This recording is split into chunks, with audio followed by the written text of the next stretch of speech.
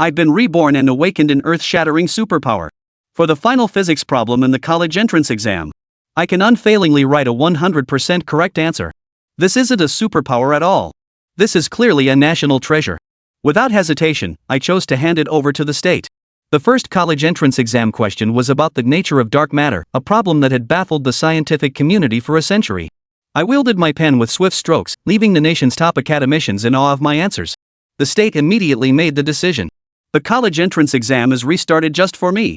The second time, the topic was how to manufacture a 7th-generation fighter jet. I not only wrote the theory, but a complete practical plan also emerged in my mind. My abilities have evolved.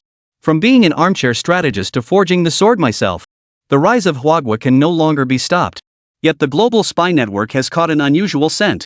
How much longer can my identity remain hidden? Chapter 1, An Unusual College Entrance Exam. Huagua, College Entrance Examination, Physics Test. I hope they can believe what I'm saying.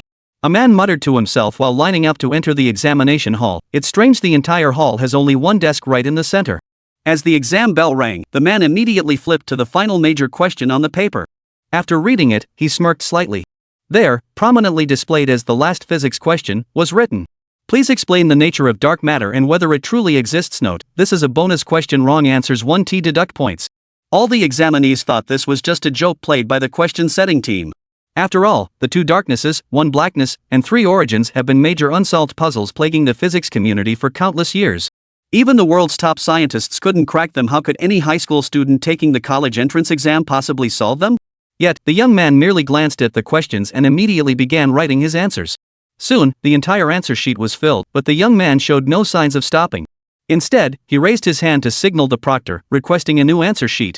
The proctor seemed well prepared as they swiftly took out 2 answer sheets from the podium and handed them to the man, even breaking protocol by proactively asking, "Will these be enough?" "Too many. I don't have enough time. I only wrote down the key points." The man didn't look up. The proctor immediately glanced at the clock and realized, surprisingly, there were less than 30 minutes left until the exam ended. Soon, the exam concluded.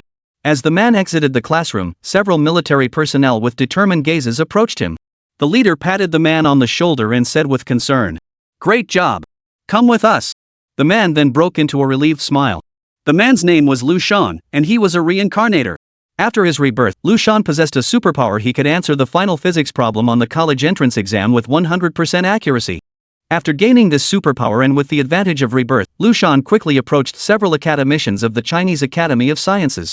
Under the recommendation of the academician, Liu Shan's name was reported through various levels and eventually reached the desk of China's top leader. After inquiring several times about the future's development direction, China's highest leadership ultimately confirmed that Liu Shan was indeed a reincarnated individual from the future. Immediately afterward, Liu Shan's name was instantly classified as top secret. After Liu Shan revealed his superpowers, China's top leadership immediately ordered the addition of a major question to the final section of this year's college entrance exam physics subject. Next came Liu Shan's moment in the college entrance examination hall. When Liu Shan arrived at the highest scientific research institution in China under military escort, a large group of Chinese scientists, who were usually impossible to meet, gathered at the entrance of the academy as if by prior agreement, eagerly awaiting someone's arrival. When Liu Shan got off the military vehicle, the scientists immediately surrounded him like a pack of wolves, followed by a barrage of greetings. "Hey, Xiao Lu, it's me, Lo Wang. From Jianghuai province. Fellow townsman. Tell me, should we solve my problem first before your next college entrance exam, eh?" Little Lu, don't listen to him. He never used to admit he was from Jianghuai province. Me. Little Lu, I'm from Wuzhou. We're real hometown folks. Next college entrance exam. Major Li, who was responsible for escorting Liu Shan, couldn't help feeling a headache coming on as he watched the scene before him. Each of these academicians was a national treasure of China, figures one could rarely even meet under normal circumstances, yet here they were, gathered in one boisterous crowd. Putting everything else aside, just their contributions to China alone meant that even 100 of him couldn't measure up to any single one of them. However, seeing the academicians surrounding Liu Shan in front of him, he truly didn't know how to speak up. But the task still had to be completed, so Major Li had no choice but to brace himself and say, "Esteemed senior academicians, Comrade Liu Shan has just finished solving the problems and needs some rest. Perhaps you could return after he's had a proper break. Moreover, wouldn't you esteemed seniors like to take a closer look at the contents of Comrade Liu Shan's test papers?" Meanwhile, on the other side, the dean of the Hua Nation's National Academy of Sciences and several elderly scholars were studying the exam paper written by Liu Shan. "Dean Chen, this is actually entirely correct. My goodness. One of the elderly scholars stammered in excitement, nearly speechless. Professor Huang, don't get too worked up, I told you so earlier. Seeing this, Dean Shan quickly walked over and gently patted the excited elder on the back.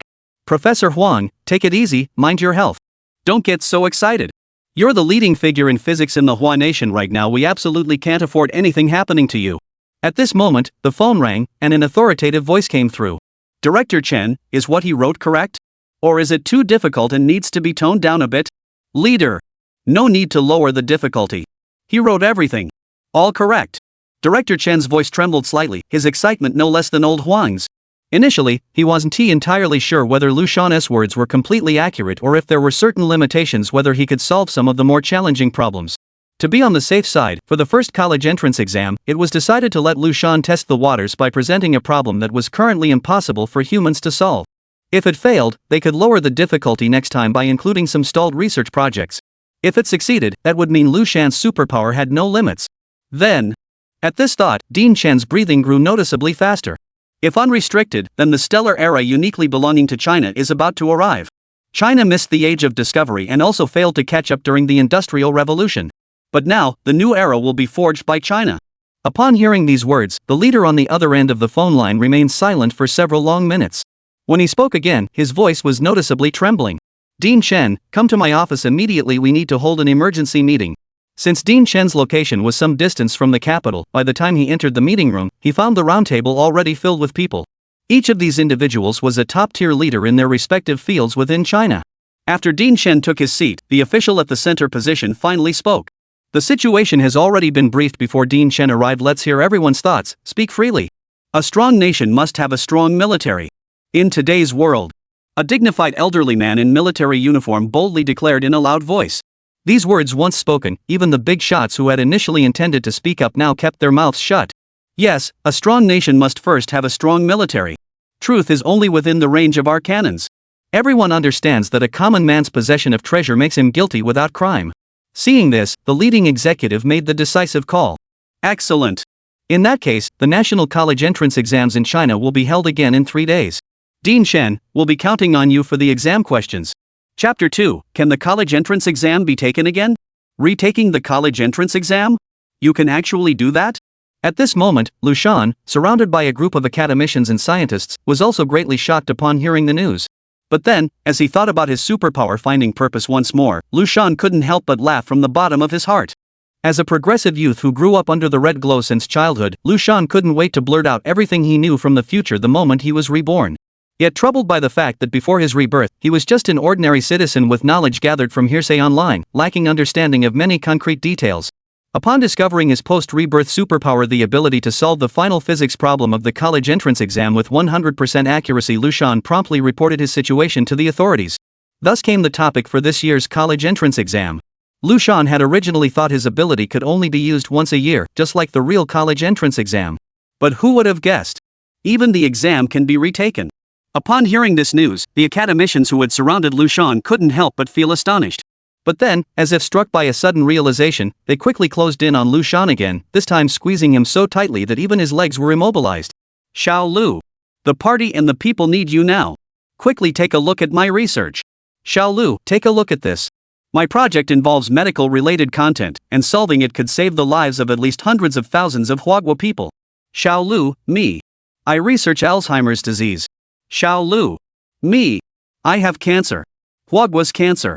Major Li, standing nearby, watched these academicians who looked so different from their usual selves, and unknowingly, his eyes moistened with tears. Indeed. The problems currently plaguing Huagua are far too numerous. Survival and development, diseases, education, scientific innovation. Huagua's journey from poverty decades ago to today's prosperity wouldn't have been possible without these academicians working tirelessly day and night for their motherland. Now that we finally have a chance to accelerate solutions, but, alas, why can Liu Shan's superpower only solve one problem at a time? Major Li thought about the mission he had just received, wiped his slightly moist eyes, and signaled his subordinates to carefully pull the academicians away. Grandpas. Calm down. The major's loud shouting, combined with the soldier's persuasion, quickly quieted the academicians. Distinguished academicians, you are all of my grandfather's generation, so allow me to address you as grandfather as well. I understand the urgency and longing in your hearts, and I know the pure love you hold for our motherland. But, at this point, Major Li paused and adjusted his tone. All of you have lived through that era. A strong nation must have a strong military. The armed forces are the backbone of a country's development.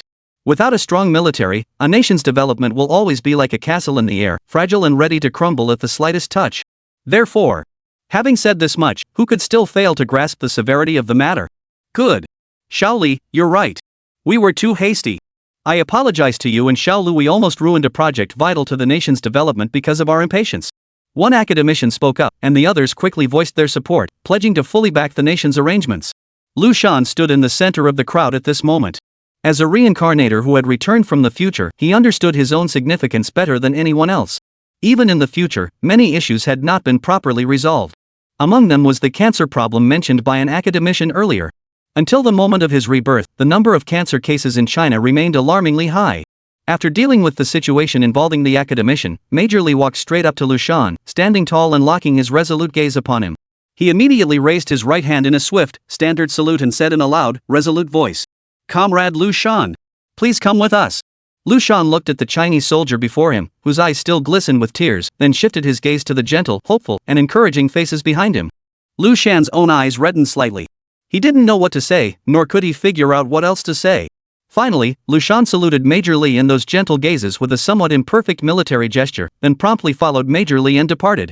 When Huagua announced that the college entrance exams would be reinstated in 3 days, countless students were devastated. "I've already dyed my hair, and now you're saying you want to retake the college entrance exams? What, the college entrance exam can be retaken? Didn't they say life can start over but the exam is a one-time opportunity?"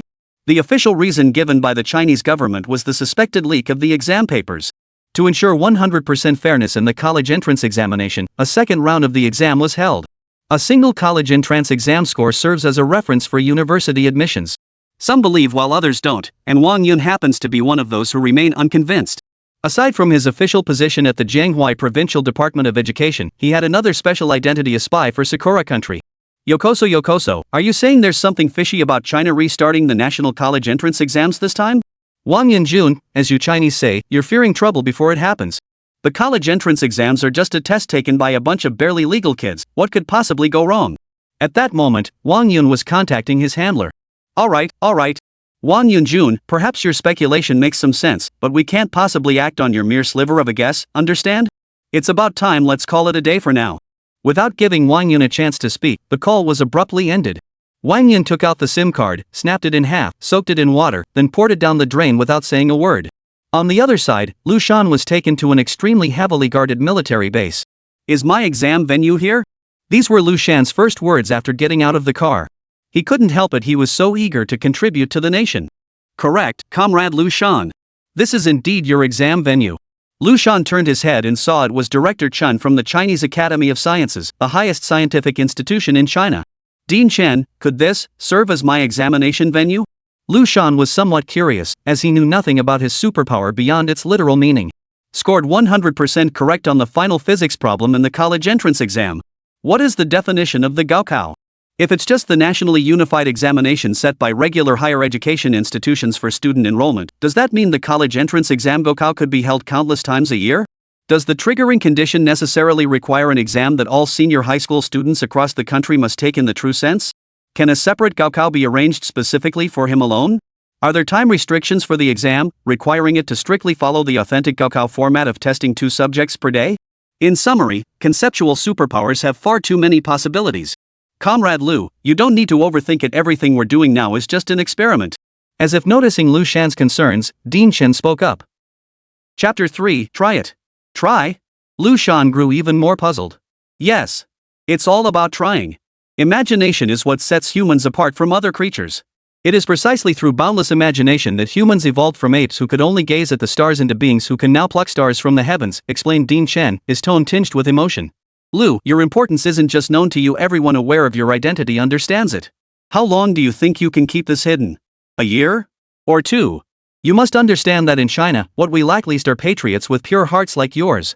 But what we also lack least are those traitors who forget their roots. You will be discovered eventually. When that happens, will you still be able to take the college entrance exam at an ordinary school like you did yesterday? Liu Shan closed his eyes upon hearing this, as if recalling something. Yes, hiding isn't the answer. Rather than waiting for disaster to strike, we should take the initiative. We'll now guide you through various simulated scenarios to determine the triggers and limitations of your superpowers. Then we'll tailor adjustments to your specific situation. Your importance goes without saying. From the moment you appeared, the entire nation has revolved around you. Dean Chen's voice trembled with urgency as his eyes locked onto Liu Shan's. Tell me, are you ready? Do you have the courage to shoulder this responsibility? Without a moment's hesitation, Liu Shan replied with unwavering resolve. Always ready. Ha ha ha. Well said.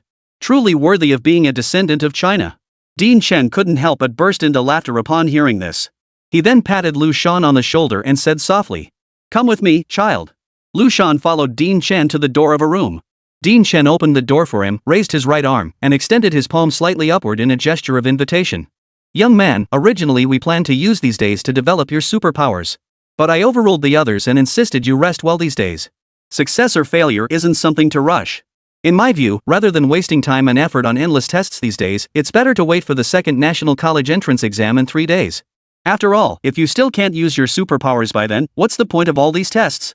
Inside the room, Dean Chen's tone was gentle. "So this is an attempt to define the exam environment?" Liu Shan inquired. "No, we already tested it during the previous exam." Director Chen clarified. "As long as it's a new test site designated at the national level, your superpowers will still be effective. Your previous exam site wasn't designated initially, but later the state officially recognized it as a college entrance exam venue one exclusively for you. In essence, the exam site doesn't need to be confined to a specific location, it only requires national recognition." "So, have the exam questions been finalized?" Liu Shan asked curiously. Dean Chen glanced at Liu Shan and shook his head. "I'm sorry, we must proceed with the utmost caution. We cannot confirm whether your superpowers would still manifest during the exam after a potential leak. My apologies, I was being presumptuous." Liu Shan realized his question had been inappropriate and quickly apologized. "No need to be so formal." Dean Chen waved his hand dismissively, then gave Liu Shan a firm pat on the shoulder. "Comrade Liu, the future of Huagua rests on your shoulders." 3 days later. "Oh my god, why did that damn exam leaker have to exist? I don't want to retake the college entrance exam." Outside the retake exam center, countless students let out heartfelt cries of despair. After all, since Huagua reinstated the college entrance exams, a retake had never occurred before. Unlike others resisting the retake, Liu Shan now waited eagerly inside the military zone's testing center for the physics exam paper to be distributed. For Liu Shan, he couldn't have been happier to take the exams again and again. The moment the physics exam paper was handed out, Liu Shan immediately scanned to the final major question. Discuss how current technology could be used to develop a 7th-generation fighter jet. Note, this is an optional question. No points deducted for incorrect answers. The moment he saw the question, a flood of knowledge and complex symbols surged through Liu Shan's mind. Instantly, words flowed freely from his pen. A sense of comfort unlike any he had ever experienced washed over him. This was something he had never experienced during his previous college entrance exams. The flow of ideas in his mind scarcely paused, one thought after another emerging from his brain and immediately materializing on the paper beneath his pen. One sheet of paper was quickly filled. No! Not enough! Liu Shan signaled the proctor for new exam paper. 2 sheets, 3 sheets soon, Liu Shan had filled 3 pages with his flowing script. In the final minute, Liu Shan concluded. The above outlines the method for successfully developing a 7th-generation fighter jet using current technology. Yet even as the bell signaling the end of the exam rang, Liu Shan remained seated, seemingly deep in thought. Outside the exam hall, Dean Chen and several middle-aged men in military uniforms stared intently through the window cracks at Liu Shan, who remained frozen in place, fearing something might go wrong. By all accounts, Liu Shan should have emerged by now. Why was this happening? At that moment, Liu Shan's mind was still flooded with knowledge about the 7th-generation fighter. No! I get it. I understand everything now. Suddenly, Liu Shan leapt up from his desk, disregarding the overturned bookshelf, and rushed out. Dean Chen! My superpowers have changed. What? Dean Chen exclaimed in alarm, quickly saying. Liu, calm down, calm down. Speak slowly. Dean Chen, was my explanation about the nature of dark matter in my first exam correct? Theoretically speaking, it is correct. But it can't be proven through practical application, right? Yes. Are you suggesting? Dean Chen's eyes widened as if struck by a sudden realization, fixing them intently on Liu Shan. Exactly. I can now verify the theory I just wrote about building the 7th-generation aircraft through practical application. And I can guarantee it's 100% correct. After speaking, Liu Shan's face flushed with excitement. What? Comrade Liu Shan, do you realize what you're saying? Can you take responsibility for your words? Dean Chen couldn't help but shout the question, his lips trembling uncontrollably. It was no wonder Dean Chen reacted this way. Liu Shan's words were simply too mind-boggling. A practice that was 100% correct? It was simply inconceivable. Yes, Dean Chen. I can take full responsibility for every word I've spoken. Chapter 4, Evolved Superpowers. Hearing Liu Shan's assurance, Dean Chen's breathing grew uncontrollably rapid. But suddenly, he clutched his chest with his right hand and began gasping for breath. Seeing this, Liu Shan and the two military men beside him rushed to support him, fearing the worst. After a long moment, Director Chen finally recovered. He swore it had nothing to do with him. Not a single academician in all of China, no, forget academicians. Even an ordinary person who understood the implications of these words would have reacted the same way upon hearing them. They might even faint from the shock. What kind of concept was this? First, to build a 7th-generation fighter jet, the mere conceptualization alone required complex calculations. Alright. Once the concept is proposed, countless trials follow. Since it's an upgrade, the simplest question is, what materials will the 7th-generation fighter's airframe require? Once the required materials are identified, practical implementation follows. Applying these materials to the airframe, will it compromise the aircraft's performance? Even something as seemingly straightforward as the airframe materials demands an immense amount of time. Not to mention the engine, stealth coatings. But now someone steps forward and declares they'll handle all of it. Whether it's stealth coatings or engines, he guarantees he can produce them flawlessly on the first try. Why? But soon, Dean Chen realized the crux of the matter. Yes, why would this be the case? Liu Shan was also pondering this question at that moment. Why exactly? The difference between the nature of dark matter and building a 7th-generation fighter? The difference? Yes. That's the difference. What exactly is dark matter? These are substances that neither emit, absorb, nor reflect any electromagnetic radiation. They cannot be directly detected through conventional optical or electromagnetic observation methods. Broadly speaking, any matter in the universe that humans cannot observe or utilize can be called dark matter. Yes. Unusable matter. This means that even if Liu Shan's superpowers granted him knowledge of everything related to dark matter, there is currently no way for humanity to utilize it. And what about the 7th-generation fighter? China's 6th-generation aircraft has already successfully completed test flights and is now in military service. The 7th-generation aircraft is merely an upgrade and modification of the 6th generation, something entirely achievable with humanity's current technological capabilities. What's lacking is only time. The outcome is thus obvious. Anything within the reach of China's current technology, Liu Shan can effortlessly bring it to full fruition. Take the stealth coatings required for 7th-generation aircraft, for example. China's current technology is fully capable of developing them. But what's lacking is the time for repeated verification. With Liu Shan, that time is unnecessary. He can develop the coating in one go. And it would be 100% accurate. At this realization, Liu Shan and Dean Chen exchanged glances, each seeing the stormy waves in the other's eyes. If this conjecture proved true, Liu Shan's significance would rise to an entirely new level. Without exaggeration, if China truly had a Project Spark, Liu Shan would be its undisputed leader. At this realization, Dean Chen quickly glanced at the two men in military uniforms beside him. Following his gaze, Liu Shan noticed the insignia on their shoulders. Those were Major General insignia.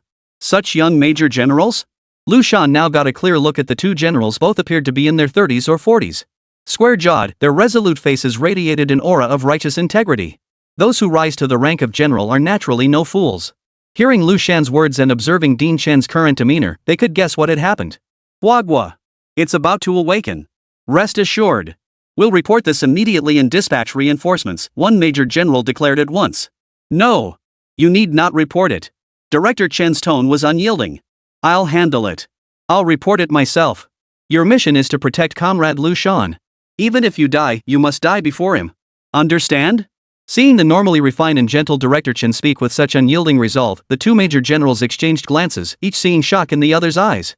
They had already considered the situation dire enough, yet they had still underestimated it. Yes, sir.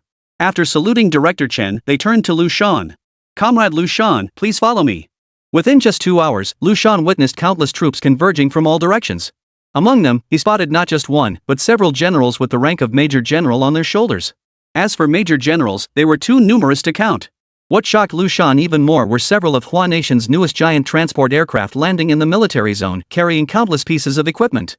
Director Chen approached Liu Shan and stated, "These are the materials and equipment potentially needed for building the 7th generation fighter. See what else is missing, and I'll have someone fetch it for you." Dean Chen, this is ridiculous. Liu Shan stared wide-eyed at the unbelievable scene before him. Over the top? No, this isn't even the most extravagant part. Originally, I intended to request permission to take you inside China's true security stronghold.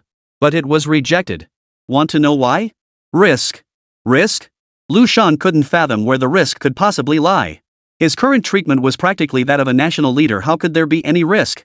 Relations between Huaying and Eagle have deteriorated sharply in recent years. Eagle still harbors ambitions to destroy our nation. Dean Chen sighed, his voice tinged with resignation. The Eagle Empire's latest stealth fighter jets are now freely violating our airspace, yet China is utterly powerless to stop them. If not for an Air Force pilot who happened to spot their aircraft during a test flight, we wouldn't even know this was happening. Their aircraft are completely undetectable on our radar systems. Tell me, isn't that infuriating? At this point, Dean Chen patted Liu Shan on the shoulder inside. To avoid such potential risks, we had no choice but to resort to this desperate measure. Ultimately, it all comes down to how crucial you are, Liu. The Eagle Nation. Always the Eagle Nation. In my previous life, the Eagle Nation's blockade and suppression of China never ceased. Yet China had no recourse, forced to beg for favors at every turn. How utterly humiliating.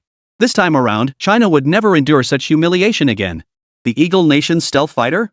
China must accelerate development of its 7th-generation fighter. With this thought, Liu Shan addressed Dean Chen. Director, take me to the lab. China's 7th-generation fighter research needs to move faster. Hearing this, President Chen smiled a radiant smile. Very well, Comrade Liu. If everyone in this nation possessed your ambition, fearlessness in the face of hardship, and unwavering dedication to the country, surpassing the Eagle Nation would be within reach. Chapter 5, 7th-generation fighter. No, 8th-generation fighter. Radar detection results are in, exclaimed a researcher in a white lab coat, holding a report excitedly. The stealth coating meets specifications. With China's current radar technology, it's impossible to detect objects covered in this coating. Hearing this, the crowd of researchers couldn't help but erupt in excitement. Amidst the crowd, Liu Shan let out a sigh of relief and smiled. Liu Shan had always been deeply confident in his extraordinary abilities. Upon arriving at this laboratory, he had wasted no time launching research into the 7th-generation fighter. The foremost challenge was the critical issue of developing the stealth coating for the 7th-generation fighter. With his superpowers, Liu Shan swiftly used the lab's materials to formulate the stealth coating. Just as he was about to move on to researching and producing the next type of material, the original research team insisted on testing the authenticity of the material. This wasn't a matter of distrusting Liu Shan's science was inherently a rigorous discipline, and verification was essential. But Liu Shan was deeply concerned about the verification results, fearing his superpowers might be faulty. Delaying his own progress was one thing, but if it affected the nation's assessment of his superpowers, that would be a major issue. Upon confirming the invisibility coating was flawless, Liu Shan rushed to the next location, determined to develop the 7th-generation fighter jet at breakneck speed. Can high-temperature resistant ceramic matrix composites CMCs fuse with lightweight, insoluble metal matrix composites? Wait, what is Chief Engineer Liu doing? Why is he combining two materials that clearly can't be fused? No! Look, there's something else between them. That's a new smart material. What is it? Why have I never seen this before? It's Chief Engineer Liu's new material, a fusion of SmartSkin material and nanotechnology. What? SmartSkin material too? Silicon carbide ceramic matrix composites were used in previous generation fighters to manufacture the hot-end components of engines. Their inherent heat resistance enhances engine thermal efficiency and thrust. Ultra-high-temperature lightweight refractory metal matrix composites offer advantages like low weight, high strength, and heat resistance. If we can integrate these two materials, then the most critical engine for the 7th-generation fighter is already half solved. Wait, Chief Engineer Liu isn't done yet. What is that? This seems to be hyperdimensional material. How is that possible? Hyperdimensional material shouldn't exist yet. This isn't a 7th-generation fighter, it's an 8th-generation fighter. Liu Shan had already been appointed chief engineer of the 7th-generation fighter project. At this moment, he had no idea how utterly stunned his approach had left everyone else. The engine materials for the 7th-generation aircraft were nearly fully developed, yet suddenly, a new concept surged into Liu Shan's mind. Could it be dark matter? Could it be that all knowledge gained through psychic abilities could be integrated to some extent? Thus, Liu Shan swiftly integrated this new concept into the 7th-generation fighter's design. The ultimate result was this so-called hyperdimensional material. This single hyperdimensional material alone broke through the limitations of the 7th-generation aircraft, elevating it to an entirely new level. As Liu Shan paused his work, the surrounding researchers swarmed around him, bombarding him with questions about the hyperdimensional material. Not wanting to waste time, Liu Shan simply scribbled 3 words on a piece of paper before heading to the next lab. Dynamic adjustability, dimensional conversion, high-dimensional insulation. Endurance. Yes, endurance is also a major issue for the 7th-generation fighter. How can we combine fuel with dark matter? Lost in thought, Liu Shan arrived at the laboratory dedicated to developing fuel for the 7th-generation fighter. How can we achieve a breakthrough in fuel for the 7th-generation fighter? Exactly. The endurance of the 7th generation fighter must be exceptionally long-lasting. Even a small-scale battle could last for months. If the endurance is too poor. As soon as he entered, he overheard two researchers fretting over the fuel problem. Liu Shan couldn't help but ponder the issue himself. Chief Engineer Liu.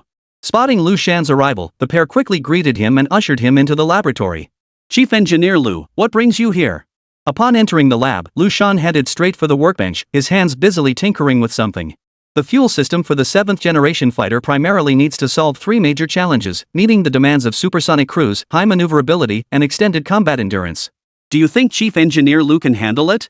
Solving these three problems alone isn't difficult, but it requires coordination with other components.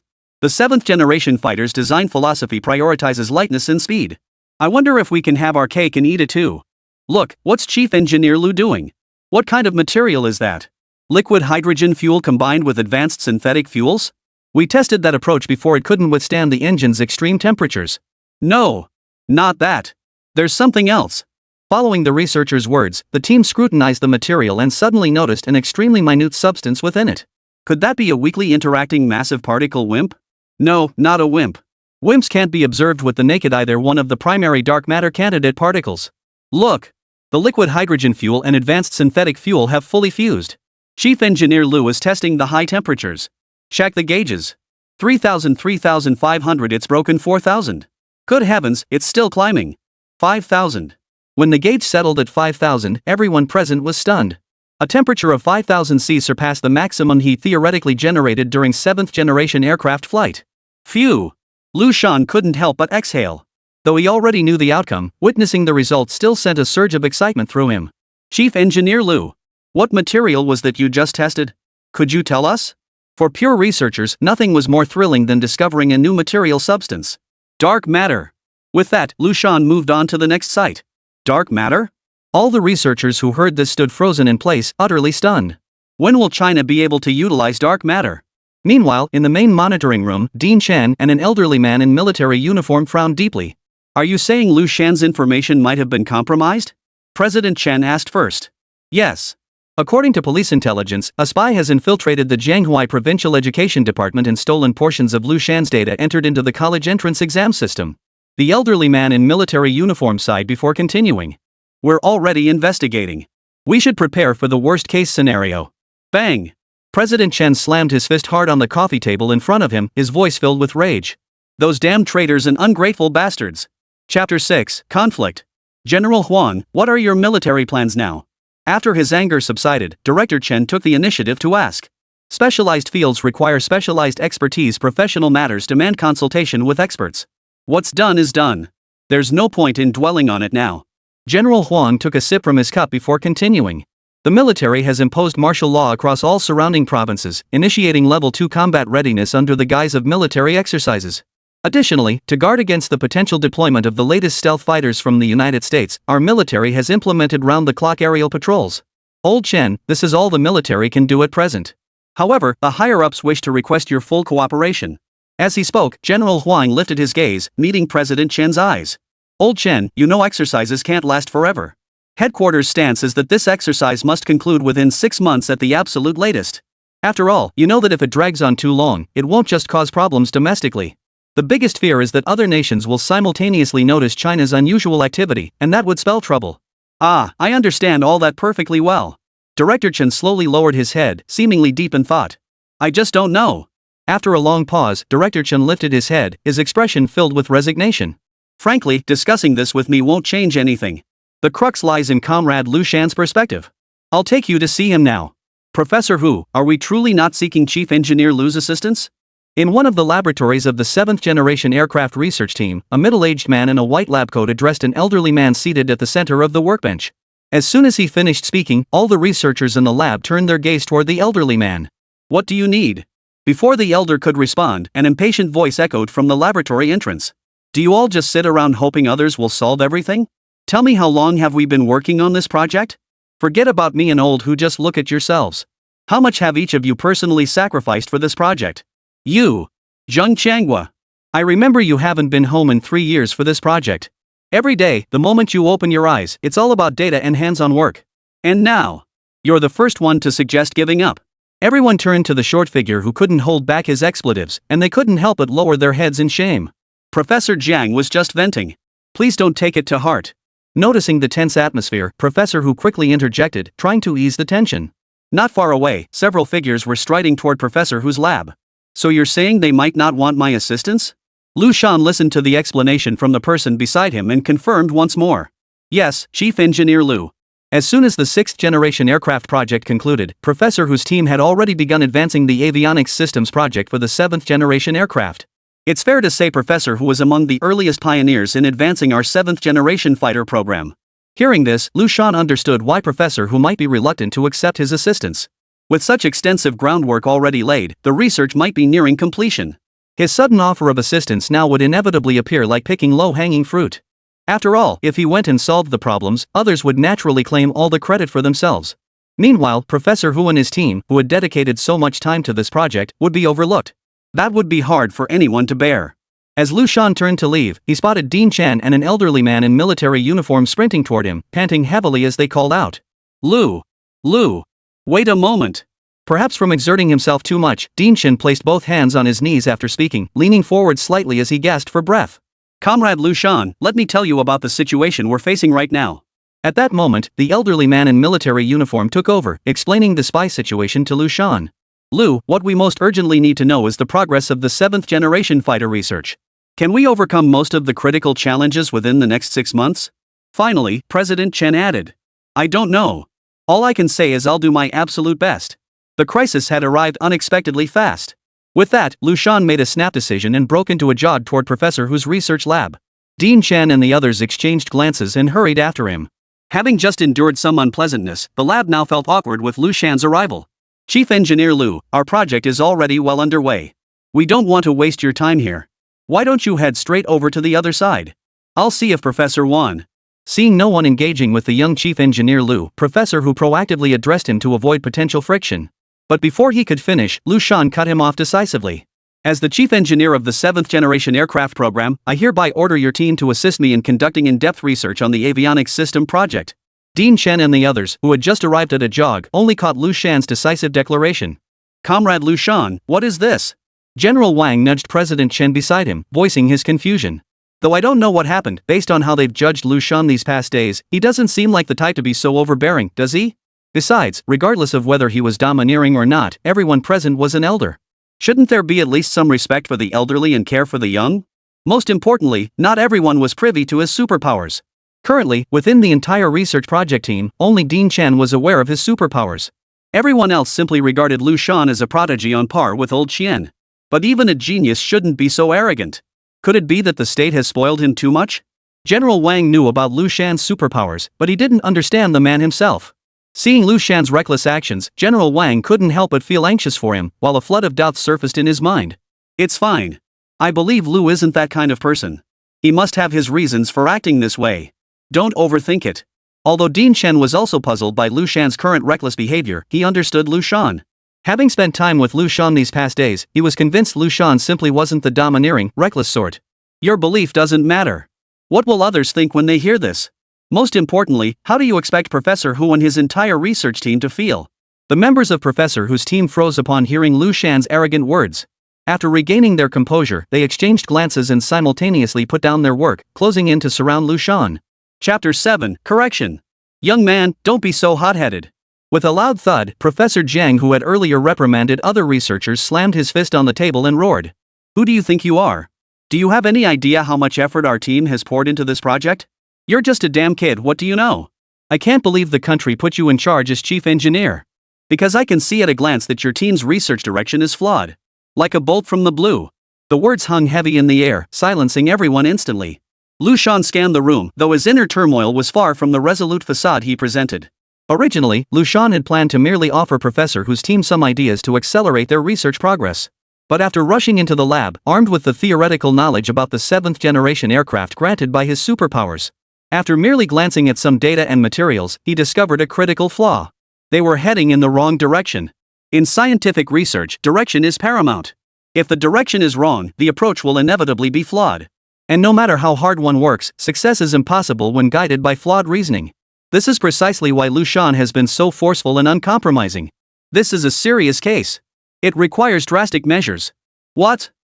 What do you know? How could it possibly be wrong? Professor Hu was the first to snap out of it, seemingly forcing his trembling fingers to point at Liu Shan as his voice shook uncontrollably. I say it's wrong.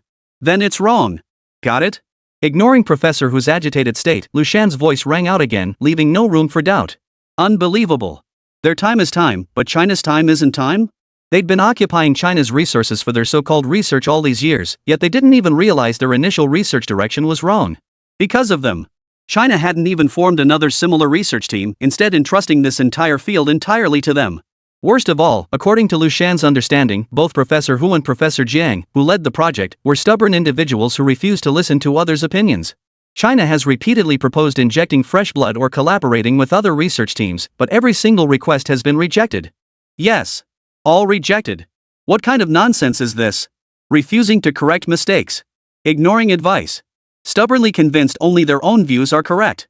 Faced with such people, how could Liu Shan not be furious? It's precisely because of people like this that the avionics system research for Huagua's 7th generation fighter has made zero progress.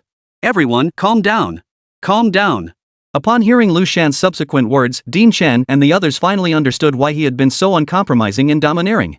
A research team consuming such vital national resources had fundamentally misguided their core research direction. This was utterly. But Dean Chen also knew that China's 7th generation fighter research was entirely like crossing a river by feeling the stones. There was absolutely no prior experience. This research team was already the most elite group in China working on this field. Initially, China had continuously recruited numerous scientific talents and teams to join the research on this avionics system integration project.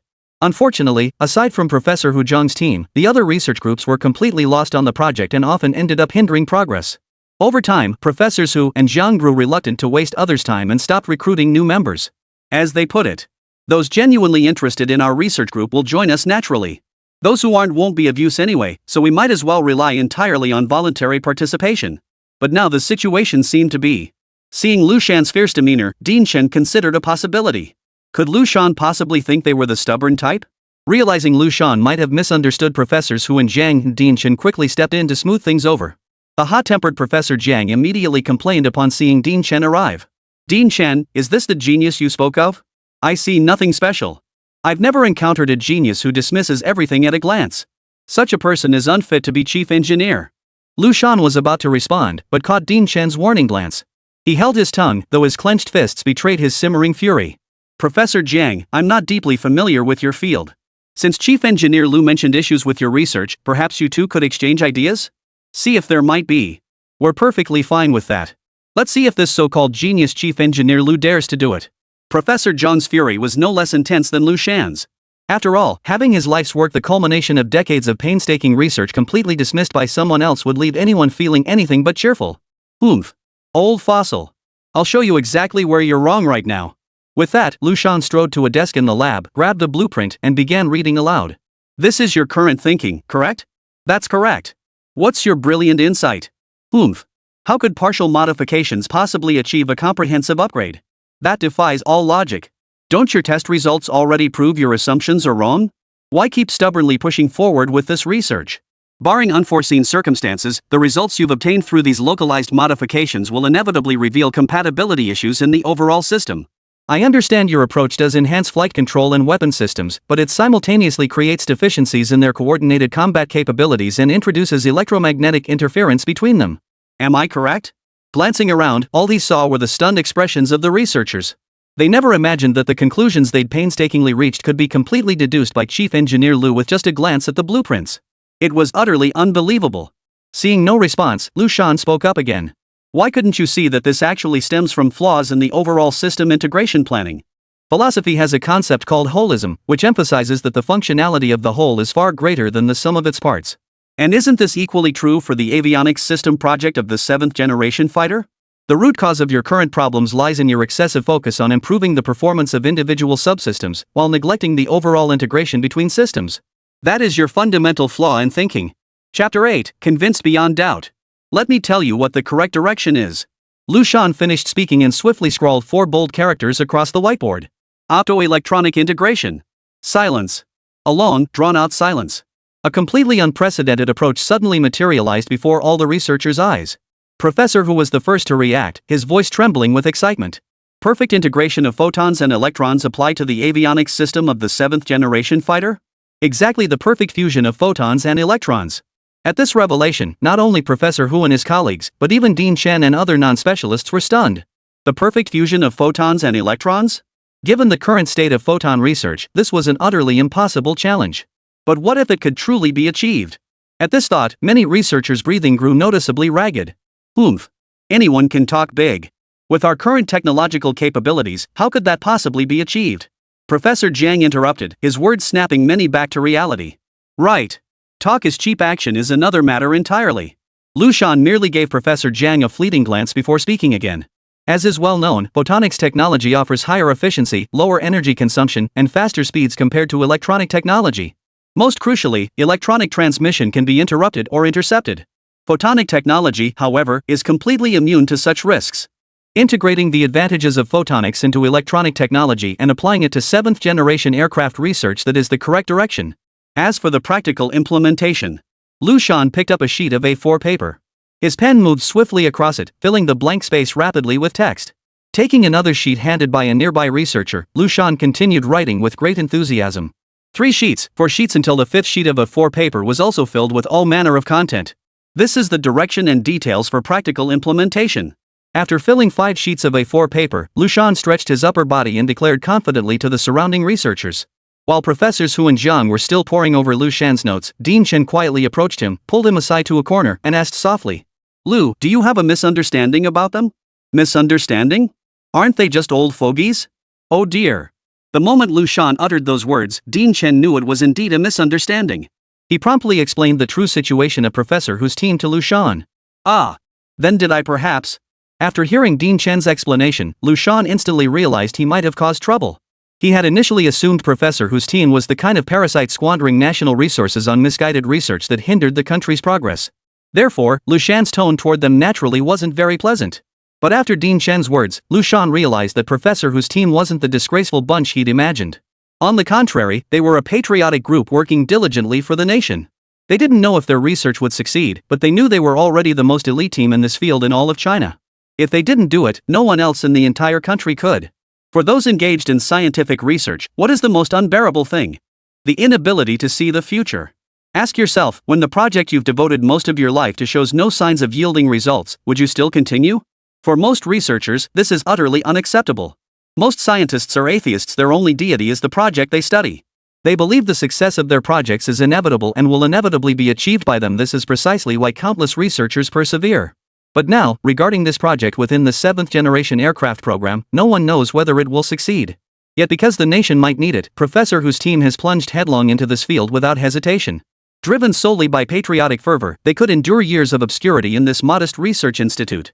Liu Shan knew he couldn't do the same. And when Liu Shan heard Dean Shan mention that Professors Hu and Jiang's original fields of expertise bore no relation whatsoever to their current research, his sense of guilt deepened. Just as Liu Shan was contemplating how to apologize, Professor Hu's excited shout pierced the air. Chief Engineer Liu! Chief Engineer Liu, are you there? When Liu Shan reappeared before Professor Hu, he saw the professor's flushed face and slightly reddened eyes. Chief Engineer Liu! Thank you! I extend our entire team's gratitude to you. After seeing Liu Shan, Professor Hu trembled as he approached, gripping Liu Shan's right hand tightly with his calloused palms, his voice still trembling with emotion. Chief Engineer Liu, I'm so sorry. We misunderstood you. We shouldn't have. At this point, Professor Hu could no longer contain his emotions, and tears streamed down his face uncontrollably. Seeing this, Liu Shan quickly helped Professor Hu to the nearest chair with the assistance of a younger researcher standing nearby. A female researcher standing a bit further away also rushed over, pulling several tissues from her pocket to wipe away Professor Hu's tears. Chief Engineer Liu, no. I'm the one at fault. How could I not be wrong?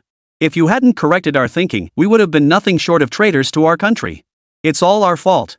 We've failed our nation. After finally calming Professor Hu down, Liu Shan's words, Professor Hu, you did nothing wrong, stirred his emotions once more. Please don't be like this, Professor Hu. I'm sorry, it's me who should be apologizing to you. Liu Shan spoke softly while trying to calm Professor Hu once more. You prodigy, don't try to fool old Hu. This matter is indeed our fault. I, Jiang Aigua, also apologize to you. Liu Shan turned to see a short, elderly man who had appeared beside him unnoticed, none other than Professor Jiang, the very one who had scolded him earlier. If this had been earlier, Liu Shan wouldn't have cared. But after learning the truth from Dean Shan, he dared not be presumptuous. He quickly bowed again and said softly to Professor Jiang. "Oh, Professor Jiang, you're too kind. Your contributions to China far outweigh mine. There's no need for you to apologize to me." Yet this remark, intended to comfort Professor Jiang, seemed to shatter the last barrier within his heart. With a voice choked with emotion, Professor Jiang replied, "What contributions? What contributions have we made? We are China's criminals. If it weren't for your arrival, we would have continued down our own path. Who knows how many years it would have taken us to develop the 7th generation fighter. We are the criminals who hindered China's progress." Liu Shan tried to offer more comfort, but he suddenly noticed that the two young researchers who had been consoling Professor Hu also had tears welling up in their eyes. Liu Shan looked around and saw that every member of the research team had tears welling up in their eyes to varying degrees. Living in obscurity? They weren't afraid. They weren't afraid of research projects yielding no results. Failure after failure in their experiments, they weren't afraid. Even if someone told them their current research project would never succeed, they still wouldn't be afraid. But now, their research direction was wrong. They were afraid. They fear not for themselves, but that their failure to recognize the flawed direction will set back China's entire 7th generation fighter program. Living in obscurity matters. Not failing to see results is no great loss. Even if the ultimate outcome is failure, it will serve as a lesson passed down to future generations. But, as Liu Shan had just explained in his holistic analysis, if their segment were to compromise the entire endeavor, that would make them traitors to the nation. Liu Shan had intended to offer words of comfort, but suddenly felt a slight dampness on his cheek. He touched it lightly with the back of his hand, then licked it with the tip of his tongue.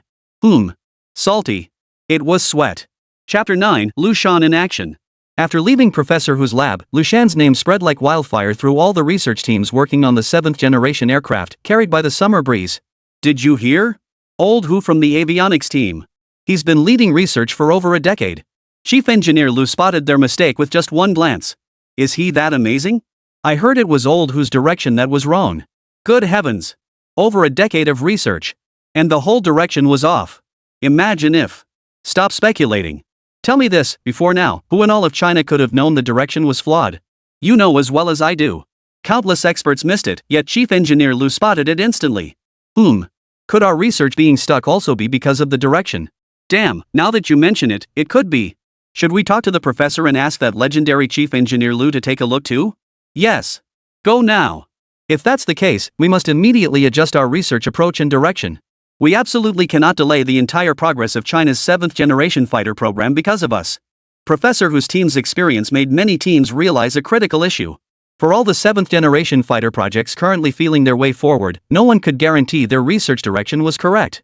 If only one aspect had issues, it might be manageable. But if, like Professor Hu's team, the entire direction was flawed, that would be a major setback, delaying the entire research project. After all, who among those participating in the 7th generation fighter research project isn't a patriot with a heart of gold? If their work were to delay the 7th generation fighter program, publicly, it would be a betrayal of the nation. Privately, it would be a betrayal of one's own patriotic convictions. And so, countless calls flooded into the phones of Dean Chen and Liu Shan from all directions. "Liu, you've made a name for yourself among every researcher working on the 7th generation fighter project. Hey, don't even mention those researchers. Even quite a few people under my command have been asking me about you, Chief Engineer Liu, these past few days." Facing the teasing from President Chen and General Huang, Liu Shan could only give a helpless shrug. Please don't laugh at me, you too.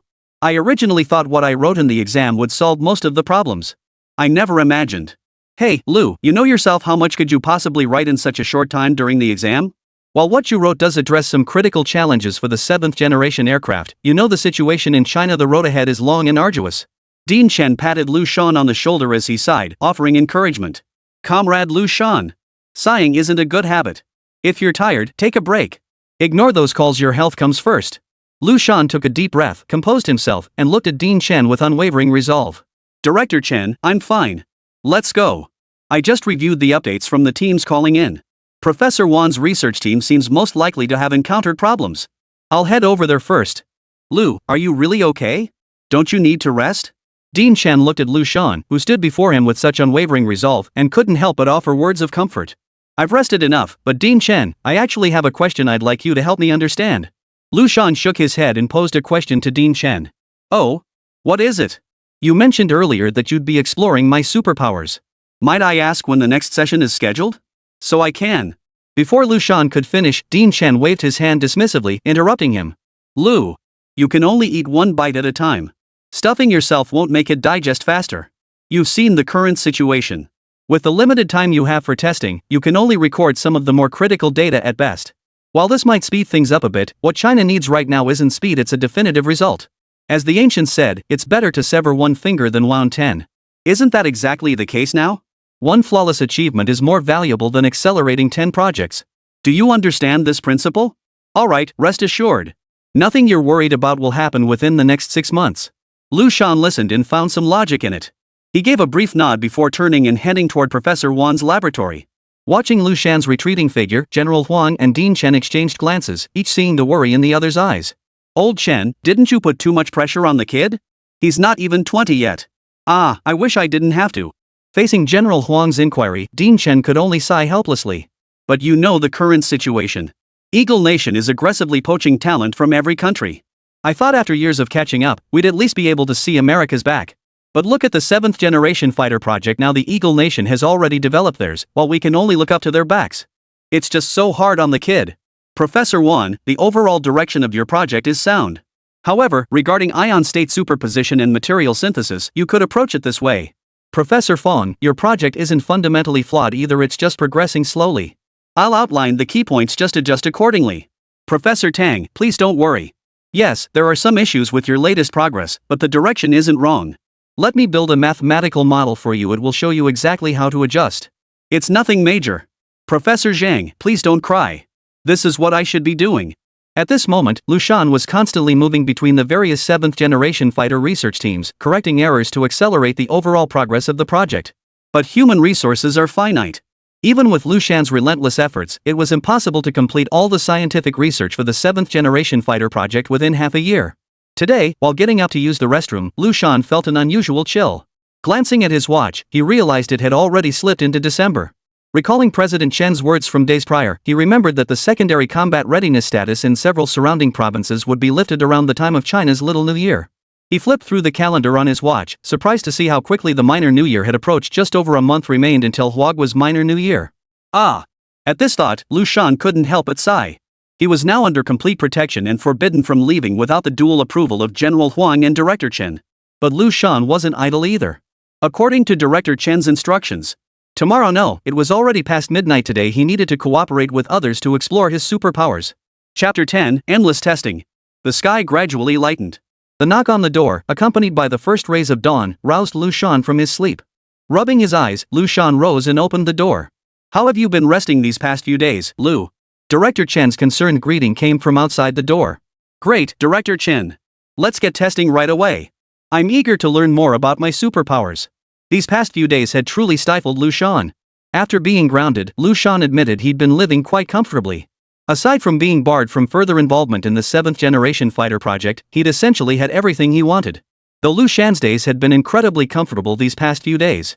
But for a patriotic young man with aspirations like Liu Shan, this utterly monotonous existence was not what he desired. After his rebirth, Liu Shan no longer cared about such external comforts. All he wanted was to use his superpowers to lead China to the pinnacle of the world. Nothing more. Liu, I understand how you feel. No rush, no rush. Let's grab breakfast together first. Dean Chen and the elderly General Huang beside him exchanged a knowing smile upon hearing this. Dean Chen promptly turned, took Liu Shan by the arm, and led him toward the dining hall. After breakfast, Liu Shan commenced his first superpower assessment. This examination has been registered with China's Ministry of Education. On a national level, this is a genuine college entrance exam, one tailored exclusively for you. As President Chen's words echoed through the broadcast, the college entrance exam uniquely tailored for Liu Shan officially commenced. When Liu Shan looked at the final major question on the physics exam paper. Using Huag's current technology, design a missile capable of striking the latest fighter jet of Eagle Nation. Note, this is an optional question. No points deducted for incorrect answers. The moment he saw the question, Liu Shan couldn't help but feel puzzled. The 7th generation fighter project was already more than halfway through its development. Once successful, China's 7th generation fighter would undoubtedly surpass Eagle Nation's latest model. So why? But Liu Shan quickly realized. His superpower hadn't activated. Realizing this, Liu Shan swiftly glanced at the camera in the corner and shook his head vigorously, signaling that his superpowers hadn't kicked in. Looks like starting with physics isn't going to work. Let's try the standard exam schedule, Chinese and math today, then see how physics goes tomorrow. Seeing Liu Shan's reaction, Dean Chen promptly instructed. Old Chen, what's going on here? Why are you setting questions like this? We're in the era of 7th-generation aircraft now. General Huang, standing beside him, only learned about the final physics problem at this moment and immediately voiced the same question as Liu Shan. Old Huang. You really need to pay attention. After hearing this, Dean Chen looked at General Huang with utter exasperation and explained. Have you forgotten how we ended up in level 2 combat readiness? That's right, spies. The exact nation behind the espionage remains undetermined, but we must prepare for the worst-case scenario. At this point, Dean Chen paused, his gaze lingering on General Huang with a hint of amusement. He couldn't possibly still be unaware after all that had been said. You mean, the higher-ups haven't ruled out the possibility of it being a spy from Eagle Nation? So? Exactly. No one knows what's happening with the Eagle Nation. After the level 2 alert is lifted, who knows when their latest fighter jets might arrive? The higher-ups' current directive is to prioritize Comrade Liu Shan above all else. If, after lifting level 2 alert, we still have no leads on the missiles mentioned in the report, Comrade Liu Shan must be evacuated. This is unavoidable. The next day. After hastily finishing his Chinese and math exams yesterday, Liu Shan sat down this morning for yet another physics test. But alas, when Liu Shan flipped to the final major question once more, the familiar problem before him left his mind as blank as ever. Helplessly, Liu Shan shook his head at the camera once more. Seems like it's not just the exam timing. Shake head. Shake head. Still shaking his head. Under the leadership of Director Chen, Wagwa conducted a month-long investigation into Liu Shan's psychic abilities, but the results were far from satisfactory. Not a single successful instance.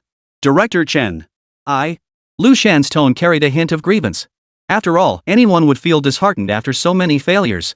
Comrade Liu, don't lose heart. Seeing this, Director Chen promptly patted Liu Shan on the shoulder, offering reassurance. This month's failures were actually within our expectations. It's fine, tomorrow's test is the most crucial one of all. Tomorrow? Yes, Comrade Liu. Think about it, what day is tomorrow? Seeing Liu Shan ponder silently for a long moment without an answer, Dean Chen spoke up loudly. Tomorrow is your Jianghuai Province Spring College Entrance Exam. Spring College Entrance Exam? Liu Shan thought carefully and realized there really was such a thing. This was Jianghuai Province's unique Spring College Entrance Exam. Every senior high school student in Jianghuai had 2 chances to take the exam each year, the spring exam in January and the summer exam in June. Moreover, both exam scores could be counted toward the final college entrance exam results. If you felt you performed well on the January exam, you could even skip the June exam altogether and have your January results directly counted toward your provincial college entrance exam score. I can't believe it's already January. Remember now? Seeing Liu Shan lost in thought, Dean Chen spoke up at just the right moment. Truthfully, tomorrow's spring college entrance exam is what we care about most. After all, compared to the tests we've been conducting these past few days, the spring college entrance exam is the real deal. You've seen how things have been these past few days.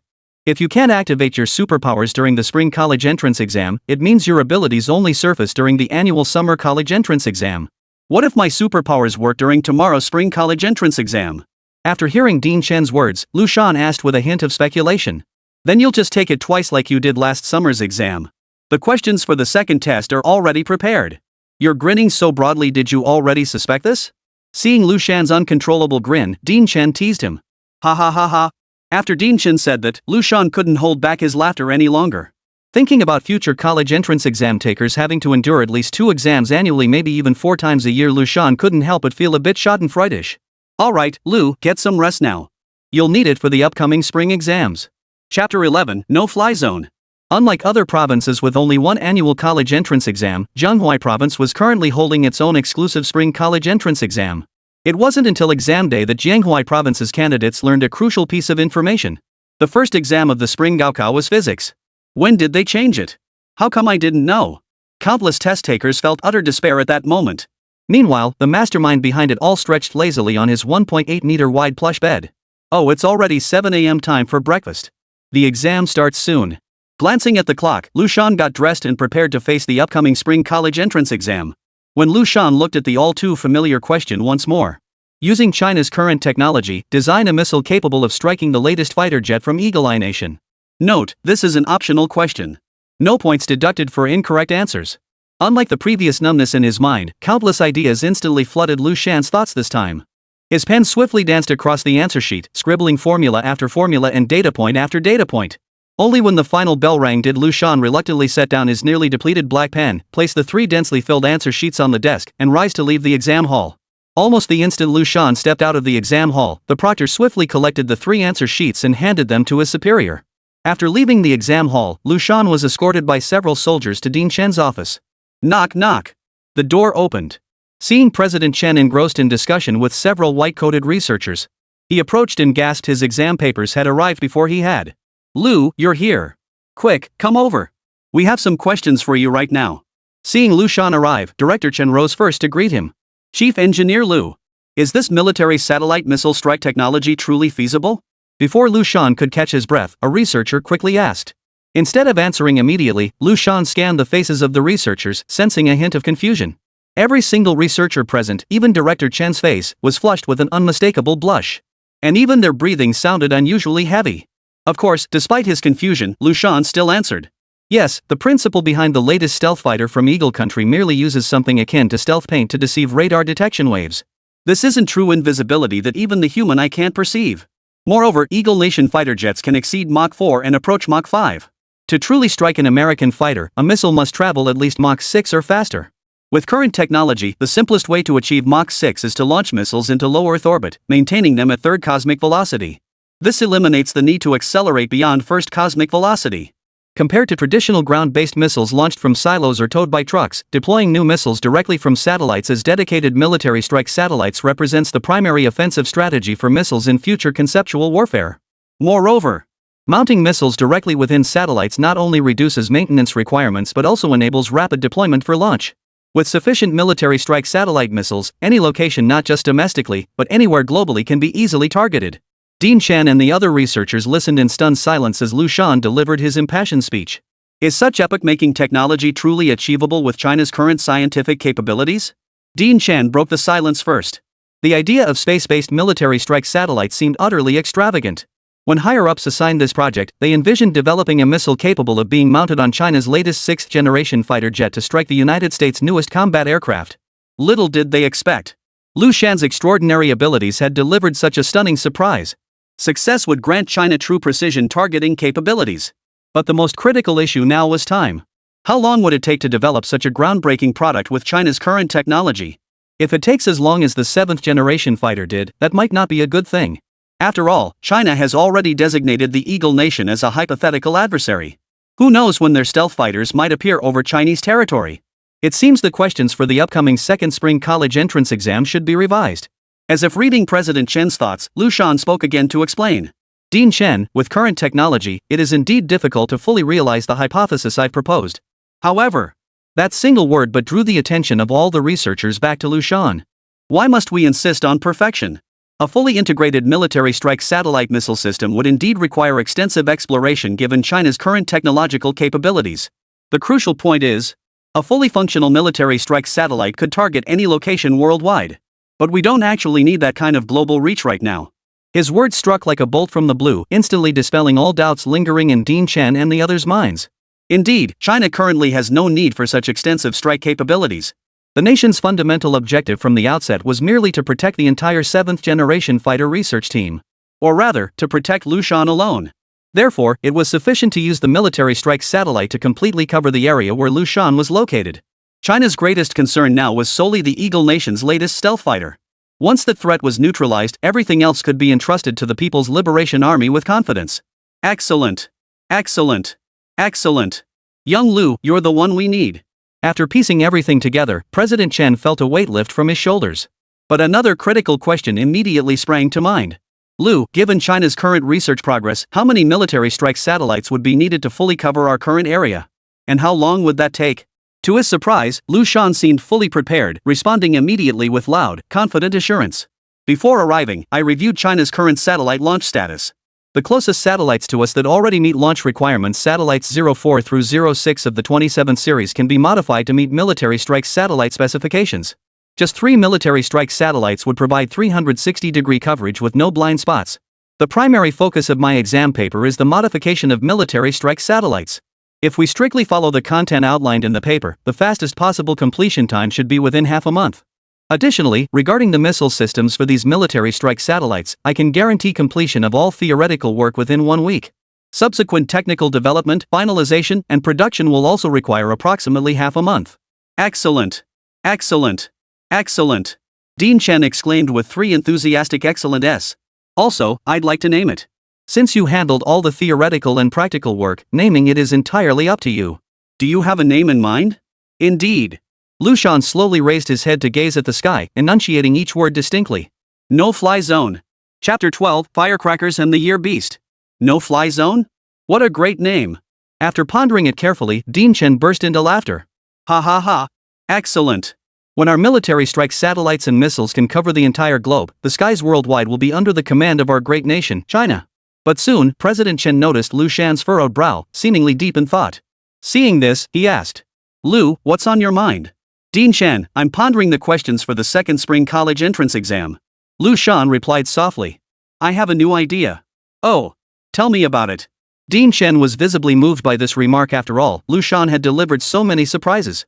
Regarding security concerns across land, sea, and air domains, naval matters need not be prioritized urgently for now. For air defense, both the 7th-generation fighter and military strike satellite missiles are being developed at full speed. So the most evident issue at present is the modernization of the Army's arsenal. After careful consideration, President Chen spoke.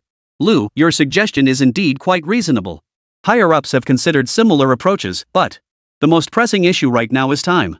With less than a month left before the Lunar New Year. And even you couldn't possibly develop both types of products simultaneously in such a short time frame. However, Director Chen didn't close the door completely.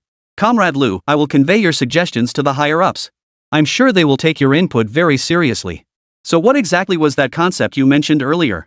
Liu Shan answered with unwavering confidence. Exoskeleton battle armor. In the capital of Sakura Nation, within a wooden cottage steeped in the nation's historical character, 2 figures knelt on the tatami mats. One of them was none other than Wang Yun, the spy who had defected from China. Wang Yun, repeat your hypothesis. The man with the handlebar mustache, seated opposite Wang Yun, lifted the teapot and slowly poured tea into the cups before them, gesturing to Wang Yun. Yes. Wang Yun downed the tea before him in one gulp before speaking. Sir, you've seen the documents I stole from the Jianghuai Provincial Education Department in China. Based on my years of experience working there, that student named Liu Shan clearly has major issues. On May 20th, I handled this student's college entrance exam file, and at that time, he showed no problems whatsoever. On May 22nd, when I checked his file again, I discovered its security classification exceeded my access level, the only such case in the entire Jianghuai province. On May 23rd, the Huagua government suddenly decided to add a final, non-scored physics question to the exam. On June 9th, Huagua announced a re-administering of the college entrance exam, again featuring a non-scored final physics question. On June 10th, with your permission, I shared my suspicions with that official in Huagua and requested his assistance in verifying them. Yet that official in Huagua received a severe reprimand from his superiors merely for making a simple verbal inquiry. In summary, each of these incidents represents unprecedented occurrences in my years of service in Huagua, yet they all coincided remarkably, pointing directly at the student named Liu Shan.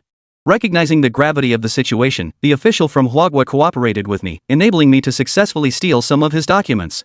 Less than 24 hours after I stole the documents, 3 provinces in Huagua swiftly entered level 2 combat readiness. It wasn't until 6 months later that the official contacted me, informing me that Huagua would lift the level 2 combat readiness status in those provinces on January 15th. Your Excellency, don't all these coincidences prove that Liu Shan is the problem? After pouring out his suspicions in one breath, Wang Yun drained the teacup before him, which had somehow filled itself again. So, based on your speculation, Wang Yun, what exactly is that student's identity?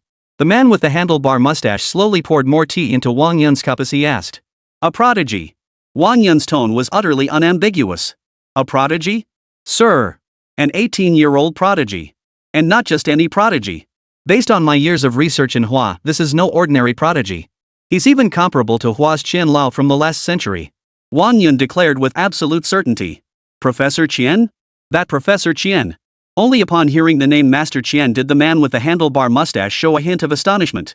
Mr. Wang Yun, with your years of experience in China, how likely do you think it is he could reach that level in the future? And what measures should our great Sakura nation take regarding him? The mustached man's tone had turned icy cold. Sir, judging by China's current reaction, this young man has over a 60% chance of rivaling old Master Qian. However, I believe we should adopt measures to co-opt him. Win him over? The man with the handlebar mustache froze. How could one subdue him? Do you think he's like you? Sir, you're unaware of China's current situation. China's youth are deeply influenced by online values. Often, they merely parrot what they see online, lacking any independent judgment. First, we deploy online trolls to spread negative narratives about Hua. After rescuing that prodigy from Hua, we'll deliver them to that nobleman's side. As you know, that nobleman holds considerable standing in Hua. We can fabricate a conspiracy theory using his status. Shut up. Before Wang Yun could finish, the man with the handlebar mustache cut him off with a furious rebuke. That nobleman in China is not someone of our standing can exploit. Wang Yun clearly wanted to say more. The man with the handlebar mustache waved his hand dismissively and declared, "Enough. The Empire's elite special forces unit, Divine Eagle, has already been dispatched. Operation codename, Year Beast. The Chinese New Year is approaching, isn't it? Let them experience what a true Year Beast truly is. That so-called genius had better pray he gets captured and brought to our great Sakura nation. Otherwise, the bullets of the Divine Eagle special forces will be embedded in his skull." Ha? The spring college entrance exams are being retaken? No way. Again? Senior high students across Jianghuai province were stunned. Is the college entrance exam truly a one-time only event? The second spring college entrance exam. Liu Shan couldn't help but laugh when he glanced at the final physics question. It read, "Using China's current technology, design a combat-ready exoskeleton battlesuit for the Chinese army." Note, this is an optional question. No points deducted for incorrect answers. Conceptualizing exoskeleton combat armor. Practical implementation. Functionality. Materials required. Compared to previous exams, the exoskeleton armor design required less content. When the final 15-minute warning bell rang, the exoskeleton battle armor design was nearly complete. In the final 5 minutes, gazing at the completed blueprint, Liu Shan suddenly had an idea. He picked up his pen and added a final note. Furthermore, as this exoskeleton battle armor was conceived during China's Lunar New Year, it shall be named Firecracker. Chapter 13, Sakura Nation in Action. Matsuo Ichiro was the commander of Sakura Nation's Divine Eagle Special Forces. Due to the unique nature of this mission, the target is highly likely to be under the protection of the Chinese military. The chances of capturing them are extremely slim. Therefore, I've decided to change the objective, abandon the capture and seek an opportunity to eliminate the target directly. Remember, we are wronged veterans of the Chinese military. That is our sole identity.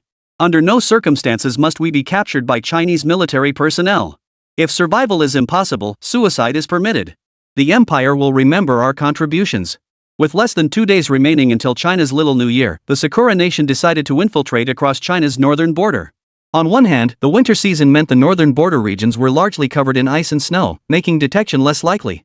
On the other hand, due to the mission's unique nature operating within China while the target was under Chinese military protection, unconventional weapons were essential. And the northern snow provided perfect cover for weapon transport. Hey! As Matsuo Iken hung up the phone, Japan's Divine Eagle Special Forces unit was fully prepared to cross the Russian border and infiltrate northern China. The Empire has prepared all our weapons. For this infiltration, we need nothing beyond basic close combat weapons for self-defense. Remember, operate in waves. If intercepted by Chinese authorities, use the identities prepared by the Empire to report to them. Do not act on your own initiative.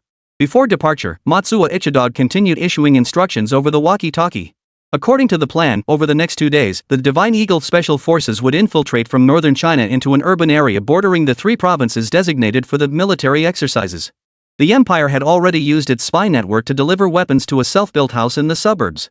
As soon as the military exercises concluded, the Divine Eagle Special Forces team headed to the target location based on intelligence provided by the spy.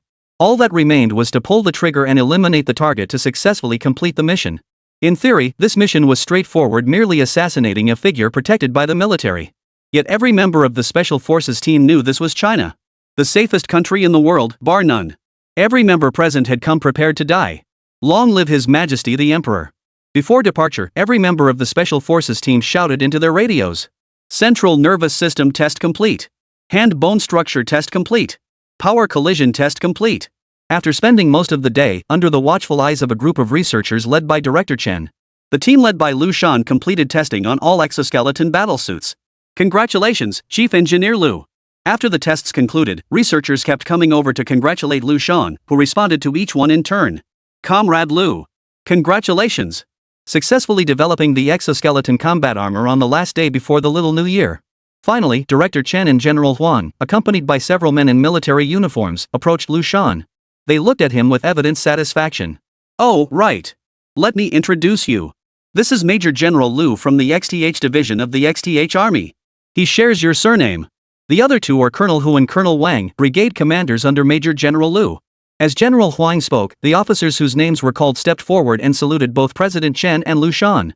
Bringing them here today is also to see if this exoskeleton combat armor can be directly applied on the battlefield. Immediately, General Huang clarified their purpose. The battlefield? Hearing this, Liu Shan and Dean Chen exchanged surprised glances. That's right. The battlefield. General Huang's voice suddenly rose sharply. According to reliable intelligence, a group of suspected foreign terrorists has crossed into H City from the northern border of China, near the junction with K Province. If all goes according to plan, this terrorist group is the force behind the spies. Once K Province's level 2 combat readiness is lifted tomorrow, they'll likely head to K Province to find us. The military's current plan is to not sit idly by and wait for disaster. We'll exploit the information gap to catch them off guard and, in the process, uncover exactly which faction they belong to. At this point, General Huang's gaze shifted toward Liu Shan as he continued. Comrade Liu Shan, we understand your exoskeleton combat armor has completed testing. Might you be able to? With the implications so clear, how could Liu Shan possibly miss it? He immediately responded. Currently, only 3 units of the Firecracker model exoskeleton combat armor have been mass-produced. These 3 units can be handed over to the military immediately. We can rush-produce 1 more unit within 3 days. No need. The operation is imminent, and 3 suits are sufficient. After all, this is merely a field test of the exoskeleton combat armor's practicality. Major General Liu, these 3 exoskeleton battlesuits are entrusted to your command. You will have full responsibility for this operation. General Huang turned to look at Division Commander Liu beside him. Yes, sir. I guarantee the mission will be accomplished. Major General Liu saluted in response. Chief Engineer Liu, would you be available to accompany me to the military base for an introduction? After all, we're all rough and tumble types. We don't know much about these exoskeleton suits either. Once General Huang's gaze shifted away from him, Liu turned to Liu Shan and whispered. Holy crap! Is this the legendary exoskeleton combat armor? Holy crap! This is way too cool. The moment the 3 exoskeleton battlesuits made their appearance at the military district camp where Commander Liu was stationed, the entire camp erupted in a wave of shouts. After all, rumors about exoskeleton battle armor had been spreading like wildfire throughout all military units recently. Silence. With a single command from Colonel Wang, the entire camp fell silent instantly. Rest period over. All units assemble. Immediately after, Colonel Hu bellowed. At the command, the entire camp sprang into action. Within 30 seconds, every soldier had taken their designated positions according to their unit assignments. Excellent. Let's give a round of applause to Chief Engineer Liu and the exoskeleton combat armor he designed. Major General Liu finally spoke. Inside his exoskeleton armor, Liu Shan watched the disciplined ranks of the People's Liberation Army soldiers before him and couldn't help but marvel from the bottom of his heart. Seeing is believing. This was the first time Liu Shan had witnessed such a large-scale deployment of the Chinese military. As Liu Shan stepped out of the exoskeleton armor, every soldier's face betrayed a hint of awe. So young. He never imagined a chief engineer could be so young. But a question immediately followed. Could exoskeleton combat armor designed by such a young chief engineer Liu really be effective? It wasn't their fault to feel this way. The world had never seen such a young and accomplished scientist before. Liu Shan had only achieved this through the superhuman abilities gained after his rebirth. Regardless of what the audience below the stage was thinking, Liu Shan on stage began his presentation of the exoskeleton battle armor. Chapter 14, The Exoskeleton Battle Armor Shows Its Might. Reporting, Captain, the Divine Eagle Special Forces team is assembled. In a 2-story house built halfway up a hillside at the border between City H and Province K. Nearly 100 fully armed, stocky soldiers stood in orderly formation. The leader addressed the man in black at the front of the line. This is the last time I'll announce our unit's designation. After today, there is no such thing as the Divine Eagle Special Forces. Understood? This man was none other than Matsuo Ichiko of Sakura Nation. After the unified response, Matsuo Ikadagami glanced at the time in his hand and spoke again. Our adversary is the world's most elite Marine Corps. But our objective is not to determine victory or defeat against them. Our objective is to eliminate that young scientist from China. After a brief pause, Matsuo Ikadaguchi's voice rose with intense fervor. Every single one of you here. You are the cream of the crop within the empire. The existence of China severely hinders the empire's progress. Only when China falls can our great empire of Sakura rise. To fulfill the blueprint of our imperial dream, the Greater East Asia Co-Prosperity Sphere. Everything we do is fighting for the dream of our great Sakura Empire. Long live His Majesty the Emperor. Bang! As Matsuo Ichiko uttered his final words, before his subordinates could react, a gunshot rang out. A special forces soldier collapsed instantly. Downstairs. Quick! Unlike the flimsy structure of the second floor, the entire first floor was a top-tier safe house built by Japanese spies, capable of withstanding up to 3 standard missile strikes. There's a traitor. Matsuo Iken, regaining his composure, quickly realized the situation. That they could pinpoint his exact location was bad enough, but Based on Matsuo Inu's assessment of the Chinese military, they would only dare to shoot to kill without even the slightest provocation.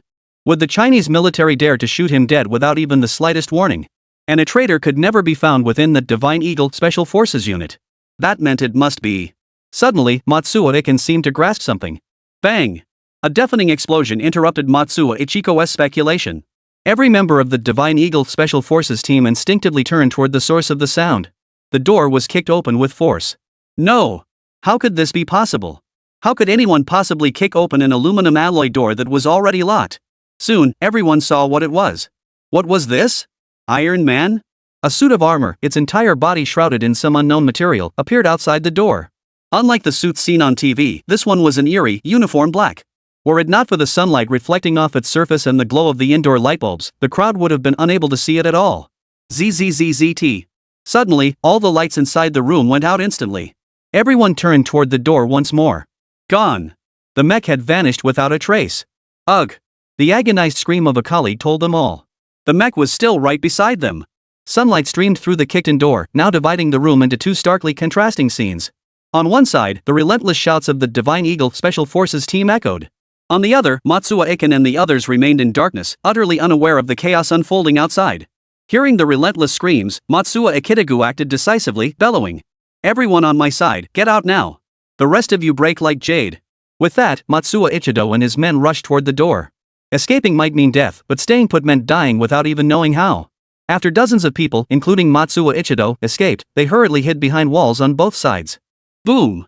Countless explosions echoed from within. After an unknown period, Matsuo Iken rose first to peer inside the building. Ah! A blood-curdling scream erupted. It was the Special Forces soldier who had followed Matsuo Iken to investigate. Captain! Look! Following the direction of the team member's finger, the light illuminated the farthest edge of their shadows, revealing the silhouette of that mecha. But in an instant, it vanished back into the darkness. Stop imagining things. It was an illusion. Matsuo Ichido forced himself to sound calm as he reassured his teammate, but his trembling voice betrayed his true thoughts. How could anything survive dozens of grenade explosions? Ah! Matsuo and his partner looked toward the source of the cry. A Special Forces soldier pointed toward a nearby spot. What was that? The mech from earlier? Two mechs identical to the one from earlier appeared in the direction the soldier was pointing. Fire! Matsuo Ichiro reacted instantly. To everyone's surprise, after dozens of assault rifles emptied their magazines at the two mechs, the bullets failed to inflict even a scratch. Countless rounds scattered beneath the mechs. A phenomenon that only occurs when bullets ricochet off hard metal. Jade shattered. Matsuo Ichido knew the plan had failed. To prevent the squad from being captured, he immediately shouted the order. But just as the remaining squad members prepared to pull the triggers of their pistols, a sharp whistling sound pierced the air. Ah! Every squad member's right palm was struck with pinpoint accuracy. Tracing the source of the guns, they saw two mechs, each holding one of China's latest August 1st pistols in each hand. As the Divine Eagle Special Forces team members turned their gaze toward them, one of the mechs casually placed the pistol barrel before its mouth, as if about to take a breath. You are under arrest.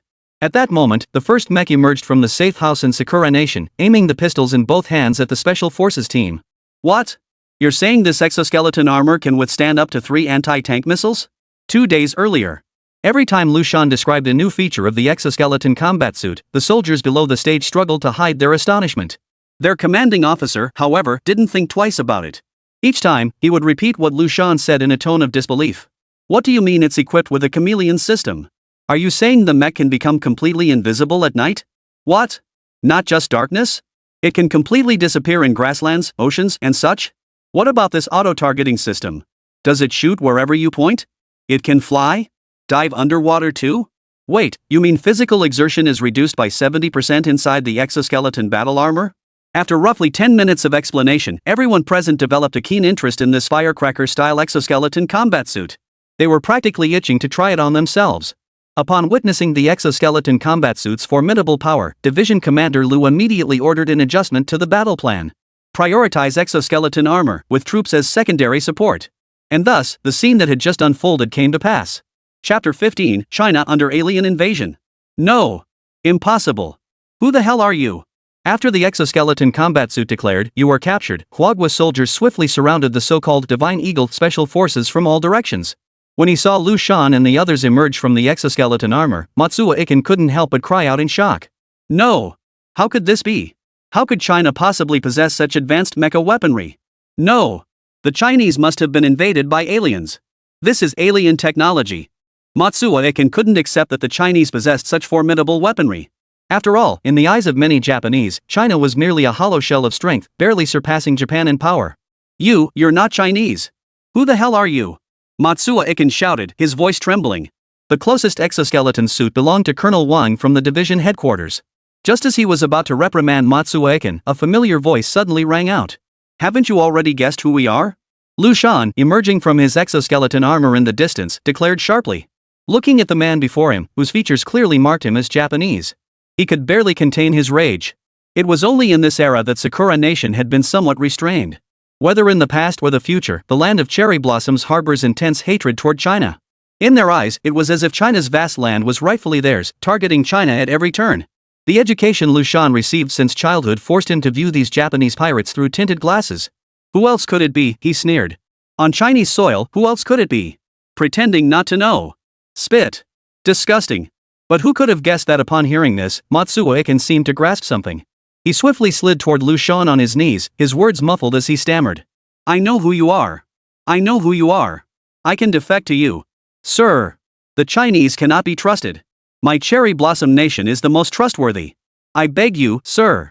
Everyone, including the captured members of the Divine Eagle Special Forces, stared in utter disbelief at this scene. Was this really their brilliant and formidable captain? And besides, wasn't he supposed to avoid revealing his Sakura Nation identity? The Huagua soldiers stared in utter shock at the man kneeling before them, begging for mercy. How could Sakura Nation send such a cowardly traitor? This shouldn't be possible. What nonsense about the Chinese being untrustworthy? While most Chinese held deep contempt for the people of Sakura Nation, it was undeniable that every nation had its share of brave and fearless individuals. Logically speaking, Sakura Nation shouldn't have sent such a cowardly individual. What on earth is going on? My lord. I'll tell you everything. You must believe me. I'm telling the truth. Sir. You absolutely must not trust these Chinese people. They are the most cunning people in the world. Our Sakura Nation is the one truly worthy of your trust. Seeing the Chinese soldiers around him staring at him with disbelief, Matsuo Ichiko felt certain he had made the right gamble. China has long been secretly occupied by these aliens. They're all aliens. How else could China possibly have such powerful battle armor? Could it be that China developed them themselves? No. That's impossible. When Matsuo Iken glanced sideways at the remaining members of the Divine Eagle Special Forces, he couldn't help but curse inwardly. Idiots. A bunch of idiots. Can't they see these aren't Chinese at all? They're aliens. Why hesitate in the face of aliens? Just kneel and kowtow. What a bunch of idiots. No. We must bring these aliens to our great nation of Sakura. Meanwhile, Liu Shan was completely dumbfounded. What the hell? He'd just made a flippant remark, so why were these Sakura Nation soldiers suddenly kneeling and kowtowing? But Liu Shan wasn't stupid. Regardless of what this Japanese soldier was thinking, as long as he was willing to spill everything, that was all that mattered. With that thought, Liu Shan barked. Since you're willing to confess everything, very well. You will recount every detail you know. Remember, not a single thing can be withheld. As Liu Shan's words fell, several burly Chinese soldiers stepped forward, firmly restraining Matsuo Iken and escorting him into the interrogation room. After all the Divine Eagle Special Forces members had been escorted away, Major General Liu, in charge of the operation, approached Liu Shan. Chief Engineer Liu? What on earth is going on here? Upon learning of this absurd turn of events at the command post, General Liu hurried over to seek clarification from Liu Shan. Commander Liu, I honestly don't know what happened either. I just blurted it out on a whim. Who knows how those cherry blossom country devils? After hearing Liu Shan's account, General Liu remained baffled by the events.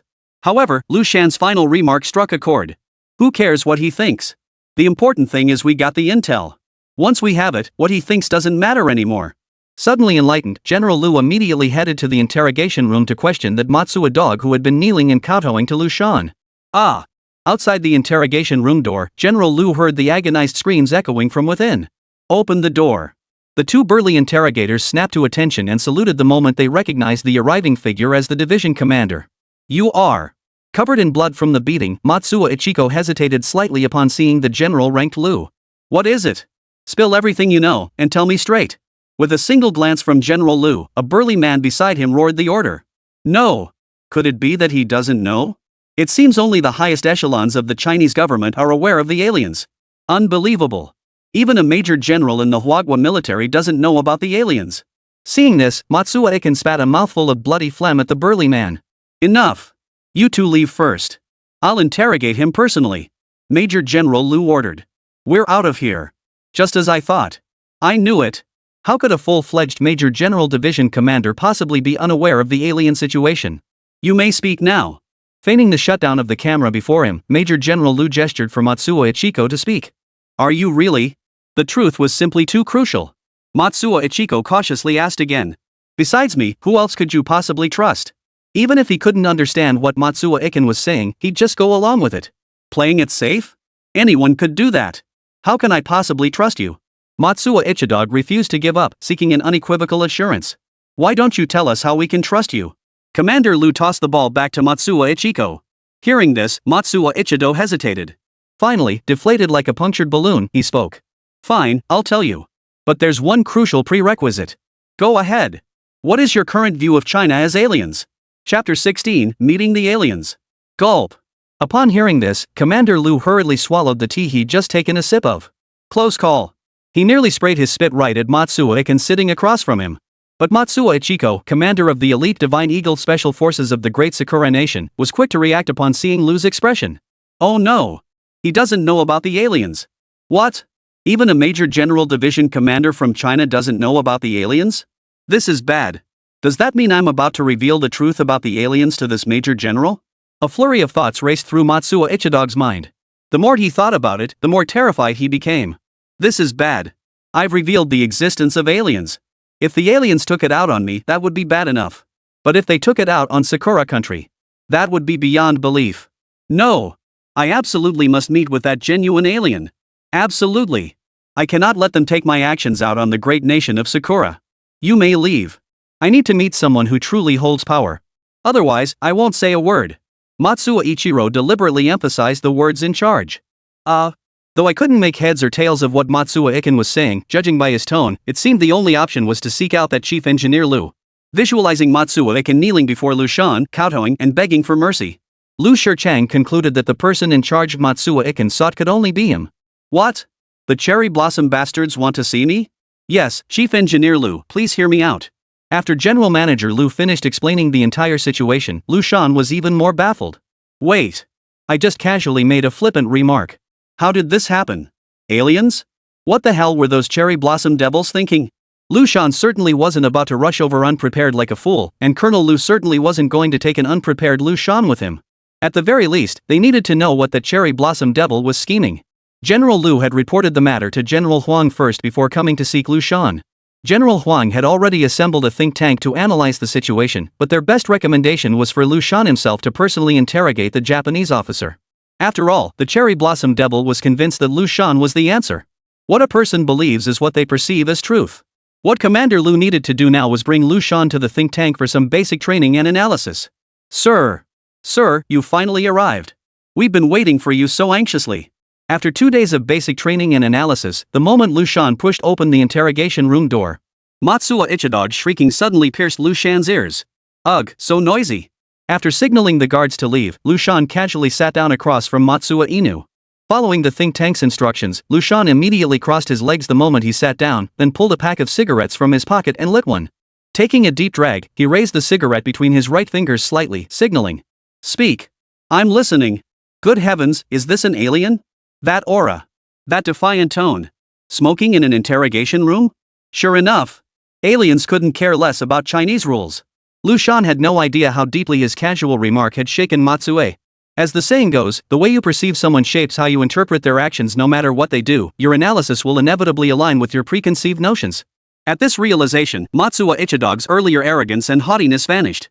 He immediately emitted a sickening whimper of supplication. My lord. I was wrong. I'll never dare again. I shouldn't have revealed your existence to that Chinese general, my lord. Liu Shan reflexively frowned, his tone dripping with contempt. There's an old saying in China, it's never too late to mend your ways. Now tell us everything you know.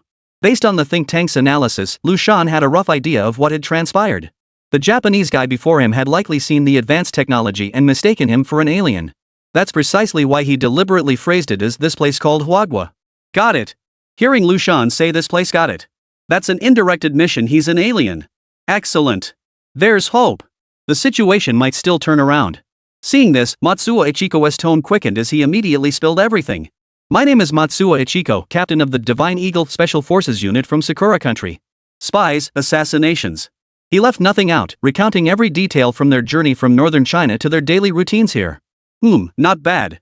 Hearing Liu Shan's praise, Matsuo Iken's eyes lit up. However, there are some matters you might not fully grasp. Unlike the one-man show in your part of the world, I still need to discuss matters concerning you with my comrades. Liu Shan said with feigned solemnity.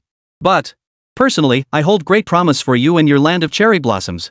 Yes, sir. You speak the truth. Hearing this, Matsuo Iken was overjoyed. All that kneeling hadn't been for nothing. After Liu Shan departed, the previously intimidating burly men entered, their tones now exceedingly respectful. They brought Matsuo Ichiko some Chinese delicacies and fruits. Thank goodness I had foresight. I am the true hero of Sakura Nation. Without me, Sakura country would have been wiped out by aliens long ago. Seeing the men's respectful expressions, Matsuo Ichidog felt immensely proud. Of course, he knew all this was thanks to that alien. Thus, in his heart, Matsuo Ichidog became even more respectful toward the alien. Young Sugi, I extend the military's gratitude to you. After working together, the bond between General Huang Lao and Liu Shan naturally grew closer, evident even in their choice of address.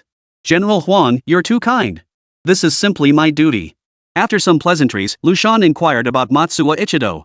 To be honest, Matsuo Iken's Chinese wasn't particularly strong to begin with, and his intense emotions made it difficult for Liu Shan to understand much of what he was saying.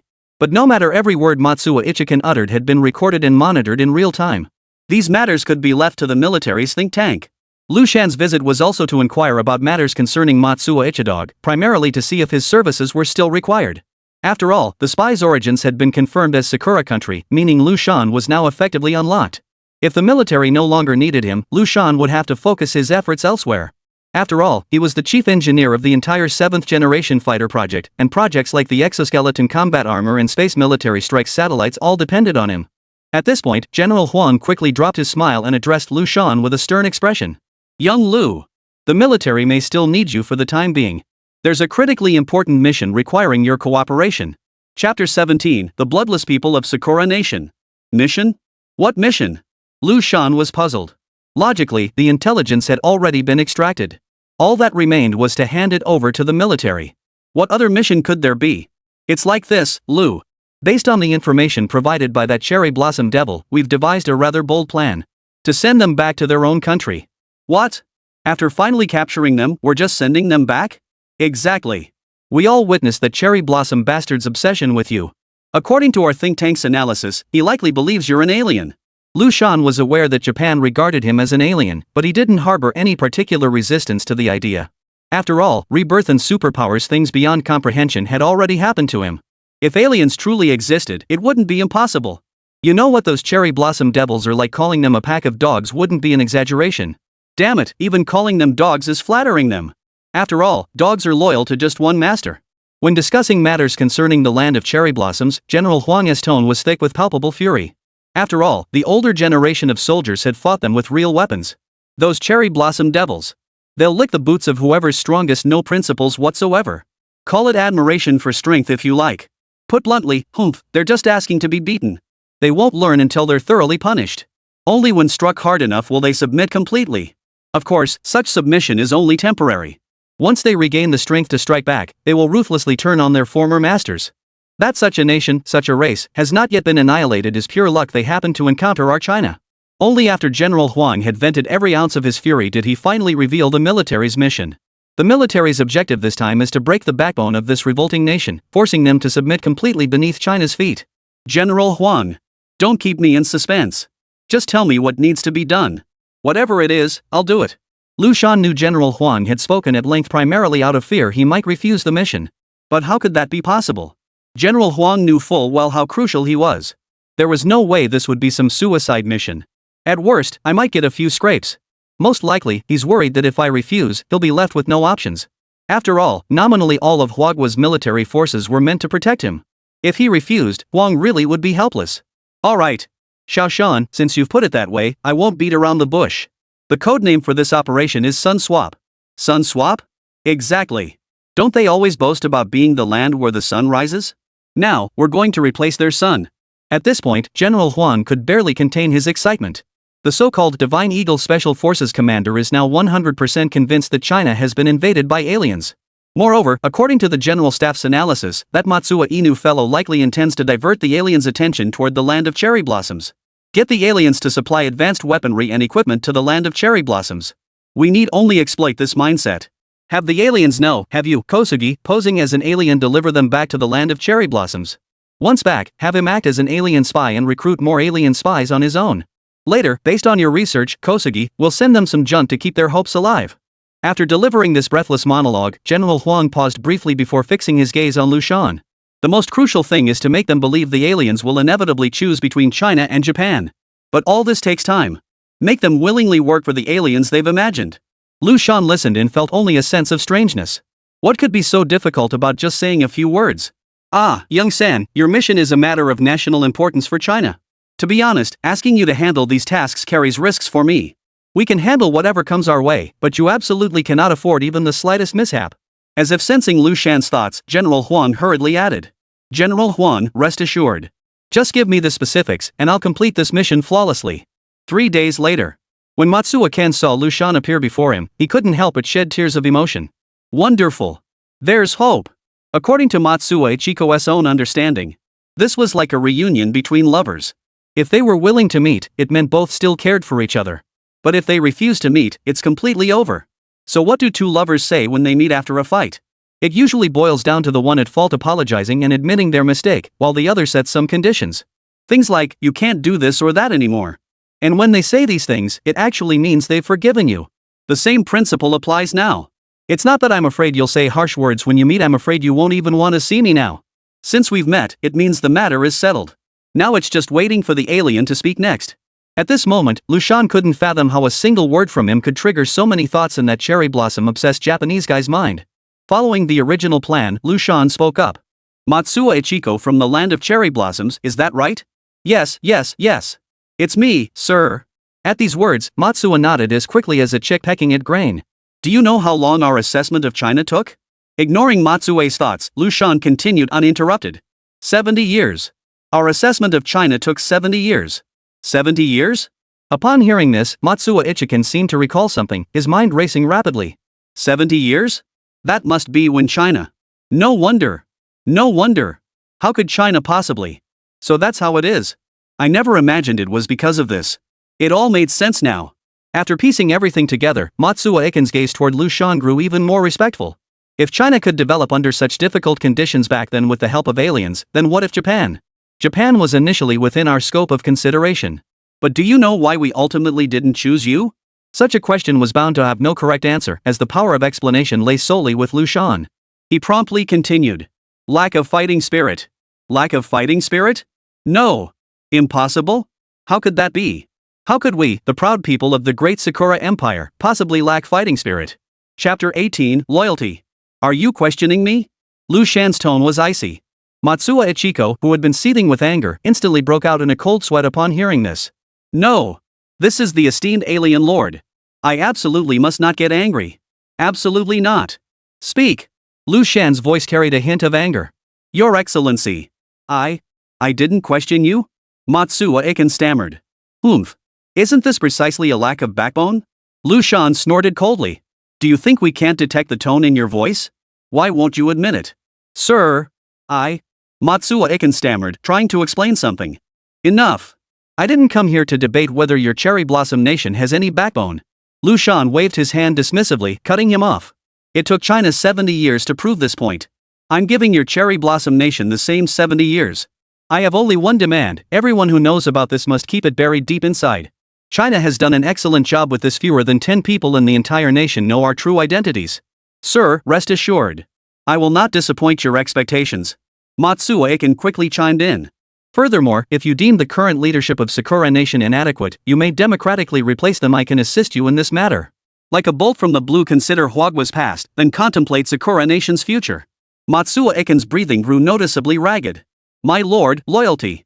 After selecting 9 members from among the captured Special Forces personnel, under the stunned gazes of all the remaining operatives, Matsuo Ichidog led them aboard a Huagua military helicopter bound for the eastern coastal region, where they boarded a cruise ship bound for Sakura Nation using the backup identities prepared for them.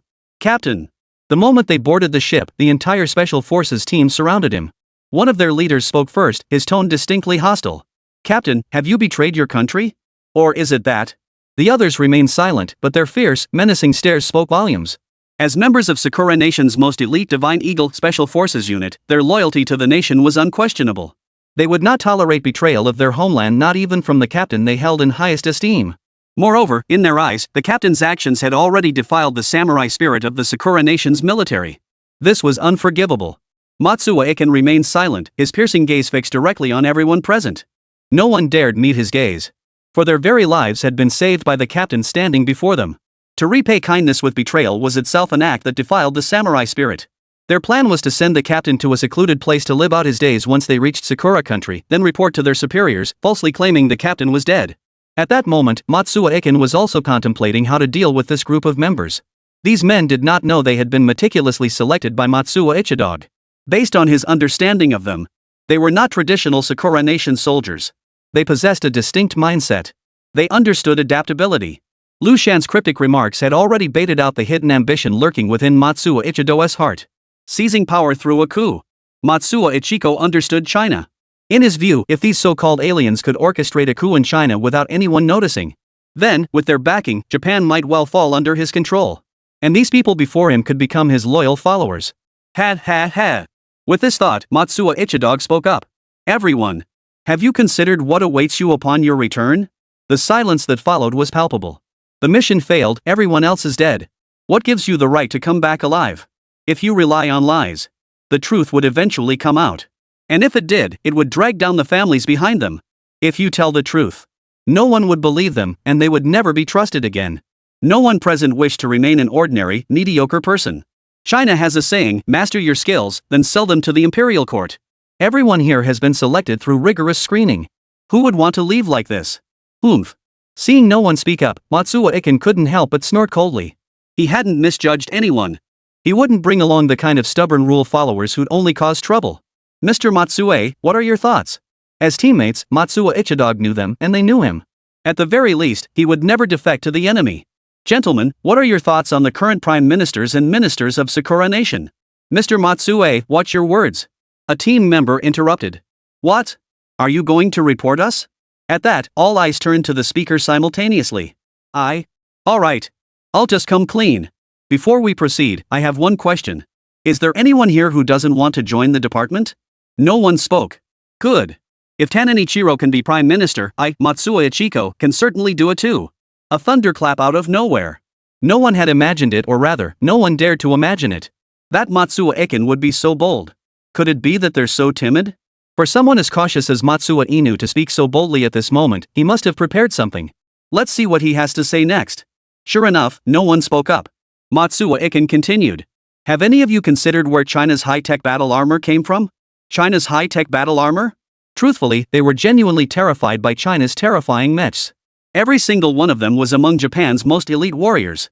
Yet so many of them had been captured by a single mech. It was simply unbelievable. But how could China possibly possess such formidable mechs?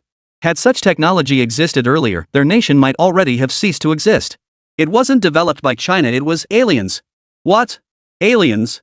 Matsuo Ichiko relayed Liu Shan's words to the other team members, interpreting them as he understood them. Captain, are you saying that last century's coup in China was? Country won. I always wondered how China could develop so rapidly in just 20-30 years. So that's how it is. 70 years to stage a rebellion?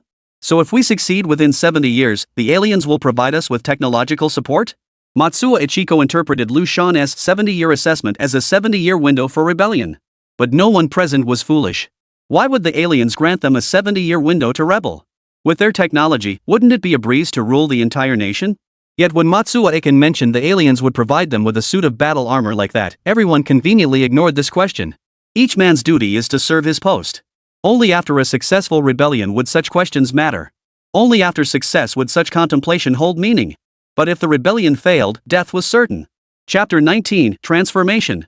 General Huang, do you truly believe those people from Sakura Nation are reliable? After seeing off Matsue and the others, Liu Shan couldn't help but voice his concerns. He couldn't help it after experiencing the power of the exoskeleton battle armor firsthand, he couldn't shake his unease about handing it over. Young San, it'll be fine. As the saying goes, you can't catch a wolf without sacrificing the lamb. What harm could come from giving them one of these mass-producible suits? Besides, you researchers can always leave backdoors in these things, right? This comment jolted him awake.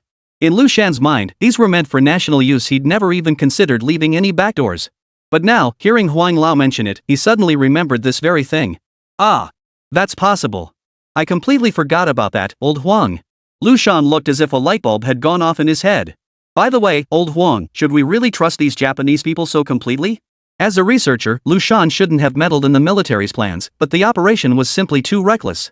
The military had decided to hand over all the spy information hidden within Sakura country to that Matsuo dog. This was a complete disregard for human life. What if? Liu Shan couldn't even bear to think about it. Comrade Liu, I know some of what I'm about to say may be hard for you to accept.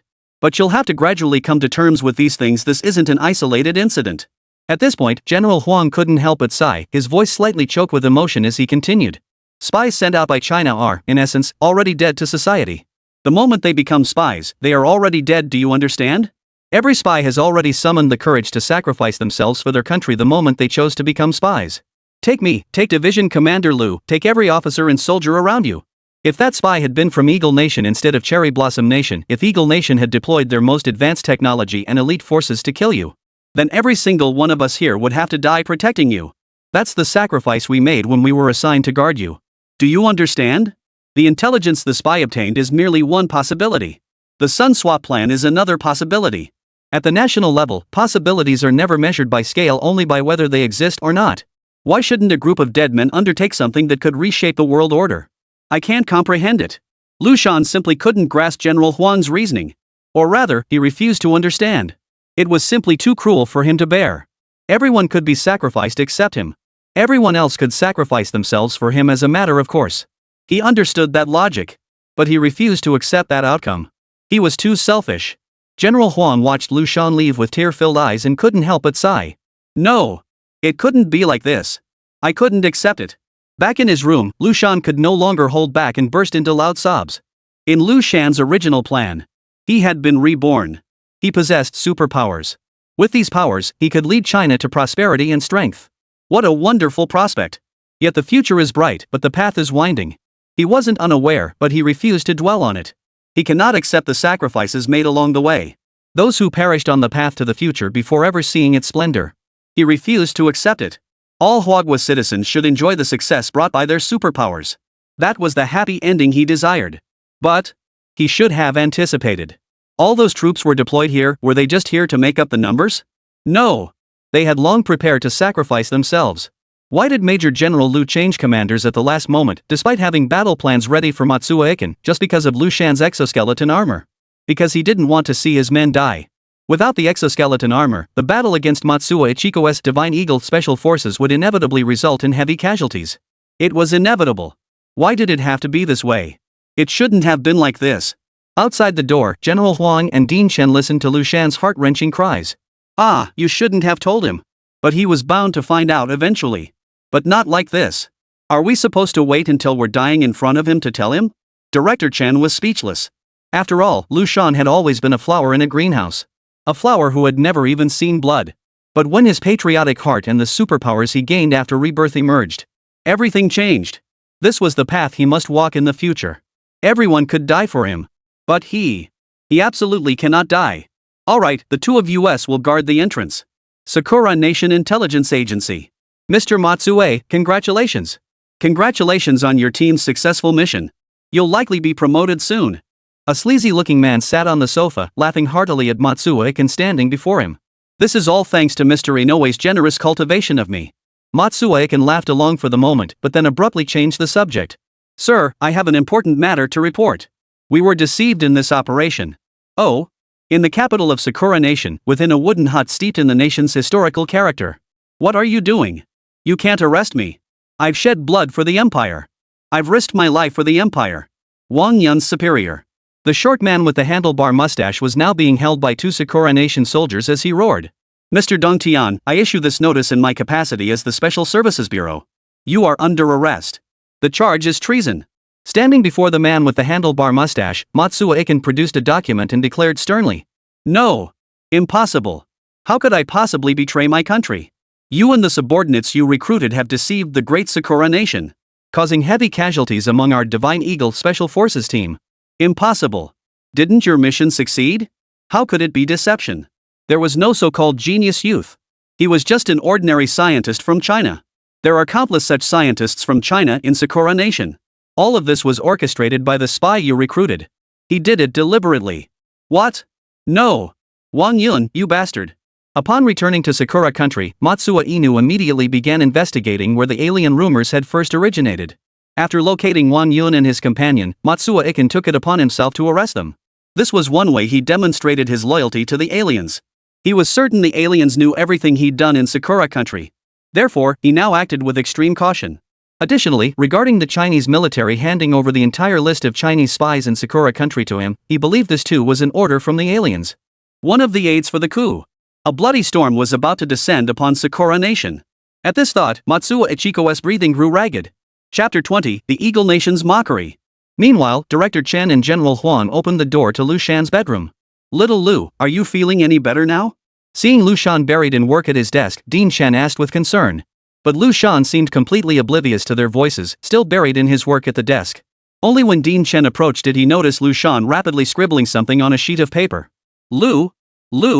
Only when he was close did Liu Shan suddenly notice Dean Chen and General Huang standing beside him, having approached without his awareness. Dean Chen, General Huang, is there something you need? Liu Shan glanced at them briefly before returning his attention to the paper. Little Liu, what are you doing? Seeing Liu Shan hadn't become consumed by it, President Chen's tone relaxed considerably as he asked curiously. I've discovered my superpower isn't limited to the college entrance exam. Or rather, it's not limited to the college entrance exams. Liu Shan still didn't look up, his voice rapid as he explained. I'd been reflecting on the questions my superpower answered during these college entrance exams. The first time was explaining the nature of dark matter, the second was the 7th generation fighter jet. The third was military satellite strikes, and the fourth was exoskeleton battle armor. These 4 concepts aren't isolated in my mind. The answers to these 4 questions were fully known and comprehended the instant I saw them on the exam. I hadn't previously attempted to fuse the knowledge within my mind into something new, but I'm doing it now. It's entirely possible. At this point, Liu Shan paused to catch his breath, yet the pen in his hand never stopped moving. What? What did you say? The first to speak was none other than General Huang. In this regard, General Huang's mind worked far faster than Dean Chen's. The most crucial mindset for commanding a large army corps is adaptability and integration. And this is precisely what officers find most difficult to achieve. This is precisely why many officers find themselves operating in entirely different modes when commanding small-scale operations versus large-scale campaigns.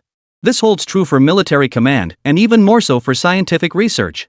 Based on General Huang's understanding of Liu Shan's extraordinary abilities, every piece of technological knowledge Liu Shan currently possesses represents a challenge that China has been unable to overcome. Not only has Liu Shan solved several problems that defied the combined efforts of all Huagua's people. What's most astonishing is that these insurmountable challenges, problems that defied the collective efforts of all China's experts, are now being mastered by a single individual? It's one thing for someone to effortlessly achieve what many spent their entire lives pursuing. But now you're saying these unattainable ideals are being reimagined and gathered together. But I digress. If Liu Shan can truly achieve this, the impact would be enough to propel China's rapid development once more. Xiao Shan, what exactly are you doing now? Oh. The intelligent aerial strike capabilities of the 7th generation fighter combined with the exoskeleton combat suit's automated targeting system had sparked an unprecedented insight into super-intelligent AI. Moreover, enhancing the precision of military strike satellites also relies on AI auxiliary functions. Moreover, military strike satellites can utilize dark matter in space for auxiliary targeting. I'm experimenting with adapting dark matter for military strike satellites and equipping it onto terrestrial materials. This is the concept behind super-intelligent AI. Meanwhile, at a globally renowned scientific conference, the Eagle Nation's delegate arrogantly mocked each country's research equipment with utter contempt as they passed by their exhibits. Ha ha ha ha.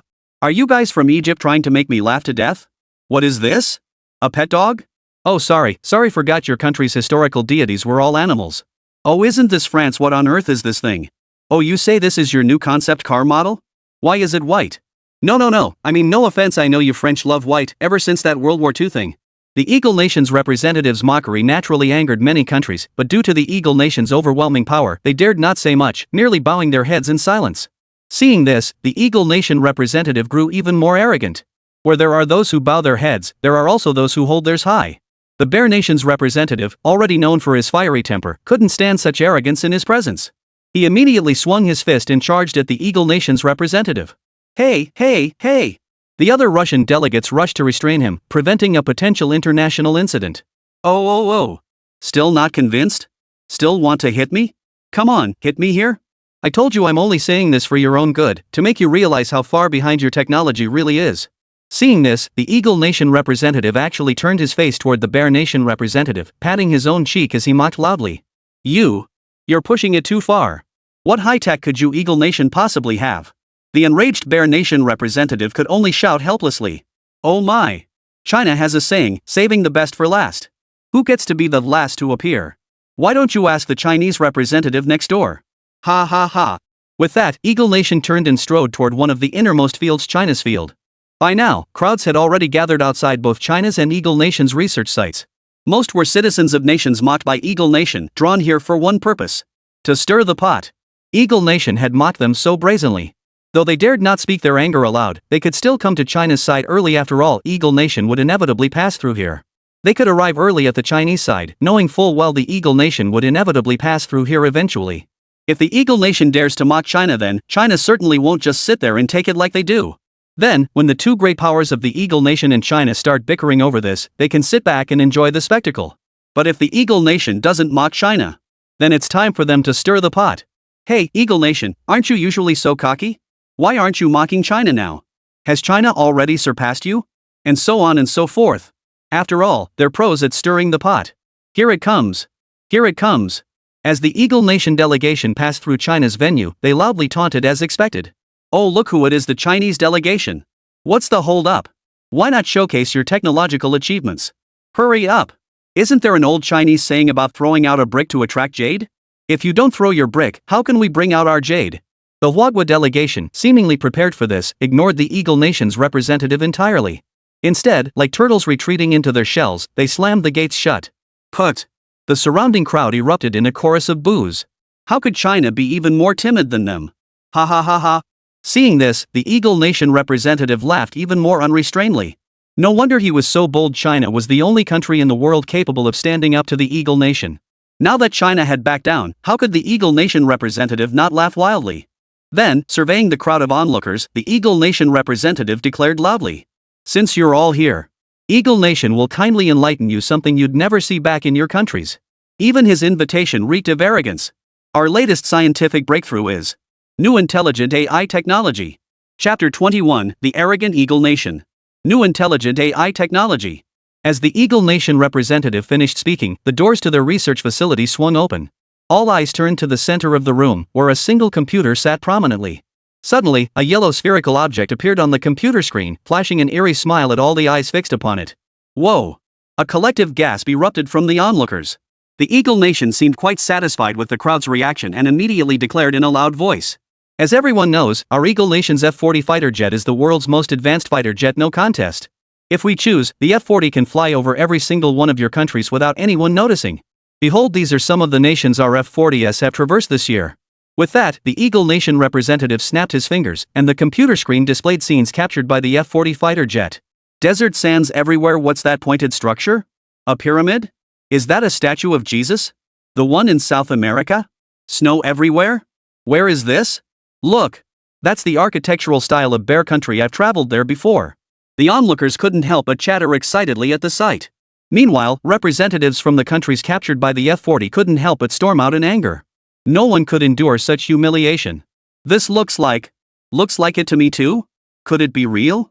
Suddenly, the onlookers were struck speechless by the newly revealed scene. That's right.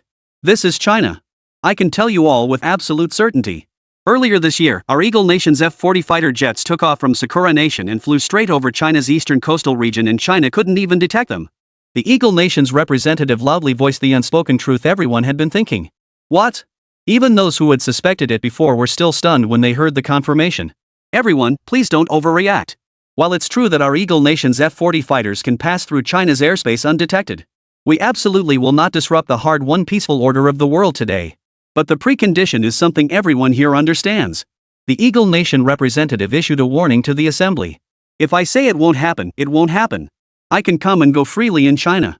Could you possibly be more powerful than China? Aligning with the Eagle Nation is your best option. Only after issuing this warning did the Eagle Nation representative proceed to introduce the new intelligent AI technology mentioned earlier with evident satisfaction. Why did I show you that video before introducing the new intelligent AI technology?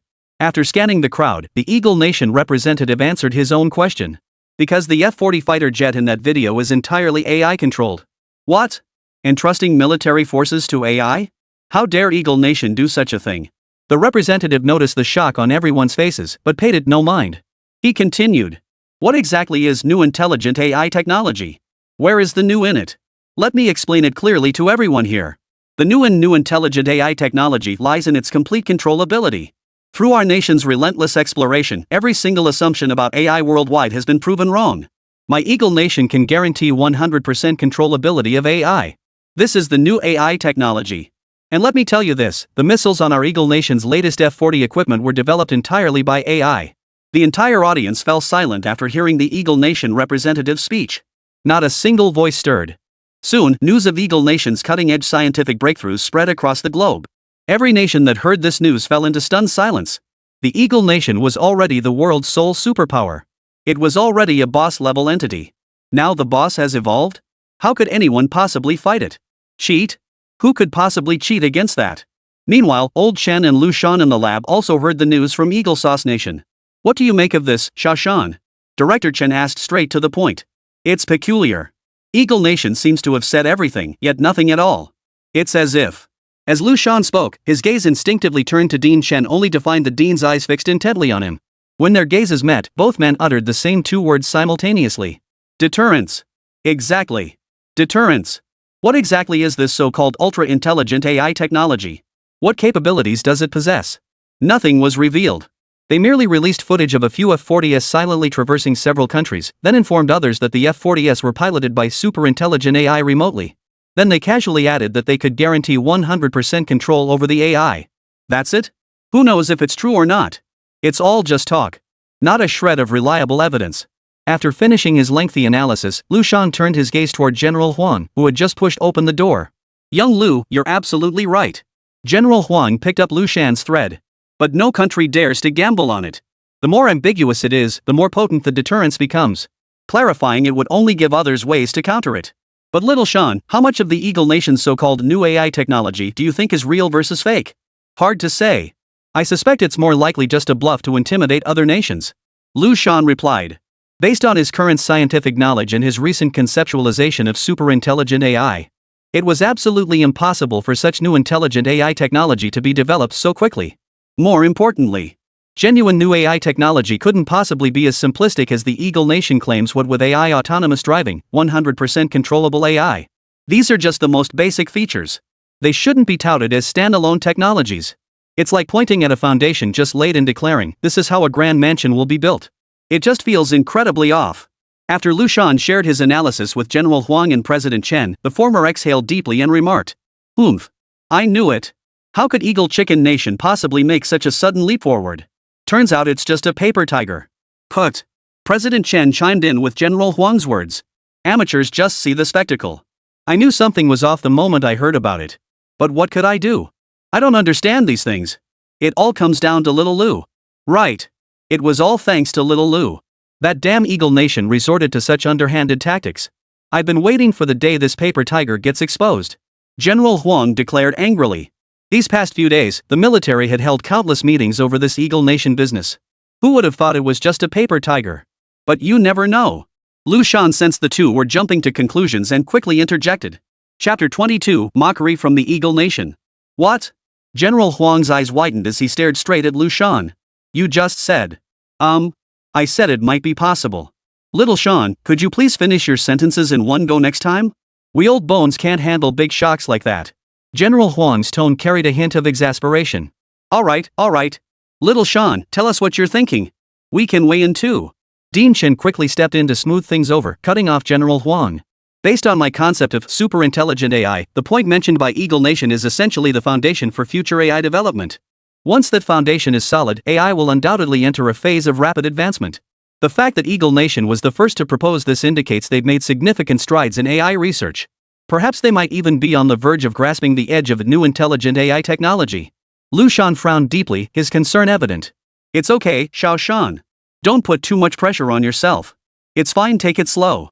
The Eagle Nation can only be arrogant for so long. Once our 7th generation aircraft and other technologies emerge, all AI will have to step aside. Dean Shan patted Liu Shan's furrowed brow reassuringly. Looks like I need to accelerate my super intelligent AI research. Liu Shan ignored the dean's reassurance, muttering to himself. Suddenly, something occurred to Dean Shan.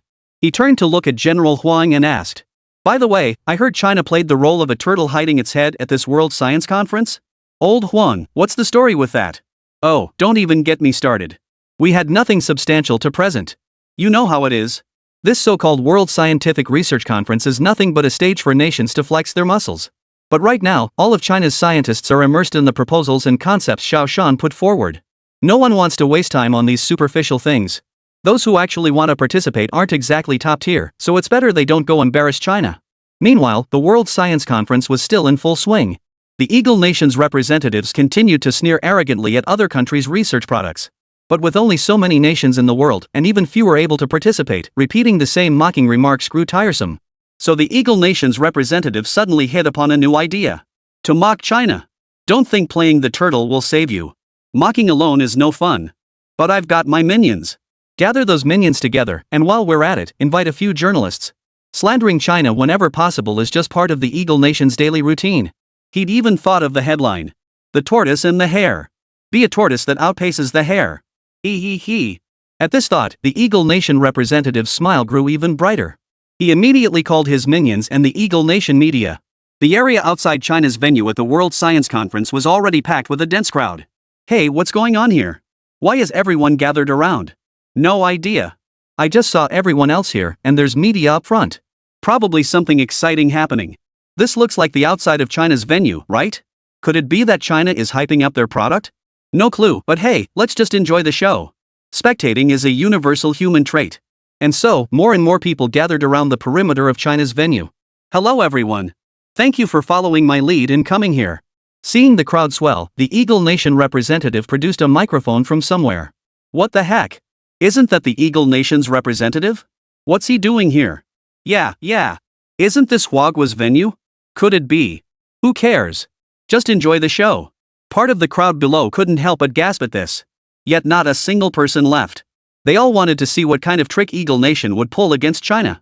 I trust most of you have gotten to know me over the past few days, but I'm sure there are some who haven't. So let me introduce myself. I am Jack, the representative of Eagle Nation at this scientific conference. After basking in the cheers below, Eagle Nation's representative Jack abruptly changed the subject. "I trust you all know where we are now. That's right. This is the birthplace of China. According to the latest intelligence from my Eagle Nation. The reason China hasn't revealed its scientific achievements is because what they intend to showcase is simply too astonishing. Are you familiar with the Chinese fable, The Tortoise and the Hare? China would rather be seen as a turtle hiding its head than react at all. That's because they view us as the hare in that story. And in their stories, the tortoise is destined to outpace the hare." Whoa.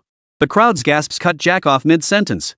"Representative Jack, are you suggesting China wants to be the grand finale?" At that moment, the prepared stooge stepped forward, none other than the representative from Big Stick Nation. The Big Stick Nation representative is absolutely correct. According to reliable sources, China is indeed aiming to be that grand finale. The invited media immediately swarmed around. "Representative Jack, is your source reliable and accurate? We won't tolerate false reporting. Whether it's true or not, I suggest you invite the Chinese representative out here for a proper inquiry." As planned from the start, several other minions of the Eagle Nation now began acting as plants within the crowd.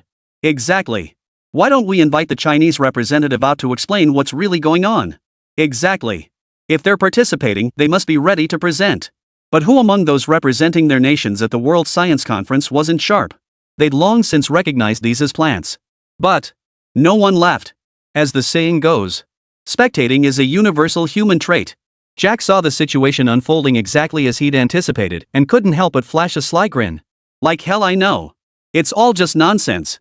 How could I possibly know the situation in China? This is flattery that kills." By now, word should have spread throughout the entire conference. It's all about how China responds. As for whether China actually has research products surpassing the Eagle Nations? Jack retorted. "Are you kidding me? Do you have any idea how valuable new intelligent AI technology is? How could Earth's current level possibly produce something superior? The Eagle Nation only stumbled upon this technology by sheer serendipity. If China can produce something that surpasses the new intelligent AI technology, I, Jack, will eat my hat right here and now." Chapter 23, Flattery Kills. Bang! Upon receiving the news, General Huang slammed his fist hard onto the wooden tea table before him, fuming. Damn those eagle-winged devils. Resorting to such underhanded tactics. General Huang, old Huang, what's wrong? Seeing the furious General Huang hang up the phone, Liu Shan and Liu Shan couldn't help but ask with concern. Those devils haven't given up on destroying our nation. They actually pulled this stunt at the World Science Conference. Immediately, General Huang recounted the events that had unfolded at the World Scientific Research Conference to Liu Shan and President Chen. Now, the main reason they're calling me is to see if you two can come up with a solution, at the very least, figure out if you can produce something. Of course, don't overthink it. We all know the bigger picture matters now. If it doesn't work out, just bite the bullet, it's no big deal. I feel like... Liu Shan started to speak, but was cut off by Liu Shan. Right, as long as you understand the bigger picture is paramount. We don't have much to offer here anyway. Come on, Xiao Shan and I have other matters to attend to. General Huang sighed and reluctantly left. Old Chen, what's this about? Surely we could come up with something to present at that World Scientific Research Conference? Why? After General Huang departed, Liu Shan turned to the director who had cut him off, his curiosity evident. I can't be bothered with that bunch of military brutes. President Chen's tone was impatient. They know exactly what we're working on right now, yet they still insist on making a phone call to ask. I really don't get it. What's the harm in just holding back? What we're doing now is far more important than that conference, isn't it? Those military folks, sigh, they have no sense of the bigger picture whatsoever. Do you really think they prioritize the greater good? They just say that to appease us. If they truly cared about the bigger picture, they wouldn't even bring this up with us in the first place. At this point, Liu Shan couldn't help but sigh. Alright, don't dwell on that Xiao Shan business. Come on, let's get back to what we should be doing. Jack, are you suggesting that the reason China hasn't unveiled its research products yet is because? Meanwhile, outside the venue of the World Research Conference, Eagle Nation and its minions continued their chorus of flattery turned insult directed at China. Meanwhile, representatives from other nations around them seemed to say, keep performing. We'll just sit back and watch your show. But not everyone possesses the discernment to see through the deception. After all, with the advancement of modern medicine, pregnancy preservation techniques have also improved. Many babies who wouldn't have survived in the past are now being born. Kong Yangyue, a Chinese internet celebrity, is one beneficiary of these modern advancements in pregnancy preservation. Originally just an ordinary small-time streamer on Kuaishou, she was invited by the Chinese government to attend this international scientific conference by chance. Ordinary people don't possess the sharp minds of politicians, they tend to follow the crowd. When Kong Yangyue saw a large crowd of foreigners gathering outside the Chinese venue, he naturally followed the flow of people toward them. While politicians from other nations quietly observed the spectacle put on by the Eagle Nation and its minions, Kong Yangyue took their performance at face value. Thus, as a self-proclaimed fact-based Kuaishou blogger, his sense of justice naturally surfaced in his mind. He was going to show everyone the truth. Due to historical reasons and political stances, China largely blocks access to foreign internet content. It's unavoidable. China's population is simply too large, and the number of fools has grown alongside advances in pregnancy preservation technology. If China were to fully open its internet information access, those fools would be easily swayed by foreigners. Ultimately, China itself would suffer the consequences. But precisely because of China's actions, some so-called righteous individuals demand that China lift its control over online information and report all facts truthfully. Among these voices are foreign trolls and spies, but the majority are China's own gullible citizens. They readily believe whatever others say, never bothering to verify facts for themselves. They swallow everything whole. Under normal circumstances, these fools would amount to nothing beyond complaining about fate and making snide remarks about China online. But who could have predicted that the internet's explosive growth would elevate so many undeserving individuals? Kong Yangyue is a prime example. He rose to fame online with so-called lowbrow humor videos, then masqueraded as an intellectual, analyzing international affairs for other fools with a supposedly fair and objective stance. And yet, many people actually fawn over him. Sigh, the internet is truly baffling. Fools are naturally full of energy when doing foolish things. Soon enough, Kong Yangyue used his broken English to question the onlookers gathered around. And from them he obtained the truth of the matter. What? Has China's technological advancement become so rapid? I never imagined even the world's top Eagle Nation would beg to see China's technological displays. Seeing Kong Yangyue's Chinese features, those people had assumed he was an official representative from China. After all, China was the world's second largest power after the Eagle Nation, and they certainly didn't want to offend it. Therefore, they were afraid this Chinese man might misunderstand the Eagle Nation's actions, so they took it upon themselves to clarify the truth as a form of warning. So why not just say it plainly? Come on, the Eagle Nation and its entire entourage of minions were right here. I wouldn't dare offend China, the world's second largest power, and you want me to offend the United States, the world's number one? Are you kidding me? After listening to the explanation from the representative of that other country, Kong Yangyue nodded at him with a smile. The other nation's representative smiled back. Who would have thought? Our China is so deeply hidden. Kong Yanyue thought to himself, then pushed his way deeper into the crowd. Hey! Boss! That's a Chinese person. The representative from the Big Stick Nation spotted Yang Yu in the crowd from afar and immediately whispered a warning to the Eagle Nation's entourage. Ha! Chinese? How dare they show up? Check who this Chinese person is. The aide instructed the representative from Sakura country beside him. Boss! We found out. Just some minor Chinese internet celebrity. And a low-tier one at that. Which kind? That kind. A dumb pig. Oh, those dumb pigs from China. Just thinking about how their own spies only needed to post a few meaningless messages online in China, and soon a whole bunch of Chinese people would echo them. The Eagle Nation privately called these Chinese people dumb pigs.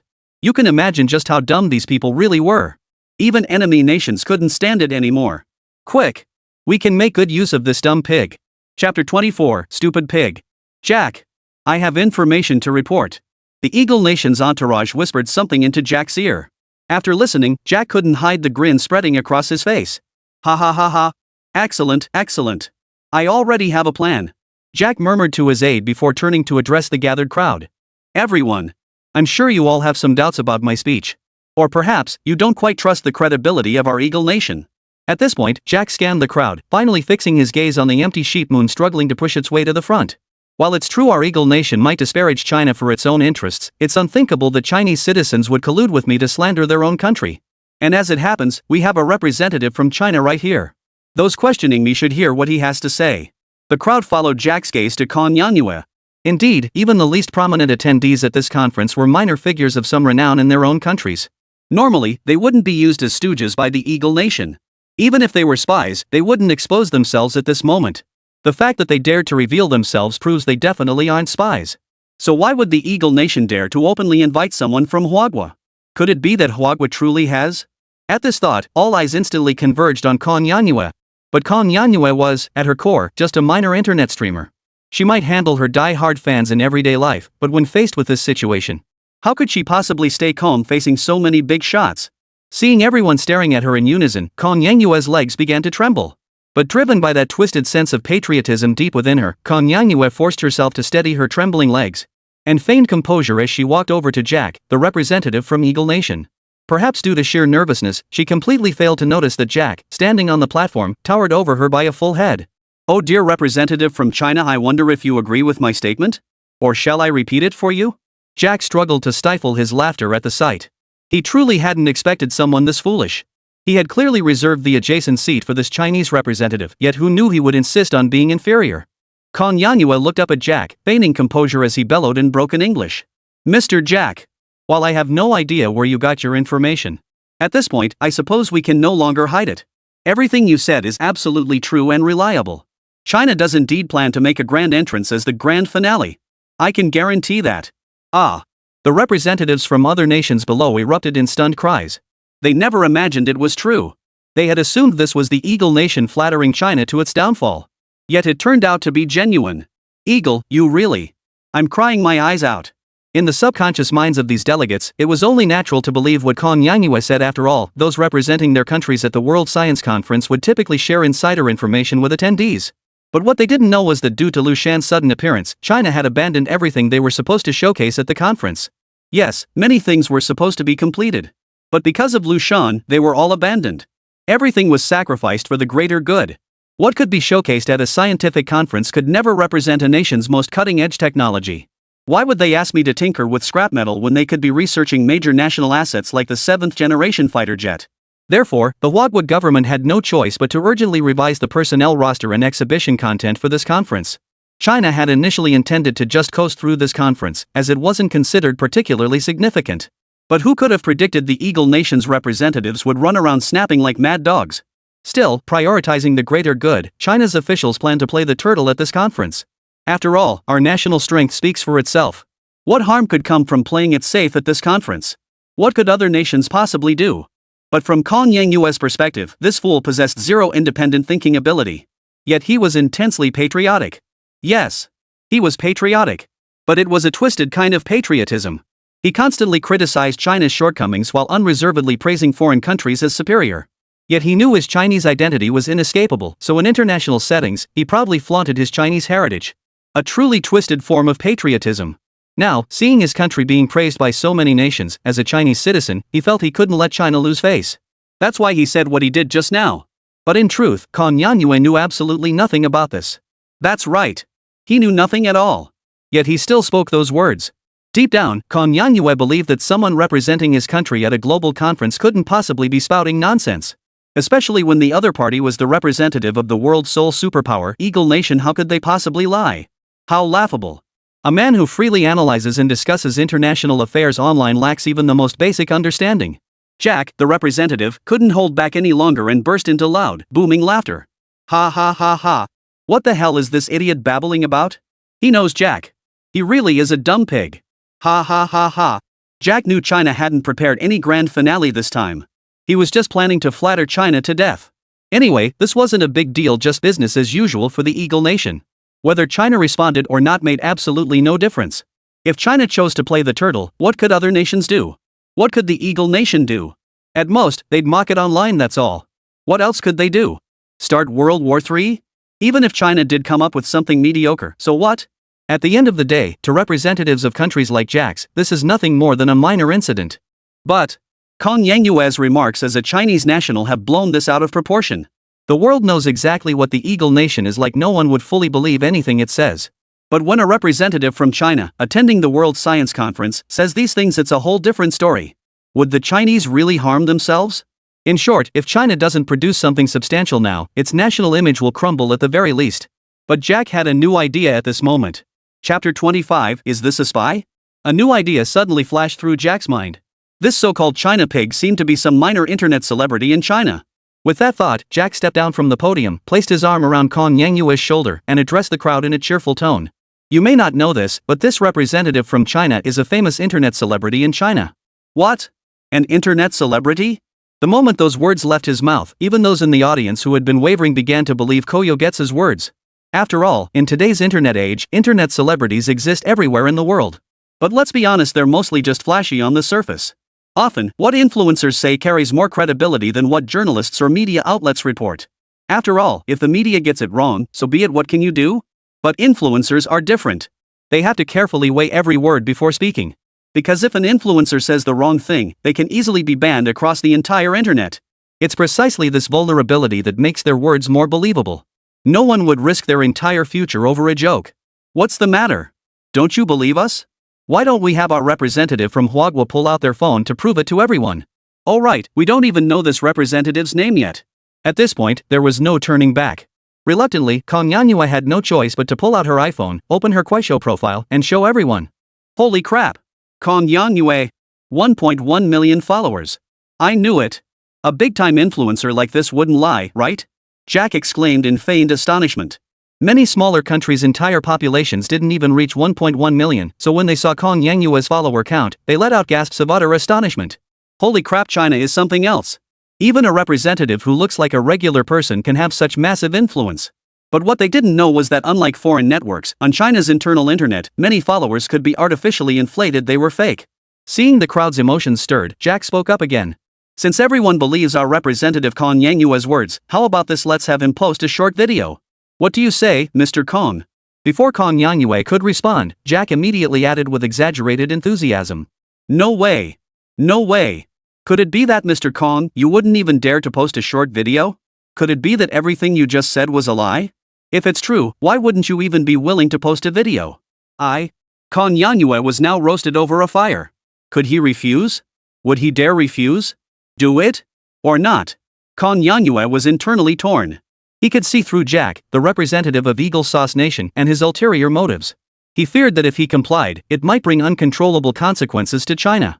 But suddenly, something occurred to Kong Yanyue. Right. Exactly. Everything has two sides. If handled poorly, this matter could indeed bring negative consequences to China. But what if it succeeded? What if China truly had something big brewing, just as Eagle Nation claimed? Then his current approach could severely dampen the Eagle Nation's arrogance. Most importantly, it could boost his popularity. If I pull this off, overnight fame would be the bare minimum. With that thought, Kong Yanyue wasted no time. She pulled out her iPhone, opened the camera, and started filming herself and Representative Jack. Hello everyone. I'm Koyogetsu, a Kuaishou streamer. These past few days, I've had the honor of representing China at the World Science Conference. When I witnessed Eagle Chicken Nation, Big Stick Nation, and several other countries ganging up to attack China's research project at this conference. How could China be so insulted? I immediately stepped forward and loudly rebuked the Eagle Nation's representative.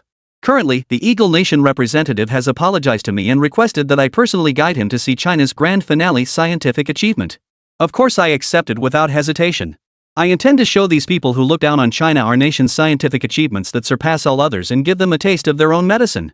With the help of some paid commenters, Con Yangyue's video quickly topped the trending charts on every major platform in China. It sparked a heated online debate. Great job, streamer. Support the streamer. Damn it, how dare those American bastards look down on our country's technological prowess? Exactly. The streamer didn't let us Chinese down. Must triple tap to show massive support. Why is that Eagle Chow country representative laughing so arrogantly? Shouldn't they be embarrassed? The video concluded with a scene of Con Yangyue conversing with the Eagle Chow country representative. A disclaimer in the top right corner stated that due to national security concerns, the content could not be disclosed. Ultimately, fueled by Con Yangyue's subtle commentary and some individuals' deliberate exaggeration, news of the World Science Conference incident rapidly spread across the globe. And now, everyone's burning question is undoubtedly, what exactly is the groundbreaking research product China planned to unveil as the grand finale at the World Science Conference? This even sparked heated online debates between Chinese and foreign netizens. Eagle Nation netizen, ha ha ha, this is hilarious, China. A grand finale? Do you even know what our Eagle Nation's product is? The new AI? You lot just bring some scrap metal to embarrass yourselves, and now you're talking about a grand finale? What a joke! Big Stick Nation netizen, humph. China split off from our great Big Stick Nation. What groundbreaking tech could they possibly have? Even if they did, it'd be stolen from us. Chinese netizen, what the hell do you know, you damn devils? If China didn't have it, would we make stuff up? Ridiculous. We have it if we have it. We don't if we don't. We wouldn't stoop to lying like the Eagle Nation does. The online spat quickly spread to China's internet. Oomph. Of course there is. I've been a fan of Kuyuzuki for 10 years. He would never lie. Exactly. Even if he did lie, he wouldn't do it at such an important event. I heard dozens of countries' representatives are watching right now. What if China really doesn't have one? Open the door upstairs, it's the water meter reader. In traditional Chinese thinking, any figure with such international influence is essentially sanctioned by the state. After all, public figures can do whatever they want in private, but once they step onto the stage, many things are no longer within their control. The prevailing sentiment on China's internet regarding this incident is, damn it! When will our country finally release its scientific research products to really slap them in the face? As for those claiming China doesn't even have such capabilities, they've been torn apart by others long ago. Damn it! Is this Con Yangyue some kind of spy for the Eagle Nation? Upon hearing the news, Dean Chen couldn't help but curse loudly. Chapter 26, The Storm. What's wrong, old Chen? Liu Shan, standing nearby, couldn't help but ask with concern as he saw Director Chen so furious after hanging up the phone. What the hell was going on? First, General Huang had received a call and erupted in fury, and now Dean Chen was doing the same. What the hell was happening? Little Shan, let me tell you, it's about that World Research Conference again. There's this Chinese delegate named Con Yangyue. After President Chen finished explaining the situation at the conference, Liu Shan blurted out, no way. Is this a spy? Exactly. That's what I thought too. How is this any different from a spy? A representative from China teaming up with the Eagle Nation to screw over our own country. Dean Chen's tone carried a hint of resignation. Ah. But this definitely isn't a spy, it doesn't even need investigating. Why? Liu Shan was puzzled. This was exactly the kind of thing a spy would do, how could it not be a spy? Spies aren't that stupid. Dean Chen's expression was utterly speechless. Think about it, if this so-called empty sheep moon were actually a spy, how could they possibly expose themselves like this? Bang! No sooner had Director Chen finished speaking than the door burst open. Entering was none other than the recently departed General Huang. Old Chen, Shan, have you received the message? General Huang's voice was urgent. We were just discussing this very thing. What's the military's plan? This time, Director Chen's tone wasn't as impatient as before, for he too knew the situation had changed. Previously, it didn't matter much that Huagua had been playing hide and seek. After all, hardly anyone paid attention to this World Scientific Research Conference online. But now it was different. Fueled by the Eagle Nation and the spy empty moon, this minor incident had been blown out of proportion. Not just China, but the entire world was watching. Everyone wanted to see what scientific breakthrough China could produce to outshine the Eagle Nation's new AI technology. If China cowers again this time, regardless of how other nations perceive it, even its own citizens will lose faith in their country. After all, China currently finds itself in an extremely delicate position within the global landscape. First, China's rapid development has far exceeded the expectations of all other nations. To the rest of the world, China's speed of progress seems nothing short of astonishing. Simultaneously, the pace of China's material advancement has far outstripped the spiritual development of its people, creating a situation where the nation is strong, yet its citizens remain unaware of their own strength. In many instances, China has clearly become the world's second largest power after the United States. Yet its people persistently harbor a tendency to idolize foreign things, always believing that anything from abroad must be superior to their own country's offerings. After all, for many, China was still in such a state of disrepair during their childhood. How could it have transformed into what it is today in the blink of an eye? Finally, there's China's current strategic positioning. China's population is simply too large. Even as the nation's annual GDP steadily increases and develops, the per capita disposable income available to each individual remains relatively low. Therefore, China has adopted a development strategy of letting some get rich first to help others get rich later. This inevitably raises a significant question. The seemingly wealthy have not lifted the less fortunate. This is fundamentally flawed thinking. What is strategy? Strategy is long-term, not short-term. Long-term strategic planning will inevitably sacrifice short-term gains. Yet people are inherently short-sighted. People won't believe in something they haven't gotten their hands on, no matter how well it's presented. The greatest problem facing China today is its citizens' lack of self-confidence. China has developed, but a significant portion of its people have not reaped the benefits of this progress. Subconsciously, they feel China hasn't truly advanced, or rather, they simply don't see it. In their minds, the grass is always greener on the other side. The empty sheep moon incident has now become such a heated controversy. If handled well, it could significantly boost the confidence of China's citizens. But if mishandled, it will undoubtedly cause a series of negative impacts on China's development. This is something the Huagua government cannot tolerate. Especially given the Moonless Sheep Month incident's self-incrimination, if China fails to deliver tangible results, its overall international standing will suffer considerably.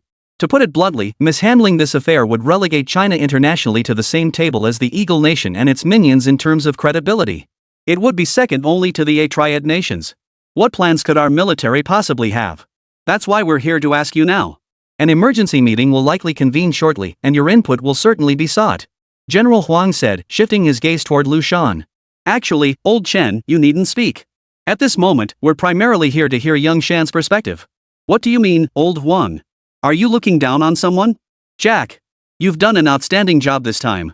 Jack, the representative of Eagle Sauce Nation at the World Science Conference, was speaking respectfully into the phone in the room. Not at all, it's all thanks to the leadership's guidance. See? No matter the country, flattery is essential. The person on the other end of the line burst into laughter upon hearing Jack's flattery. Ha ha ha ha. Excellent. Jack, rest assured. This matter has already caught the president's attention. According to the analysis from the White House think tank, if handled properly, it will undoubtedly cause significant harm to China. Do you know what to do next? Sir, rest assured. I will deliver a satisfactory conclusion to this matter. Good, good, good. Jack, once this is done, I'll transfer you to Japan for a transition period. You'll get to experience the unique culture of the land of the rising sun. Ha ha ha. Understood, sir. Rest assured, this matter is yours to handle. After hanging up, Jack couldn't help but let out a lecherous chuckle. Ha ha ha. The unique aspects of Sakura country, I'll definitely have to experience those thoroughly, ha ha ha. In Eagle Nation, transfers to Sakura Nation were typically reserved for the offspring of powerful officials. After polishing their credentials there, they could swiftly climb the political ladder back home. Who'd have thought this Koyosuke has delivered quite the surprise?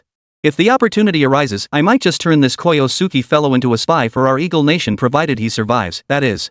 Chapter 27, Liu Shan's suggestion. White House, Eagle Nation. Ha ha ha ha. This is absolutely hilarious. Do you think this Koyosuke might be a spy from some other country that has it in for China? This is just too hilarious. No offense to you FBI folks, but all the spies you've sent to China combined probably aren't as useful as this empty sheep moon guy. The Eagle Nation's president, upon hearing his subordinate's report, could no longer contain his laughter. His originally pale face flushed crimson from the uproarious chuckles. Your Excellency, what are your next plans? The question came from the Secretary of State, who was also struggling to suppress her amusement. The FBI is certain China cannot produce any research products surpassing our Eagle Nation's new intelligent AI technology, correct? The president ignored the secretary's question, turning instead to another African-American man in the room. According to the White House think tank's analysis, China would surely unveil some hidden trump cards to counter this inexplicable farce. As China's longtime rival, the Eagle Nation's understanding of China was undeniably profound. The critical question now was whether China's offering could surpass the Eagle Nation's new intelligent AI technology. After all, if it did, wouldn't the Eagle Nation be reduced to a laughingstock? Yes, Your Excellency. I can assure you, China absolutely cannot produce anything surpassing the new intelligent AI technology. After all, you know where this so-called new intelligent AI technology came from. There is simply no technology on Earth that can surpass it. The African-American man's tone was utterly confident. After hearing the black man's assurance, the president seemed to recall something. He turned to the Secretary of State and inquired, "How's the development of that thing coming along?" "Your Excellency, according to the research team's analysis, that object absolutely does not belong to Earth. Currently, in addition to the new AI technology presented at the scientific conference, the team has also uncovered information related to mecha technology." "Good. Order them to accelerate the pace. For funding, approach those families they know what truly matters." "Understood, Your Excellency." "Oh, and one more thing. Manipulate the international public opinion. This time, we must make China bleed heavily." At that moment, in a heavily guarded conference room within China's capital city, the nation's top military and political leaders were gathered in this small chamber. But the most shocking sight was these powerful figures whose every twitch could send shockwaves across the entire nation now waiting for a video call. Ding! As the video connection established, all eyes turned to the large screen at the end of the room. On the other end of the call was none other than Liu Shan. Facing so many heavyweights he usually only saw on TV, Liu Shan couldn't deny feeling nervous. Seeming to sense his unease, the figure seated at the head of the table spoke first. "Comrade Liu Shan, right? I hear Dean Chen and General Huang both call you Little Shan. Don't mind my age, I'll call you Little Shan too. Xiao Shan, no need to be nervous. We old-timers just want to ask you a few questions, nothing major. Relax, okay?" Yes. Liu Shan nodded rapidly on the video call, like a chick pecking at grain. "Alright, Comrade Xiao Shan, let me ask you a question first. Is it feasible for your team to allocate resources from your current research projects to develop new products?" Liu Shan understood what this meant, essentially carving out a segment from ongoing research like the 7th Generation Fighter project to participate in that so-called World Scientific Research Conference. The difficulty wasn't too great, but the key was whether they could surpass Eagle Nation's new intelligent AI technology. No one knew how far the Eagle Nation's new intelligent AI technology had advanced. If they couldn't surpass it, nothing they brought would matter. So Liu Shan was now pondering where to take resources from and what exactly to allocate. The most critical factor was time. "Oh right. How forgetful of me. Comrade Xiao Shan, I neglected to mention one thing. The World Scientific Research Conference will be temporarily suspended for a period. It's estimated to resume in about half a month." At this announcement, not only Liu Shan on the video call but several bigwigs in the conference room wore puzzled expressions. This is news from Comrade 01 over in Eagle Country. It's their plan. Seeing this, the senior figure at the head of the table spoke up to explain. Damn Eagle Nation. Looks like they want to use this time to build momentum. They're trying to destroy us." A military uniformed big shot snorted coldly. "Half a month from now? Fine by me." Hearing this news, Liu Shan couldn't help but breathe a sigh of relief. What he lacked most right now was time. With sufficient time, nothing was insurmountable. "Good. Comrade Xiao Shan, with your assurance, I can rest easy. Next, we might need to discuss some other matters. You see. Alright, I'll sign off then." After ending the video call, Liu Shan couldn't help but exhale deeply. Phew. Xiao Shan, what's wrong? What was that about? You look like a huge weight has been lifted off your shoulders. What's going on? The moment the call ended, Dean Chen and General Huang rushed in from outside the door, asking with concern. Nothing. After Liu Shan relayed the contents of the video conference to the two, General Huang spoke first, his voice filled with indignation. What? The Eagle Nation wants to suspend the World Science Conference for half a month? Damn it! Those Eagle Nation devils truly harbor no end to their desire to destroy our China. Xiao Shan, what are your plans now? What could possibly be researched in just half a month? Unlike General Huang's fury toward the Eagle Nation, President Chen expressed genuine concern for Liu Shan. After all, scientific research typically took years to complete. Dean Chen couldn't imagine what could possibly be achieved in a mere fortnight. If all else fails, we'll deploy the exoskeleton battlesuits. That should definitely. Before President Chen could finish, General Huang interrupted him. Hey, old Chen, watch what you say. You understand we can't reveal the exoskeleton combat armor, right? The military has classified it as top secret. We're holding it back to catch any potential enemy off guard during war. Well then, old Huang, what exactly can you produce in half a month? President Chen shot back at the old general who had cut him off. Alright. Stop bickering, you two. If I dared say it, I naturally have preparations in place. When have I ever fought unprepared battles? Liu Shan quickly stepped in to cut off their bickering. I knew it. Young San must have had a plan all along. Old Chen, what are you talking about with exoskeleton armor? Put. General Huang mimed, spitting in the direction of Director Chen. Oomph. Ignoring General Huang, Director Chen turned to Liu Shan and asked. Shan, what are your thoughts on this? Liu Shan's eyes darted around 360 degrees as he replied mysteriously. Shoo, it's a secret. Chapter 28, The Eagle Nation Dares Not Act Rashly. According to our latest reports, the World Scientific Research Conference is currently in full swing at New Gold Mountain. However, the host nation Eagle Sauce claims to have uncovered instances of scientific theft during the conference. After consultations with participating nations, it was decided to make temporary adjustments. Stay tuned for the New World Science Conference in 2 weeks. Meanwhile, in a room at the conference venue, Quan Yangyue watched the news report on TV with utter astonishment. The original plan was for the closing ceremony to commence 3 days later, after all participating nations had showcased their research products, at which point delegates would return home. Why was it being held anew? Before Koyujetsu could ponder further, the door burst open as 2 burly Chinese men kicked it violently inward. Who are you? Quan Yangyue stood up and shouted at the sight. One of the burly men unfurled an ID badge before her and barked. Come with us. China's National Security Bureau? Quan Yangyue's mind was in turmoil. He had no idea why this renowned Huagua agency would come for him now, but he wasn't stupid. He knew the State Security Bureau coming for him couldn't mean anything good. His mind raced as he tried to figure out how to handle the interrogation.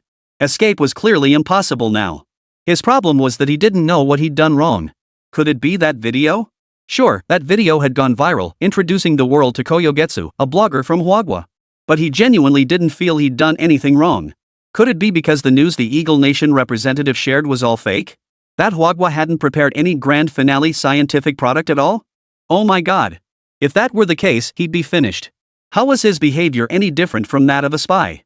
Though Quan Yangyue was a product of enhanced fetal protection technology, he could still grasp the obvious trouble brewing. And since he'd done nothing but watch that video these past days, the outcome was painfully obvious. Knock knock. A knock sounded at the door. All 3 turned toward the door. The door swung open, and 4 white men in suits entered the room. Mr. Kong? What's going on here? One of the men noticed the unusual scene inside and immediately asked. Help me. Help me. They're agents from China. They're here to arrest me. In his panic, Quan Yangyue shouted without thinking. What? All 4 white men simultaneously slipped their right hands into their pockets, their right legs slowly bending into a bow stance. This is Mike. Situation at Quan Yangyue's location. Requesting backup. Requesting backup. The white man slightly behind immediately pulled out his walkie-talkie and shouted loudly. Oh. I think you might have misunderstood. We're not agents from China. Here's our work credentials. We're part of the Chinese delegation attending this conference. You can verify our credentials. Seeing this, the 2 State Security Bureau agents realized trouble was brewing. They offered no resistance, raised their hands above their heads, and cleared a path. Why didn't they resist? Come on, do you think this is a movie? Besides, this is Eagle Nation's turf. What good would killing a few insignificant minions do? Quan Yangyue immediately sprinted toward the 4 white men standing by the room's entrance. By then, American reinforcements had arrived. Soon, dozens of fully armed American military personnel flooded into Koyajetsu's room. The 2 state security agents remained frozen in the corner, not making a move, until several Eagle Squad members cuffed them. Mr. Kong, are you certain they are agents from China? As the 2 State Security Bureau agents were escorted past Quan Yangyue, he overheard one of the white men ask him this question. Quan Yangyue glanced around and suddenly noticed the National Security Bureau agent glaring at him with piercing eyes. He was so startled he couldn't even speak properly. I don't know. When news of Quan Yangyue's situation reached Jack, he exploded in rage. Useless. Damn useless. They had the suspect red-handed. It was that stupid Chinese pig who blurted out about Chinese agents in the first place. The Eagle Nation had it all planned out. They planned to exaggerate and fabricate a bit to smear China. They'd even drafted the headlines. Speak out of turn and get arrested? Chinese citizens stripped of their freedom. Eagle Nation upholds justice once more. Counting the Chinese without free speech. But that damn stupid pig from China didn't even dare to identify anyone in the end? This is Eagle Nation. What the hell is he afraid of? Without a key witness, Eagle Nation dares not escalate this matter. The Eagle Nation's focus is currently on the World Science Conference, so these unexpected minor incidents are being set aside for now. What if China decides not to attend the conference over this? That would be a huge loss. Thus, the Eagle Nation took no action against the 2 Chinese State Security Bureau agents. They were released and allowed to leave once the Chinese consul in the Eagle Nation arrived. A dong, a di, are you both okay? The Chinese consul in Eagle Country finally asked with concern once the two returned to the Chinese consulate. We're fine, we're fine. A dong waved his hand dismissively, sighing. We just failed to complete the mission successfully. Damn it. That damn Quan Yanyue is definitely an Eagle Country spy. A di slammed his fist hard on the table in front of him, his voice brimming with rage. Well, at least the Eagle Nation didn't subject us to any torture. A dong, a de, you can relax. For the next half-month, your State Security Bureau can operate more boldly. The Eagle Nation folks won't dare do anything to us now. The consul handed 2 bottles of water to Ah Dong and Ah De as he spoke. What? Why? The two men, unfamiliar with the intricacies of politics, asked curiously. Ah. It's all because those eagle-winged bastards want to focus their attention on the World Science Conference. At this point, the consul seemed to recall something and fell silent. Consul, huh? What are they up to? Don't tell me they're trying to sabotage our nation's cutting-edge technology? Damn it! I knew those eagle-eyed bastards weren't up to any good. Virtually everyone in China believed Koyogetsu's words, convinced that China must have a grand finale scientific breakthrough in store. Even these agents stationed abroad were convinced. The consul ignored them, sighing helplessly as he gazed out the window.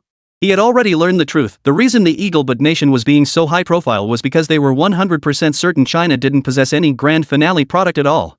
The consul had also checked with a big shot back home. The big shot said nothing, but the consul understood everything. Sigh. Who knows what China will do next? As a Chinese citizen, he naturally hoped nothing bad would happen to his country.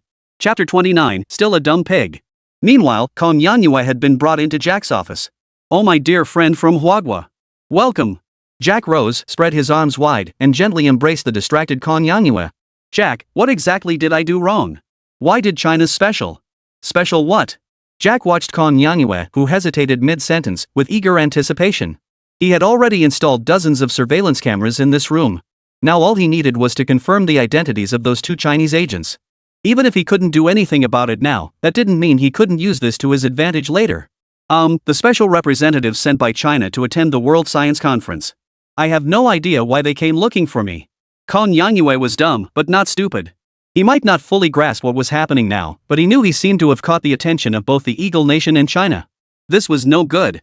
My dear friend, haven't you seen the writing on the wall? China has no place for you anymore. Jack said with exaggerated drama. Impossible. It must be a misunderstanding. Kong Yanyue dared not admit it, even though a faint suspicion had begun to take root in his mind. After all, he'd come to Eagle Country purely for tourism. Everything he owned was still back in China. This absolutely couldn't happen. Ah, my friend. Can't you see the truth of the matter? Jack sighed regretfully and shook his head dismissively. In your country, China, there's no such thing as freedom of speech. Ha? Jack, what does this have to do with freedom of speech? Kong Yanyue was still only half understanding. Let me ask you this, those words you spoke to me, yes, the ones in that video. Did you ever ask any government officials in your country about what you said in that video? No. I haven't. You forced me into it back then. When would I have had time to consult government officials?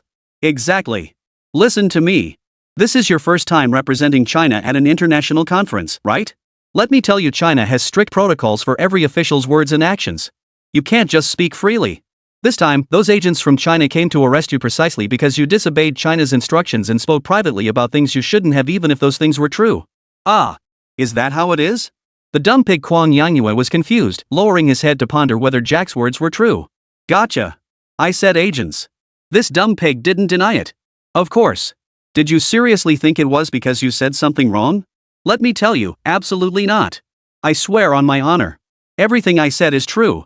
China really does plan to sneakily make a grand entrance as the grand finale for all the countries in the world. I don't have a personality. After Jack finished speaking, he fixed his gaze intently on empty sheet moon. Oh no, oh no. This is my first time participating. I didn't know about these unspoken rules. Kong Yanyue completely believed Jack's words. Right now, all he could think about was how to make up for the things he shouldn't have said. Friend. I have a solution, want to hear it? Jack said to Koyujetsu with a look of concern. What's the plan? Kong Yanyue was frantic with worry. As long as Jack's plan wasn't too outlandish, he'd probably agree to it. Think about it, my friend. You've already made a huge splash in front of the entire world. Now everyone knows you're China's biggest internet celebrity. All we need to do is amplify your influence even further. Transform you from a regional internet sensation in China into an international superstar. Think about it. You're now a globally recognized superstar. How could China possibly hold you accountable over something as trivial as not reporting your words to the leadership? After hearing Jack's words, Kong Yangyu had a sudden flash of insight.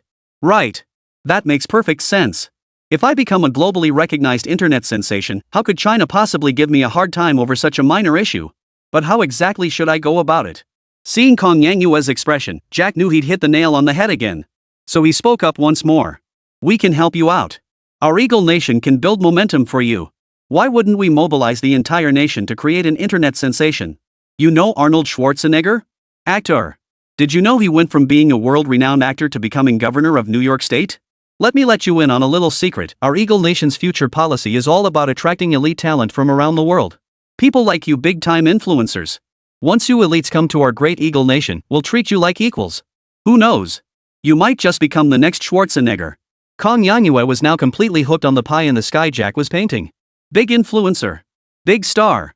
Become an elite. Run for governor. But he hadn't considered why Jack and the Eagle Nation behind him would help him. Jack was thoroughly satisfied with Kong Yangyue's current state of fantasy. He then continued. All you need to do now is film one more video. Just read the lines I give you. Far away in China, Liu Shan was scrolling through Kuaishou during a bathroom break when he noticed the famous influencer Kong Yangyue had uploaded another video. This clip quickly shot to the top of Kuaishou's trending charts. Liu Shan immediately tapped to watch it. Hello everyone. Yep, it's me again, Kong Yangyue. I've got a new video update for you all. Honestly, these past few days as China's special guest and representative at the World Science Conference, I've witnessed so many unique scenes. I've truly felt the strength of our nation. Look at this, it's the Eagle Nation's delegate mocking other countries.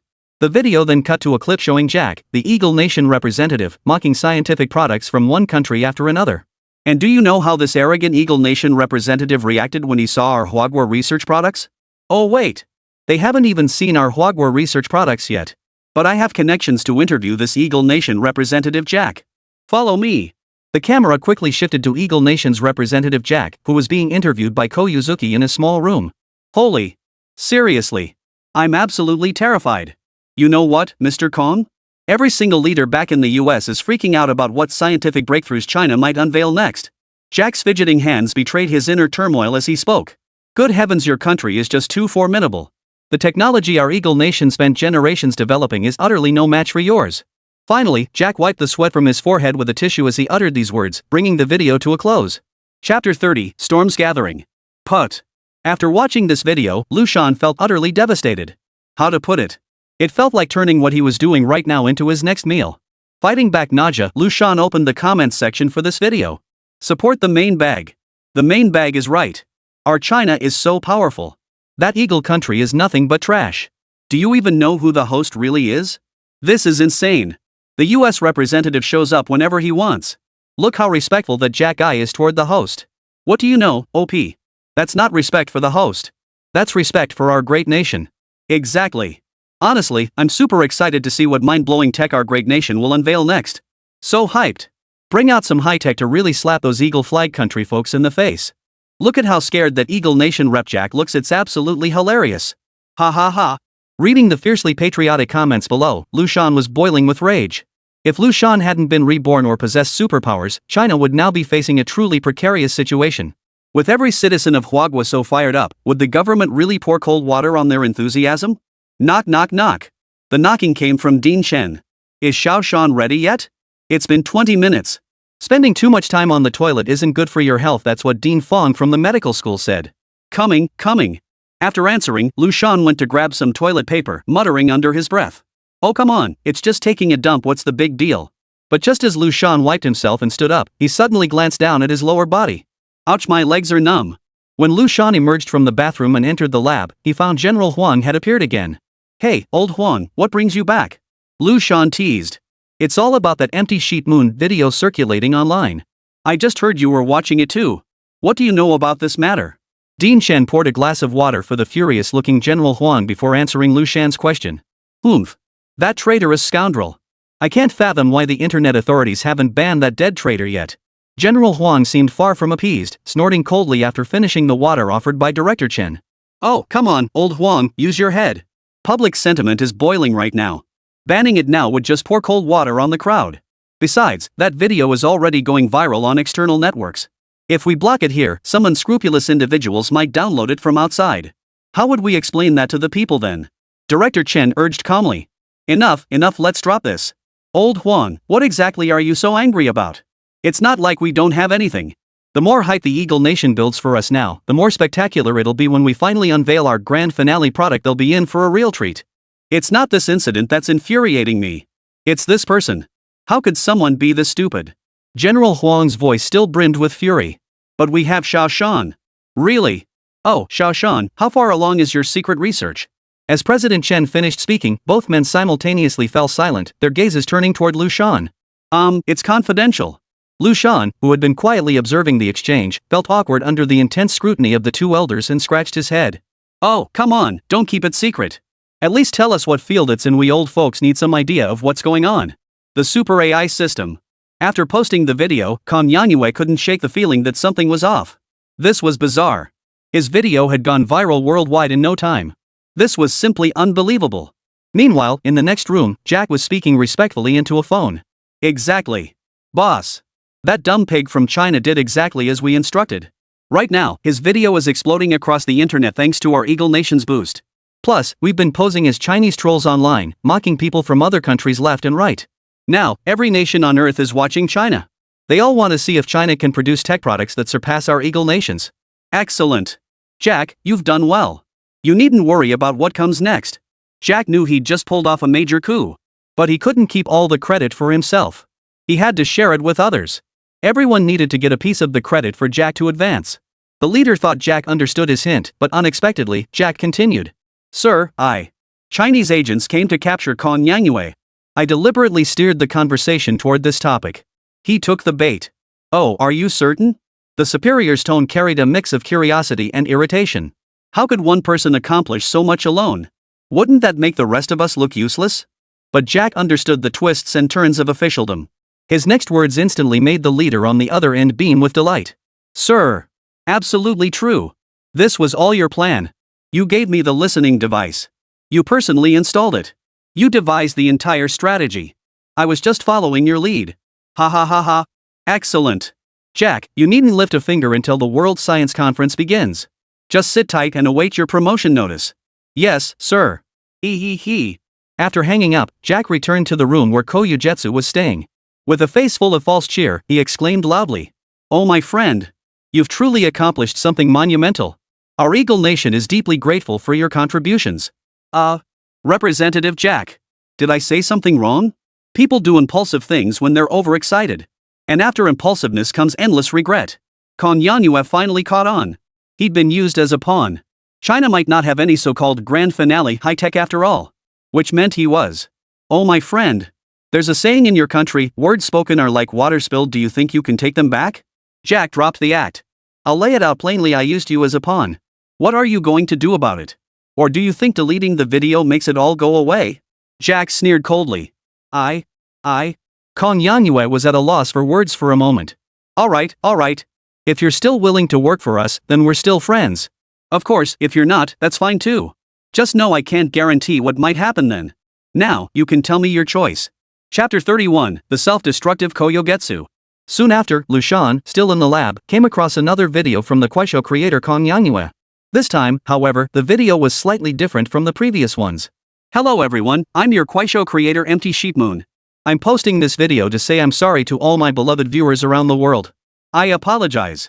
As she spoke, the Koyogetsu in the video bowed sincerely toward the camera.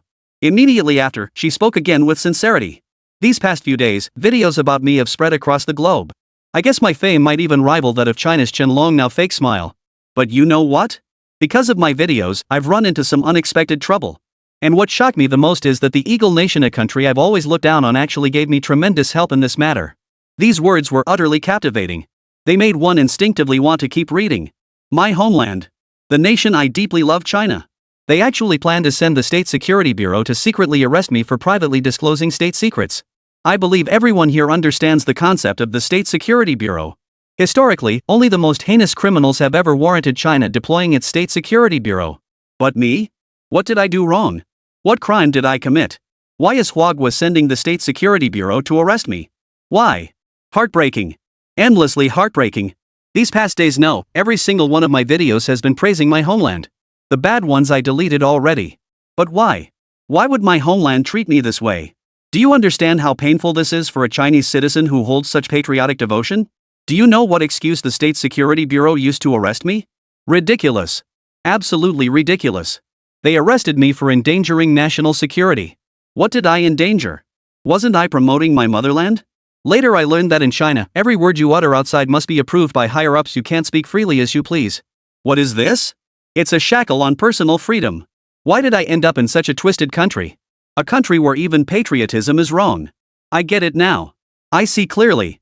China is full of petty people who can't stand to see others succeed. It's precisely because my videos made a huge splash worldwide that jealousy consumed them, leading to my arrest by the State Security Bureau. But thankfully, at that moment, the police of the Eagle Nation, a country with exceptional public safety, were on patrol. Merely hearing the unusual sound of my door opening and closing, they swiftly deduced something was terribly wrong and rescued me. By this point, Koyu Jetsu's voice was trembling uncontrollably. Her eyes were already reddened, tears welling up in her eyes. She feigned lifting her head, tilting her cheek slightly to the left, looking utterly aggrieved. After a moment, Koyu Getsu forced herself to take a deep breath, forcing herself to feign composure as she continued. I don't understand. Why is the country I deeply loved such a place? I won't delete a single one of my videos. Because I can guarantee everything I've said is 100% true. And these are proof of what I once deeply loved. All I want now is an answer. If I weren't in Eagle Chicken Nation, if I weren't in a country with such excellent public safety, would I still be sitting here posting this video? I wouldn't. Thankfully, I am in the Eagle Nation. Thankfully, I can be in the Eagle Nation. Video ends. Liu Shan was utterly speechless by this point. What the hell? Not a bro? I'd almost believed it. Kong Yangyue's speech was incredibly compelling. If Liu Shan and the others hadn't already known the real truth, he might have believed the pitifully vulnerable image of Kong Yangyue portrayed in the video. Sure enough, opening the video's comment section revealed row after row of slander directed at China. Oh. I feel so sorry for the streamer. If it were me, treated like this by the country I love so deeply, I might even wish for death. Oomph. I knew it. Thank goodness the blogger is in the Eagle Nation. If it weren't for such a safe country as the Eagle Nation, the blogger might have. Can people please exercise some critical thinking? Don't just blindly follow whatever others say. Some level-headed netizens still called for reason below.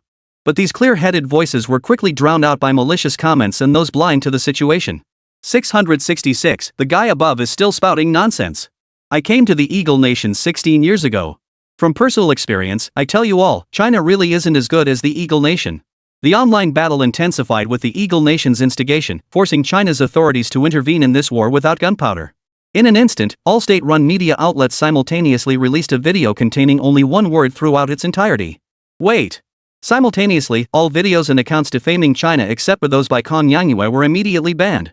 After the official intervention, even those merely venting their frustrations sensed something was amiss and fell silent. Yet some clueless fools and foreign forces continued posting nonsensical videos. These individuals had already caught the attention of China's cyber authorities. Across Huagua's internet, countless videos emerged speaking up for the nation. Some were officially organized, but the majority were created voluntarily by citizens. The fools remain a minority. Most possess the capacity for independent thought.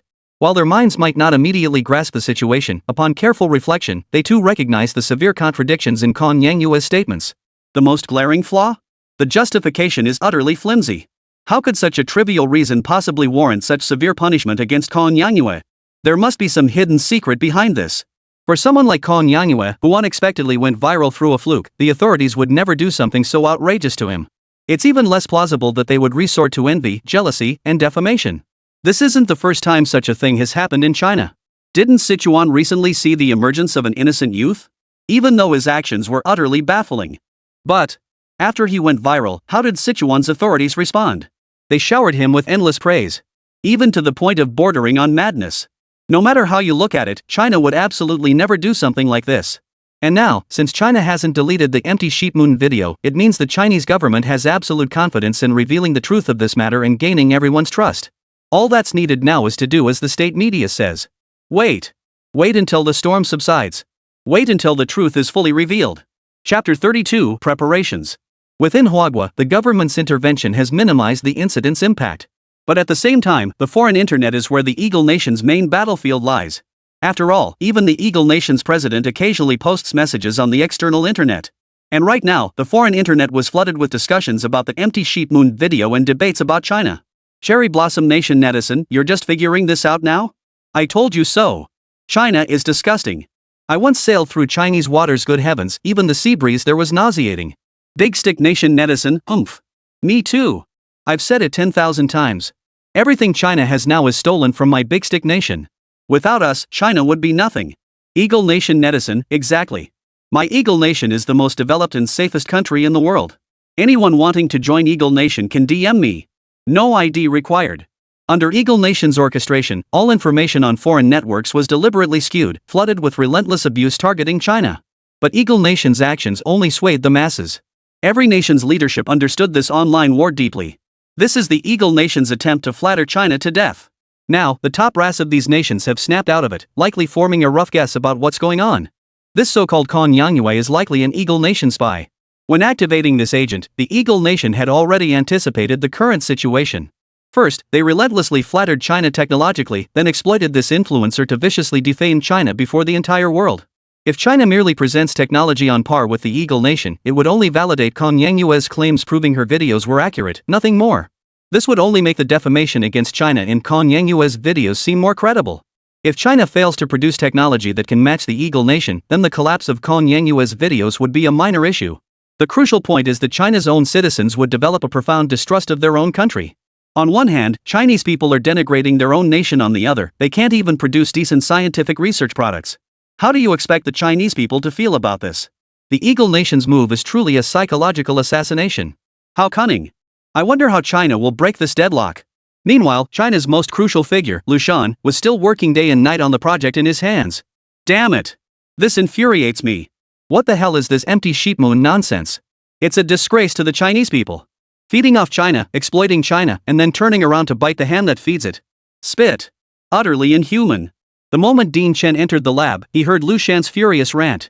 Shan, it's okay, don't get angry, don't get angry. Don't waste your energy on such petty people. It's not worth it. Dean Chen spoke up to console him. Dean Chen, is something wrong?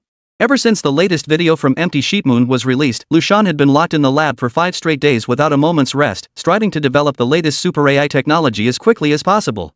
Shan, I don't know if you're aware of the arrangements made by the state. Dean Chen's tone remained as calm as ever. Not entirely. What's the matter? Has something happened? Liu Shan knew that China's entire response strategy hinged on his research progress, so he hurriedly explained. Director Chen, rest assured and please assure the nation as well.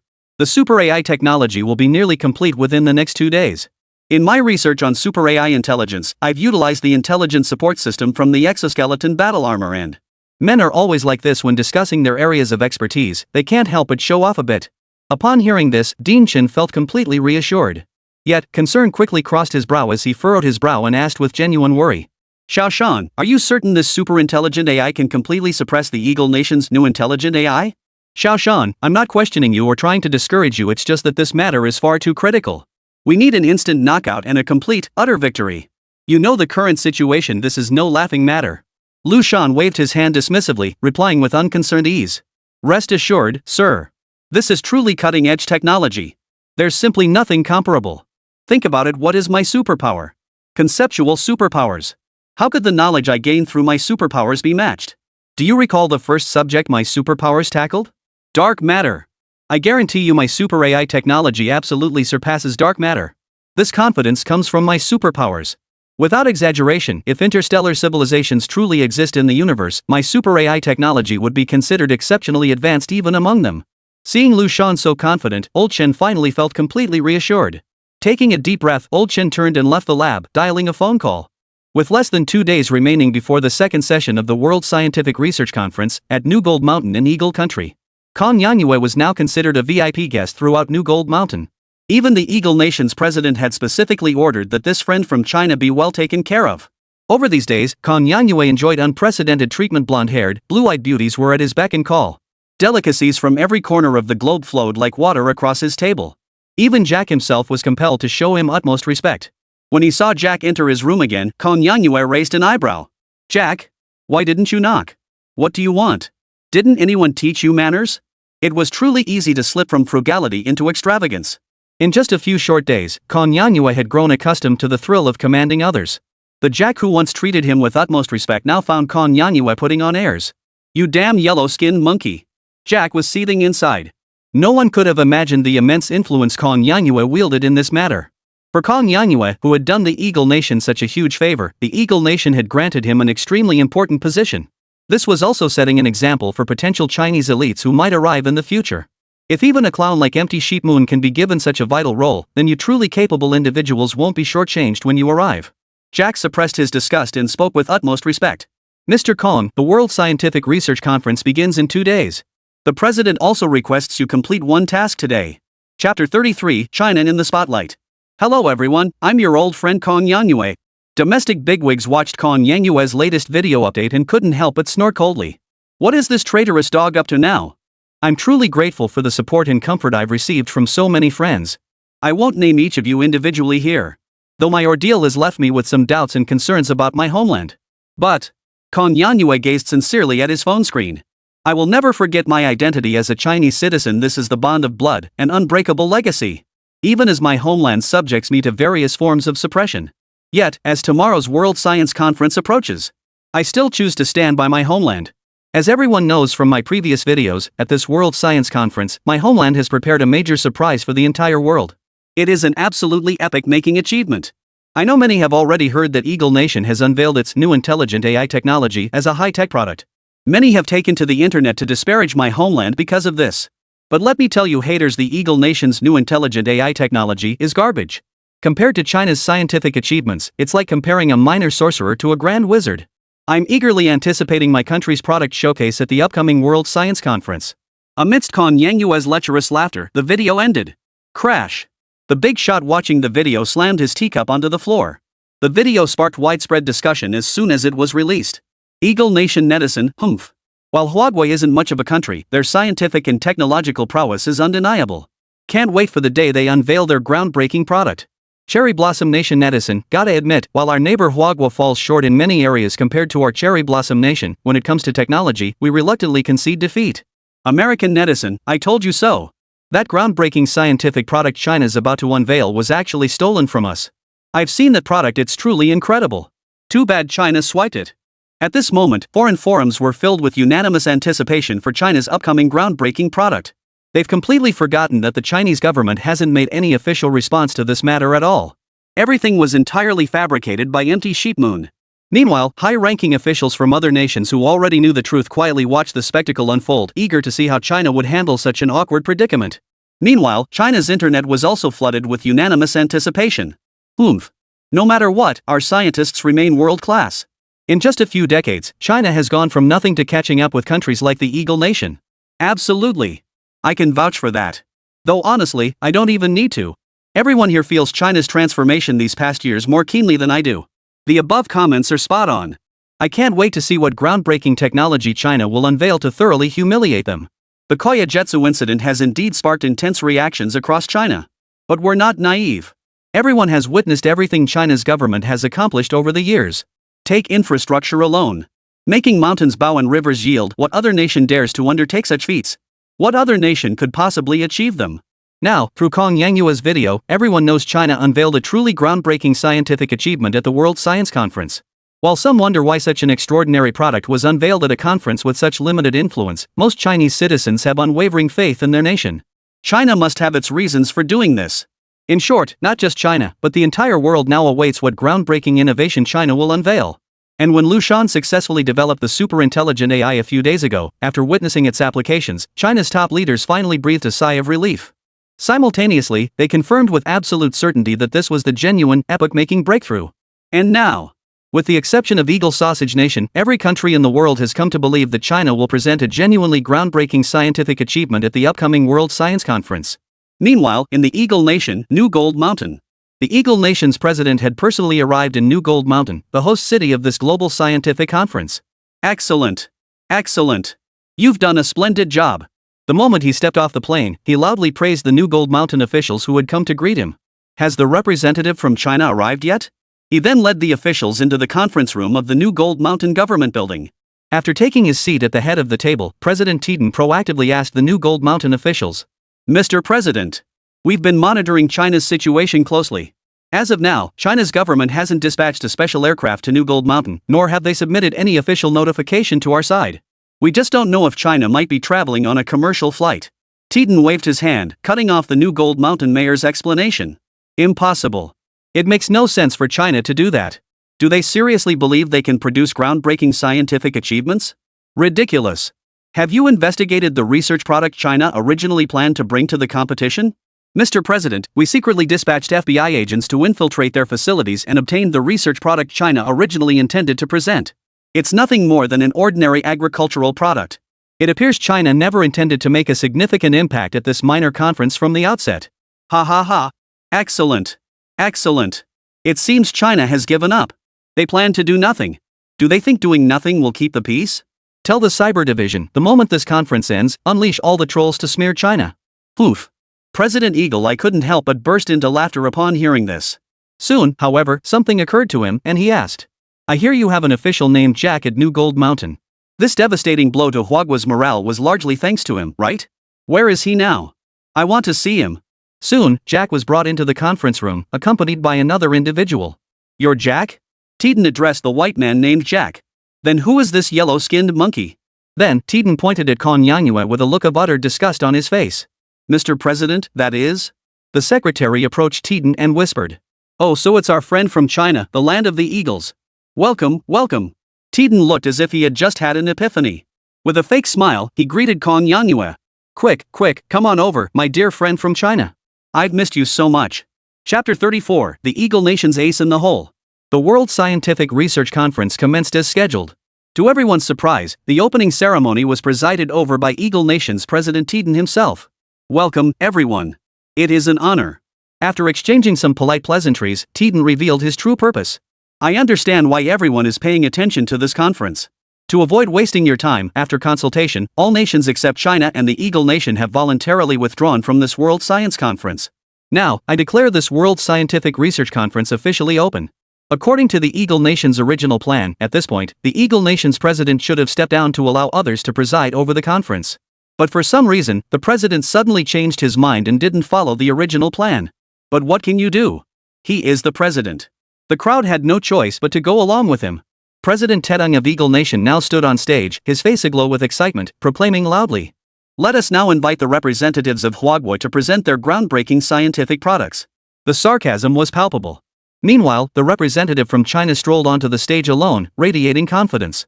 Your Eagle Nation representative mentioned recently that China has a saying, throw out a brick to attract jade.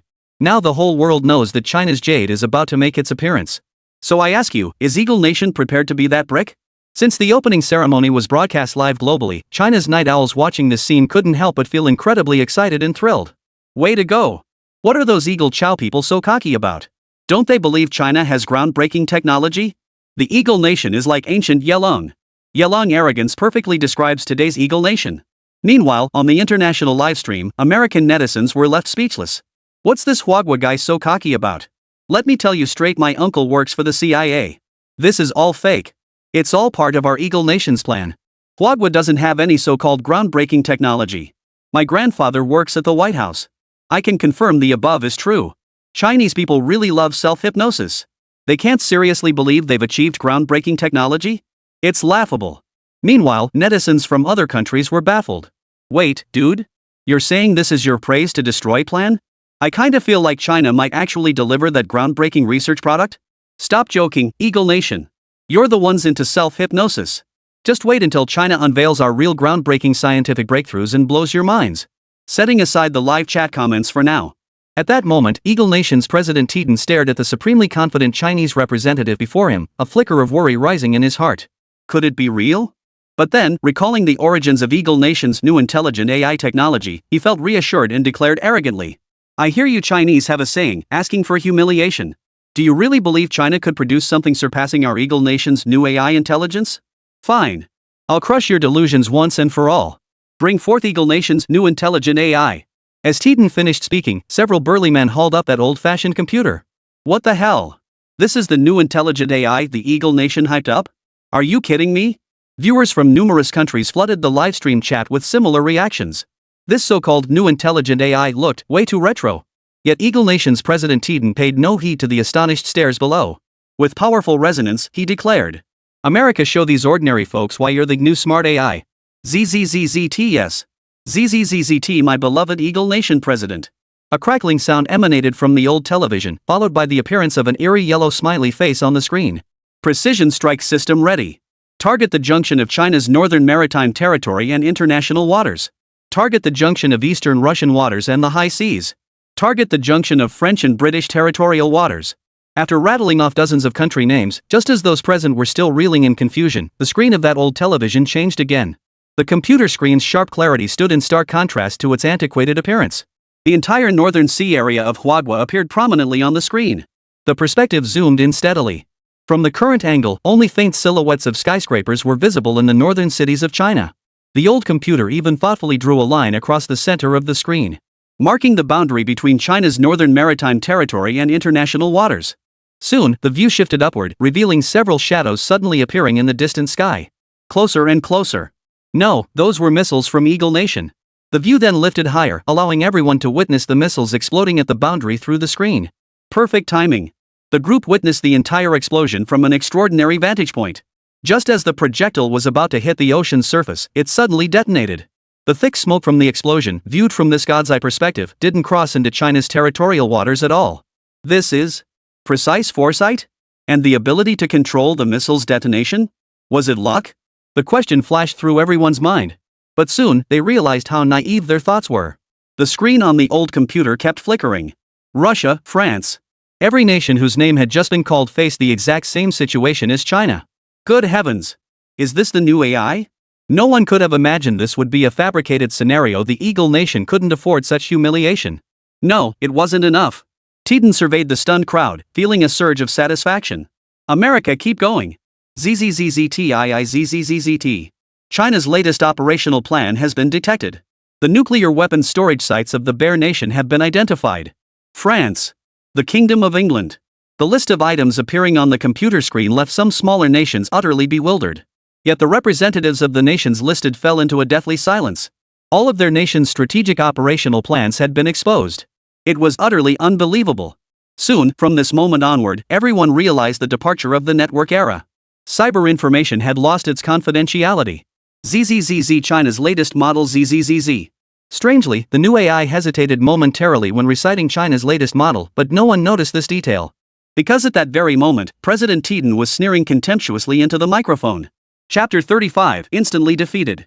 America, why not just privately send each country's stuff to them? No need for such a big show, ha ha ha. Teton could no longer contain his inner laughter. All nations' cybersecurity had become utterly meaningless against his Eagle Nation's new AI. It's not over yet.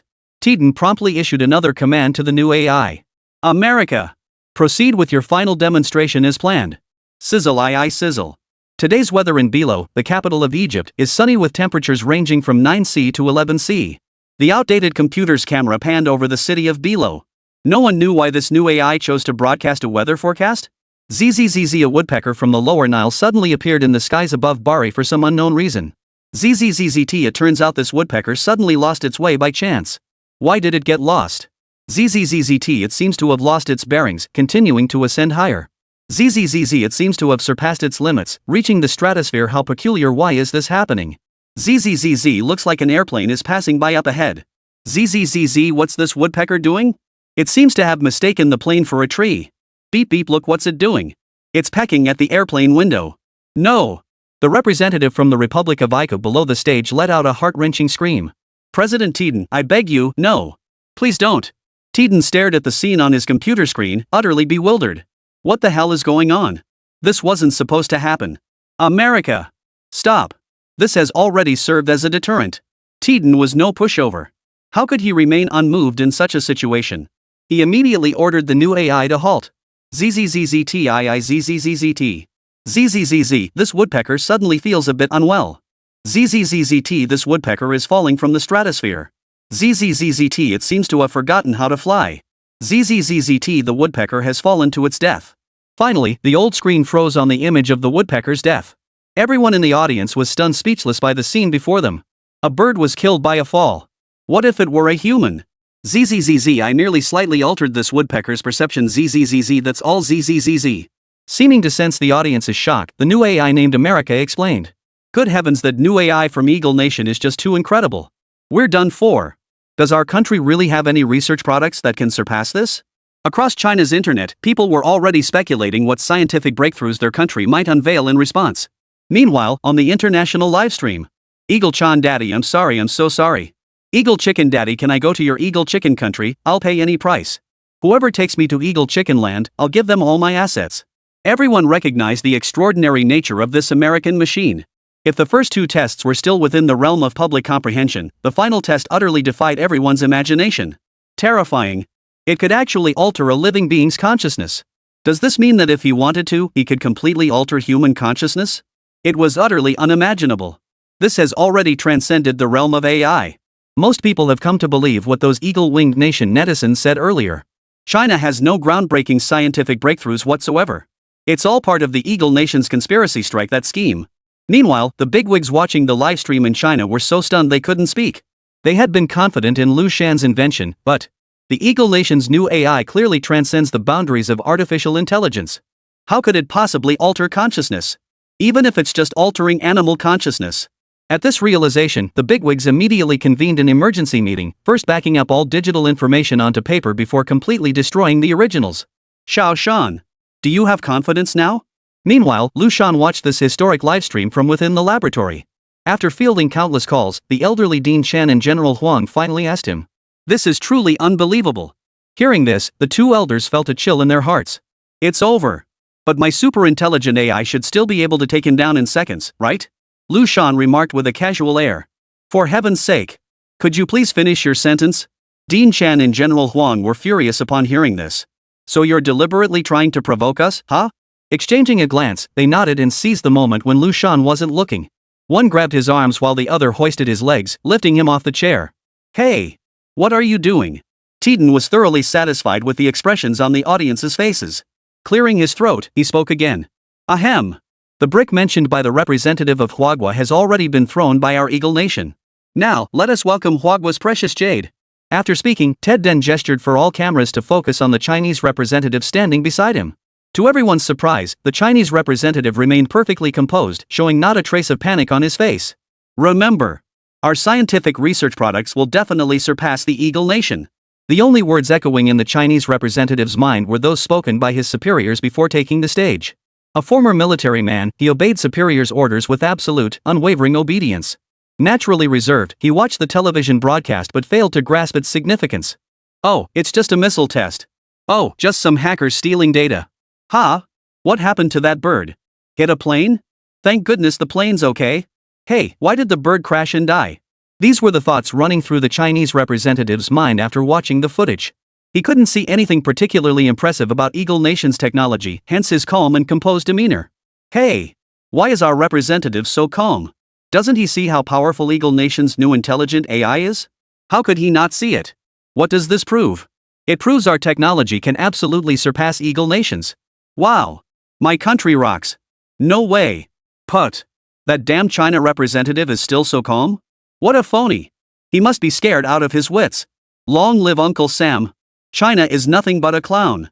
In contrast to the mockery on foreign forums, Chinese viewers watching the livestream were filled with anticipation. What could possibly give this representative such unwavering confidence? What's he pretending for? Titan was thoroughly annoyed. This Chinese representative hadn't reacted at all as he'd expected. Well then, Mr. Chinese representative, please showcase your scientific research product. At that moment, the Huagua representative made a phone call in front of numerous cameras. In less than 10 seconds, the call ended. The Chinese representative then pointed at the outdated computer from Eagle Nation. That is the research product we intend to demonstrate. No joke, man, are Chinese people really this shameless? Before anyone could utter a word of mockery, following the direction of the representative's finger, the ancient computer suddenly displayed a dozen large characters. Hello everyone, I'm China's super-intelligent AI. My name is Tengfei. Chapter 36, Tengfei. Hello everyone, I'm China's super-intelligent AI. My name is Tengfei. Seeing these words appear on the old computer that had once housed Eagle Nation's new AI named America, everyone present and even viewers watching the livestream around the world couldn't help but show expressions of utter shock. What on earth was this? Instantly defeated? Thinking about the things America has demonstrated, everyone couldn't help but ask themselves the same question again. Does this mean China's super-intelligent AI could achieve the same or even surpass it?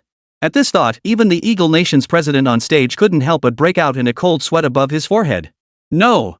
Impossible! It must be fake. Titan couldn't accept such a brutal reality. Ha! Looks like our Chinese representative still loves to joke around. This is just a prank, a little joke our Eagle Nation played on the Chinese delegation and everyone here. Ha ha. Forcing himself to remain composed, Titan immediately addressed the microphone. How could this be a joke? The Eagle Nation's president must be joking. I can see the cold sweat on his forehead. A joke? Exactly. A joke? I saw old Deng freeze when our nation's super-intelligent AI Tingfei appeared. While Chinese netizens mocked the Eagle Nation's president online, foreign platforms were flooded with the impotent rage of Eagle Nation netizens. The president is right. How could China possibly have AI that surpasses America? This is our Eagle Nation's joke. Exactly. It's nothing but a joke. Yet everyone could see this was no joke, as Trump claimed. The ancient computer seemed to have heard the president's words. Mr. President of the Eagle Nation, did I just hear you say it was a joke? Congratulations, sir, you got it right.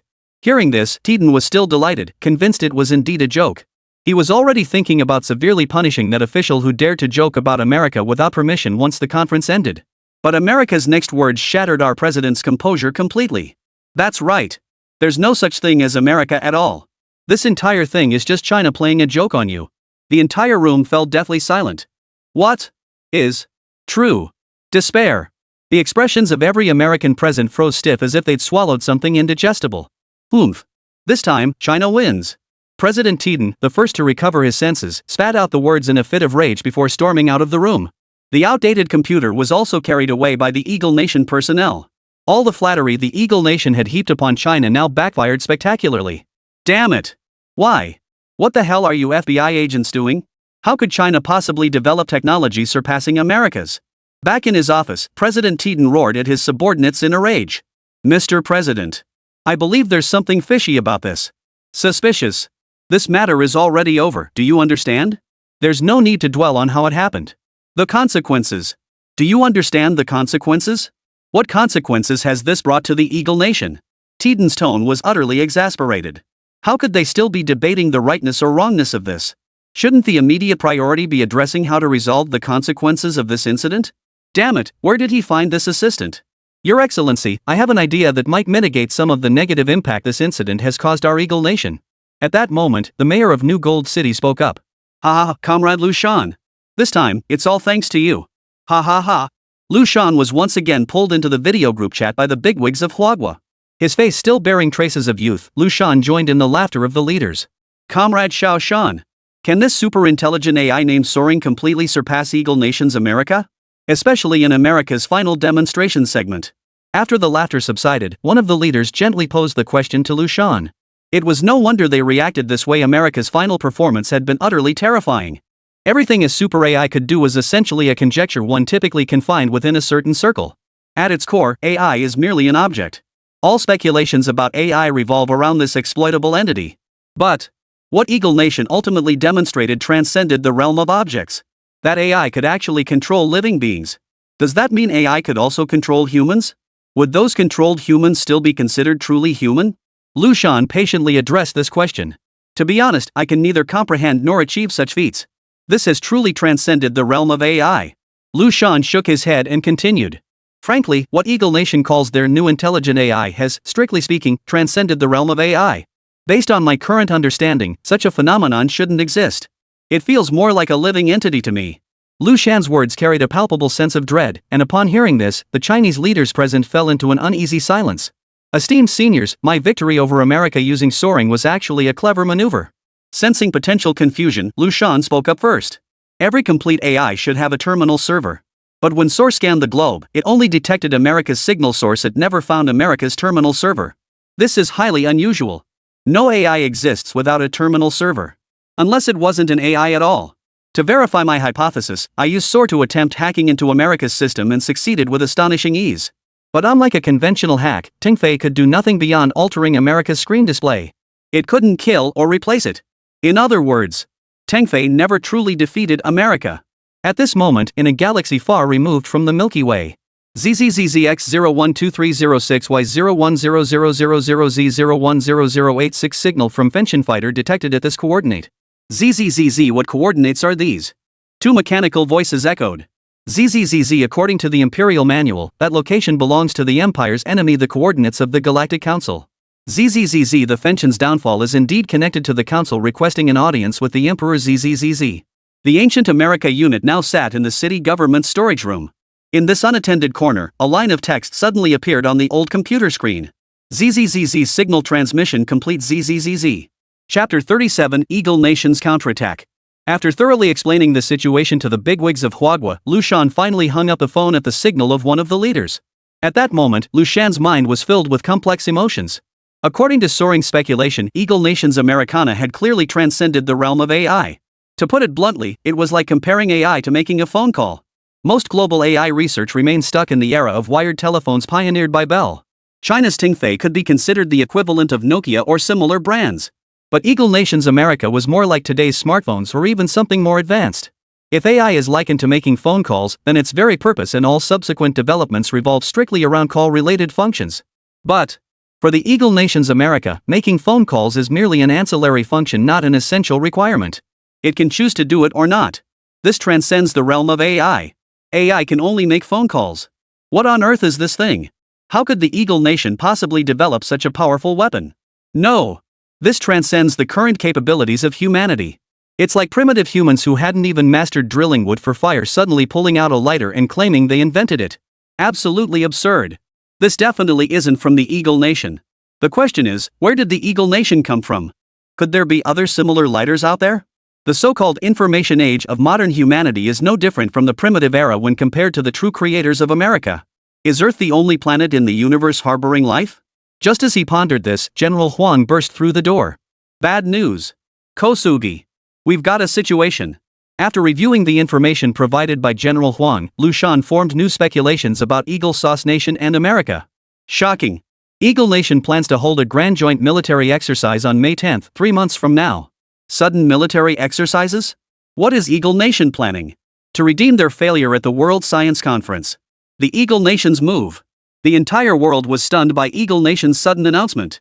While still reeling from the shock of China possessing such a powerful superintelligent AI and the Eagle Nation's clownish antics, the Eagle Nation suddenly announces military exercises? And the largest military exercises in Eagle Nation's history. This was personally confirmed by the White House spokesperson this morning. These exercises will not only showcase all of Eagle Nation's high-tech military weapons but will also simulate real combat scenarios. In other words, a real war could break out. Most shocking of all, the exercise zone is located in the waters bordering China and Japan. Any discerning observer can see that the Eagle Nation has ulterior motives toward China. But the question is, where does the Eagle Nation get the nerve? Forget everything else, just look at the recent World Science Conference where the new AI America was showcased. Yet this terrifying America was instantly defeated by China's soaring. Doesn't this imply that the Eagle Nation absolutely possesses weapons or technology capable of defeating China's soaring in an instant? Everyone was stunned by this speculation. Both China's soaring and the Eagle Nation's America are truly epic-making technological achievements. In this field, the combined efforts of all other nations in the world still lag far behind these two countries. Yet now, the Eagle Nation's actions are tantamount to declaring both soaring and Americana mere trash. How must other nations feel about this? When did the Eagle Nation become so formidable? They could unify the entire world. Even nations that had intended to snidely criticize the Eagle Nation's clownish behavior at this global scientific conference have now clamped their mouths shut. Meanwhile, those Eagle Nation netizens and their minions who made fools of themselves at the conference are now running wild online. Oomph. This was all just our Eagle Nation testing the waters. We knew China possessed soaring all along. We just wanted to see what kind of capabilities China's pinnacle technology, soaring, truly possessed. Ha ha ha, looks like it's nothing special after all. Eagle Daddy is absolutely right. Soaring is actually a product stolen by China from our great stick nation. How could it possibly compare to our Eagle Daddy? Cherry Blossom Nation will always welcome our Eagle Chicken Daddy. Daddy, hurry up. Defeat China. All eyes around the globe are now fixed on the Eagle Nation's military exercises 3 months from now. Countless nations watched with bated breath. This could very well reshape the global landscape. All eyes were on whether China could withstand the pressure. If it couldn't. But truthfully, many nations had already given up hope. The fact that Eagle Land dared to conduct such a large-scale, brazen military exercise after learning China possessed the super-intelligent AI soar capable of obliterating Eagle Land with its Americana weapon proved Eagle Land undoubtedly held something equally devastating to counter-soar. Following the announcement of the Eagle Nation's military exercises, the number of people choosing to naturalize as Eagle Nation citizens and smuggle themselves into the country has surged. Contrary to its usual practices, the Eagle Nation has refrained from apprehending these illegal immigrants and has even introduced policies favorable to them. At this moment, Eagle Nation's President Teton returned to his exclusive White House. Inside his office, 2 other figures stood beside him. Strangely, the other two appeared extremely panicked, their bodies trembling violently as if they desperately wanted to speak. But they were tightly bound to their chairs, their mouths stuffed with rags. These two were none other than Jack, the Eagle Nation's representative at the World Science Conference, and the globally renowned internet sensation, Empty Sheep Moon. Tiden snapped his fingers. Four highly trained Eagle Nation agents burst through the door. Two of them removed the cloths gagging Jack and Koyujetsu. Mr. President. I'm sorry. I truly didn't know. I was wrong. Please spare me. Jack cried out for mercy the moment the cloth was removed. Meanwhile, Koyujetsu seemed utterly bewildered by the situation. He couldn't comprehend why President Tiden, who had been so kind and gentle toward him moments before, would suddenly act this way. Oomph. President Tiden sneered coldly. Ultimately, a nation's mistakes stem from individual failings, or rather, when a nation errs, someone must take the fall. And Jack was the scapegoat they'd chosen. As for Kong Yanyue, Tiden simply couldn't stand him. That damn yellow-skinned monkey, he was the real mastermind behind it all. Kong Yanyue played a significant role in Eagle Nation's operations. If successful, Kong Yanyue would naturally become the Eagle Nation's greatest hero. But if it failed, everything Kong Yanyue had done would be seized upon by the enraged Tiden to vent his fury. Foreigners have no rights in the Eagle Nation. Of course, that doesn't mean citizens do either. Tiden ignored Jack's pleas for mercy, waving for agents to drag both men into a secret chamber within the White House for torture. Death was not so easily attained. Chapter 38, Liu Shan's speculation. Ever since Eagle Nation announced it would hold a grand military exercise in the waters bordering Sakura Nation in China on May 10, 3 months hence, the eyes of the entire world had turned toward China. Any discerning observer could see this was a direct provocation against China. Even more obvious was that the Eagle Nation undoubtedly possessed military AI weapons capable of instantly annihilating China's latest ascension model. Absolutely annihilate. Otherwise, given the Eagle Nation's nature, they wouldn't make such a high-profile display with even the slightest uncertainty. Yet China, standing at the epicenter of this global storm, remained utterly silent, no public discussion whatsoever about the military exercises. Everything is being prepared in secret. The weaponry for the 7th generation fighter could be modified. Consider incorporating an exoskeleton-based auto-aiming system. Our military strike satellite weapons also need upgrading. We must raise the standard to counter potential military threats from the Eagle Nation. What's the status on exoskeleton combat armor development?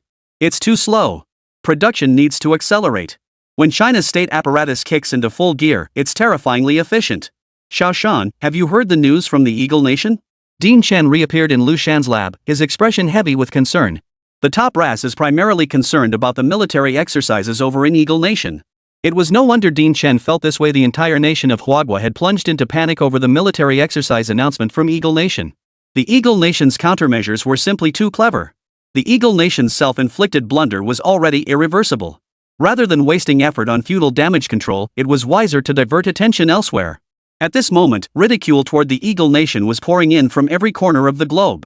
If the Eagle Nation stubbornly clung to excuses and justifications to explain and cover up, it would only backfire. By announcing a highly symbolic military exercise, all eyes would shift away from the original incident. In hindsight, the Eagle Nation's strategy proved remarkably effective.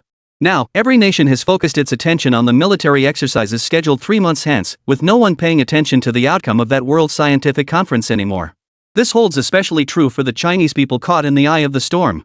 After briefly mocking the Eagle Nation, all Chinese citizens now harbor intense fear toward the upcoming military exercises.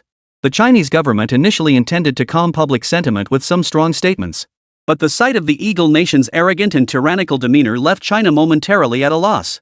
Humanity's greatest fear stems from the unknown. China had no idea what secret weapons the Eagle Nation possessed. Logically, the so-called America should represent the Eagle Nation's most advanced technology. Yet, after its supposedly ultimate America was instantly destroyed by China's ascension in plain sight, the Eagle Nation still had the audacity to announce military exercises targeting China. This clearly demonstrates that the Eagle Nation completely disregards the Ascend's super-intelligent AI capable of annihilating America. Such behavior even led some senior officials in China to suspect that the Eagle Nation might possess military technology capable of annihilating China. As China's true pillar of strength at this critical juncture, Liu Shan received all the concerns from the nation's leadership. Senior Chen. The Eagle Nation's actions are highly abnormal. Liu Shan stated with grave seriousness. Logically speaking, the Eagle Nation should never have developed that new AI named America. This is a scenario I know has never occurred in the future. Indeed. Liu Shan was not only a superhuman but also a reincarnated individual. The emergence of America once made Liu Shan doubt his own memory. If the Eagle Nation possessed such advanced AI as America in this era, it would be impossible for them to have revealed not a single shred of information over the next nearly 30 years. The pace of modern technological iteration is incredibly rapid. From the corded phones of the 80s and 90s to the bulky mobile phones of the 2000s, and now the dazzling array of smartphones filling our streets, it's safe to say humanity's progress over the past few decades has surpassed that of thousands of years combined. Logically, if the Eagle Nation already possesses an AI like Americana today, it's inconceivable that its scientific and technological capabilities wouldn't undergo massive iterations and upgrades over the coming decades. To put it bluntly, even if every American were to turn into a dumb pig, the autonomous operation of America alone would inevitably propel the US into hyper-accelerated development far surpassing the rest of the world. The technological gap between the US and other nations would transcend an entire era. By then, the gap between the Eagle Nation and the rest of the world would surpass even that between industrialized and agricultural nations. Yet in Liu Shan's original timeline, this was impossible.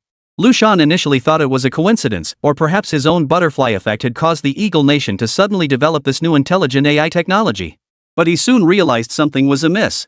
After he used soaring to annihilate America, the Eagle Nation still possessed the audacity to conduct such blatantly provocative military exercises targeting China. This clearly indicated that the Eagle Nation possessed super-advanced technology far surpassing that of America. Yet this was utterly impossible in the original timeline. If the Eagle Nation truly possessed such capabilities, it wouldn't have taken decades to dominate the world. Did you seriously believe the Eagle Nation cherished peace? Give me a break. I initially thought the Eagle Nation's development of Americana was a butterfly effect triggered by my rebirth. But their actions now prove this cannot be explained by mere butterfly effects. Dean Chan's brow furrowed upon hearing this. Yes, he too sensed the extraordinary nature of this matter. It would have been astonishing enough for the Eagle Nation to unveil groundbreaking new intelligent technology. After all, China's technological advancements relied entirely on Liu Shan's superpowers. Superpowers? Could it be that the Eagle Nation had also produced individuals with abilities similar to Liu Shan's? It wasn't impossible. After Dean Chen voiced this conjecture, Liu Shan shook his head. No. If it were a superpowered individual, Eagle Nation would never react this way. If it were truly a superpowered individual, the Eagle Nation would have done exactly what China did, keep it under wraps and only reveal its fangs when it possessed the genuine power to unify the world. Suddenly, Liu Shan recalled Teng Fei's analysis of America. An AI with only a signal source but no terminal server. There was no terminal server for America on Earth. This doesn't mean America lacks terminal servers. The most likely explanation is that America's servers are not on Earth. Chapter 39, An Unthinkable Hypothesis. Aliens.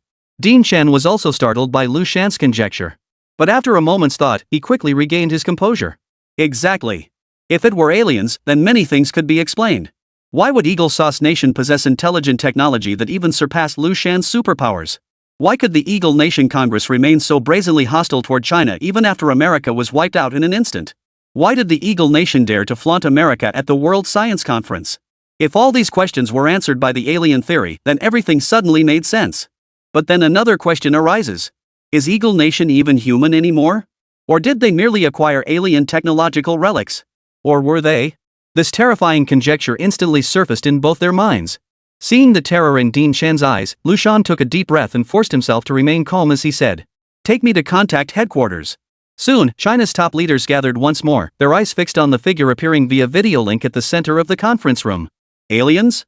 After hearing Liu Shan's conjecture, the leaders couldn't help but ponder deeply.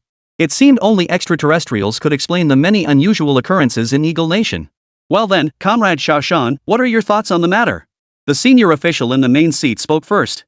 Since Liu Shan had raised the issue and requested the meeting, it would be strange if he didn't have any thoughts at this point. Yes, sir. I'll share my thoughts. Liu Shan took a deep breath and slowly exhaled, as if calming his nerves.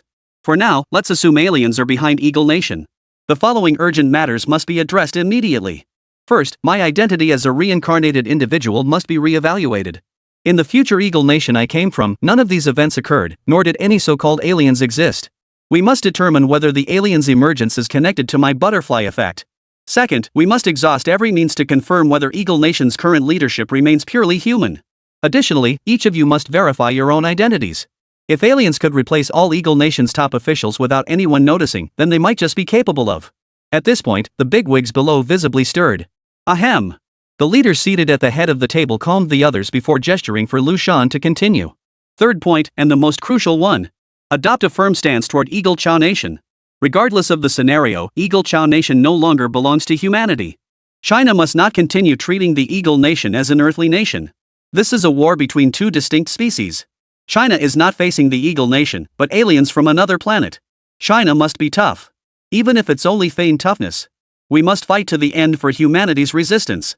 We must show the entire Chinese populace our nation's resolve. Only when China demonstrates strength can its people remain strong. These are my thoughts. Some may be immature and require refinement.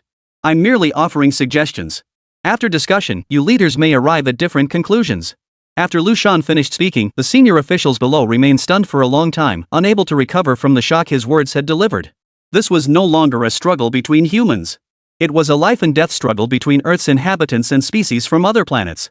At the signal from the leaders seated at the head of the table, Liu Shan ended the video call. Shortly after the call ended, the Chinese government held a firm press conference addressing the military exercises targeting the Eagle Nation. On behalf of China, I issue the stern warning to the Eagle Nation: do not dare interfere in China's internal affairs.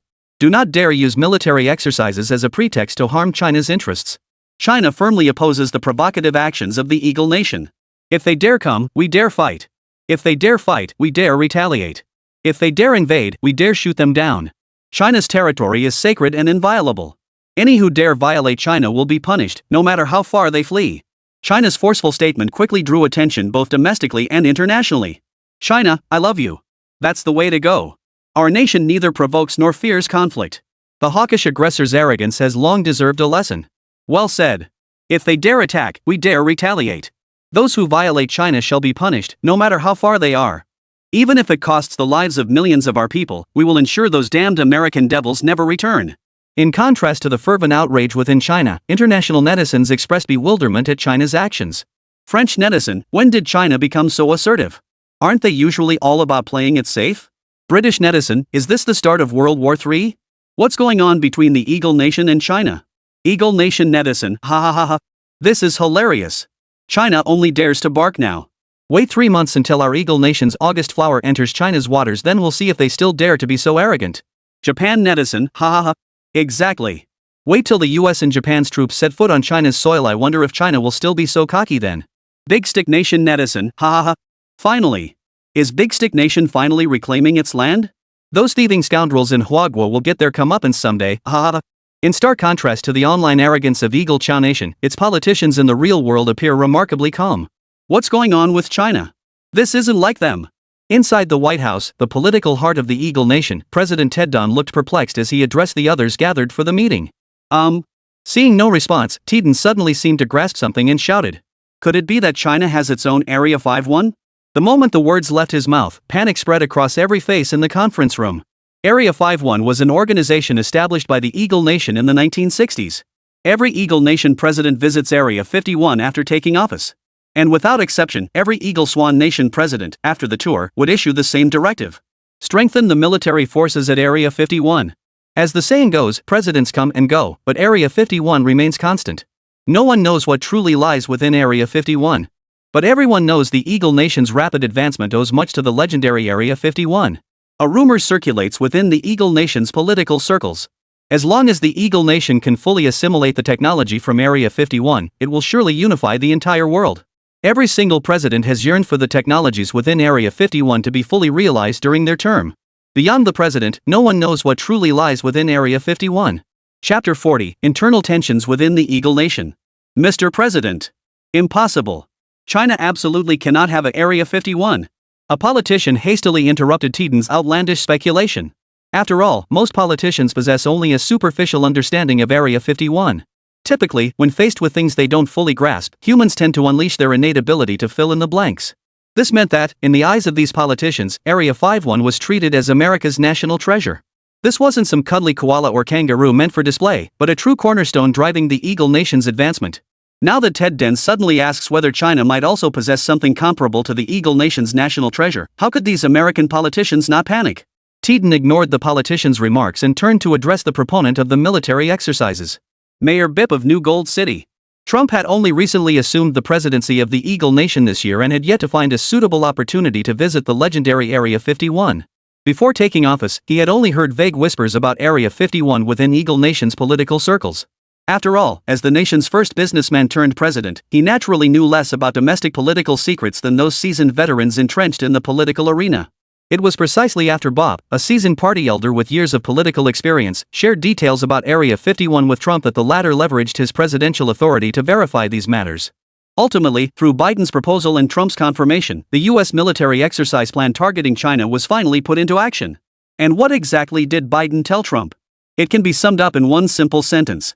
If the Eagle Nation can master the technology within Area 51, even God would bow down before it. Seeing this, Biden chimed in. Congressman McCarthy, I don't think the president's speculation is impossible. Are you kidding? If China truly possessed a national treasure rivaling the Eagle Nation's Area 51, how could Trump and Biden possibly launch this military exercise? This is nothing more than a minor scheme of Ted's. Amidst the astonished gazes of the others, Bip spoke again. The Eagle Nation is teetering on the brink of collapse. I believe the secrets of Area 51 should no longer be concealed as before they should be selectively disclosed. Well, so that's what he was waiting for. Who among them wasn't a seasoned veteran? Now it dawned on everyone. So this President Tay Deng actually wants to visit Area 51. Well, according to the Eagle Nation's unwritten rules, each president is only granted access to Area 51 during the final 6 months of their term. This was to prevent certain presidents from getting carried away after seeing the technology inside Area 51 and doing something detrimental to the Eagle Nation. At the same time, the seasoned veterans present recalled a recent rumor circulating in Eagle Nation's political circles. Area 51's technology had made significant strides recently, with the new AI Americana serving as prime proof. If the secrets of Area 51 truly lived up to the awe-inspiring legends circulating in the Eagle Nation, World War III might not be out of the question. If the technology at Area 51 isn't as mysterious and terrifying as rumored, then we could simply refrain from entering China's territorial waters or cancel the military exercises. Does China really dare to initiate war? As a long-standing adversary, the Eagle Nation naturally possesses thorough knowledge of China as an opponent. War? The time isn't right yet. It seems this particular president is trying to ride this favorable wind to add some luster to his resume. As the saying goes, with a favorable wind, one can soar to the heavens. If he can harness this tailwind, why can't I? Most officials present likely share similar thoughts. In peacetime, promotions for officials are often solitary and arduous. They can only advance by biding their time. This is unavoidable, for stability remains paramount in peaceful times. As long as no trouble arises, that's all that matters. Want to stand out? No harm if nothing goes wrong, but dare you shoulder the blame if it does? The pie of peacetime opportunities has long been divided. It's not that you can't have a slice, but you must respect the order of precedence. Only after others have eaten their fill and stepped aside will a position be offered to you. Only in times of war do officials see exceptional promotions. Because war is often just a process of redistributing the pie. No one wants to be left out. The officials present had all seen through Deng's little scheme. No one dared oppose it after all, those within the White House had already passed the initial screening. Any potential holdouts didn't even have the qualifications to enter the White House at this point. No one spoke, but their eyes already conveyed the answer to Deng. Ha ha ha. Excellent. It seems every one of you here is a loyal servant of our Eagle Nation. Deng was thoroughly satisfied with their response and immediately declared. This matter cannot wait. Tomorrow, I will present this proposal at the secret meeting of both parties. At that time, I hope everyone. Indeed, Eagle Nation has always been governed by two parties that alternate in power. Regardless of which party held power, matters concerning the nation's destiny required mutual consultation between both factions. This is an unwritten rule in Eagle Nation's political circles. The next day. What? No. Absolutely not. Deng's proposal was swiftly met with vehement opposition from the Speaker of the House. No one was a fool. At this point, Deng's intentions were practically written all over his face. The two parties had always sought cooperation amid conflict and confrontation amid cooperation, fostering a healthy political atmosphere where each side was intertwined with the other. But now Deng was trying to overturn the table. If his plan succeeds flawlessly, the Eagle Nation could unify the entire world. How could my faction possibly compete with Deng's then? Come on, they've already conquered the entire planet. While this is only a possibility, our faction absolutely cannot let Deng test that possibility. What if it happens? Enough talk. Let's vote. Deng had anticipated this outcome and immediately ceased arguing with the council chairman. Winston. You. Jessica. You. Seeing even his own faction betrayed him, the chairman's veins bulged as he roared in fury. There are no permanent friends, only permanent interests. Regardless of party affiliation, only those who can advance the party are true allies. No. This absolutely cannot be allowed. Seeing the tide had turned against him, the chairman clung stubbornly to hope. Ha ha ha ha. According to the tradition of our Eagle Chow National Democratic Party, this vote is effectively passed. Seeing the outcome sealed, Deng couldn't help but laugh aloud. No. The speaker struggled on, but his faction members now slumped lifelessly in their seats. No. Deng was looking toward the future. But what about now? The future had already been firmly seized by Titan's faction. Then the key to breaking the deadlock lies in the present. What should be done now? The speaker scanned the room, and suddenly something flashed through his mind. Exactly, this is a high-level meeting of the two major parties in Eagle Nation. The middle and lower classes of Eagle Nation are unaware. Realizing this, the chairman knew exactly how to break the deadlock. I have another proposal. Chapter 41, Touring Area 51. All eyes turned to the chairman, who had abruptly risen. Ha? Another move? The chairman swept his gaze around the room before declaring with conviction. I believe glory should not be ours alone to claim. Ha? Wait a minute? What are you talking about? Glory? Sole possession? Wasn't this glory forged through the blood, sweat, and tears of us high-ranking officials? Do those lowly rabble even know what glory means? Now you're putting on airs? Everyone stared at the chairman like he was some kind of cute little thing. Yet the chairman seemed utterly indifferent to the stares, declaring with righteous indignation. Eagle Nation belongs to all its citizens. Every citizen has the right to know every law of Eagle Nation. I believe the proposal just made by the president should be made known to every citizen of Eagle Nation. Then, ignoring the astonished looks around him, he declared sternly. At next week's assembly, I will personally inform every citizen of Eagle Nation of the president's proposal. His words struck like a thunderclap. Members of both factions present simultaneously moved to stop the assembly president's absurd notion. No matter how fiercely the two factions argued, at its core, it was merely about carving out a larger slice of the pie for their own faction. But this? The chairman was essentially overturning the table. Negotiating over who gets more or less of the pie was manageable, but overturning the table meant no one would get any pie at all, and that was unacceptable. At that moment, the spokespeople of both factions simultaneously halted the speaker's absurd notion. Ugh! These useless allies! The chairman glared at his own faction members who had joined in the protest, muttering a curse under his breath. How could he possibly flip the table for real? How could those clinging to their vested interests ever willingly relinquish their gains before being pushed to the absolute limit? Seeing this, the chairman sighed helplessly. He could only voice his true thoughts aloud. Alas! Since you all oppose this so strongly, let me first tell you something about the satellite states of Eagle Nation. Countries like Sakura Nation and Big Stick Nation, considered vassal states by the Eagle Nation's elite, have always been managed by another faction that lost out in the Eagle Nation. And the faction led by the assembly chairman was currently tasked with managing these very vassal states. These vassal states are showing tremendous interest in Eagle Nation's upcoming military exercises. Shouldn't we Eagle Nation give our little brothers a heads up to put their minds at ease? The chairman of the council smiled as he brought up the matter.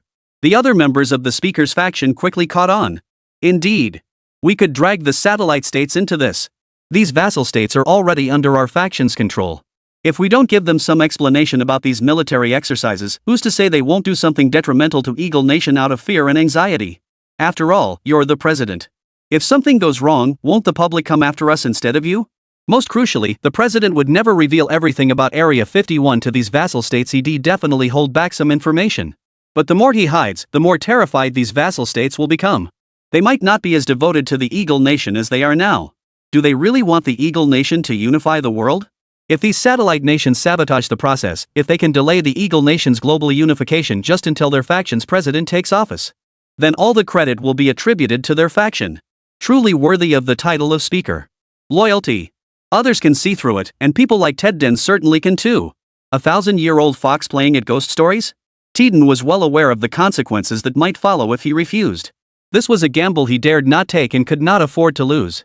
More importantly, after everyone had just so vehemently opposed the speaker's first proposal, no one dared to actively oppose this second one either. That would be utterly disrespectful to the chairman. Yet Teden still clung to a last shred of defiance. I believe these vassal states. Before he could finish, the chairman suddenly slapped his thigh, his expression suddenly brightening as if struck by inspiration. Oh, I remember now. There's apparently a global terrorist organization emerging in Sakura Nation. That old codger Tian Yuan even sought me out about it just the other day. How could I have forgotten this matter? Great. If I refuse, this so-called global terrorist organization might just replace Sakura Nation and then jump out to oppose me. I find the chairman's proposal highly representative. I'll be the first to voice my support for it. With the leaders of both factions raising their hands first, what else could be done? Of course it passed unanimously. 3 days later, several vassal states of Eagle Nation complied with its demands, dispatching their most trusted representatives to attend the technology exhibition Eagle Nation had organized for all its vassals. Reportedly, this was to quell unrest among the vassal states caused by military exercises. And to everyone's surprise, Matsuo Inu was now part of the Sakura Nation's delegation. When Matsuo Ichidogun removed the blindfold mandated by the Eagle Nation, he, like all the other delegates, wore an expression of utter astonishment. This is a mecha? The first thing that caught his eye was a mecha gleaming with a cold metallic sheen. Just one glance brought an overwhelming sense of pressure. Still reeling from the shock, Matsuo Ichido suddenly realized something. No. Mecha. China's mecha. China has similar mecha too. No. Why? Why do both Eagle Nation and China have similar mecha? Could it be that China has been secretly infiltrated by aliens? And what about the Eagle Nation? The mere thought sent a chill down Matsuo Ichido's spine. Too terrifying. The world's two most powerful nations had been infiltrated by aliens without anyone noticing. How could they fight this? Fortunately, he himself was also. Recalling the assurances given by China's aliens, Matsuo Ichido couldn't help but relax. Now that I'm one of the aliens' lapdogs, what have I got to fear? Wait. Matsuo Ichigo suddenly realized something. If both China and the Eagle Nation had already been taken over by aliens, then what exactly were the Eagle Nation's military exercises? Matsuo Ichikan was utterly perplexed. Were the aliens fighting amongst themselves? No. It couldn't be that simple. His mind raced, trying to piece everything together. Military exercises? 3 months from now? Exactly. The key lies in 3 months from now. This meant the aliens would likely use this so-called military exercise to expose all their cutting-edge technology. Then, once other nations know all the secrets, the aliens can seamlessly unify the entire world. Yes. That must be it. Having grasped the crux of the matter, Matsuo Ichikan couldn't help but silently nod in admiration of his own insight. It seemed Japan's transformation was imminent. Chapter 42, Matsuo Ichido's overactive imagination. After touring Area 51 in Eagle Country, Matsuo Ichigo returned to Sakura Country with a heavy heart. The plan must be accelerated. Convene a new sunrise meeting. The moment he stepped through the door of his mansion, Matsuo Ichigo immediately gave orders to his attendant. Soon, dozens of projections simultaneously appeared within Matsuo Ichigo's room.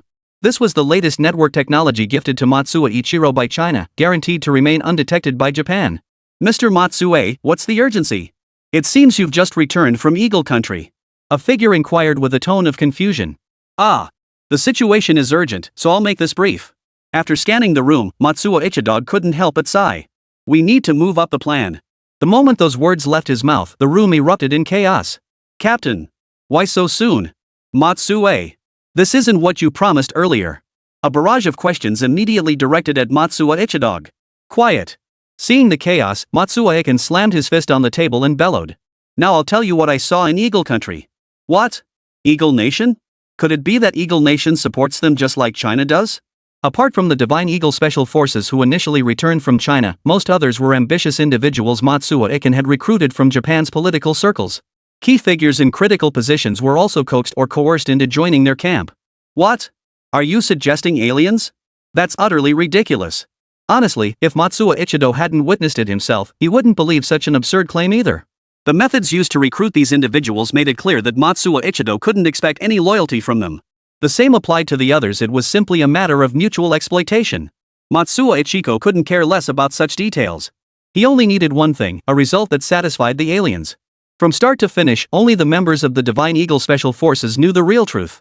Everyone else was kept in the dark. And the members certainly wouldn't reveal the truth to others on their own. After all, the fewer people who know about the benefits, the more each individual stands to gain. Then, under everyone's gaze, Matsuo Ichido revealed the truth. You may not be aware, but Eagle Nation is actually in cahoots with China. What? Hearing this, everyone's eyes widened in disbelief. What on earth was he talking about? The two most powerful nations on Earth are in cahoots? Did you ask the Bear Nation's opinion? No one dared believe such a terrifying truth. Believe it or not, this is the truth. Besides, do you even have a choice? Matsuo Ichikan's tone dripped with contempt. For these people, he needed leverage and he had it. Moreover, the moment he returned to Japan, Matsuo Ichido had already ordered Chinese agents into action. If these people cooperated, fine.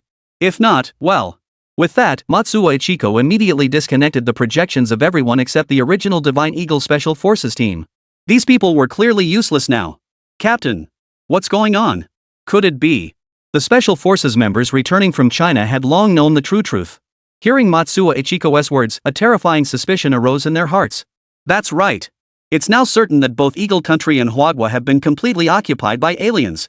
Matsuo Ichido stated this terrifying reality with resignation. Additionally, we don't yet know the situation in other major nations, but I fear they too. After Matsuo Ichiko laid bare everything he had witnessed during his mission to Area 51 in Eagle Country, the entire group fell into stunned silence. Captain, if both the Eagle Nation and China have been replaced by aliens, then why? After a long pause, one team member finally spoke up, pointing at himself as he did so the implication was crystal clear. Did the Eagle Nation even know about these transactions with China? Moreover, what exactly are the objectives of the aliens in Eagle Country and those in China? Why, despite possessing the power to unify the entire world, have they been wasting time like this? For the past decade or so, the two nations remained in a state of hostility. Though technically enemies, they seem to be restraining themselves, preserving something. Did China and the Eagle Nation ever have a honeymoon period? No. It seems there really was one. Matsuo Ichiro pondered, voicing his own conjecture once more. Captain, you're absolutely right. The honeymoon period between the Eagle Nation and China. A quick-witted team member seized the opportunity, building on Matsuo's theory to voice his own thoughts. Back when China was newly established, Eagle Nation and China even fought a globally renowned war over Big Stick Nation's territory. At that time, the two nations were in a state of blatant hostility. This implies that during that period, aliens had not yet fully descended upon Blue Star, or at least not completely. Following this timeline, it was surprising that the Eagle Nation and China had unexpectedly allied during the period when the former Bear Nation held dominance. If my guess is correct, extraterrestrials had already infiltrated both nations by then. And if we incorporate the notion that aliens had already replaced the top leadership of both nations by this point, then all subsequent actions taken by Eagle Nation and China become entirely explainable. Now, the most crucial question remains. If the aliens in Eagle Nation and China are clearly of the same species, why haven't they united? This question stumped everyone. This was the most crucial question. It determines their next course of action. Just as Matsuo Iken was still racking his brain, another team member stood up. Matsuo Ichido looked at the young figure who had risen, thinking to himself. There's strength in numbers. The figure spoke with unwavering conviction. Captain. Fellow comrades. We really shouldn't be speculating about this. No matter which nation's aliens we're dealing with, they're like towering trees compared to us right now. To them, we're nothing more than insignificant ants. Instead of endlessly fretting without purpose, we should follow the arrangements made by the extraterrestrials from Huagua. No one likes a traitor. We are now considered part of China's alien faction. That's right. We've already pledged allegiance to China's aliens. We've become dogs. We no longer need to care about the master's thoughts. We are dogs. Every single person from Sakura Nation present thought exactly the same. Chapter 43, High Hopes. Meanwhile, across China's internet, every single discussion revolved around the Eagle Nation's military exercises scheduled for 3 months hence and China's unusually assertive stance at the recent press conference. But none of this mattered to Liu Shan anymore. After China chose to trust his suspicions and displayed an overwhelmingly assertive stance at the press conference, Liu Shan locked himself away in a completely isolated room. Liu Shan was now more concerned than anyone else about the Eagle Nation's military exercises scheduled for 3 months hence. That the Eagle Nation dared to announce such a highly targeted military exercise with such fanfare after suffering a crushing defeat in America. It clearly demonstrated that the Eagle Nation possessed technological weapons superior to those of America. But, according to the original historical trajectory in Liu Shan's memory, the Eagle Nation should never have found itself in its current predicament. America alone was sufficient to reshape the global landscape. Had it not been for the existence of Liu Shan being possessing conceptual superpowers within China, the Eagle Nation's global unification would have been merely a matter of time. But now is not the time to question the Eagle Nation's technological origins. The urgent priority is how to counter the Eagle Nation's provocation 3 months from now. And for all this, the only person they could rely on was Liu Shan. No one wants to place such a heavy burden on one person, but who else could possibly accomplish this? Yet Liu Shan's superpowers remained limited. June. At the very earliest, he could only use his superpowers after the summer college entrance exams in June. But time is running out. May 10th was the date set for the Eagle Nation's military exercises. Liu Shan couldn't even be certain if China's current military strength could stand up to the Eagle Nation. Research on the 7th generation fighter jet had only a few final hurdles left. Mass production would definitely be achievable before the Eagle Nation's military exercises. But could the 7th generation fighter truly surpass the Eagle Nation's unknown military technological capabilities? Liu Shan couldn't be certain about that either. After all, China's 7th generation fighter was initially designed to match only the Eagle Nation's latest fighter model at the time.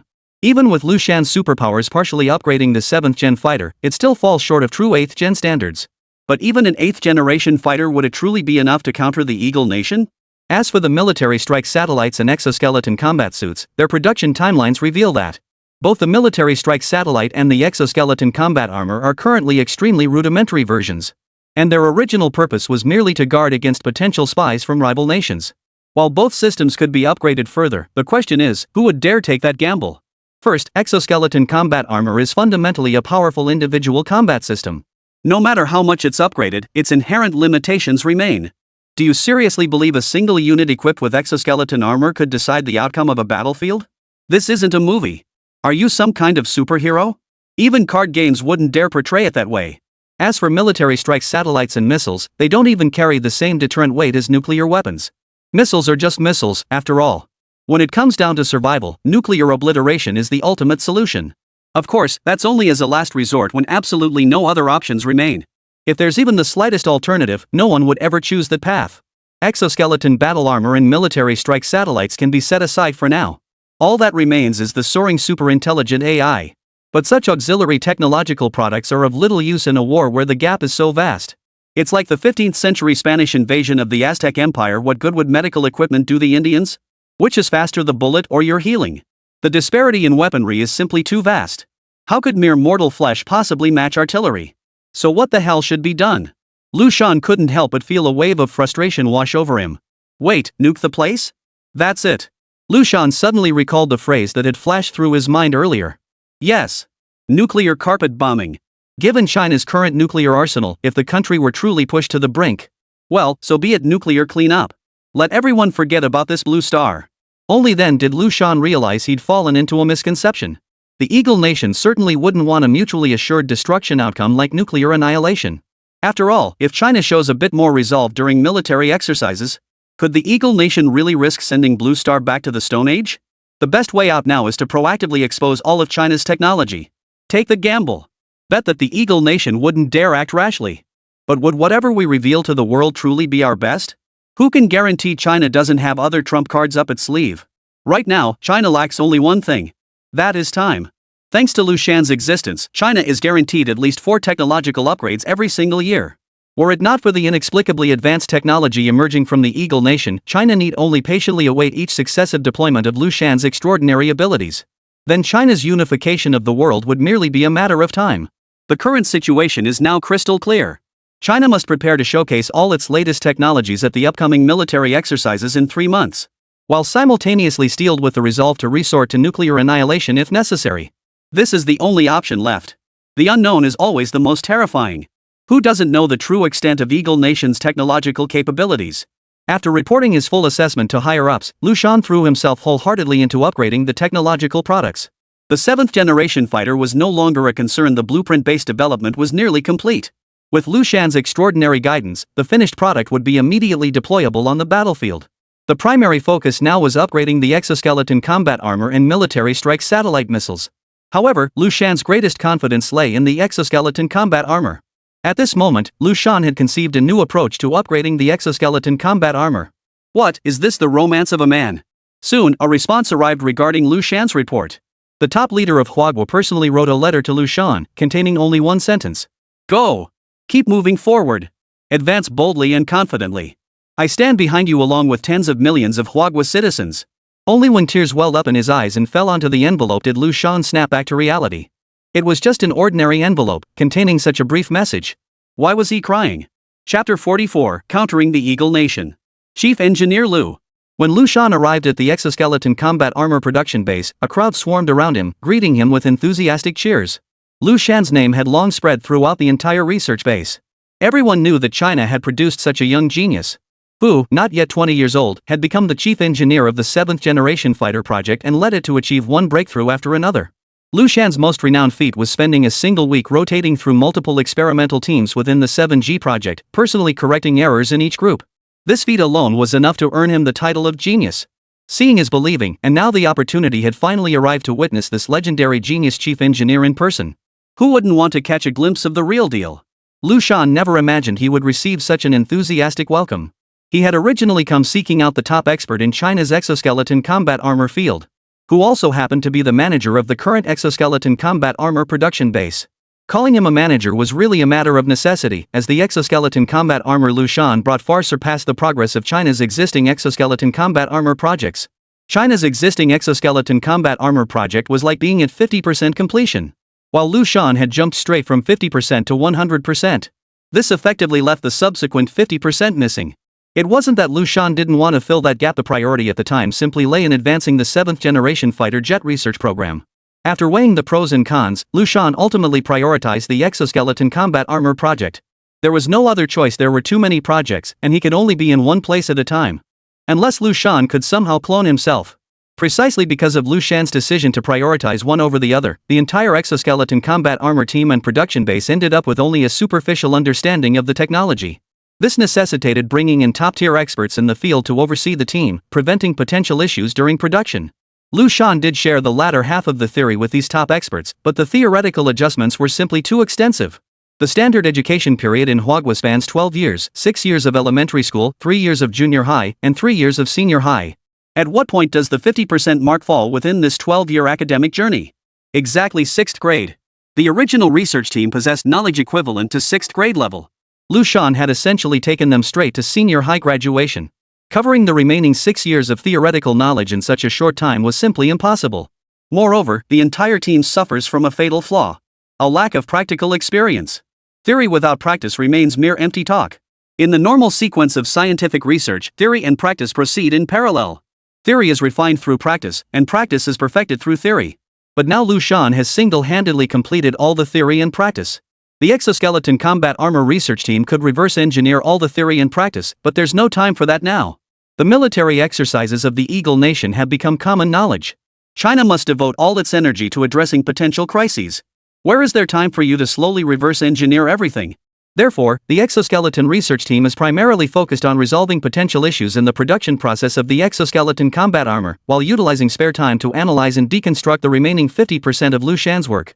However, the situation has now changed. Due to the Eagle Nation's actions, China's original plans must also be adjusted. Now, Liu Shan has come here seeking China's top exoskeleton combat armor research team.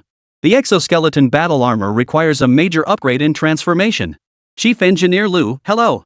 Old Zhou was the chief engineer of China's original exoskeleton combat armor research project and the primary target of Liu Shan's visit. Mr. Zhou, it's a pleasure to finally meet you. No matter how accomplished Liu Shan was in research, to these senior scientists, he remained a junior colleague. After exchanging pleasantries, Liu Shan followed Old Zhou into a laboratory. Chief Engineer Liu, regarding the military exercises in Eagle Nation. I'd like to hear your perspective on the matter. Old Zhou spoke with a hint of urgency and a grave tone.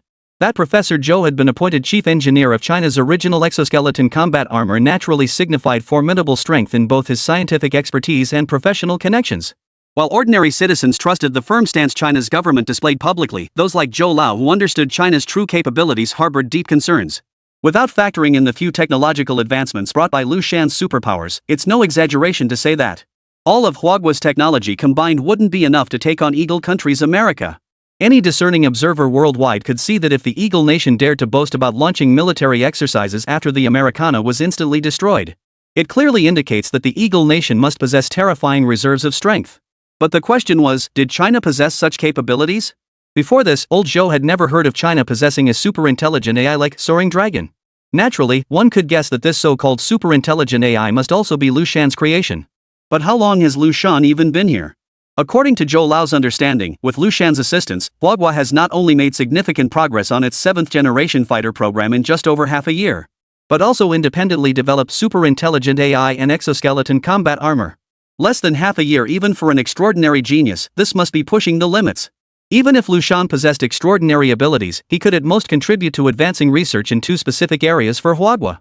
When Old Zhou learned Liu Shan was coming to see him, he roughly guessed the purpose. The exoskeleton combat armor was likely the primary countermeasure against the Eagle Nation's military exercises. As Zhou Lao had anticipated, Liu Shan slowly voiced his thoughts. Professor Zhou, I won't beat around the bush. Frankly, China's current technology is no match for the Eagle Nation's unknown secret military weapon. We have no choice but to pursue a dual-track approach. On one front, China must prepare to mutually destroy the Eagle Nation on Blue Star with nuclear weapons. On the other hand, China must achieve victory through unconventional means. And that unconventional edge lies in this exoskeleton combat armor. After hearing Liu Shan's words, Old Zhou felt immense pressure. What Liu Shan said was tantamount to declaring that the survival of China now rested solely on his and Liu Shan's shoulders. My old bones can't take this kind of pressure. Chapter 45, Nanotechnology. Professor Zhou, please don't worry, I haven't finished yet. Seeming to sense Zhou Lao's unease, Liu Shan hastened to explain. Though unconventional and unconventional victory doesn't mean only exoskeleton armor. It's just one part of the plan. Liu Shan understood Zhou Lao's apprehension.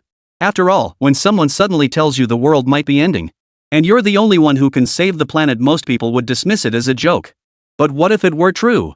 When such immense pressure crashes down on one person, it's already remarkable if they don't faint from shock. Otherwise, you'd think this was some novel where the protagonist casually accepts such a setup. Still, Liu Shan hadn't deceived old Zhou. The exoskeleton battle armor wasn't the entirety of the plan. A clever rabbit has 3 burrows. How could China possibly be unprepared? How could they possibly stake everything on just this exoskeleton battle armor? Hearing this, old Zhou breathed a sigh of relief. I'm glad I'm not the only one. There's no time to waste. Old Zhou, please gather all the members of the exoskeleton combat armor research team. I will now serve as the chief engineer for this project. Additionally, I've summoned Professor Feng and others from the nanomaterials team. First and foremost, the exoskeleton battle armor must prioritize portability. Otherwise, in a defensive situation, the armor won't be able to perform at its full potential. My current vision is to use nanotechnology to miniaturize the armor. There's a movie from the Eagle Nation called Iron Man. The ultimate ideal form should be exactly like what's shown in Iron Man. With that, Liu Shan played the movie clip under the gaze of all the researchers. In the Avengers Infinity War installment of the Iron Man series, Iron Man simply pressed a button on his chest and the armor instantly enveloped his entire body, achieving full coverage just as the villain was about to strike. But whether it's sci-fi movies or TV shows, they all carry a certain degree of fantasy. In short, the technological creations in movies are fundamentally impossible to achieve in real life. Take the nuclear reactor in Iron Man, for example. Such outlandish technology is simply impossible to achieve in reality. But Liu Shan wants to try it anyway. Logically speaking, his superpowers currently showed no limitations whatsoever. He could even harness the legendary dark matter. So the technological marvels depicted in films should theoretically be manufacturable. The problem is, Liu Shan's superpowers require time. Prior to this, the state had employed every possible method to test the specifics of Liu Shan's abilities. The results showed that, apart from the annual spring and summer college entrance exams, Liu Shan was unable to utilize his superpowers under any other circumstances. Does that mean he's just supposed to sit around and wait for disaster? Liu Shan clearly refused to accept that fate. After submitting an application to higher authorities, Liu Shan sought out these professors and experts who might contribute to upgrading the exoskeleton battle armor. Professor Feng, given China's current nanotechnology, do you believe it's feasible to encapsulate an entire exoskeleton battlesuit into a single compact component, as depicted in films? If so, where would be the optimal location for the switch? If not, what are the primary bottlenecks currently limiting progress? After watching the entire video, Liu Shan asked. Chief Engineer Liu, based on China's current research in nanotechnology, integrating such a massive suit into a component roughly 10 square centimeters in size presents significant challenges. Hearing this, Liu Shan felt somewhat reassured. Difficult was good, at least it meant a solution was possible. Not knowing where to begin would have been the real challenge. Feng then pointed to the physical exoskeleton battle armor Liu Shan had brought over and stated. If we were to integrate and install the nanomaterials throughout the entire suit, theoretically, the optimal location would be the human heart. The most challenging part right now is controlling the stability of the exoskeleton armor. Chief Engineer Liu, I still lack a thorough understanding of this exoskeleton combat suit. Could you share some specific data about it? After finishing, Professor Feng turned to Liu Shan. Certainly, please proceed. All parameters concerning the exoskeleton battle armor were provided by the superpower. Liu Shan's role was akin to a student who only copies the correct answers, simply transcribing the answers provided by the superpower verbatim. But Liu Shan could do more than just copy answers. He could constantly consult this reference guide. Thus, he answered Professor Feng's questions in meticulous detail. The extensibility of external components is. The external load capacity is. The endurance. Liu Shan's answers left every researcher present utterly stunned. Truthfully, most people initially refused to believe that a young man under 20 could possess the legendary, awe-inspiring superpowers he was rumored to have. Many even suspected Liu Shan was some well-connected insider who did nothing but hold a nominal position. Yet Liu Shan's response utterly won over the assembled scientists. In terms of the aspects Liu Shan mentioned alone, the combined expertise of all the researchers present couldn't match what he possessed individually. I have a general understanding of the exoskeleton combat armor. But for us researchers, practice is ultimately what matters. Come on, Chief Engineer Liu, let's conduct an experiment right now on this very exoskeleton suit before us. Soon, the exoskeleton combat suit specially brought by Liu Shan was placed on Professor Feng's operating table. Chief Engineer Liu, I'm sure you've heard about the current state of nanotechnology in China. Still, I'd like to share some specifics about our nation's progress in this field. Before the hands-on demonstration began, Professor Feng addressed Liu Shan first. China's nanotechnology sector remains relatively immature overall, though this immaturity is, of course, relative.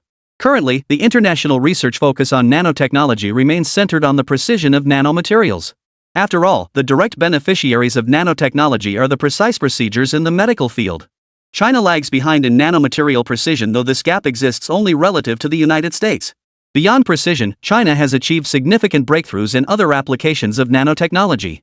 Chief Engineer Liu, your proposal to systematically enhance exoskeleton battle armor using nanotechnology essentially boils down to one primary approach: miniaturizing the exoskeleton battle armor that can be worn by humans, making it resemble a transformation device.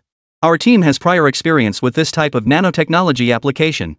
Barring unforeseen complications, this trial should succeed. Chapter 46, Superpowers Upgraded? After hearing Professor Feng's explanation, Liu Shan felt fully confident in this nanotechnology upgrade for the exoskeleton combat armor. He nodded, signaling Professor Feng to proceed with the next phase of testing. All right. Professor Feng wasted no time, immediately directing the research team to begin the experiment. Small-scale effects currently being tested.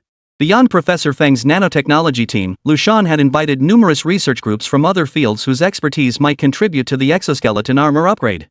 Therefore, when addressing the diverse scientific teams, Professor Feng provided a brief explanation. The small size effect, as the name suggests, arises from the high proportion of surface atoms in nanomaterials. It is precisely this unique atomic distribution in nanomaterials. The team must conduct effect testing. The primary purpose of this step is to ensure the purity of the nanomaterials. Macroscopic quantum tunneling effects are currently being tested. In theory, nanotechnology can reduce any material to the nanoscale. However, once scaled down, the original material becomes highly susceptible to damage. For instance, highly conductive materials become extremely vulnerable to water. The macroscopic quantum tunneling effect insulates materials after nanoscale reduction, eliminating such risks. Energy transfer test. This is because energy storage material testing. Energy storage presents a significant technical challenge for nanotechnology. Professor Feng patiently explained the specialized terminology involved in the testing process to the assembled researchers. Regarding the application of nanotechnology to the exoskeleton battle armor, both Professor Feng himself and the entire nanotechnology research team were brimming with confidence. In fact, Professor Feng's team had already conducted numerous experiments on applying nanotechnology to large-scale objects like exoskeleton battle armor. This is precisely why Professor Feng now had the leisure to explain the process to the other research teams present. Only after all pre-experiment preparations were complete did the actual trial commence, with Professor Feng's nod of approval. Nanomaterial external coating progress, 30%. Application of structural materials at 25%. Final progress of this nanomaterial test, 20%. Watching the screen display one successful command after another, all the researchers present were filled with confidence in the experiment's success. Yet Liu Shan, the project's chief engineer, was clearly distracted at that moment. But no one present paid it much mind. After all, Liu Shan wasn't just the chief engineer for this project. He was also the chief engineer for the 7th generation fighter program. Perhaps he too was simply distracted by the smooth progress of the experiment while his mind wandered elsewhere. As Liu Shan observed the ongoing experiment, a flood of thoughts suddenly surged through his mind. What was this? The upgrade details for the exoskeleton combat armor? Once Liu Shan sorted through the thoughts swirling in his mind, he abruptly realized these were all comprehensive details concerning various aspects of the exoskeleton battle armor upgrade. How to achieve compatibility between the exoskeleton armor and nanotechnology. Wait. Why did I suddenly gain such detailed knowledge about nanotechnology? Remember, Liu Shan had been completely clueless about exoskeleton armor from the start. Otherwise, why would he have needed Professor Feng's team at all? The materials and procedures required for scaling up the exoskeleton armor. Wait. What's this? Liu Shan himself was essentially clueless about technology. Everything he could do, everything he knew, came solely from his superpowers. Yet after initially using his powers to create the exoskeleton armor, he possessed no subsequent knowledge about its construction. No. Superpowers. That's right, superpowers. What was the original assignment? Using China's current technology, design a combat-ready exoskeleton battlesuit for the Chinese army. Using China's current technology. Yes. Current technology. Technology can't remain isolated and static. Technology is constantly advancing. Therefore, as a product of current technology, exoskeleton battle armor can also undergo continuous iteration and upgrades. No. That doesn't make sense either. China's nanotechnology should have already reached its current state before that problem was posed. So why didn't they think to combine exoskeleton armor with nanotechnology back then? No. It must require a medium. A medium? Exactly. A medium. Liu Shan suddenly remembered something. His superpower could only be activated during the measly 90 minutes of the college entrance exam physics section. But the question was 90 minutes really enough? For any scientific research, 90 minutes is incredibly short. In other words, within the allotted time, his superpower could only provide concise, broad analytical insights. But that didn't mean the knowledge granted by his superpower was gone. It's just that the exam answer sheet can't possibly contain it all. All the knowledge bestowed by my superpower is stored within my mind. A very simple question. Liu Shan had answered questions about the origin of dark matter on his first college entrance exam. So, under the influence of his superpowers, Liu Shan actually knew how to utilize so-called dark matter. But with humanity's current technological level, we simply can't reach the stage where we can utilize dark matter. At best, one could only resort to clever workarounds using superpowers. So, does that mean knowledge on how to utilize dark matter no longer exists? No. The knowledge has always existed, it simply lacks a medium. When humanity finally masters the development and utilization of dark matter, all the knowledge pertaining to the first Gaokao will naturally emerge. The same will hold true for everything else. All knowledge gained through superpowers cannot possibly appear in your mind all at once. It will selectively manifest in your mind according to the compatibility with current technology. To further reveal the knowledge hidden within your mind, a medium is required. Take exoskeleton armor, for example. To upgrade exoskeleton armor using nanotechnology, the nanotechnology must first establish a connection with the armor. Only then can upgrades related to nanotechnology for the exoskeleton armor potentially manifest. Superpowers won't let you conjure something out of thin air that you've never encountered before. Otherwise, developing something like a two-dimensional foil would just unify the entire world. That's unrealistic. The ultimate form of exoskeleton armor certainly isn't what we've built so far, it's merely the best we can achieve with current technology. At this thought, Liu Shan's mind filled with a grim suspicion. With China's current nanotechnology, upgrading the exoskeleton battle armor is definitely impossible. Otherwise, students could have written nanotechnology directly onto their exam answer sheets during the college entrance exams. Chapter 47, the outcome was positive. Sensor test progress, 60%. Electronic component integration at 55%. Final progress of this nanotechnology experiment, 58%, 59%. Beep. Experiment error detected. Beep. The sudden alarm interrupted the researchers present. What's going on? Professor Fong immediately demanded loudly. Professor Fong, all progress related to the exoskeleton battle armor has simultaneously malfunctioned. We can't pinpoint the source of the problem yet. A researcher responded. Quick, shut down. Professor Fong ordered immediately, simultaneously instructing non-specialists to evacuate the area. The researchers present who weren't part of Professor Feng's team sensed the urgency and wisely departed. When Liu Shan regained his composure, he noticed the blinding red warning lights flashing throughout the laboratory. Chief Engineer Liu. Chief Engineer Liu, a researcher inside the lab called out. What's going on? Did it fail? Liu Shan asked, his eyes fixed on the experiment site where the red lights continued to flash. Chief Engineer Liu, all systems have simultaneously malfunctioned. We haven't identified the cause yet. Professor Fong instructed us non-specialists to evacuate first so they can conduct a thorough troubleshooting. Shut down the optoelectronic devices. The biosensors are too sensitive. Ignoring the researcher's explanations, Liu Shan suddenly spoke up loudly. The members of the nanotechnology team present exchanged glances, unsure whether to heed the words of this Chief Engineer Liu before them. What are you standing around for? Follow Chief Engineer Liu's instructions. Professor Fong, the team leader, had been inspecting the equipment for quite some time but still couldn't pinpoint the problem. Hearing Liu Shan's words and seeing the relentlessly flashing red light, he immediately decided to try Liu Shan's suggestion as a last resort. The optoelectronic devices are already shut down. The sensors are set to the lowest sensitivity. Chief Engineer Liu. The alarm still hasn't stopped. After following Liu Shan's instructions, the error remained unresolved. And the researchers present looked at Liu Shan with deep concern. Liu Shan spoke rapidly. Remove the supercapacitors. Separate the nanoceramic materials from the nanometallic materials, and also. Liu Shan issued over a dozen commands in rapid succession. The researchers present hesitated for a moment, but ultimately followed Liu Shan's instructions. Beep. Overall progress of the nano experiment restored to 30%. Liu Shan ultimately lived up to everyone's trust. Under his guidance, the errors in the experiment had been corrected. Chief Engineer Liu, what are you doing? Professor Fong was the first to react, urgently questioning Liu Shan. Even his title had changed involuntarily. How could this Chief Engineer Liu know everything? The thing is, you knew all along, so why didn't you speak up sooner? Were you just watching us make fools of ourselves? As this thought struck him, Professor Fong, who had initially felt gratitude toward Liu Shan for resolving the crisis, suddenly snapped out of it. His gaze shifting from initial gratitude to current confusion and suspicion. Not speaking up when issues arise, only to deliberately step forward and correct things once problems occur, is hardly commendable behavior. Liu Shan now realized his actions might have caused some misunderstanding among Professor Fong and the others. Mainly because the situation had been urgent and he hadn't had time to think it through. But for the sake of team harmony, he felt it necessary to clarify. Professor Feng, I've been deep in thought all along. As the chief engineer of the exoskeleton combat armor, I possess a profound understanding of its design. I've been pondering a fundamental question: what are the essential differences between exoskeleton combat armor and conventional materials? If we were to utilize nanotechnology to upgrade the exoskeleton combat armor, what specific adjustments would be necessary? The energy systems within the exoskeleton armor could conflict with the optoelectronic components in nanomaterials. Additionally, supercapacitors seem rather redundant for exoskeleton armor.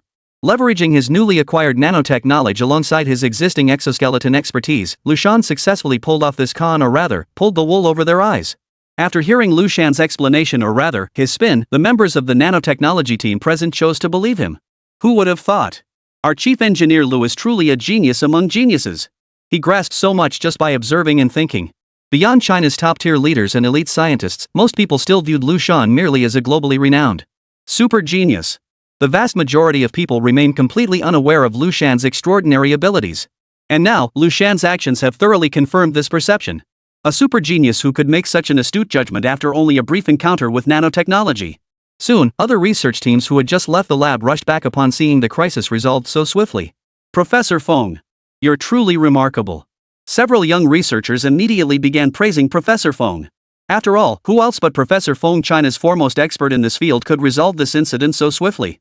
Originally, this was just a simple exaggeration. But for the members of Professor Feng's team who knew the full story, it felt a bit awkward. Their flattery had backfired. Fortunately, Professor Feng himself wasn't one to be overly sensitive, nor did he dwell on the young researcher's minor missteps. He waved his hand dismissively and declared with characteristic candor, "Oh dear, you've got it all wrong. It wasn't me who resolved this incident, it was our chief engineer Liu. Compared to Chief Engineer Liu, I'm still a greenhorn in the field of nanotechnology." What? Chief Engineer Liu? How could he possibly know about this? Could Professor Feng be making this up? Right. That's very likely. Professor Feng has dedicated years to nanotechnology research in China. He's China's foremost expert in this field. How could he possibly be outdone by this young Chief Engineer Liu? It's not that people doubt Chief Engineer Liu's capabilities, but mainly no one has ever heard of him conducting research in this area. Could he have mastered it just by observing? Seeing others' skepticism, Professor Feng took the time to explain the entire situation in great detail. Wow! The researchers present all looked at Liu Shan with eyes sparkling with admiration. That's incredible. Could the rumors be true?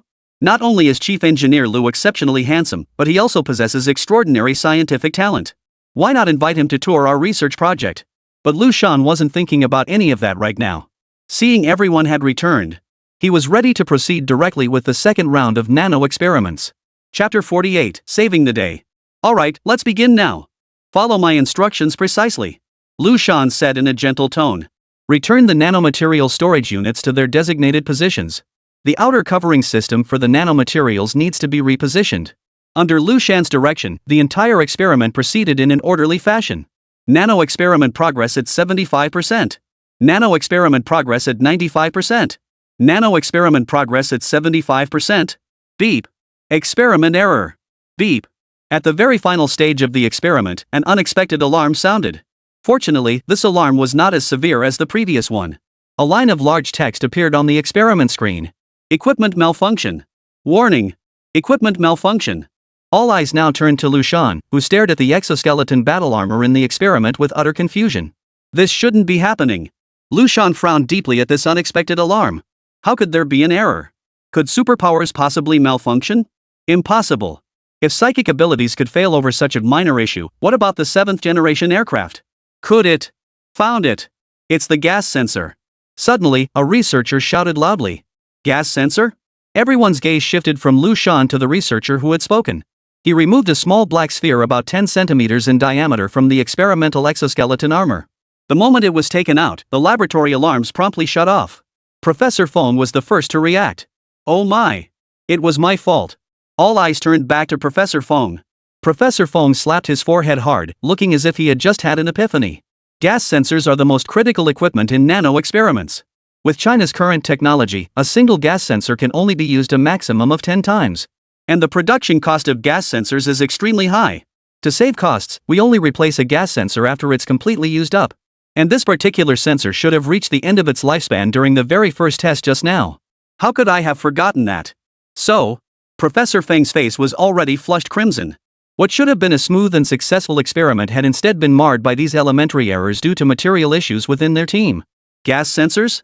Liu Shan's mind flashed with the technical definition of this so-called gas sensor.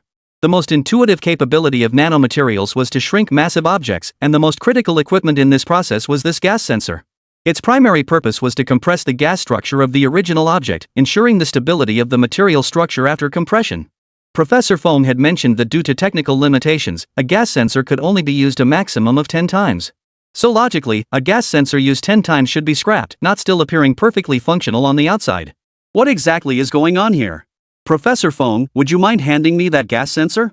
In the end, Liu Shan spoke up and obtained the gas sensor from Professor Feng. As he carefully examined it in his right hand, Liu Shan's mind raced with questions about why this was happening. According to the knowledge granted by his superpower, a normal gas sensor would undergo a noticeable change in appearance after being scrapped. It was impossible for the external shape to remain unchanged while the internal structure transformed. Which one was faulty? Liu Shan pondered intently. Suddenly, all knowledge about the sensor flooded into Liu Shan's mind at once. It was because, following his inner thoughts, Liu Shan swiftly made his way to a workbench in the laboratory. His actions were quickly noticed by others. Chief Engineer Liu, what are you doing?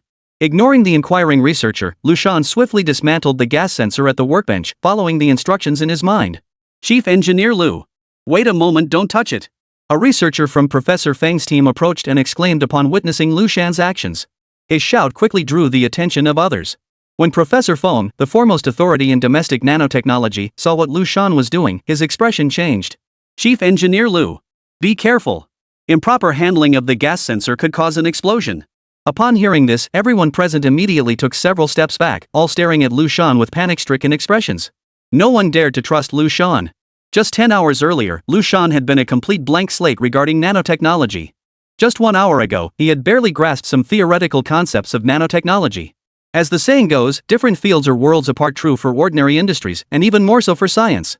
While each branch of science may appear interconnected, they are in fact worlds apart. No one can master an entirely unfamiliar field with just a glance. Not even Liu Shan, the legendary child prodigy, could. All eyes once again converged on Liu Shan. No one spoke another word. Yet their eyes conveyed everything that needed to be said. Under these circumstances, Liu Shan couldn't possibly proceed with the experiment on his own, even though he could guarantee the results would be correct. But these researchers wouldn't know that. If you ignore warnings, even if you're right, what if it's just luck? Liu Shan now had to find a reason to persuade these researchers without revealing his superpowers. Otherwise, how could he command their respect in the upcoming experiments? Some things, regardless of right or wrong, require consideration of others' perspectives. Stubbornness is hardly a commendable trait. But where could Liu Shan possibly come up with a convincing justification on the spot? Chief Engineer Liu, I understand how you feel right now. I too have tried to overcome the limitations of the gas sensor, but failed. Professor Feng's intervention eased the tense and awkward atmosphere. I tried countless times, experimented with numerous approaches, but ultimately, it still failed. That's why our entire team abandoned that line of thinking. Yet Professor Feng's words now once again placed Liu Shan squarely in the hot seat. Indeed. We've dedicated years to this field and ultimately failed. How could you succeed?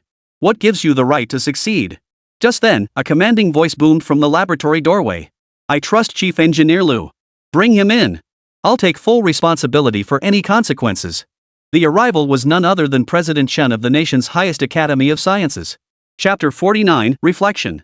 The visitor was none other than President Chen of the Supreme Academy of Sciences of Huagua. Whoa! Every single person present couldn't help but gasp in astonishment.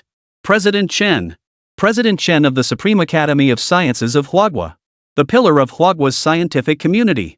Chief Engineer of China's 6th-generation fighter program. Chief Director of China's nuclear weapons program. President Chen's resume is nothing short of astonishing. It's safe to say that if scientists worldwide could only recognize one person from China, that person would undoubtedly be Director Chen. China's new generation of scientists grew up hearing legends about Director Chen. And now, this very legend stands before them. Most crucially, President Chen placed such profound trust in Chief Engineer Liu. In truth, President Chen has been closely monitoring Liu Shan's actions all along. Dubbed the anchor of China's scientific community, he is one of the few in China who knows who the true anchor of China's future will be. Every word and action Liu Shan made since entering this laboratory had been under Director Chen's scrutiny. The moment he saw Liu Shan pick up the gas sensor, he knew exactly what Liu Shan was thinking. He immediately rushed here at top speed. Fortunately, he made it just in time. With Director Chen speaking, no one present dared utter another word. Yet their feet instinctively shifted backward, fearing they might be caught in the crossfire if the experiment failed. Seeing this, Director Chen did the opposite. He walked directly to Liu Shan's side, his eyes filled with encouragement. Seeing such trust from Dean Shan, Liu Shan was determined not to let him down. He immediately began modifying the gas sensor. Standing nearby, Dean Shan couldn't make heads or tails of Liu Shan's methods. After all, he had no expertise in this field. Yet soon, subtle changes began to appear in the gas sensor in Liu Shan's hands. This worked? Professor Feng, standing nearby, gasped in astonishment at the transformation before his eyes. Yes, this gas sensor has been successfully upgraded. There will be no more usage restrictions going forward. The researchers in the distance heard this and couldn't help but let out a series of gasps. It had actually succeeded. It was one thing for someone who knew nothing about nanotechnology just 10 hours ago to identify problems in the nano experiment in such a short time. But to actually modify and upgrade the precision materials used in nanotechnology? This is nothing short of genius. No. Genius doesn't even begin to describe this person.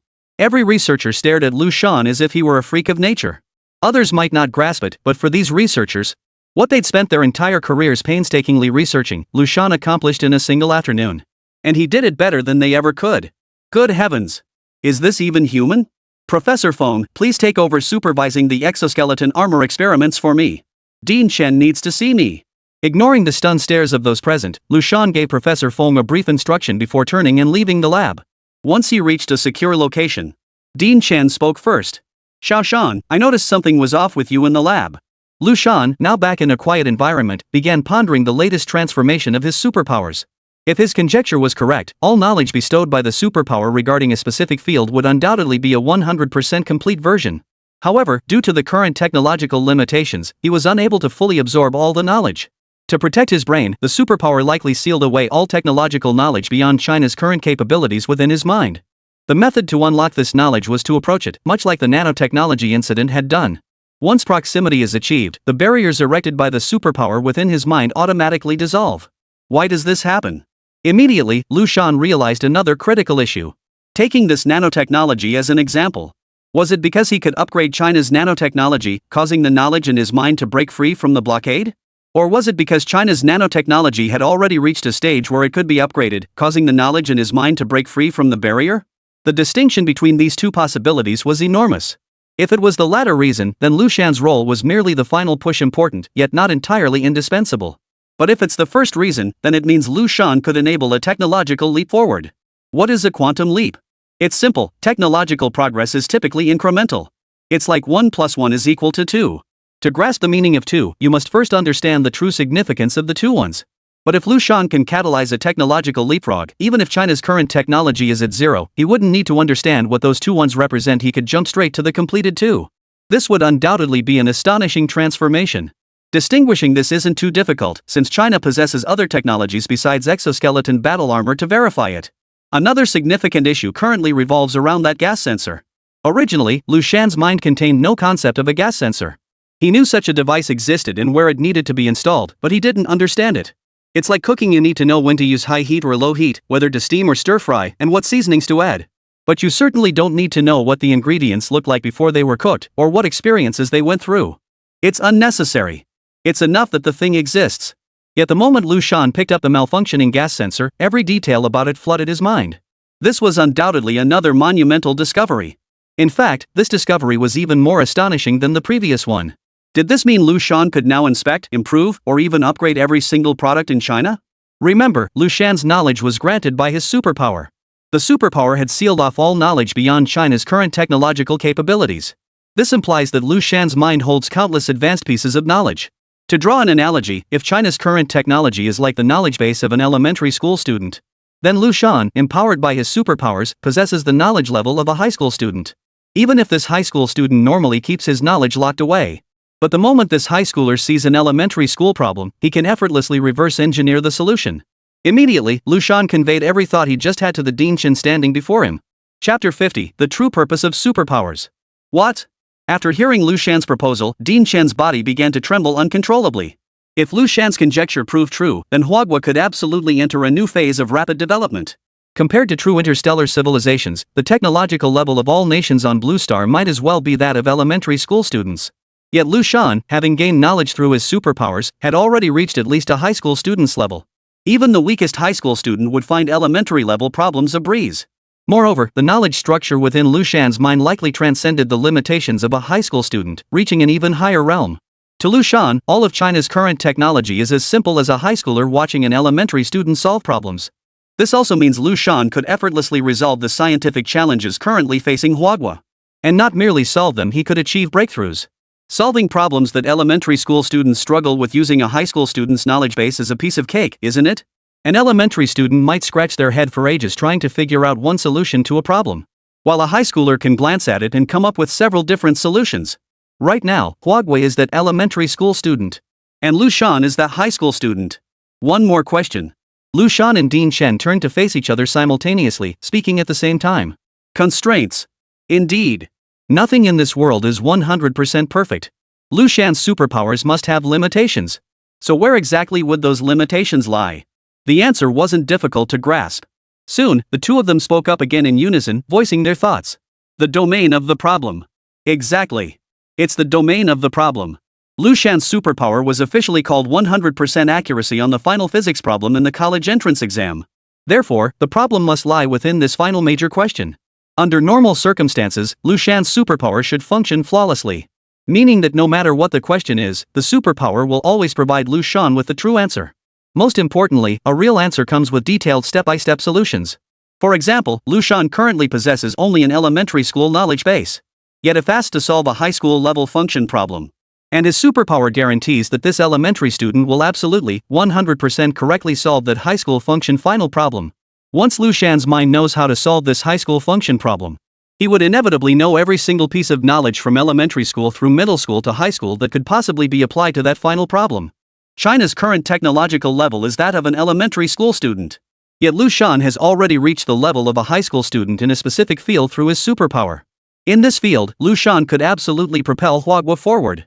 The crucial point is that Liu Shan's superpower isn't a one-time use. They can be utilized repeatedly without limit. Apart from fixed time constraints, Liu Shan's superpowers are virtually flawless. At this thought, a pang of regret flashed through Dean Shen's mind. Had he known these powers were so formidable, he never should have. Liu Shan hadn't maximized the potential of his superpowers during those 4 uses. Looking back now, his first 4 uses of the superpower were utterly laughable. The first one was slightly better, but not by much. The correct way to use Liu Shan's superpower should be to directly generate a high school level question. Then have Liu Shan reverse engineer the knowledge points used in the question. Progressing from high school to middle school to elementary school all the way down to China's current technological level. China's previous approach to leveraging Liu Shan's abilities was like giving a 6th grade problem to a high school student, and then having that high schooler lead China a 3rd grade elementary student to solve that 6th grade problem. This is a waste. An unacceptable waste. Fortunately, Liu Shan's superpowers are unlimited in number. There will be another chance. Next time? The military exercises of Eagle Sauce Nation. A flicker of concern crossed President Chen's mind once more. The immediate priority now was how to respond to the Eagle Nation's military exercises. Now that the true application of Liu Shan's superpowers had been discovered, President Chen was even more reluctant to see Huagua ultimately resort to that move of eternal life. In fact, Dean Shen was even considering the possibility of China having to bow its head if all else failed. That's right. To bow down. Bow down to the Eagle Nation. To ensure the smooth conclusion of these military exercises, Dean Shen had considered the consequences of bowing down. Whether internationally or domestically, once China bows its head, a series of chain reactions will inevitably unfold. But none of that mattered to President Chen now. Do not let temporary gains or losses intimidate you. The outcome of China bowing to the Eagle Nation is plain for all to see. But, so what? A moment of restraint can secure immense future success. Why not? What's the harm? Sleeping on brushwood and tasting gall 3,000 you soldiers can still conquer Wu. Why can't Huagua endure this brief humiliation? Remember, as long as Liu Shan remains, China's future is certain to triumph. Superpowers, man. There's no need to fight to the death right now. With this thought, Dean Chen immediately reached for his phone to contact China's top leaders. Old Chen, what are you doing? Liu Shan, standing nearby, observed the expression on President Chen's face shift from shock to fear, then to deep contemplation, and finally to what seemed like utter resolve. And picked up his phone to make the call. Liu Shan asked curiously. Only then did Director Chen recall that Liu Shan had been standing beside him all along, and realized he ought to discuss this matter with the person involved. So he quickly summarized his thoughts to Liu Shan. What? Bear the humiliation for me? Liu Shan wore an expression of utter astonishment. Wait, what? What's this about? How could Huagua suddenly have to endure humiliation just for my sake? Seeing Liu Shan's astonished expression, Dean Chen realized. Realizing he hadn't explained the full context to Liu Shan. Speaking too quickly meant she couldn't grasp the meaning. Realizing this, Director Chen took several seconds to organize his thoughts. Then began to articulate every thought that had just crossed his mind, word for word, to Liu Shan. Including things like, sleep on straw and taste gall, and 3,000 you soldiers can swallow woo. And by enduring for a moment, the storm subsides by stepping back, the sky opens wide. And for the sake of future, inevitable victory, temporary compromise is necessary. So you're saying, old Chen, that because of me, Huagua should endure this time? Chapter 51, no. Absolutely not. That's the gist of it. Dean Chen nodded in response. After listening, Liu Shan remained silent, standing quietly to the side in deep thought. Dean Chen didn't disturb Liu Shan. He walked over to a chair, turned, and sat down. As for whether to report this to higher-ups, he wanted to hear Liu Shan's opinion first. No. Absolutely not. After a moment of silence, Liu Shan's urgent words echoed throughout the room. Dean Chen, standing nearby, wore a look of slight puzzlement. He wasn't angry that Liu Shan's thoughts contradicted his own. He wanted to hear Liu Shan's perspective. He wanted to hear the thoughts of this future pillar of stability for Huagua. Old Chen. We cannot tolerate this. Absolutely not. After speaking, Liu Shan turned and fixed his gaze intently on Dean Chen. Fearing the dean might react violently after hearing those words. Yet President Chen sat calmly on his chair. Saying nothing, merely raising his hand to signal Liu Shan to continue and finish what he had to say in one go. Old Chen, I believe you understand how highly the higher-ups regard me. How could they not see the pros and cons here? How could they not understand the benefits of restraint? Then why did they ultimately approve my plan? Why did they ultimately choose heaven and earth's eternal life under such compelling circumstances? Have you ever considered that, old Chen? Seeing that President Chen showed no signs of anger or other negative emotions in response to his remarks, and felt a wave of relief wash over him, he continued to voice his thoughts. Currently, under the influence of my superpowers, China has cleverly defeated Eagle Nation's publicly deployed America AI by utilizing its ultimate hidden trump card, the super-intelligent AI. But no one knows what other trump cards the Eagle Nation truly holds. Can China even match the Eagle Nation's never-before-revealed trump cards? This opportunity is fleeting. If China fails to handle this military exercise effectively, even achieving eternal prosperity will become impossible. Old Chen, the most crucial point is that the people of China can no longer tolerate this. At these words, the previously composed expression on President Chen's face instantly changed. He had considered many things, but this one point had never crossed his mind. The Chinese people can no longer tolerate this. Liu Shan, observing the shift in Director Chen's expression, spoke again. Old Chen. In 1993, China endured its first act of restraint under the world's watchful eyes. The Galaxy Incident. China endured it. In 1994, China and the Eagle Nation faced off in the Yellow Sea. China endured. In 1996, China faced the Taiwan Strait crisis. China endured again. In 1999, China endured the brazen bombing of its own embassy. In 2001, the Eagle Nation's provocation led to the South China Sea collision incident. China ultimately endured it. And it doesn't end there. Liu Shan shouted out every single instance of China's restraint since the 1990s in one breath. The nation endured time and again. And the Chinese people grew disillusioned time and again. Now, old Chen, tell me, can China endure any longer? Will the Chinese people permit China to endure any longer? Liu Shan's words rang out like thunder. Unnoticed, beads of sweat had formed on the cheeks of Dean Chen. Yes. China had endured time and time again. The Chinese people had been disappointed time and time again. At that moment, President Chen couldn't help but recall the fiery passion of his youth. 30 years ago, he was a fiery young man fresh out of university. When he heard about the Eagle Nation's provocative actions in China's Yellow Sea, he was so enraged he wanted to grab a pistol, sneak into the Eagle Nation's White House, and assassinate that arrogant Eagle Nation president. When he learned China had chosen restraint instead, driven by impulse and fury, he used his status as a researcher to confront a powerful figure in China at the time, demanding to know why China would tolerate such provocation from the Eagle Nation. That leader said nothing at the time, only instructing someone to take him to witness the true strength of China's naval forces. After witnessing it, he fell silent, saying nothing. China's military might at that time left it no choice but to endure. 1996, 1999, 2001. Similar incidents occurred nearly every few years, yet unsurprisingly, China chose restraint each and every time. Whenever the young man heard the outcome in the laboratory, he would burst into tears. He hated it. He hated why China had to endure. Yet he also knew that endurance was the best course. How he wished China could develop faster, faster still. Fast enough that he wouldn't have to weep uncontrollably for his country like this anymore. Fast enough that every Chinese citizen could stand tall and live with dignity. So fast that China no longer needs to endure in silence. And now, it seems China can achieve all this, has already achieved it. But why have I changed? From someone who once confronted China's leaders in anger, demanding why they must endure, to someone who now actually urges the young to endure? Dean Shan's tears could no longer be held back as he burst into loud sobs. Old Shan. We absolutely cannot endure any longer. No one knows what hidden cards Eagle Nation truly holds. What Eagle Nation has revealed so far is beyond what the early Huagua could withstand. We absolutely cannot gamble on the enemy's mercy. There have only ever been Chinese people who die standing tall. There have never been Chinese people who die on their knees. Liu Shan's tone remained unwavering despite Director Chen's emotional breakdown. Truthfully, Liu Shan desperately wanted to comfort the dean at that moment. But Liu Shan knew better. Some things couldn't be fixed by others' words of comfort. One must think clearly for oneself. One must walk out of it oneself. It took a long moment after Liu Shan finished speaking for Director Chen to snap back to reality. His gaze now held unwavering resolve. Rising to his feet, he approached Liu Shan, grasped Liu Shan's right hand with both of his, and spoke slowly and sincerely. Thank you, Comrade Liu Shan. Comrade. What a long-forgotten title. I'm sorry, I was wrong. I didn't think this through clearly. It took a full 5 minutes for President Chen to pour out every emotion within him. Before Liu Shan could respond, Dean Chen looked at Liu Shan with a face full of relief and sighed. The new generation pushes aside the old. The future of Huagua ultimately belongs to you young people. I'm getting old. I can't keep up with your way of thinking anymore. Perhaps it's time for me to step back. After working together for over half a year, Xiao Shan, you've grown remarkably well. There's no need for you to consult us old-timers on many matters anymore. Go ahead and do it. Do everything you want to do. Do everything you need to do. We will always stand behind you, supporting you. Chapter 52, Burning the Ships. At that moment, Liu Shan dared not meet President Chen's gaze.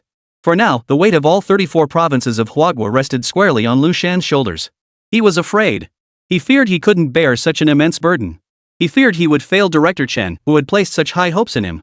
He feared he would let down all those in Huagua who believed in him unconditionally. I will succeed. I will not let you down. With his back to President Chen, Liu Shan spoke with solemn resolve. Go, Xiao Shan. We'll always have your back. Liu Shan still avoided meeting Director Chen's gaze, unable to meet his eyes. Merely responding with a solemn nod before striding swiftly away. Dean Chen, who remained frozen in place behind him, never once took his eyes off Liu Shan. Until he watched Liu Shan grow smaller and smaller, farther and farther away, until his figure vanished from sight. Chief Engineer Liu? Why have you returned? When Liu Shan returned to the nanotechnology lab, several researchers greeted him with respectful tones. For most rigid researchers, they only admire one kind of person, those with truly outstanding research capabilities, rather than those with lofty positions or widespread fame. And clearly, in just over a dozen hours of interaction, Liu Shan's exceptional scientific prowess had already earned him the profound admiration of many researchers. Liu Shan did not put on airs despite the researchers' previous distrust of him. After responding with a smile and nod to these enthusiastic researchers, Liu Shan swiftly made his way to the very heart of the laboratory. The very spot where the exoskeleton armor's nanotechnology experiments were underway. Chief Engineer Liu. You're here. Professor Feng, head of the nanotechnology experimental team, greeted Liu Shan warmly upon his arrival. Chief Engineer Liu. You're truly amazing. After you solved the problem, our team followed your instructions to complete the remaining nano experiments. And everything went perfectly. Unsurprisingly, the experiments passed on the first try. We're now conducting the second round of tests to ensure experimental stability. Clearly, Liu Shan's exceptional research capabilities had earned not only the admiration of his team members, but even Professor Feng, a top-tier expert in Huagua, now held profound respect for this legendary Chief Engineer Liu. After Liu Shan was escorted away by Dean Chen, this leading expert in Huagua couldn't praise Liu Shan highly enough. He even used phrases like a divine being reincarnated to save China. However, Liu Shan, having just concluded his conversation with Dean Chen, the joy of the nano project's success had significantly diminished. It wasn't enough. Merely enhancing the exoskeleton battle armor with nanotechnology was far too limited. The thought of all the future upgrade plans for exoskeleton battle armor that flashed through his mind. Liu Shan wished he could split himself like Sun Wukong to simultaneously implement multiple modification and upgrade plans for the exoskeleton armor. Such impossible fantasies are best left to imagination. How could it ever truly be realized? Upon witnessing the complete success of the second nanotechnology experiment on the exoskeleton armor, Liu Shan wasted no time in summoning another experimental team to a separate lab to begin upgrading the exoskeleton armor using a different approach, simultaneously urging Professor Fong to swiftly initiate mass production of the upgraded exoskeleton armor once experimental stability was confirmed. After all, given China's current technological capabilities, the current exoskeleton battle armor already represented the pinnacle of what China could achieve. There was no need to exhaustively pursue further advancements in nanotechnology. Meanwhile, in another laboratory, Liu Shan was discussing something with another research team. Strangely, every member of this team wore an extremely peculiar expression. Chief Engineer Liu, our team primarily researches deep-sea environmental adaptation technologies and propulsion systems for nuclear submarines. But are these really applicable to exoskeleton battle armor? I'm not questioning you, Chief Engineer Liu. Seeming concerned his words might be misinterpreted by Liu Shan, the speaker Professor Li, who also headed this research team, quickly added. The primary pressure nuclear submarines face comes from depths of several thousand meters, whereas the exoskeleton combat armor's most pressing challenge should be overcoming shallow water limitations, shouldn't it? According to Liu Shan's initial vision, the iterative upgrades for exoskeleton combat armor only needed to address mobility issues in shallow waters. After all, the deep ocean was rather pointless for exoskeleton combat suits. What? Are we seriously considering deploying exoskeleton combat suits for deep-sea fishing? However, during the nanotechnology experiments on the exoskeleton armor, Liu Shan had further developed his own superpowers. And now he was confident he could simultaneously resolve the suit's applicability in both deep and shallow waters. Adapting the exoskeleton armor for deep-sea environments proved more challenging than for shallow waters. Therefore, Liu Shan promptly requested higher-ups to urgently redeploy the current research team, with the primary goal of prioritizing the resolution of deep-sea compatibility issues.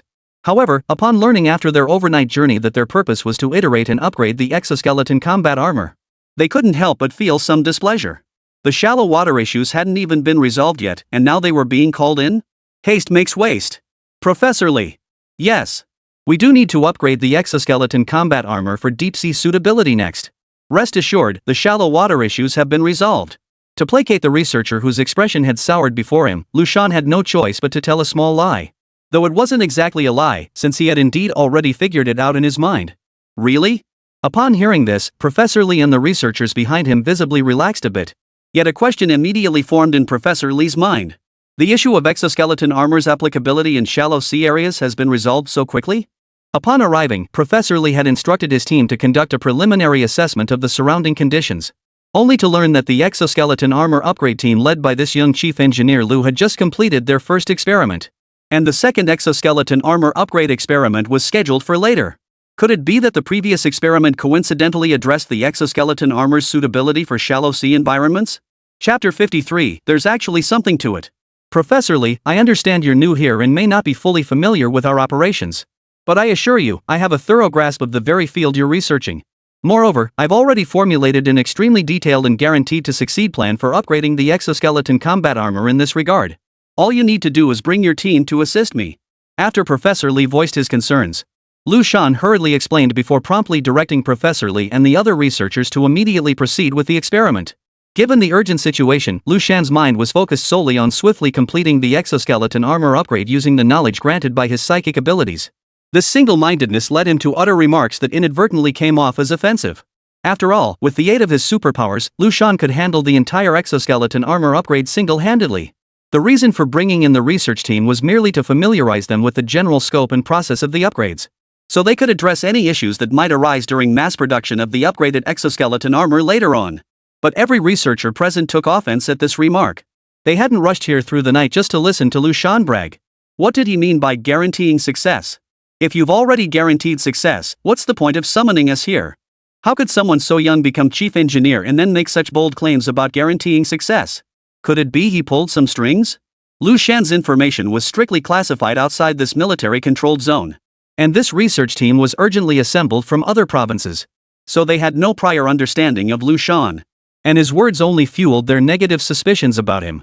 In their view, if Liu Shan dared to make such bold claims, suggested the experiment had likely already succeeded but remained classified. Now they were being brought in merely to witness a research achievement that had already been completed.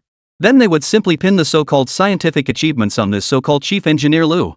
By now, many researchers had already formed an impression of Liu Shan as a crony. A crony with connections reaching to the highest levels. A crony who steals others' research achievements. As fellow researchers, they naturally despised such theft of scientific achievements. Ah, well, since they were already here, they might as well see what this so-called exoskeleton armor upgrade looked like. With this thought, the group of researchers followed Professor Li deeper into the lab, the very place where the experiment was about to take place. Holy crap! What is this? The moment they laid eyes on the exoskeleton combat armor, many researchers couldn't help but gasp in astonishment. What on earth is this thing? Could this truly be an exoskeleton battle suit developed by China? The research team present had never heard of China possessing such an exquisitely crafted exoskeleton combat suit before. Their understanding of exoskeleton armor was still stuck on the concept of auxiliary individual combat suits that could only be attached to specific body parts. But this? This wasn't just an exoskeleton armor, it was China's very own Iron Man. Who on earth designed this masterpiece? I'm in awe. This is absolutely incredible. With this thought, one researcher turned to Liu Shan with a question. Oh? You mean this? I designed it. What's the matter? Blow your own horn. Go ahead and brag. Designed by you? Why don't you claim you designed the 7th generation fighter jet too? Several researchers who heard the reply couldn't help but roll their eyes at Liu Shan. How could a young guy who looks barely 20 possibly create such an exquisite exoskeleton battlesuit? Fortunately, Liu Shan had no time to pay attention to others at that moment. He was completely focused on the exoskeleton combat armor, preparing for an upgrade. Professor Li, please observe my next steps closely. If you have any questions, feel free to ask me directly. After further developing his psychic abilities, Liu Shan no longer intended to gather the entire research team at the nanotechnology lab for collective brainstorming. After all, solving problems through brainstorming might spark new approaches. But now it was merely copying the answer, reproducing the perfectly correct solution from his mind. There was no need for such complexity. Thus, Liu Shan instructed all research teams to return to their respective laboratories, awaiting his arrival to convey the correct answers stored in his mind. After that, they would oversee the mass production of the upgraded exoskeleton battle armor to ensure no issues arose during manufacturing. Little did Liu Shan realize that this research team had been urgently assembled from other locations and knew absolutely nothing about him. And his words once again caused misunderstanding among the team members. Asking you? You really think you're something special? Our Professor Li is China's foremost authority on deep-sea research. I'd say it's you who should be asking Professor Li what you don't know. One researcher muttered under his breath. Hearing this, the other researchers nearby couldn't help but nod in agreement. Their distaste for this chief engineer Liu Shan grew by the moment. Liu Shan, oblivious to the mutterings, saw no one responding and promptly initiated the upgrade test for the exoskeleton battle armor. First, regarding pressure resistance in the deep sea, I'll make a minor modification to this exoskeleton combat suit. Once submerged in seawater, its shape will transform into a pressure-resistant, streamlined form. Though this will sacrifice some of the suit's combat effectiveness. As he spoke, Liu Shan began modifying the exoskeleton armor by himself. To ensure clarity, Liu Shan moved deliberately slowly, providing detailed explanations for each step, careful not to leave any room for misunderstanding among the researchers. This structural change, combined with a minor adjustment I just implemented, has partially alleviated the seawater pressure on the exoskeleton armor. Next, we must address the energy endurance issue. Unlike nuclear submarines that rely on reactors for autonomous endurance, the exoskeleton armor's deep-sea endurance primarily depends on. Additionally, unlike land-only exoskeleton suits, the deep-sea variant requires a precise buoyancy control system. As Liu Shan delivered his impassioned explanation, the expressions of the researchers shifted from disdain to confusion, then to utter astonishment. This chief engineer Liu seems to have something special. Chapter 54, Not Recognizing a Mountain When You See It. Alright, this entire experimental series is now complete. You've all witnessed the results. Any questions can be asked now. After hours of experimentation, Liu Shan had meticulously and thoroughly explained every step to the entire research team. With the experiment now successfully completed, Liu Shan issued a final inquiry to all present researchers. If the researchers had fully grasped all the steps of this experiment, then this upgraded exoskeleton combat armor could proceed to mass production on an assembly line. Liu Shan could then proceed to the next experimental upgrade site. Observing the stunned expressions of the researchers, Liu Shan reiterated his inquiry. If there are no objections, this combat armor will proceed to the production line for mass manufacturing. Should any issues arise during mass production, I hope you will kindly point them out. Seeing no one respond, Liu Shan rose to leave. Chief Engineer Liu, please wait. Professor Li was the first to speak up. Chief Engineer Liu, I had a minor question while observing your experiment. I hope you could clarify it for me. Your explanation earlier regarding the deep-sea power endurance system was... After Professor Li had finished voicing all his questions, Liu Shan returned to his chair, pondering how to address these points in terms Professor Li could understand. Otherwise, if he answered using terminology not yet introduced, Professor Li would inevitably ask about those new terms. And that would waste too much time. It wasn't that he didn't want to explain, but time was running short. Seeing Liu Shan bow his head in thought without speaking, the researchers behind him couldn't help but erupt into a flurry of murmurs. "I told you so. Chief Engineer Liu is just reading from a script, yet he keeps bragging about how anyone with questions should come to him. I actually thought he was capable of something. See? The moment Professor Li asked a question, he was exposed and couldn't say a word." "Exactly. But who exactly is the mastermind behind this upgrade experiment in our country? They're just too brilliant. How did they even come up with such an upgrade approach and methodology? Honestly, there are so many parts one just can't grasp or understand. I'd love to have a chat with the real mastermind." As he spoke, Liu Shan finally figured out how to explain things to Professor Li in terms he can understand. "Professor Li, regarding your earlier question, I've restructured my explanation. Let's see if this time you'll have a first, secondly, therefore." Watching Professor Li's expression shift from confusion to deep thought and finally to sudden realization, Liu Shan knew the issue had been resolved. Good heavens! So, that's how it is. A researcher couldn't help but exclaim after hearing the explanation. This was an entirely unexpected new approach. And someone had already solved it. What? Chief Engineer Liu actually understands this? I thought. Before the researcher could finish speaking, another scientist swiftly approached Liu Shan and addressed him respectfully. "Chief Engineer Liu, I have another question regarding the fluid-like exoskeleton armor you mentioned in the previous experiment." Holy crap! Old Liu. Seeing this, the other researchers hurried over to surround Liu Shan, firing off one question after another the moment he finished answering, leaving him no time to catch his breath. Professor Li, who had asked the first question, couldn't help but smile at the sight of everyone scrambling to ask questions. China's researchers are renowned across the entire Blue Star. What aspect of China's researchers commands the most respect from other nations? Patriotism. That's right, patriotism. From start to finish, Chinese researchers carry a profound sense of patriotism in their hearts. Others pursue academia and research for fame, fortune, and social status. But the overwhelming majority of China's researchers pursue science with only one purpose: to serve their motherland, to serve their nation. They endure relentless sandstorms to complete arduous research missions. They endure research environments where they sleep under the stars and eat in the wind just to complete equipment testing under extreme conditions. They can endure a lifetime of obscurity, all for the prosperity and strength of Huagua. They care not for their own futures, but only for the future of China. In their daily research work, most scientists encounter various questions. And many of these questions remain unsolved even by mentors like Professor Li. Why? Because China's scientific research capabilities still fall short. It's because China's scientific research hasn't reached the pinnacle of Blue Star. Now, with a mentor like Liu Shan who can resolve every challenge you encounter in your research, how could the researchers present not be thrilled? They'd love to tie Liu Shan down tight so he could answer every question at any hour. After several more hours of QA, and Liu Shan's performance left every researcher utterly stunned. After having their doubts resolved, the researchers, exhausted from verifying Liu Shan's answers, while Liu Shan, who had been speaking non-stop for nearly 10 hours, remained as energetic as ever. After all, scientific research is the most draining endeavor imaginable. Liu Shan's current state reminded these researchers of how they themselves would feel if they returned to high school with their current knowledge to solve high school problems. Could it be that in Chief Engineer Liu's mind, we're no different from high school students? Good heavens! What a case of not recognizing a mountain when you see it. Who would have thought our nation could produce such a young scientist with such extraordinary capabilities? Chief Engineer Liu, you mentioned earlier that you developed this exoskeleton combat armor entirely on your own?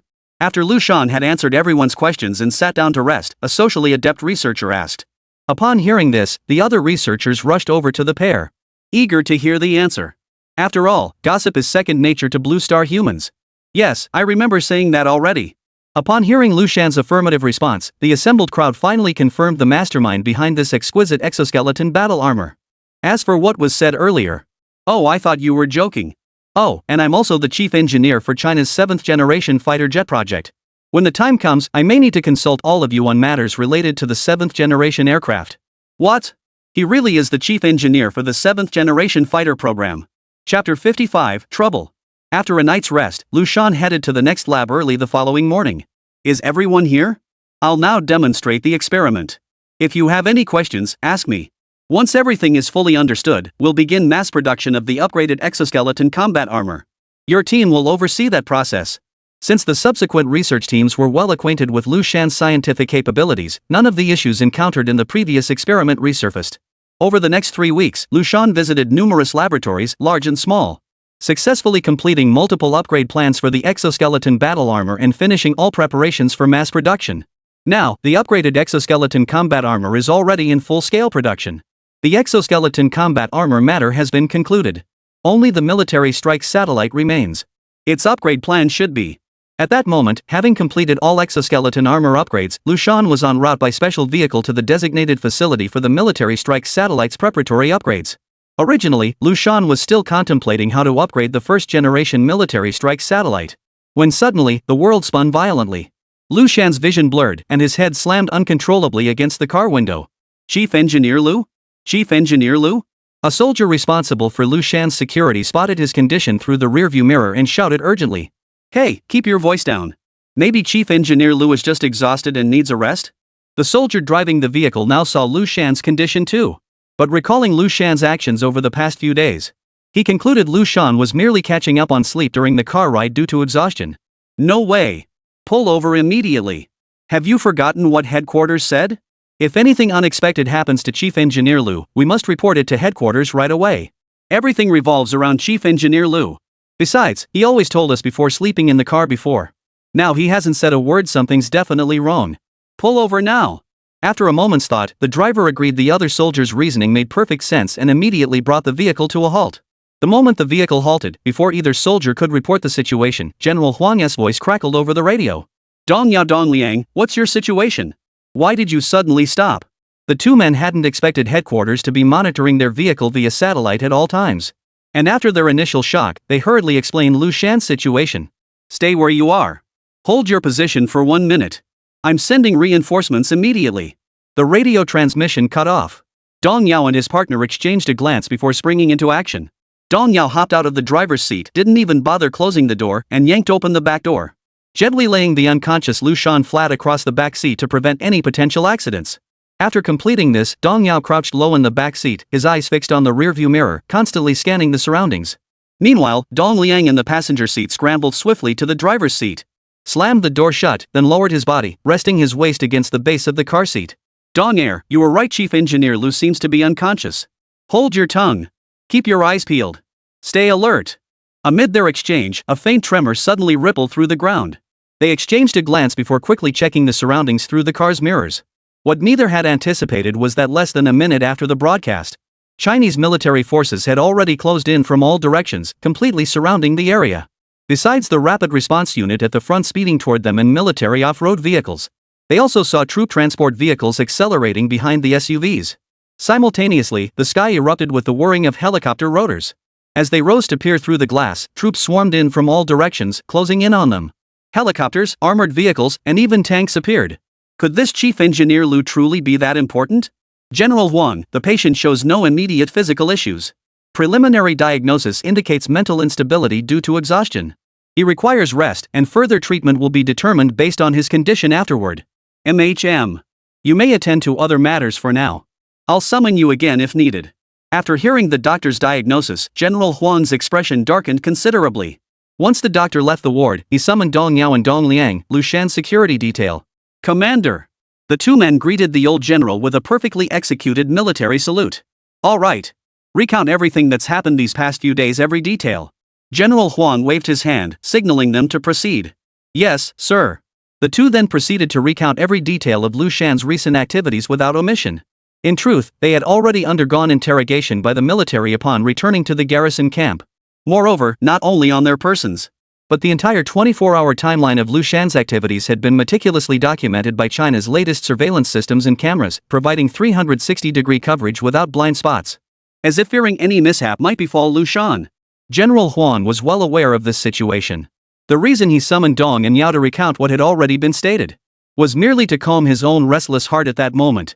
Across the entire military district, only he and the chief of staff knew Liu Shan's true background.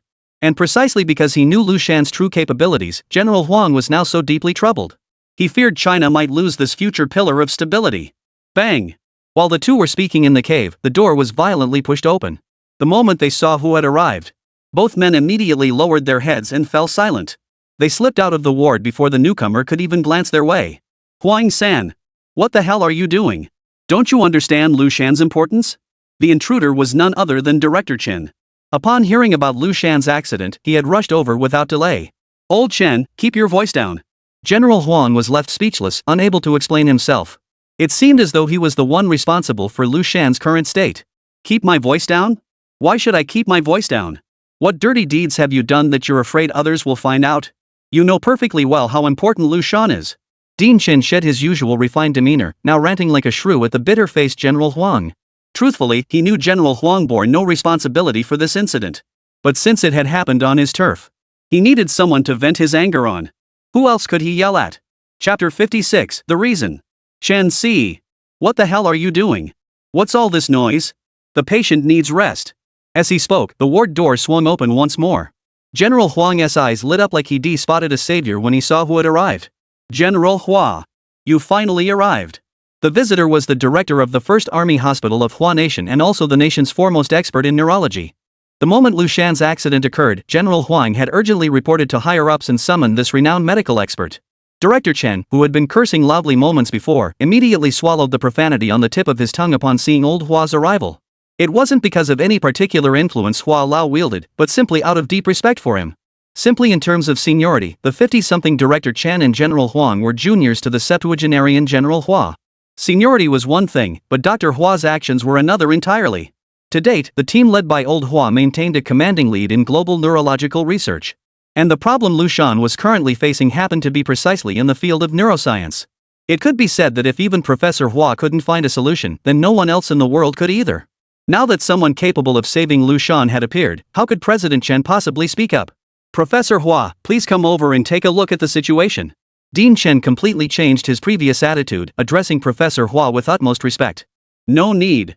I've already reviewed Xiaodong's diagnostic report. It's actually not a major issue. Professor Hua's words instantly brought relief to both Director Chen and General Huang. It's not a big deal, then. How long will it take for the patient to regain consciousness? Should we administer any medication? President Chen quickly voiced his most pressing concern. Please don't let it be years before he wakes up. China is counting on Liu Shan right now. How long it takes depends on the patient himself. Administering glucose or similar nutrients should suffice. There's no need for excessive anxiety. The patient himself has no special complications. Old Hua's tone remained calm. What? Dr. Hua, you can't even estimate when the patient might wake up? Could you please explain more about his specific condition? Hearing this, Director Chen couldn't help but feel extremely anxious. Shan Si. I recall you're usually quite composed. Why the sudden urgency? What good will rushing do? By the way, is this your illegitimate child? Not only did old Hua ignore Director Chen's question, he even teased him in return. His teasing left both Director Chen and General Huang somewhat flustered. This shouldn't be happening. Logically speaking, given old man Hua's status, he should know Liu Shan's specific circumstances. Oh. General Huang suddenly recalled that old Hua had been immersed in a newly discovered medical research project for the past half year and had only recently emerged from seclusion. Naturally, he wouldn't be aware of these matters. Realizing this, General Huang hurriedly interjected, his tone urgent. Old Hua, this man is crucial. All of us combined aren't as important as he is. It's safe to say the future of Hua Nation rests in his hands. Old Hua, please don't say such things. What? Old Hua knew General Huang well. He knew General Huang would never speak so boldly without absolute certainty. Realizing the gravity of the situation, old Hua immediately approached Liu Shan and conducted another thorough examination using the medical equipment. My earlier assessment stands. How long it takes for the patient to regain consciousness depends entirely on him. There is no significant damage to any part of his body. After a long pause, under the anxious gazes of Director Chen and General Huang, old Hua spoke slowly. Before either could respond, Dr. Hua cleared his throat softly and continued. The patient's condition is extremely rare. There has been no similar precedent anywhere in the world. Therefore, I cannot guarantee that my assessment is absolutely correct. It may merely be my conjecture. Now, I need to ask you some specific questions about the patient to verify the accuracy of my hypothesis. First, has the patient engaged in any exceptionally high-intensity mental exertion within the past month? General Huang turned his gaze to Director Chen beside him. What constituted extremely high-intensity mental exertion depended on Director Chen's interpretation. After all, he was just a rough-and-tumble old soldier with limited knowledge in this area. Professional matters required professional input. High-intensity mental exertion, you say? Director Chen pondered briefly before responding. Yes, though one point requires correction, the patient's mental exertion undoubtedly surpassed the description of extremely high intensity. Exceeded extremely high intensity? A flicker of astonishment crossed old Hua's eyes as he pressed further. Then, over the past month, has the patient been engaging in ultra-high intensity physical exertion? Yes. General Huang answered without hesitation. After all, General Huang was the overall commander of Liu Shan's security detail. Every day, he monitored Liu Shan's condition around the clock from the surveillance console.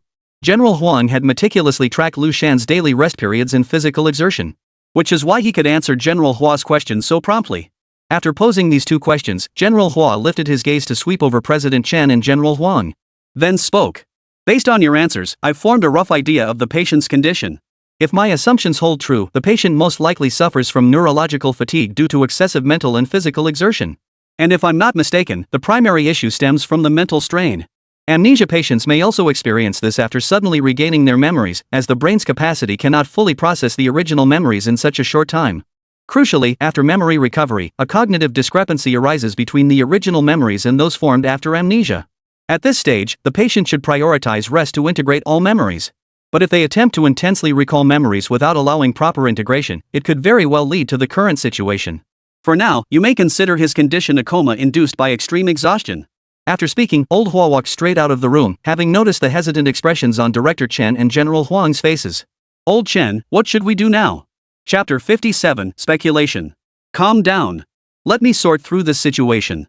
Dean Chen sat in a nearby chair, his brow furrowed. After a long moment, he spoke. Old Hua doesn't know the specifics of Xiao Shan's situation, but he used the example of an amnesia patient. In fact, to you and me, Xiao Shan's superpowers are remarkably similar to amnesia. Xiao Shan's superpower allows him to acquire knowledge that doesn't originally belong to him. This knowledge can also be seen as the recovery of lost memories after amnesia. Hearing this, General Huang was momentarily taken aback. What do you mean by recovering lost memories? Isn't it a superpower? Think of Kosugi as an amnesia patient. The knowledge he gains through his superpowers can be seen as the recovery of his original memories. Do you understand what I mean? Director Chen patiently explained to General Huang. Now that you put it that way, I think I understand. So, Kosugi acquired too much and too diverse knowledge through his superpowers. Combined with the intense mental strain he's been under lately, it ultimately led to the situation Dr. Hua described, right? Possibly. Possibly?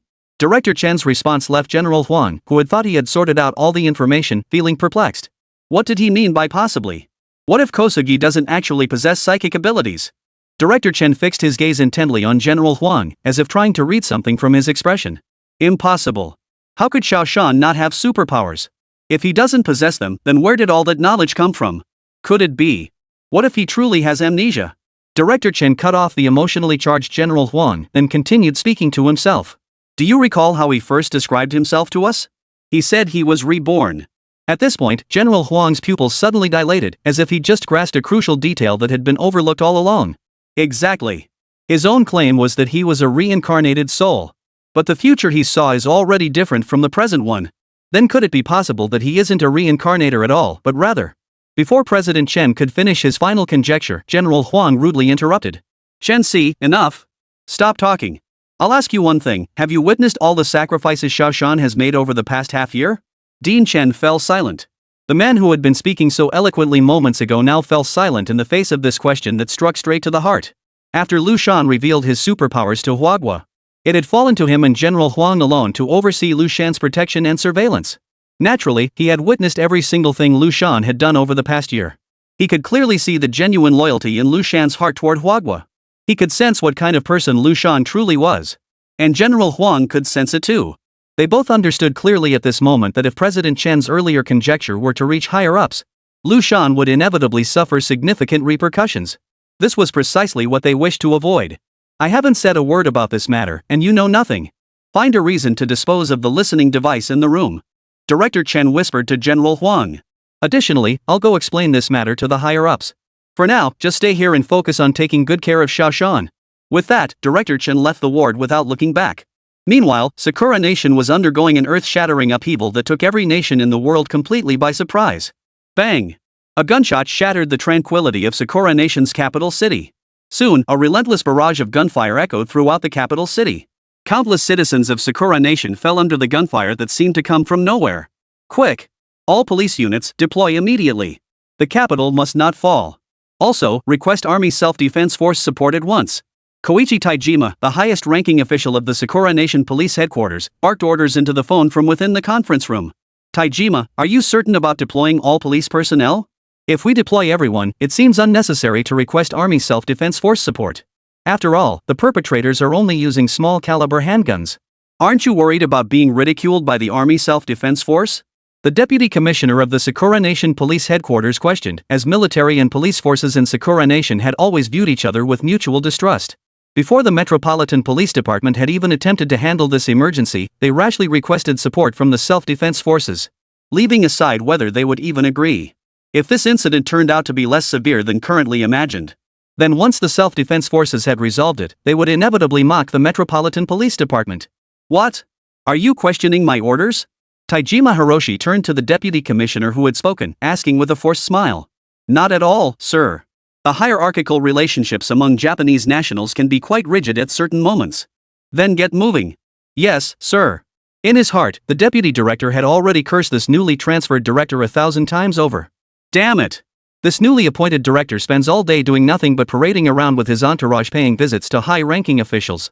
And now he's calling in the military at the slightest issue? What will the higher-ups think if this keeps happening? What's the point of having us here at the Metropolitan Police Department? Honestly, it seemed this new chief had a military background. He'd apparently been commended for completing some mission in China before being transferred here. As these thoughts swirled, Koichi Taijima signaled the two men standing by the door to slam it shut. The deputy chief was startled awake by the slam of the door. Looking up, he found Tashima Koichi had somehow already aimed a pistol at his head. Taijima-kun, please calm down. Inside the room, two senior Metropolitan Police Department officials assumed Tashima was merely brandishing his gun to intimidate the deputy director for disobeying orders. Little did they know that the moment they spoke, two bullets, muffled by silencers, pierced their temples. What are you doing? Some senior officers of the Metropolitan Police Department turned to the two officers who had fired the shots, but before they could finish speaking, several more muffled gunshots rang out, and the questioning executives all collapsed straight to the floor. Coincidentally, aside from Koichi Taijima and the deputy commissioner he was pointing his gun at, the number of dead on the ground matched the number of survivors, meaning each person had personally killed one senior official of the Metropolitan Police Department. Realizing escape was impossible, the deputy commissioner shouted his final question before dying. Why are you staging a rebellion? Bang! A gunshot rang out, and the deputy commissioner slowly collapsed to the ground. Not a single person present uttered a word in response to that question. Chapter 58, The Coup in Sakura Nation Part 1.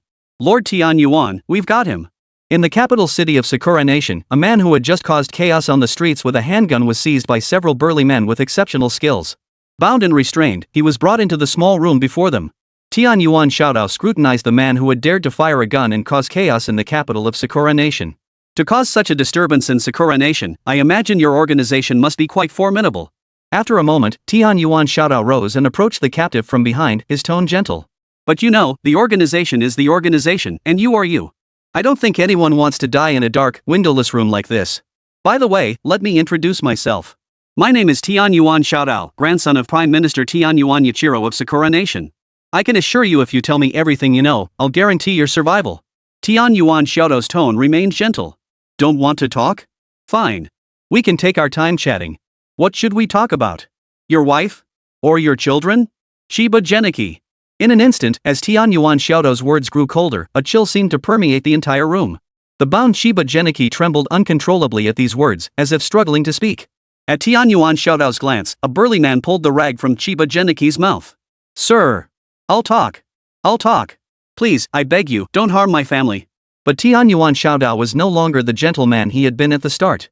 Glaring at the now kneeling, begging Chiba Geniki, he delivered a powerful kick. What? Think you're too good for this? Speak when told. Or do I have to call you by name? But it's not too late now. Spill it. Sir. I'll talk. I was sent by Matsuo Ichiko. Before Chiba Geniki could finish, Tian Yuan Xiaodao delivered another brutal kick. You mean you're here on Matsuo Ichikan's orders?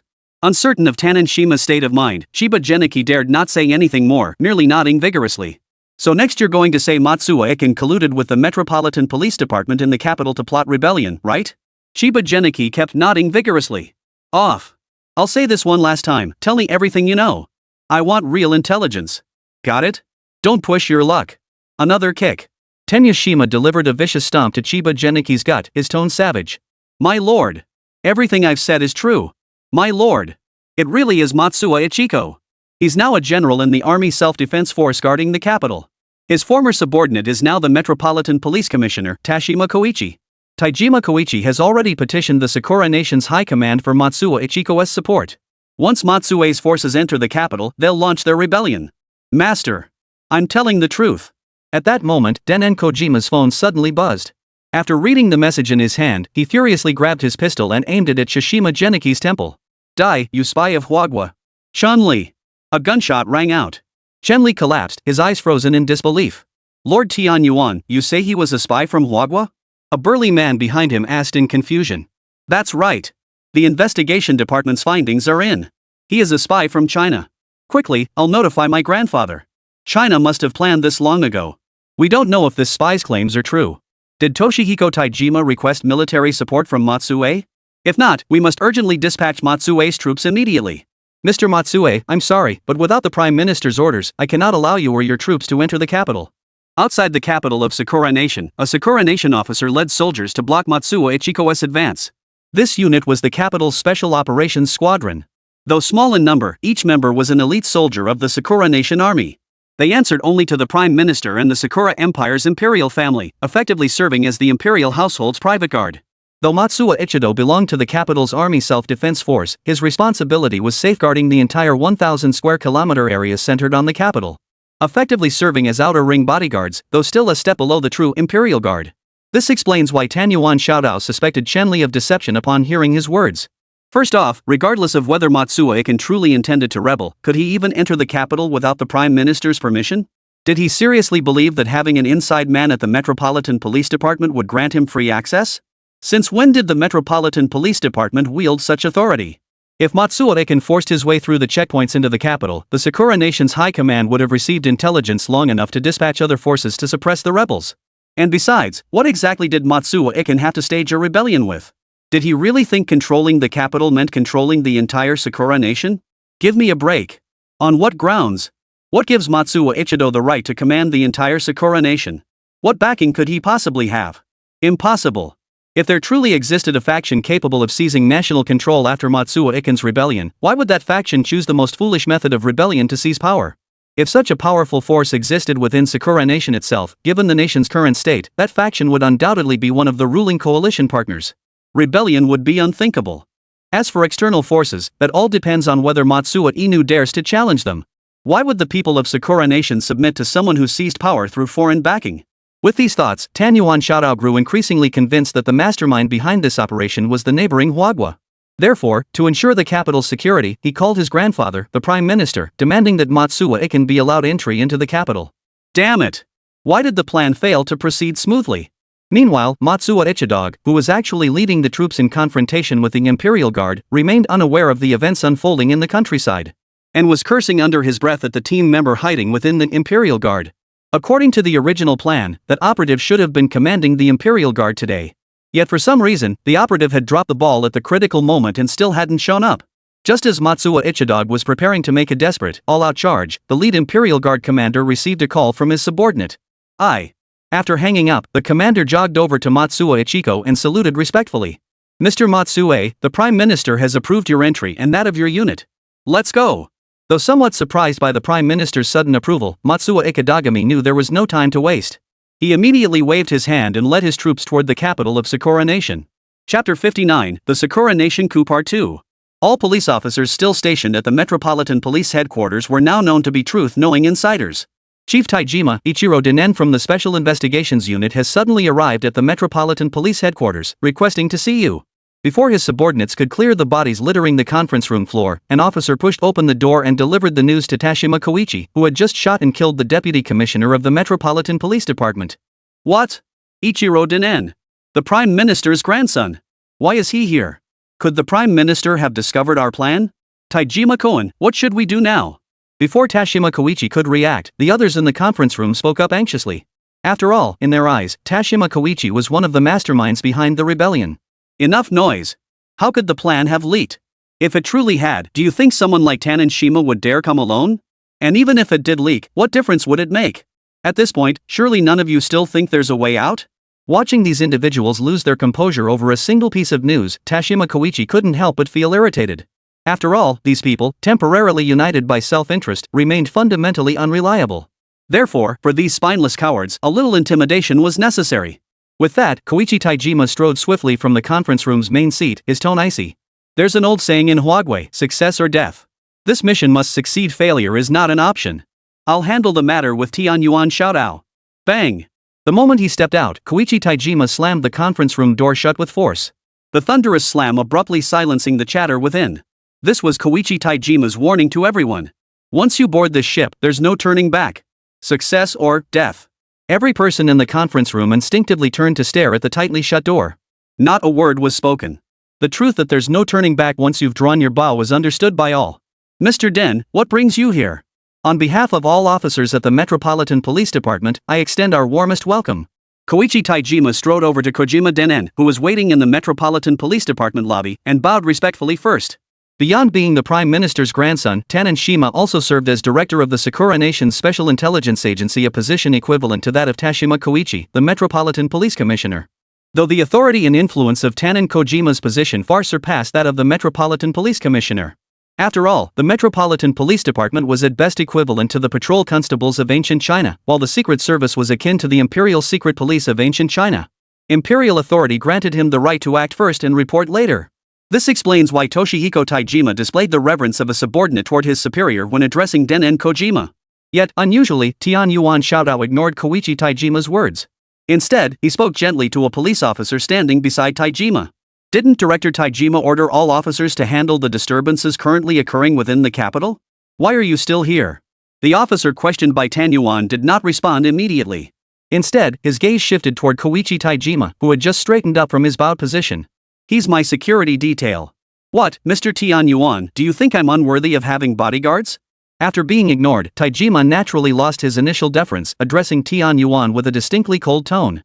Tian Yuan, however, remained unfazed by the shift in tone. Turning his gaze toward Tashima, his voice remained as gentle as ever.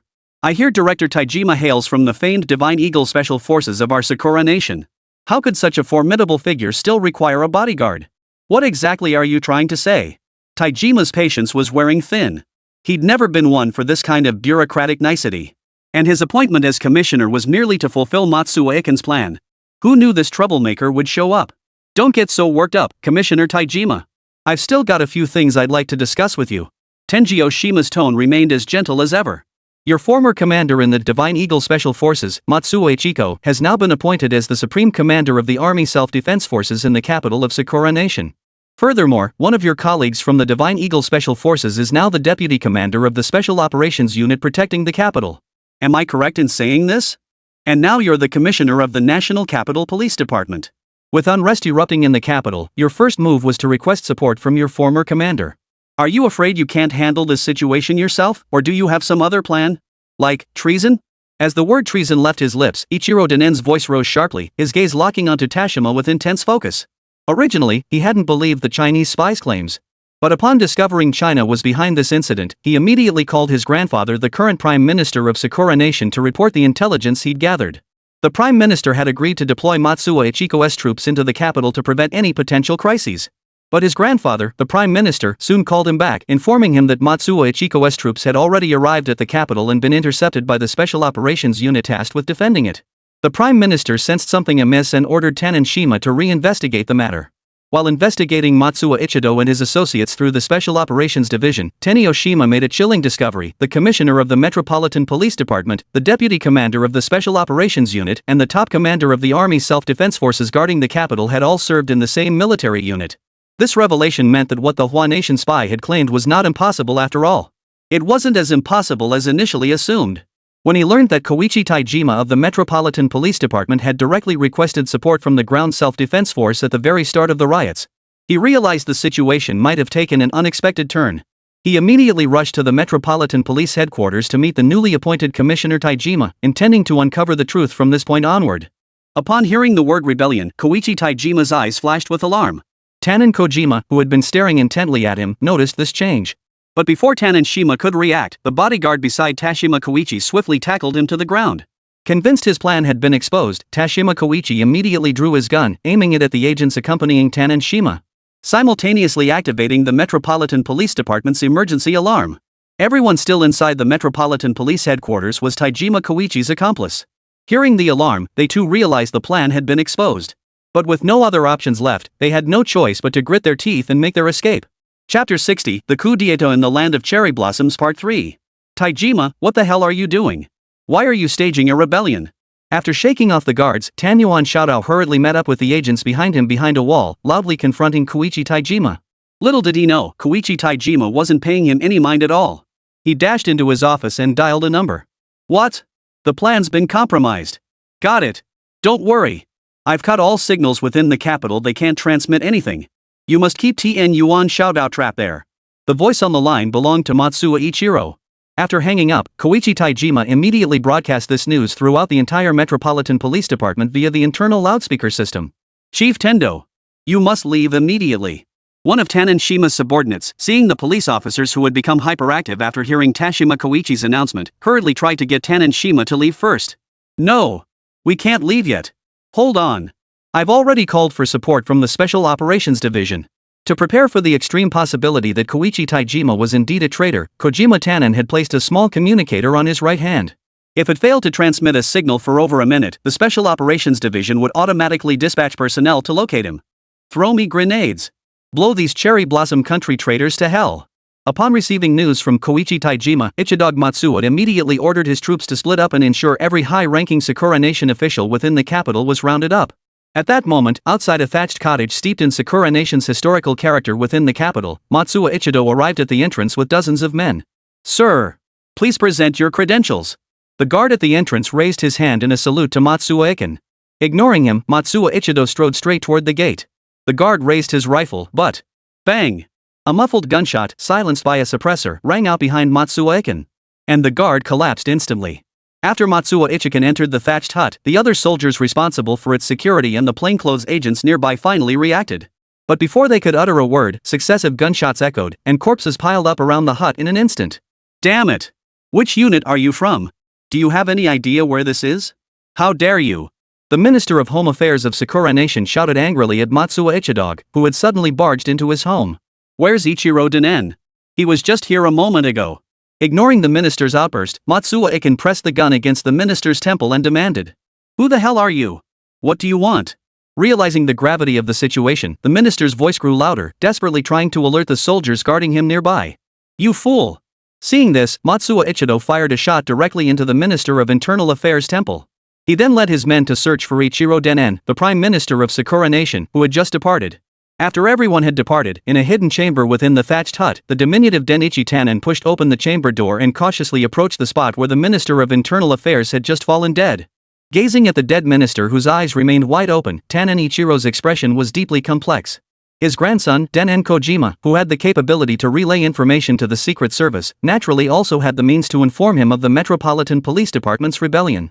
After receiving his grandson's message, Tannen Ichiro, who had been a guest at the minister's residence, found an excuse to leave. After pondering for a long time, Ichiro Tannen secretly returned to the minister's residence and slipped into his secret chamber without the minister's knowledge. Tannen Ichiro did not rush to leave, for he knew well that the most dangerous place was often the safest. Especially now that Matsuo Ichido's forces had entered the capital, nowhere was safe. Remaining where he was, Ichiro Tannen now had only one question burning in his mind. What gives this Matsuo Iken the nerve to rebel? The people would never tolerate a leader who seized power through rebellion. Unless backed by foreign powers, and upon reflection, only two nations could support Matsuo Ichiko. The Eagle Nation and the Chinese Nation. Which one was it? Report. We still haven't located Ichiro Tani. Damn it. Upon hearing the news, Matsuo Iken slammed his fist on the table in fury. Captain. Aside from Ichiro Danen, every other high-ranking official in the capital has been eliminated. Look. Taijima Koichi interjected from the side. After eliminating the Minister of Internal Affairs, Matsuo Iken ordered his men to search for Ichiro Danen before leading his forces to the Metropolitan Police Headquarters. After repelling the special agents from the Secret Service, Matsuo Iken stationed his troops at the Metropolitan Police Headquarters. According to the original plan, all high-ranking officials of Sakura Nation should have been killed by now. After that, Matsuo Iken would use the Metropolitan Police Headquarters broadcast system to deliver the news to the capital of Sakura Nation and the entire nation. Forget it. Never mind. Proceed with the plan immediately. Matsuo Ichido understood the importance of swift action, so he promptly ordered his men to proceed as planned. What? Matsuo Ichidog has rebelled? Who gave him the audacity? Senior officials in other regions of Sakura Nation were utterly shocked upon receiving the message Matsuo Ichidog sent them. Why would Matsuo Ichiko rebel? And what gave him the power to do so? Those familiar with rebellion know it's not merely about killing a few high-ranking officials to call it a rebellion. People die, but the affairs remain. With the original administrators dead, who would now step in to handle those affairs? Who can guarantee the successors will perform better than their predecessors? If the successors fail to deliver, what meaning would a successful rebellion hold? All rebels, all who dare to rebel and succeed. It must possess a far-sighted quality. He rebels because he is driven to it by unbearable oppression. His daring to rebel stems from the boldness of a visionary leader who dares to pioneer and rally others to revolt. For a rebellion to succeed, it must be led by a formidable figure capable of reshaping the oppressive order. What does Matsuo have to offer? Has the land of cherry blossoms wronged him in any way? Consider this: he now stands as the supreme commander of the ground self-defense force in the nation's capital, a rising star of boundless promise within the Japanese military. Where does he get the audacity to rebel? Whether successful or not, rebellion inevitably invites a massive backlash, one that could come from within or without. Without significant backing, surviving it is virtually impossible. But who could possibly back Matsuo Ichiko? His uncle, a Navy vice admiral? Clearly not enough. Why did he rebel? What was his objective? Both Sakura Nation and his family were thriving now. Why rebel? No one could fathom Matsuo Ichiko's true intentions at this moment, nor did anyone dare to rashly test his resolve. To discern a man's true purpose, one must observe his actions. Chapter 61, Reactions from All Sides. News of Matsuo Ichido's actions spread not only throughout the entire Sakura Nation, but across the entire world. It must be understood that Sakura Nation's geographical position was inherently precarious. On one side lay Huagua, the world's second largest power with whom it shared a blood feud. On the other stood the world's foremost superpower, Eagle Nation, which it had also offended in the past. The only way to survive sandwiched between these two superpowers is to pledge allegiance. And Sakura Nation chose to align with the world's foremost power in the Blue Camp, Eagle Nation. It was precisely after joining the Blue Camp that, with Eagle Nation's assistance, Sakura Nation rapidly developed during its post-war reconstruction, emerging as a formidable minor power in today's world. Yet fate's gifts always come with a hidden price tag. Cherry Blossom Nation's development relied entirely on Eagle Nation's support. Thus, after reaping the benefits bestowed by Eagle Nation, it inevitably faced the corresponding cost. The price Japan paid was unconditional permission for the Eagle Nation to establish military bases on its soil. This act transcends ordinary national grievances. It's worse than ting on someone's head. Yet Japan had no choice but to accept. From the very moment the Eagle Nation established its military base on Japanese soil, Japan was tacitly deemed the Eagle Nation's staunchest lackey. Certain actions taken by the land of cherry blossoms itself are not typically viewed internationally as its own doing, but rather attributed to the Eagle Nation pulling the strings behind the scenes. The same holds true today. The coup in Sakura Nation has been internationally recognized as the work of the Eagle Nation pulling strings behind the scenes. Not only internationally, but even officials and citizens within Sakura Nation itself believe Matsuo, that dog, acted under Eagle Nation's orders. Damn it! What the hell is Sakura country playing at? Our joint military exercises with the Eagle Nation are scheduled in a month. What the hell is Sakura country trying to pull now? President Titan of the Eagle Nation couldn't help but curse upon hearing the news. Originally, he planned to quietly wait until the exercises began in a month. Then showcase the super advanced technology developed at Area 51 to the entire world. And let the world see the gap between Eagle Nation and their own country. Then, Ted Den could begin implementing the unification of Blue Star plan. But who could have predicted that Japan, one of the participating nations, would pull this stunt now? His first thought was that his rival political faction was behind this. After all, once his party took power, the other faction would have to relinquish numerous positions within the Eagle Nation and shift focus to managing its vassal states like Sakura Nation and Big Stick Nation. Mr. President, this absolutely could not have been orchestrated by us. Wanson, leader of the opposing faction and also Speaker of the Eagle Nation's Congress, spoke up to explain. In truth, the coup in Sakura Nation had also caught Wanson's faction off guard. Originally, Wanson's faction had abandoned deployments in these satellite nations like Sakura country, shifting their entire focus to domestic affairs within Eagle country, devoting all their energy to preparing for the next election. After learning the truth about Area 51 and the Special Division's plans, his faction couldn't possibly care about the trivial matters of vassal states anymore, let alone orchestrate such a resource-intensive coup. Now, both major parties in Eagle Nation were essentially playing with their cards on the table. Titan aims to fulfill his grand vision of unifying Blue Star during his presidential term, at which point his party would achieve true hegemony over the entire planet.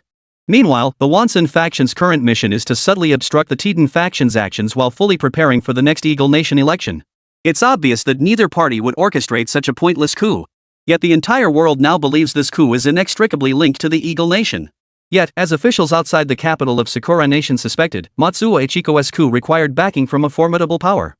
The outside world points to Eagle Nation, yet Eagle Nation itself knows full well it couldn't possibly be them. If not the Eagle Nation, then who else could it be? There seems to be only one answer. Damn China. Wanson, you must resolve this matter before the military exercises begin. Having grasped the truth, Tiden disregarded Wanson's thoughts and immediately ordered him.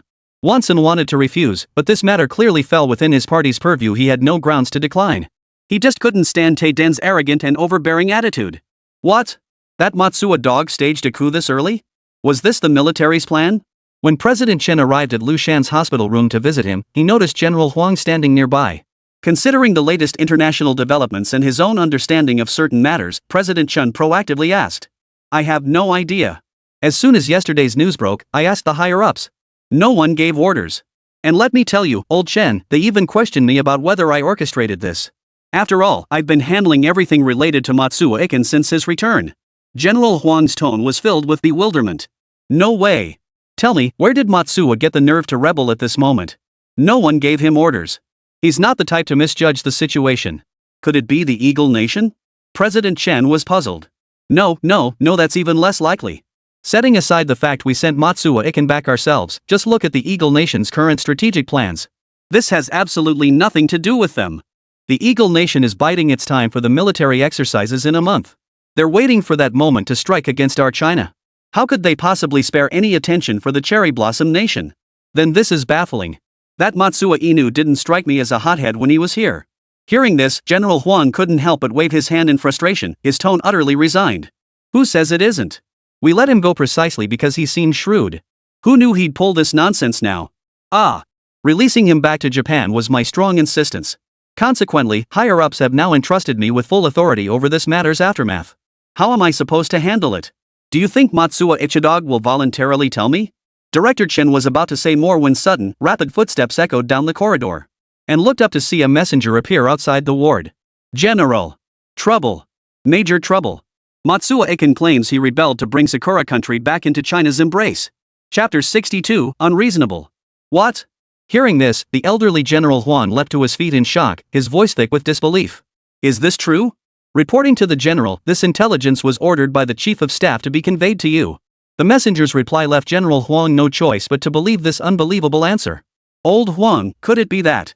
Before Director Chen could finish his sentence, a series of hurried footsteps sounded outside the hospital room door. General Huang, headquarters demands your immediate return to the military district for a meeting. Another frantic messenger burst in, his voice thick with urgency. Old Chen, we'll discuss this another time. With a sigh of resignation, the elderly General Huang hurriedly addressed Director Chen before striding out of the ward. Seeing this, Director Chen couldn't help but sigh. He then turned his gaze to the green plants outside the window. Utterly unaware that Liu Shan's right thumb was trembling ever so slightly at that very moment. Meanwhile, back at the military district, General Huang had just logged into an urgent online meeting when he was met with a deluge of abuse. Huang-san, what the hell are you playing at? Not only did you fail to warn us beforehand about such a major incident, but when confronted with our inquiries, you flat out denied everything? Are you trying to start a rebellion? Every single person present at this meeting was a renowned heavyweight in China's military and political circles. Faced with the leader's tirade, even the venerable General Huan lost his temper.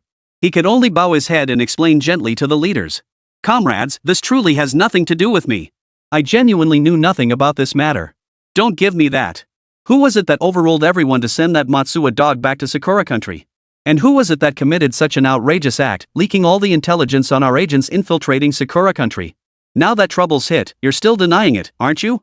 A hot-tempered military bigwig, hearing General Huang's defense, immediately stood up, slammed his fist on the table, and bellowed. Then explain this to us.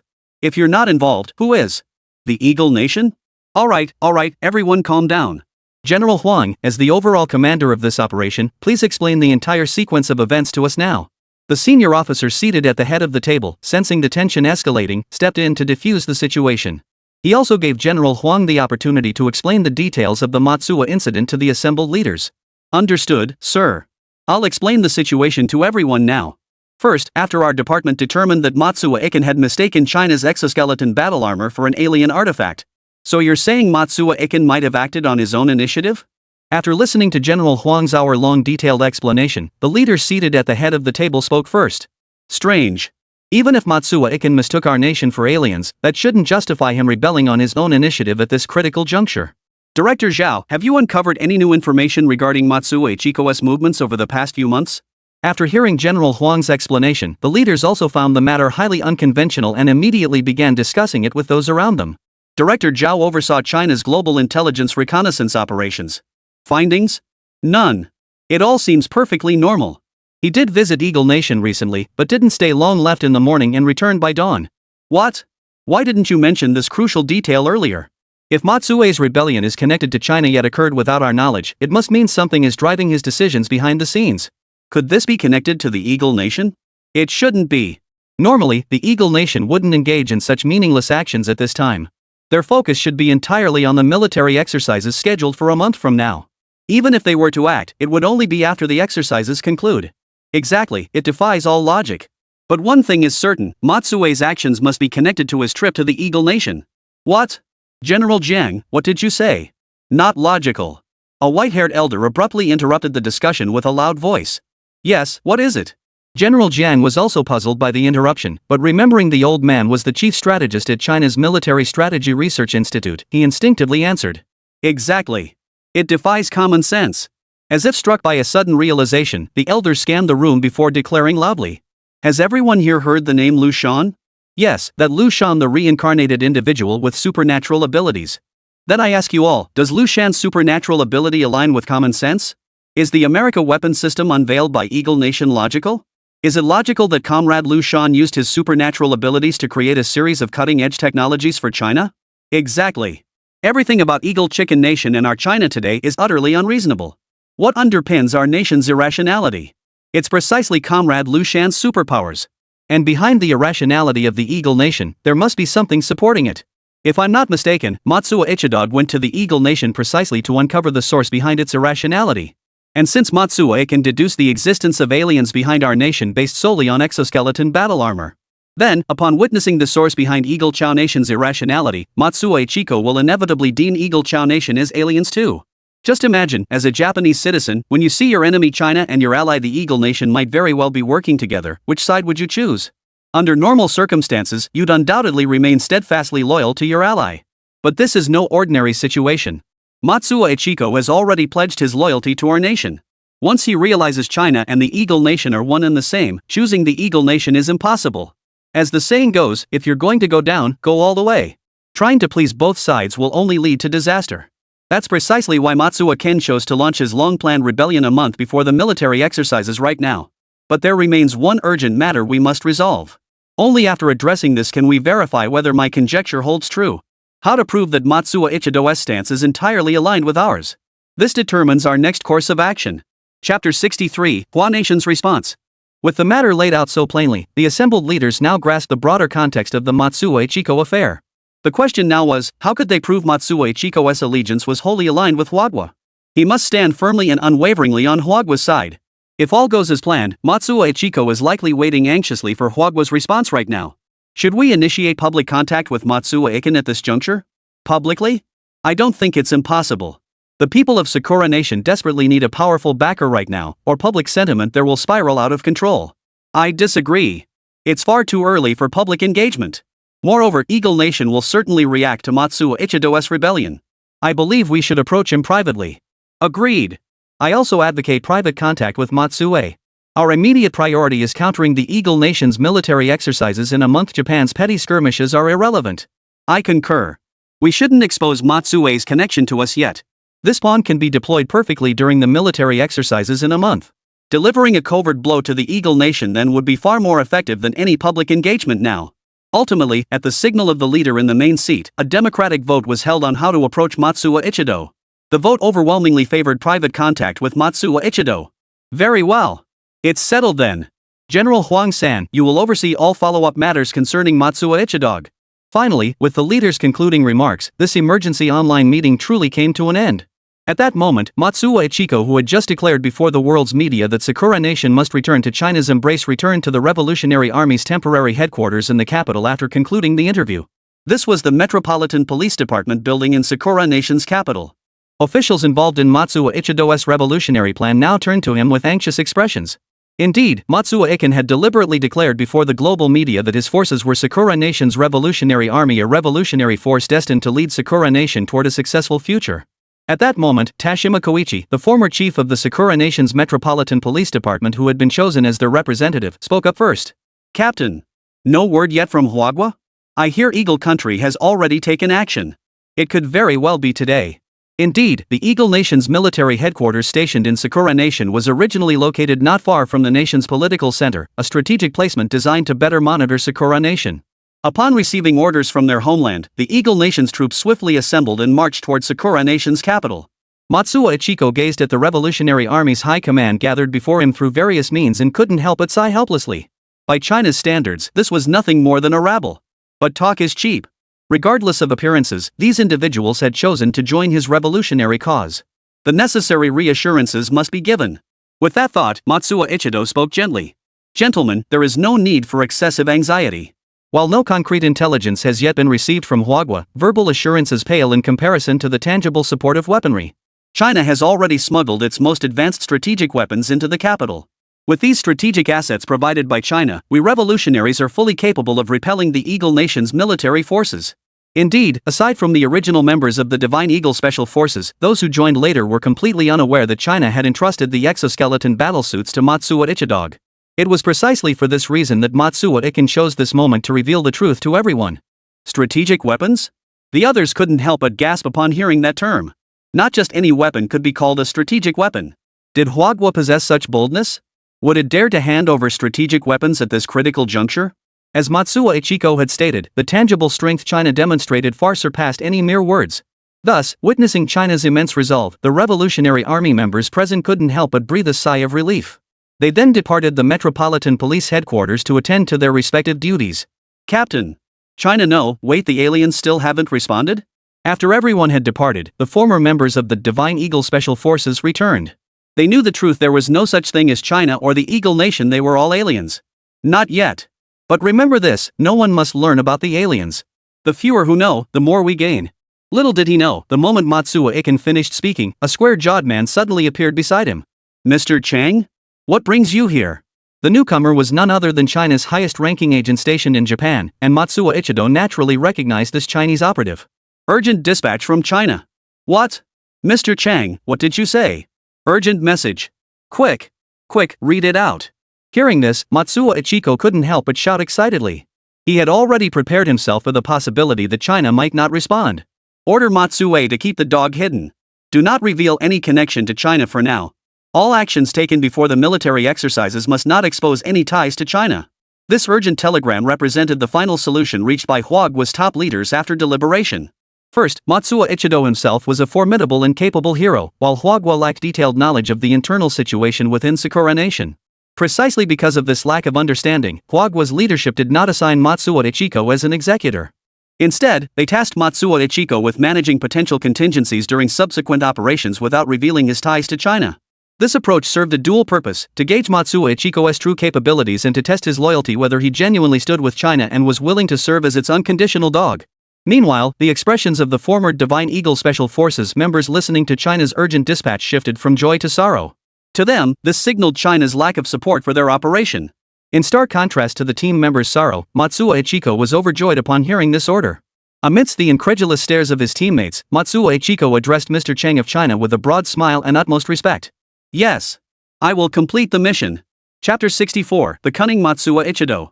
The reason Matsuo Ikin was so delighted at this moment was that he had originally assumed China would take over the operation after his successful rebellion. He also didn't think China would continue to let him carry it out, since the more he did, the greater his achievements would become. For a defector, the amount of credit one receives must be carefully measured. Too much or too little is equally problematic.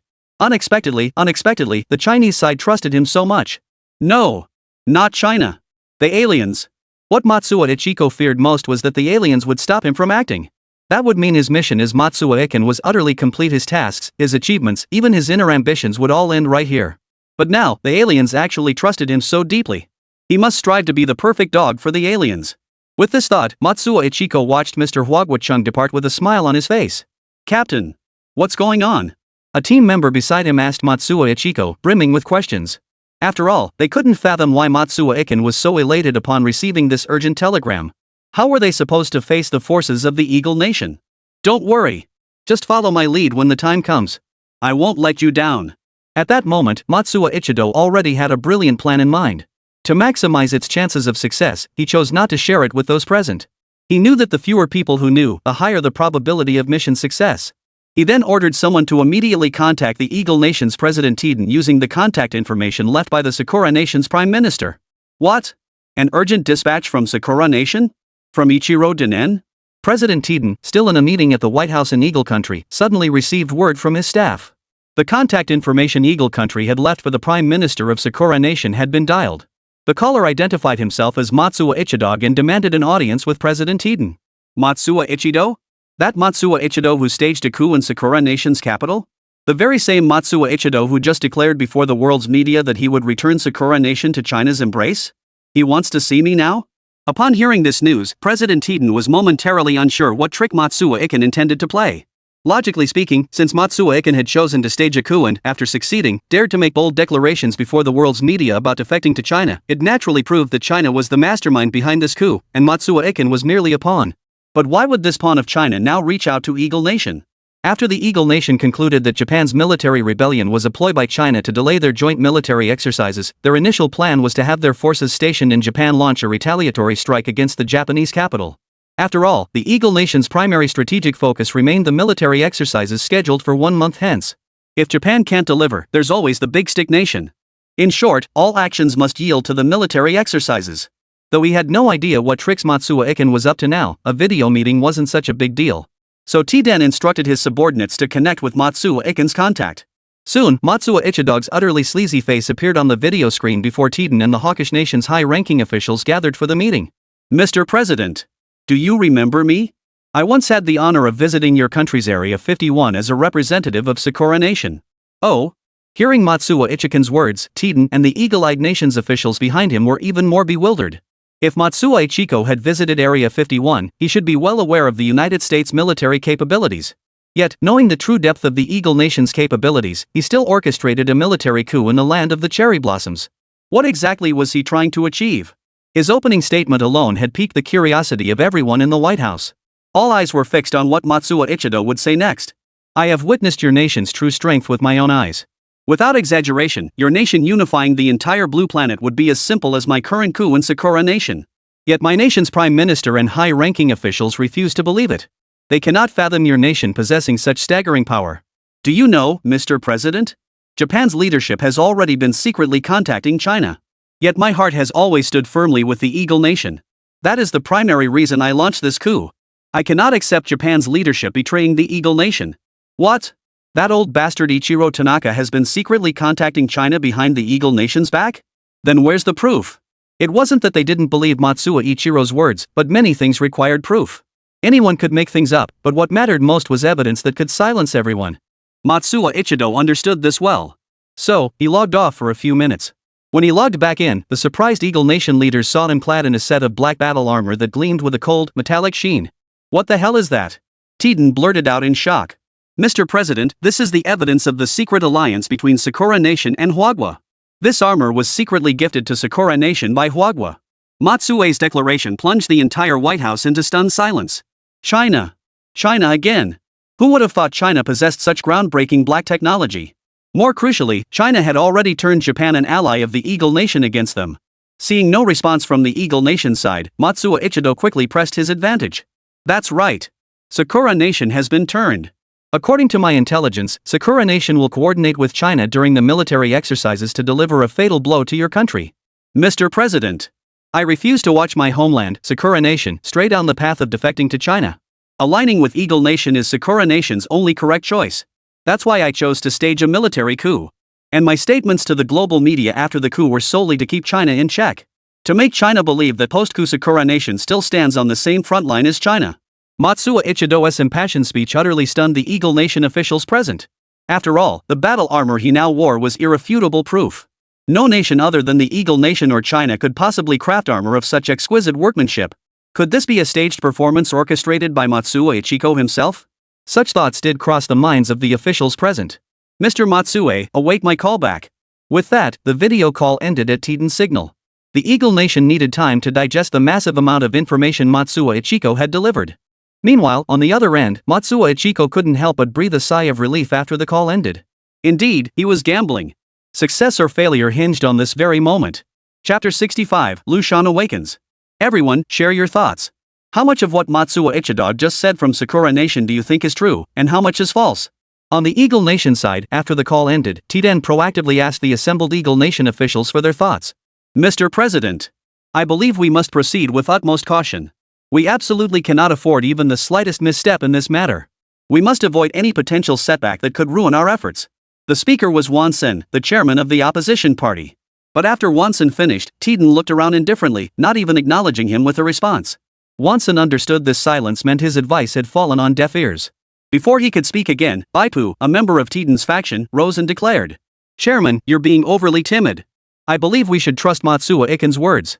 Or, we needn't concern ourselves with his true motives at all.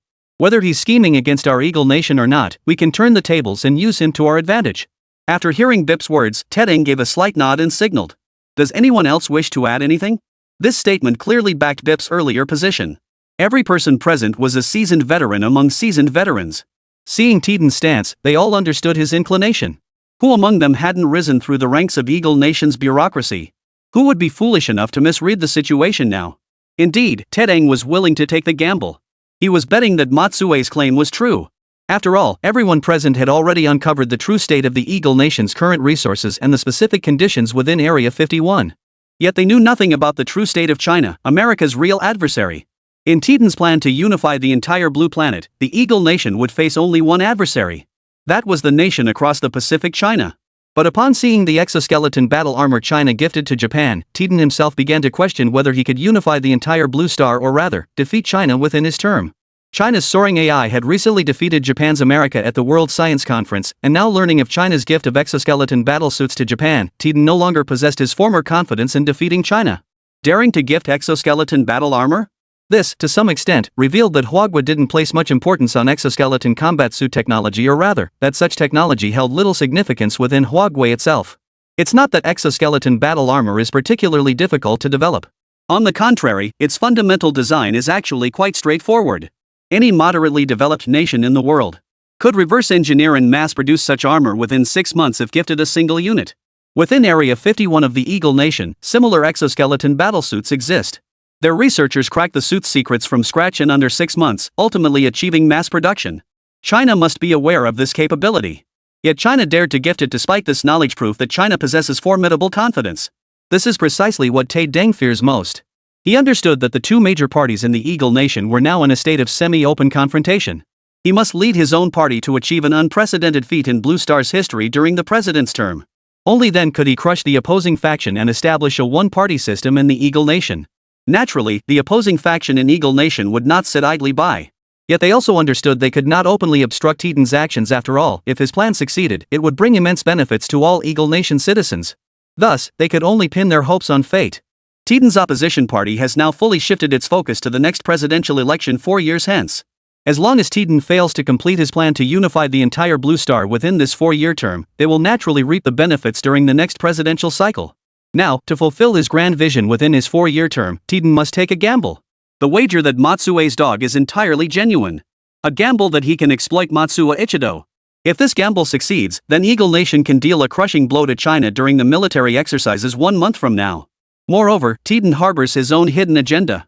It is a universally acknowledged fact across the Eagle Nation that the ruling party focuses on the nation's macro-strategic priorities, while the opposition party concentrates on managing relations among the Eagle Nation's vassal states. Japan's affairs are currently managed by the opposition party, Tiden's adversaries. Should Japan face genuine crises, Tiden could easily shift blame onto Wansen's faction. At this stage, Tiden cannot guarantee achieving the goal of unifying Blue Star within his term. Therefore, he must prepare for all eventualities. If unification proves impossible within his 4-year term, he must secure re-election. Thus, Tiden has long made up his mind. Even if Matsuo Inu genuinely seeks to defect to the Eagle Nation, he will push Sakura Nation into China's camp at the very last moment of the military exercises. Only this way could he inflict massive reputational damage on the Wansen faction. If no one else has any objections, I'll share my own perspective first. Seeing no one speak for a long time, Tedeng finally took the initiative. I concur with Bip's remarks. Luck is an indispensable element of success. I have always believed that destiny favors our Eagle Nation. Therefore, I also endorse Bip's position. Subsequently, bolstered by Tedeng's forceful endorsement, the assembled officials ultimately concurred with his position. The military exercises scheduled for 1 month later would proceed as planned, jointly conducted by Eagle Nation and Cherry Blossom Nation. Meanwhile, in China, After handling the matter involving Matsue, General Huang returned to Liu Shan's hospital room, his face worn with fatigue, intending to confide in his old friend, Director Chen. But as soon as General Huang entered the room, he saw Director Chen and Dr. Hua frantically gathered around Liu Shan's bedside. Spotting General Huang out of the corner of his eye, Director Chen called out without looking up. "Old Huang, come help. Little Shan seems to be waking up." Hearing this, General Huang hurried over to Liu Shan's bedside and fetched some medical equipment as instructed by Dr. Hua. Where am I?" After a moment, Liu Shan slowly lifted eyelids that felt as though they were weighed down by 1,000 tons. Glancing around his surroundings, he spoke in a faint voice. Chapter 66, Taking It Further. "Xiao Shan. You're finally awake." Hearing Liu Shan's voice, the elderly General Huang beside him immediately flashed an excited expression and addressed Liu Shan in the hospital room. "Old Huang, what's all the commotion? Xiao Shan is still a patient and needs proper rest." Director Chen scolded General Huang, though the smile never left his face. "All right. The patient regaining consciousness indicates significant recovery, but to be safe, we recommend he stays here for about 2 more days." The attending physician, Dr. Hua, observing the two men's contrasting reactions, offered one final piece of advice before turning and leaving the room. After watching the doctor leave, he glanced at Director Chen and General Huang, whose eyes were fixed intently on him. Then, once again, he drifted into an uncontrollable slumber. When Liu Shan finally opened his eyes again, he awoke from his prolonged slumber. The first words out of his mouth upon seeing Director Chen were, "What time is it now? How are the military exercises in Eagle Country going?" Liu Shan had no idea why he had suddenly and inexplicably fallen unconscious, but deep down, he remained acutely aware of his responsibilities and the challenges currently facing Huagua. General Huang and Director Chen had initially intended to spare Liu Shan the recent developments, hoping he could rest during his recovery. Yet, unable to resist Liu Shan's persistent pleading, they ultimately revealed everything that had transpired over the past days. In other words, our nation's exoskeleton combat armor upgrade program has encountered no issues thus far. The 7th-generation aircraft project is nearing completion these past few days, with battlefield testing expected to commence in 3 days. Additionally, aside from the military mutiny led by Matsue Iken in Sakura Nation, no other major international incidents warranting attention have occurred. Has Matsue Iken not reported the follow-up developments to our nation? After listening to General Huang's briefing on major international and domestic developments during his unconsciousness, Liu Shan raised a crucial point. Since Sakura Nation was an indispensable component of Eagle Nation's military exercises, a thorough understanding of its specific situation was essential to formulate a general strategy for countering Eagle Nation's subsequent actions. Only then could targeted operations against Eagle Nation be executed. Matsuo Ichido has already provided follow-up action plans. His strategy is to become a double agent for the Eagle Nation. A double agent? That's right, at least that's what he claims. Addressing Liu Shan's confusion, General Huang patiently explained. Matsuo Iken's narrative to the Eagle Nation is that most of Sakura Nation's high-ranking officials have secretly defected to China. So the most crucial question now is whether the Eagle Nation will believe Matsue's claims. Only then can we plan our next targeted actions. Exactly. That's precisely what headquarters is thinking. What about it, Xiao Shan? Got any brilliant insights? Oh, come on, General Huang. Don't tease me. Leave the expertise to the experts. My job is just to execute. Faced with General Huang's playful teasing, Liu Shan couldn't help but laugh out loud. What I'm pondering is this: with less than a month left, is there anything else I can do? Xiao Shan, if you ask me, you should just focus on resting now. After all, you've already done more than enough. Hearing President Chen's words, Liu Shan suddenly remembered something crucial. Director Chen. Why did I suddenly faint? Only then did Director Chen and General Huang recall the incident. Liu Shan had been so frantic with questions upon waking that they hadn't immediately informed him of his own condition. Oh dear, Comrade Liu Shan. Look at you, what patient wakes up and doesn't immediately ask about their own condition? Old Huang, and I completely forgot to tell you why you fainted. It's like this, Xiao Shan. Your situation is highly unusual. The doctors currently can't pinpoint the exact cause of your coma. However, after discussing it with them, we've formed a tentative hypothesis about your condition. Whether this hypothesis is accurate will depend on you. Then, Director Chen selectively shared his hypothesis about Liu Shan's coma, suggesting it might stem from acquiring vast amounts of foreign memories through psychic abilities, compounded by prolonged, intense mental exertion.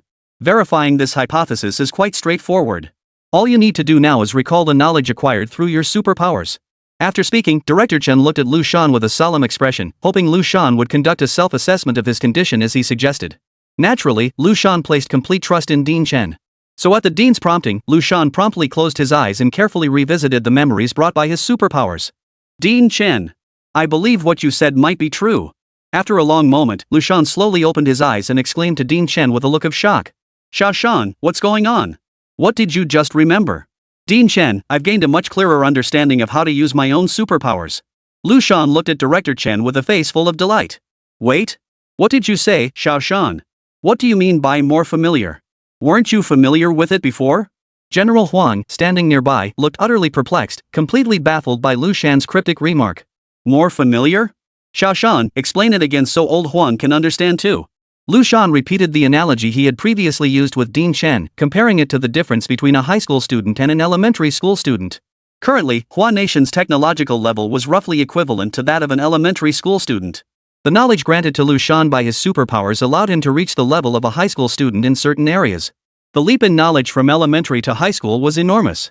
Liu Shan could only grasp the vast knowledge contained within after encountering relevant content. Originally, the sheer volume of knowledge gained through his superpowers was overwhelming for the former Liu Shan. Even China's most advanced domestically developed AI couldn't process such vast knowledge in a short time. But now, after his coma, Liu Shan is different. He can now fully absorb and process every bit of knowledge bestowed by his superpowers. There will no longer be instances where knowledge only awakens after contact with a specific object. Nor would there be instances of unconsciousness caused by overusing the mind. This is the new change Liu Shan experienced after awakening. Chapter 67, Liu Shan's Plans. Good heavens! Little Shan, you've truly given me and General Huang a tremendous surprise. After hearing Liu Shan's explanation, Dean Chen was now flushed with excitement. So, old Chen and old Huang, do you still want me to rest now? Liu Shan flashed a sly grin at General Huang and Director Chen. Now that he was so important, how could they possibly make him rest? That would be a loss for China. But things didn't unfold as Liu Shan had anticipated. With a sweeping gesture, Director Chen declared, "No! You must stay here and rest for at least 2 days." What? I don't. Ha? Do you have an objection? After catching that murderous glare from Director Chen, he obediently shut his mouth and said no more. After all, he knew Director Chen was looking out for his best interests. Awesome! Finally free to move around. Escorted by General Huang, Liu Shan burst out of the hospital and let out a loud howl to the sky. Oh dear. Young people just can't keep their cool. You'll understand when you're older. You'll come to appreciate how luxurious it is to have an undisturbed, peaceful rest. Right now, I'd give anything for a good night's sleep. General Huang, observing the energetic Liu Shan, couldn't help but tease him. General Huang, let's go. Destination, the military strike satellite missile test base. Ignoring the old general's teasing, Liu Shan strode straight to the military vehicle in front of him. He then leaned his head out the window, his face beaming with excitement as he addressed General Huang. General Huang, infected by Liu Shan's infectious smile, opened the front door of Liu Shan's vehicle with a broad grin. At General Huang's command, the convoy escorting Liu Shan set off in full force. Yes. A convoy. Following Liu Shan's unexpected collapse, the Huagua military had identified flaws in the security arrangements protecting him. First, the 2 soldiers responsible for Liu Shan's protection failed to immediately assess his condition upon discovering his unconscious state. Second, after the 2 soldiers reported Liu Shan's condition, there was a full 10-second delay before military reinforcements arrived at his side. Had Liu Shan been attacked by an assassin from a hostile nation during those 10 seconds, he could very well have lost his life. This constituted a grave oversight. The officer responsible for devising Liu Shan's security plan faced severe reprimands from the military district. Liu Shan's importance continues to rise, and his security protocols already reached the maximum level permitted by the Chinese state. Yet, with the vulnerabilities exposed in the military protection plan during Liu Shan's recent coma, it must be said that China's maximum security level has been raised once again by Liu Shan. This convoy will provide round-the-clock escort around Liu Shan, fending off any potential attacks until military reinforcements arrive. Soon, the convoy escorted Liu Shan to the newly established experimental site for military strike satellites. Academicians, currently China's foremost expert in both satellite and missile technology, was responsible for coordinating the experiments with Liu Shan. Academicians' team, naturally well acquainted with China's prodigious genius Liu Shan, cooperated seamlessly, conducting the experiments precisely as Liu Shan directed. Chief Engineer Liu, we've already completed some tasks according to your earlier instructions. However, we still have a few questions we'd like to consult with you about. Liu Shan hadn't been idle during his 2-day break. While still in the hospital, he had used his laptop to instruct Song's team on necessary upgrades for the military strike satellite. He had also specified that any questions should be addressed collectively once he was present on site to provide answers personally. After all, advancing technological capabilities could never be achieved by a single individual alone. Liu Shan understood the principle that the prosperity of some paves the way for the prosperity of others. Technology that only one person understands is not true technology. Technology that benefits all the people of China is true technology. Chief Engineer Liu, is it truly feasible to increase the missile's speed from Mach 6 to Mach 10 when launched from a military strike satellite? Based on the blueprints you provided, we've attempted the operation.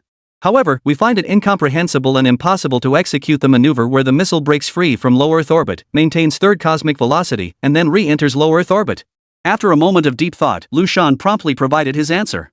If you follow my operational procedures and still cannot achieve the missile's velocity increase, it indicates that China's current technology is not yet capable of reliably executing this specific upgrade. But that's not a problem. There's more than one way to boost a missile's speed from Mach 6 to Mach 10. Next, do as I say. Before the satellite launches the missile, perform a thrust reduction maneuver. First stabilize the missile at second cosmic velocity, then.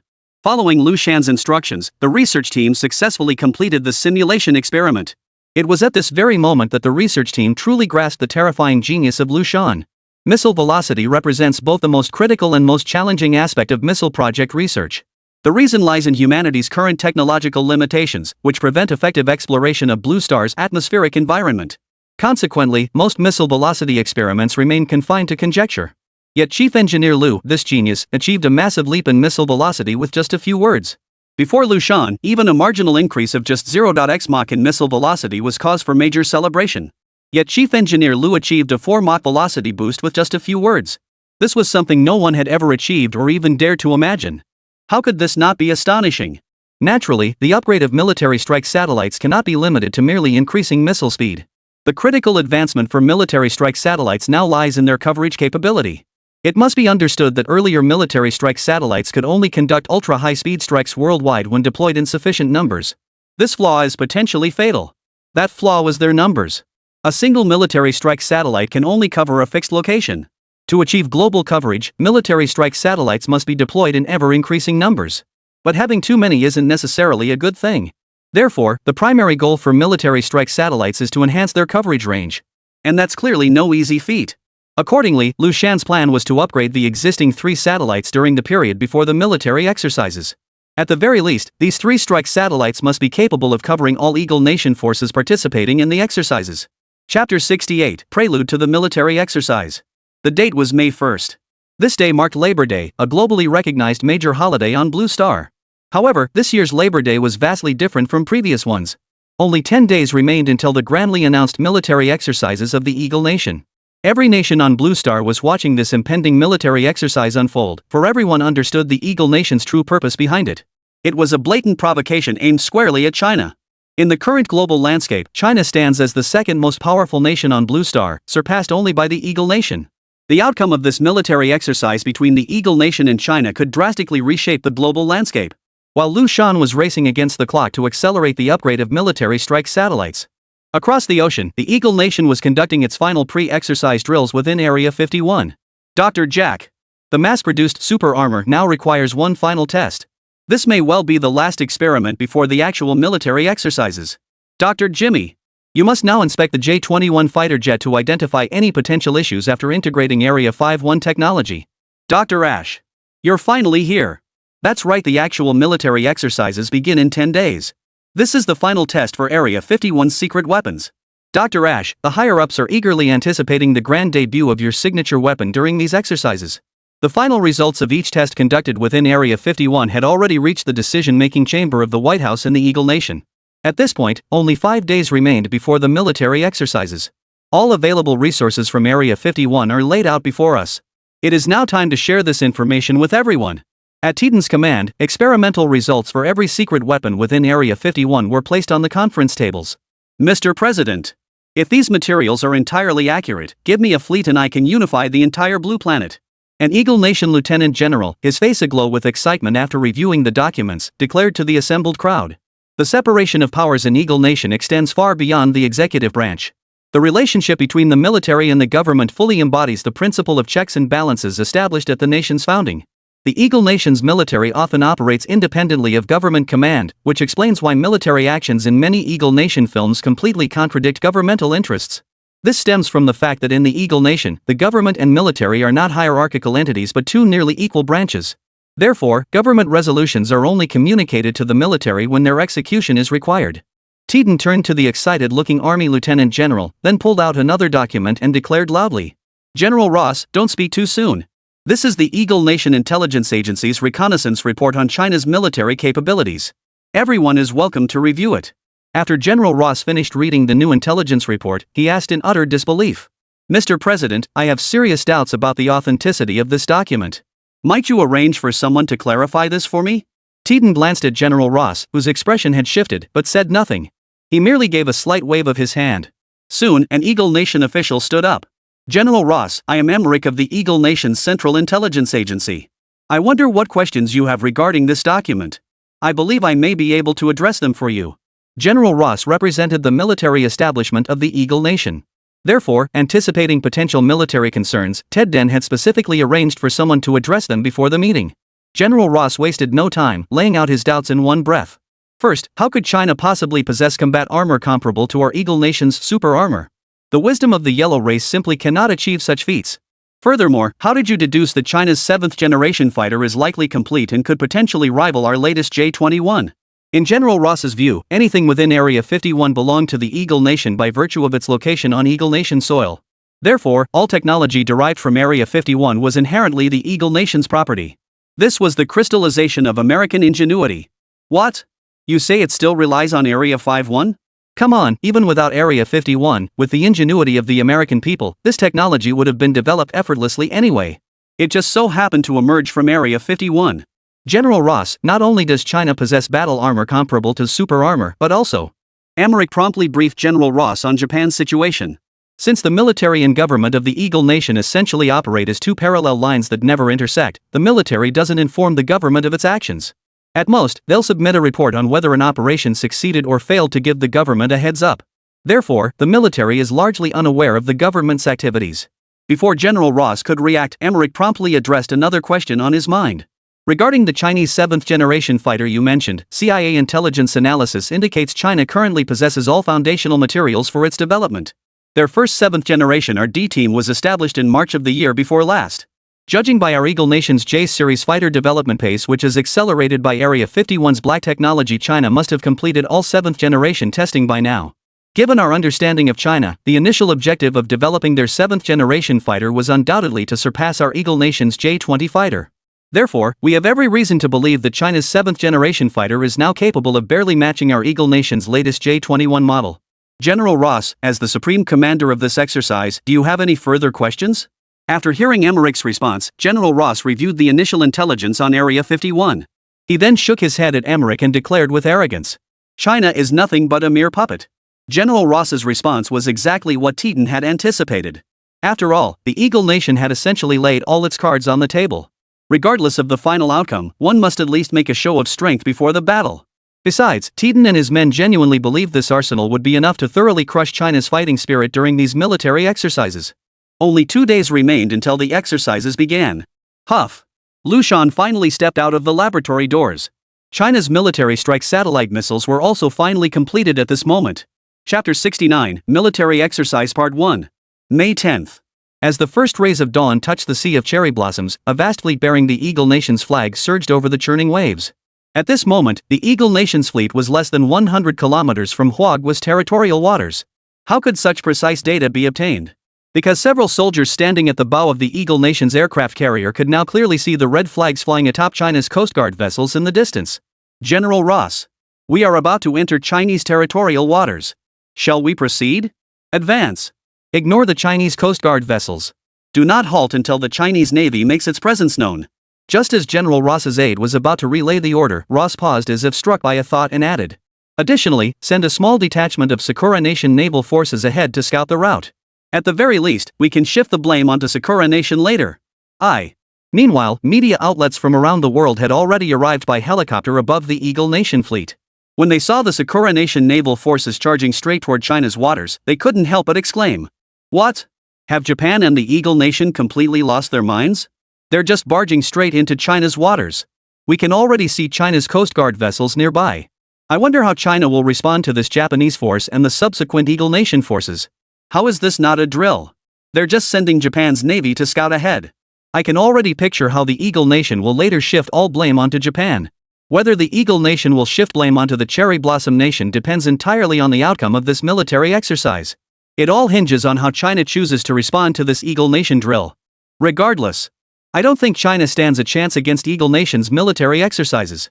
According to rumors, Eagle Nation might unveil all its cutting-edge technology during these exercises, just to severely dampen China's momentum and regain face after the last World Science Conference.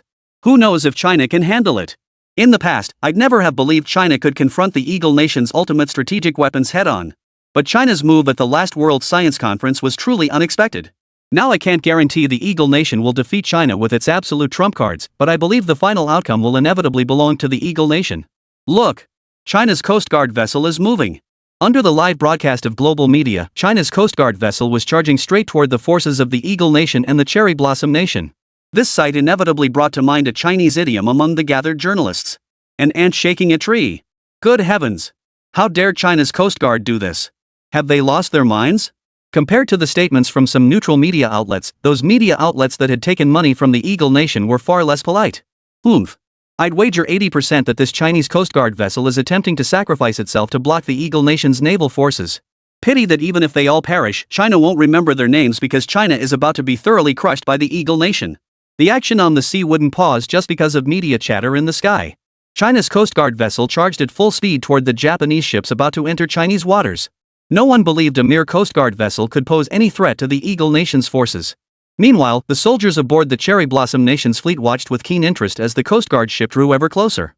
1 kilometer, 800 m, 500 m, 200 m now, the Chinese Coast Guard vessel was less than 100 meters from the Japanese fleet. Only then did the Japanese soldiers realize there was not a single person aboard the Coast Guard vessel. Just as the Japanese soldiers on board were preparing to send someone down to investigate the Coast Guard vessel's condition. Boom! The Coast Guard vessel exploded. Ha ha ha ha. This is hilarious. Ha ha ha ha. The Japanese soldiers couldn't help but burst into laughter at the sight. Surely China isn't trying to waste time with such meaningless tactics. Ha ha ha ha. The reason the Cherry Blossom Devils laughed so mockingly was entirely because the explosive power of that Coast Guard vessel was simply too weak. It couldn't inflict even a scratch on the Sakura Nation's naval fleet. Boom! But before the Cherry Blossom Devils could react, another explosion followed immediately. What's going on? Could there be more suicide Coast Guard vessels? Quick! Look up at the sky.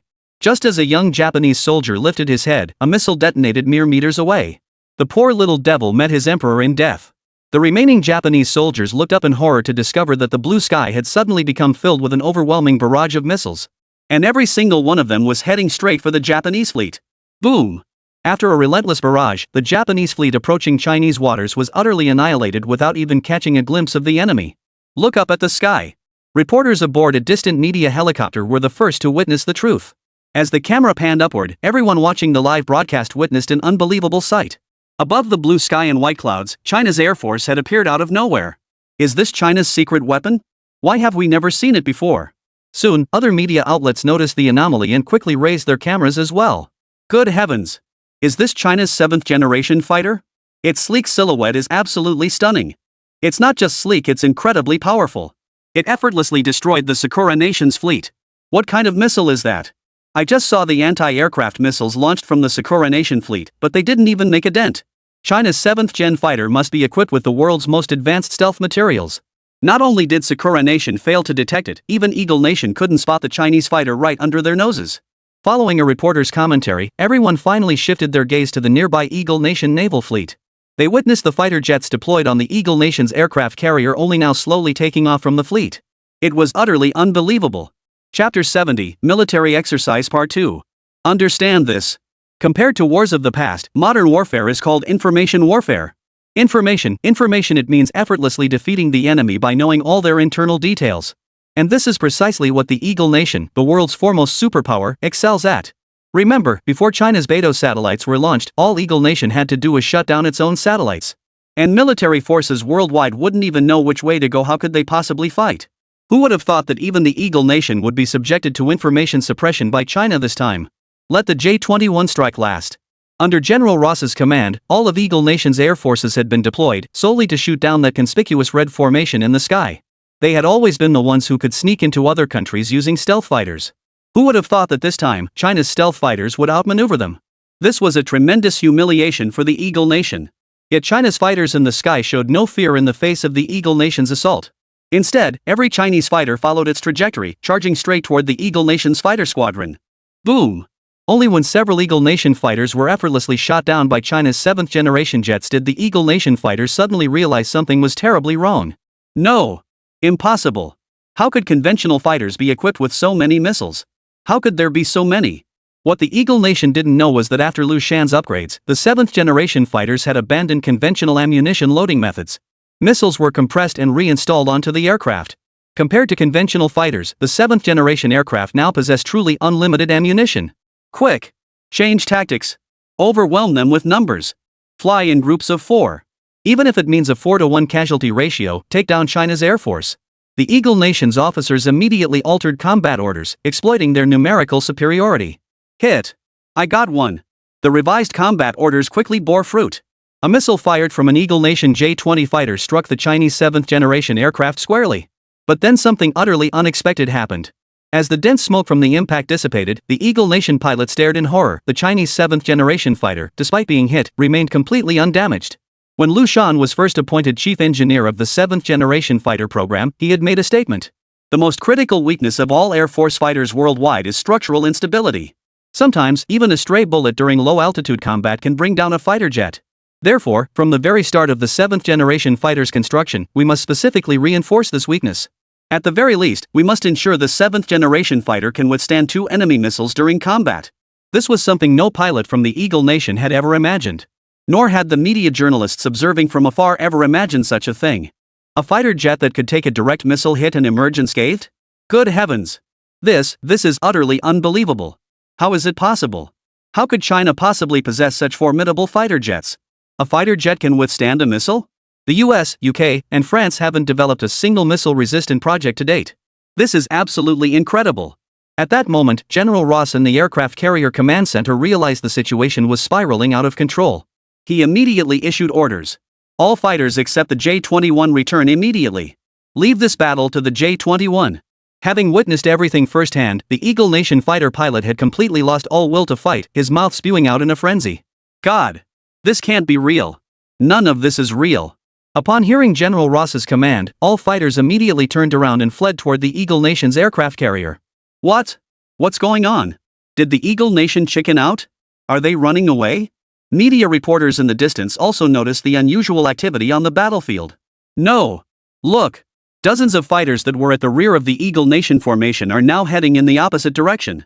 If I'm not mistaken, that must be one of their trump cards. Sure enough, following the reporter's gaze, dozens of previously unseen Eagle Nation fighters were now heading straight for China's 7th generation aircraft. Damn Eagle Nation bastards. They really did have a trump card up their sleeves. A pilot aboard one of China's 7th generation fighters roared in fury as the Eagle Nation fighters closed in. Keep your cool. Stick to the plan. If you can't take these fighters down, pull out immediately and let other units handle them.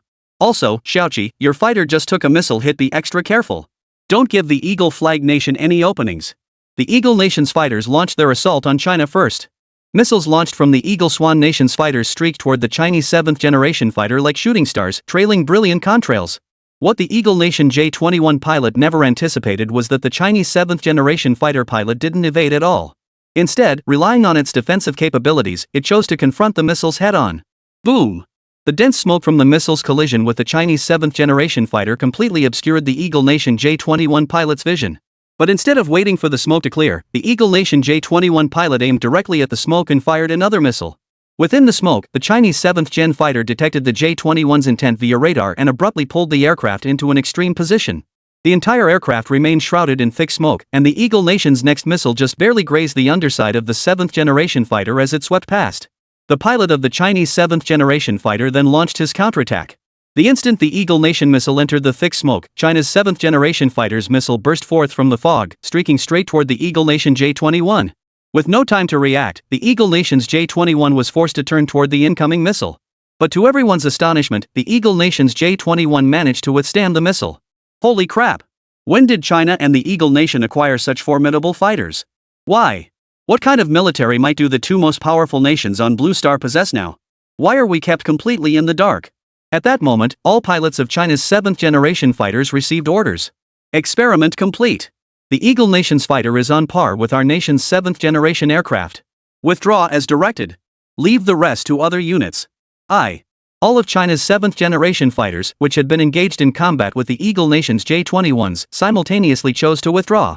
Watching the retreating 7th generation fighters, the J-21 fighter squadron present did not make any rash moves. Instead, they chose to circle above the Eagle Nation's aircraft carrier, awaiting General Ross's orders.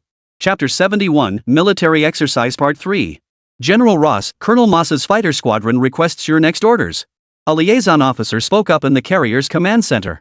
All eyes were fixed on General Ross. His two previous erroneous orders had resulted in catastrophic losses for the Eagle Nation's fighter squadron and the annihilation of an allied Sakura Nation naval fleet. If anyone were to hold him accountable, these two errors could easily land General Ross in a court-martial. His brow furrowed as he pondered the next course of action. Order Colonel Moss's fighter squadron. But before General Ross could finish his sentence, a deafening explosion echoed through the command center. General! Trouble! Colonel Moss fighter squadron is under missile attack. One J-21 has already crashed. What? Every Eagle Nation officer present was utterly astonished. A J-21 destroyed by missiles? The seemingly obvious question now filled the minds of every Eagle Nation officer present. They knew full well that the latest J-21 fighters could withstand 2 hits from the most advanced missiles in their arsenal. How could it be destroyed so easily? Before the officers aboard the aircraft carrier could react, the J-21 fighter squadron led by Colonel Masu was already facing an unexpected catastrophe. Quickly evade. Head for Sakura Nation's mainland. Under no circumstances return to the July class. If this missile can destroy the J-21, it can certainly destroy our July class. Colonel Moss was bellowing orders to his men at that very moment. And all of this was the consequence of Colonel Moss's arrogance. Initially, Colonel Moss's fighter squadron detected no radar signature of this mysterious incoming missile. Yet even when pilots visually spotted it, the arrogant colonel failed to order evasive action immediately. Instead, he arrogantly issued an utterly incomprehensible and absurd order. He ordered the J-21 pilot who first spotted the missile to ram it head-on with his fighter. The reason Colonel Moss issued this seemingly absurd command was actually out of consideration for the Eagle Nation behind him. During the earlier dogfight with China's 7th-generation fighters, the global media had witnessed the shocking spectacle of those fighters deflecting missiles fired by the Eagle Nation's J-20s. Although China's 7th-gen fighter was later driven off by the Eagle Nation's J-21, the moment of its missile deflection was witnessed by people in every country around the world. Therefore, the Eagle Nation must and will forcefully demonstrate its military prowess to the entire world. The emergence of this missile provides the perfect opportunity. Currently, the global media spotlight is fixed on the Eagle Nation's J-21 fighter squadrons. By seizing this moment, the Eagle Nation could showcase its J-21 fighters deflecting missiles before these very cameras. But who could have predicted? The J-21, which had withstood the bombardment of missiles fired by China's 7th-generation fighter, suddenly couldn't withstand this missile that appeared out of nowhere. Witnessing the J-21 fighter, which had braced against the missile, plummet to its doom, Colonel Moss was utterly devastated. He could already envision the consequences of his reckless decision leading to that J-21's downfall. But the immediate priority was dealing with the missile hurtling toward them, visible to the naked eye on the distant horizon. Don't panic. Under no circumstances return to the July-class submarine. Don't bring utter destruction upon it with your foolish actions. Quickly. Head for mainland Sakura Nation. The missile's target is definitely us. Amid Colonel Moss's furious roar, the J-21 fighter squadrons of the Eagle Nation surged toward the homeland of the Cherry Blossom Nation. But what neither Colonel Moss nor the J-21 pilots could have anticipated was that even when they pushed their fighters to their absolute speed limit, they could only watch helplessly as the missiles closing in behind them grew ever closer. What? This is impossible. How could the J-21 speed possibly be slower than the missiles? In Colonel Moss's stunned disbelief, he watched helplessly as one J-21 after another was struck by missiles and plummeted from the sky. Finally, the entire J-21 fighter formation was reduced to just Colonel Moss and one other Eagle Nation soldier. Colonel Moss, sir. I don't want to die. The sole surviving Eagle Nation soldier choked out over the radio. No one could escape the fear of death's relentless pursuit. Because they knew they would die, yet could do nothing but accept this fate. That soldier felt it, and so did Colonel Moss. As the direct commander of the Eagle Nation's newest J-21 fighter jets, Colonel Moss ranked among the nation's elite pilots in both cultural sophistication and flying prowess. He didn't want to die in such a miserable way either. Huff. After a deep breath, Colonel Moss finally issued an order completely contrary to the original directive. Return to the aircraft carrier July. As the fighter suddenly dove downward, the missiles trailing the two J-21s experienced a significant drop in speed due to inertia. What are those Eagle Wing Nation fighters doing? Returning to the carrier? What an utterly foolish order. Remember, even the missiles from China's 7th-generation fighters couldn't scratch those Eagle Wing Nation fighters before. Now, missiles appearing out of nowhere can destroy them. If they're luring their fighters onto the July carrier, the consequences are unimaginable. Good heavens! The Eagle Nation commander who issued that order will pay a bitter price for it. Where did these sudden missiles even come from? Judging by the Eagle Nation's reaction, it seems their radar didn't detect them beforehand. What else could it be? It must be China's doing. Which other country in the world would dare provoke the Eagle Nation at this moment? Do they even have the capability? Setting aside the reactions from various media outlets. At that moment, aboard the Eagle Nation's aircraft carrier, General Ross watched the plummeting J-21 without the panic evident in others. Surveying the chaos below, General Ross barked impatiently. What's the rush? Did I give the order? Slowly approaching the control console, General Ross calculated the J-21's distance and slammed his fist down on a restricted red button. Meanwhile, Colonel Moss piloting the J-21 froze in shock as the USS July drew ever closer. He didn't want to die. But landing on the aircraft carrier now would surely mean death too. Just as he pondered this, an explosion erupted behind him from the incoming missile. My God! What is this? Media reporters observing from afar witnessed the entire Eagle Nation fleet being completely enveloped by a ring of yellow beams. Yet the Chinese missiles collided with that ring of yellow beams without causing the slightest damage. Chapter 72, Military Exercise Part 4. Oh! Colonel Moss aboard J-21 couldn't help but curse General Ross's entire family at the top of his lungs. As the fleet's supreme commander, General Ross absolutely knew about the existence of this secret weapon. Yet, as the J-21 fighter squadrons fell one after another, Ross had failed to reveal this trump card to them even in this critical moment. It could be said that the downfall of the J-21 fighter squadron was entirely Ross's responsibility. After comprehending this truth, Colonel Moss, who had been gripped by panic over the J-21's failure, couldn't help but breathe a sigh of relief. When the sky falls, the tallest man will hold it up. But Colonel Moss had misunderstood General Ross.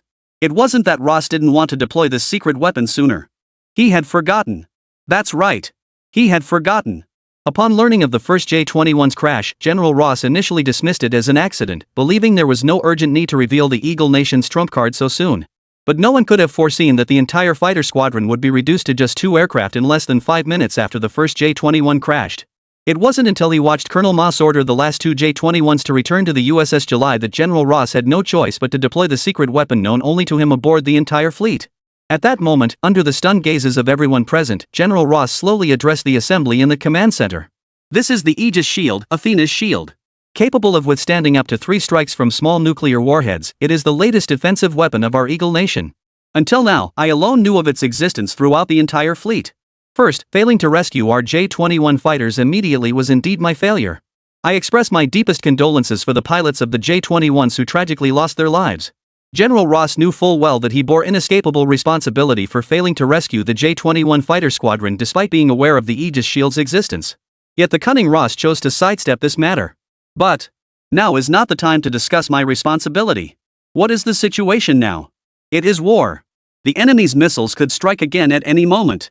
I order all units to enter combat readiness. The Eagle Nation absolutely cannot lose to China in front of the world's media. The time for counterattack has come. At that moment, the observing media suddenly noticed something highly peculiar. After Colonel Moss's J-21 returned to the USS July, missiles from China continued to strike the Eagle Nation's Aegis Shield relentlessly. Remarkably, after over 10 minutes of uninterrupted missile barrage, the Eagle Nation's Aegis Shield showed no visible damage whatsoever. It must be noted that conventional missiles can be withstood by China's 7th-generation fighters. And the Eagle Nation's J-21 was a fighter capable of driving away China's 7th-generation aircraft, meaning it too should be able to withstand conventional missiles. Yet this fighter jet, capable of withstanding conventional air-to-air missiles, was effortlessly destroyed by missiles launched from China. Moreover, it destroyed the Eagle Nation's J-21 during a long-range pursuit. This demonstrates that China's missiles possess both extraordinary speed and devastating destructive power. But now the question is, how could a Chinese missile capable of effortlessly destroying the J-21 fail to inflict even the slightest damage on the Eagle Nation's Aegis Shield after over 10 minutes of relentless bombardment? So where exactly lies the upper limit of the Eagle Nation's Aegis Shield? Inside the newly established Operation Strike Eagle Command Center, set up to counter the Eagle Nation's military exercises, this very question was being pondered. Could it be that only a nuclear weapon will work? A military staff officer voiced this question. Up to this point, after Liu Shan's team upgraded the missiles targeting military strike satellites, a terrifying truth emerged when comparing their destructive power to all other Chinese missiles. Except for strategic weapons like nuclear bombs, none of China's missiles could match the destructive power of those launched from military strike satellites. According to China's original plan, after the military strike satellites' missiles destroyed all of Eagle Nation's J-21 fighters, they were to shift their target to the main force of this exercise, the Eagle Nation's July-class aircraft carrier. Yet even after exhausting all missiles from the upgraded military strike satellites, the yellow shield emitted by the July-class aircraft carrier remained utterly unscathed. The Eagle Nation's trump card had caught everyone completely off guard. No! Zoom in! The upgraded military strike satellites possessed far more than just the simple function of launching missiles. They also featured capabilities such as navigation and communication, and their functionality even surpassed that of ordinary single-purpose satellites. As they scrutinized the detailed intelligence on the Eagle Nation's yellow barrier fed by the military strike satellites, Liu Shan's words caught everyone's attention. After zooming in as Liu Shan requested, the others stared at the enlarged section but remained baffled. An officer spoke up first. Chief Engineer Liu, what's the matter? Based on your expertise as researchers, is there something wrong with this section? Liu Shan's presence at the frontline command post stemmed entirely from the fact that all the core technologies deployed in this operation were his creations, making their battlefield debut. To anticipate potential issues, military leadership had specifically requested his transfer to headquarters. Of course, Liu Shan himself was eager to be there. As for ensuring Liu Shan's safety? Ha! What a joke! If even the frontline command post couldn't guarantee the safety of a single individual, then nowhere in all of China could be considered secure. Rewind time by 1 second, then slow down this second. Slowest possible. At Liu Shan's command, the officers present looked at the screen again and made a new discovery. Within the second following the missile's impact and explosion against the yellow barrier, the barrier had visibly cracked. Yet these fractures had completely healed in less than a second. This meant that to the naked eye viewing the barrier at normal speed, it would instinctively appear completely undamaged. Chief Engineer Liu, what's your take? Liu Shan, however, was bent over, recalling the connections between the knowledge points in his mind and the yellow barrier. In truth, all correct theoretical knowledge shares some degree of overlap.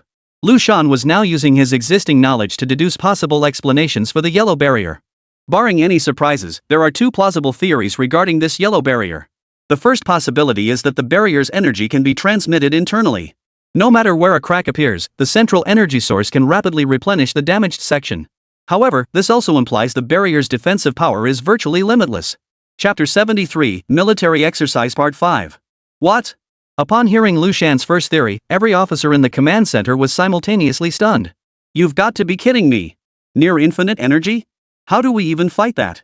This means that without deploying strategic weapons, conventional arms simply cannot inflict any damage on this yellow barrier. But would China resort to strategic weapons like nuclear bombs? Would it? Ahem. Comrade Liu Shan, it seems you have another theory?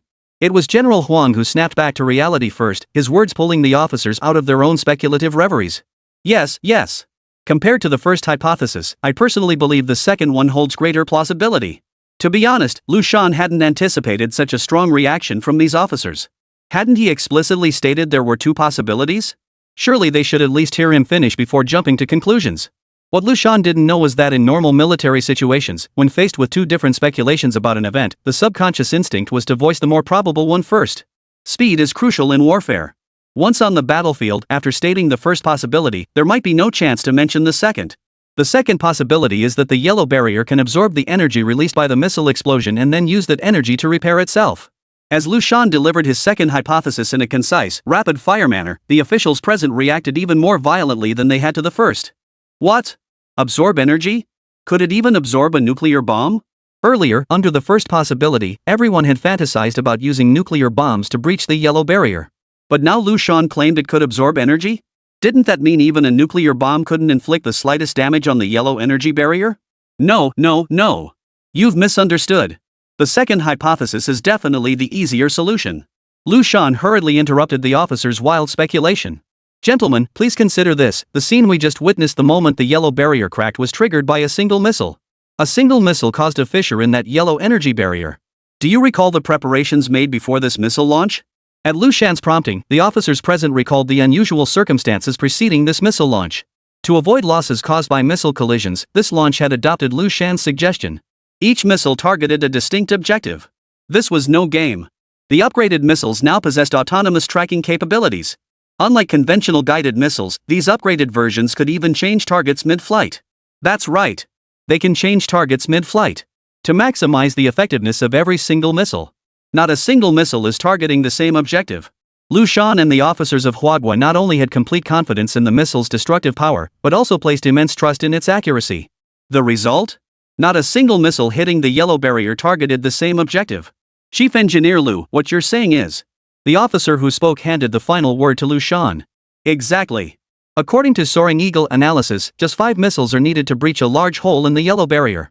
The remaining missiles can then pass straight through this opening to inflict severe damage on the Eagle Nation's aircraft carrier. However, his tone shifted abruptly. Every pair of eyes in the room locked onto Liu Shan, fearing his next words might alter the entire course of the war. because we fired nearly all our missiles in one go earlier, our remaining ammunition is insufficient to strike the Eagle Nation fleet. Reloading takes another 5 minutes. The question is, will the Eagle Nation give us those 5 minutes? At this point, Liu Shan's finger abruptly pointed at a screen in the command center. The screen displayed the Eagle Nation fleet's reaction in real time. The question is whether the Eagle Nation will grant us that time. While the Chinese command center analyzed how to shatter the Eagle Nation's Aegis shield in a secure chamber aboard the Eagle Nation's July fleet. Armor Squadron 1, ready. Armor Squadron 2, ready. General Ross gazed at the densely packed fleet of armored ships before him, unable to suppress the grin spreading across his face. Good. Stand tall. I'll keep this brief. The outside world is already declaring our Eagle Nation defeated in this exercise. But a temporary setback won't alter the final outcome. With me here. With you all here. You are Eagle Nation's ultimate trump card. With you, Eagle Nation will never fall to China. Also, beware of similar armor China will inevitably deploy. That's China stealing our Eagle Nation's technology.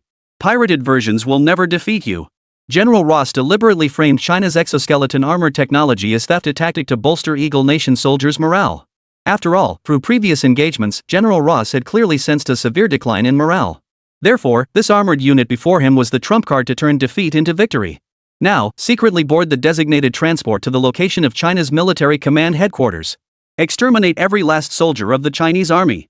According to Soaring Eagle's calculations, the Eagle Nation's counterattack will likely deploy the super armor mentioned earlier by Matsue. Their target is almost certainly our command center, our current location. Inside the Hua Nation command center, through Soaring's analysis, everyone now grasped Eagle Nation's intentions. No. This absolutely cannot be allowed to happen. General Huang, the true commander of the entire headquarters, waved his hand decisively. Revise the combat orders. We must block the Eagle Nation's armor forces outside our borders before they arrive. All exoskeleton combat armor units disperse immediately. Additionally, the dozen or so exoskeleton suits that were approaching the Eagle Nation fleet via Coast Guard vessels must mobilize immediately. Looks like Eagle Nation still isn't giving up. Though I wonder what purpose deploying these already defeated forces serves. Meanwhile, international media observing nearby noticed the Eagle Nation fleet's reaction. Despite their defeat, the Eagle Nation remained undeterred. Their fighter jets and entire fleet continued advancing toward China. Quick!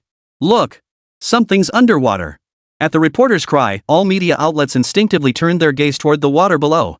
That position is... Look! They're boarding the Eagle Nation's July fleet. Oh my god! They're boarding. Chapter 74, Military Exercise Part 6.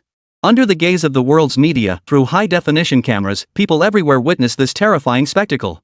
Dozens of humanoid monsters, their bodies shrouded in an unknown material and adorned with a gradient of deep-sea blue and metallic black, leapt from the ocean depths onto the aircraft carrier, nearly 100 meters above sea level. What the hell is this? Could it be Atlantis? My god! Does Atlantis really exist? Have they been resurrected? Some journalists couldn't help but recall myths and legends about the ocean depths. No! Increase the resolution. Something's wrong. But sharp-eyed reporters caught the true nature of the situation. Everyone, look! This isn't Atlantis or some deep-sea humanoid race, it's a suit of battle armor. As the camera zoomed in, a reporter exclaimed excitedly at the now crystal-clear monster. It's battle armor.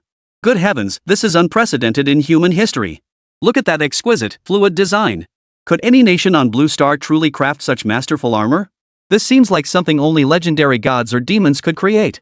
When did these battle suits appear near the Eagle Nation's July aircraft carrier? Why did the Eagle Nation fail to detect them even once before? Including China's 7th-generation fighter jets and missiles. The Eagle Nation missed them entirely. The reporter didn't explicitly state that these suits were China's secret weapon, but through subtle hints, viewers could grasp his speculation. This is most likely China's secret weapon. Meanwhile, upon spotting these uninvited guests, the Eagle Nation soldiers aboard the USS July immediately drew their various firearms upon receiving their commanding officer's approval, unleashing a hail of bullets toward the battlesuits. Rather than confronting the firepower head-on, the dozens of Chinese battlesuits formed a semicircle and retreated toward the edge of the USS July. Then, several battlesuits at the front clenched their fists and slammed them forcefully into the deck. A deep blue arc of energy surged upward from beneath their fists, enveloping all the battlesuits. The Eagle Nation soldiers fired relentlessly for a full 5 minutes. Only when countless bullets piled up on the knee joints of the exoskeleton battlesuits within the energy circle did the Eagle Nation soldiers cease fire under their commander's orders and swiftly evacuate the aircraft carrier's deck. Captain, looks like the plan worked. Inside the deep blue aura, a voice transmitted from within the exoskeleton armor. MHM. The plan has changed. Those damn eagle-winged devils actually intended to march so brazenly into our Chinese territory to slaughter our troops. Our primary objective now is to stall. Stall until their exoskeleton battlesuits return here, stall until our reinforcements arrive. This is the final battleground. According to China's original plan, this batch of exoskeleton battlesuits was concealed aboard China Coast Guard vessels. Utilizing the suit's inherent signal-blocking capabilities, they remained undetectable by the Eagle Nation and Cherry Blossom Nation fleets. After using the Coast Guard vessel's self-destruction to draw the Eagle Nation and Cherry Blossom Nation forces' attention, the entire batch of exoskeleton battlesuits would dive into the water. Upgraded by Liu Shan, these exoskeleton battlesuits could maintain standby operation underwater for up to 18 hours. After submerging, the exoskeletons awaited further orders from the Chinese command center. Based on the command center's preemptive assessment, this unit was specifically deployed to execute a decapitation strike against U.S. officers aboard the USS July during China's post-exercise victory, thereby issuing a warning to all nations on Blue Star. Those who dare to offend China, no matter how far, they shall be punished. Yet plans inevitably falter before reality. Though China had long known from Japan that the Eagle Nation possessed similar exoskeleton combat armor technology, China could never have imagined the Eagle Nation would descend into such utter madness. To actually send battle armor to slaughter Chinese troops on Chinese soil. Did he not consider the consequences? Did he not anticipate facing opposition from every nation on the entire Blue Star? After this battle, the technological military capabilities of Eagle Nation in China will be known to every nation on Blue Star. So the question arises, the Eagle Nation and China happen to be the first and second most powerful nations on Blue Star in terms of comprehensive strength. If they possess such technology, well, that might be acceptable. But for the world's top superpower to directly deploy battle armor into the military territory of the second-ranked superpower to slaughter another nation's forces. Especially when that second-ranked nation possesses the strongest military will on the entire planet. If such an act were allowed to succeed, what would become of the rest of the world? And based on China's experiments with Liu Shan's upgraded exoskeleton battle armor, the Eagle Nation's operation has a high probability of success. Even if the Eagle Nation's current battle armor is only at the level of Liu Shan's pre-upgrade first-generation model, their operation would still inflict severe damage on China even if it failed. But what does China seek? China seeks stability. Where stability is possible, haste is forbidden. Therefore, China must alter its operational strategy. From China's perspective, the Eagle Nation currently exhibits a strong tendency toward collapse in this military exercise. China's objective, however, is not to escalate these exercises into a potential world war. China seeks balance. Only through balance can China gain time and Liu Shan gain time. Time rewinds to 5 minutes prior. When General Ross saw the sleek exoskeleton combat armor in the transmitted data, his first thought was that China was launching a decapitation strike. He immediately ordered his troops to open fire, providing cover for his escape. But during the transfer, seeing that Huagua's exoskeleton battlesuits were only defending, General Ross realized the true purpose of these suits. He immediately abandoned his escape and returned to the command center. China's objective was now crystal clear: lure back the super armor units the Eagle Nation had already deployed. In this military exercise, the two major nations had essentially laid their cards on the table. The Eagle Nation had roughly guessed what technological weapons China possessed, and China had done the same with the Eagle Nation. China likely anticipated that the Eagle Nation, unwilling to escalate conflict onto its own soil, would attempt to lure all super armor units onto the deck of the July-class vessel for a final decisive battle. Chapter 75, Military Exercise 7. At this realization, General Ross's mind began to race. Analyzing the current situation, China likely didn't intend to press its advantage but instead sought to maintain equilibrium. They intended to confine this military exercise strictly to its original purpose, rather than escalating it into a potential world war. Frankly, General Ross found this quite surprising. With such a favorable situation at hand, why choose to halt? When dispatching the super armor, General Ross had already prepared for a world war. The Eagle Nation suffered a crushing defeat in these exercises, now holding only its final trump card, the super armor forces. But the Eagle Nation had long known that China undoubtedly possessed similar technology, making the outcome under conventional circumstances all but predetermined. Even if the Eagle Nation's super armor defeated China's exoskeleton battlesuits, what then? The July-class aircraft carrier is now immobilized by China's missiles. The outcome of this exercise is, in fact, the very fate of General Ross himself. The Eagle Nation is currently the world's foremost superpower. Losing this exercise regardless of international perception would trigger internal upheaval severe enough to cost General Ross his command. To save his own skin, General Ross has no choice but to resort to some outrageous tactics. That is, directly deploying the Super Armor Corps to attack mainland China's forces. This action was an emergency decision made by General Ross, exploiting his authority as the exercise commander without approval from the Eagle Nation's top brass. He was fully aware of the consequences this order would bring upon the Eagle Nation. But at this point, there was no other option. His own interests were paramount. As long as the super armor successfully completes its mission on Chinese soil, then General Ross could smooth things over with some connections. At the very least, the outcome of this exercise wouldn't be a complete rout for the Eagle Nation. China had lost too. It was a back-and-forth battle, a fair fight. But now, upon seeing China's exoskeleton battle armor proactively propose shifting the final showdown to the deck of the USS July, General Ross's perspective shifted. Dispatching the Eagle Nation's super armor onto Chinese soil would come at a tremendous cost, even if successful. Beyond symbolic value, this victory offered the Eagle Nation no tangible benefit whatsoever. Worse still, the deployed super armor would inevitably sustain damage. Any recovered components might even accelerate China's technological advancement. Such a plan, killing 800 enemies while losing 1,000 of one's own, was nothing more than General Ross's desperate attempt to cling to his position. But what if they changed tactics? What if the Eagle Nation's super soldiers clashed with China's exoskeleton battlesuits in a decisive battle on the deck of the July-class vessel? Victory would bring glory solely to his name. If they lose, then it's the fault of the Eagle Nation's scientists. Why can't their technology match China's? Then the blame won't fall on me. Nice. With that thought, General Ross immediately ordered his troops to cease fire and evacuate immediately. He then personally walked onto the deck toward the location of the Chinese exoskeleton battle armor. He was absolutely certain China wouldn't dare escalate the situation. By going himself, he could lower the guard of China's exoskeleton battlesuit, demonstrate his own bravery, and most importantly, if this act were widely publicized, a promotion and raise would be within reach. Captain, look. What's that? At a team member's prompting, everyone spotted the lone figure approaching a general bearing the rank of Major General from Eagle Nation.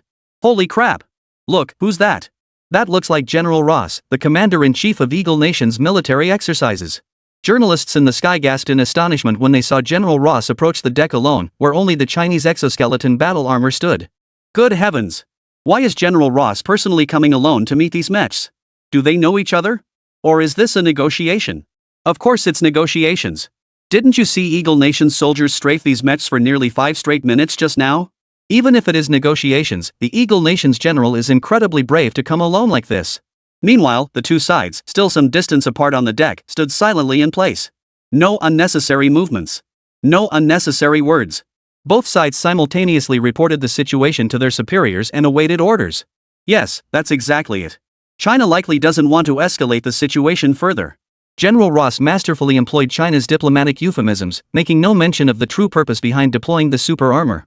He merely stated that while the super armor was executing a covert operation, China's combat armor suddenly leapt onto the deck and absorbed a full 5 minutes of fire. After a moment's consideration, the Eagle Nation's high command on the other end of the line swiftly agreed with General Ross's proposal. The Eagle Nation had already suffered a crushing defeat in this military exercise. The Eagle Nation absolutely could not accept such a humiliating defeat. China's reluctance to escalate the incident played right into the Eagle Nation's hands. The outcome of these exercises would be decided by the showdown between the exoskeleton battlesuits. Regardless of the outcome, this approach was far preferable to an outright defeat.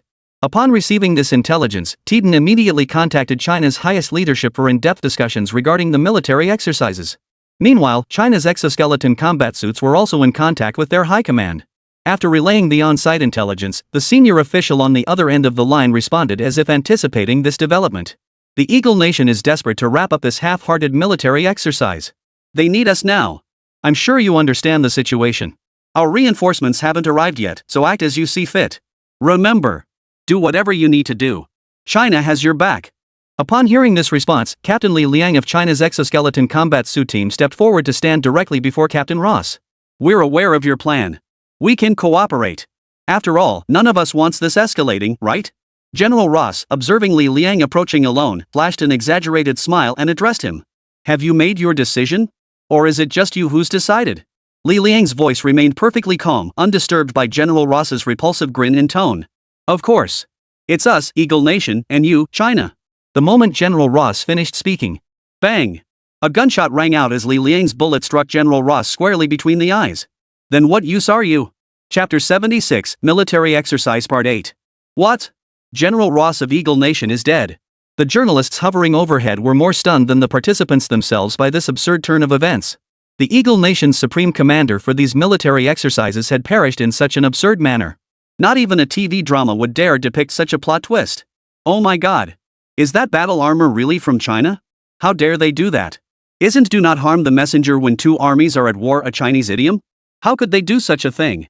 Officers aboard the Eagle Nation's aircraft carrier were equally stunned that China would act with such brazen audacity.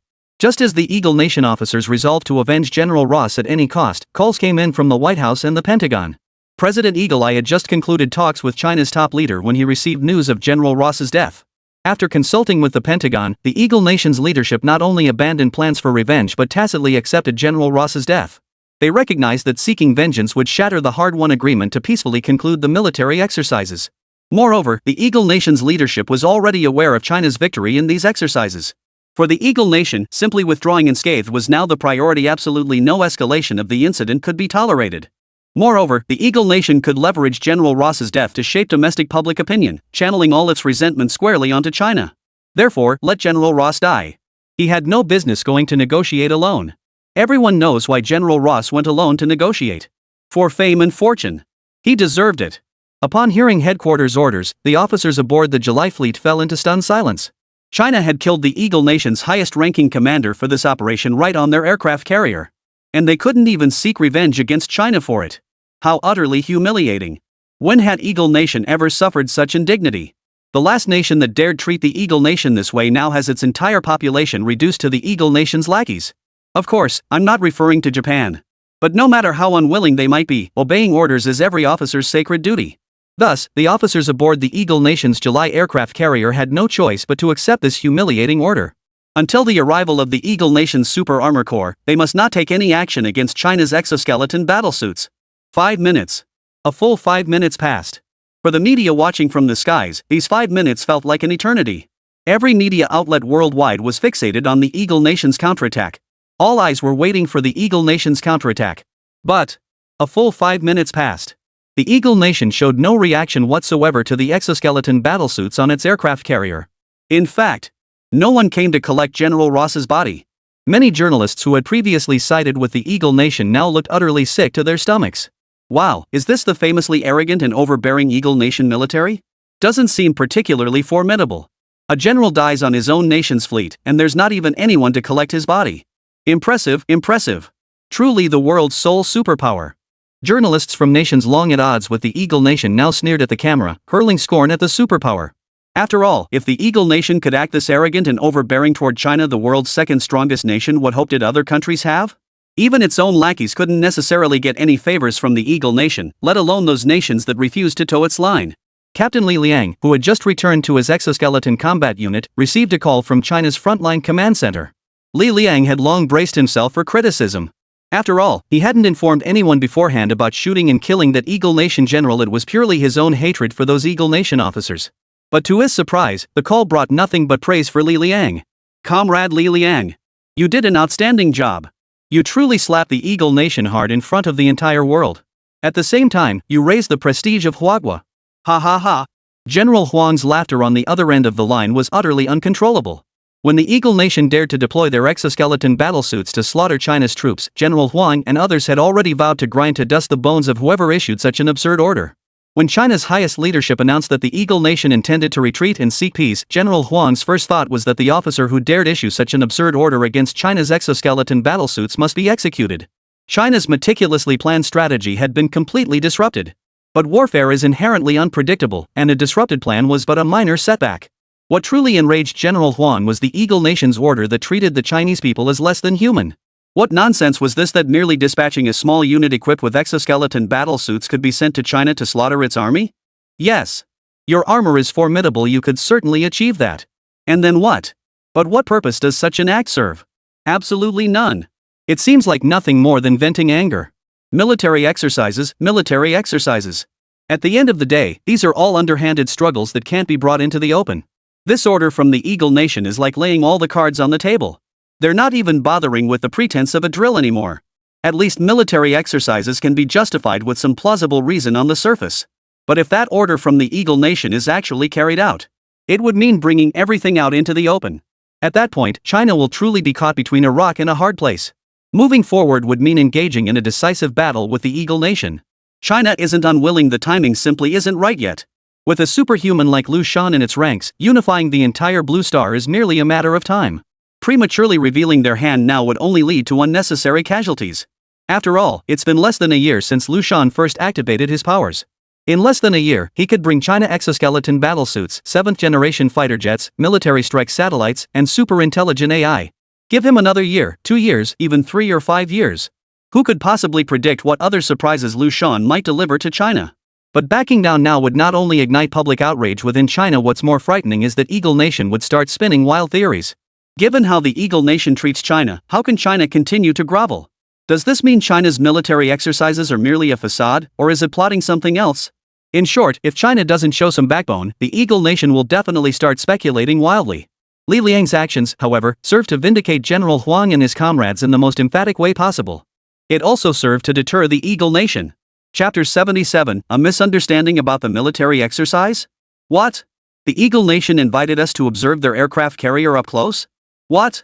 The Eagle Nation claims this military exercise was actually a misunderstanding. And now that misunderstanding has been completely resolved. What?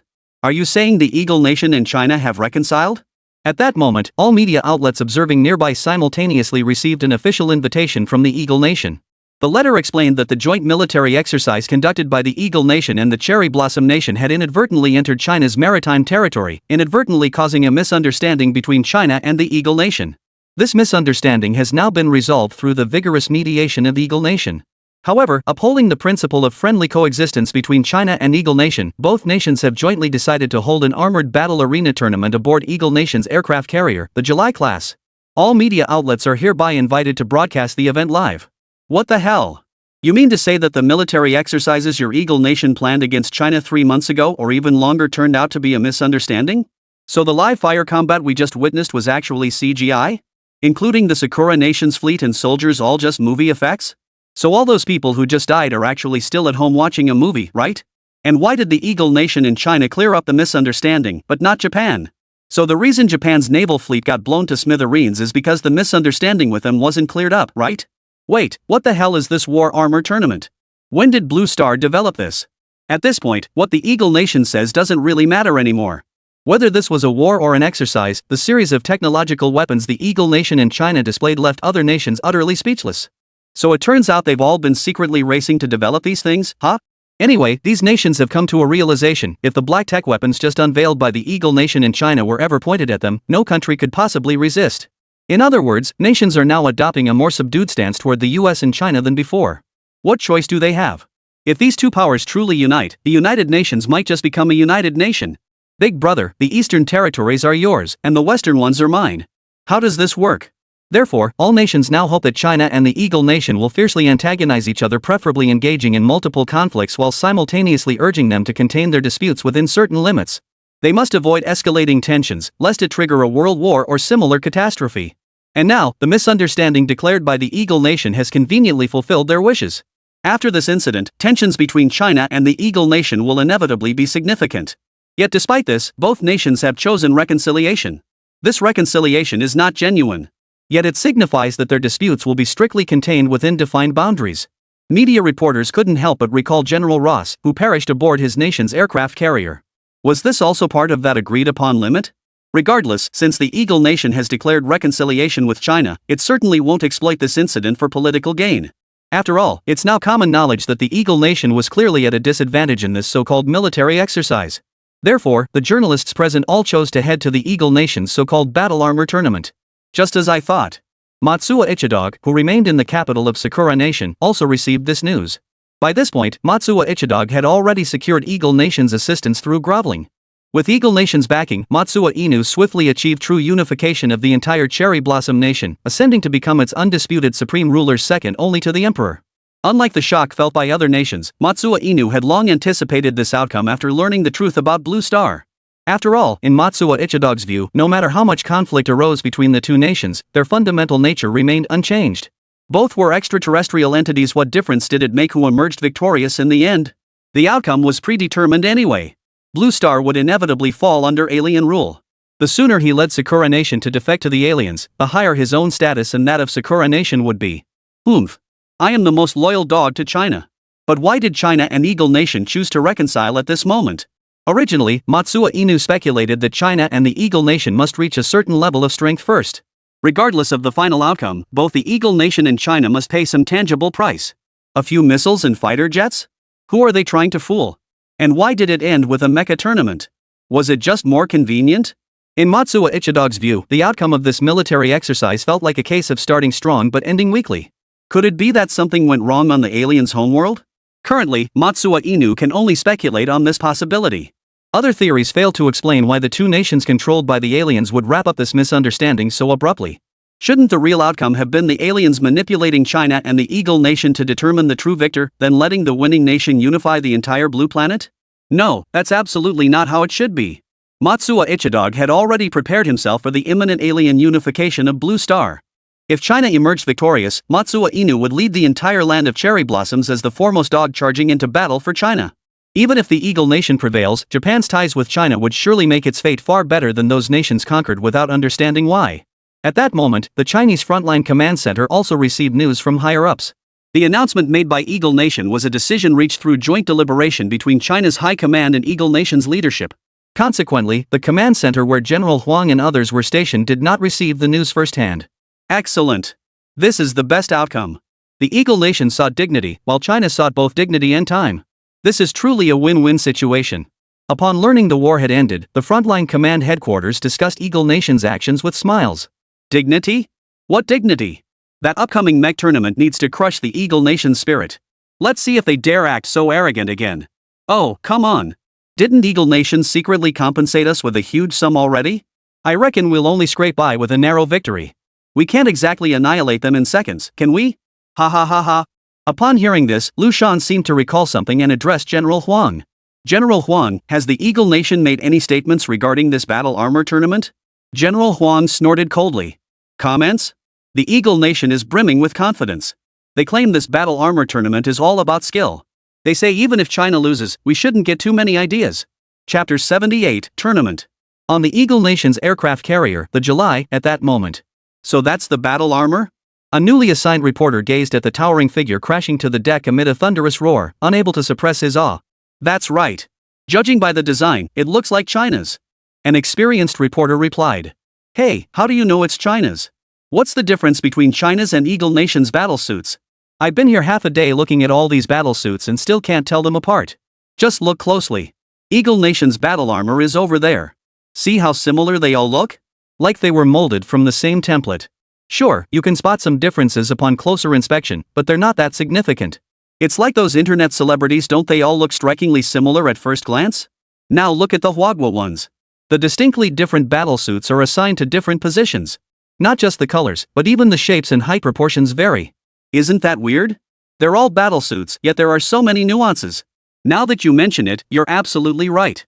This newly arrived battle armor really does look like it's from Huagua. But I haven't seen anything like it in Huagua either. No sooner had the reporter finished speaking than dozens more battlesuits identical to the ones that had just landed descended from the sky. They then headed straight for the gathering point of the Huagua battlesuits. Upon seeing the new arrivals, Li Liang, captain of Team Water 01, waved a signal before reporting to Huagua headquarters. The Huagua forces were now fully assembled. Currently, China's exoskeleton battlesuits are divided into 5 distinct squads based on their upgrade types. These 5 squads were named after the ancient Chinese 5 elements theory. They are Gold 01 Squad, Wood 01 Squad, Water 01 Squad, Fire 01 Squad, and Earth 01 Squad. The core functionalities of these 5 exoskeleton suits are largely comparable, differing primarily in their specialized upgrade focuses.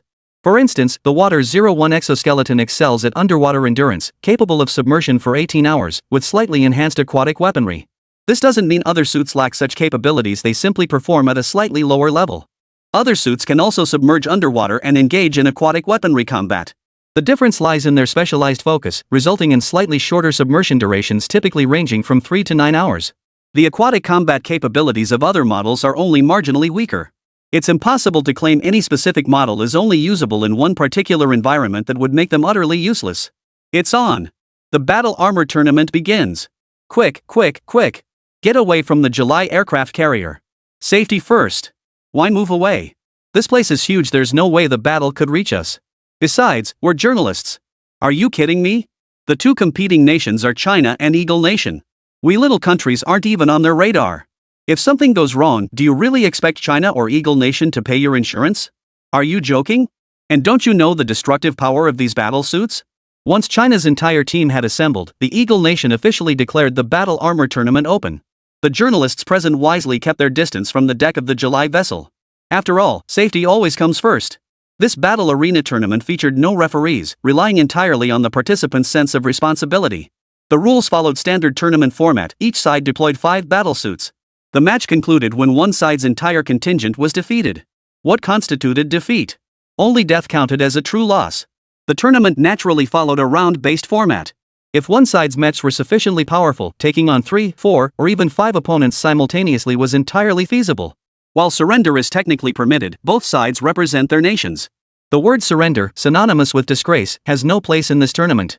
This also meant both sides were destined to fight to the death. Their lives had been cast aside the moment they chose to enter this contest. At this moment, all of China's battlesuits retreated to the far right corner of the deck, while all of Eagle Nation's battlesuits simultaneously retreated to the far left corner. Simultaneously, one battlesuit emerged from each side's formation. 1 step, 2 steps. The 2 battlesuits accelerated rapidly. Spotting the rapidly approaching Chinese combat suit, the Eagle Nation suit instantly raised its right arm, clenched its fist, and charged straight toward the charging Chinese combat suit. But suddenly, just as its fist was about to strike the Huagua suit, the Eagle Nation suit realized the Huagua suit was swinging its long sword toward it. Too late to dodge. Boom! The moment the fist met the sword, a low, explosive crack echoed.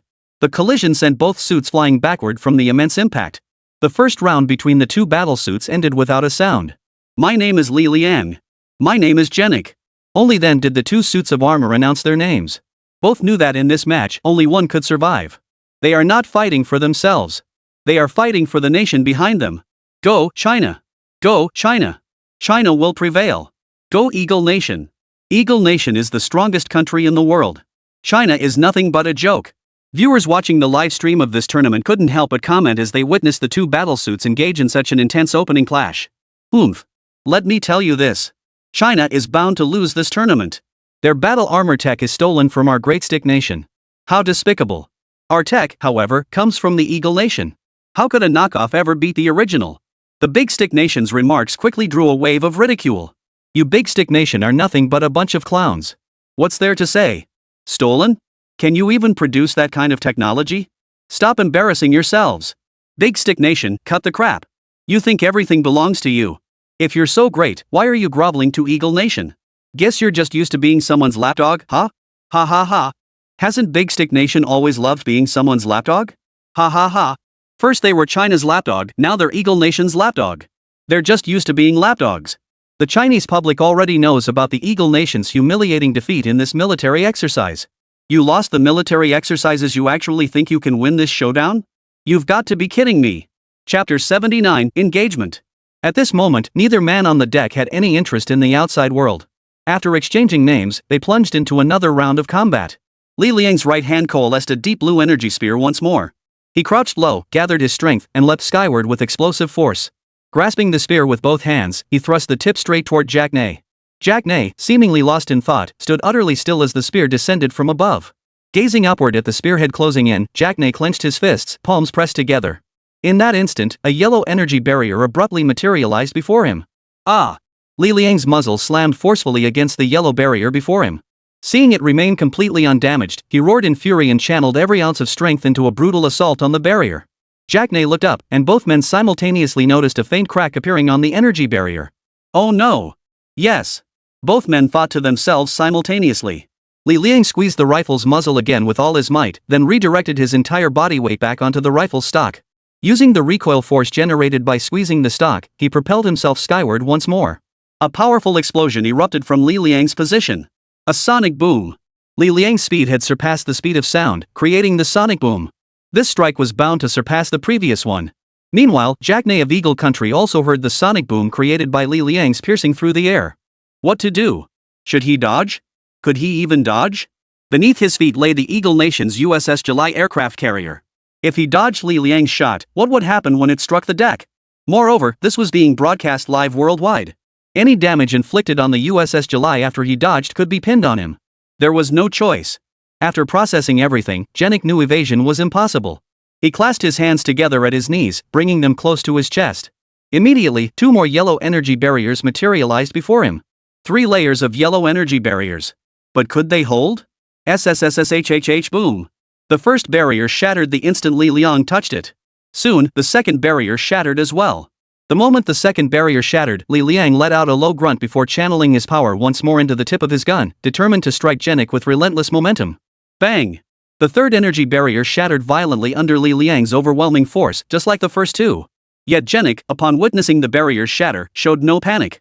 Instead, he clenched both fists together and met Li Liang's strike head-on. Ah! Genik's hands throbbed with pain.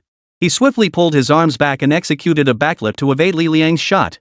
With Genik's force absorbed, Li Liang's shot struck the deck without causing significant damage, merely causing the floor to sink a few centimeters where it landed. Li Liang prepared to swing his gun again, only to find Genik suddenly before him, fists raised. Facing Genik's incoming fists, Li Liang tried to absorb the force with his gun butt. But the sheer power of the punches shattered the butt right off. I knew it. This Chinese combat armor looks cool, but it's useless. This weapon got shattered so easily. Exactly. What's the point? Just a paper tiger all show and no substance. China's just waiting to lose. After Li Liang's rifle shattered into two pieces, the comments section was quickly flooded with posts from Eagle Nation netizens. Yet Li Liang himself remained utterly unfazed. He casually tossed the shattered handle into the air. To the astonished gazes of the audience, it transformed into two short swords. Ha ha ha ha. This is hilarious. What era are we in now? Do you even know what high-tech means? Chinese netizens had tensed up when they saw the handle split, but relaxed when they witnessed the weapon's transformation. Meanwhile, Genik on the deck wasn't about to sit idly by. The moment Li Liang grabbed the daggers, he charged head-on once more. Yet the moment Jack's gauntlet struck Li Liang, a tremendous recoil force sent him reeling dozens of steps backward. When Genik looked back at Li Liang, he saw the man now enveloped in a deep blue, shimmering shield. Liu Shan. Do you think Captain Li Liang can win this match? At that moment, General Huang sat with Liu Shan in their chairs, watching the battle between Li Liang and Genik's battlesuits on the screen. General Huang, while I'm not entirely sure of the Eagle Nation's battle armor's exact capabilities, I can say with certainty that no matter how powerful the Eagle Nation is, they cannot defeat Li Liang in his current battle armor. That's the Water 01 model. Liu Shan answered with unwavering conviction as he watched the screen. Oh? Why is that? Little Shan, why are you so confident? General Huang naturally trusted Liu Shan's judgment unconditionally. His casual question was merely to satisfy his own curiosity. General Huang, do you know what sets the Water 01 combat armor apart from all others? It's that it can harness the power of water resources. The aircraft carrier is currently anchored in the ocean.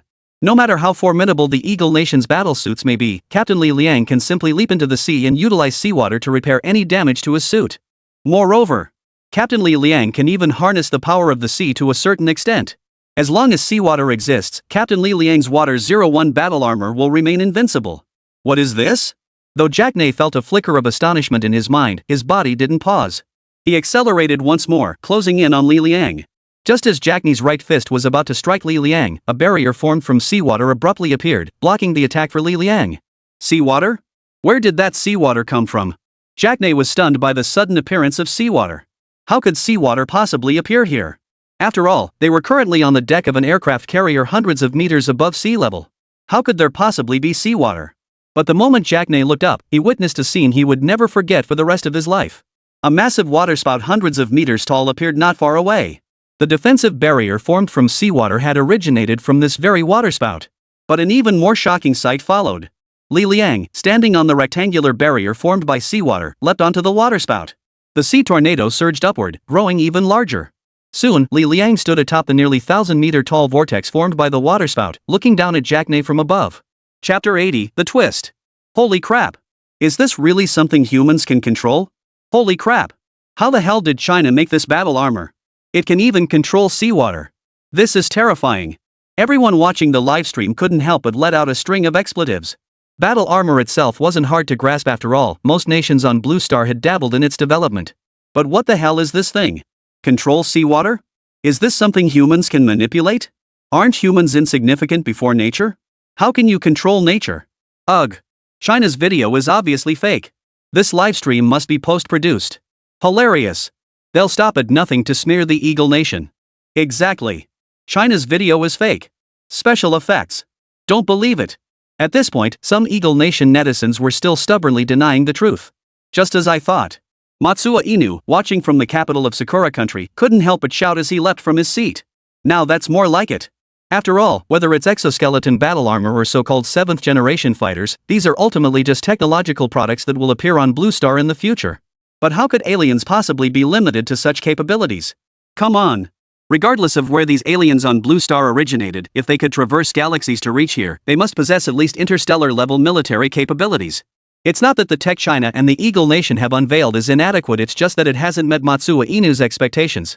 But witnessing the emergence of China's battle armor finally compelled Matsuo Inu to concede defeat. Only a force capable of harnessing Blue Star's natural elements could truly be wielded by aliens. After all, it's merely the natural world of Blue Star. At that moment, Jackney on the deck trembled visibly at the sight before him. Such transcendent power, how could mere mortals possibly withstand it? Li Liang, standing atop the sea tornado, looked down at Jackney on the deck below. Suddenly, a magnificent sword formed from seawater, towering dozens of meters high, materialized behind him. With a slight lift of his knee, Li Liang plunged from the sky, hurtling straight toward Jackie on the deck. The magnificent sword of seawater behind him followed his descent, plunging hundreds of meters toward the deck. 100 meters, 80 meters, 50 meters. As Li Liang closed in on Jackney atop the deck, the magnificent sword of seawater behind him gradually merged with his body, charging straight toward Jackney's position. Dodge? Or take it head-on? All spectators couldn't help but speculate. Could he dodge it? Any clear-eyed observer could see this strike was utterly impossible to evade. But could he withstand it? Could he withstand it? On the deck, Jackney watched the blow descending from above, took a deep breath, and assumed a horse stance as if preparing to take the full force of the attack head-on. Boom! The thick smoke billowing from Li Liang's descending blow engulfed the deck for several full minutes. Under the gaze of the entire world, the first figure to emerge from the thick smoke was none other than China's Li Liang. Behind him, the upper half of the Eagle Nation's battlesuit lay in shreds. Blood flowed unchecked across the deck, even seeping through the cracked helmet to reveal a pair of bleeding eyes. Thud! Li Liang, who had been standing nearby, suddenly dropped to his knees. Captain Li. A distant Chinese battlesuit attempted to rise and approach Li Liang, but was intercepted by an American battlesuit. Sorry. Their match isn't over yet. What? It's not over yet. How could that be? Seeing the Eagle Nation's battle armor in tatters and Li Liang kneeling on the ground, utterly incapacitated, how could it possibly not be over? Wagwa. You should have won this match. But you made our Eagle Nation lose so badly. Controlling nature? What good is that now? Jackney, lying on the ground, muttered to himself as he looked at Li Liang kneeling with his back turned to him. Then let's die together. With that, Jackney slammed his fist hard into his own chest. In an instant, the shattered battle armor bizarrely reassembled itself completely. As the final fragment of his head armor snapped back into place, Jackney's eyes went completely blank, his eyeballs had vanished entirely. Look! The Eagle Nation's battle armor hasn't fallen yet. The spectating netizens were the first to notice the anomaly. Ha ha ha ha. I told you so. Eagle Nation is invincible. That China, no matter how formidable, will never surpass us, Eagle Nation. All the smoke had cleared, revealing the devastating consequences of Li Liang's strike. The deck of the July-class aircraft carrier had been breached, exposing the very keel of the ship. The keel is the central structural element at the bottom of an aircraft carrier, serving as the vessel's primary support. This meant that Eagle Nation's aircraft carrier had been nearly pierced through by Li Liang's single strike. Yet, the Eagle Nation's battle armor showed not a single scratch. How could that be? Captain! Captain! At this moment, the Chinese battlesuit completely ignored the American battlesuit's obstruction, intending to confront and engage the American battlesuit directly. After all, the Eagle Nation's battle armor was behaving completely irrationally. Most crucially, they had witnessed the vacant stare in the Eagle Nation suit pilot's eyes before it went blank. As if he were already dead. Realizing Eagle Nation might be cheating, the Huagua battle armor rushed forward without hesitation to rescue Li Liang. Hold! The Eagle Nation's battle armor naturally wouldn't let China's actions go unchallenged, immediately charging forward to stop them. At that moment, Li Liang turned halfway to face Jackney charging toward him. He wanted to resist, but his body held not a shred of strength left. He could only watch helplessly as the fist of Jackney's battle armor slammed toward him. Boom! At that moment, something happened that no one could have anticipated. Just as Jackney's fists were about to strike Li Liang, a pulsed magnetic light wave suddenly erupted from the nearby sea. It rapidly spread across the entire Blue Star at an astonishing speed. Every electronic device touched by the pulsed magnetic wave was instantly disabled. Jackney's fists halted abruptly just 0.1 centimeters from Li Liang.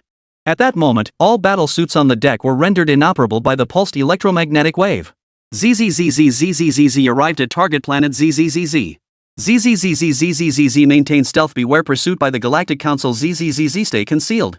Chapter 81, Panic. What's happening? How could all signals suddenly cut out at the exact same moment? Check it out. Get repairs underway. At that moment, every nation across the entire blue planet discovered that all their network signals had mysteriously gone dark and disconnected simultaneously, as if war. General Huang, staring at the abruptly severed signals before him, roared in fury. Only war could cause this. Damn it! Could it be that the Eagle Nation still isn't satisfied and wants to play signal warfare with us? General Huang, please calm down. Let me take a look. Liu Shan, standing nearby, had already rushed to repair China's super-intelligent AI Tingfei the moment the signal went down. Beep. Beep. System rebooting. Beep. Beep. Before long, Liu Shan completed the repair of SOAR using the knowledge stored in his mind. Tingfei. What happened? Why did the signal suddenly cut out? General Huang, ever straightforward, voiced his thoughts immediately. Beep. Beep. System reboot successful. Beep. Beep. No signal source detected. Beep. Hearing this, Liu Shan was taken aback. What? Tingfei. What did you say? No signal source detected? Your detection range covers the entire blue star. Are you certain there isn't a single signal source anywhere on the entire planet? Even General Huang couldn't help but panic at this point. Originally, he had only thought it might be interference from the Eagle Nation's signal warfare causing the disconnection in his area. But what is Tingfei talking about? Not a single signal source has been detected anywhere in the world. What's going on here? What the hell is happening? Beep. Beep. Receiving a hidden code sequence. Accept? No. Tingfei. Can you immediately conduct a rapid inspection of all signal sources currently active in Huagua? Liu Shan didn't hesitate for a second, he refused immediately. Are you kidding me? Right now, the top priority is ensuring domestic stability. Restoring all domestic signals is the optimal choice. No matter what that unfamiliar code might be, it shouldn't be the focus right now. Beep. Beep. Command received. Repairing all signal sources in Huagua. Estimated time, 5 minutes. Liu Shan, General Huang, and all frontline officers crowded around Tingfei, their hearts pounding as they endured what felt like an eternity during those 5 minutes. There was no other way. When lower-ranking officers detected the signal disruption, they automatically assumed a crisis had occurred. They then rushed to the command center without authorization to gather intelligence. After all, in modern warfare, signals are like human eyes. If the eyes are blinded, the battle becomes pointless. Beep. Signal restoration complete. Connection re-established per your instructions. Finally, after those agonizing 5 minutes, signals across the entire nation of Huagua were restored simultaneously. Meanwhile, the nation's top leaders had already gathered in a conference room, discussing the possible causes of the sudden signal outage and potential solutions. Suddenly, the conference room's signal surged back to life, and a video call invitation appeared before the leaders. After connecting, the Chinese leaders in the conference room exchanged stunned glances with Liu Shan, General Huang, and others on the other end of the video call. Leader. We have a crisis. All signals across Blue Star have gone dark. Liu Shan spoke first, relaying the intelligence provided by Tingfei. What? The leaders in the conference room were stunned by the news. Signals across the entire Blue Star had been abruptly cut off simultaneously. This included even China's super-intelligent AI Tingfei and Eagle Nation's new AI America.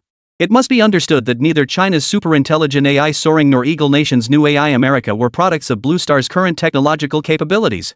Without exaggeration, these two were truly epoch-defining technological advancements that simply couldn't exist in Blue Star's current era. Yet these groundbreaking technological marvels had their signals abruptly cut off without a trace. It's utterly unbelievable. If this were deliberate. No. With all signals across Blue Star cut off, it's highly unlikely to be human-made. It must be aliens. At this moment, that very word flashed through the minds of many influential figures. The vast, boundless cosmos couldn't possibly contain only Blue Star as a planet harboring life that was certain. But with Blue Star's current technology, breaking through the constraints of the starry sky to find other habitable planets is simply impossible. But it now seemed highly probable that beings from another planet had arrived on Blue Star. For Blue Star, with its current technological level, to confront extraterrestrials already possessing interstellar weaponry is like a grasshopper trying to stop a cart. To these extraterrestrials possessing interstellar technology, Blue Star's current advancements appear as primitive as the Stone Age to us in the Information Age. It's even possible that Blue Star itself is deemed less advanced than those primitive hominids in the eyes of these aliens. Beep. Beep. Massive signal restoration detected across Blue Star. Beep. Beep. Tingfei's abrupt announcement interrupted everyone's thoughts. Under their collective gaze, Tingfei's screen slowly displayed the restoration status of signals across the entire Eagle Sauce Nation.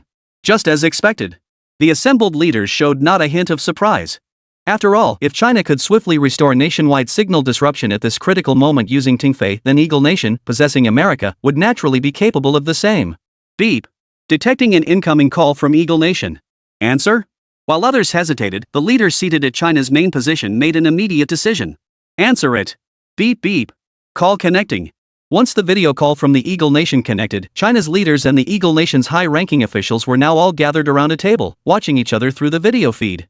Also present were Liu Shan and General Huang, who had been in communication with the Hua state leaders moments before. At this moment, the two were displayed on a small screen in the upper right corner of the video. The Eagle Nation's high-ranking officials couldn't see the two figures in the upper right corner at all. Originally, one of China's leaders had intended for Liu Shan to hang up his call before answering the Eagle Nation's incoming call. However, at the insistence of the senior leader occupying the main seat in China, Liu Shan and General Huang ultimately kept their lines open. Recognizing the situation, the officers present at General Huang's location discreetly withdrew, leaving only the video feed for General Huang and Liu Shan. Inside the video conference at that moment, neither the Eagle Nation nor Huagua made the first move to speak. Taking the initiative often meant putting oneself at a disadvantage. China showed no urgency, having restored their signal before Eagle Nation and knowing this incident had nothing to do with them. But the Eagle Nation was a different story. Currently, only two nations on the entire Blue Star had restored their signals, the Eagle Nation and China. After restoring their signal, Eagle Nation naturally realized that prior to this, only China had maintained connectivity across the entire Blue Star. It was hard not to suspect China's involvement. Finally, at the president's signal, an Eagle Nation official spoke up. Chapter 82, Cooperation. At the president's prompting, an official from the Eagle Nation finally spoke up. Esteemed leader of Huagua, our Eagle Nation would like to inquire whether this global power outage is connected to your nation's strategic plans? The Eagle Nation official had long since lost his earlier sharpness, adopting an extremely submissive posture before China's leaders. Seeing the Eagle Nation official before them, bowing respectfully, Liu Shan and General Huang couldn't help but exchange a knowing smile. When had they ever seen an Eagle Nation official adopt such a submissive posture? Of course, they both understood this was Eagle Nation's desperate attempt to uncover the true cause of the global blackout, as it would impact the nation's future strategic policy adjustments. If China was indeed responsible, it would mean its technological prowess had far surpassed every nation on Blue Star. If that were the case, even the combined might of the Eagle Nation and every other nation on Blue Star would be no match for China. That's precisely why the once arrogant American officials have suddenly become so deferential. The senior Chinese official seated at the head of the table emitted a faint nasal sniff before picking up the teacup on the table and taking a light sip. What? Upon hearing the voice of China's top leader, the officials of the Eagle Nation on the other end of the video call couldn't help but gasp in shock. What? Could it really be China's doing? At that moment, Tiden, seated in the Eagle Nation seat of honor, couldn't help but furrow his brow. How could this happen? Tiden had originally fantasized about using the super-advanced black technology within Area 51 to achieve the feat of unifying the entire Blue Star. But not only did China possess technology comparable to or even surpassing what the Eagle Nation had developed in Area 51, it had also managed to shut down power across the entire Blue Star. After all, modern warfare is known as information warfare. Information. In modern warfare, the most crucial element is the acquisition of intelligence. Only by knowing both oneself and the enemy can one achieve victory in every battle. Yet now, China has managed to sever all signals across the entire blue planet. This is utterly unbelievable. It's as if the entire planet has only one sane nation, China. All others have been rendered blind, including their own Eagle Nation. A multitude of blind people could never prevail against a single-sided individual. Thinking this, Tiden began to ponder whether it was time to cede territory and pay indemnities. After all, the Chinese seemed to hold their humiliating history most dear. Hadn't the Eight-Nation Alliance invaded China before? How about humbling themselves now and asking China to repel invasions from those nations that once attacked it? Right. Ceding territory? Well, ceding American territory was out of the question. So where exactly should they cede? The Big Stick Nation? Or the Cherry Blossom Nation? Should we even consider their opinions? Are you kidding me? Does a shepherd ask the sheep for their opinion before slaughtering them? Ahem. This matter has absolutely nothing to do with our China. The Chinese leader's statement left the American officials on the video call scratching their heads. Was it relevant or not? The Chinese are masters at playing coy. The more China denies it, the more the Eagle Nation believes China is behind it. Had China casually admitted to the incident at this point, the Eagle Nation might still have harbored doubts. But this? Eagle Nation's officials couldn't determine the specifics of the situation either. China, however, had no such reservations. China recognized that this incident likely concerned the survival of the entire Blue Star. The most urgent task now was to unite all the people of the Blue Star. Internal strife is utterly meaningless now, because the enemy might no longer be a person, a nation, or a country on Blue Star. But rather, it might be extraterrestrials existing only in imagination. What was even more terrifying was that no one knew what humans on Blue Star meant to these aliens. Could they coexist peacefully with humanity? Or whether they might enslave the inhabitants of Blue Star. Yet even enslavement might be a blessing for humanity on Blue Star. Enslavement implies usefulness. But what if, in the eyes of these aliens, humans on Blue Star are nothing more than food? The thought was too horrifying to contemplate further. Humans equated with food. I reiterate. This matter has absolutely nothing to do with our nation of China. And it has nothing to do with your Eagle Nation either. Have you heard me clearly? Seeing the Eagle Nation unmoved, the leader seated at the head of the table for China spoke again in a deep voice. What? China has nothing to do with it either? The American officials finally snapped to attention. If China were truly behind this, given its past behavior, it would never have denied it twice. It was highly probable that China truly had no involvement whatsoever. China had merely restored its signals before Eagle Nation did. But if this incident had nothing to do with China and nothing to do with their Eagle Nation, then who on earth was responsible? Aliens. At this moment, Ted Den finally grasped the situation. With the two most powerful nations on Blue Star both confirmed to have no involvement whatsoever, it strongly suggests the cause of this incident likely originates from beyond any nation on Blue Star. The answer seemed obvious. Yes, aliens. Officials in the Eagle Nation now began pondering the same questions China had grappled with. If this truly was orchestrated by extraterrestrials, what did the planet Blue Star represent to them? And what did the humans inhabiting it signify? Labor force? Or livestock? Soon, the officials of the Eagle Nation also began to grasp China's intentions. Cooperation. To the aliens, Blue Star is now viewed as a single entity. Internal strife at this moment would be detrimental to the entire Blue Star. Therefore, only through cooperation can this crisis be faced. But was cooperation truly the only path? To China's surprise, some officials in the Eagle Nation were not fixated on confrontation. For these officials, the aliens capable of traversing galaxies to reach Blue Star are utterly beyond their capacity to oppose. What good would resistance do? It would be futile. For these individuals, how the aliens viewed humanity on Blue Star was irrelevant. Their own survival was the paramount concern. If the aliens still viewed Blue Star's humans as cheap labor, they would have readily surrendered to them first.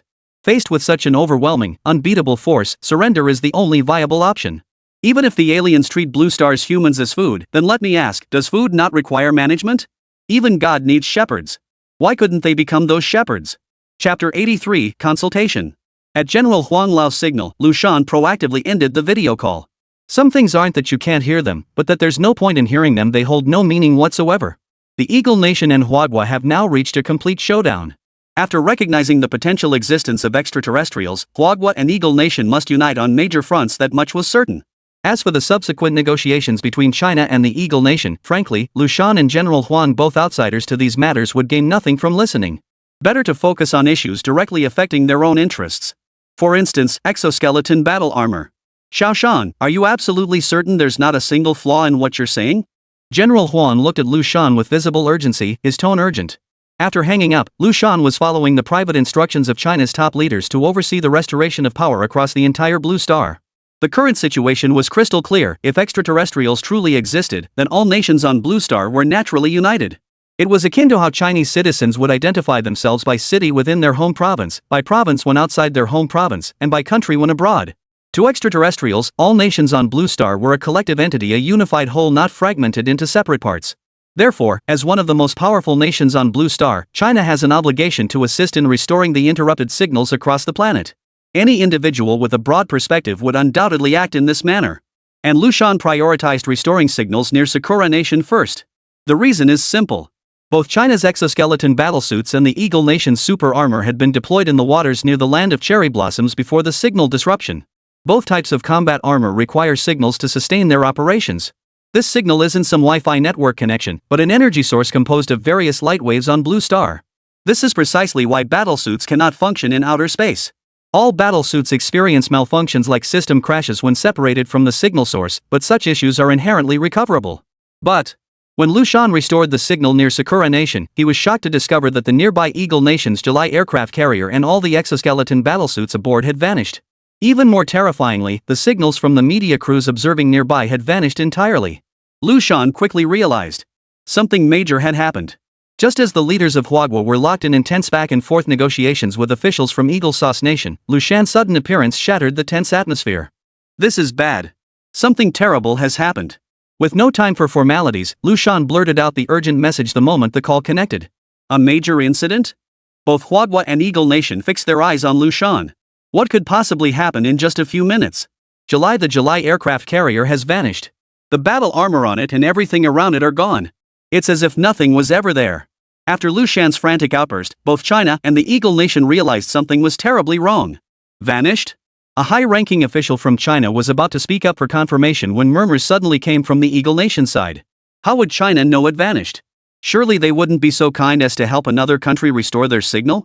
After the official spoke, he realized everyone from both nations was now staring at him in unison.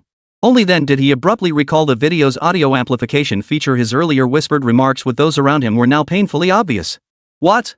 Eagle Nation hadn't sent anyone to restore the signal. How foolish. Through the Eagle Nation official's words, Hua Nation's leaders learned that after restoring their own signals, Eagle Nation had no intention of restoring signals across the entire Blue Star.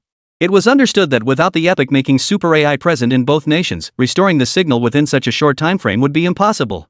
The signal outage might not cause immediate problems, but prolonged disruption could spark unrest or even chaos. What useless allies! President Tedeng of Eagle Nation also sensed the awkwardness and quickly forced a smile to change the subject. Oh my! Actually, Eagle Nation has similar plans, but we intend to stabilize domestic conditions before restoring other nation signals. Anyway, let's set that aside for now. What's the real issue here? Why did it disappear? The group's attention immediately refocused on the disappearance of the July issue mentioned by Liu Shan. Comrade Liu Shan, what exactly happened?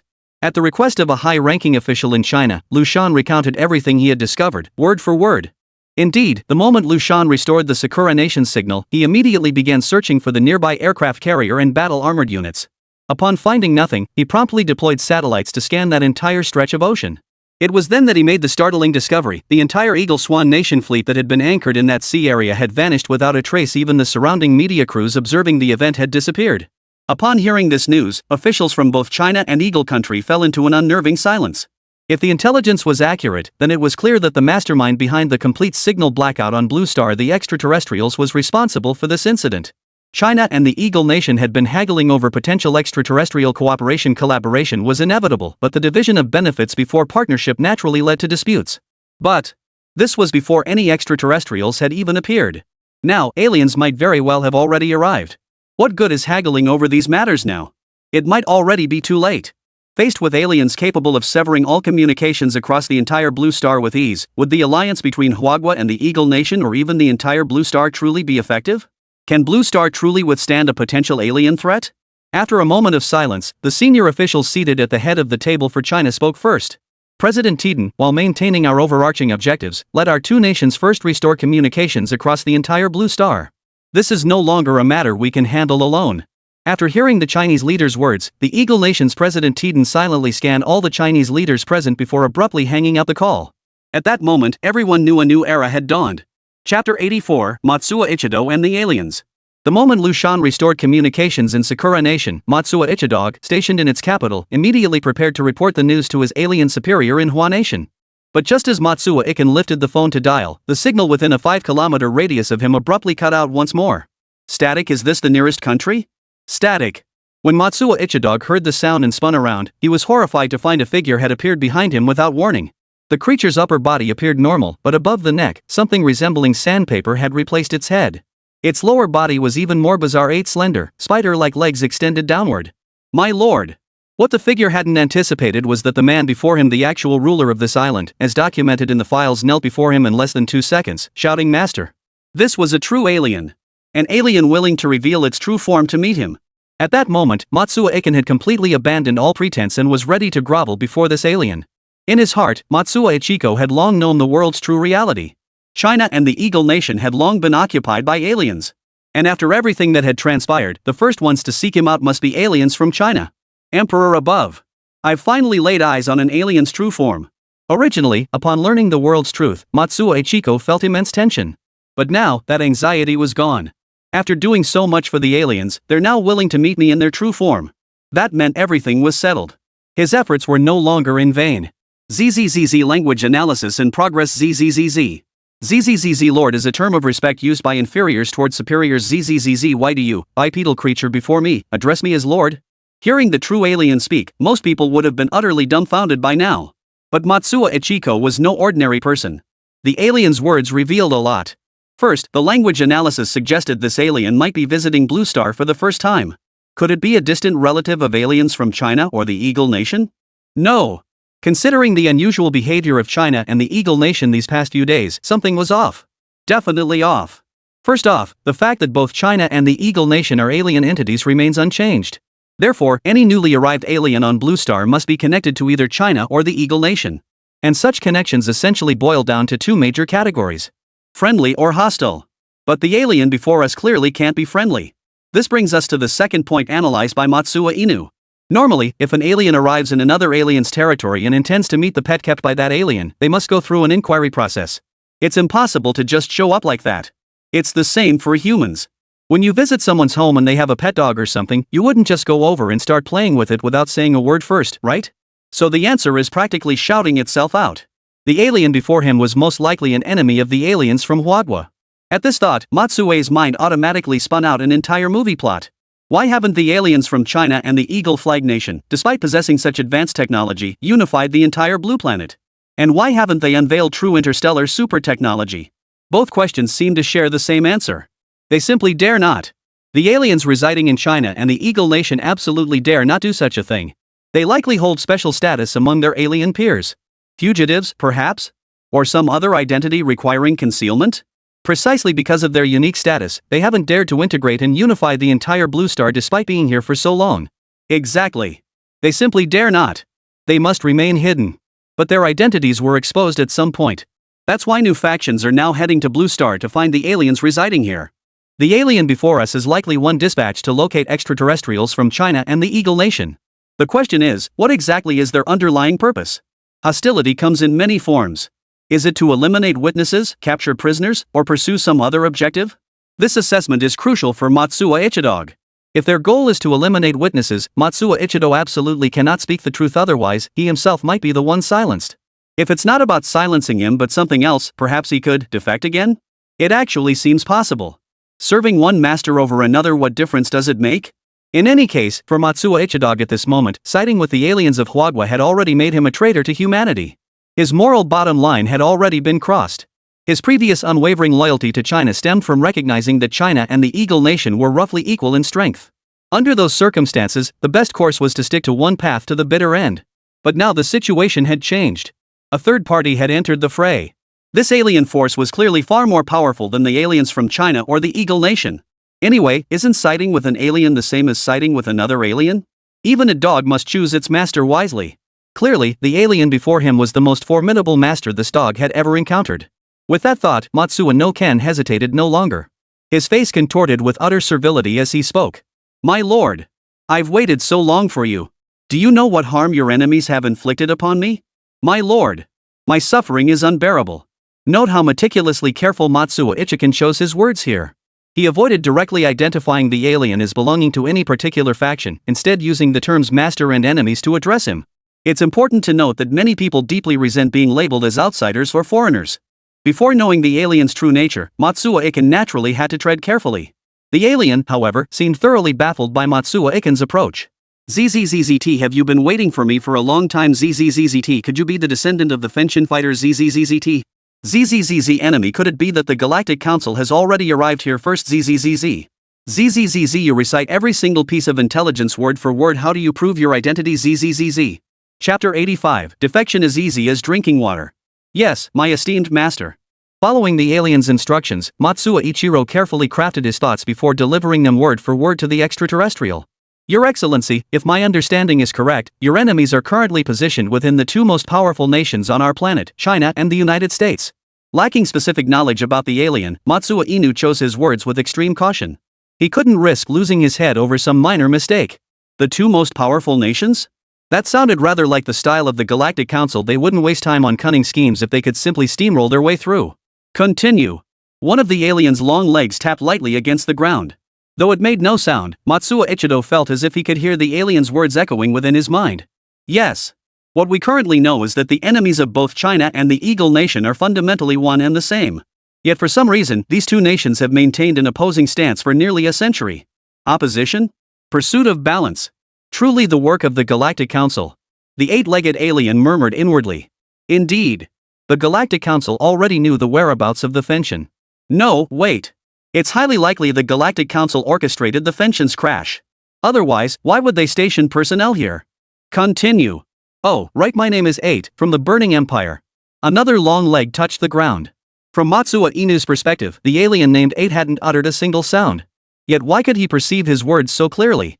This is telepathy. The Empire's most fundamental tool. Don't overthink it, just say everything you need to say at once. As if sensing Matsuo Iken's confusion, 8's long leg lightly touched the ground once more. Yes, sir. I'll speak now. This is what a true alien is. This is what a true alien is. After witnessing the astonishing abilities Hachi had displayed, Matsuo Ichidog, who had harbored a sliver of doubt about betraying China, now solidified the resolve for treason within his heart. As everyone knows, among all the races on Blue Star, there exists such a peculiar one. This race is exceptionally fickle. Faced with an opponent they cannot defeat, they will grovel and submit, feigning utter loyalty. But once they gain the upper hand, they turn into rabid dogs, savagely biting their former masters. They are mad dogs. They bow only to brute force. The harsher the oppression, the more loyal they become. Yet if you treat them with kindness, no matter how generous your favors, they will turn on you at the crucial moment. China was once their master, yet they showed not a shred of gratitude for China's leniency and generosity. And not long ago, Eagle Nation was also their master. Now it too has been devoured. This nation is the great He people of Sakura country. And Matsuo Ichido was a quintessential figure of the Day people. The nation of Sakura had long been subjugated under the Eagle Nation's rule. Yet when Matsuo Ichidog went to China on a mission, he discovered the so-called aliens. After witnessing the aliens' immense power, Matsuo Ichidog immediately chose to defect to China's aliens. He even launched a rebellion in Sakura Nation under the banner of saving Sakura Nation's future. Upon learning that the so-called aliens were actually the Eagle Nation, Matsuo Ichidog even contemplated returning to the Eagle Nation's embrace. But after careful consideration, Matsuo Ichidog ultimately chose to stand with China. This doesn't mean Matsuo Ichido was particularly loyal. He had no choice. The strength of the aliens from both China and Eagle Country was remarkably similar. Switching sides under these circumstances would be seen as defection. But if you jump back and forth between them, that's outright contempt for both nations. What, you think you can come and go as you please? There's only one scenario where that's possible. The emergence of a new third-party force. And this third force far surpasses the strength of the original two sides. Such a move wouldn't be betrayal, it would be seizing the moment. With this realization, Matsuo Ichiken's resolve hardened completely. Betrayal. There is only once and countless times. At this moment, Matsuo Ichido's tone grew increasingly respectful. My lord. The current situation on Blue Star is as follows. His delivery was swift and utterly unhesitating. After hearing Matsuo Ichiken's report, 8 said little. However, behind where Matsuo Ichiken couldn't see, a leg-like bone suddenly appeared. Upon closer inspection, this bone bore an uncanny resemblance to the 8 long legs 8 possessed. My lord, what is this? Ah! Only then did Matsuo Ichiko abruptly realize the leg bone had materialized behind him.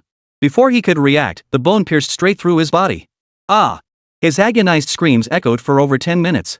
Strangely, the 2 guards stationed just a wall away, tasked with protecting him, stood perfectly still as if they hadn't heard a thing.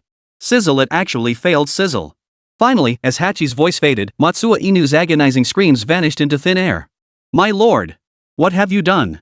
Having endured such agony, Matsuo Ichido wasted no time after the ordeal ended. He immediately knelt before Hachi, pleading desperately in a voice filled with utter supplication. Rise! Blue Starling! You have passed the test. But now I have only one question for you. Do you truly pledge your loyalty to the Empire? It came! Hearing these words, Matsuo Iken finally received the outcome he desired. He had succeeded in his betrayal once more. My lord! I pledge my entire being to the burning heaven empire behind you. Good. Upon receiving 8's telepathic transmission, Matsuo Iken suddenly realized that all the excruciating pain he had just endured had vanished completely. I have healed you. Now, you need only do one thing.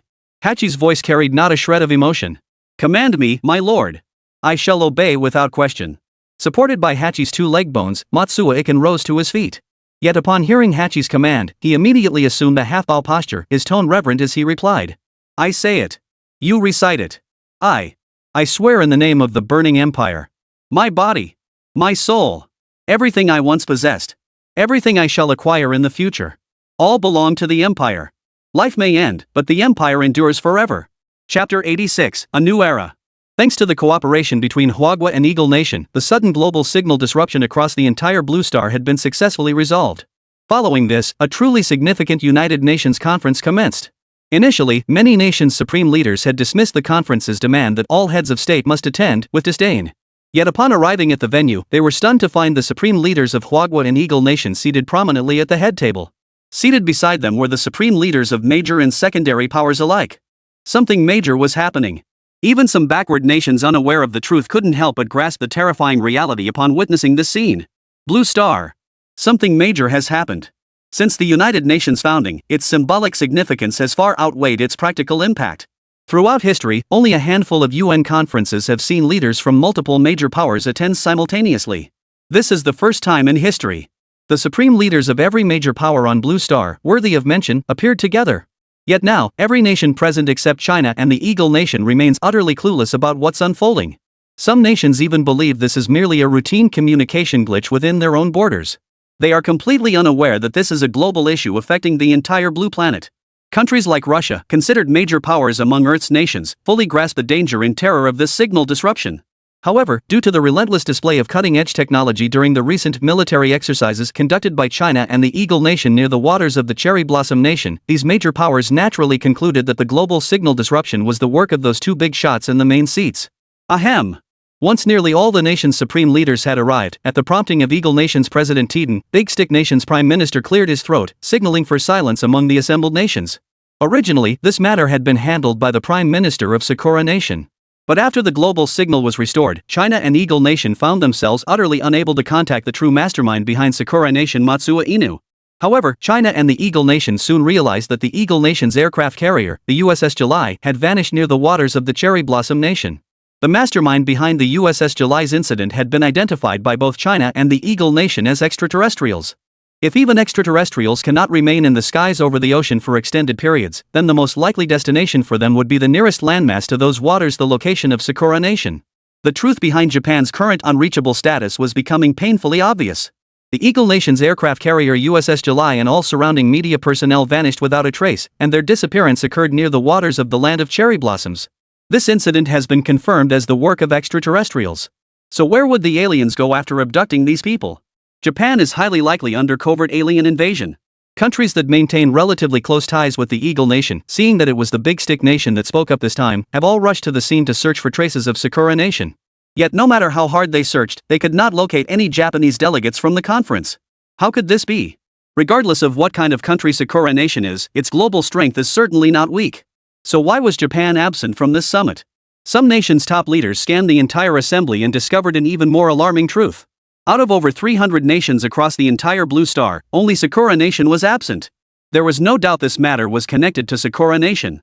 As the words of the supreme leader of the Big Stick Nation fell, the over 300 heads of state present simultaneously turned their gaze toward the main seats occupied by the Chinese Nation and the Eagle Nation. This global signal disruption has nothing to do with our Eagle Nation. Nor does it involve our nation, China. The supreme leader of China and the representative of the Eagle Nation seated at the main table uttered only these words. Upon hearing this, the various nations present reacted in distinct ways. Second-tier powers like Russia and France, second only to China and the Eagle Nation on the entire Blue Star, instantly grasped the gravity of the situation. Logically speaking, no nation on Blue Star currently possesses the capability to simultaneously disrupt signals across the entire planet. However, the performances of China and the Eagle Nation during recent military exercises made these second-tier powers realize that this global signal disruption was likely orchestrated by either China or the Eagle Nation. After all, their military exercise demonstrations clearly demonstrated they possessed the capability to execute such an operation. Yet now, both China and the Eagle Nation claim they are not responsible for this incident.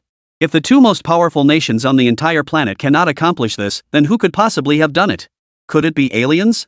The supreme leader of the Great Bear Nation couldn't help but entertain such thoughts. Of course, since China and the Eagle Nation summoned these individuals, it naturally implies they possess some understanding or conjecture regarding the mastermind behind this operation. In any case, it all depends on what China and the Eagle Nation have to say about this matter. As for nations like Malaysia with extremely weak national power, they completely ignored the intentions of China and the Eagle Nation. What? This signal disruption actually affected the entire Blue Star? I thought it was only our country. What? This global signal disruption has nothing to do with China and the Eagle Nation? Then why are they bringing it up? Could it be the work of countries like Russia, which are slightly weaker than China and the Eagle Nation? Clearly, these smaller nations hadn't grasped the gravity of the situation. They couldn't even fathom the technology capable of instantly cutting off all signals across the entire Blue Star. Originally, the Eagle Nation believed global affairs had nothing to do with these smaller nations. They thought it would suffice to invite only the major powers like the Big Bear Nation and the secondary powers to the conference.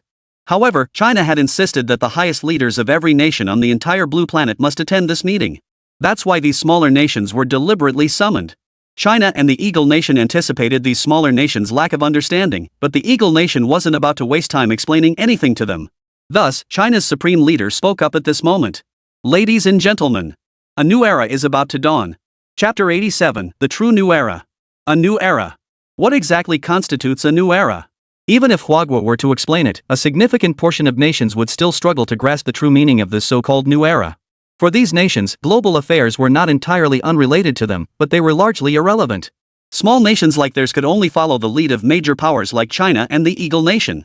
While they might have their own ideas on minor policies, when it came to the broader global landscape, they had no choice but to align themselves with the major powers. This is simply unavoidable. Thousands of years of history on Blue Star have proven one thing. The size of one's fist determines the true truth. Throughout the millennia of Blue Star's historical transformations, no era has ever paid heed to the perspectives of such minor nations. No matter how well these small nations govern, how abundant their food supplies, or how high their citizens' happiness indices, if their fists cannot match those of the major powers who command the international stage, no one will care about the actions of their local leaders. Great powers dictate everything on Blue Star. Small nations hold no sway whatsoever, forced to silently follow in the wake of the great powers commonly known as choosing sides. This is the lesson and experience passed down through millennia of Blue Star's history.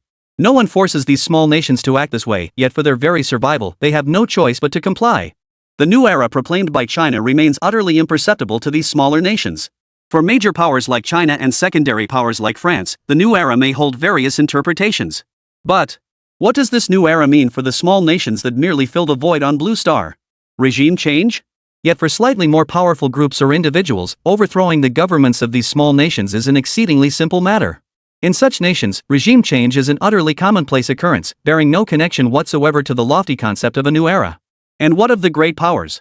Whether it's superpowers like China and the Eagle Nation or secondary powers like France, should a regime collapse occur within these nations, it would undoubtedly become a global sensation. Should multiple major or secondary powers consecutively experience such regime upheavals, many media outlets might well declare, a new era may indeed be dawning. In short, events that are commonplace for small nations could be hailed as a new era if they occurred in major powers. Yet this so-called new era holds no relevance whatsoever to these smaller nations. Moreover, these smaller nations often remain virtually invisible in global affairs. Essentially, whatever the major powers say, they can agree or disagree. But what difference does their approval or disapproval make to those major powers? Do you think they'll just drop the plan if you oppose it? Let me tell you, they aren't seeking your opinion. They're merely informing you of the matter, nothing more. What exactly does China's so-called new era mean for these small nations? No one knows. Oomph. The Eagle Nation's president couldn't help but snort coldly at the sight. The Eagle Nation had anticipated this very outcome when deciding not to invite these smaller nations. For millennia since humanity's dawn, history has always unfolded this way. The strong prey on the weak hold no sway. What's the point of consulting these weaklings? The weak need only submit to the strong. It's utterly incomprehensible what China's actions are truly for. If the Eagle Nation can foresee these small countries' thoughts, how could China possibly fail to do so? And since China chose to proceed despite foreseeing these consequences, it clearly means China has made thorough preparations. Sure enough, after giving everyone a moment to ponder, China's supreme leader spoke again. What defines a new era? It's simple. The emergence of a new enemy marks a new era. Before this, human society had only known 3 eras. The first era was the ape age of our ancestors. In this era, the apes faced enemies in the form of various beasts that threatened their survival. When the first ape capable of using tools and independent thought emerged, human society entered a new era. This era also lasted the longest. It began with the emergence of thinking apes and continued all the way until the Second Industrial Revolution 100 years ago. Throughout this immense span of time, humanity faced only one true enemy. That enemy was nature itself. From the age of apes through clan societies, slave societies, and feudal societies over 10,000 years, human survival no longer revolved around battling beasts. Before this, our ancestors had to battle all manner of beasts to survive. But afterward, our ancestors gained the ability to produce independently, to sustain themselves through self-sufficiency. At this point, our ancestors faced and fought against only one adversary, Mother Nature herself. The production of grain cannot exist without nature's participation. Since nature can give, it can also take away. A prolonged downpour or a heat wave lasting several days could inflict devastating losses upon our ancestors. This state of affairs persisted until after the Second Industrial Revolution. After the Second Industrial Revolution, humanity underwent a complete transformation. We shifted from relying on nature to harnessing nature. Modern humanity no longer needs to beseech nature for aid. Instead, nature must now conform to our will. Greenhouses now replace sunlight, and artificial shells can summon rain. Now, nature must serve us. This marks the dawn of an entirely new era. In this era, humanity's true adversary has become the cosmos itself. Explore the cosmos, enter the cosmos, uncover the cosmos. These are all things we will undoubtedly achieve in the future. Ah! At this point, the impassioned supreme leader of Huagua couldn't help but let out a sigh. I had thought this new era would endure as long as the last before giving way to yet another. Alas! Plans can never keep pace with the changes of reality. Now, a new adversary has emerged. This signifies the dawn of a new era. Chapter 88, The New Enemy. A new enemy? These words piqued the interest of everyone present except for the Eagle Nation. What exactly was this new enemy? Interpreting China's statement literally, human eras could be categorized based on the enduring challenges humanity faced at different stages. In the ancient era, humanity battled beasts competing with archaic hominids for land and sustenance. Once land and food issues were largely resolved, humanity's adversary became nature itself, spawning all manner of natural disasters. Now that nature has largely been conquered by humanity, what could the enemy be today? The most immediate target humanity now faces is singular: the vast expanse of stars and oceans in the cosmos. So, could our current enemy originate from the cosmos? Exactly. At that moment, the Eagle Nation's president stepped forward and declared, "The enemy has changed. To the beasts, all humans, whether from our Eagle Nation, the Chinese nation, the Great Fur Nation, or the French nation, all humans share a single, unified designation in the eyes of the beasts, humans." What is the fundamental difference between beasts and humans? Exactly. It is the difference in species. But what if a wise beast were to emerge? Then, to all nations on our blue star, they too would have only one unified designation, nations established by the humans of the blue star. Likewise, all the different nations on our blue star are known to them by a single, unified term, humans. From this perspective, all nations on our blue star have already formed a somewhat immature alliance. We gathered here today are inherently one entity. Originally, the Eagle Nation had no intention of continuing the speech. But, when President Tedong glanced at the impassioned leader of Huagua beside him, the restless urge to speak within him could no longer be contained. Without a prepared speech, President Tedong took the initiative to rise and deliver what he considered a fiery address. Yet to all other nations present, it was utterly incomprehensible what he was saying. It felt like he said a lot, yet it felt like he said nothing at all. Why did it seem like he was just repeating what China had already said? After his speech concluded, the assembled world leaders stared blankly at the recently impassioned President Tedong. Ahem! Sensing the awkwardness among the nations below, China's supreme leader felt compelled to speak once more. In short, we on Blue Star have a new enemy, an irreconcilable one: aliens. What? The Chinese leader's casual remark instantly ignited the atmosphere in the room. Aliens? Since the dawn of humanity, fantasies about the cosmos have flowed endlessly across the nations of Blue Star. China's Pangu, who split heaven and earth to create the cosmos, Greece's earth goddess Gaia, Japan's sun goddess Amaterasu. Throughout history, no nation or people has been immune to the profound fascination with the cosmos. Every soul has dreamed of ascending to the heavens and embracing the moon. And since the third technological revolution on Blue Star in the last century, humanity's cosmic fantasies have finally become reality. Humankind could now truly set foot in the long-dreamed of cosmos. Yet upon reaching the cosmos, upon witnessing the true vastness of the universe, a new question inevitably arises. In the boundless expanse of the cosmos, is Blue Star truly the sole source of intelligent life? If so, why? Why, after the infinite cosmos, has only Blue Star given birth to intelligent life like humanity?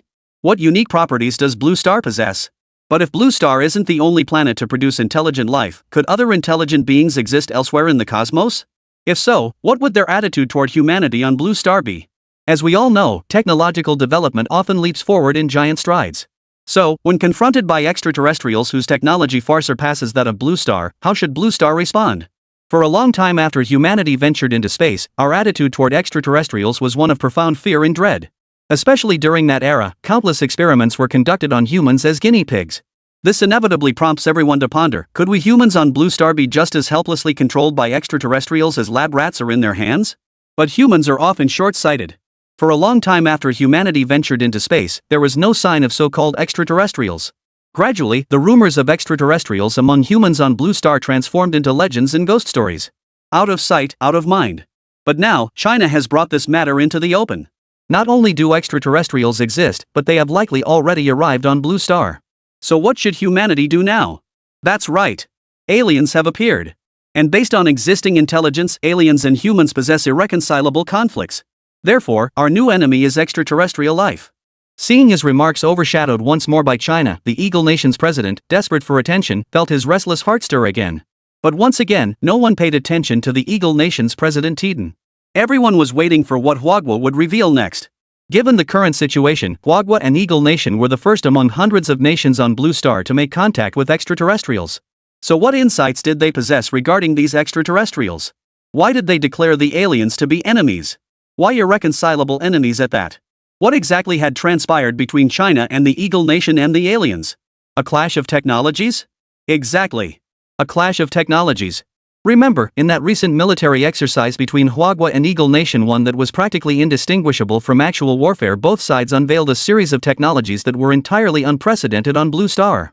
Could this be connected to the aliens in some way? Do you all recall the recent military exercises between our Eagle Nation and China?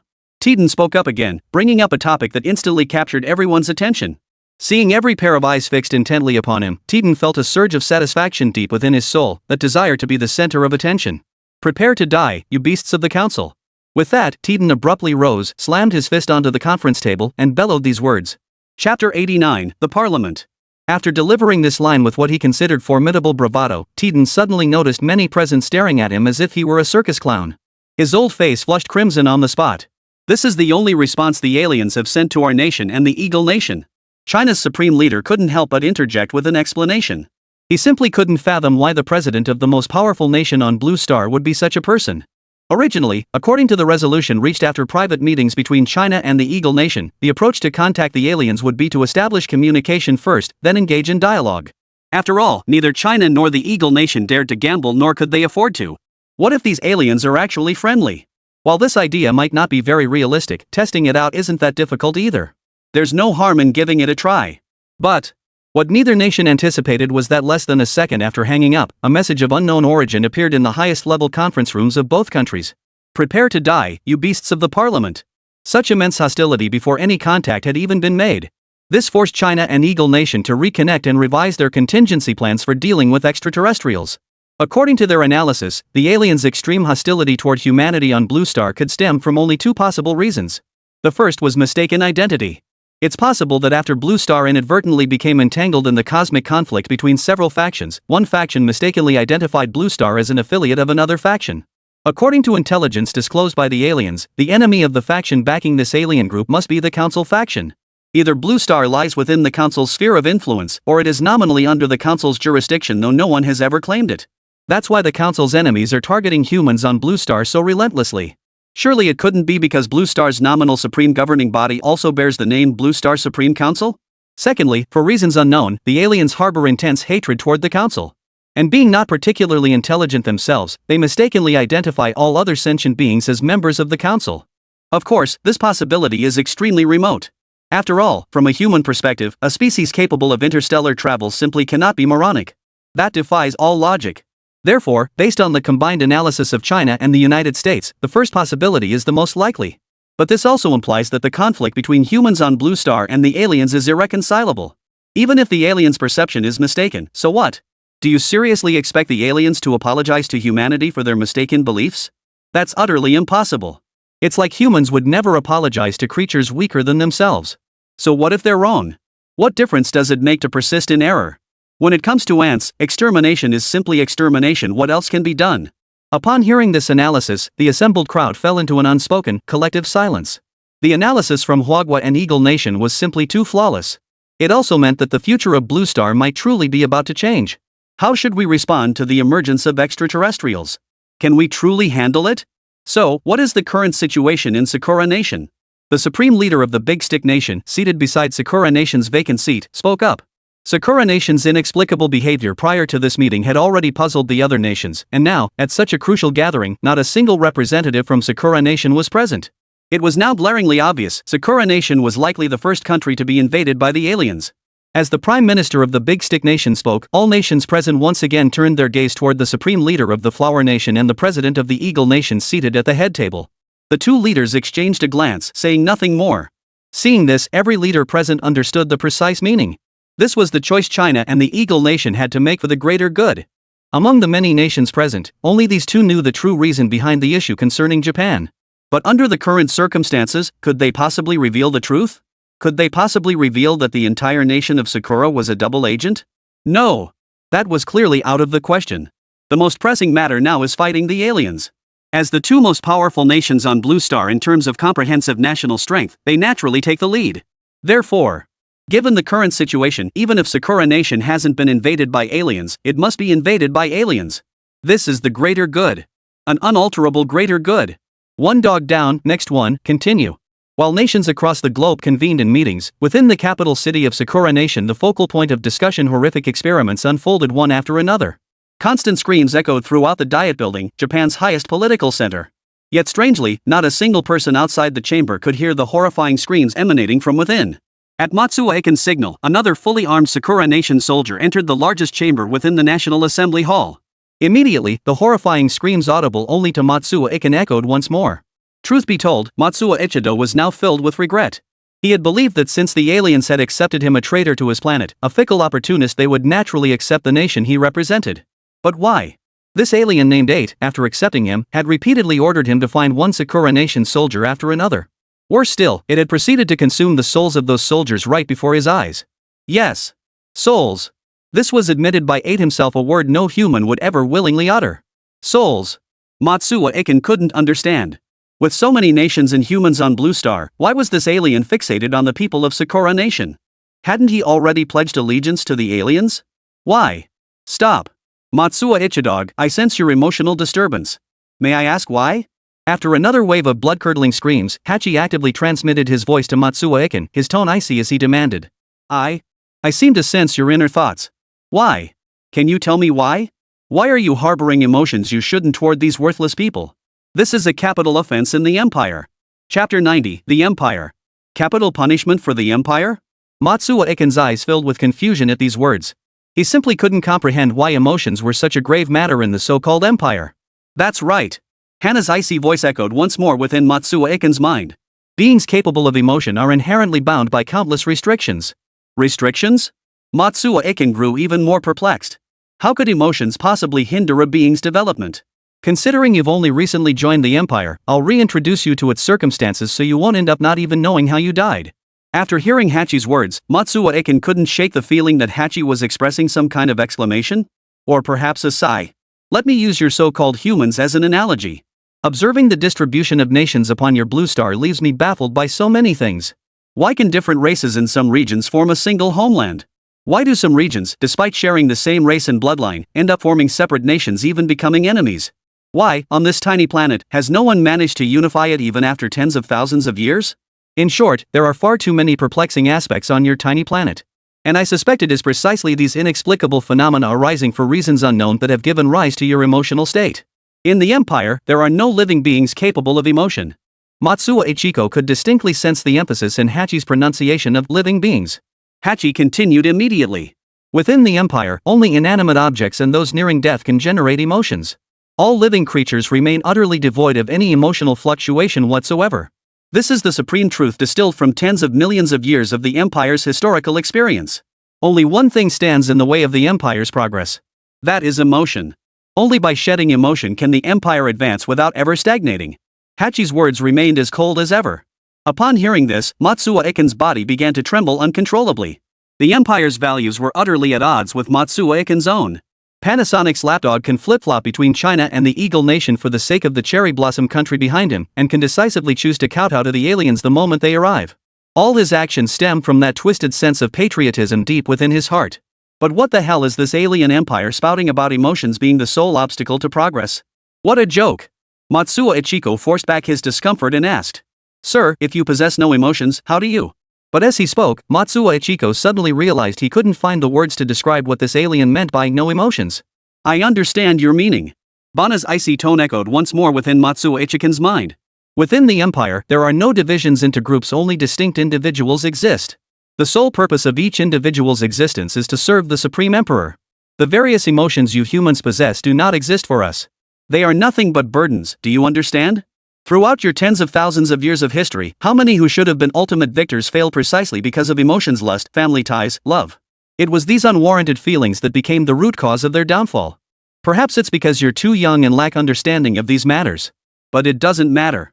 Before you fully join the Empire, I'll personally teach you what the true Empire is all about. After hearing Hachi's words, Matsuo Ichiro felt a chill run down his spine. Emotionless, independent individuals serving the Supreme Emperor. Each word sent a chill through Matsuo Ichido's soul. This was not what he desired.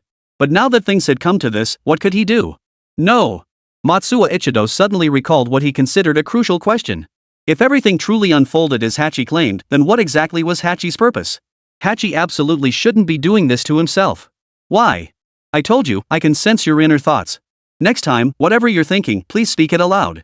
This is your final chance. Hachi's bone-chillingly cold voice echoed once more. Yes, master. There won't be a next time. I absolutely dare not again. Matsuo Inu hurriedly bowed his head and spoke respectfully to 8. I can now continue to answer your questions. The Empire, too, has factions. Beyond the Imperial faction whose members are naturally Imperial subjects, even subordinates like us belong to our own factions. Whoever introduced you to the Empire will naturally determine which faction you join. And behind every individual who joins the Empire, there lies their own planet and race. In other words, only one individual from each planet can join the Empire. After joining the Empire, regardless of your previous status on your homeworld, the Empire will make you the sole authority figure representing that planet. And across your entire planet, no one will know your true Imperial identity. The Empire will grant you technology and knowledge, empowering you to lead your planet's development. The sole ruler of an entire planet. This single sentence ignited the wild ambition and passion within Matsuo Ichiko's heart. Who would have thought the Empire expanded through such means? Well, loyalty seems inevitable now. Matsuo Ichiko was already fantasizing in his mind about how he would treat the former hegemonic Eagle Nation once he became the foremost figure on Blue Star. Ha ha ha. Revenge is a dish best served cold. Calm down. Control your emotions. Bana's icy figure doused the fervor within Matsuo Ichidog like cold water. Indeed. Ultimately, the outcome still hinges on this alien before us. In the Empire, everyone possesses the power to probe, even control all sentient beings. What? Control all sentient beings? How is that possible? Doesn't that mean this alien before him is fully capable of controlling him, controlling every human present? But why does what this alien says feel like it has some illogical flaws? Why exactly? Still, Matsuo Ichiko knew his current predicament left him at the mercy of others. No matter what this alien said, he'd just listen. Regardless of the final outcome, there were two hurdles on Blue Star that absolutely had to be overcome. China and the Eagle Nation. It all depends on what this alien decides to do. Chapter 91, The Blue Star United Council. Liu Shan. A new era has dawned.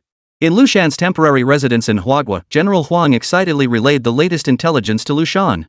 Liu Shan's role was becoming increasingly vital amid the escalating tensions in international relations. Whether it was international affairs or domestic matters, Liu Shan would be the first to know. General Huang, what's the matter? What did the meeting decide?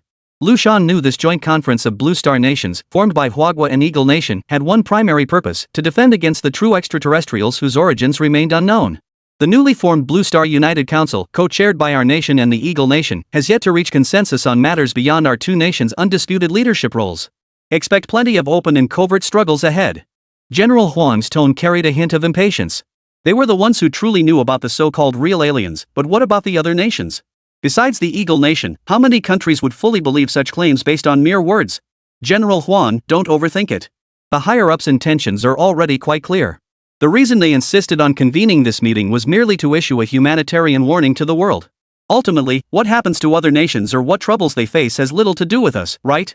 Liu Shan shook his head gently, looking at General Huang as he spoke softly. Was it truly humanitarian? In truth, both Liu Shan and General Huang knew this was merely an excuse. How could China possibly have the leisure to meddle in so many affairs? While the stated reason was to alert nations, the primary purpose was to divert the aliens' attention. If only China and Eagle Nation knew of the aliens' existence, then the aliens would naturally target only one of those two nations first. The situation with the Eagle Nation was unclear, but China had Liu Shan. A psychic. An epic psychic ability like solving the final problem on the college entrance exam's physics section.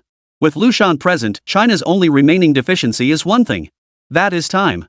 Although the alien threat has been disclosed to every nation on Blue Star, and the gravity of the current situation has been made abundantly clear, we can only hope the aliens will temporarily shift their focus elsewhere, buying China a little more time.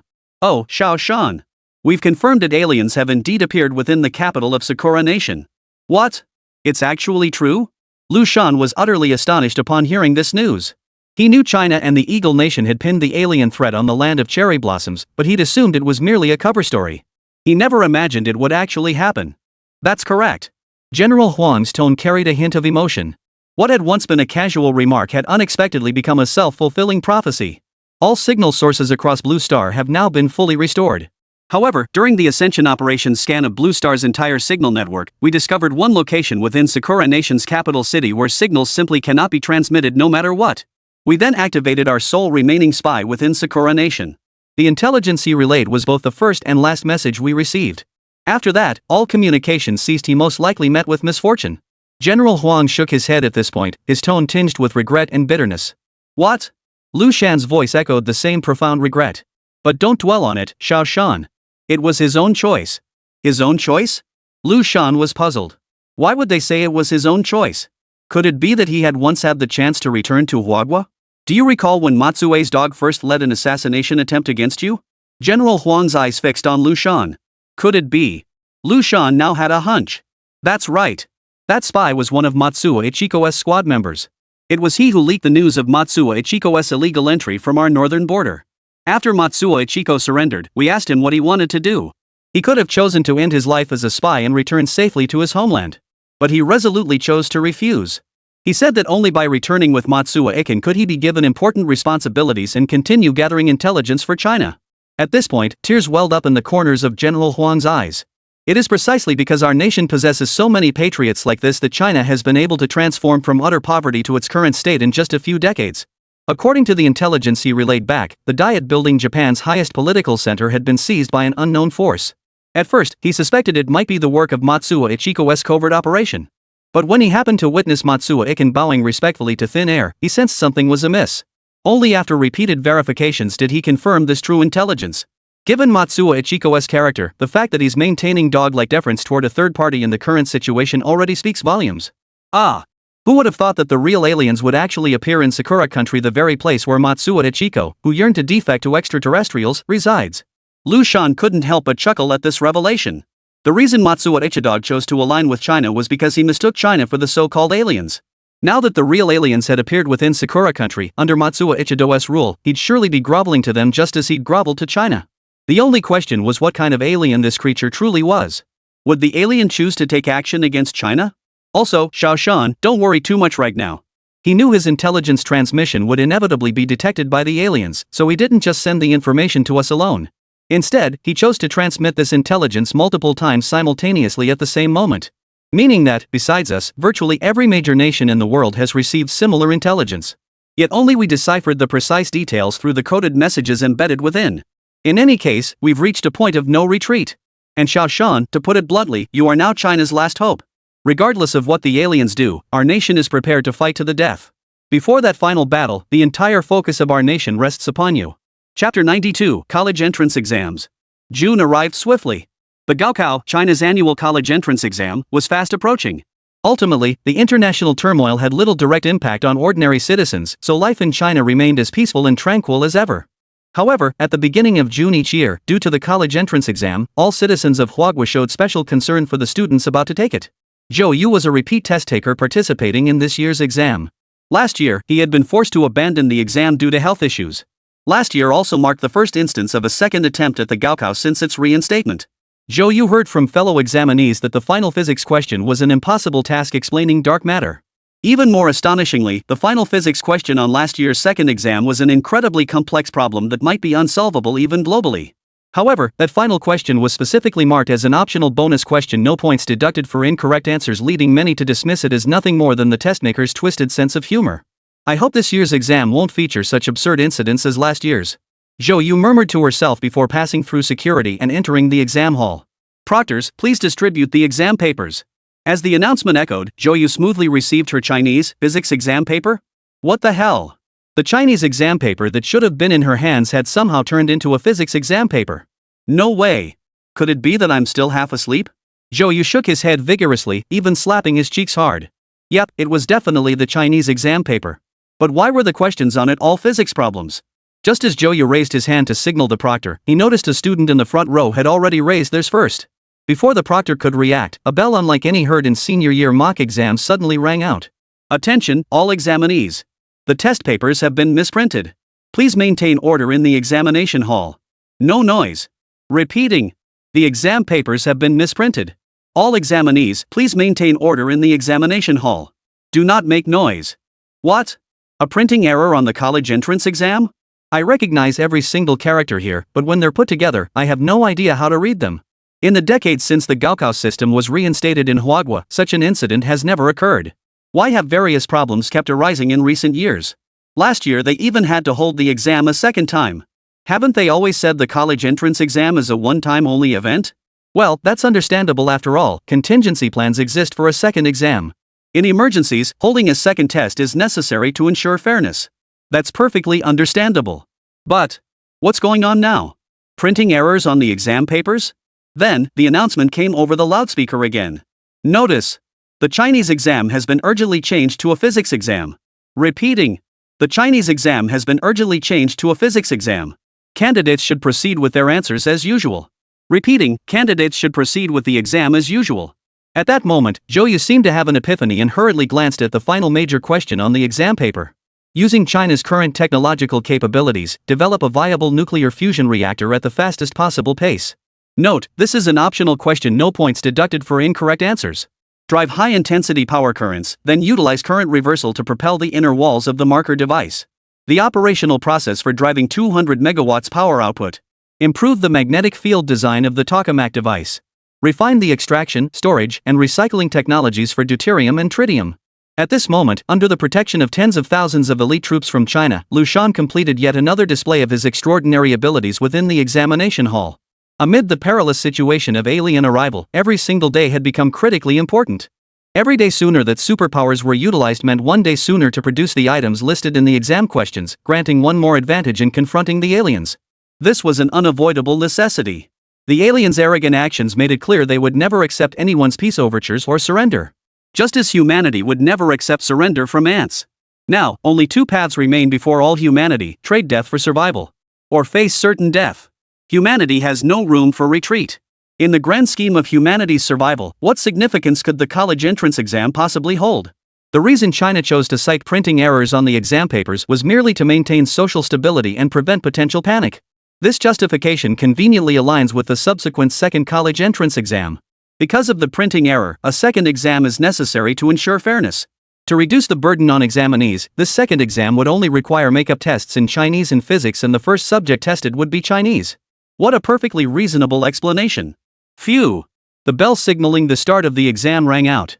Many test takers let out a collective sigh of relief. The absurdity of exam paper printing errors had actually unfolded before their eyes.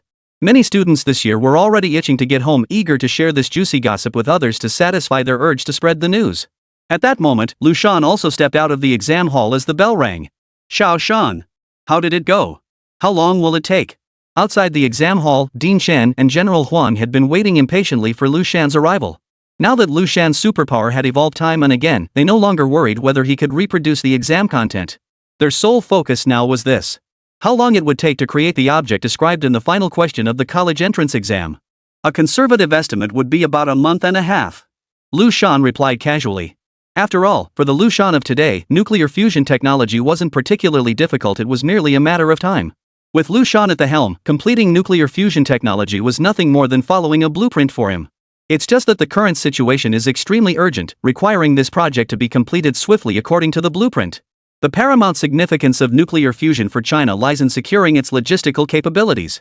War is fought on logistics. Without logistics, even the most brilliant strategist would be utterly useless. Once nuclear fusion technology is mastered, it provides virtually inexhaustible resources for Blue Star. The key advantage lies in its fuel deuterium and tritium, which can be extracted from seawater. With oceans covering nearly 70% of Blue Star's surface, this represents virtually limitless energy. Chapter 93, Stability. Excellent. Xiao Shan. With your assurance, I can finally relax. Dean Shan let out a long sigh of relief upon hearing Liu Shan's assurance. Indeed, Xiao Shan. Modern warfare hinges on logistics. If you perfect this fusion technology, China's supply lines on Blue Star will become virtually inexhaustible. Only then will our nation possess the true strength to confront extraterrestrial threats. General Huang, standing nearby, couldn't help but burst into hearty laughter. Logistics in any era remains the most crucial, indispensable component. And now, China has finally solved this most vital piece of the puzzle. How could this not make General Huang laugh with relief? By the way, old Chen, should I immediately lead the team to initiate nuclear fusion research? After all, there's still some time before the next college entrance exams. Liu Shan asked at this moment. Liu Shan understood the urgency of the situation. The aliens could attack from Sakura country at any moment. Everything possible and necessary must be done immediately. China must muster every ounce of manpower and resources to resist the alien invasion. Young San, there's no need to rush. Go back and rest first. However, Dean Chen's words left Liu Shan utterly astonished. Not worried? What on earth is there to be calm about at a time like this? The fire was already at our doorstep, and he wasn't worried? The aliens might attack tomorrow. And he wasn't worried? Oh. I forgot to tell you, Xiao Shan. Seeing the astonishment in Liu Shan's eyes, President Chen quickly realized his oversight and hurriedly added. Here's the thing, Xiao Shan, the college entrance exam schedule has been changed. What? Changed? When Liu Shan first learned the exams would be retaken, he could already sense the despair and anguish of the students. Now they're changing the date too? Recalling his own experience taking the exam in his previous life, Liu Shan couldn't help but shake his head. This is just too cruel. Yes. The schedule has changed. General Huang, standing nearby, joined the conversation with a broad smile. Look, Xiao Shan, today's exam had a printing error, right? The Chinese exam paper was printed as the physics one. Perfect timing, we'll just say that's why tomorrow's exam is rescheduled. Due to yesterday's printing error in the college entrance exam papers, we will be re-administering the physics and Chinese papers with the incorrect printing today. See? What a perfect excuse. Absolutely flawless. Ha ha ha. Mid-laugh, General Huang suddenly seemed to think of something. He shook his head and spoke again. It's just a pity for these poor college entrance exam students. Oh, come on, old Huang, it can't be helped. Honestly, if Xiao Shan's superpower could be used anywhere but the college entrance exams, the higher-ups might have even considered canceling the exams altogether. Dean Chen hurriedly chimed in to console the slightly disheartened General Huang. I know there are reasons behind it, and it's the only way. But I still can't help but feel sad. Old Chen, when will China truly stand at the pinnacle of the world? When will the Chinese people truly stand at the pinnacle of the world? Only then will our nation no longer have to bow to others' whims. General Huang's words carried a hint of melancholy. Ever since the first Blue Star Joint Conference concluded not long ago, nations had ostensibly acknowledged the existence of extraterrestrials. Yet whether in international grain trade or other global affairs, things proceeded largely as before. No changes emerged from the so-called alien presence. Except for the Eagle Nation. The Eagle Nation truly knew that extraterrestrials were real and already existed on Blue Star. They also understood that facing extraterrestrials left only one path, fight to the bitter end. Therefore, for its own survival, the Eagle Nation has recklessly abandoned the interests of other nations. Leveraging its previously established hegemonic power, it is now recruiting troops and stockpiling grain worldwide.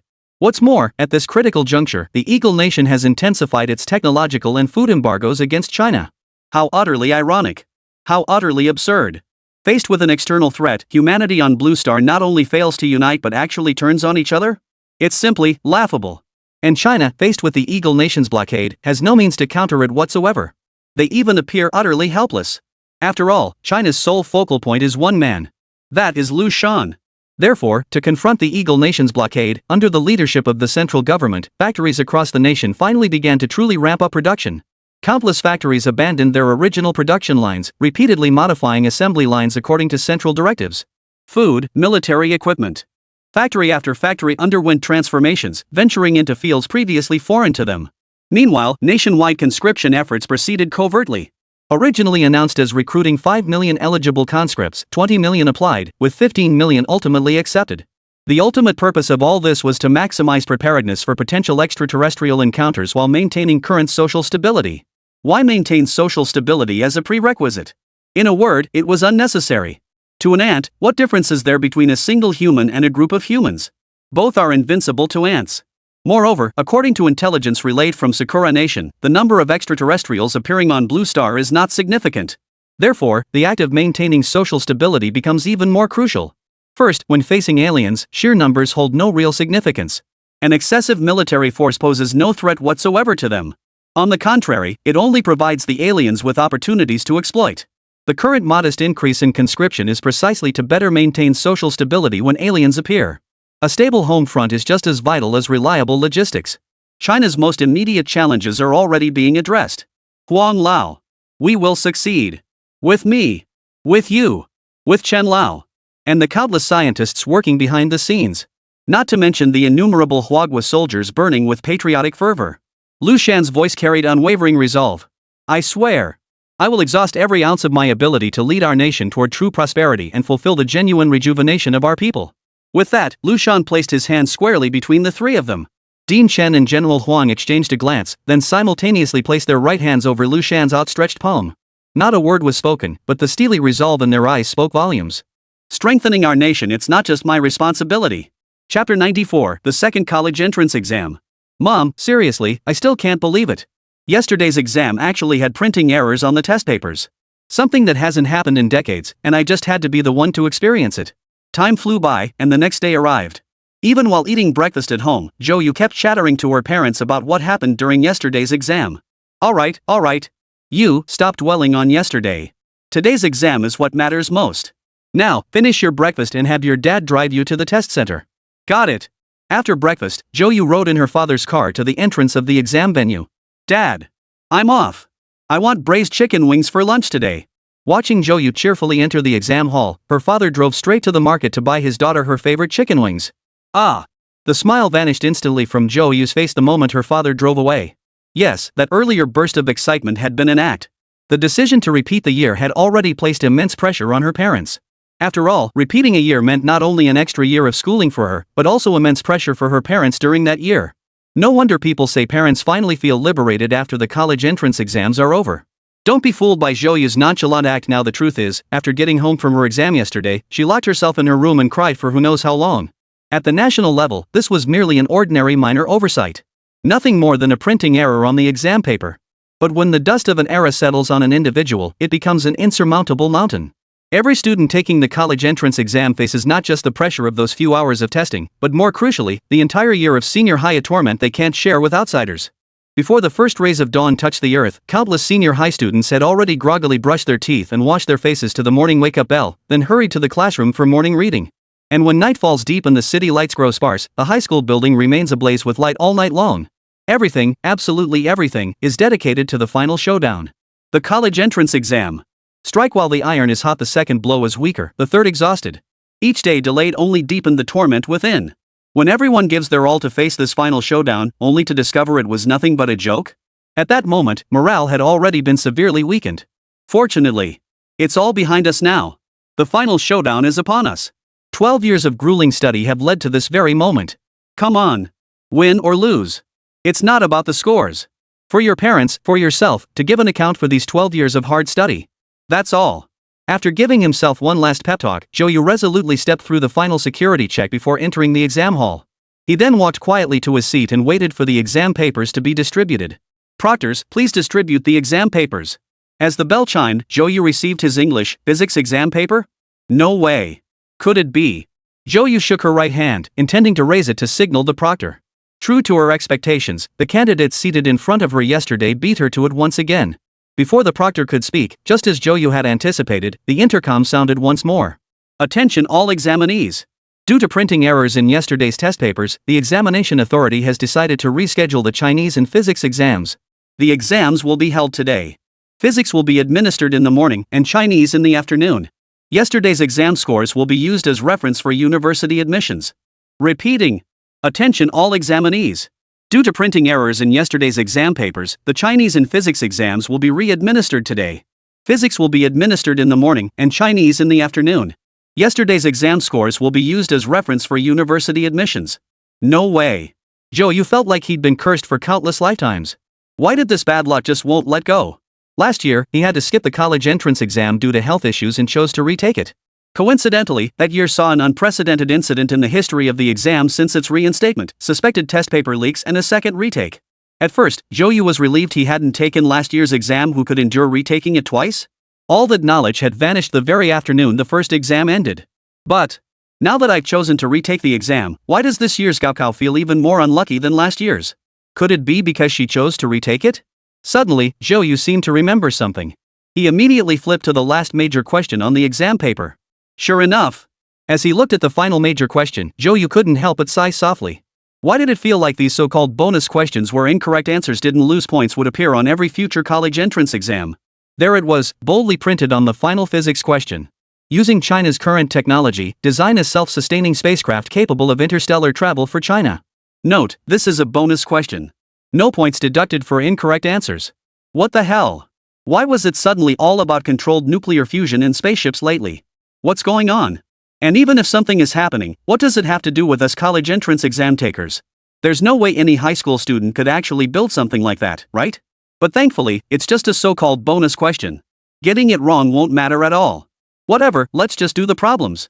According to the theory of conservation and conversion of cosmic energy, a self-sustaining spacecraft must first Moreover, the spacecraft's structural design must comply with cosmic spatial structure theory to ensure safety during navigation. Therefore, its shape must. The navigation and control systems are also crucial for spacecraft operation. To guarantee the spacecraft can at least identify its destination, a rational navigation and control system must be designed in conjunction with the cosmic environment. Furthermore, testing and optimization are indispensable in spacecraft construction. Massive environmental simulation chambers replicating potential cosmic conditions must first be established on Earth to prepare for the myriad harsh environments that may be encountered in space. At that moment, within an examination hall guarded by tens of thousands of soldiers, a college entrance exam candidate was furiously scribbling away, tackling the final major problem in the physics exam. Chapter 95, Spaceship. Time's up. All candidates, stop writing. As the announcement echoed through the hall, Zhou Yu and all the other examinees rose to their feet and exited the examination hall under the invigilator's instructions. The student who had just finished the final physics problem also slowly rose and walked out of the hall. Liu Shan. How did it go? Outside the door, Liu Shan and General Huang were still waiting expectantly. But Liu Shan was nowhere near as relaxed and carefree as he had been last time. Ah! Seeing Liu Shan shake his head at them, Liu Shan and General Huang's hearts leapt into their throats. No way! Please, nothing bad happened. Liu Shan spoke slowly. Old Chen, old Huang, it seems this matter may not go as we hoped. General Huang's face twisted in utter disbelief at those words. What? How could that be? It shouldn't be. Could Liu Shan's psychic abilities have malfunctioned? No way. Are you referring to the timing? Unlike General Huang's panic, Liu Shan quickly arrived at an answer after a moment of careful thought. Yes. Liu Shan said helplessly. If we follow the normal developmental trajectory, there will still be a long era of progress between the present age and the era of spaceships. But if we choose to forcefully leapfrog this era and enter the interstellar age of spaceships now, it will inevitably consume an immense amount of time. And during that time, I cannot guarantee we'll be ready before the alien invasion. Liu Shan's words spoke volumes. The endeavor was feasible, but it demanded immense time. And time was precisely what Huagwa lacked most at present. Ah! It's alright, Liu Shan. Don't blame yourself too much. After all, selecting this topic for the college entrance exam was a decision made by all of us collectively. Seeing Liu Shan looking utterly dejected, Liu Shan hurriedly spoke up. In truth, the decision to include this question had been reached after discussions between the central government, Liu Shan, Liu Shan, and other scientists. The previous college entrance exam question on developing controlled nuclear fusion had already solved a critical logistical problem for present-day Huagwa. But solving just the logistics problem wasn't enough. Logically, the next step should be the iteration and upgrade of weaponry and equipment. But, can weapon iterations and upgrades truly inflict damage on extraterrestrials? Consider this, the gap between aliens and present-day Huagwa is like that between an elephant and an ant. No matter how much the ants upgrade their weapons, they cannot inflict the slightest damage on the elephant. What might seem like a desperate, all-out attack to the ant is likely nothing more than a minor scratch to the elephant. Of course, the elephant here refers to the entire alien species, not individual aliens. But even if we're talking about a single alien, can we guarantee that upgraded military technology will actually harm them? Who can guarantee that? What if it doesn't work? Who would bear the consequences? Following the normal trajectory of development, China would never have considered such possibilities. Once it became clear that the alien threat could not be eliminated, Huagwa would undoubtedly mobilize the entire nation to confront these so-called aliens. Even if it meant death, the destruction of families, or the collapse of the nation, they would tear a piece of flesh from the aliens. There have only ever been Chinese who died fighting, never Chinese who knelt to beg for mercy. But now, things are different. China has Liu Shan now. Any sane person, upon learning of Liu Shan's extraordinary abilities, would immediately grasp his vital importance. As long as Liu Shan remains, China's future holds boundless promise. He'll ace the final physics question on the college entrance exam. Without a single restriction. What is this? This is a conceptually invincible superpower. Without exaggeration, had these so-called aliens never appeared, under Liu Shan's leadership, China defeating the Eagle Nation and then unifying the entire Blue Star would have been merely a matter of time. But the problem is aliens have appeared. Time. Time is all we lack. China has no time left. With the assistance of Liu Shan, a superpowered individual capable of leading China toward rejuvenation, the nation's future trajectory was utterly unpredictable. But because of the aliens? It's like playing a loot-gathering escape game where you have a teammate who automatically generates high-tier supplies non-stop 24/7, a game you could win just by sitting back. But the system sends a professional squad to surround you. They've locked onto your position, and now you can't even run away. You're forced to fight head-on. How utterly unfair. China could have coasted to victory. But those damn aliens. Precisely because of this, with Liu Shan on board, China absolutely cannot afford to neglect contingency planning. A decisive battle against the aliens is indeed unavoidable. But a fallback plan must also be secured. And that ultimate fallback is precisely this so-called super spaceship capable of achieving self-sufficiency in the cosmos. This project is officially referred to by Huagua as the last spark.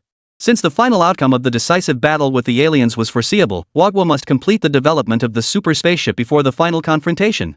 Then, under Liu Shan's leadership, tens of thousands of China's elite must be selected to flee, all done in the dead of night, without anyone noticing. As long as Liu Shan remains, China endures. This was merely a last resort. Before formulating this plan, the current predicament had certainly been considered. But did Huagua have any other options? Facing extraterrestrials, Huagua had absolutely no means to counter them. Escape is only possible into the cosmos. Hiding on Blue Star is utterly meaningless. But to flee into space, self-sufficiency is an absolute necessity. After all, no one knows how far away the next habitable planet lies, or how long it would take to reach it. Otherwise, even if they escape into space, without food or water, they cannot meet basic human physiological needs. Ultimately, death would be the only outcome. Whether death comes sooner or later makes no difference. As for the cryogenic chamber project proposed by a Chinese scientist, it was also rejected. What does cryogenic freezing preserve? It freezes time. And what Liu Shan lacked most was time.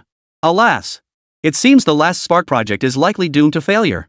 But I believe we might still have another solution.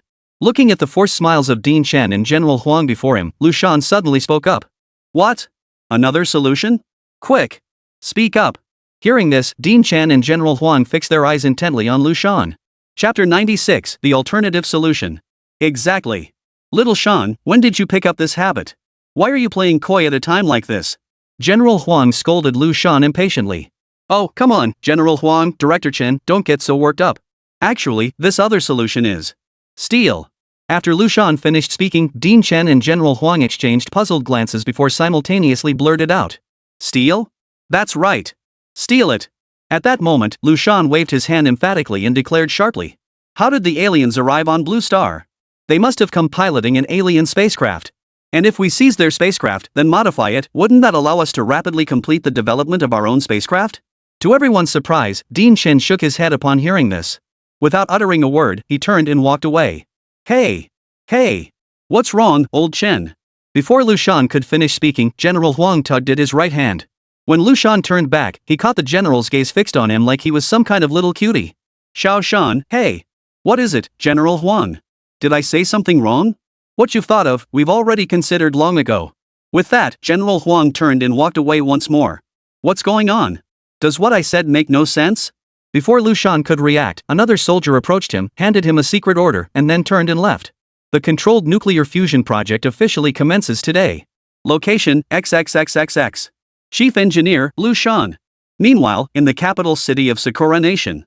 As expected of the parliament, they've already devised a countermeasure so swiftly. Near Matsuo Ichiro, the eight-legged alien spoke in a tone devoid of emotion. Sir? What's happening? Matsuo Iken, standing beside him, couldn't help but ask curiously when the creature suddenly spoke out of nowhere. I just attempted to infiltrate the networks of the parliament members on your planet, only to discover they've already destroyed all critical information online. What remains is nothing but trivial matters. Are you referring to China and the Eagle Nation, sir? Precisely. The two guard dogs the council keeps. Though Matsuo Iken still detected not a shred of emotion in Hachi's words, he knew what a dog's foremost duty was. What the master cherishes, cherish doubly. What the master despises, despise doubly. Thus, Matsuo Ichiken hastily interjected. My lord. Those two nations have engaged in several conflicts before. He then proceeded to recount every open and covert skirmish between Huagua and Eagle Nation over the past year at the World Science Conference and military exercises. If my guess is correct, that first clash at the World Science Conference was a transmission of information. It's highly likely that, unable to contact the parliament, the two nations resorted to this method of communication. Consider the timing, it coincided precisely with another war between the Empire and the parliament. Hachi's words made Matsuo Iken beside him gasp in shock. These few sentences revealed more than just a little information. No wonder both Eagle Nation and China chose to showcase all sorts of new technologies at that seemingly insignificant World Science Conference. So it was all about transmitting messages. And I was right all along. China and the Eagle Nation are indeed the same group of aliens. Are the Empire and the Council enemies? Sure enough. Aliens are nothing like the peace-loving folks on Blue Star imagine them to be. By the way, sir, I heard China and the Eagle Nation took the lead in establishing a council? As a dog, the most important thing is to never let your master's words go unanswered. You must catch every single one of their statements. A council. I've already learned of this matter from certain nations on your Blue Star. All I can say is, it's no surprise coming from council people. Ba's tone remained as emotionless as a robot's. But your planet really is unlucky. If it weren't for those two dogs from the parliament, your planet would have been unified long ago. Planetary unification? That was precisely the topic that most piqued Matsue's interest at the moment. So Matsuo Inu quickly seized the opportunity to interject. Sir? What do you mean by planetary unification? Could it be that the current structure of our blue star is abnormal? 8 swept a glance at Matsuo Inu, then lifted one long leg and tapped the ground. Exactly.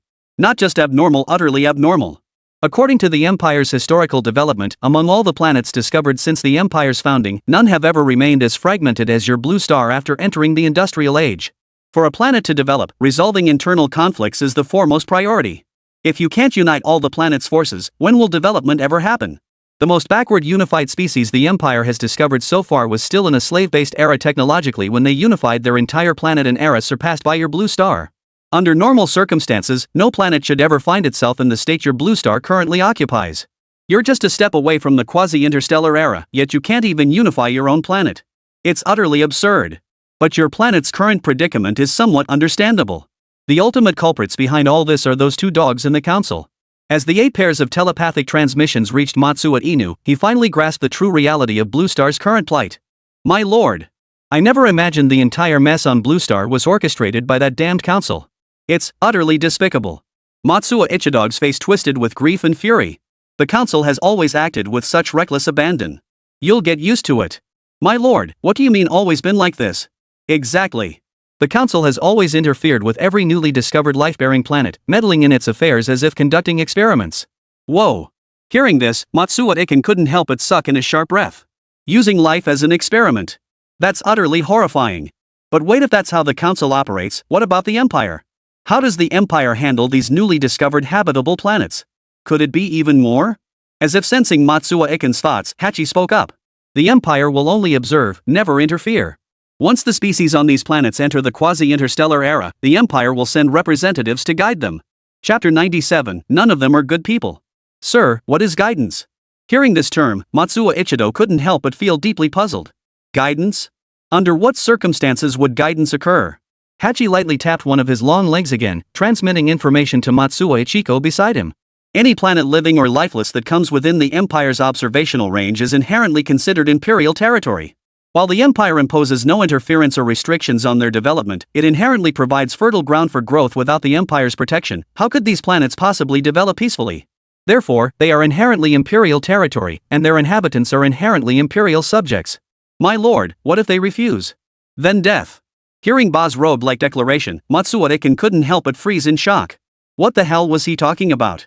How could this be acceptable? So this is how it is? When I was a kid, living in misery, you didn't lift a finger to help. You just stood by and watched. Fine.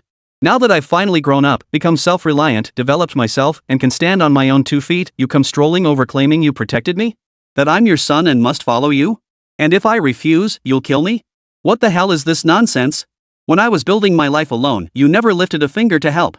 Now that I've finally made something of myself, you show up. What's the difference between this and being a thug? Matsuo Ken finally saw it clearly. It seems these aliens are all basically the same. They're all thugs. So the council forcibly interferes with a planet's developmental trajectory from the start, while your empire insists on waiting until other species become self-sufficient before intervening, right? Comparing the two, doesn't it seem like the council is actually more humanitarian? At least they actually provided genuine assistance. Your empire doesn't lift a finger to help, then snatches everything away the moment results appear. How is that acceptable? Matsuo Ichidog, control your emotions. Ba's voice made Matsuo Iken break out in a cold sweat. Right. This alien could sense emotions. Didn't that mean? Matsuo Ichidog, let me remind you. You're not like others, and your planet isn't like others either. Only then did Matsuo Iken snap back to reality. Yes. He was different. All those other planets, those other races, developed independently without knowing the truth, only to be forced into the empire in the end. But now it's different. I know exactly what's happening now. Under 8's guidance, we've already joined the empire. When the time comes, the empire will undoubtedly send its own people to personally guide Blue Star's development. What is there to fear? I and Blue Star are completely different from those other lifeforms and planets. Their plight is their own concern. What does it matter to me? Loyalty. With that thought, Matsuo Inu quickly composed himself and addressed Hachi with utmost respect. My lord, I was wrong. I should not have speculated about the Empire's affairs without authorization. Hearing Matsuo Ichidog's words, 8 remained utterly emotionless as he replied. Very well. Since you asked, I shall answer. These matters are precisely what you ought to know. Remember this, on your planet, no one cares what you do. But once you set foot on the Empire's true world, your every action will be scrutinized by countless eyes. Should you make a mistake then, no one will be able to save you. Understand? Matsuo Ichiko immediately knelt before 8 and bowed his head to the ground. Yes, sir. Your servant obeys. Meanwhile, in the White House of Eagle Nation, President Tedang of Eagle Nation was presiding over a crucial meeting. Speak up. What are your thoughts on this matter? As Titan's words fell, the conference room erupted into fierce debate. President, we absolutely cannot launch a preemptive strike against the aliens. And certainly not use nuclear weapons directly against Sakura Nation. A U.S. official, prompted by the chairman, spoke up first. Are you kidding?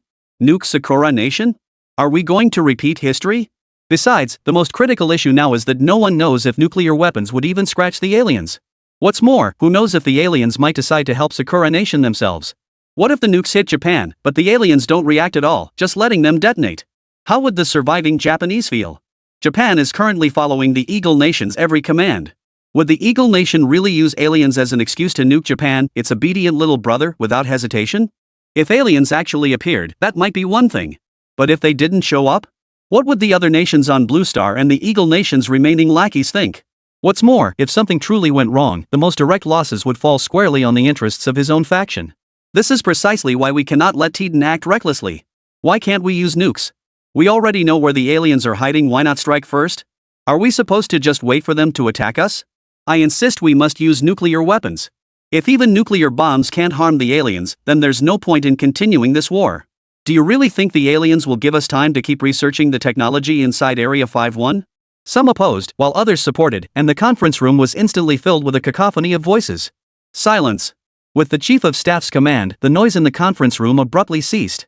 Regardless of personal views, outward respect for the president was non-negotiable. All eyes in the conference room turned to Titan. General Jerry, what are your thoughts? Following Titan's gaze, all eyes in the conference room turned to a middle-aged man seated to his right, dressed in the uniform of the Eagle Nation military. This man was one of the most senior figures in the Eagle Nation military establishment and the official spokesperson sent by the military to participate in this meeting. It was common knowledge that while the Eagle Nation's government structure appeared to be a separation of powers, the three main branches of government were firmly controlled by its two major political parties. While Eagle Nation appeared to have a separation of powers between these two parties, a third hidden power broker existed: the military. While the military and government appear independent and unrelated, their relationship is actually riddled with covert channels of influence and mutual benefit. Even so, in situations like this, the military's stance is often crucial.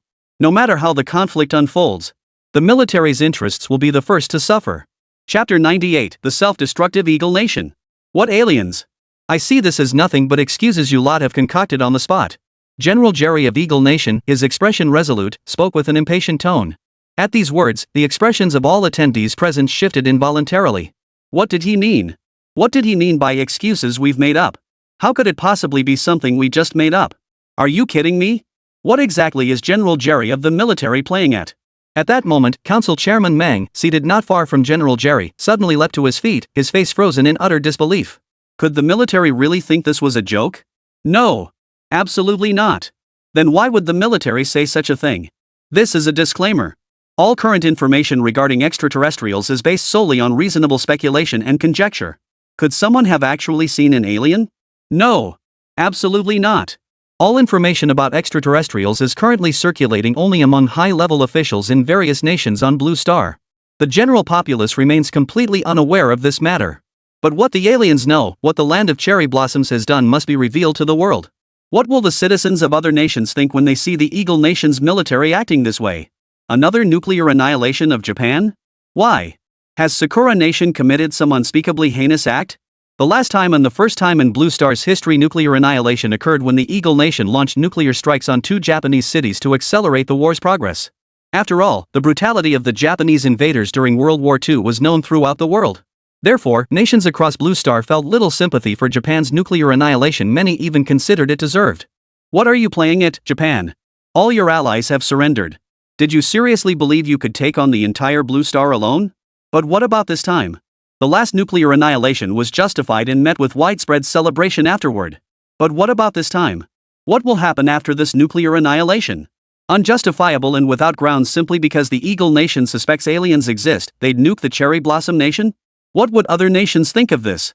This seems strikingly similar to how the Eagle Nation used laundry detergent as a pretext for chemical weapons against a certain country years ago. The Eagle Nation used laundry detergent as an excuse to bully another country at will. So what about this time? Could they also use aliens as an excuse this time? Moreover, China is involved in this incident.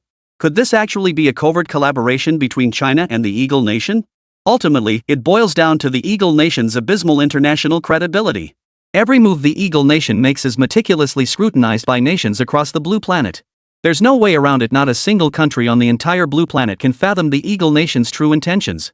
Who could have imagined that the sole superpower on the entire planet would resort to such a despicable tactic as using laundry detergent as a chemical weapon to invade another country?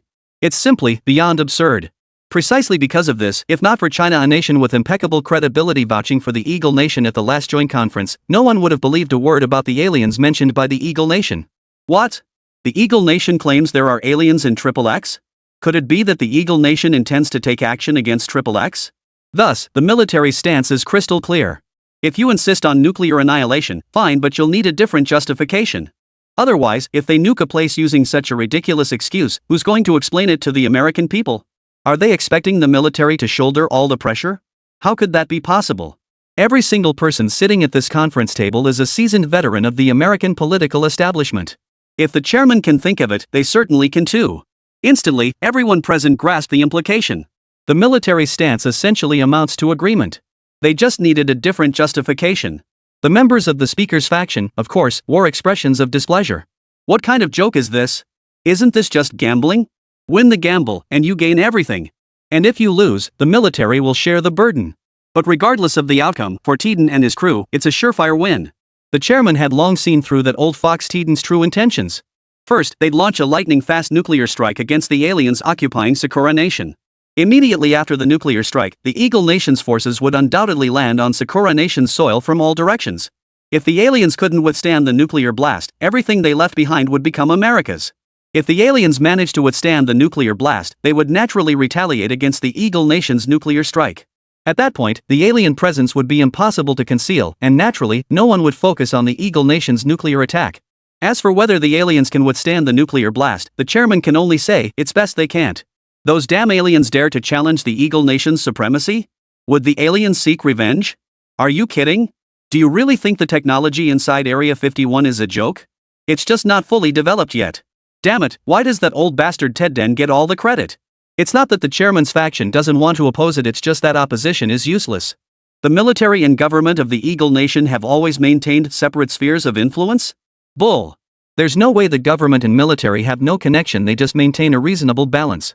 At the very least, mid-level personnel have long been planted in each other's ranks. But this clearly looks like a decision made by the upper echelons of the Eagle Nation's military. For the Eagle Nation's military, this is undoubtedly a golden opportunity. With the relatively peaceful state of affairs on Blue Star in recent years, the Eagle Nation's military hasn't demonstrated its true strength on Blue Star for quite some time. Now, there are even many instances on Blue Star where the Eagle Nation's military is looked down upon. For the proud Eagle Nation military, this is utterly intolerable. Now, with this rare opportunity and government backing, the military could finally unleash its full potential. Faced with this situation, the faction led by the Speaker of the Assembly could not possibly obstruct the military's actions. They had no choice but to reluctantly agree to this reckless plan. Good. General Jerry, understood. The military should stand by for our instructions upon returning. Tiden's weathered face broke into a broad grin. Who would have thought? The military was being so cooperative this time. Tiden never imagined things would resolve so smoothly and swiftly. Based on past experience, matters involving the military typically require a considerable period of adjustment. After all, it's unrealistic to expect the military to execute government directives exactly as instructed without any deviation. Poof. The second nuclear annihilation in Eagle Nation's history is about to unfold once more. Sadly, the victim remains the same. What a pity. Chapter 99, has the land of cherry blossoms been nuked? Within the land of Sakura Nation at this moment. Sizzle Matsuwa Inu, is nuclear energy application extremely common on your Blue Star? Sizzle. In a highly concealed laboratory within the nation of Sakura, Hachi suddenly uttered a voice filled with utter terror. Master. What's wrong? Matsuwa Ichidog was also stunned by this sudden outburst. After all, Hachi usually communicated telepathically under normal circumstances. What was going on? Nuclear energy? Yes, nuclear energy. Matsuo Ichidog's mind raced. He immediately replied, Master, on Blue Star, nuclear energy isn't widely used yet. Because of its immense destructive power, its use is officially banned. ZZZZT. So then why do I sense traces of nuclear energy usage lingering here in your land of cherry blossoms? ZZZZT. Hachi's voice remained as cold as ever. My lord, the reason Blue Star openly prohibits nuclear energy is precisely because it once inflicted irreparable, catastrophic damage upon our land of cherry blossoms. That is why Blue Star now openly bans nuclear energy. Matsuo Iken explained at breakneck speed. ZZZZ. So you're saying your entire planet only has one country that suffered a nuclear weapon attack? ZZZZ. Exactly. What's wrong? Master, what's happening? After finishing his explanation, Matsuo Iken suddenly realized something. How could the aliens be asking such a simple question? Something must have happened. Something involving nuclear energy? Matsuo Iken jolted awake. News of the aliens in Sakura Nation had already spread among the high-ranking officials of Blue Star's nations. Could it be that a nation intends to use nuclear weapons against Japan? No.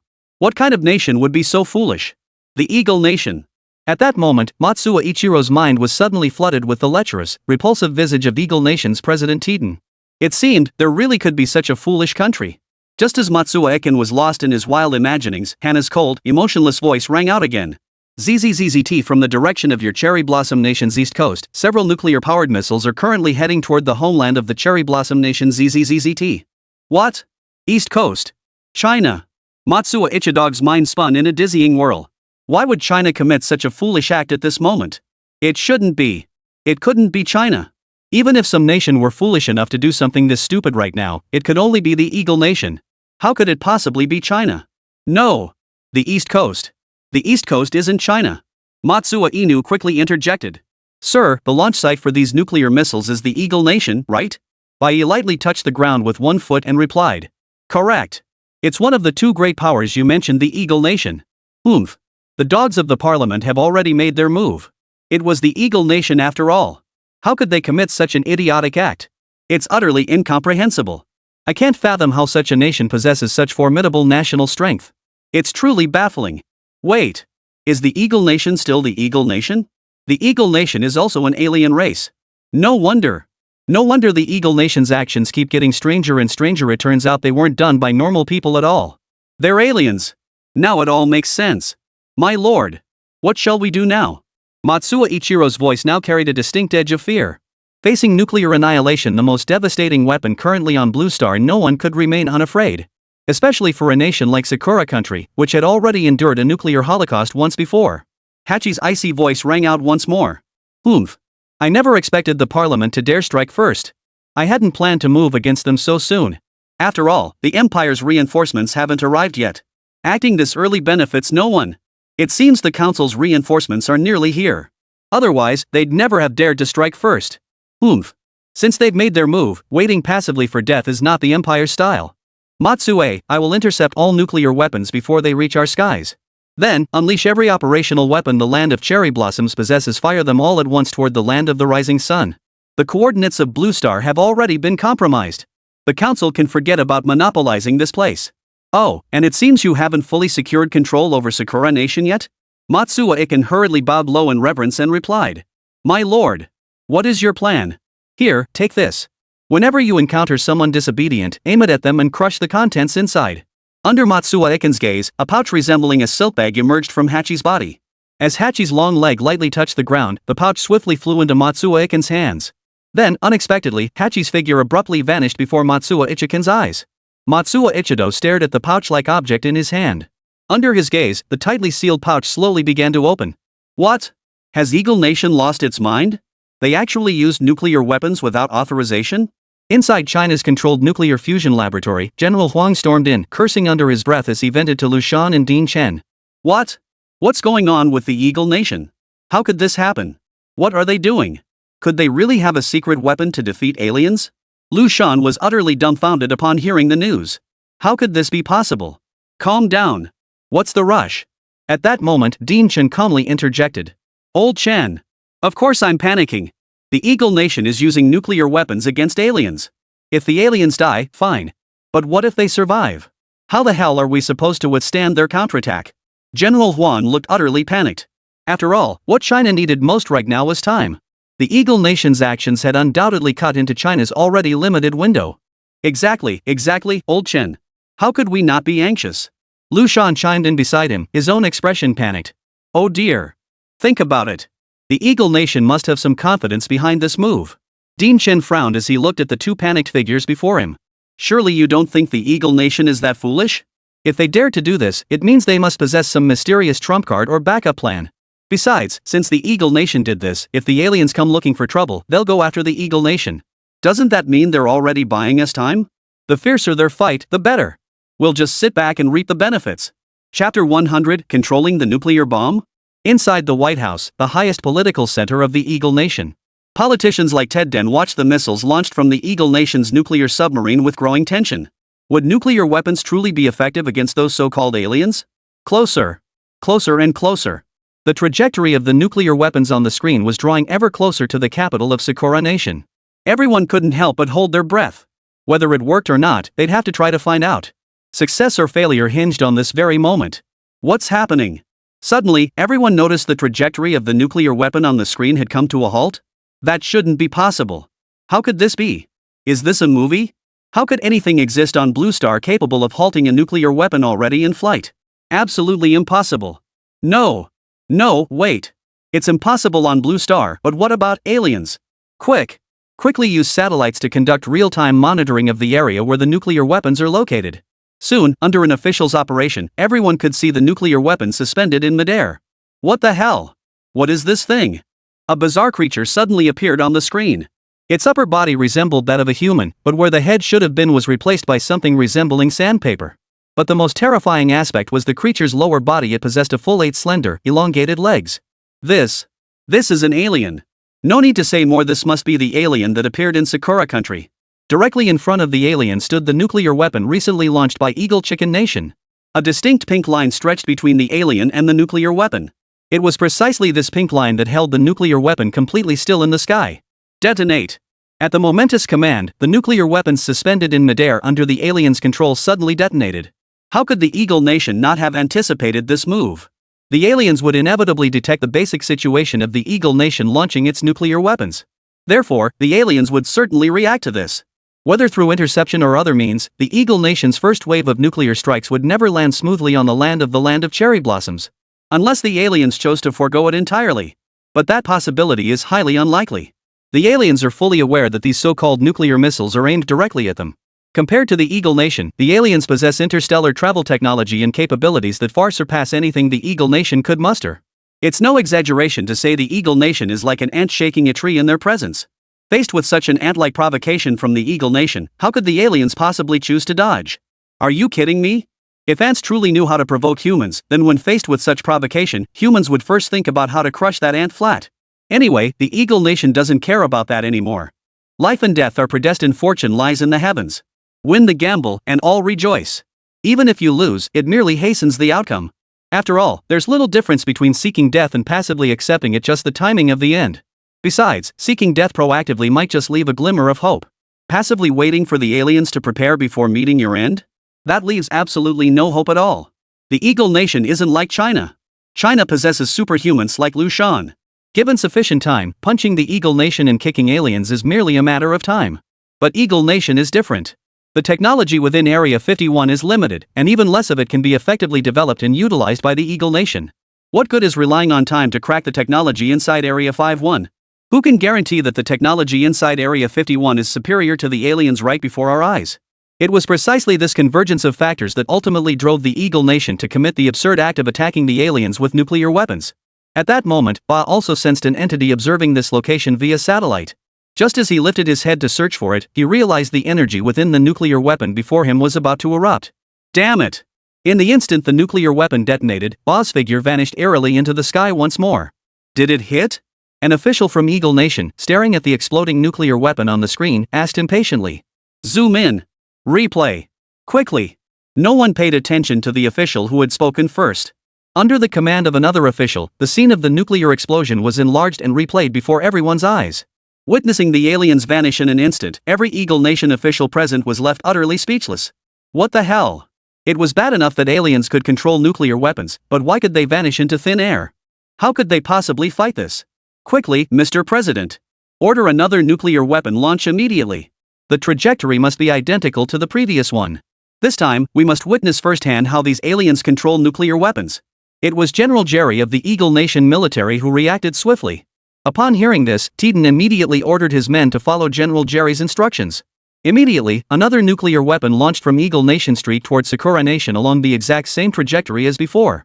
General Jerry, do you think the aliens will appear again? Inside the conference room, all eyes were fixed intently on the missile trajectory displayed on the central screen. Uncertain. Nuclear weapons are currently the most destructive force on Blue Star. Since the aliens blocked one strike, they'll likely block another. Besides, even if they don't appear, wouldn't Japan's territory suffer the consequences? General Jerry shook his head. It's coming. It's coming. An Eagle Nation official exclaimed in alarm. On the screen, the follow-up nuclear weapon launched by the Eagle Nation was rapidly approaching the site of the previous nuclear explosion. Would the aliens appear? It wasn't just the Eagle Nation officials nervously tracking the trajectory of the newly launched nuclear weapon. Across the vast ocean, the Chinese nation was also monitoring the trajectory of the Eagle Nation's latest nuclear weapon via satellite from high above. Will they appear? Officials from both nations watching this scene couldn't help but think to themselves. It passed. It passed. Watching the newly launched nuclear weapon from the Eagle Nation narrowly miss the edge of the initial explosion. Still nothing. Where were the aliens? Just as everyone thought the aliens wouldn't appear, the perspective on the screen suddenly shifted again. It stopped. It stopped. The nuclear weapon stopped. Chapter 101, Confronting the Aliens. Behind the screen, the nuclear bomb abruptly halted mid-air, just like the one launched earlier. This is... Observers tracking the nuclear weapons from both China and the Eagle Nation cried out in unison at that moment. Suddenly, the alien with 8 slender, long legs appeared before the nuclear weapon. No one knew when it had materialized. Even more bizarrely, a distinct pink line shot out from the alien's head, that sandpaper-like protrusion, heading straight toward the nuclear weapon. Instantly, this pink thread connected the alien's sandpaper-like head to the nuclear warhead. It was only at this moment that China and the Eagle Nation fully grasped the alien's true form and how it manipulated the nuclear weapon's trajectory. Quick! Activate the nuclear weapon's self-destruct sequence. General Jerry of the Eagle Nation spotted something amiss through the video feed. The pink thread emanating from the alien's head on the screen was growing thicker and thicker. As a military man, General Jerry understood one fundamental truth. Never mind what the enemy is doing. What matters is that the more the enemy tries to do something, the more you must stop them. But to General Jerry's surprise, the nuclear weapon's self-destruct mechanism had failed. General! It's malfunctioning. We can't activate the self-destruct sequence on that nuclear weapon. Before anyone could react, the giant screen in the Eagle Nation's assembly chamber was suddenly filled entirely by the alien's image. You scum of the Congress! You dare to covet the Empire's armed forces! I'll see just how long you can hold them. What horrified all the Eagle Nation officials present was that the alien on the screen hadn't uttered a single word, and the voice wasn't coming from the screen speakers either. Yet every Eagle Nation official present heard the alien's words echoing from the depths of their souls. What was the council? Could it be the newly formed Blue Star Council, spearheaded by China and Eagle Nation? And what was this empire? The power behind the aliens? Then what were the armed forces that had seized control of the empire? Who has taken control? Could it be us, the Eagle Nation? However, before the officials present could ponder the alien's words, an urgent voice crackled over the broadcast system. This is bad. Mr. President. General Jerry. That nuclear weapon has altered its trajectory and is heading straight for our Eagle Nation. What? The nuclear weapon we just launched is actually heading back toward the Eagle Nation? The Eagle Nation officials present finally snapped back to reality. All eyes immediately turned to General Jerry. General Jerry and President Tiden exchanged a glance, then both nodded in unison. Launch another nuclear weapon. Target the one we just fired. With President Tiden's command, the Eagle Nation launched another nuclear weapon. President, will this really work? An official in the conference room asked anxiously. They knew all too well the destructive power of Eagle Nation's nuclear weapons. Especially after learning that all of Eagle Nation's nuclear weapons had secretly undergone upgrades at Area 51. If that Eagle Nation nuclear weapon actually landed on Eagle Nation soil, the consequences would be unimaginable. Rest assured. The military anticipated this scenario long ago. General Jerry explained. You can call the Eagle Nation's military ruthless, but you can't call them stupid. If the Eagle Nation military decided to launch nuclear weapons at aliens, they naturally considered the aliens' counterattack and how to respond to it. And this nuclear weapon launched toward Eagle Nation is precisely one such scenario of alien retaliation. Currently, all of Eagle Nation's nuclear weapons have undergone a secret upgrade at Area 51. Compared to their predecessors, these upgraded weapons possess a crucial enhancement. They are no longer solely offensive weapons, they can now be used defensively.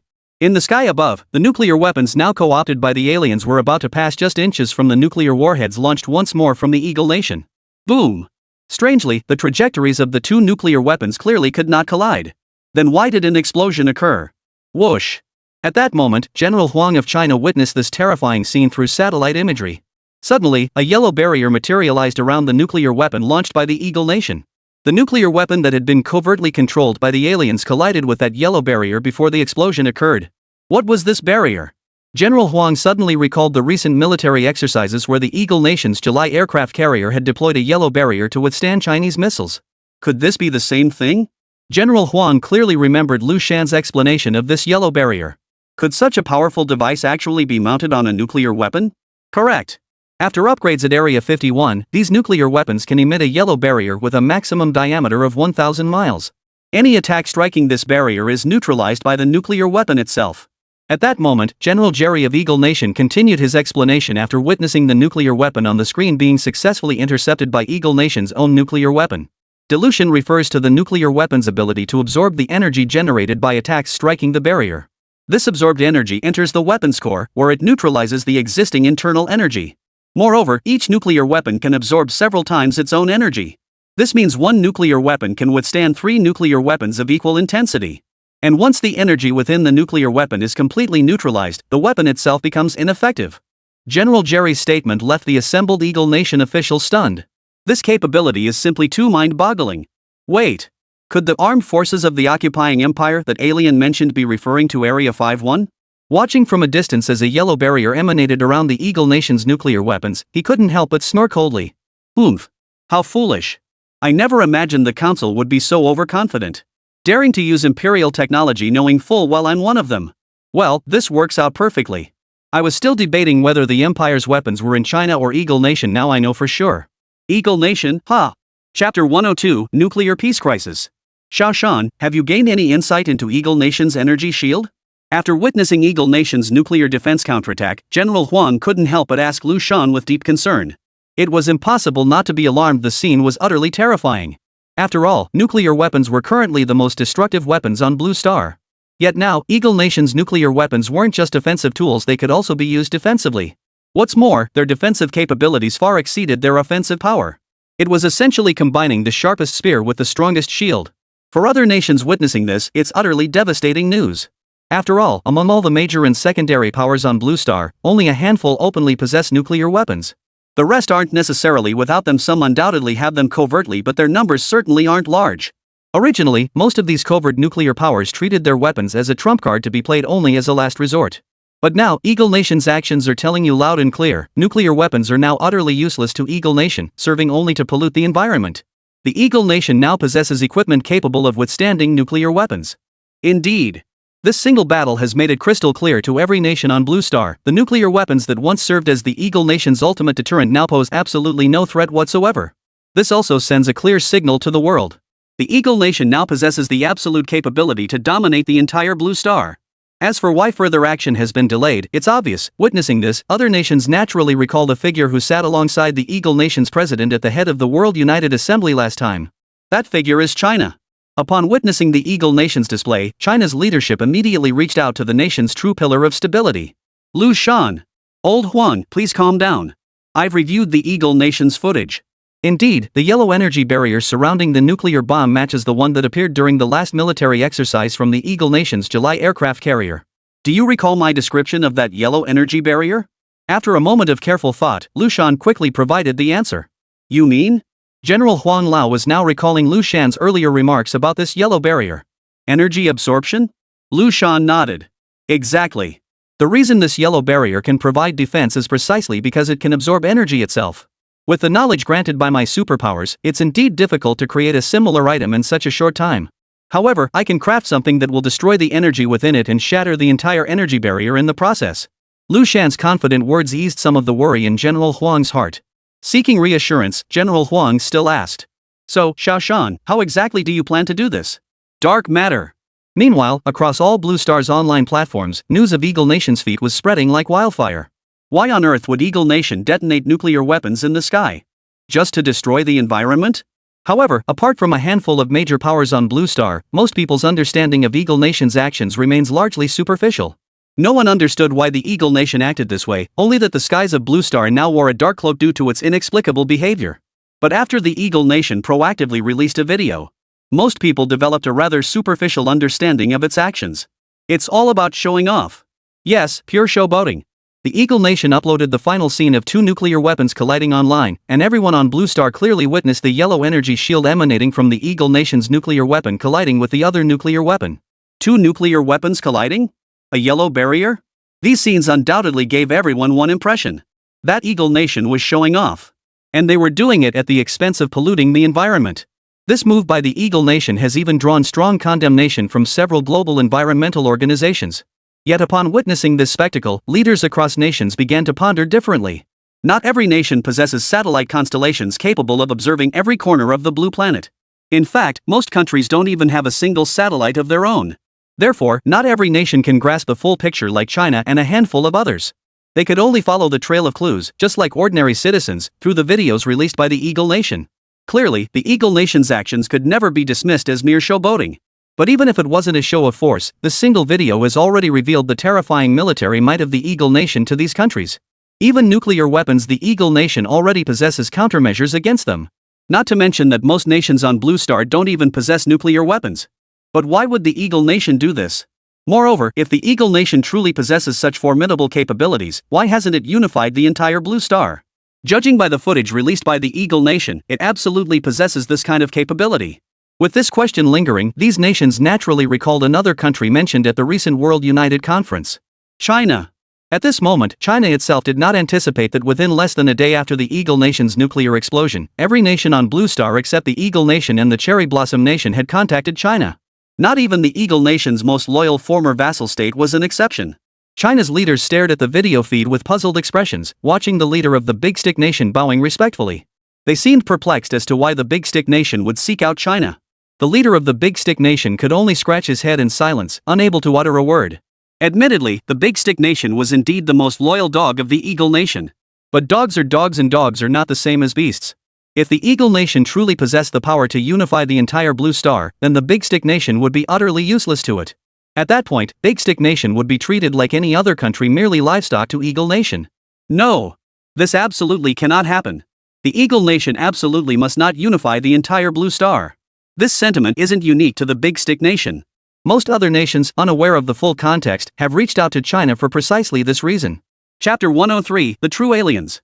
I now understand the demands of most of you. At this moment, during a global video conference organized by China and attended by every nation on Blue Star except Eagle Chicken Nation and Cherry Blossom Nation, China's leader spoke first. However, I believe you may have misunderstood the Eagle Nation. The Chinese leader's next statement left most of the other nations' leaders scratching their heads. What kind of misunderstanding? Moreover, China didn't seem the least bit concerned. Could it be that China actually knew about the Eagle Nation's hidden card? And does China itself possess military capabilities that match those of the Eagle Nation? Could China possess other undisclosed trump cards? Just as the leaders of these nations were lost in speculation over China's leader's words, he spoke again. Have you all forgotten the statements made at the recent World United Conference? The recent World United Conference? Could it be aliens? At this moment, many national leaders were thinking about the so-called extraterrestrials mentioned by China and the Eagle Nation not long ago. Yet most nations paid little heed to the matter. After all, until something hits close to home, one simply cannot fathom the pain. Why is China suddenly bringing this up? Could extraterrestrials truly exist? Compared to the weaker nations below, the major powers of this blue planet like Russia, second only to China and the Eagle Nation, remained remarkably calm. After all, they had witnessed the entire sequence through their satellites. From the Eagle Nation's first nuclear launch, to the aliens' appearance, to the collision of the Eagle Nation's nuclear weapons. They witnessed it all with crystal clarity. The calmness of these major powers like Russia made the smaller nations on Blue Star realize something was terribly wrong. Leader of China, may I ask, could it be that aliens truly exist on Blue Star? At that moment, a leader from a smaller nation spoke up with this question. The leader of China remained silent, instead silently playing a video. This footage documented everything from Eagle Nation's first nuclear launch, through the alien sightings, to the final collision of Eagle Nation's 2 nuclear weapons. Every national leader viewing this footage for the first time was left speechless by the sheer shock of it all. Who would have thought that these so-called aliens were actually real? Moreover, these aliens possess the ability to control nuclear weapons. How could anyone fight against this? At this moment, many leaders of smaller nations couldn't help but entertain a new thought. After all, life for us small nations on Blue Star isn't exactly rosy. Perhaps aligning with the aliens could lead to a better outcome? Leader of China, what are your plans after viewing this footage? The leader of the great furry nation was the first to speak up. They had long been privy to the full story and now recognized that the extraterrestrials mentioned by China and the Eagle Nation were indeed real. Their purpose in approaching China was straightforward: to gauge China's next moves. After all, both China and the Eagle Nation were among the first to discover extraterrestrial life, and their current military might could easily crush any other nation on Blue Star. The Eagle Nation had taken the initiative to launch attacks and probing maneuvers against the aliens. So what would China do? China's approach is a crucial factor all nations must consider.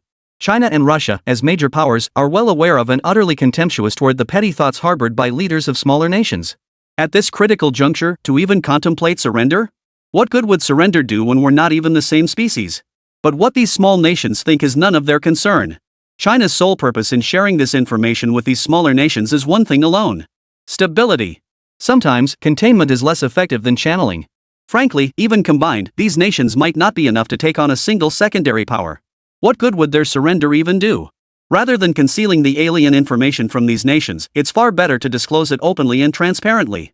They're not little angels. Keeping it hidden will only stir up trouble where none existed before. Humanity's greatest fear stems from the unknown. If these major powers like China are dealing with extraterrestrials while the smaller nations remain unaware of the specifics, it's inevitable they'll trigger uncontrollable unrest. Now that the leaders of these smaller nations fully grasp the truth, whatever schemes they might entertain will inevitably be tempered by restraint.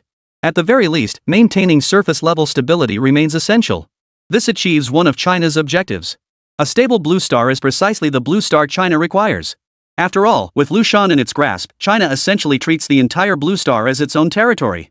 Since it's their own territory, China naturally doesn't want any uncontrollable incidents to occur in these regions that are currently beyond its grasp. As for the issue with the Great Bear Nation, the Chinese leader simply snapped his right fingers lightly. Soon, only about 10 screens remained lit, while all others had gone dark. These nations shared one very distinct commonality. Whether openly or covertly, they all possessed nuclear weapons to some degree.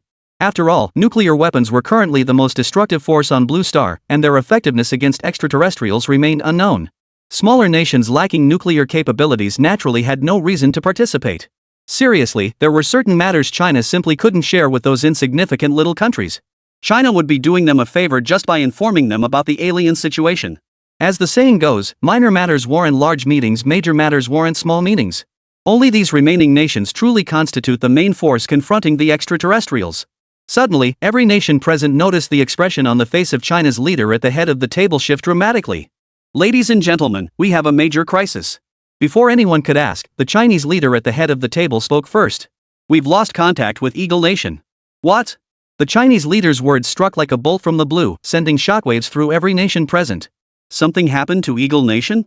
Due to long-held stereotypes, most nations on Blue Star still believed Eagle Nation's power far surpassed China's. After all, no matter how you looked at it, Eagle Nation had been the undisputed leader on Blue Star for hundreds of years. And now, something has happened to Eagle Nation? Was this the work of aliens? Chapter 104, The Eagle Nation's Crisis. Ha ha ha ha. General Jerry, I never imagined. The military actually concealed such a formidable weapon. With this in hand, unifying the entire Blue Star is surely just a matter of time. Indeed. General Jerry, with such a weapon at our disposal, those insignificant aliens won't even be able to make a splash. At that moment, as the officials of Eagle Sauce Nation witnessed the collision of the two nuclear warheads, they all turned to tease General Jerry of the Eagle Sauce Nation military. Not all officials were privy to the military's weaponry beforehand. Often, it wasn't until these weapons were deployed in actual combat that these officials, like netizens, would suddenly have that aha moment. Oh, so Eagle Nation possesses such formidable weapons after all. Yet as these Eagle Nation officials gloated over the formidable weaponry just displayed, they remained utterly unaware that a new crisis had already emerged. Beep. Beep. Mr. President. Trouble. The signal's gone dead. Suddenly, an official responsible for communications leaped to his feet and shouted. What? Signal failure? Upon hearing this news, President Deng and the other officials didn't panic as one might expect. After all, this wasn't the first time signal issues had occurred. When aliens first descended upon Blue Star, Eagle Nation had already experienced nationwide signal failure. And this time, the Eagle Nation's target was none other than the very aliens responsible for that nationwide signal disruption. Therefore, when confronted with the aliens, the Eagle Nation's officials naturally anticipated the possibility of nationwide signal failure once again. Activate the energy contingency plan. At President Titan's command, an official jogged out of the conference room. Soon, the communications officer reported again. "The President, the signal has been restored." President Titan nodded slightly, acknowledging the update. The so-called energy backup was the emergency signal restoration method the Eagle Nation had implemented not long ago when nationwide signals first failed simultaneously. Signal transmission methods were limited. Rather than slowly troubleshooting each issue step by step when signals suddenly failed, it was more efficient to elevate the approach and implement comprehensive coverage for signal transmission. Signals, after all, are a branch of energy systems. Investigating the specific causes of signal failure incurs extremely high time costs. To reduce this time cost, covering the signal source with other energy sources can swiftly resolve signal failures. However, this approach has a significant flaw. It cannot sustain long-term signal supply. However, at this point, the Eagle Nation doesn't need to maintain a long-term signal supply. Because all it needs is this brief signal supply to eliminate the aliens. Ha. Titan couldn't help but grin at the thought of seizing the aliens' assets after their elimination.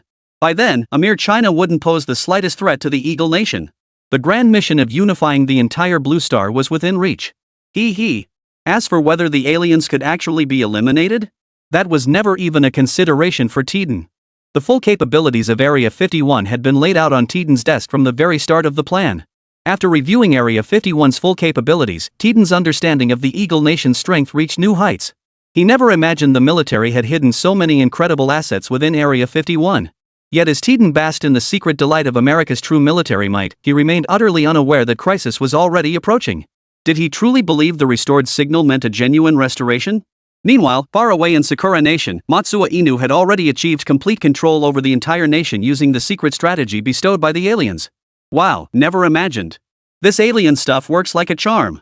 Seeing that the Sakura Nation commander before him opposed his actions, Matsuo Iken merely touched the pouch in his pocket lightly.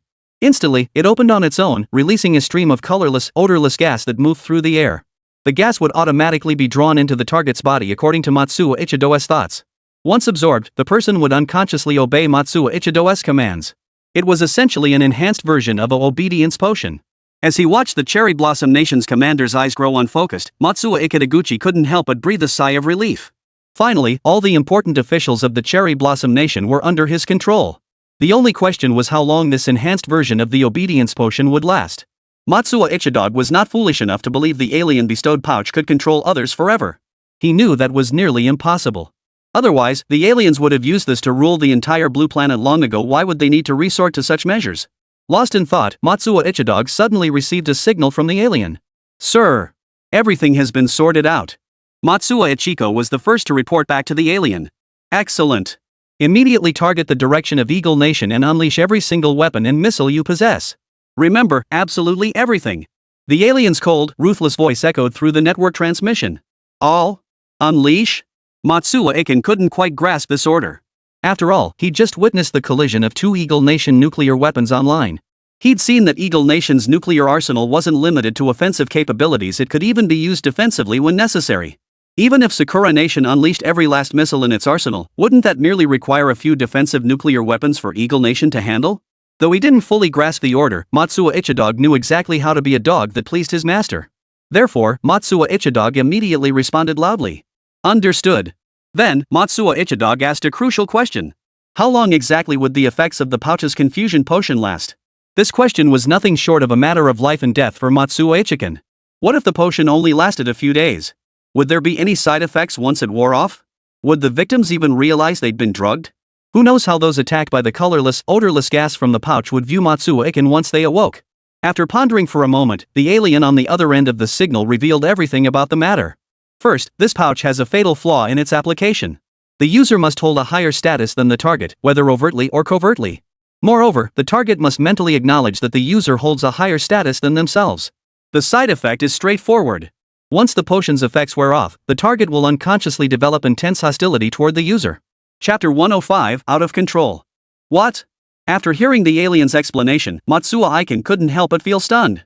I never imagined the conditions for using this magic pouch would be so difficult. The side effects, however, are relatively straightforward. In short, it can only be used by superiors on subordinates. As for why aliens can't use it, that's probably because not a single person on the entire blue planet would ever consider an alien their superior. The side effects are easy enough to handle. What era are we in that we're still talking about malicious intent? If a superior must resort to special means to control an inferior, then naturally, that inferior was never going to obey the superior's commands in the first place. Or rather, the subordinate who needs controlling is someone who wouldn't obey the superior's orders in the first place. In that case, simply command them to commit suicide when the drug's effects are about to wear off. As for the fallout after their death? Come on, no one seriously believes they're irreplaceable, right? At this thought, Matsuo Iken couldn't help but chuckle to himself. Who would have thought? The alien casually pulled out something with such mind-blowing capabilities. Matsuo Ichiko, how's that task coming along? Sir, it's been successfully delivered. Based on the estimated timeline, it should land on Eagle Nation's territory simultaneously with our first wave of missiles. The council dared to initiate an attack against us first. Let's see if they can bear the consequences they deserve. After concluding the communication with the alien, Matsuo Ichidog quickly ordered his subordinates to immediately launch the first wave of missiles toward the Eagle Nation. Meanwhile, inside the White House of Eagle Nation. After the Eagle Nation's signal briefly interrupted and then swiftly restored, many officials inside the White House gradually lowered their guard. Some even began entertaining peculiar thoughts. Just a few aliens. Is all this tension really necessary? If it were an entire alien planet, that might be another story. But a handful of aliens daring to threaten the Eagle Nation? What a joke. Look, those aliens do have advanced tech, no doubt. But what good is it? All they can do is disrupt Blue Star's signals. Now that we have countermeasures, a few measly aliens? We're not afraid. Exactly. Those cowards in China are always scared of this and that. Thank goodness they're so timid. This incredible opportunity is all ours now, Eagle Nation. This is God's blessing upon our Eagle Nation. Ha ha ha ha. Even Teton, seated at the head of the table, was swept up by the officials' contemptuous remarks. Most Eagle Nation officials now dismissed those so-called aliens with utter disdain. They were already fantasizing about how they would dominate China and conquer the world after inheriting the legacy brought by the aliens. Yet, there were still clear-headed individuals present. General Jerry of the military had not once relaxed his furrowed brow. This shouldn't be happening. If the aliens had resorted to signal disruption against the Eagle Nation, then even if the Eagle Nation's signals were quickly restored in the short term, the aliens should have had a follow-up plan. Surely they couldn't have only one tactic: signal disruption. Not that it was impossible. Perhaps the spacecraft piloted by these aliens wasn't equipped with lethal weapons at all? No. After considering how the aliens could control nuclear weapons, General Jerry couldn't help but shake his head again. Sakura Nation had effectively fallen under alien control. Even at the very least, under alien command, Sakura Nation would surely launch missiles at Eagle Nation. How could things be this calm? Where exactly had things gone wrong? But before General Jerry could fully grasp this critical question, the communications officer burst in, bellowing. Disaster. Multiple cities in our nation have been struck by missiles of unknown origin. What?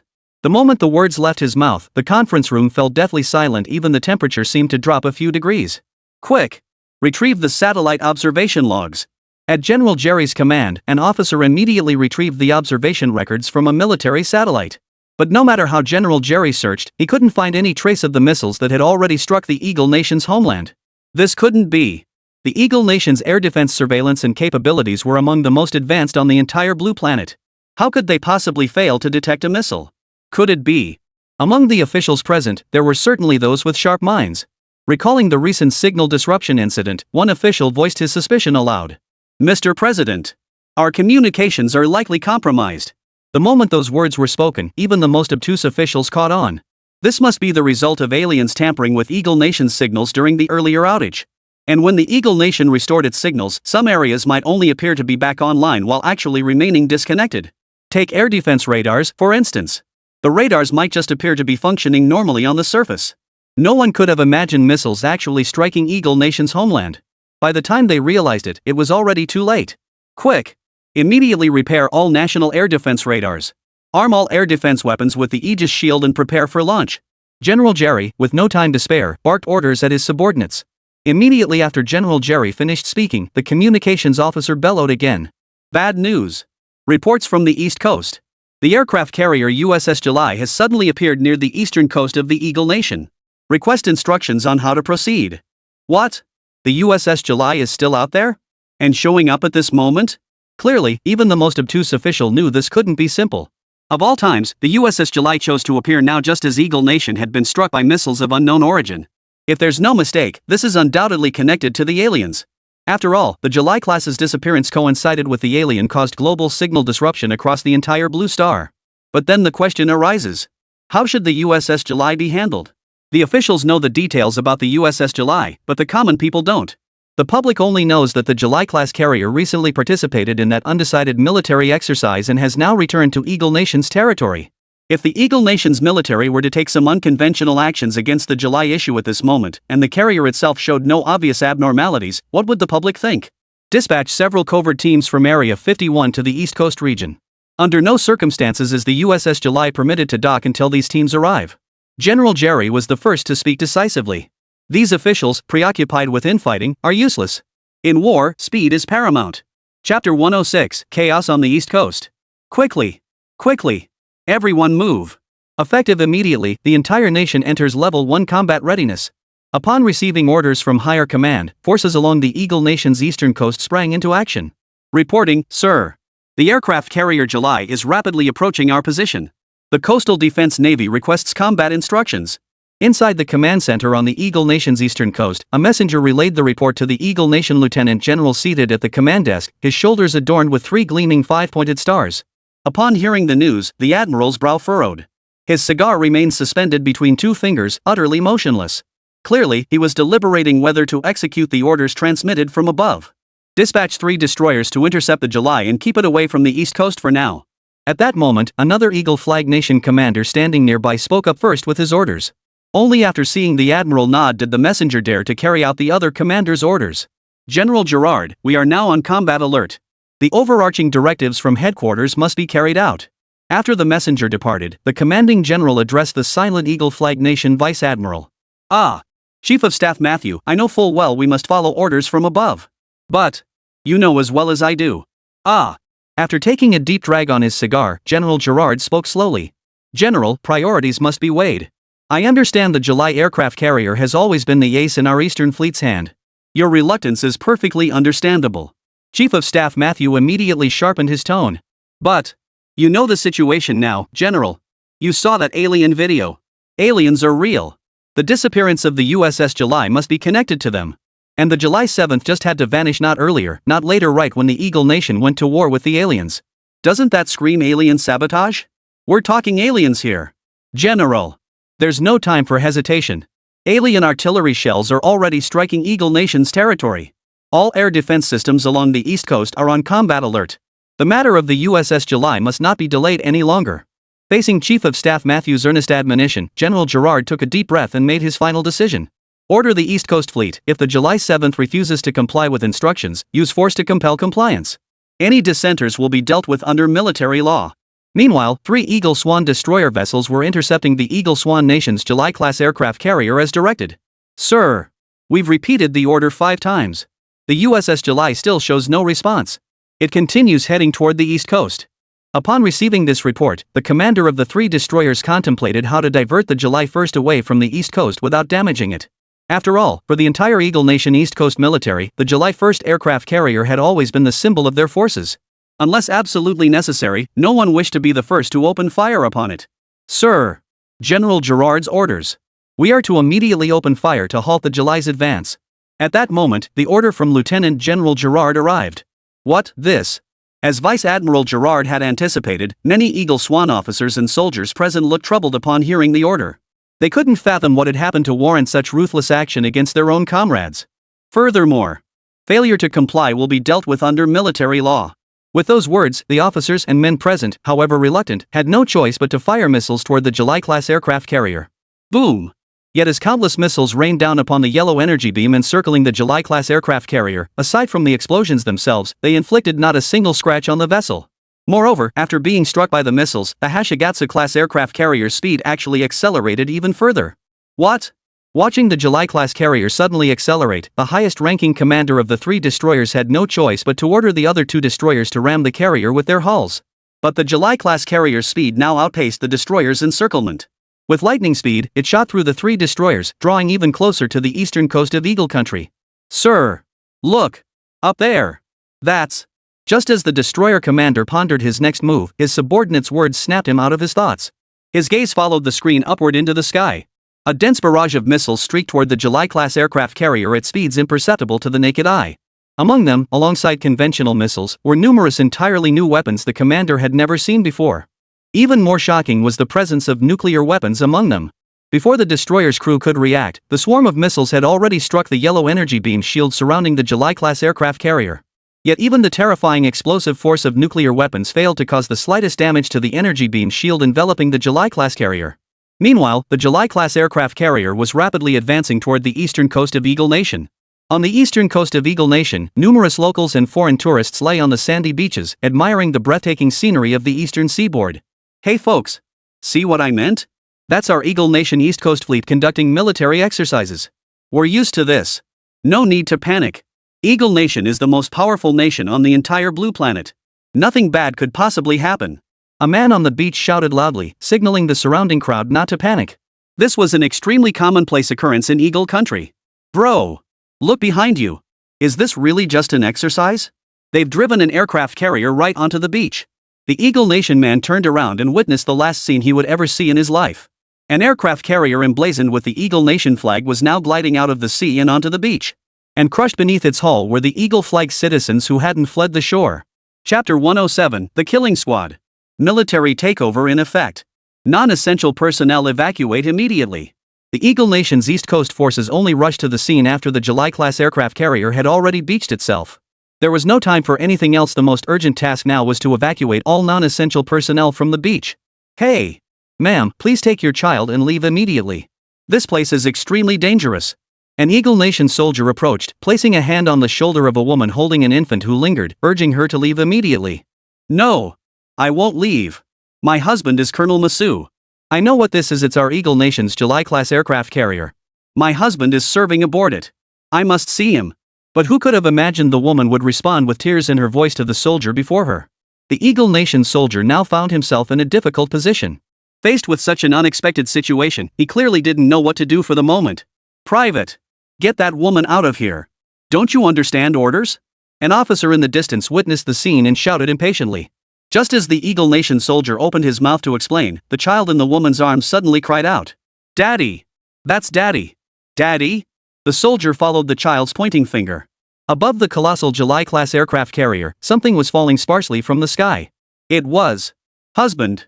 The woman beside him, who had been holding the child, quickly set the little one down. Ignoring the soldier's attempts to stop her, she rushed forward. Don't! Those are bodies. The soldier grabbed the woman's arm just as he recognized what was falling from the carrier's deck.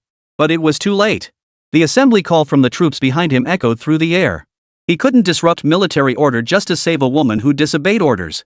Yet as the soldier bent to pick up the abandoned child lying on the ground, a sudden clamor erupted from the direction of the aircraft carrier behind him. Turning, he saw dozens of figures clad in armor leaping down from the colossal aircraft carrier. To the soldier's horror, the armor they wore was completely covered in dried blood. This is our Eagle Nation's armored squad? What the hell is going on? No! Where was that woman? Only then did the soldiers realize that the woman who had just charged forward without regard for her own safety had suddenly vanished. There hadn't been any gunfire either? Just as the soldier was puzzled, the armored squad leaping down from the deck sprang into action. Only then did the soldier realize that the woman had been pinned beneath an armored soldier who had fallen from above, blood slowly seeping through the sand beneath the armor's feet. This is the Eagle Nation's 2nd Army Group stationed on the East Coast. What the hell do you think you're doing? The soldier roared furiously at the armored squad before him. But to his shock, the armored squadron seemed to have not heard him at all, continuing to advance forward. I said. This is. Bang! One of the armored soldiers merely raised a hand lightly, and the soldier fell forever, his confusion frozen in time. Damn it! What the hell do you think you're doing? The officer nearby, witnessing his men fall without warning, roared at the armored squad in fury. What the hell do you think you're doing? Why are you shooting your own men? If you don't give me a reasonable explanation, I swear. Bang! Another shot rang out, and the officer fell forever, just like the soldier before him. Quick! Organize the troops. Counterattack. By now, even the dumbest Eagle Nation soldier understood what was happening. Instantly, the Eagle Nation soldiers present raised their weapons and opened fire toward the armor squad's position. Seeing this, dozens of armored soldiers watched as bullets struck their bodies. Strangely, their armor's eye sockets glowed red. Sir! Trouble! They've vanished! Under the gaze of thousands of Eagle Nation soldiers, the armor squadron vanished without a trace? What? Vanished? Alert! Stand by! Ah! Before the Eagle Nation officer could finish his sentence, a piercing scream erupted, causing all the Eagle Nation soldiers present to turn in shock. No! It's the armor! Witnessing their commander being stabbed at close range by the suddenly appearing armor, the Eagle Nation soldiers present immediately turned their guns toward the armor that had assassinated their commander from behind. Little did they know that this very action would exact a terrible toll on the Eagle Nation forces. Oh no! Ah! The armor's back. One soldier, sensing danger, turned to look toward the position where the armored squad had been. But suddenly, the armored squad that had vanished reappeared abruptly in the same spot. Moreover, before the soldiers could react, every single suit of armor in the squad suddenly accelerated toward the army's positions at the exact same moment. By now, the Eagle Nation soldiers had also spotted the armored squad that had materialized before them out of nowhere. But before they could retaliate, several small missiles rained down from the sky, striking the positions. Not far away, the Eagle Nation's Area 51 secret squad, which had just arrived, watched the billowing smoke with utter astonishment. What was happening? Soon, the smoke cleared, and the armored squad that had slaughtered the Eagle Nation army emerged from the haze. What is this? Staring at the troops emerging from the smoke, clad in armor identical to their own, the Area 51 squad was utterly baffled. That's the armored squad we dispatched for the military exercises not long ago. Their codename is Slaughter. The leader of the Area 51 secret squad watched the scene unfold before him and spoke slowly. What? The Slaughter squad? Then why would they? Before the squad member could finish, the Slaughter squad's armored units had somehow closed in on the secret squad, surrounding them completely. Bad news. Massacre squad, all units, stand by. Counterattack. Bang! In an instant, the two armored squads erupted into battle. Who can tell me what the hell is going on here? At the military base on the eastern coast of Eagle Country, General Gerard had already witnessed the entire operation of the armored squadron disembarking from the July-class aircraft carrier via satellite feed.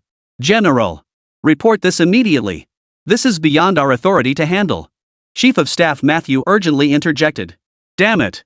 You handle the report. How dare they act so brazenly on our East Coast base? They wiped out an entire regiment. Regardless of their motives, those armored ones will pay the price. Chapter 108, The Devastated East Coast Army. Captain.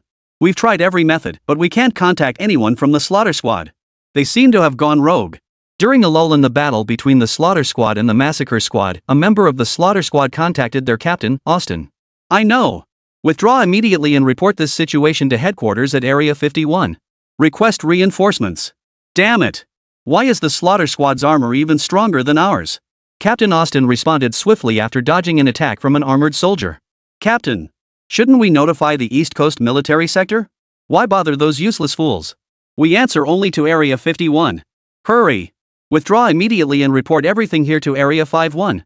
Spotting the fallen team member leaving the battlefield, Austin roared. Damn it! Do they think we're sickly cats just because the tiger hasn't roared? When did a mere level 1 squad start overpowering us level 2 killers? All kill squad armor units, hear my command. Activate backup stealth power sources immediately. Fight to the death. Just as the kill squad members prepared to activate their backup hidden power sources as ordered, one suddenly noticed something amiss and bellowed. Captain! Multiple high-energy missiles are approaching from the sky. They seem to be targeting us. Following the team member's direction, the entire Slaughter Squad now saw the missiles closing in at point-blank range. Damn it! What the hell is the East Coast military doing? Take cover. Quick! Take cover! Austin's words had barely left his mouth when countless missiles slammed into the ground beneath both teams' armor. Awesome. What the hell? Is Area 51's armored force so damn special? They dare run wild on our East Coast military base. General Gerard of the Eagle Nation's East Coast Army sneered at the scene of chaos unfolding before him. General, aren't you worried about facing repercussions from higher-ups for this? Chief of Staff Matthew frowned with concern beside him. Oomph. General Gerard merely snorted coldly before speaking rapidly. Matthew, you know perfectly well how the other theaters targeted us during the selection process for that Area 51 Special Forces unit. Damn it! Out of the entire East Coast theater, barely 10 people passed the initial screening. Besides, it was these two Area 51 squads that initiated hostilities in our East Coast theater for reasons unknown, even annihilating one of our entire regiments out of nowhere. By any measure, this is entirely their fault. Matthew shook his head at the scene and remained silent. He'd long heard rumors of discord among the top leaders of several Eagle Nation war zones.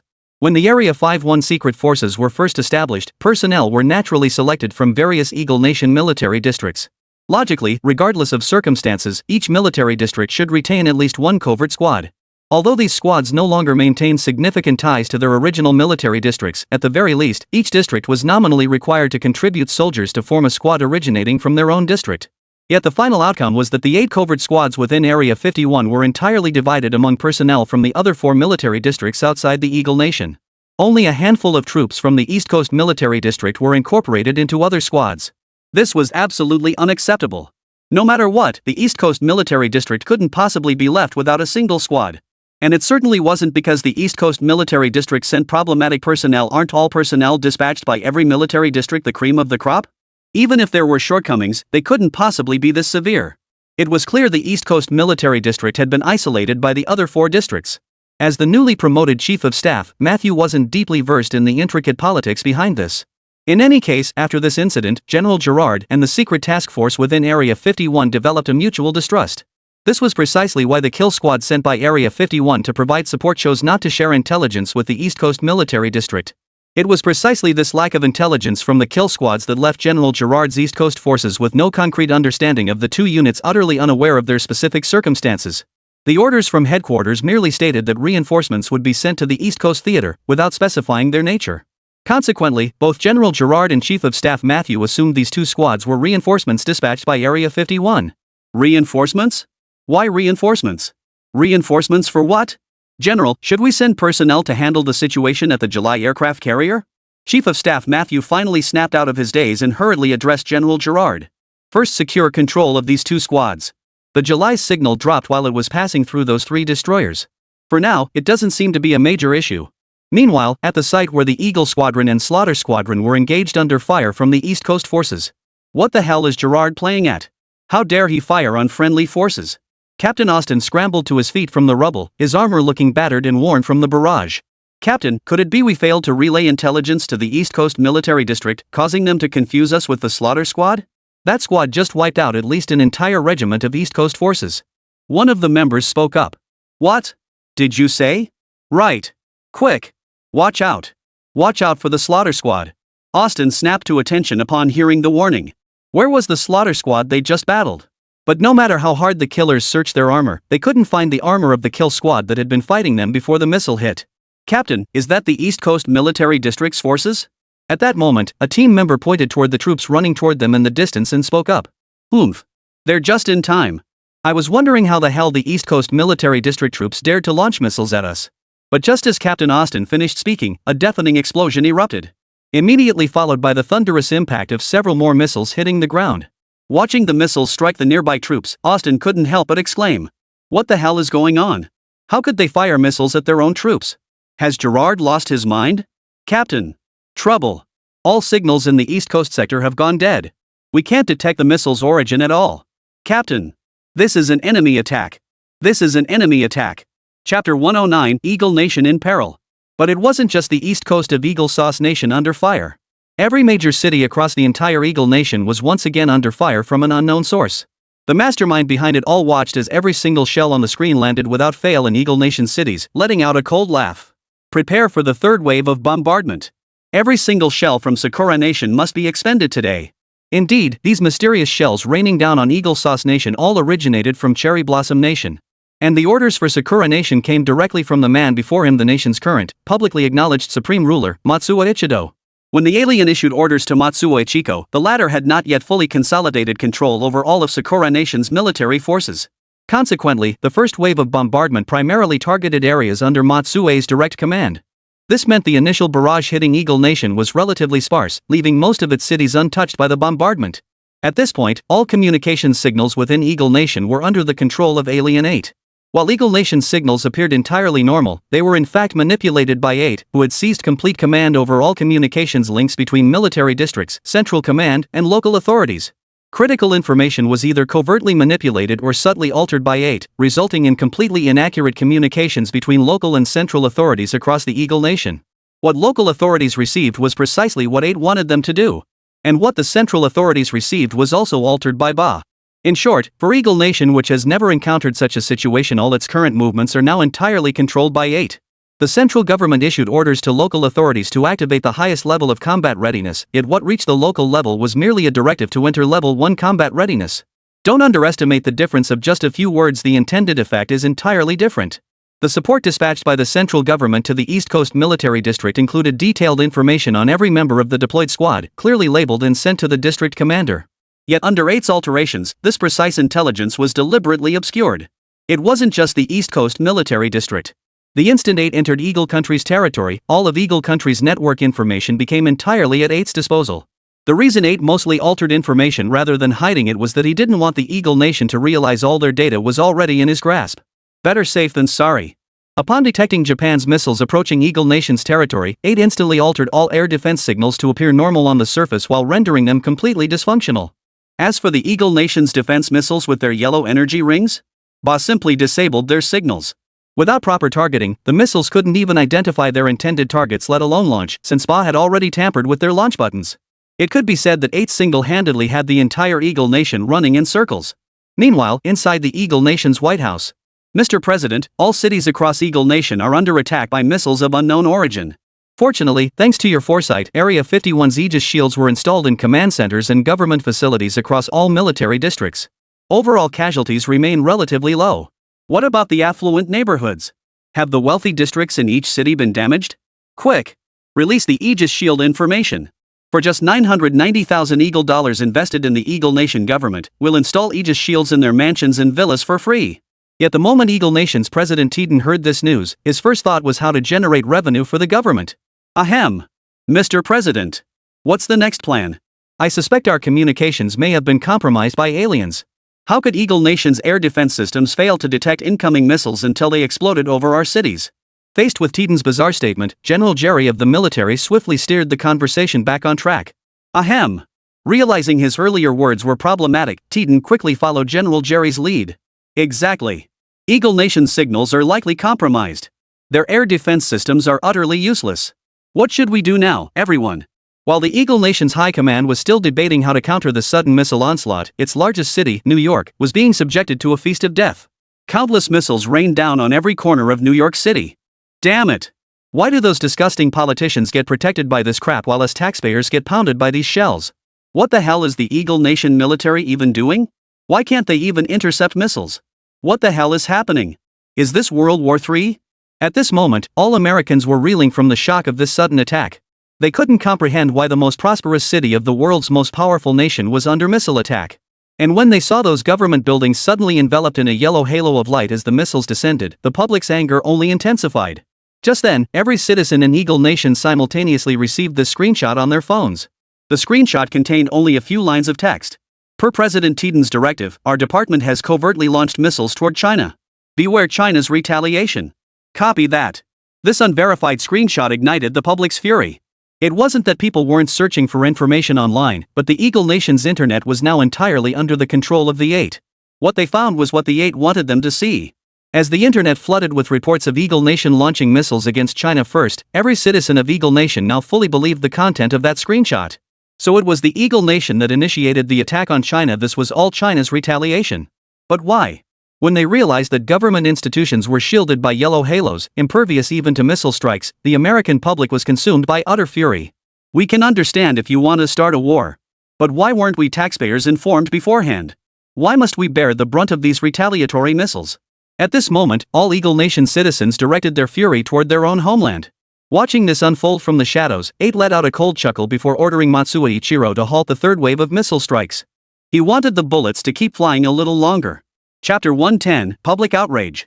Outside the White House, the political heart of the Eagle Nation, thousands of citizens had gathered spontaneously. Some waved banners and shouted protests, others hurled vegetables and eggs at the yellow energy shield enveloping the White House. Some even emptied entire magazines from their small arms, firing relentlessly at the shield. Oh! What the hell are these troublemakers doing out there? Where are the guards? Inside the White House, President Trump had also noticed the commotion outside. Not just him, every single Eagle Nation official present heard the noise. What the hell is going on? Yet these officials remained utterly clueless. They couldn't comprehend what was happening in the Eagle Nation, now why these troublemakers dared to completely surround the Eagle Nation's White House. Mr. President, we've found the cause. Someone is sabotaging us. The voice of one official captured the attention of all present. The official projected all the online information onto the central screen.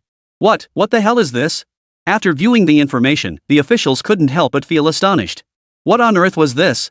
The screen displayed graphic videos and diagrams depicting a potential war between Eagle Nation and China. Shocking. Eagle Nation secretly launched missiles at China and threatened to annihilate China within 3 months. Dark web leak. The Eagle Nation and China have been at war for months. Recently, the Eagle Nation launched missiles deep into China's heartland. China's retaliation is underway. These seemingly credible reports left the American officials present utterly baffled. They had no recollection of such events. When did the Eagle Nation declare war on China? Quick!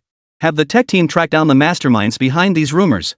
Who dares stir up public outrage at this critical moment? But before General Jerry could finish speaking, an official rose abruptly after whispering into his earpiece and announced, "General Jerry, we have results.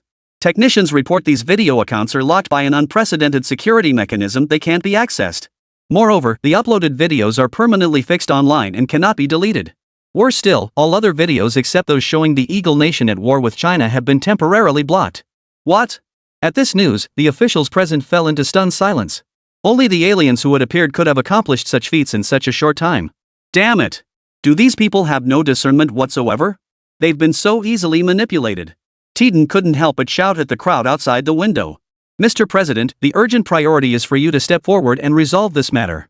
It's not just here. Similar protests have erupted in nearly every city across Eagle Nation. Tens of thousands of citizens have surrounded the political centers and government offices in each city following the missile strikes. Another official responsible for external communications spoke up. What? Similar protests have erupted across the entire Eagle Nation? Why? Why is this happening? Could it be because of the missile strikes? But the missile strikes on Eagle Nation's territory weren't something he could change. Could it be that he deliberately orchestrated this? That's ridiculous. Yet even now, Teton still couldn't fathom why such abnormal events had suddenly erupted in Eagle Nation. Could it be the government made a mistake? Or did he himself do something wrong? No. None of it. Then what on earth was the reason? Mr. President, we just received reports from citizens stating that while government agencies and officials were protected by the Aegis shield during the missile attack, ordinary people could only watch helplessly as missiles struck their homes. Meanwhile, most citizens now firmly believe the online rumors about Eagle Nation and China going to war. They desperately want answers. Why is the Eagle Nation government hiding the news of war with China? This violates their right to know. And why must they bear the brunt of China's retaliation? At that moment, another official, having consolidated intelligence gathered from across Eagle Nation, addressed the assembled officials. What? So it was because of the Aegis shield. But wait. When did Eagle Nation's local governments install Aegis shields? Most officials were fixated on the Aegis shields. After all, the equipment within Area 51 had never been publicly acknowledged before. Installing them in the White House was one thing, but why had local governments suddenly begun deploying them too? And the answer, naturally, lay with one person.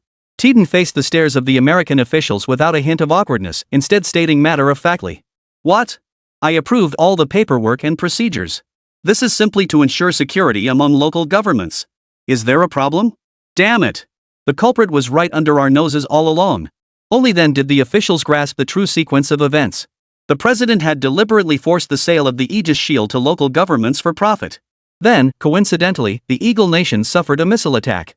While the Eagle Nation's government emerged unscathed, the affected citizens were far from pleased. Combined with online agitation from aliens, this sparked unprecedented chaos. Now that things have come to this, we should focus on finding a solution. General Jerry of the military spoke up, sensing the slightly awkward atmosphere. Indeed, with events having reached this point, dwelling on the root cause was no longer necessary. Resolving the crisis was the urgent priority. I believe the president must personally address this matter. After all, this is a national disaster. Both reason and propriety demand the president's presence. But how could those present not understand the implication behind this official's words? Only the highest leader of Eagle Nation could make a difference in such a situation. But the question remained, what exactly would he say? And how should he say it? That was the real crux of the matter. Mr. President, could we not simply shift all responsibility onto China? This statement shattered the silence in the conference room. Blame China? Why shift the blame to China? Our enemy is the aliens. No. Aliens? Exactly. Then we can totally blame the aliens. With that thought, Ted made a decisive move. Quick! Organize a press conference. I'll handle this. Chapter 111, Aliens? Fake. At that moment, the American citizens gathered around the White House witnessed their President Ted Den emerge from the nation's highest political center. We demand a reasonable explanation. Why are you withholding information from the American people? Why do Eagle Nation's government buildings have energy shields protecting them, while our homes bear the brunt of missiles from China? Trump, get out. We don't need a businessman president. The crowd's emotions instantly flared upon seeing Trump's appearance. A torrent of abuse poured from their mouths. Of course, Trump could hear the voices of the people outside the energy shield. But as a politician, acting was essential. Tiden walked toward the nearby camera with a smile, seemingly oblivious to the barrage of insults. Propelled by the White House, television screens and radio broadcasts across the entire Eagle Chicken Nation were now airing live coverage of Tiden's appearance. My fellow citizens of Eagle Chicken Nation, I understand how each and every one of you feels. Frankly, none of us wanted this to happen. As the supreme leader of our nation, I swear to God I care more about your lives than anyone else. Do you really think I wanted these missiles to land on Eagle Chicken soil? Did I? Tiden's powerful words left the citizens gathered outside the White House in Eagle Sauce Nation momentarily stunned. Seeing the reaction around him, Tiden quickly seized the moment. There's something I didn't want to tell you. But now, I have no choice but to reveal it. That is your nation. The most powerful country on Blue Star, Eagle Nation. It now faces a new enemy. And that enemy is aliens. As he spoke, the camera cut to footage of aliens appearing in the sky during the Eagle Nation's nuclear attack on the Cherry Blossom Nation. To ensure the crowd gathered near the White House could see clearly, Tiden ordered a large television brought out, displaying the aliens in stark detail before everyone's eyes. What? There really are aliens? Holy crap! Aliens? Are they invading Blue Star? Why can't Eagle Nation coexist peacefully with the aliens? What I see is Eagle Nation launching an attack on them. Yet the reactions of the citizens who saw the aliens were quite different. After the footage of the alien concluded, Tiden spoke once more. The appearance of these aliens has disrupted centuries of peace on our Blue Star. As the greatest nation on Blue Star as the Eagle Nation. Under my leadership, the nations of Blue Star secretly formed a united council not long ago. And the enemy is these aliens who have descended from the heavens. Everyone. This war against the aliens is vastly different from any conflict between nations on Blue Star. This is a war between two species. A war between humanity and non-humanity. This war will only end when one side is utterly annihilated. In other words, every single human being on Blue Star must inevitably join this war that determines the very survival of our species. As the greatest nation on Blue Star, Eagle Nation must unquestionably lead this war from the front lines. The consequence of this is the missile that has now struck Eagle Nation's soil. Here, I offer my deepest apologies to every family and individual affected by these missile strikes. But I can assure you with full responsibility, your sacrifices are worthwhile. It is precisely because of your sacrifices that Eagle Nation will inevitably achieve ultimate victory. After this impassioned speech, the crowd's mood shifted dramatically. All eyes turned to the aliens on the screen. Damn aliens! So this whole mess was caused by those alien bastards. Support President Tiden. Exterminate the aliens. Restore peace to Eagle Nation. Seeing this, Tiden couldn't help but beam with delight. You can trust the power of the masses, but never overestimate their intelligence. All it takes is a little guidance. Oomph. However, what neither Ted Den nor the officials inside the White House anticipated was that this live broadcast failed to appear as intended across the cities of the Eagle Nation. ZZZZT. The enemy is ZZZZT. China ZZZZT. ZZZZ. China ZZZZ. United Parliament ZZZZ. ZZZZT. Aliens ZZZZT. Under alienates manipulation, citizens across Eagle Nation could indeed see Tiden's impassioned speech. But there was no sound. Without sound, who knows what you're even saying? And why is the signal so unstable? There was even a long stretch where the screen went black. Who can make heads or tails of this nonsense? People across Eagle Chicken Nation could only guess the general meaning from the extremely choppy speech. And whatever they figured out, they'd already half believed it based on preconceived notions. The other half just needs someone to give them a little nudge. Oomph. Unsurprisingly, after that incredibly choppy speech ended, many people formed their own theories based on the scattered fragments they managed to catch. And how to verify their speculations? Simple. Go online. By then, the internet was already flooded with all sorts of information about the president's speech. The greatest enemy is actually China. China and aliens form a joint council, plotting to betray all of Blue Star. Eagle Nation launches the first strike against China. Retaliation from the aliens. China is the alien race. Aliens? Fake. There are no aliens. It's all China's self-staged drama. These messages, carefully crafted by appeared extremely credible. Besides, how many citizens would bother to investigate further? If online content aligned with people's own suspicions, they would naturally believe it completely. Recalling that another nation on Blue Star also fell under the parliament's jurisdiction, 8 immediately broadcast the high-definition recording of Tiden's speech to every country except Eagle Nation. Let chaos reign. Let chaos reign. After his impassioned speech, Tiden returned to his own conference room only to find all the officials present looking deeply troubled. What had happened? Tiden's heart skipped a beat. Could something else have gone wrong? Indeed. As soon as Tiden returned, an official rushed over and explained urgently. President, all signals from Eagle Sauce Nation are malfunctioning. Aliens have already infiltrated their entire network. Chapter 112, Tiden in a dead end. What? Titan roared, his face contorted with utter disbelief. How could this be? How could the Eagle Nation's entire signal network have been infiltrated? Impossible. Absolutely impossible. How could any nation on Blue Star possibly infiltrate the entire signal network of the Eagle Nation? Absolutely impossible. Aliens? Only then did Titan snap back to reality. His enemy this time seemed to be aliens. What's going on? Speak up. Titan demanded urgently of the official who had just spoken. The official dared not delay, immediately spilling everything he'd learned from the White House. It turned out that when the Eagle Nation suffered its first wave of bombing, local governments at the prefectural level sensed something was amiss. They promptly contacted their higher-level government agencies, which in turn reported to even higher authorities. This chain of communication progressed layer by layer, ultimately reaching the Eagle Nation's highest political center, the White House. What's wrong with that? Isn't that how lower-level governments are supposed to operate? Before the official could finish, Ted Den cut him off impatiently. He wanted to hear the crucial details. If the Eagle Nation's signal network had truly been comprehensively infiltrated by aliens, then continuing this campaign might not even be worth pursuing. Taking control of the Eagle Nation's entire signal network was like blindfolding the Eagle Nation itself. And an untrained person blindfolded couldn't even defeat a tactical elementary school student. And yet, compared to the aliens, the Eagle Nation itself was that elementary school kid employing tactics. Yes, Mr. President. The official quickened his tone. As is widely known, Eagle Nation's democracy permeates its entire political ecosystem. It is not akin to slave societies or feudal systems where the elite wield absolute authority, leaving the common folk no room for resistance and forcing them to comply unquestioningly. Thus, when lower-level governments identified serious flaws in their superiors' directives. Yet when lower-level governments reported these problems to higher authorities, the responses were deeply unsettling. Given the current state of highly developed network signals across the entire Blue Star, some of the Eagle Sauce Nation's lowest-level government agencies, in order to ensure the accuracy of orders, privately set up some secret codes. These codes were designed to prevent hacking attacks that could lead to erroneous execution of orders. Whenever a lower-level government detected errors in the higher-level government's directives, they would initiate a coded response protocol. This time, however, every single code exchange went wrong. Consequently, officials from Eagle Nation's lowest-level governments began personally traveling to higher-level government locations to conduct in-person inquiries. The ultimate outcome was that state governments across Eagle Nation dispatched personnel to the nation's political center, the White House. After hearing the official's explanation, Ted Den felt dizzy and saw stars. It's over. We're screwed. This meant that from the very first missile strike on Eagle Nation, its entire national network had been comprehensively compromised.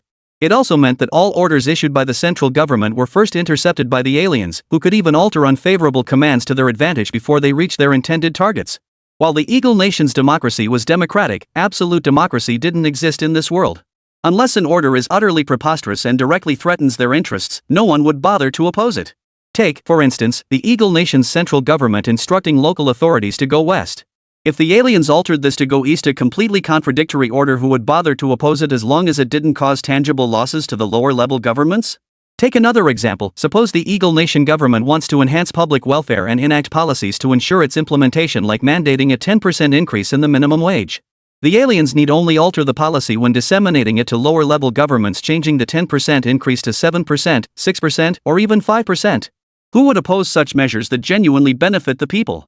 Yet the aliens' objective would be quietly achieved. What appears to be a simple adjustment of numbers inevitably results in outcomes far less impactful than intended. It's like the college entrance exam: a few wrong answers here and there, and someone destined for a bachelor's degree ends up in a vocational college. This is the terrifying power of information control. Had local authorities not detected this promptly, it's unimaginable how we could possibly fight aliens if our network signals fell under their control. So, now, what should be done? This question now confronts everyone. It's clear that the central government's signals and commands simply cannot get through right now. And the Eagle Nation was now in utter chaos. The central government faces its own crises, while local governments grapple with their own monumental problems. At this very moment, a horrific massacre was unfolding in New Silver Mountain, the largest metropolis closest to the Eagle Nation's eastern coast. It began when several Eagle Nation citizens, driving from nearby towns to tour New Silver Mountain, discovered dozens of figures clad in armor, their suits caked in congealed blood, in the outskirts. At first, the group dared not approach these terrifying figures. But when one companion recognized the armor as belonging to the military exercises recently held in Eagle Country and Huagua, the fear in their hearts was swiftly replaced by excitement and anticipation. What man on Blue Star hasn't harbored a dream of piloting a mech? Yet just as they were lost in excited fantasies of taking photos with the suits, danger crept in silently. Bang! The moment the mech spotted them, its weapons fired automatically. Ah! No, no, no. I'm from Eagle Country. I'm your fan. I came to ask for a photo. The remaining members pleaded for mercy as they watched their fallen comrade lie on the ground. Bang! Several more gunshots rang out. The Mets didn't even glance at the group, they simply raised their weapons and fired bullets directly at them. Immediately, dozens of Mets drove the small cars carrying these individuals deep into the urban core of New Silver Mountain. Chapter 113, Chaos in New Silver Mountain. At that moment, along the outskirts of New Silver Mountain, a scene that instantly captured everyone's attention unfolded on the road. All who witnessed it found themselves drawn to the spectacle. Just as they squinted to get a better look. Boom! A deafening explosion echoed, causing the pupils of everyone squinting at the scene to suddenly dilate. Then, their eyes closed permanently, never to open again. A battered black Jeep was now surrounded by towering figures clad in armor. That's right. On the Jeep. The interior was already packed to capacity. The remaining armored figures could only sit or stand atop the vehicle. Some were even clinging to a piece of scrap metal obtained from who knows where, which hung from the rear of the Jeep. These entire Mets were sliding along the Jeep's path, using the metal sheet as a makeshift ramp. Zooming in closer revealed that not only were the upper, middle, and rear sections of the Jeep packed with people, but several armored figures were even clinging to its underside. Ahead, a blockade of dozens of police vehicles had already formed. They had set up roadblocks on the only route the armored vehicles could take into Shinin City. As the armored squad in the Jeep drew ever closer, the officers present showed no hesitation, swiftly deploying the most powerful weapons and equipment currently available to the police department. The Xinyanshan Police Bureau, protected by the Aegis shield, had suffered no damage during the missile attack. However, the successive bombings had made the Bureau aware that something was terribly wrong. Yet, in their communications with higher-ups, the police sensed something deeply amiss. Headquarters kept insisting the police maintain social stability in the city and protect citizens' safety, yet they never mentioned the reason for the missile attacks or told them what the police should do. Instead, they simply told the police to carry out their duties as usual. This was absurd. When had missile attacks on cities ever been part of routine operations? With no other options, the new Silver Mountain police chief made a decisive move. He dispatched a team of officers to the Eagle Nation's military base on the East Coast, hoping the troops stationed there could come to assist the police in maintaining order in the city. After all, under the missile attacks, New Silver Mountain had already descended into uncontrollable chaos. Especially after online rumors spread about the Eagle Nation and China going to war, the Eagle Nation's citizens were already filled with immense distrust toward their government. This very distrust had triggered wave after wave of unrest in New Silver Mountain. The police force could no longer guarantee the city's stability. Therefore, their only hope lay in the military arriving to suppress the unrest. But as luck would have it, the police squadron deployed to the East Coast witnessed everything from the Eagle Nation's July-class aircraft carrier crashing onto the beach to the second wave of missiles striking the East Coast garrison. The garrison is gone. The armored forces are in chaos. The Eagle Nation is finished. This was the first thought that flashed through the minds of the police squad who witnessed it all. But before the squad could relay the information back, a pair of armor units appeared before them out of nowhere. Upon witnessing the armor's combat prowess, every member of the squad surrendered without hesitation. However, this armor squadron did nothing to them. Instead, they explained the entire sequence of events before accompanying the squad to the police station in New Silver Mountain. The armored squad's mission was to resolve the current chaos within Shinin Mountain's urban district, while the police station's task was to locate the Rogue Eagle Squad armored unit and eliminate it if possible. Otherwise, that armored squad could unleash a wave of unspeakably horrific slaughter upon New Silver Mountain. Upon learning that the armored squad was heading from the suburbs on the other side of New Silver Mountain toward the city center, the police department immediately deployed all available forces along the squad's inevitable route into the urban area, determined to intercept them outside the city limits of New Silver Mountain. At that moment, the sights of the weapons wielded by the officers dispatched by New Silver Mountain to intercept them were already locked onto the armor plating of the Jeep. Boom! Accompanied by a deafening explosion. The location of the police vehicles was engulfed in flames from the explosion. Yet the armored Jeep plowed through the inferno, continuing its advance toward the heart of New Silver Mountain City. The few remaining officers inside the police station knew immediately upon seeing the Jeep enter the city that something was terribly wrong. But before they could contact the other armored unit, the light before their eyes suddenly vanished. What happened? Was this a power outage?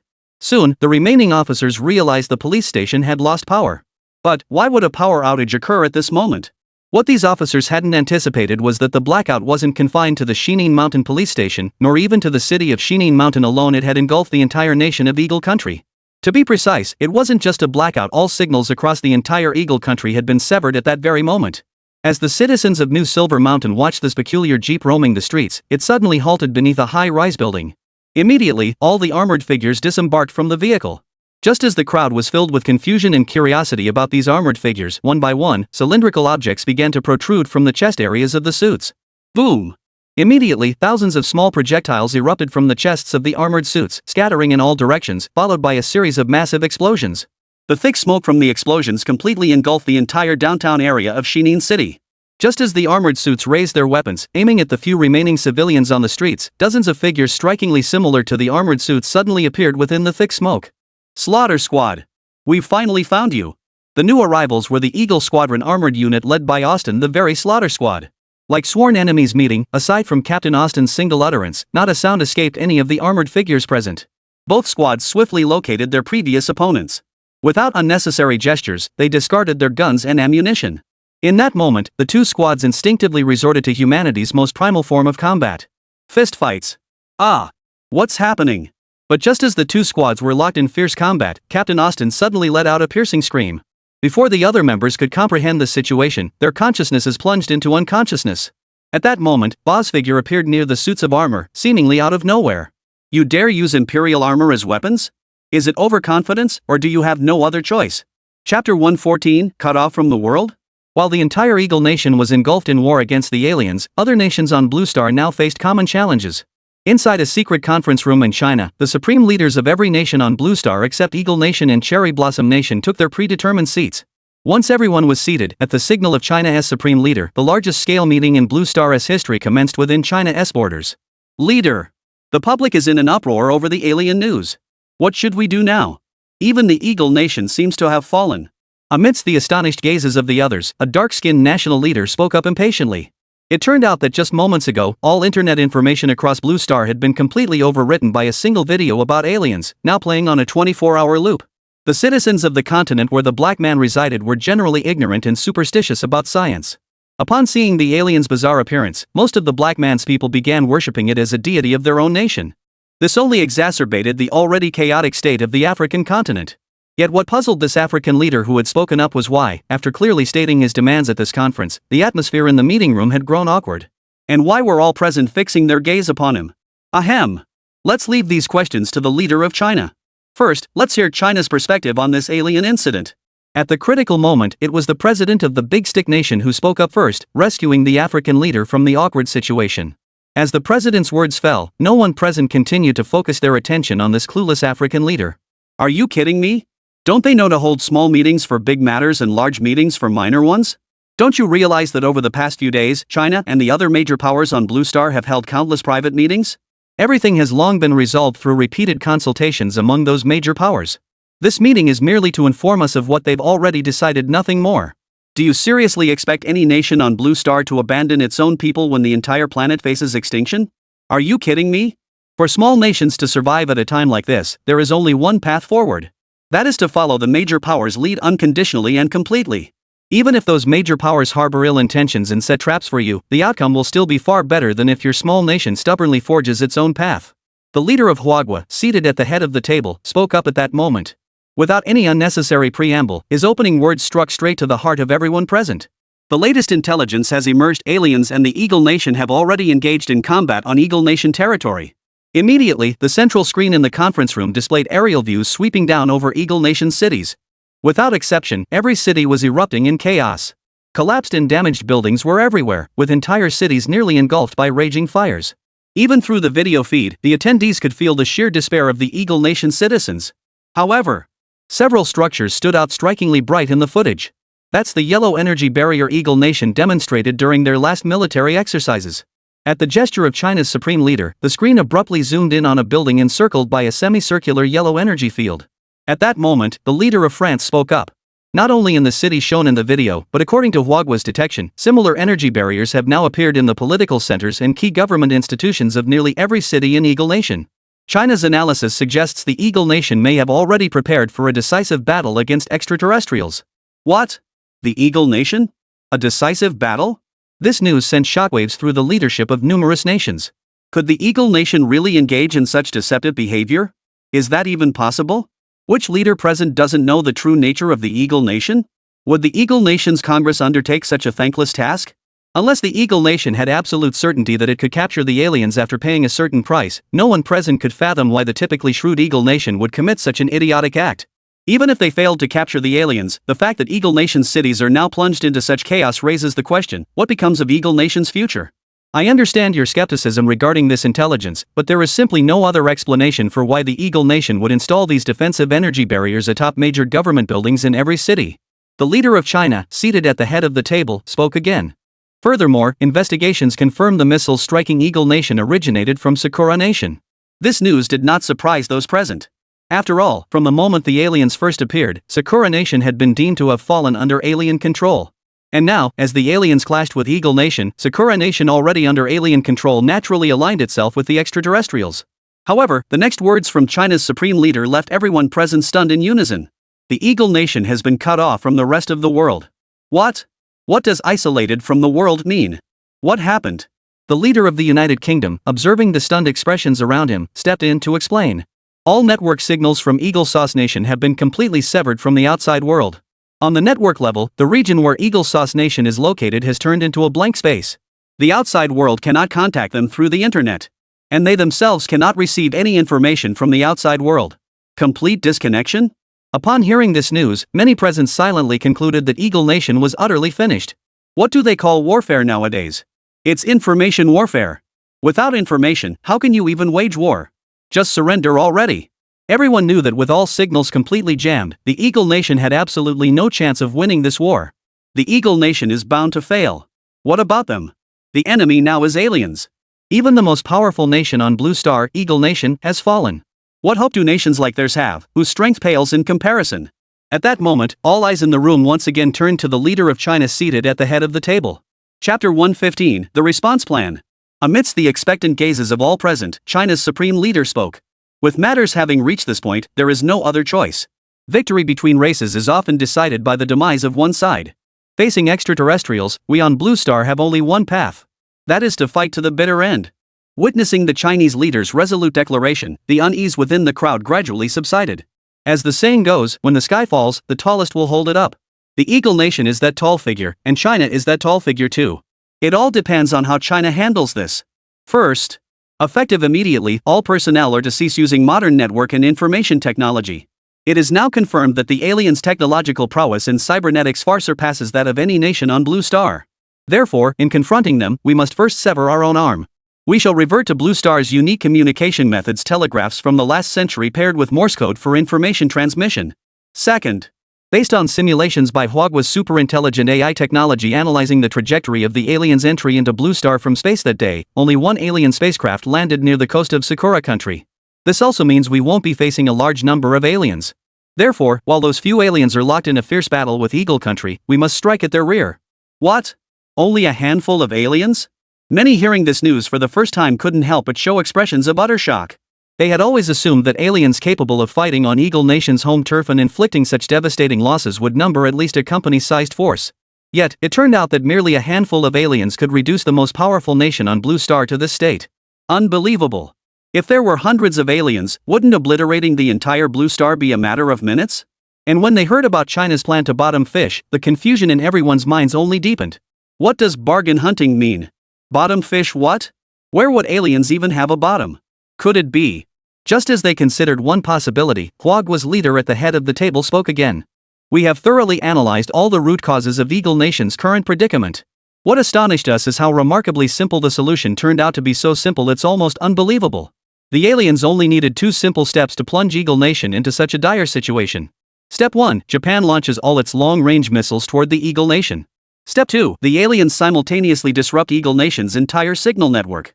This paralyzes Eagle Nation's air defense systems, rendering them incapable of intercepting the missiles descending from the sky. They can only watch helplessly as the missiles strike their own territory. Furthermore, analyzing the second step, if it were merely a simple disruption of Eagle Nation's signal network, it would be utterly impossible for Eagle Nation to be struck by countless missiles in such a short time, as if they had no preparation whatsoever. Therefore, it's highly probable that the aliens employed an exceptionally unique method. They made the Eagle Nation believe its network signals remained intact.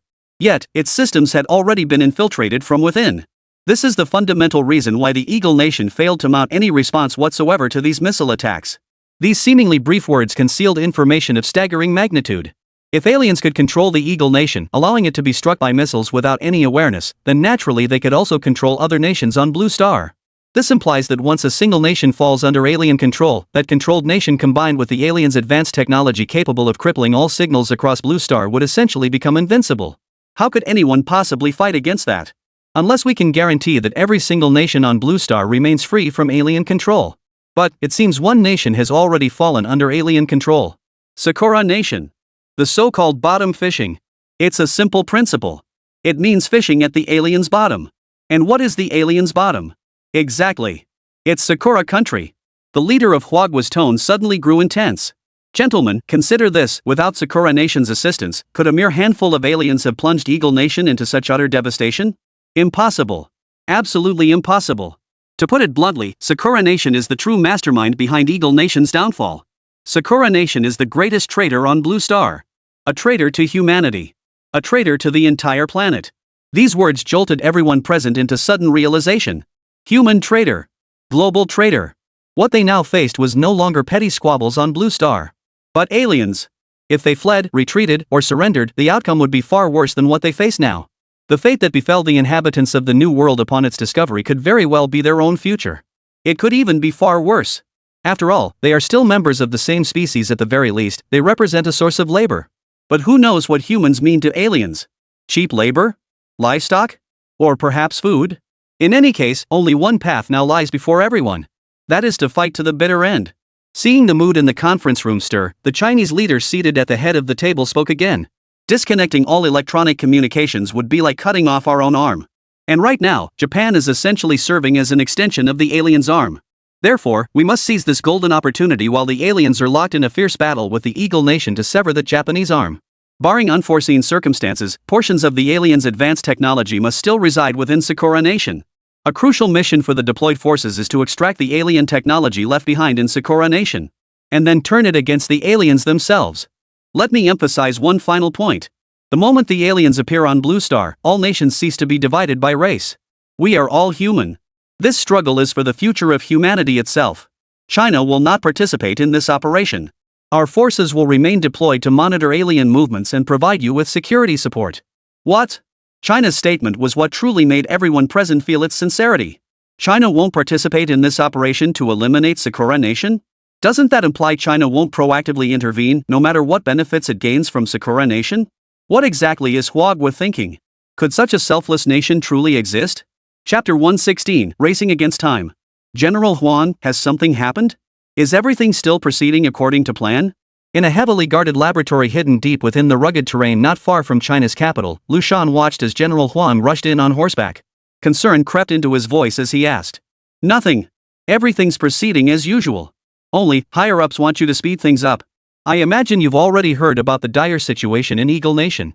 Additionally, regarding the spacecraft, the higher-up stance is to prioritize escape. They dare not gamble anymore.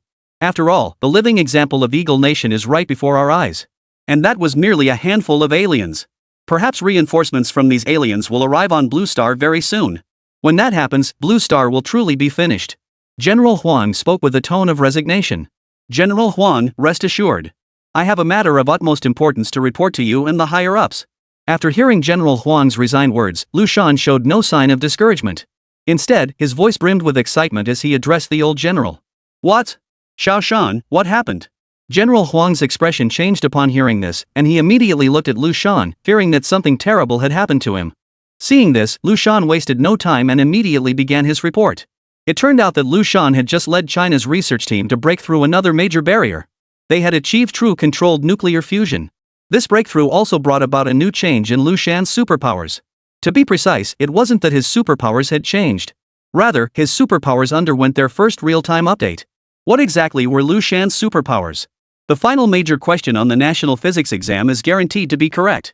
So what was the final major question on the recent Huagua Physics Gaokao? The first challenge was to use China's current technology to build a controllable nuclear fusion reactor at the fastest possible pace. The second was to use China's current technology to build a self-sustaining spacecraft capable of interstellar travel.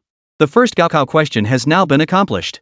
And just as Liu Shan completed controlled nuclear fusion, the answer to the second exam question that had been stored in his mind began to shift. The second college entrance exam question has one crucial point. That is, based on Huagua's current technology. And this present is not a fixed, static point in time for Liu Shan. The present is a moving target. Prior to this, Huagua did not possess the technology for controlled nuclear fusion. But once Liu Shan successfully developed controlled nuclear fusion, The present had already shifted to a time when Huagwo possessed controlled nuclear fusion technology. No one could have foreseen that this so-called controlled nuclear fusion technology would grant spacecraft the ability to travel at the speed of light. The most striking implication was that, with this technology, spacecraft could now achieve genuine military strike capabilities in outer space. Could a single technology like controlled nuclear fusion truly bring about such a monumental transformation for spacecraft? Even after hearing this, General Huang still found it utterly unbelievable. No one could have imagined that nuclear fusion technology would yield such a breakthrough in spacecraft development. If Liu Shan's claims about this breakthrough were 100% true, then this breakthrough would completely disrupt all of China's strategic plans. Seeing the lingering doubt in General Huang's eyes, Liu Shan felt compelled to continue his explanation. Among the knowledge Liu Shan had acquired through his psychic abilities, controlled nuclear fusion technology was the crucial cornerstone of a basic spacecraft weapon system. Before the advent of controlled nuclear fusion, the self-sustaining spacecraft in Liu Shan's mind could only function as a logistical vessel devoid of any offensive capability. But with the advent of controlled nuclear fusion technology, the very meaning of self-sufficiency underwent a profound transformation. It was no longer merely a logistical vessel. Instead, it could now serve as a military spacecraft capable of combat operations in outer space. This monumental shift was entirely due to the completion of controlled nuclear fusion technology. The offensive capabilities of this military spacecraft, capable of combat in outer space, evolved from the weaponry and attack methods used on Blue Star. In other words, the attack capabilities of these military spacecraft are strikingly similar to China's current arsenal of missiles, cannons, and lasers. The only requirement is to upgrade these missiles, cannons, and lasers, to adapt them for the harsh conditions of outer space, ensuring they can still deliver their intended effects in the vacuum of space. All of this is attributable to the successful completion of controlled nuclear fusion technology. As Liu Shan explained, spacecraft are akin to civilian aircraft, while controlled nuclear fusion technology represents the weapon systems in the transition from civilian to military aircraft. Only when an aircraft can carry weapon systems does it achieve a complete transformation from civilian to military use. Without a weapons system, no matter what other capabilities an aircraft possesses, it cannot be considered a true military aircraft. In other words, setting aside controlled nuclear fusion technology, China currently possesses all the prerequisites for constructing military spacecraft except for this very technology. Controlled nuclear fusion, however, remains an absolutely critical element. Without controlled nuclear fusion, the complete transformation of a spacecraft from civilian to military use is fundamentally impossible. Good heavens! Xiao Shan! This! Heaven blesses our nation! After hearing Liu Shan's words, General Huang's voice even trembled with emotion. It couldn't be helped. Liu Shan's revelation was simply too staggering. China's understanding of spacecraft had been rudimentary. They believed constructing military-grade spacecraft would require decades of investment, yet China possessed no such luxury of time. Thus, they had settled for building spacecraft as their last resort. Who would have thought? Who could have imagined that controlled nuclear fusion could achieve the transformation and upgrading of spacecraft? This holds profound implications for China's entire future strategic plans. But General Huang clearly had something on his mind. Xiao Shan, is there still enough time? Do we need to? Liu Shan shook his head, his tone urgent. Isn't the plan already in motion? Have other nations attacked Sakura nation to draw and divert the aliens' attention? That will buy time for our nation. How could any nation truly be that selfless? Every person, every nation, everything they do is for their own benefit. That's all there is to it. Chapter 117, Attack Sakura Nation. Soon after the meeting concluded, the coalition forces spearheaded by Big Furry Nation swiftly assembled along the border between China and Big Furry Nation. Simultaneously, the fleets of Big Furry Nation and Big Stick Nation had already reached the waters bordering Big Furry Nation and Sun Nation. As troops from established European powers like the United Kingdom and France landed in this area, the first truly united force in Blue Star's history, comprising all nations of the planet, was about to launch its inaugural operation. Sakura Nation, Western Sea Route Naval Base. Report. General, a large cluster of infrared signals detected from the direction of Big Stick Nation. What? Matsuo Ichiri, cousin to Matsuo Ichido and the highest-ranking commander at Sakura Nation's West Sea Naval Base, received the report. Upon hearing the news, Matsuo Itori's first thought was to urgently relay this information to his cousin Matsuo Aiken, the true supreme leader of Sakura Nation at that moment. Matsuo Itori knew his position had nothing to do with his own abilities, but entirely with his cousin's efforts. Yet upon assuming his post, Matsuo Ichiri discovered that under his cousin's leadership, Sakura Nation was rife with strangeness and unease. The most glaring example was the nation's network signal, which now operated on a completely isolated system server, utterly cut off from all external information. Furthermore, Matsuo Ichiro had secretly sought out one of Sakura Nation's top hacker masters, only to discover that even this elite hacker was unable to breach the signal blockade. Though Sakura Nation appeared largely unchanged beyond this information blockade, this single anomaly alone signaled profound instability within the nation. But when exactly did this peculiarity begin? Before Matsuo Itori could ponder this further, his cousin Matsuo Inu suddenly called the West Coast Naval Headquarters. Cousin, no, Prime Minister. What are your orders? What? Yes, sir. I will complete the mission. After hanging up, Matsuo Ichiri felt an uncontrollable chill pierce his heart. Unexpectedly, it wasn't just the West Coast at this very moment, the entire nation of Sakura was completely surrounded by an unknown invading force. It must be remembered that Sakura Nation was an island country with a narrow landmass and an extremely long coastline. And now, its narrow coastline was densely packed with all manner of troops encircling the nation. What on earth was happening? This confusion wasn't limited to Matsuo Yuriko alone. The moment these forces appeared along Sakura Nation's coastline, all internal network signals were simultaneously hacked.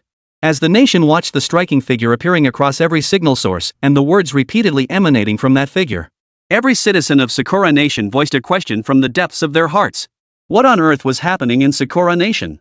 Sakura Nation's current Prime Minister, Matsuo Inu, is suspected of involvement in crimes against humanity, war crimes, genocide, and dozens of other heinous offenses deserving of the harshest punishment. Following deliberation by the Blue Star United Parliament, Prime Minister Matsuo Inu of Sakura Nation is sentenced to 100 years of imprisonment. The United Forces, composed of nations across the entire Blue Star, have now surrounded Sakura Nation. Those not involved in Matsuo Ichiko's organization should surrender to the coalition forces. Confess for leniency, resist for severity. Once the coalition completes its investigation, it will restore peace and order to Sakura Nation. At that moment, Matsuo Inu and his inner circle watched the video looping endlessly on the television. What should we do? As Matsuo Ikin spoke, he realized his voice had changed hoarse and sluggish, as if he'd aged a decade overnight. He regretted it. He should never have sided with the aliens. After several deep, measured breaths, Matsuo Ikin regained his composure. Who would have thought those nations in Huagwa still refused to let ordinary citizens know about the aliens? The more they try to hide it, the more we must make sure the people find out. Matsuo Ikin's words regained their resolute edge. Ever since he had sided with the aliens, Matsuo Ichiko had anticipated this day. He had no regrets.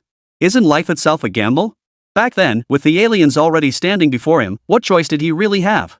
The aliens have set their sights on the entire land of the land of cherry blossoms. How could this be decided by the consent of a single dog like Matsuo? But now is not the time to dwell on that.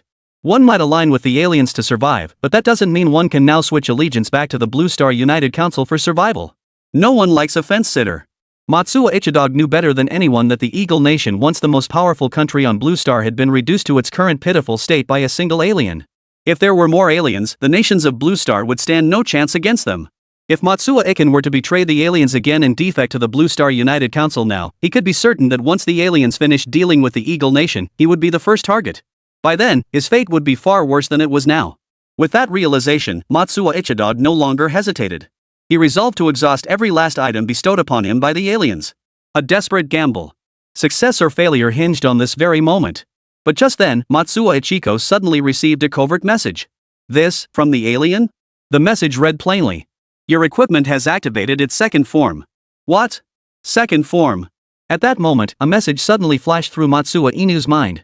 The second form of the equipment? Gazing at the pouch-like object in his hand, Matsuo Ikin suddenly sensed a new shift in his control over it. Previously, this pouch-like item could only be used in person. But now, even through screens, through the voice broadcast on the radio, anyone in Sakura Nation who could hear Matsuo Ikin speak would be affected by this pouch-like item. Heaven is on my side. The excitement surging within Matsuo Ikin's heart took a long time to subside. With such a formidable weapon at his disposal, the mere allied forces were nothing to fear. Even if he couldn't engage them in a decisive battle, he only needed to stall until the aliens finished dealing with the Eagle Nation, stall until the aliens returned. What threat could these insignificant allied forces possibly pose then? To all the people of Sakura Nation, I apologize. If blame must be placed, blame it on these self-righteous allied forces who think they are the embodiment of light and justice. Chapter 118, The Eerie Land of Cherry Blossoms. Report. The Blue Star Alliance's 3rd Legion has landed on Sakura Nation's eastern coast. Report.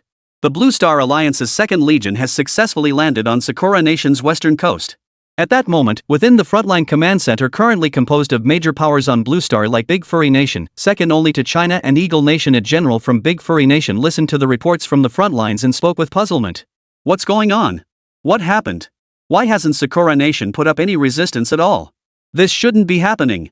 Even if Matsuo Inu surrendered, it shouldn't be like this. If they surrendered, why not just send a message?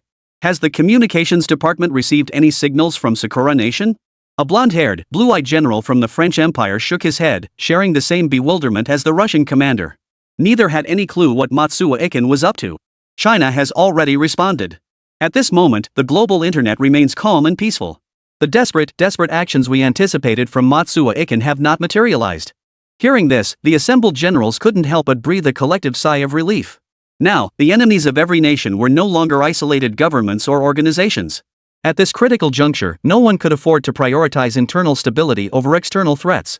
No matter how chaotic the situation on Blue Star had become, suppressing that chaos was now imperative. After all, the extraterrestrials were Blue Star's greatest enemy now. And they were enemies with whom no truce could be sought, only a decisive battle could be fought. Yet to the aliens, numbers held no significance whatsoever. Just as humans pay no heed to the number of ants, they're all easily crushed underfoot. In such circumstances, fewer ants actually grant greater advantage. After all, not everyone notices the lowly, crawling ants on the street. On the contrary, the more ants there are, the easier they are to spot. And the easier they are to eliminate. Of course, this doesn't mean numbers are useless to aliens.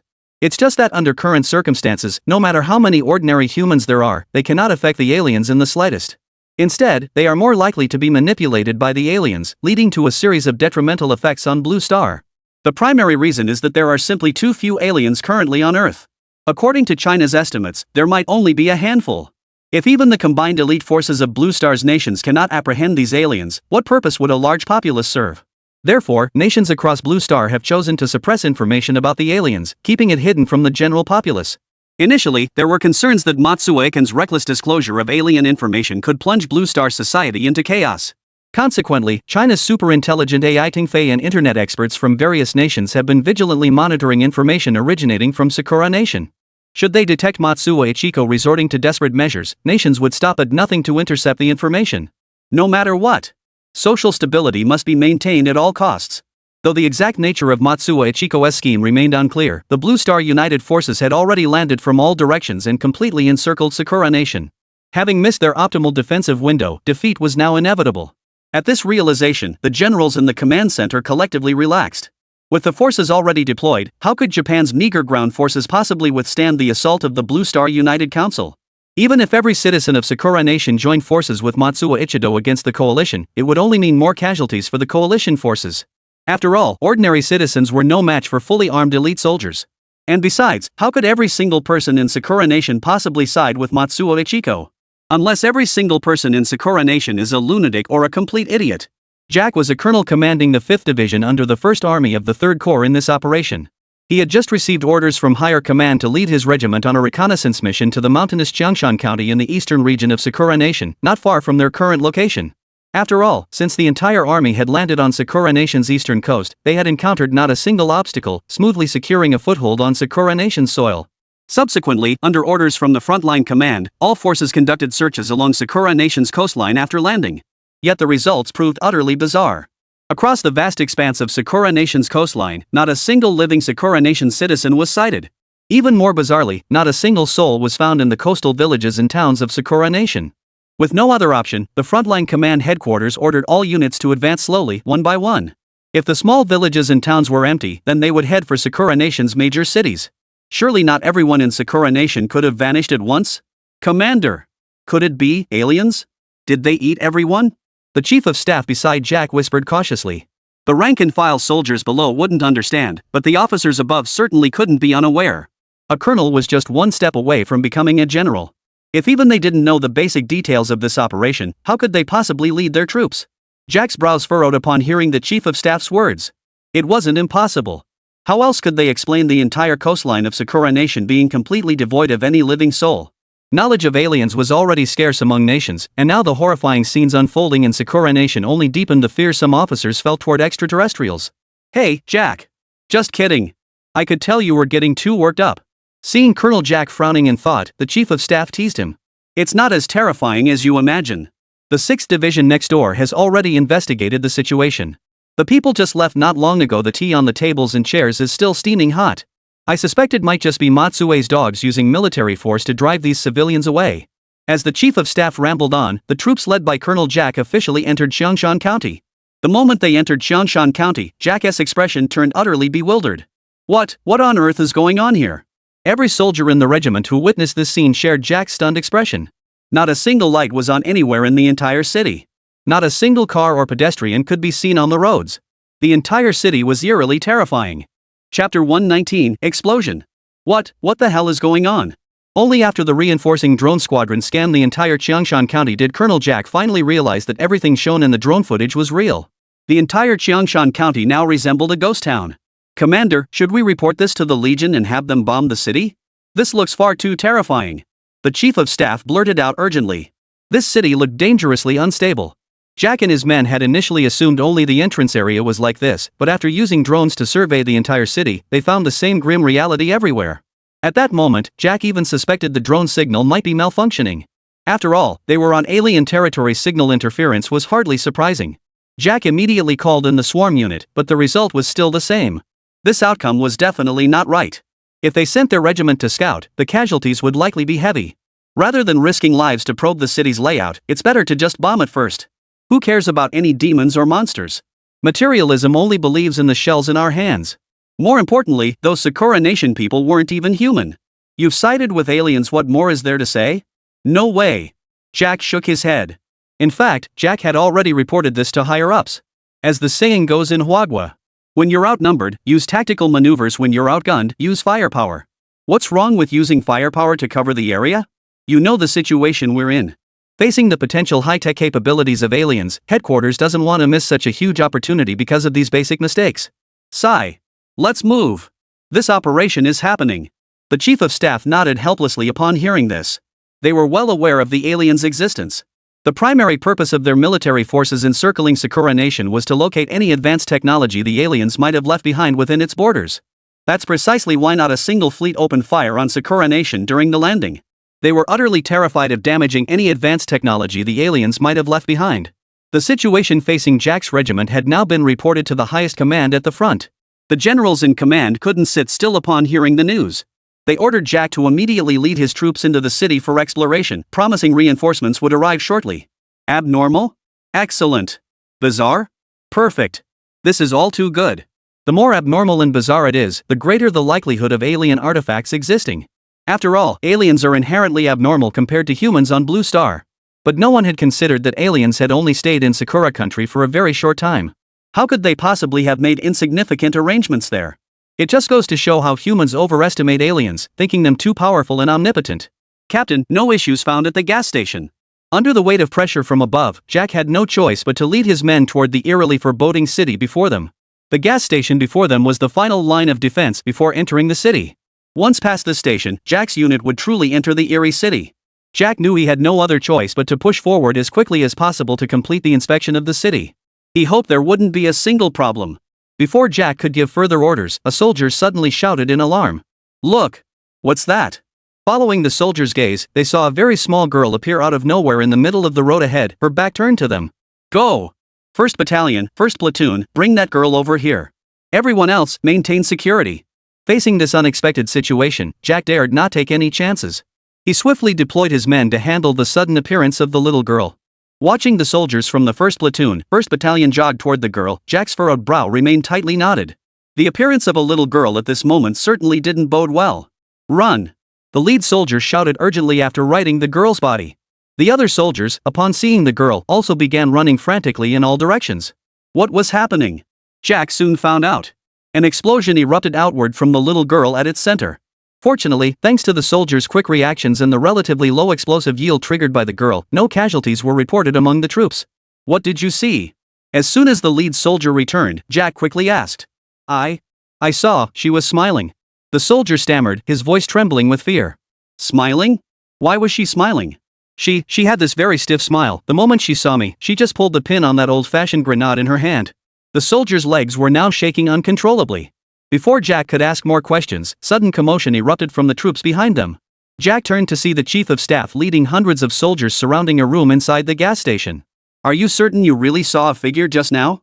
The chief of staff in the center of the formation addressed a soldier. Yes. I definitely saw a figure emerge from that room just now. What's going on? Before the chief of staff could respond, Jack, the regiment commander, pushed through the crowd and arrived at the very center of the formation. Colonel, this soldier claims he saw a figure appear in this room just now. So I took the initiative to surround the area with my men. Next, we were preparing to. But before the chief of staff could finish, Jack abruptly interrupted. What's that smell of gasoline? Did you have them refueling here? Refuel? What refueling? Upon hearing the staff officer's response, Jack immediately sensed something was wrong and shouted urgently. Retreat! Retreat! But it was too late. A deafening boom erupted. The shockwave from the explosion, whose origin remained unknown, sent every soldier present flying. The entire gas station was now completely engulfed in thick, acrid smoke. Cough! Cough! When Jack finally regained consciousness, he found himself lying in a hospital bed. Captain Jack, you're awake? A middle-aged man with a single star on his shoulder approached him. Division Commander. This man was none other than Jack's immediate superior, the commander of the 5th Division. The division commander waved his hand, speaking rapidly. Jack, I know you're injured. But there's no time to waste.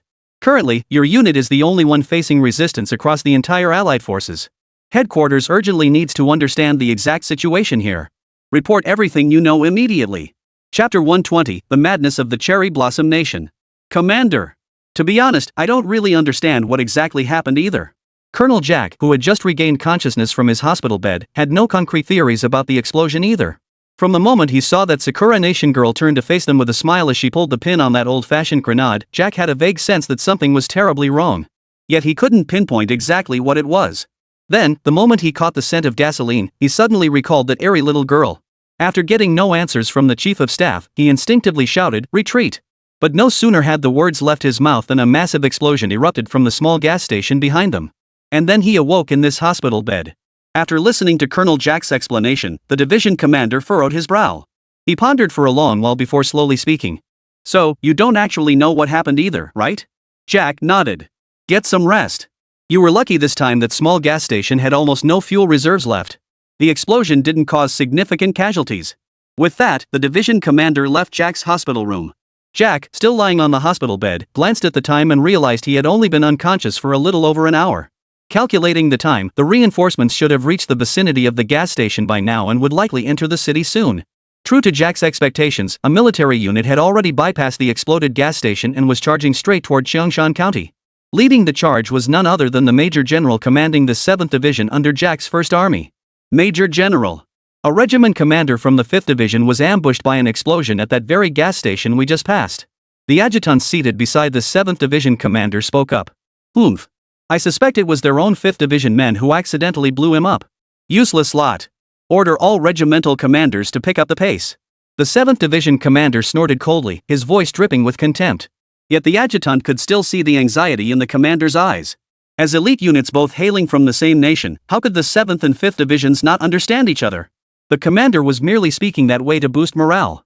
The secret of the aliens had already spread among the military's mid to high-ranking officers. How could the adjutant and the division commander not know about the aliens? And this city of Sakura Nation before them seemed utterly bizarre in every possible way. And eeriness was almost always linked to extraterrestrials. In other words, this city likely harbors extraterrestrials or contains some sort of contingency plan left behind by them. Beep beep. At that moment, the messenger seated in the front of the vehicle, having heard the sudden news, instantly paled. He quickly turned to the division commander and spoke urgently. Commander. Trouble. Something terrible has happened. After hearing the messenger's report, the division commander first let out a long sigh, then furrowed his brow again. This is strange.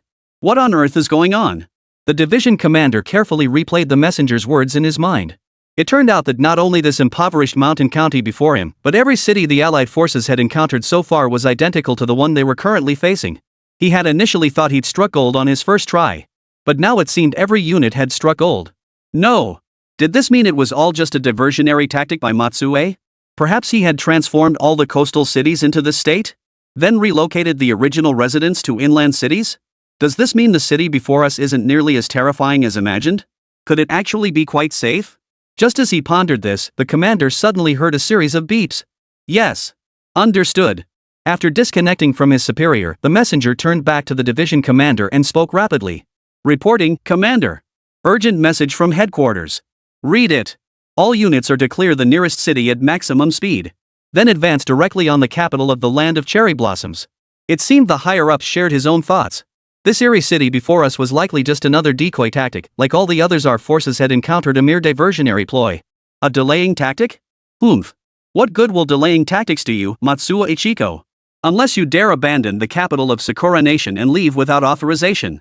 Otherwise, do you truly believe you can stall until the aliens return? With that thought, the division commander hesitated no longer.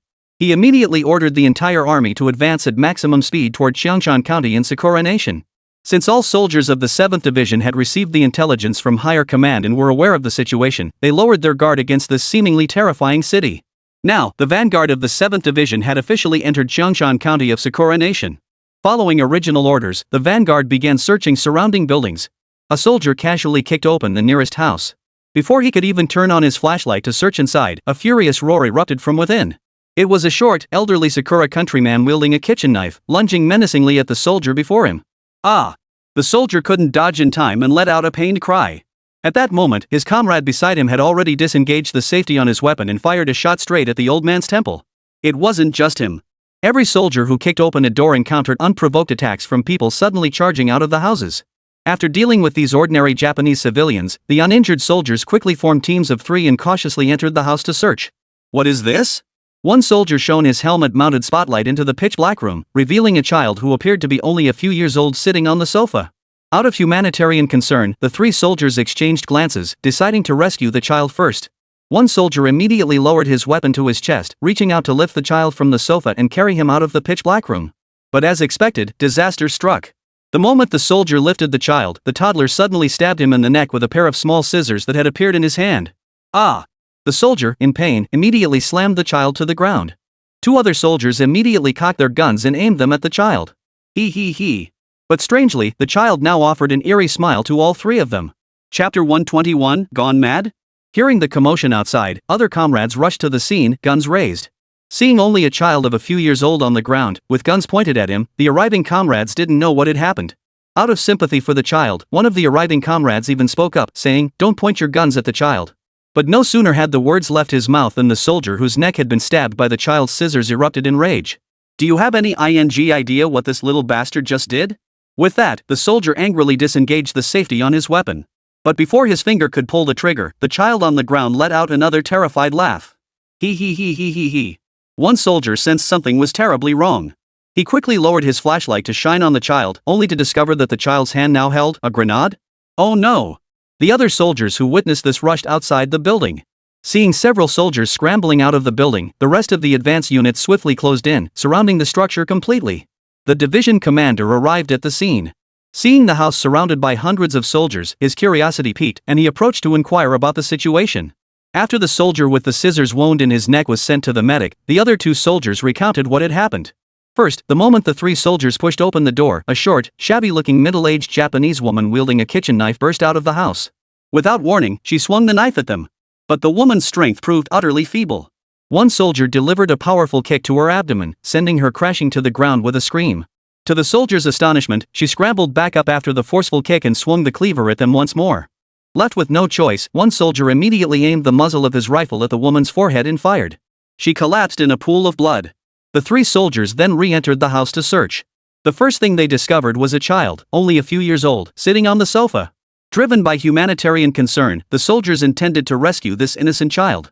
But just as one soldier stood up to embrace the child, the little one suddenly thrust a pair of scissors which had appeared in his hand at some unknown moment toward the soldier's neck.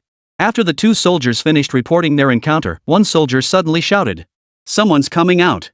Following the soldier's gaze, they saw a child of only a few years old emerge from the house surrounded by hundreds of soldiers. The child walked along a trail of blood flowing from the building. This child, barely a few years old, held a toy grenade in his left hand and a pair of blood-stained scissors in his right, while an eerily sinister laugh echoed from his mouth. He. Is this the grenade you mentioned? The division commander asked doubtfully. It turned out that the soldiers had fled the building earlier because they had spotted this child holding an object resembling a grenade. Logically, they shouldn't have associated a child with grenades. But the memory of the little girl in red encountered by the 5th Division troops on the road from the gas station to the city made them instinctively take the toy grenade in this child's hands seriously. "Commander, what should we do?"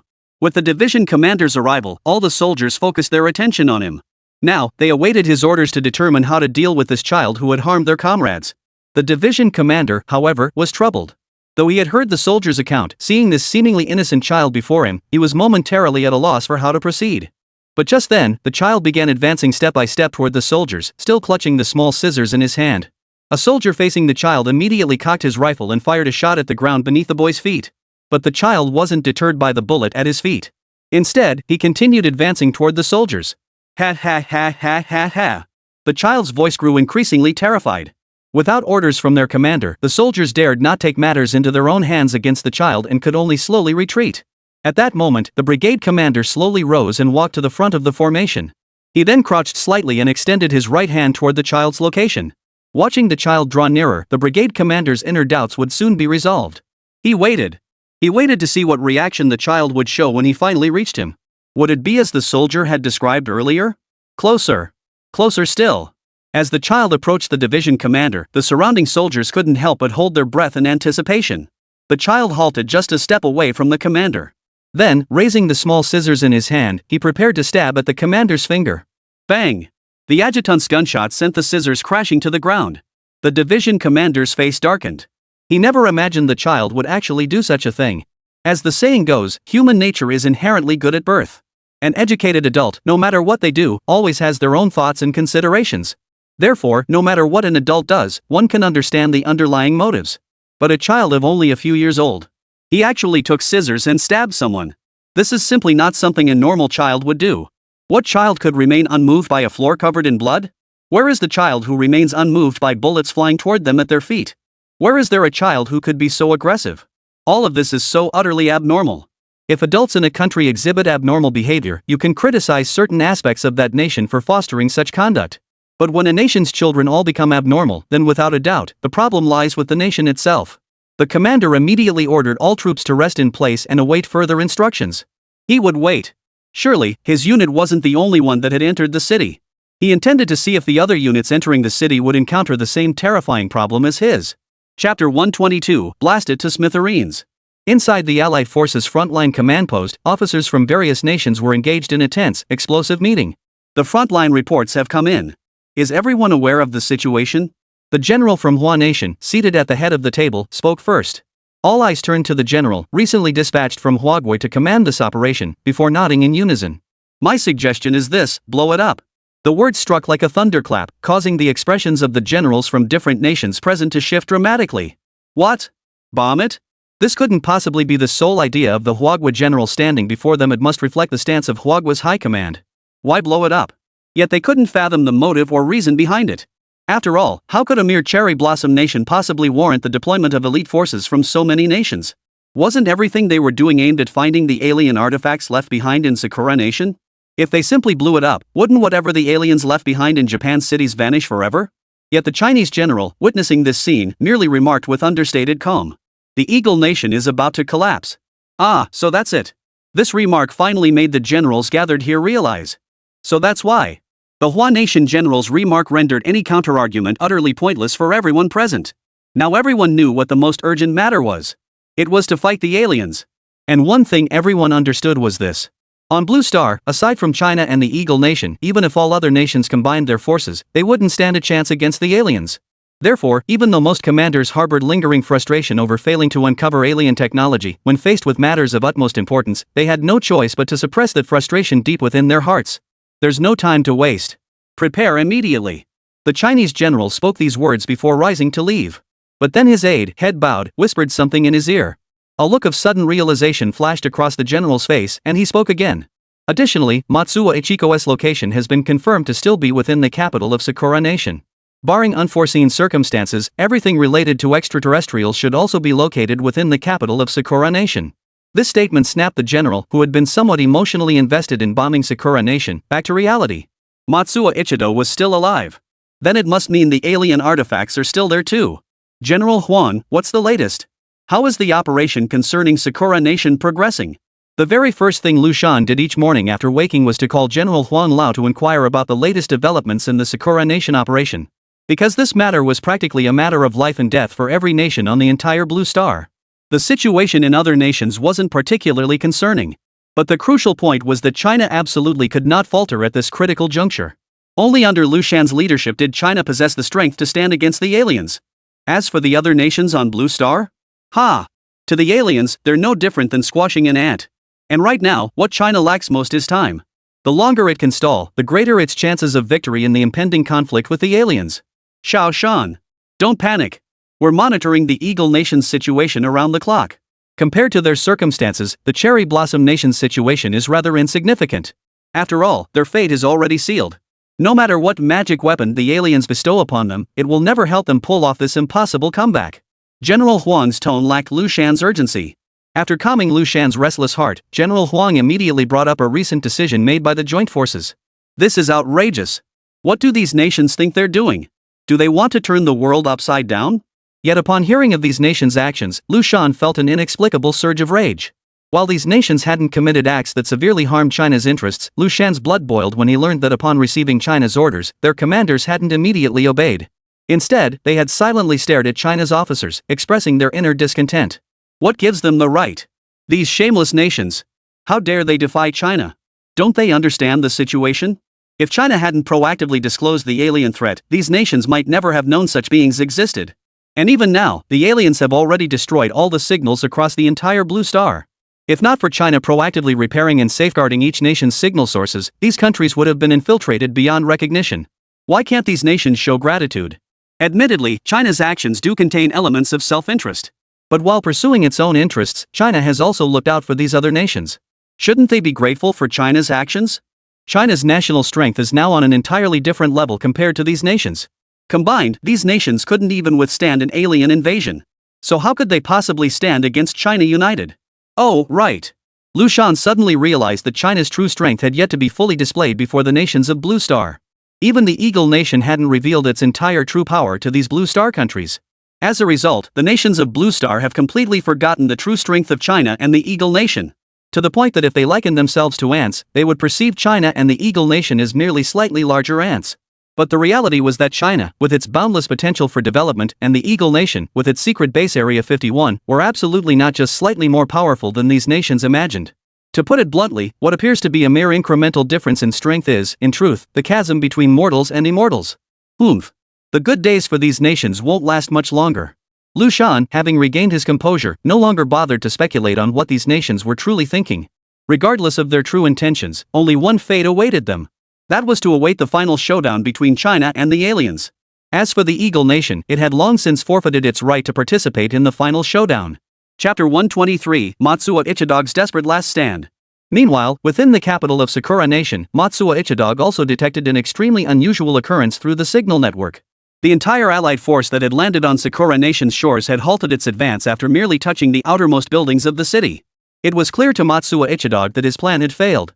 The allied forces had likely uncovered his scheme to use the citizens of Sakura Nation as human shields to buy time. Now, only two paths remained before him: surrender or fight to the death. But would Matsuo Ichidog choose surrender? The answer was no. The outcome was obvious.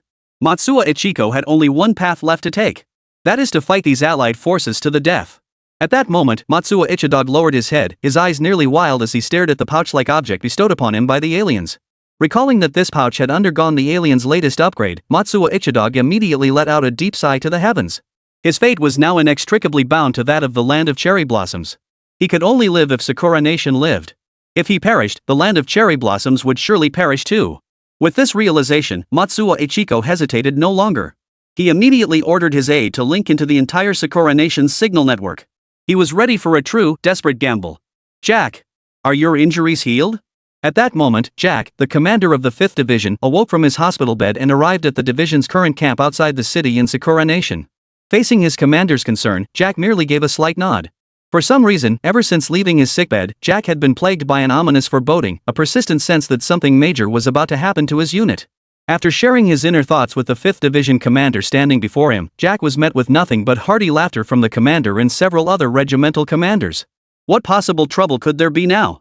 The High Command's orders had already been issued. 2 waves of concentrated bombing would soon rain down on every city in Sakura Nation.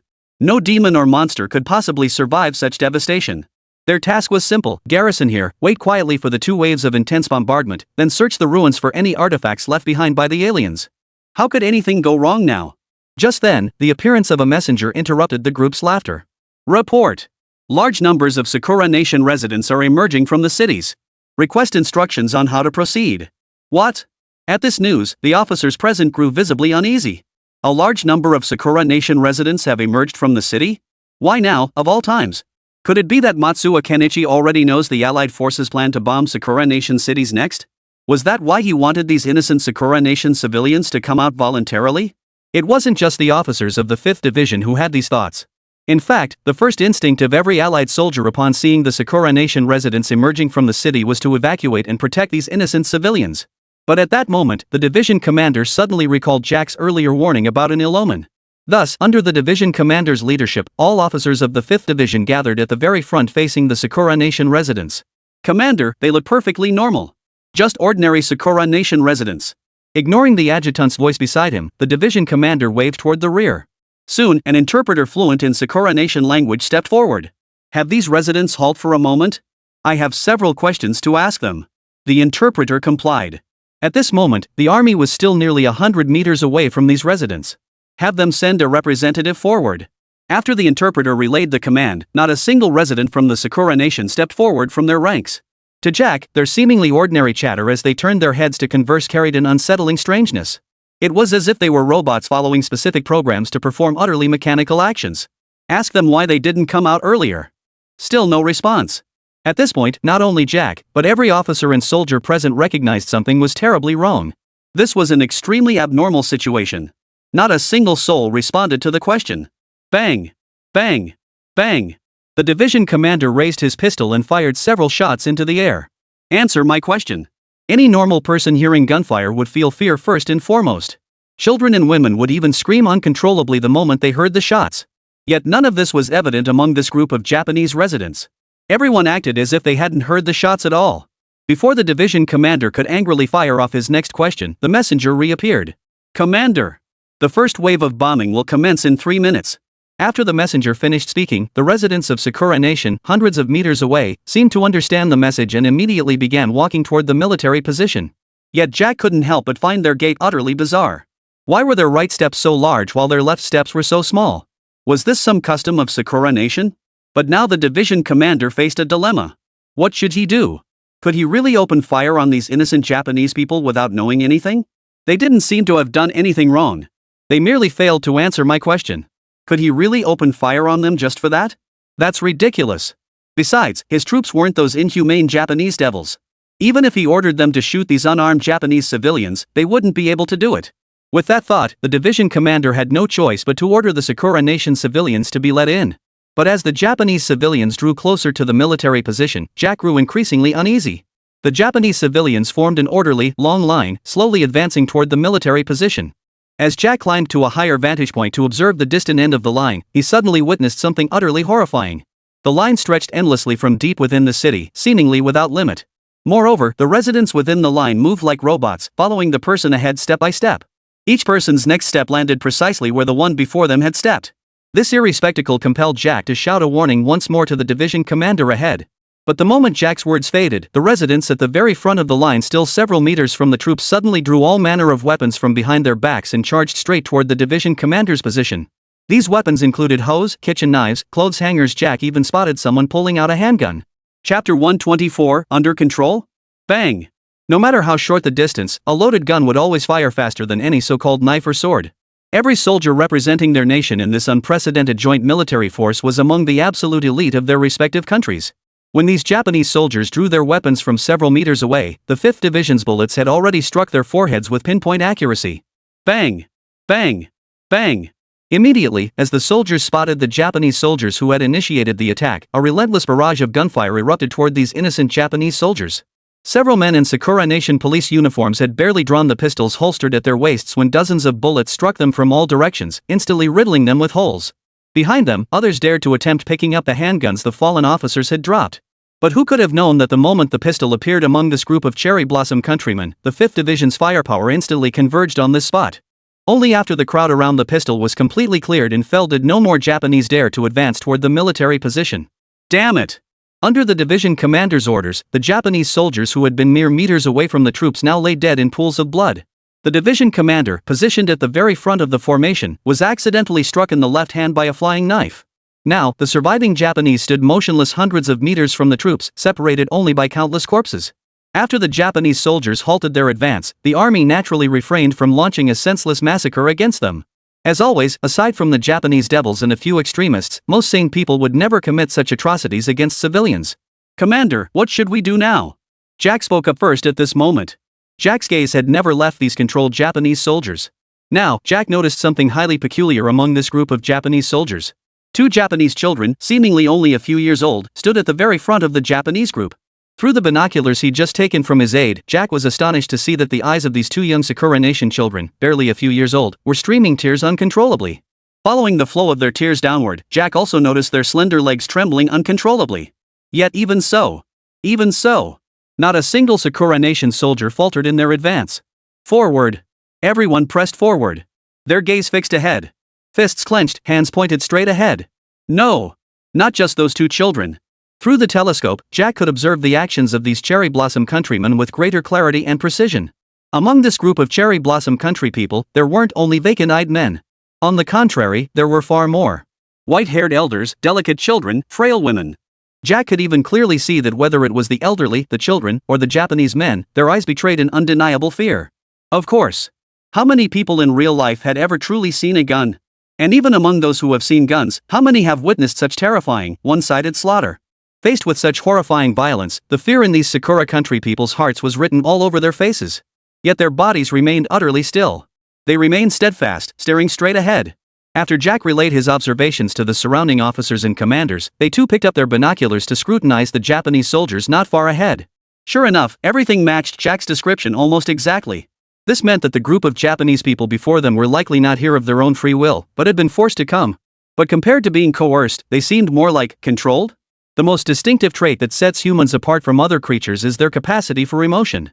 Seeing the Sakura Nation people before them, now crying inconsolably, the soldiers present, without exception, almost instinctively lowered their rifle barrels.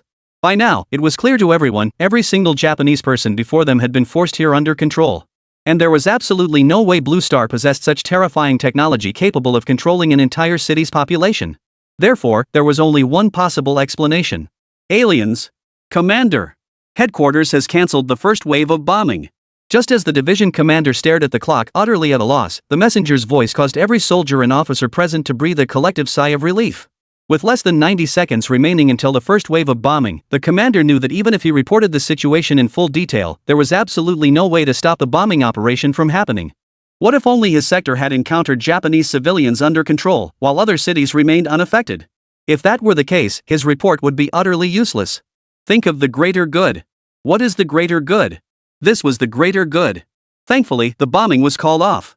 The division commander breathed a long sigh of relief, yet couldn't help but worry about this operation they had been so confident about.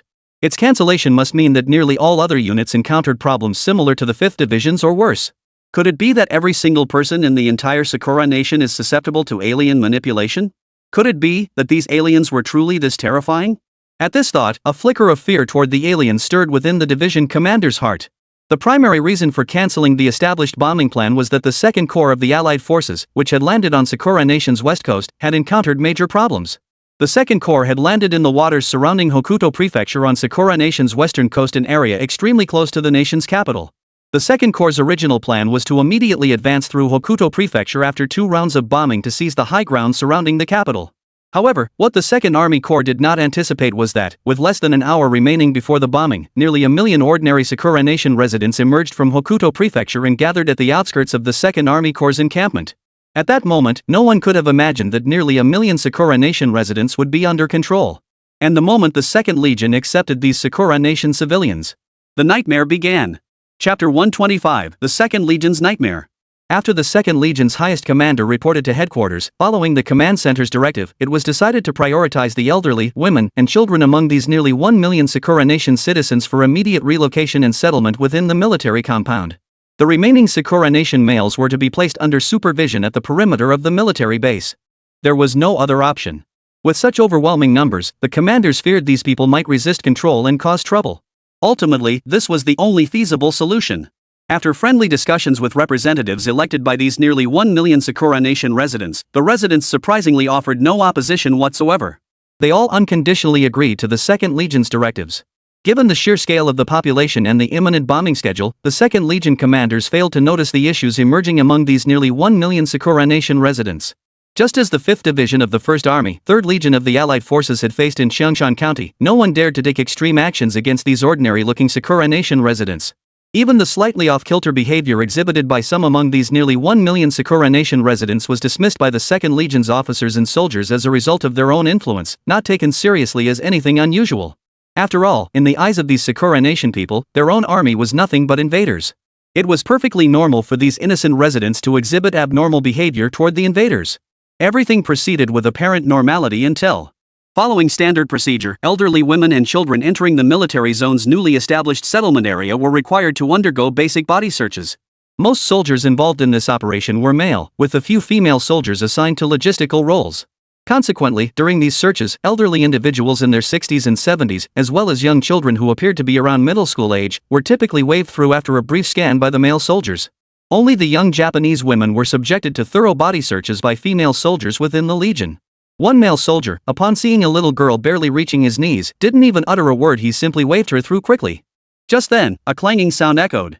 A small military dagger suddenly fell out from under the skirt of the little girl, who was barely steady on her feet. What was this? But at that very moment, all the elderly and children of Sakura Nation who had entered the resettlement zone, along with those queuing to enter, erupted into chaos. Among them, even the elderly who could barely walk and children who hadn't yet learned to walk were eerily wielding various weapons, charging toward the soldiers. In an instant, chaos erupted throughout the entire military base camp. Outside the military camp, Japanese men who heard the commotion inside suddenly drew weapons of their own and charged toward the camp. Guns! Guns! The soldiers, who had been planning to calm the elderly and children of Sakura Nation first, instantly froze in shock when they saw a Sakura Nation woman entering the settlement area pull out a small handgun. Bang! After the gunshot, chaos erupted completely within the 2nd Legion's camp. The Japanese women queuing to enter the shelter area drew all manner of weapons from various positions and charged toward the nearest soldiers. Meanwhile, Japanese men outside the Legion camp suddenly produced small pistols and charged toward the Legion's encampment. The situation unfolding at the 2nd Legion was immediately reported to headquarters. Yet the officers there found the entire incident permeated with an eerie strangeness. Why? Why would these ordinary citizens of Sakura Nation harbor such intense hatred toward the officers and soldiers of the Allied forces? The assembled forces comprised the finest military minds from every nation. They certainly knew how to distinguish civilians from soldiers. The footage transmitted by the 2nd Legion clearly showed that among the nearly 1 million Sakura citizens present, almost every single person was an ordinary citizen of Sakura. There were scarcely any veterans among them. So why would they risk their lives in such a manner? Officials at headquarters couldn't immediately analyze the situation, but given the extraordinary nature of the incident, they suspended the bombing campaign against Sakura Nation after obtaining China's consent. At that moment, every officer and soldier within the 2nd Legion was consumed by a bloodlust. Originally, these soldiers harbored some sympathy for the elderly, weak, and infirm of Sakura Nation. Yet to their shock, whether threatened with gunfire or otherwise, the Sakura Nation's people seemed utterly devoid of emotion. With vacant stares, they raised their weapons and charged toward the officers and soldiers. Moreover, the 2nd Army's troops observed that these Sakura Nation people showed utter disregard for their own lives. As comrades fell beside them, not a trace of fear flickered in the eyes of these Sakura Nation soldiers as they charged straight toward the 2nd Legion troops. Damn it! Every single Sakura Nation resident surrounding the capital has gone completely out of control. Standing in a council chamber within Sakura Nation's capital, Matsuo Iken watched the green dots vanishing one by one on the screen, his mind filled with utter frustration. He never imagined that his plan using the pouch-like artifact bestowed by the aliens to transmit signals and voice commands directly into every Sakura Nation citizen's ears, thereby gaining complete control over them, and then deploying these controlled subjects to delay the Allied forces' operations would be thwarted so swiftly. Ugh! Yet Matsuo Ichido knew this outcome was inevitable. For the pouch-like object had a range limitation. Only those close to Matsuo Iken could truly obey his every command. The farther away from Matsuo Iken, the more mechanically those under control could only carry out his orders. Watching the signals from ordinary Sakura citizens sent to Hokuto Prefecture to halt the Allied forces' operations vanish one by one on the screen, Matsuo Ikadagami knew his plan had failed once again. Could it be that he truly had to resort to military force? At that moment, only this thought remained in Matsuo Ichido's mind. The lives of ordinary citizens had already been sacrificed nearly to the limit. Could it be that he would truly have to send Sakura Nation soldiers to clash with the United Army? Could they even win? And what would be gained after the fight? Chapter 126, Misjudgment? While the Allied Forces Command Center was still analyzing why the Sakura Nation citizens were behaving this way, a report from the 5th Division of the 1st Army, 3rd Corps of the Allied Forces was delivered. What? Control. The Sakura Nation's people are being controlled? After reviewing the intelligence submitted by the 5th Division, the assembled generals were instantly stunned by the division's bold conjecture. Could it really be true? Yet no matter how those present pondered it, beyond the 5th Division's theory of the Sakura Nation's people being controlled, no other explanation seemed plausible. At that moment, intelligence reports began pouring into headquarters from all directions. Only then did the generals in the command center realize with horror that it wasn't just the 2nd Legion, nor just the 3rd Legion. Every unit participating in this operation had encountered the same situation. First, a group of ordinary Sakura Nation civilians appeared. Out of humanitarian concern, the soldiers provided them with aid. But the instant contact was made, these Sakura Nation civilians suddenly drew all manner of weapons and launched attacks on the soldiers. What followed were the distinct responses adopted by different units. Some units, facing smaller numbers of Sakura Nation civilians, suffered minor casualties but swiftly eliminated them all as the attack began. Other units, after eliminating the initial group of Sakura Nation residents who had attacked first, found the remaining residents frozen in terror, standing motionless where they stood though the weapons in their hands remained unsheathed. Meanwhile, the 2nd Legion, the first to encounter this situation, had now lost nearly all its combat effectiveness. Beyond the casualties, the most urgent issue facing every officer and soldier of the 2nd Legion was psychological trauma. Every surviving soldier had at least thousands of lives on their hands. Even slaughtering chickens would cause discomfort in a normal person after killing 1,000 in succession. How much more so when it comes to humans? Yet the 2nd Legion had no choice but to do so. Damn it! That bastard Matsuo used the alien technology bestowed upon him against his own people. And he sent his own men to their deaths. A general slammed his fist on the table after learning the full truth. Meanwhile, the Hua Nation general seated at the head of the table had just compiled this information to report back to the Hua Nation headquarters when intelligence unexpectedly trickled down from Hua Nation first. 20 hours. Only 20 hours remain before the aliens return. What? This statement truly sent shockwaves through the command center's generals. How could that be possible? How long had the aliens been fighting the Eagle Nation? 8 days? 9 days? Or 10 days? And now they're returning? Is the Eagle Nation finished? And after the shock comes endless terror. The most powerful nation on Blue Star, Eagle Nation, was defeated so swiftly by a mere handful of aliens. What about the nations that aren't even a match for the Eagle Nation? How could they possibly stand against the aliens? Quick! Order the troops to rush to the capital of Sakura Nation at all costs and launch the final assault. Seeing everyone present fall silent upon hearing the news, the general of Huagua had no choice but to issue the order directly. Our objective has never been the aliens themselves. It is to seize the weapons bestowed upon Sakura Nation by the aliens. Only the Chinese general's words snap everyone back to reality. Indeed. No matter what. Their objective from the very beginning had never been to fight the aliens. It was to seize the advanced weapons bestowed upon the land of cherry blossoms by the aliens. Even if the aliens returned from Eagle Nation now, what difference would it make?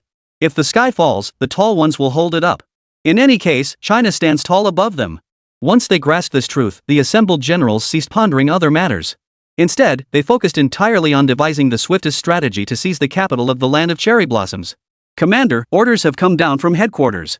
At the 5th Division's base in Qiangshan County, Sakura Nation, Jack addressed the division commander. After reading the orders transmitted from headquarters, the commander's furrowed brow finally relaxed. What is it, Commander? What do the higher-ups say? Seeing this, the other regimental commanders gathered around to question the commander. Let's go! Headquarters demands we ride at full gallop to the capital of Sakura Country at the fastest possible speed. What about the residents of Sakura Country? Nothing was said about them. Hearing the commander's reply, everyone present couldn't help but breathe a sigh of relief. Since headquarters hadn't mentioned it, that meant they were free to handle it as they saw fit. This was the best outcome possible. They knew full well that the innocent Sakura Nation citizens before them were under control, forced to act against their will. Now they were in a state of partial release from that control. At the very least, they hadn't taken the next step. Therefore, the officers and soldiers of the 5th Division had no desire to take further action against these innocent Sakura Nation residents. Let's go! Hurry to the capital of Sakura Nation. After tossing out this command, all officers and soldiers of the 5th Division bypassed the innocent Sakura Nation citizens emerging from Qiangshan County and immediately set off toward the nation's capital. Meanwhile, news of the aliens' imminent return from Eagle Country reached Huagua. General Huang. Is this true? The aliens are returning so soon? Is the information reliable? Upon hearing the news, Liu Shan immediately contacted General Huang Lao. On the other end of the line, General Huang sighed softly before speaking with resignation. This is the result calculated by your super-intelligent AI. Word just came back that the aliens have already gone head-to-head with your super-intelligent AI. What? Huang Lao, you mean Teng Fei? Exactly. Not long ago, Teng Fei engaged in a battle with the aliens within the network signals. The final outcome is that Teng Fei now possesses all internal intelligence regarding Eagle Nation. Based on this analysis, the calculated result indicates that the aliens will return from Eagle Nation in just 20 hours. Conversely, all of source external communications have been intercepted by the aliens. Xiao Shan, I know this situation is extremely unfavorable for our China. But there's nothing we can do. War is inherently full of uncertainties. Before General Huang could finish his consoling words, Liu Shan interrupted him. General Huang, could it be that soaring has miscalculated? Chapter 127, 8 Speculation. Wrong analysis? Xiao Shan, do you even know what you're saying? How could a superintelligent AI possibly make a mistake? If it truly did, then. General Huang's voice trembled upon hearing Liu Shan's words. There was no denying it, the superintelligent AI soaring, created by Liu Shan, was simply too useful. Whether analyzing Huagua's economic development, planning future military deployments, or even the most basic weather forecasts, the superintelligent AI soaring could analyze everything with remarkable speed and accuracy. Ever since the superintelligent AI Tingfei came into being, virtually every matter in Hua Nation, big or small, had passed through its hands. Today, Huagui is practically inseparable from this superintelligent AI Tingfei, created by Liu Shan himself. But if this superintelligent AI Tingfei were to produce genuinely flawed analysis, the losses to Huagua would be incalculable. Hearing the trembling voice of General Huang on the phone, Liu Shan hurriedly explained. General Huang, do you recall the conditions for the AI's analysis? Criteria? Exactly. The AI system's analysis of any subject is based on its level of understanding. The more it knows, the more accurate the final analysis will be. Yes. No problem. Didn't soaring already encounter the aliens once? It should have complete knowledge of all the intelligence the aliens possess. General Huang remained perplexed. What could possibly be wrong with that? But, General Huang, have you considered one crucial thing? Suddenly, Liu Shan shifted his tone. What if Eagle Nation holds a trump card even the aliens don't know about? What, this? General Huang was genuinely stunned by Liu Shan's words. A trump card the Eagle Nation holds that even aliens are unaware of? Could that be possible? But then General Huang thought about it. Why couldn't it be? Which country on the entire Blue Star could possibly know China's trump cards? Even extraterrestrials couldn't possibly know China's hidden cards. And the existence of a secret Area 51 within the Eagle Nation had long been exposed by its former minions. According to these former allies, every weapon they witnessed inside Area 51 had appeared in China's recent military exercises. But even a cunning rabbit has 3 burrows. How could the Eagle Nation possibly reveal all its secret weapons to others? That's simply impossible. Even in the analysis of the Ascension, there was no mention of any new technological weapons emerging from the Eagle Nation. This means the Eagle Nation must still be hiding undisclosed trump cards. General Huang, have you come to a conclusion? Seeing that General Huang remained silent on the other end of the line, Liu Shan spoke up at the right moment. Regardless of other areas, when it came to military might, even China now equipped with Liu Shan couldn't guarantee how long it would take to annihilate the Eagle Nation. If a mere handful of aliens could wipe out Eagle Nation's resistance so swiftly, then frankly, Blue Star might as well surrender outright. There'd be no point in fighting. Remember, the reason the aliens could inflict such swift and devastating damage on Eagle Country initially was simply because they caught them completely off guard. Now that the alien supply lines through Sakura Nation have been severed, a handful of aliens simply cannot deliver a devastating blow to Eagle Nation. Moreover, Soaring's analysis likely reflects the aliens' own assessment. In other words, the aliens arrogantly believed they could breach the Eagle Nation's defenses and return to Sakura Nation within a mere 20 hours. Is that even possible? So why did the aliens arrive at such a flawed conclusion? The answer seems obvious. It must be that Eagle Nation has been secretly preparing a massive counterattack, aiming to wipe out the aliens in one fell swoop. Xiao Shan. I've finally come to my senses. At the root of it all, we old fools were just too impatient. I'm submitting your analysis to higher-ups immediately. After hanging up the phone, Liu Shan wasted no time diving back into research on the new spacecraft. Meanwhile, Alien 8, who had interacted with China's superintelligent AI Tingfei, sat in a secret Eagle Nation laboratory, processing everything that had just unfolded. He had just uncovered this secret base in the northeastern region of Eagle Country. The instant he accessed the base's internal network, an unknown information attack pierced directly into his mind. Then came wave after wave of dizziness. After an unknown period, 8 finally regained consciousness from the dizziness. Superintelligent AI? Tingfei? China? After piecing together fragments of the information transmitted during the attack, 8 felt profound astonishment and bewilderment. This was no ordinary cyber attack. At that moment, 8 couldn't help but recall everything he had experienced in the Empire. The Supreme Emperor had once decreed that all within the Empire's search for a dimension capable of traversing time and space, a super artifact that could inflict fatal psychic attacks upon enemies with just a simple marker. Could this be the legendary super artifact? As 8 sifted through the information that had abruptly surfaced in his mind once more, he discovered that most of it pertained to the so-called Huagua. Huagua? Wasn't that another major power on Blue Star? Wasn't he supposed to be part of the council? What on earth was going on? Why were there fragments of information clearly present in his mind, yet locked away as if by an invisible seal, preventing him from accessing them? Liu. Ba could only sense that the locked away information was closely tied to the character Liu. Ba clearly remembered that the Emperor's foremost warrior was a terrifying being who had been bestowed the title of Duke Wen by the Emperor. And this Lord Wen's final fate was vanishing while piloting the Fenshin battle armor in search of a super artifact for the Emperor. And now, the Fenshin battle armor had appeared within the very land beneath his feet. What? Liu? A descendant of the third generation of the Lord One? Could it be? Only now did Ba meticulously retrace every event since his arrival on Blue Star. Given Blue Star's geographical location, which naturally falls under the jurisdiction of the Galactic Council, Ba Kai had initially assumed that China and the Eagle Nation were the Council's backup forces left behind to guard the Fenshin. But could the Council's chosen guardians truly possess only this level of strength? Recalling his recent encounters with the so-called strongest nation on Blue Star, Eagle Nation, Ba instinctively sensed something was off. How could the Council have left such weaklings to guard the Fenshin fighter? A thought suddenly emerged in Ba's mind, one he had never entertained before. Could it be that the Galactic Council had never even discovered the planet Blue Star? Was it the Empire's Wen Wang who discovered this planet? And did the Fenshin fighter piloted by the Sage King crash unexpectedly onto this planet? Ba could scarcely believe the new possibilities now surging through his mind. Chapter 128, The Eagle Nation's Counterattack. No. What's really going on? How could the Sage King have crashed onto Blue Star without a trace? Could it be the super artifact mentioned by the Emperor? Could it be that the super artifact the Emperor spoke of caused King Wen's downfall? Yes. It's entirely possible. Bao recalled the circumstances of his own recent attack. Unbound by time and space? Ba, the signal of Fenshin has reappeared after thousands of years. I command you to find it and retrieve it at any cost. In an instant, the words spoken by the Emperor when summoning him earlier flashed violently through Ba's mind. Find it? Retrieve it? Wasn't it the Fenshin fighter jet? What exactly is it? Your racial talent is psychic power. You can sense all sentient species that have attained enlightenment throughout the cosmos. I hereby bestow upon you the title of 8. From this day forward, you shall be the one and only 8 within the Empire. At that moment, 8 recalled the scene when he first entered the Empire. That man. The sole Emperor of the Empire. There exists a super artifact in the cosmos. Should any living being touch the mark it leaves behind, then whether in heaven or earth, across time or history, they shall suffer a fatal blow from this super artifact that transcends time and space. This is the super artifact forged by me and your ancestors. But due to an accident, the artifact vanished into the boundless cosmos. I have already dispatched King Wen to search for this peerless artifact. And only you in the entire empire can verify its authenticity. Only you can wield it. Retrieve it. Reclaim it. Use it. Damn it. At this moment, 8's memories had completely descended into chaos. The legendary super artifact spoken of by the Emperor. When Wang was dispatched to find the super artifact but met an untimely demise.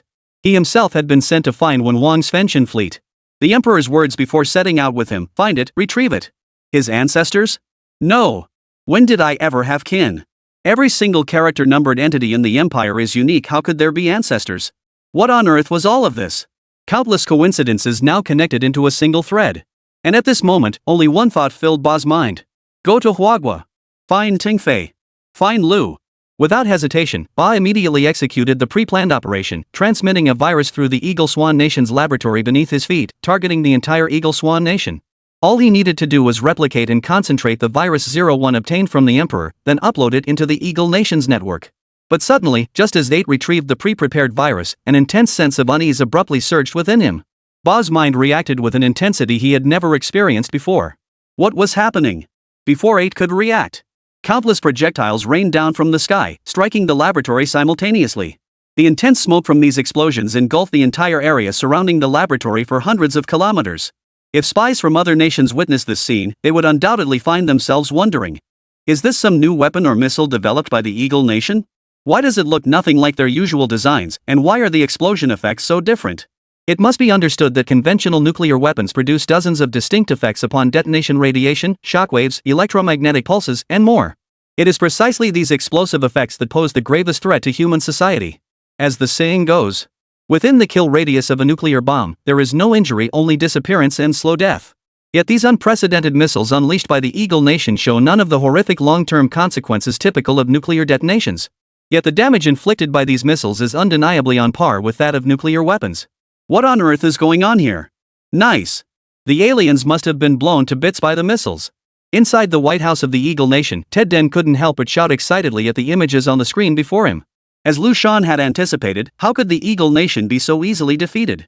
Every player in the game has their hidden cards, right? The Eagle Nation naturally possessed deeply concealed secret weapons. And this was one of them. The first was the secret weapon just fired at the aliens. This secret weapon bore no resemblance to any missile currently existing on Blue Star, nor did it share any fundamental connection to missiles at all. It merely appears to be the Eagle Nation's latest missile development when viewed at high speeds. The true form of this secret weapon is nothing more than a single wire.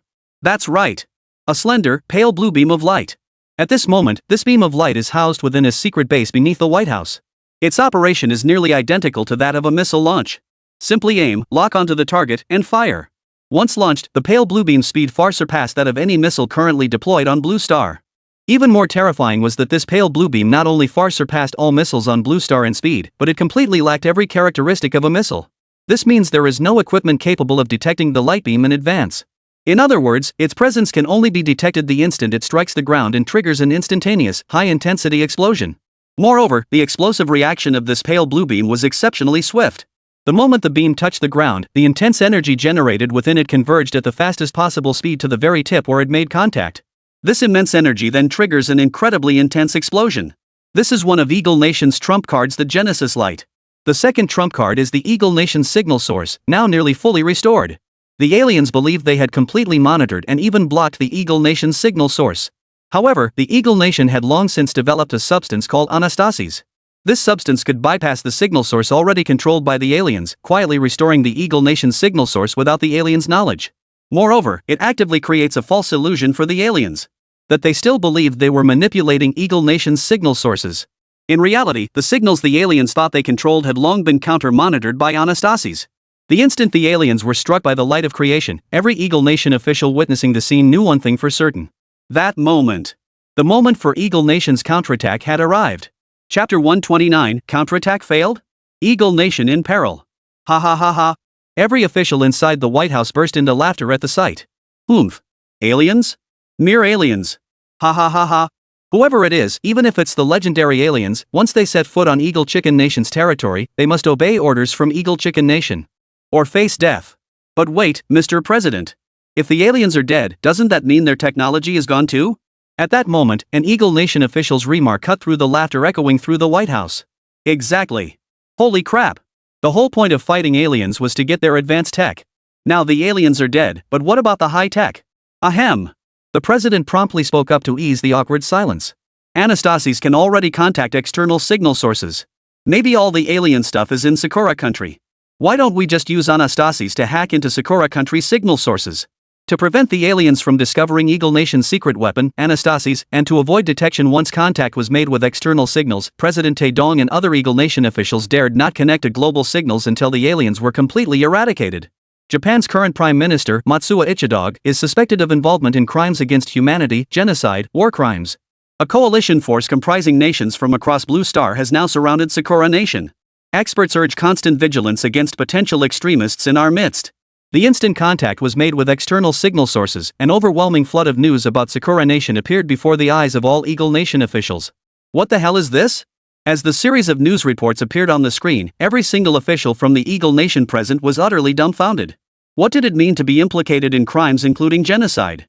Could anyone on Blue Star really have committed all these crimes combined? And what the hell is this joint military force formed by all nations across Blue Star? Our Eagle Nation never participated in this. Without us, what kind of joint military force is this supposed to be?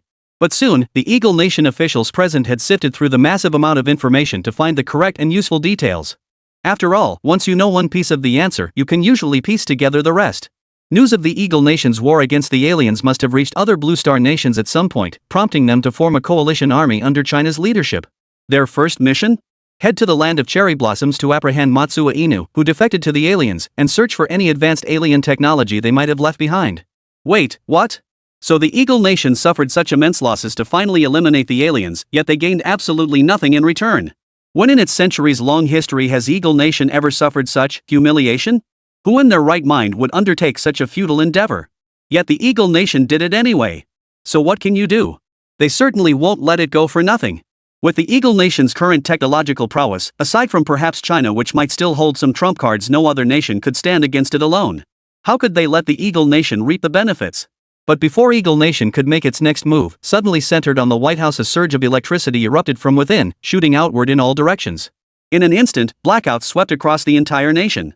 In today's information age on Blue Star, electricity remains the most indispensable resource for every nation. In this era, electricity powers everything: cooking, drinking water, internet access. It's safe to say that no country on Blue Star can completely abandon the use of electrical resources. A nation incapable of guaranteeing stable and reliable power supply simply cannot develop. It's unimaginable what chaos would erupt if an entire nation's power were to fail simultaneously. And that is precisely the situation now unfolding in Eagle Swan Nation. The entire nation of Eagle Nation has lost power simultaneously. Sizzle, sizzle. After technicians urgently restored power within the White House, a strange noise echoed through the building, its origin unknown. ZZZZ Eagle Nation. Who gave you the audacity to attack the Empire's own people with the Empire's weapons? In that instant, accompanied by a faintly distorted voice, subtitles for this statement suddenly appeared simultaneously on every display screen within the White House. Empire? What empire? All Eagle Nation officials were instantly transfixed by the content of the voice. ZZZZ. You don't even know where your own weapons come from? Wasn't anyone ever taught never to touch weapons of unknown origin?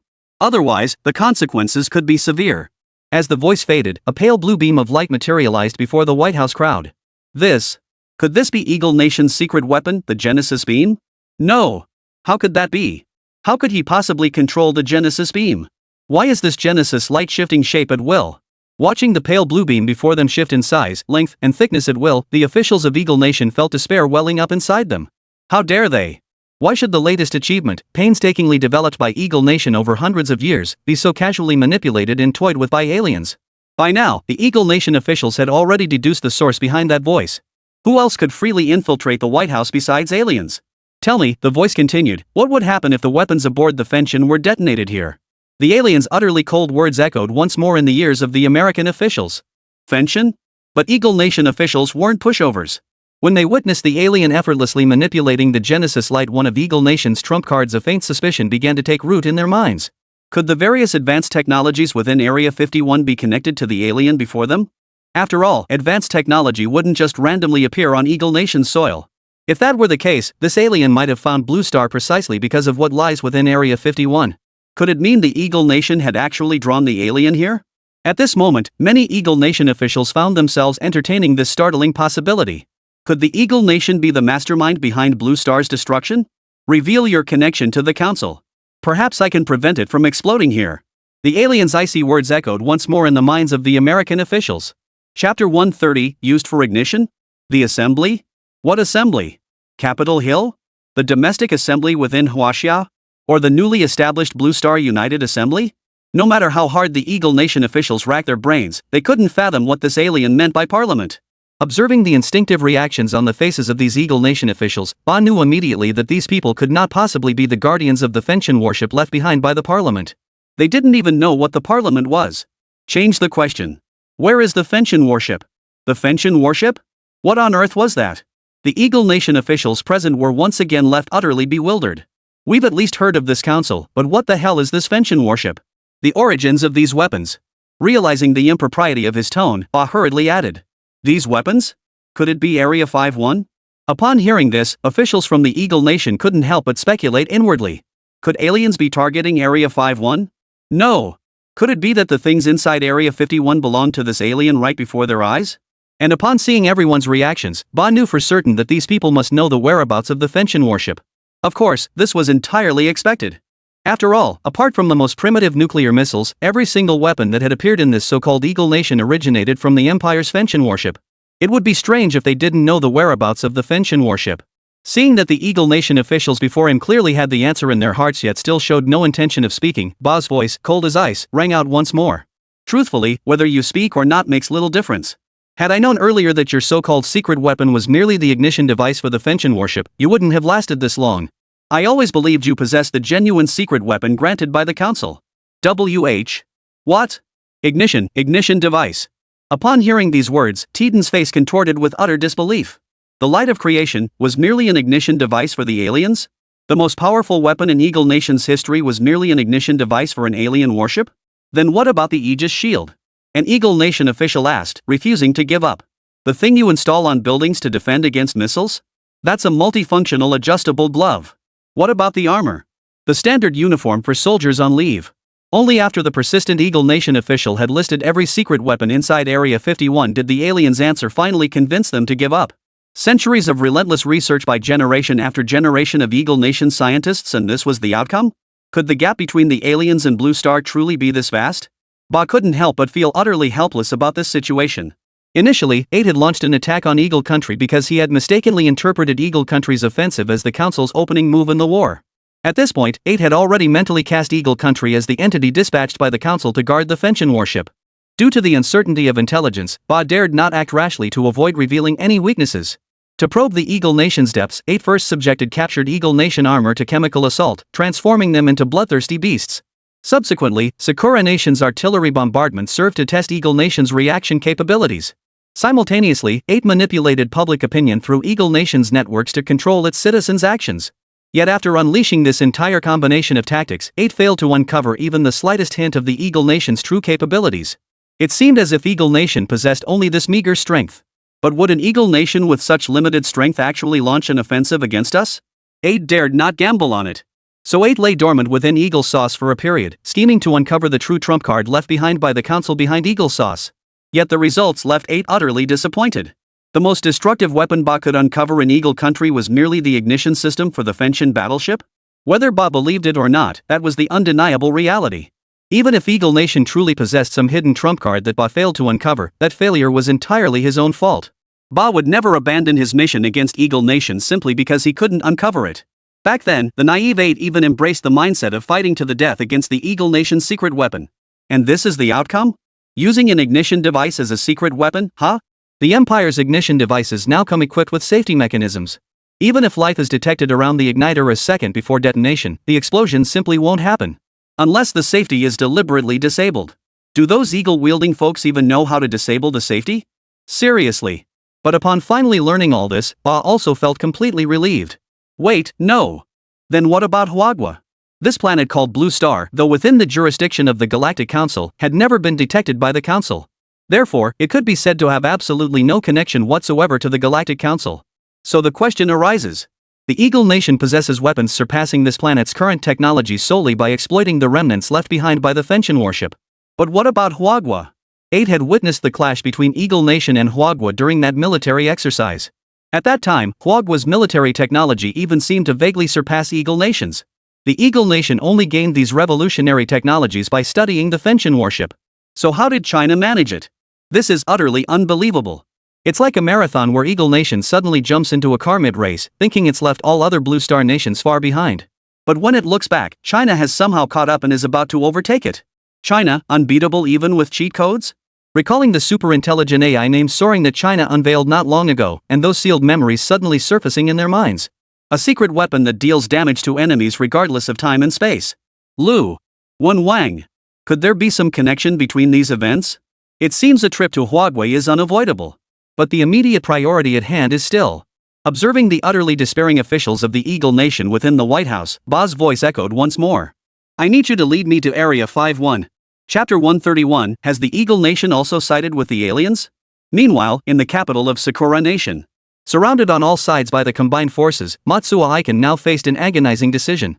Should he fight? But could they prevail? Could they hold out until the aliens returned? Matsuo Ichido knew that relying solely on Sakura Nation's forces was utterly impossible to withstand Blue Star's combined forces. Everything he had done was merely to buy time for the Allied forces. He must hold out until the aliens return. This was Matsuo Ichiko's only sliver of hope. But what was more despairing than defeat was the utter absence of hope. At this moment, Matsuo Ichidog had no idea when the aliens would finally return from Eagle Country. That was the root of Matsuo Ichiko's torment. If he knew even a rough timeline for their return, he could plan his next move accordingly. The problem now was, if they were going to fight, how long would they have to fight before the aliens returned?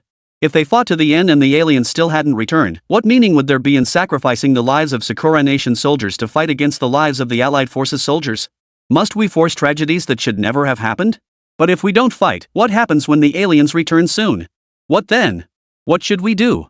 Just as Matsuo Aiken agonized over the decision, a message from the Eagle Nation abruptly appeared on his phone. Approaching China. Staring at the brief text message, just as Matsuo Ichidog was pondering its meaning, a powerful sensation suddenly surged through his mind. After processing this sudden influx of information, an intense wave of excitement instantly surged through every fiber of his being. The Eagle Nation had been taken over by aliens. Ha ha ha ha. The so-called most powerful nation on the entire blue planet was nothing special after all.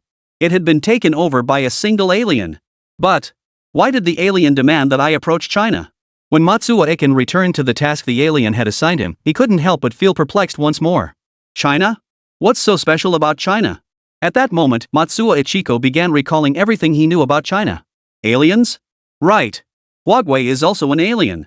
As Matsuo Ichiko recalled his first encounter with Huagui, an alien asking him to approach another alien? Oh no! Could Huagui possibly conceal such formidable power behind the scenes? In Matsuo Ichidog's eyes, the aliens backing Huagui must be nearly as powerful as the alien faction he'd pledged allegiance to Hachi. That's why Hachi sent him to approach the alien. Otherwise, if Huagui's strength was comparable to that of the Eagle Nation, it wouldn't need to waste words, he'd simply take Huagui down just as he had the Eagle Nation. This thought sent waves of regret crashing through Matsuo Ichidog's mind. He never imagined China's aliens were hiding so deeply that even now, no one could discern their true nature. Had he stood unwaveringly with China from the start, the outcome wouldn't be. At this thought, Matsuo Ichidog shook his head vigorously. There was no such thing as a regret pill in this world. Regret was the most useless emotion a person could feel. Rather than squandering time on regret, it was better to throw oneself wholeheartedly into whatever had already happened or was about to unfold. Wait a moment. Suddenly, Matsuo Ichiko had another thought. China had aliens backing them, but it seemed like the Eagle Nation had aliens backing them too. Reflecting on his theories about both nations, Matsuo Iken couldn't help but feel perplexed once more. But then again, neither Huagui nor Eagle Country had ever admitted to being alien nations. So it all seemed to be just his own speculation? But it didn't really matter. Now that the real aliens had appeared and taken down Eagle Country, it proved that Eagle Country wasn't actually alien. And if these genuine aliens are actively seeking to approach China, then it proves beyond doubt that China is indeed the most deeply concealed alien entity. But how is this alien supposed to approach China? How should I go about it? Hey! The most urgent matter now seems to be dealing with the Allied forces already at the city gates, right? With that thought, Matsuo Ichiko quickly abandoned unnecessary musings. Regardless of anything else, dealing with the Allied forces already at the city gates was the most urgent matter at hand. But how to deal with them? Got it. Gazing at the millions of Sakura Nation troops before him, a new plan sprang to mind. Should we advance or not? This question soon swirled through the minds of every commander stationed at the front lines surrounding Sakura Nation's capital. If Matsuo Ichiko could control Sakura Nation's common people, it naturally followed that he could absolutely control its military. Based on intelligence reports from all branches of the Allied forces and analysis of Sakura Nation's domestic troop deployments, at least 1 million Sakura Nation soldiers remained stationed within the capital city. Unless something unexpected happened, these troops had undoubtedly been completely subjugated by Matsuo Ichido. Under normal circumstances, an army suffers collapse when its casualty rate reaches 10% to 20%. Elite forces from various nations typically endure casualties of 30% to 50%. That is to say, excluding the extreme historical cases unique to China where Chinese forces have even sustained casualties as high as 500% without collapsing under certain circumstances. Excluding this anomaly, in conventional warfare, whichever side suffers over 50% casualties first effectively decides the outcome. However, when confronting these Sakura Nation soldiers controlled by Matsuo's hounds, the only option is to annihilate every single one of these millions of Sakura Nation soldiers without exception. The consequence of such an approach, however, would be catastrophic casualties for the Allied forces. But what era is this? Aliens. Aliens have appeared. In such circumstances, which nation would want to see its own forces suffer such catastrophic losses? Haven't you made a decision yet? We can't delay any longer. Inside the frontline command center, all the generals were waiting for that general from Hua Nation to speak. Under these circumstances, only relentless artillery bombardment of Sakura Nation's capital could minimize casualties. Just as the Chinese general was about to make the final decision, a new development occurred in the capital of Sakura Nation. What? Matsuo Ichiko sent someone with a message? What did the message say? What the hell? Eagle Nation has sided with the aliens too? Chapter 132, The Unbelievable Allied Soldiers. What? The Eagle Nation? Siding with the aliens? That can't be right. How could the Eagle Nation possibly side with aliens? That doesn't make any sense. Everyone witnessed the fierce battles between Eagle Nation and the aliens. After fighting for so long, how could Eagle Nation possibly defect to the aliens? Could it be that the Eagle Nation's top brass got wiped out by the aliens? That actually sounds plausible. After all, Eagle Nation's top brass are a bunch of cowardly bastards who'd do anything to save their own skins. That actually makes sense. Given the Eagle Nation's leadership's character, what wouldn't they do to save their own skins? That's the reputation of the Eagle Nation. If this were China, people would find it almost impossible to believe that China's top brass would even entertain the idea of surrender. Regardless, the frontline command post was momentarily stunned by Matsue's letter. Though they'd long accepted the Eagle Nation's inevitable defeat and surrender were entirely different concepts. They had anticipated the Eagle Nation's defeat, but surrender? Surrender meant losing half the battle. As the undisputed top nation on the entire Blue Star, the Eagle Nation's surrender dealt a blow to everyone that could hardly be overstated. After all, the Eagle Nation's status as Blue Star's most powerful nation stemmed from its technological supremacy, whether in industrialization, agriculture, militarization, or any other field which far surpassed all others on the planet. If Eagle Nation surrendered, wouldn't everything belonging to Eagle Nation fall into the hands of the aliens? An Eagle Nation allied with aliens? Blue Star would truly be finished. At this thought, fear gripped many generals present, their body language betraying their unmasked terror. Gentlemen, do not panic. This may merely be a diversionary tactic by Matsue to buy time. At this critical moment, it was the Chinese general who spoke up, injecting a shot of confidence into the group. Exactly. This could very well be just a delaying tactic by that dog Matsue. Though they said this, none of those present were fools. Couldn't they see if it was a delaying tactic? If it was a delaying tactic, what did Matsue seek to gain? Could he truly believe aliens would come to his rescue? Regardless, our operation against Sakura Nation is finalized and non-negotiable. As the Chinese general spoke, the crowd gradually calmed the fear stirring within them. Indeed. No matter what plans Matsuekin had, the Allied forces would never abandon their mission based on his few words alone. What was meant to happen could not be avoided. This also meant that the accuracy of Matsuo Ichido's words would be greatly enhanced. After all, a dying man speaks the truth. Matsuo Ichido cannot escape his fate of death. What purpose would lying serve him? Move out. There's no time to waste. At the command of the Hua Nation general, the Allied forces encircling Sakura Nation swiftly sprang into action. Jack's 5th Division, serving as the vanguard of the 2nd Army attacking Sakura Nation's capital from the east, charged into the city with a death-defying resolve. Yet what greeted them was a bizarre scene. The streets were filled with fearsome, muscle-bound elite soldiers of Sakura Nation. The bizarre part was that not a single one of these elite Sakura Nation soldiers wore a single piece of clothing. That's right. A crowd of barefoot men, clad only in square-cut long underwear, stood in orderly rows along the streets of Sakura Nation's capital. More crucially, these men weren't just completely naked, their hands were utterly bare too. Holy crap! What the hell is this? As the commander of the 5th Regiment, Jack was technically a mid-level officer in the 2nd Army's 1st Corps. He'd already been briefed by higher-ups on the specific situation inside the capital city of Sakura Nation. Therefore, when he was assigned to lead the vanguard unit, Jack had long prepared himself mentally for certain death. After all, even ants could devour an elephant, and what of the millions of elite Sakura Nation troops within the city walls? The first to attack would surely be the first to die. But why did the outcome differ so drastically from expectations? Yes. They were elite troops, no doubt. Merely by observing the appearance and gaze of these Sakura Nation warriors, Jack could already determine they were all part of the nation's scarce elite forces. But if these elite troops weren't fighting, that'd be one thing. But standing around naked on the streets like this? What the hell is that supposed to be? At the very least, fewer casualties would be a blessing. After reporting the situation, Jack approached the barefoot men and jokingly asked, "What exactly do you want?" Jack hadn't expected them to answer, nor did he plan to imprison them. Jack had long believed these Sakura Nation soldiers were undoubtedly under some form of control. After all, even ordinary citizens of Sakura Nation could be manipulated into fighting the Allied forces, how much more so these elite troops? How could controlled individuals possibly answer questions? Jack had asked casually, never expecting an answer. But to his surprise, the barefoot giant before him the entire group of barefoot giants spoke in unison, their voices loud and clear in a language he understood. The savior has arrived. Eagle Nation has surrendered. The savior has arrived. The land of the rising sun has surrendered. It wasn't just Jack's side. At that very moment, every single Sakura Nation soldier within the capital city began shouting in unison. This resounding and immense voice was not only audible to Jack, but to everyone outside the city walls who had yet to enter the capital of Sakura Nation. The savior has arrived? What on earth is a savior? Could it be some deity from Sakura Nation? Wait, shouldn't the focus be on Eagle Nation surrendering? Surrender? Eagle Nation has surrendered. What? The Eagle Nation surrendered? To whom? Outside the city walls, numerous soldiers and junior officers couldn't help but break into murmurs. After all, the content of the voices echoing from within the city walls was utterly terrifying. The Eagle Nation, the most powerful country on the entire Blue Star, had surrendered? To whom? Why would they surrender? For these soldiers and junior officers who knew nothing about the aliens, the sheer terror in the voices coming from the city was overwhelming. So many junior officers began urgently seeking confirmation from their superiors.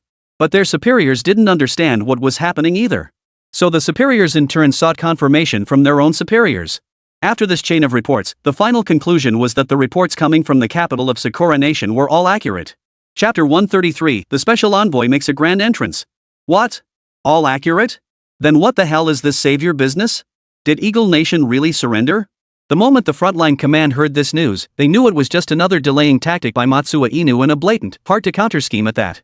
To most commanders, the fact that Eagle Nation had surrendered to the aliens seemed undeniable. But the rank-and-file soldiers and junior officers? They had no clue. They didn't even know aliens existed.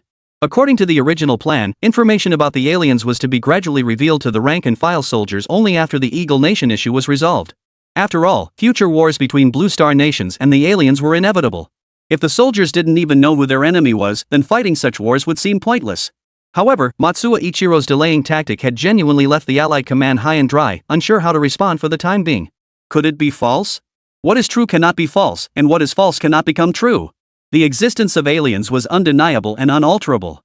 If the High Command dismissed Matsuo Ichiko's claims about some savior, what would the rank-and-file soldiers think when the aliens actually appeared? What's more, that old fox Matsuo Ichiko deliberately brought up the fact that Eagle Chow Nation had already surrendered. That makes it even more impossible to deny. As the saying goes, what is true cannot be false, and what is false cannot be true. If we deny it now and the soldiers believe it, then when the aliens actually show up with the Eagle Nation already on their side, needless to say, the troops will witness a scene completely opposite to the information passed down from above. Their morale will collapse instantly. So what the hell should we do now? Damn the Eagle Nation, why did they surrender so damn early? Even if the Eagle Nation hadn't surrendered, what good would it do if Matsuo Inu exposed the alien truth? The most pressing question now is, did the Eagle Nation actually surrender or not? What is the Eagle Nation? Undoubtedly the foremost superpower on Blue Star. If the aliens surrendered to the Eagle Nation, wouldn't defeating them be a piece of cake? They knew their own strength better than anyone. Without exaggeration, without China's support, the entire so-called coalition forces combined wouldn't stand a chance against the Eagle Nation. But despite such overwhelming might, the Eagle Nation has surrendered? They surrendered. The coalition's high command had already tacitly accepted the Eagle Nation's surrender, and Matsuo's actions only reinforced this certainty. Confronted with this sudden turn of events, the coalition commanders were momentarily at a loss for how to respond. Inform all coalition units of everything concerning the aliens, including the Eagle Nation's surrender. As everyone hesitated, unsure how to proceed, the general from Huagua spoke up after ending his call with Huagua's high command. What? No way. General Yu. Sharing alien intel with the troops could undermine morale. No sooner had General Yu of China finished speaking than a blonde-haired, blue-eyed general from the United States immediately retorted. But General Yu merely glanced at him before casually asking, "Do you have a better solution, perhaps?" At this, the others present who had been about to speak up fell silent. Seeing this, General Yu promptly added, "Word has come from above, a ship the size of a mountain range has flown out from within Eagle Nation, and its destination is likely here in Cherry Blossom Nation." What? A ship the size of a mountain range? It's flying? Isn't that a spaceship? A spaceship? At that thought, many people present froze in shock. Aliens really have invaded. At that very moment, the Allied forces encircling the capital of Sakura Nation simultaneously abandoned their plan to attack the capital. All Allied soldiers formed up in designated positions, standing in orderly ranks as they quietly awaited the next orders from their commanding officers. By order of the Allied Forces High Command, all military commanders are to comply with headquarters directives and share certain intelligence with subordinate troops. After each army's adjutant delivered this statement, the highest-ranking military officers of each force stepped before their troops and calmly relayed the intelligence they had received. Once all the commanders had finished relaying the intelligence, the soldiers below could no longer contain their emotions.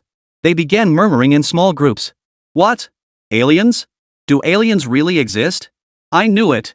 I felt something was terribly off about this operation all along. Who would have thought our ultimate enemy would be aliens? So Japan is the only country that sided with the aliens? That's why we need to besiege it? No way. It's not the only one anymore. Eagle Nation too. Eagle Nation has sided with the aliens. How could Eagle Nation possibly side with aliens? Their strength could easily crush our so-called coalition forces, everyone except China. They'd never ally with aliens. I analyzed what the commander just said. I suspect Eagle Nation already fought the aliens and lost. What?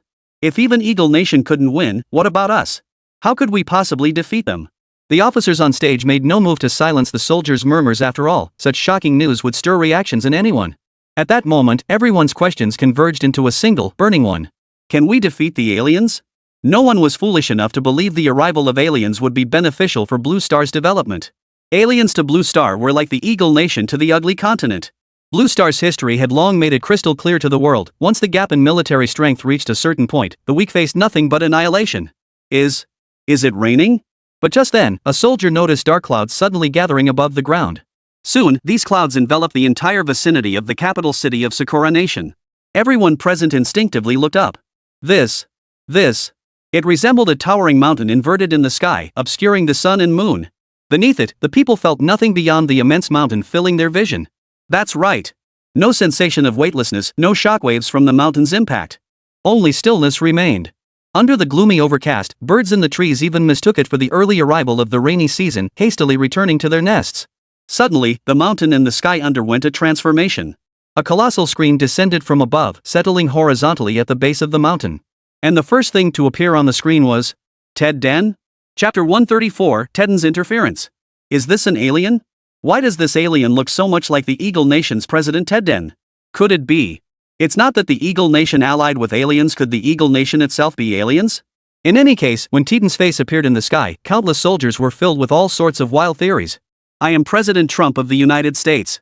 Suddenly, Trump spoke from the screen. Well, duh. You spend all day spouting nonsense with your mouth wide open. Who on the entire Blue Star doesn't know you? What the hell are you introducing? Yet, Tedden's very first words drew looks of contempt from many soldiers. Is it even necessary to repeat myself? But at this moment, Tedden couldn't possibly notice the grumbling of the United Army soldiers below him, for he too was completely powerless to act. I've implanted something inside all of your minds. It's tiny, but incredibly powerful. Whenever I choose, your heads will explode with a bang. So, whatever I ask you to do next, you'd better obey without question. Consider this a warning. Feel free to seek help to remove what I've placed in your minds anytime. If you think you can pull it off, that is. Recalling the alien's warning to all officials inside the White House, cold sweat poured down Tedden's forehead non-stop. However, separated by the massive screen, the soldiers and officers below couldn't detect the unusual state of Tedden on the display. Then Tedden spoke again. As you can see, Eagle Nation has indeed sided with the aliens. This is not merely my choice, but the choice of countless Eagle Nation citizens who yearn for a better life. What? At these words, the soldiers and officers below visibly panicked. The news that Eagle Nation had allied with the aliens had already reached everyone present, but the problem lay in the latter part of his statement. The choice of the Eagle Nation's people? What did that mean? Did the Eagle Nation and its people voluntarily defect to the aliens? Why? At this moment, countless soldiers could think of only this one question. Why would the people of Eagle Nation willingly defect to the aliens? What benefits did the aliens offer the Eagle Nation that made its people willingly defect? Ted Den? No. This is Tedden. Suddenly, all the officials simultaneously realized who the person before them truly was. The Eagle Nation's president Tedden, yes, that very Tedden who loves to tell little white lies. There's a well-known fact on Blue Star. You should never trust anything said by Big Stick Nation's netizens or Eagle Nation's president. That's just their reputation. If any other country or even just a tribal chieftain had uttered the words coming out of Trump's mouth, their credibility would undoubtedly be higher than Trump's.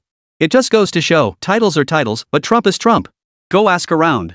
Across the entire Blue Star, which other leader besides Tedden could so calmly renege on public statements? Now, not only did Tedden's speech fail to convince the soldiers below, it had the exact opposite effect. The more genuine Tedden appeared on screen, the less the soldiers and officers below believed him. But it didn't end there. The leader on stage immediately continued. In truth, Blue Star's contact with extraterrestrials began long ago. Do you recall Pioneer 10, launched by my Eagle Nation in the last century? Precisely. From that moment, Blue Star's contact with aliens commenced. However, the Eagle Nation's president at the time, driven by selfish national interests, chose to conceal this fact from the entire Blue Star. Instead, he maintained silence before all nations, falsely declaring the spacecraft lost. In reality, the Eagle Nation has been secretly engaging with extraterrestrials all along. On the screen, Tedden's impassioned speech continued unabated. Yet, the soldiers and officers below all simultaneously lowered their heads to look at something. What were they looking at? Inside the spaceship above, alien aides zoomed out to broaden the view below, only to discover that the soldiers of the United Forces now held smartphones in their hands apparently acquired at some unknown moment. The screens displayed the utter chaos currently engulfing Eagle Nation. Every city in Eagle Nation, save for a few patches illuminated by emergency red lights, remained shrouded in darkness. Ruins. Everywhere lay ruins under artillery bombardment. Only scattered pedestrians cautiously navigated the streets of the ruined city. Supermarkets hadn't been looted. Because they had all been looted clean long ago. Nor were there cries of infants or women in the city.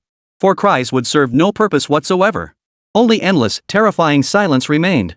Seeing the Eagle Nation in such a pitiful state, the soldiers and officers present could almost guess everything that had happened there. Aliens had destroyed Eagle Nation. And the so-called high-ranking officials of Eagle Nation were now surrendering and submitting to the aliens just to save their own skins. As for officials from major powers like Russia, they knew even more. For instance, it was Eagle Nation's high-ranking officials who first launched attacks against the aliens. To put it bluntly, Eagle Nation's current misery could be said to be entirely their doing. Yet these leaders chose to side with the aliens to save their own skins? If they had known this would be their fate, would they have made such a foolish decision? Seeing this, the alien Ba realized that the Eagle Nation's high-ranking officials were now useless. Yet Ba had no intention of killing them after all. Being useless now didn't mean they wouldn't be useful later. What puzzled Alien 8, however, was this: the Eagle Nation was undeniably the most powerful nation on Blue Star, universally acknowledged as such. These men were undeniably the supreme leaders of Blue Star's strongest nation. Yet why did the humans below on Blue Star seem to fundamentally distrust the words of the leaders of this strongest nation? Moreover, 8 couldn't shake the feeling that it wasn't their authority they distrusted, it was specifically the words of this particular individual, Ted Un, they refused to believe. How utterly baffling. Shouldn't the highest leader's word carry absolute weight? Even if some doubted them, shouldn't it be so many questioning at once? Ba pondered, after the Empire, would so many people dare question the Emperor's words? TSK. The very thought was almost unbelievable. Forget it. If that old fool is useless, then so be it. Anyway, the focus right now isn't on these so-called soldiers. Time to seek out Huagua. Chapter 135, Huagua's Doubts. Huagua, the secret laboratory where Liu Shan was located. Xiao Shan. Something major has happened. A huge, earth-shattering event. The moment General Huang stepped off the vehicle, he rushed toward Liu Shan in a panic, shouting incessantly. Big news? Old Huan, what happened? Is it about the alien spacecraft landing over the capital of Sakura country? I already know about that. Liu Shan continued tinkering in the lab, responding without turning his head. It wasn't that Liu Shan disrespected General Huang. After months of relentless effort, China's first ever spacecraft, and indeed, the first of its kind in Blue Star's history, was about to make its grand debut under his hands. Moreover, following China's national program, this nearly completed spacecraft was an indispensable cornerstone for the nation's future initiatives. It was precisely for this reason that Liu Shan showed even the slightest hint of disrespect toward General Huang as the spacecraft neared completion. No. Panting heavily, General Huang approached Liu Shan and blurted out urgently. It's aliens coming to China. Aliens have come to China? That's all? Wait. What? Aliens? They've come to our country. Only then did Liu Shan snap out of his focus on the spaceship. General Huang. What exactly is going on? How could aliens come to China? Liu Shan was utterly baffled. China had made thorough preparations for extraterrestrial encounters. According to China's strategy, after defeating the Eagle Nation, the aliens should have returned to the land of cherry blossoms first. After returning to Japan and dealing with the Allied forces surrounding its capital, China would deliberately leave some vulnerabilities within the Allied forces to draw the aliens' attention. In short, to prevent the aliens from approaching China immediately after dealing with the Eagle Nation, China had made thorough preparations at every level. But who could have imagined that these aliens would suddenly appear in China? Could it be? Liu Shan suddenly recalled the words of a Chinese strategist who sighed while devising a series of interconnected schemes to divert the aliens' attention. Gentlemen, everything we've done may be nothing more than wishful thinking.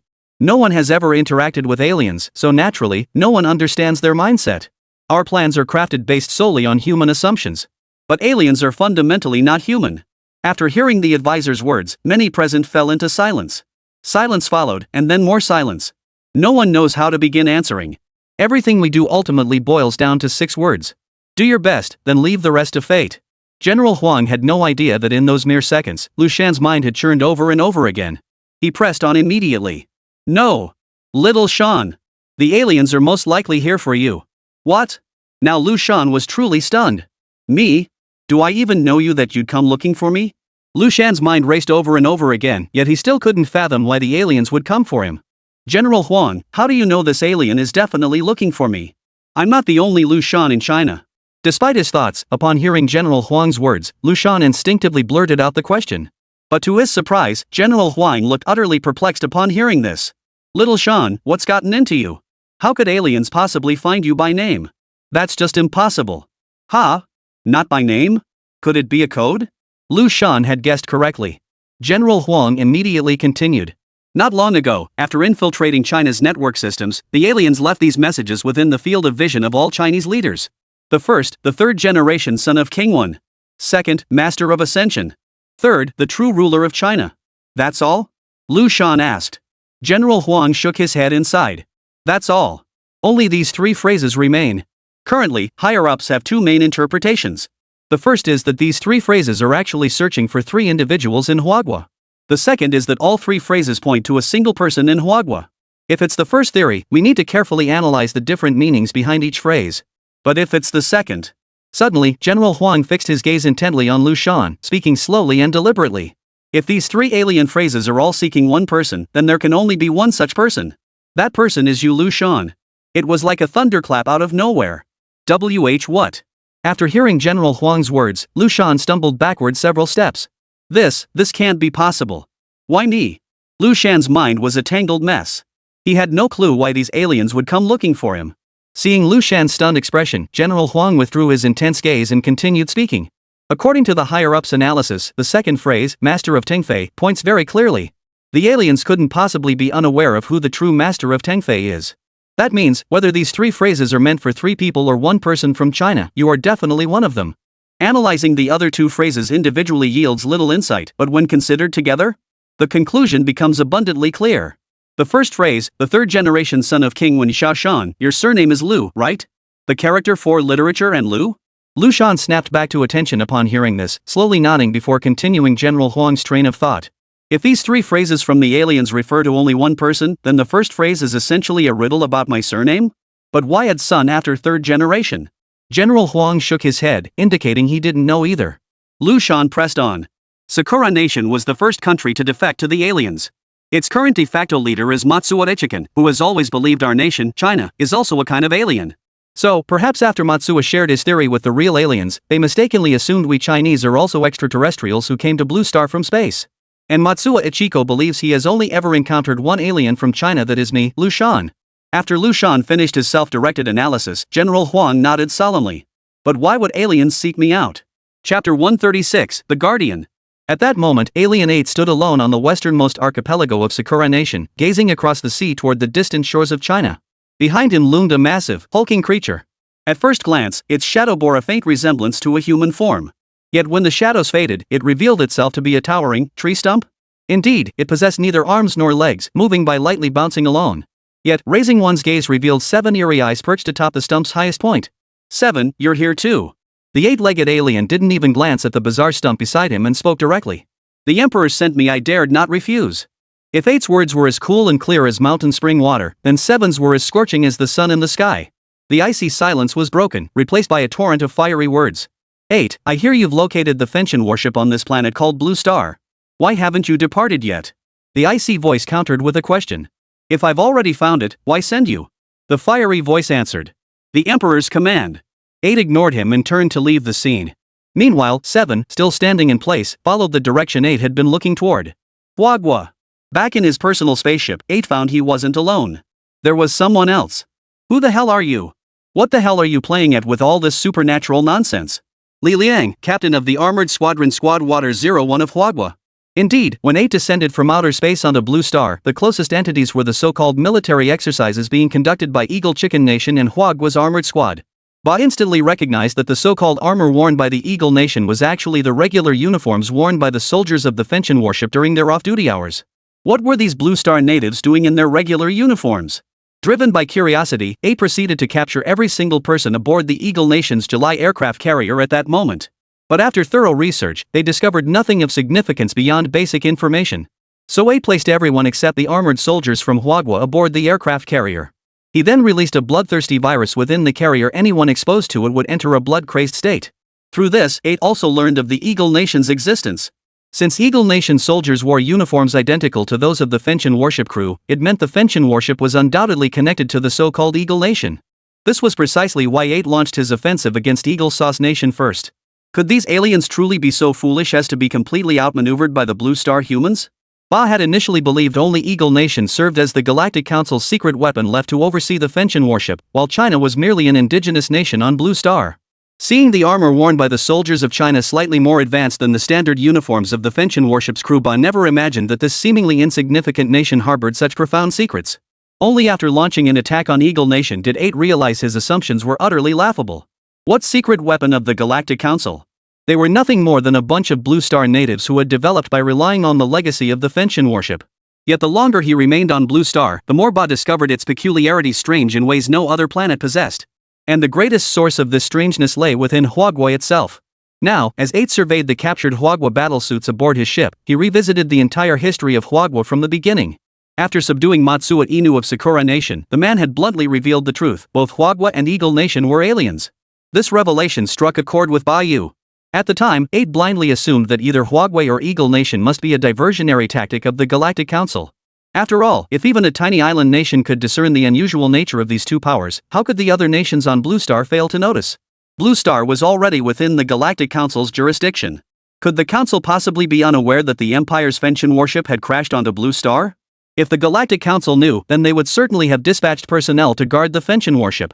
When he saw Eagle Country's soldiers wearing the standard uniforms of the Fenchen warship, combined with Matsue's words, Ba could almost immediately conclude that Eagle Country was the true guardian tasked with protecting the Fenchen.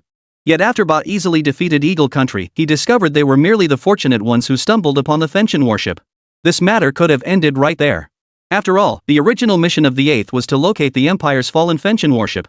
And now it has been found. It was time to go home. But at that very moment, 8 suddenly suffered a mental assault from an unknown source.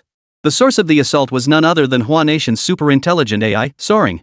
Could a robot really inflict such a terrifying psychic assault? Ba simply refused to believe this so-called mental assault came from the so-called Tingfei. And behind Tingfei stood China. Which meant China possessed the capability for long-range psychic attacks. But why would China possess such terrifying psychic attack capabilities? At that moment, Ba recalled a legendary artifact widely spoken of within the Empire. A terrifying artifact that could inflict unparalleled damage upon enemies, defying the constraints of space and time. And why did the Empire's Fenchen warship inexplicably crash onto this obscure planet? It was highly likely connected to this artifact. According to Imperial lore, wherever a divine artifact resides, guardians are destined to descend and protect it. Behind Huagua, it was highly probable that the guardians of this divine artifact were at work. Why would these guardians inflict such a profoundly painful psychological blow upon themselves? A warning? Or does it carry some other meaning? Ba recalled once again the words spoken by the Emperor. Within the nation, only 10 of you bear single character names. Across the entire empire, only 10 individuals could bear single character names. And behind each single character name lies its own profound secret. Ba recalled the words the Emperor had spoken before him. This is the ultimate artifact forged by me and your ancestors. His ancestors? Yet every single character name in the empire was universally acknowledged as a singular existence. How could there be ancestors? And had the Emperor truly spoken those words to him? In any case, after enduring that mental assault from Ascension, Ba distinctly sensed several sealed memories emerging within his mind. Therefore, he refused to leave. He wanted to figure everything out. Chapter 137, Ba's Plan. But to Ba's surprise, he had already successfully completed the mission to recover the Fenchen warship. Logically, the Emperor should only need to dispatch men to transport the wreckage of the Fenchen warship back to the Empire, and that would truly conclude the matter. So why was it 7 who came? The Empire had only 10 individuals with single character names. 7 and 8 were 2 of them. A single character name signified not merely status and honor, but also a specific ability. A single name is bestowed not by rank, but by merit. Those bearing single names are more like the Emperor's personal guards, obeying only the Emperor's commands in all matters. Throughout the Empire's history, it is exceedingly rare for 2 single-named individuals to accomplish a task together. The last time 2 single-name individuals appeared together in the same event was 5 and 10. After that, 10 vanished from the Empire's annals. Indeed. Vanished. Yet everyone knows that vanished is merely a figure of speech. 10 is dead. Not vanished. Therefore, even if the current 8 remains utterly clueless as to why the Emperor dispatched 7 to Blue Star to retrieve the wreckage of the Fenchen warship. But 7's appearance means the Emperor has decided only one of 8 and 7 can live. This truth is not only known to 8, but 7 must absolutely know it too. Moreover, 8 clearly understood why 10 had died. After returning from a mission, 10 spoke before the Emperor and all the single-named ones about some divine artifact, some sealed memories, some ancestors. Everyone believed 10 had gone mad during the mission. Shortly thereafter, the Emperor dispatched 10 and 5 together on a mission. It was precisely that mission that led to 10's death. Looking back now, 10's experience then was eerily similar to his own current situation. Only now did 8 finally grasp the true meaning behind 10's words back then. But why? 10 had at least reported to the emperor before the accident occurred. Why, then, had the emperor dispatched 7 the moment he completed his mission before he could even return to the empire? Could it be that the emperor knew I would inevitably appear on Blue Star? No. Not Blue Star. It was the Fenchen warship. The emperor must have been absolutely certain. The emperor absolutely knew that once I completed this mission, I would become like 10. That's why 7 appeared. In other words, the moment I report the mission's completion, my own death date will already be set. No. Absolutely not. No one wants to die. 8 must protect himself now. But facing the emperor. Facing that supreme emperor. Who could possibly protect themselves? Ba thought of the divine artifact. He thought of King One. He thought of the guardian he had surmised. Ba knew all too well, whoever the empire wanted dead, whoever the emperor wanted dead, would surely die. Even a former president of the Galactic Council had fallen victim to the emperor's assassination. There was only one sliver of hope left. That was Huagua. But when 7 descended upon Blue Star, 8 could no longer brazenly hack into Huagua's networks to contact them as before. 8 could now predict when 7 would strike. The moment the wreckage of the Fenchen warship returns to the empire. The emperor must witness the genuine wreckage of the Fenchen warship before his eyes, only then will he die. Calculating the time, 8 had taken roughly 7 Blue Star days to travel from the empire to Blue Star. That meant, at the very latest, she would strike within 7 days. 8 had considered resisting. But 8 understood all too well that killing him was the emperor's command. When the sovereign commands death, the subject must obey. Wasn't this ancient Chinese saying the very embodiment of 8's current predicament? One must understand that an emperor ascends to the imperial throne not merely through intellect, but through sheer martial prowess. In this empire today, there is only one whose individual prowess surpasses all others in every aspect. That is the emperor. The emperor once declared before the empire and the Galactic Council. If anyone possesses individual abilities surpassing mine, the empire shall be entirely theirs. Yet every challenger, without exception, has only ever surpassed the emperor in a single aspect. In other words, the emperor is the most terrifying all-around warrior in the entire empire. When such an emperor declares he will kill you, would he proceed without absolute certainty? The moment the emperor dispatched 7 to Blue Star, he made it crystal clear to 8. I will kill you. In other words, in the emperor's eyes, no matter what 8 did, he could not possibly escape this killing blow. Ba now understood that relying solely on his own strength, there was no way he could survive leaving Blue Star. Therefore, Ba must seek an ally. And across the vast Blue Star, only one entity could possibly aid 8. That nation is Huagua. Would 7 ever allow me to conspire with China? Absolutely not. Bound by the emperor's command, 7 must wait until the Fenchen warship returns to the empire before taking action against him. But this doesn't mean 7 will do nothing while waiting. If the 7 discovers my connection to Huagua, they will utterly destroy Huagua without restraint. That was not what 8 desired. So how could he avoid detection by 7? 8 now approached Shen Liang, the captain of the Huagua armored squad who had been shouting incessantly. Shen Liang, staring at the strange creature drawing ever closer, couldn't help but panic. This looks so real. Originally, Shen Liang thought he was being ambushed by the Eagle Nation's secret weapon. So when he saw this 8-legged creature with a bizarre brain, he assumed it was another trick from the Eagle Nation. But as the creature drew nearer, Shen Liang couldn't shake the feeling that this wasn't some trick at all. I need you to return to China. Suddenly, Shen Liang felt a voice echoing inside his mind. Who? Who's speaking?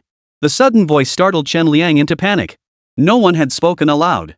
His ears hadn't heard anything, so why was the voice appearing inside his mind? As he regained his senses, Shen Liang stared at the 8 figures before him and shouted abruptly.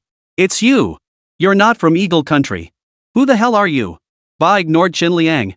At that moment, Ba's 8 slender legs pierced Shen Liang's body like needles. Shen Liang immediately fell unconscious. China! I hope you can truly save me. Otherwise, if I die, you won't fare well either. Minutes later, 8 dragged the unconscious Shen Liang out of his spaceship. Chapter 138, for self-preservation. General Huan, what's going on? What happened? In a highly concealed laboratory within Huagua, Liu Shan stared at the battered armor dragged in by General Huang Lao and asked in confusion. Little Shan. This is Comrade Chen Liang. General Huang's answer startled Liu Shan considerably. Chen Liang?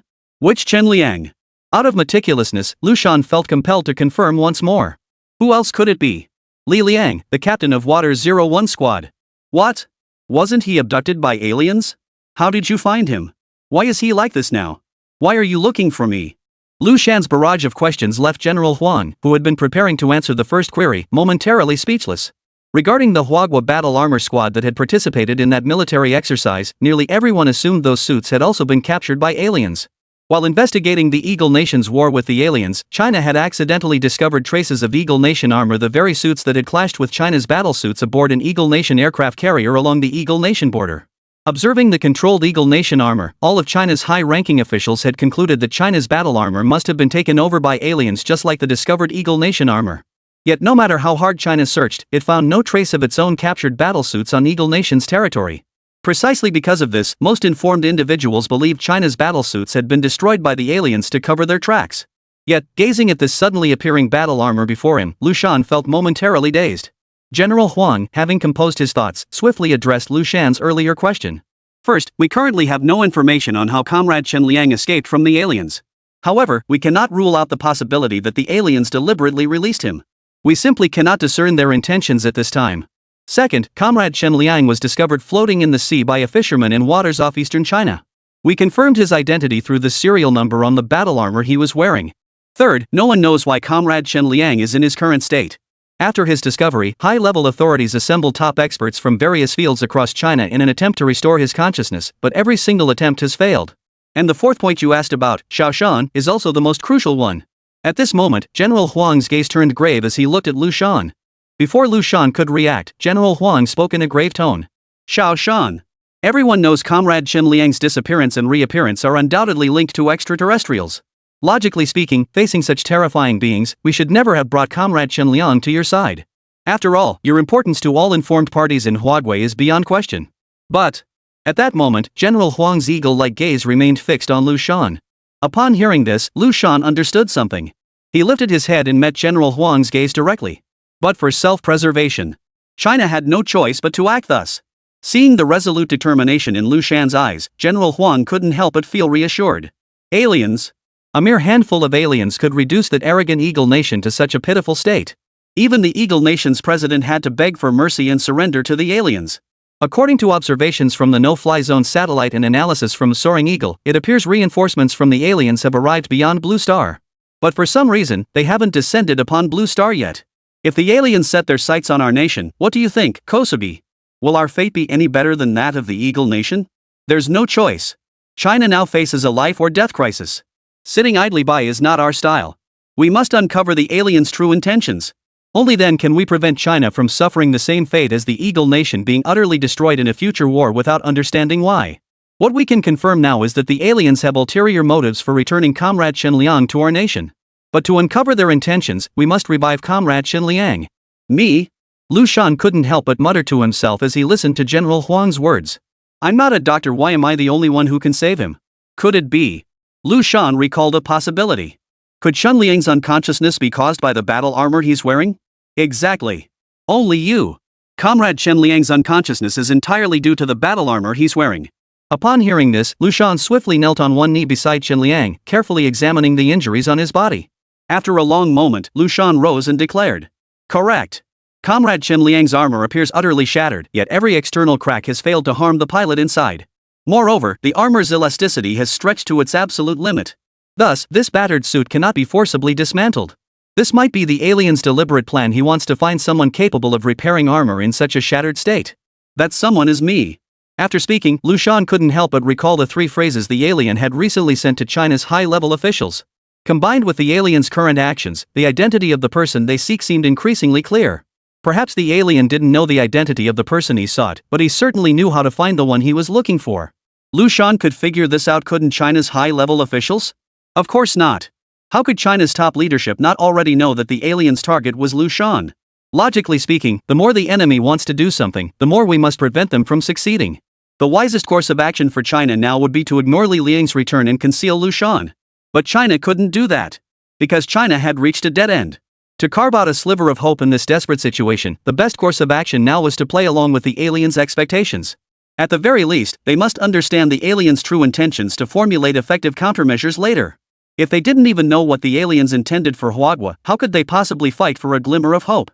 At this moment, Liu Shan had also grasped the true intent of China's leadership. Everything Huagua was doing now was purely for self-preservation, nothing more. Old Huang, shall I proceed now? Chapter 139, Contact with the Aliens. But unexpectedly, after Liu Shan finished speaking, General Huang shook his head. He glanced at the time on his pocket watch and addressed Liu Shan. Young Liu, if I'm not mistaken, it shouldn't take you too long to repair the battle armor, right? Liu Shan nodded. Having assembled every single part of this battle armor himself, how could Liu Shan not know how to repair it?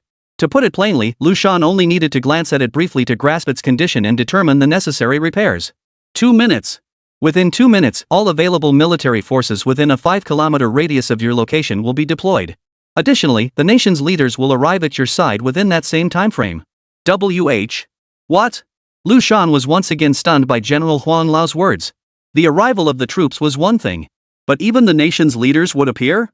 After all, whether in his past life or this one, Liu Shan had only ever seen national leaders from behind a screen. Could he finally see the national leader with his own eyes? At this moment, Liu Shan's heart was undoubtedly filled with excitement. But why? Soon, Liu Shan was filled with confusion once more. Why would the national leader personally come over? Faced with Liu Shan's confusion, General Huang couldn't help but burst into laughter. Ha ha ha. Little Shan. Look at you. Why couldn't the national leaders come? Chen Liang's matter will inevitably have an extremely important impact on Huagua's future strategy. Who knows, perhaps Huagua's first encounter with extraterrestrials will happen right at this moment. Alright, little Shan, don't overthink it. Unexpectedly, what had begun as an offhand remark from General Huang ultimately proved prophetic. Alright, 30 seconds remaining. In 30 seconds, Comrade Chen Liang will awaken from the battle armor's control. Once everyone who needed to be present had gathered, Liu Shan completed the task in less than 10 minutes. 10. 9. Watching the countdown numbers on the large screen, everyone present couldn't help but silently count down in their minds. 3. 2. 1. As the countdown ended, the battle armor in the center of the lab shed itself from Chen Liang's body. And in the very instant the armor shed Chen Liang's form, the man inside defied the laws of human anatomy by springing to his feet. Oh no! General Huang's words had barely left his lips when an icy voice emerged from Chen Liang's mouth. I need your help. This wasn't Chen Liang. Or rather, these weren't Chen Liang's words. But if it wasn't Chen Liang, then who else could it be? Could it be an alien? That's it. It must be aliens. Chen Liang's disappearance and sudden reappearance are undoubtedly connected to aliens. And now, as expected, the voice of Chen Liang must be the work of aliens. But why would aliens do this? Liu Shan, General Huang, and the others couldn't help but ponder the words spoken by Chen Liang. No, by the alien. Need help? Need China's help? But what could China possibly offer aliens? Before they could fully process the first question, another voice emerged from Chen Liang. Tomorrow at this hour, 28.5 N, 129 E. After speaking, Chen Liang's body crashed heavily to the ground once more. 28.5 N, 129 E? Found it. It's the midpoint between China and Japan's maritime territories. Not the midline of the ocean trench. In less than 30 seconds, someone had already pinpointed the coordinates uttered by Chen Liang. Not the center line of the Buchan Trench? But before anyone could react, Chen Liang, who had fallen to the ground, rose again in an utterly bizarre manner.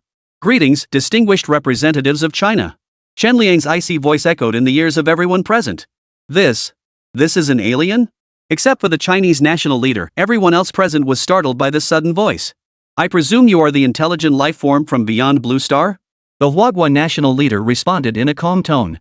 After Eagle Nation sided with the aliens, all discerning minds in China had concluded that China and the extraterrestrials would inevitably make formal contact. Therefore, the issue of proper address became a major concern. Compared to the casual attitude most Blue Star nations held toward titles today, in Huagua, titles had held profound significance since ancient times. The framework of ritual propriety, the badge of status, the key to ethics. A single character's difference could determine hierarchy, decide life or death, and bind the governance or chaos of a nation. Such is the immense significance embodied within the two characters for address. If titles hold such weight in Huagua, might extraterrestrials also assign unique meanings to the concept of title? After analysis and speculation by China's think tank, the official title for addressing extraterrestrial beings upon encounter was finally established. Intelligent life beyond Blue Star. As for how to address them, that requires case-by-case analysis. At this moment, the leader of Huagua understood that calmness was the best approach. First, the extraterrestrials did not appear immediately. Instead, they had Chen Liang deliver a verbal message before manifesting their consciousness before the group. This signaled that, in the aliens' minds, the initial verbal message was the most crucial matter. And what exactly did Chen Liang convey in his message? It boiled down to one sentence. Meet me tomorrow. I have something to tell you. The meaning conveyed by this sentence is equally straightforward, still just one line. I'm in a hurry now, but I'm unavailable at the moment. Yet now, the alien has genuinely used the persona of Chen Liang to appear before the crowd and communicate with them. This directly contradicts the alien's previous message. There are two possibilities. First, everything the aliens said earlier was bull. Second, the aliens cannot maintain a prolonged possession of Chen Liang at this moment. The answer is quite obvious. Why would an alien expend so much time and effort just to spout nonsense? Therefore, the alien's current state absolutely cannot be sustained for much longer. Does the alien need China's help? Based on various analyses of the alien's behavior, the alien, or rather, this particular alien, might be in some kind of trouble. According to China's initial analysis, the number of aliens involved in the conflict with the Eagle Nation should be more than one. Logically speaking, if this were a collective decision among the aliens, they would never have chosen this method to meet with China. This implies that this is the unauthorized action of a single individual among these aliens. So why did this alien seek China's assistance? And why is he so certain China can help him? Chapter 140, The Alien's Plea for Help. Seeing the utterly unflappable response from China's leadership, every single Chinese person present froze in stunned silence. Leader, are you this badass? No way. It's not that the boss is ruthless. He must have a backup plan. The boss's backup plan must be. At that moment, many eyes in the room turned to Liu Shan. That's it. It must be this future pillar of China who's quietly developed something new.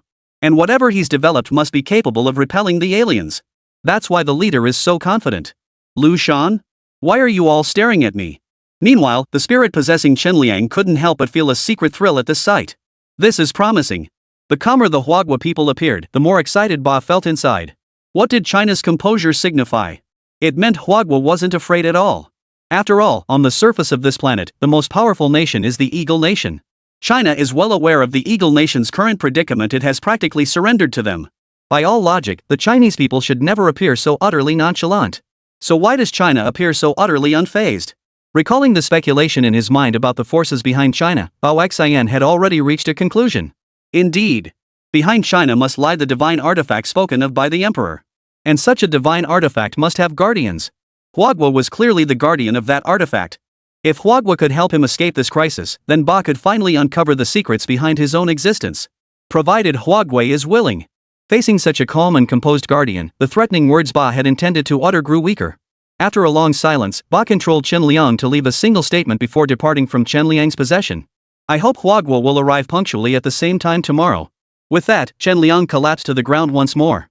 Take Comrade Chen Liang to the ward to rest properly. After uttering these words, the leader led Liu Shan to a corner.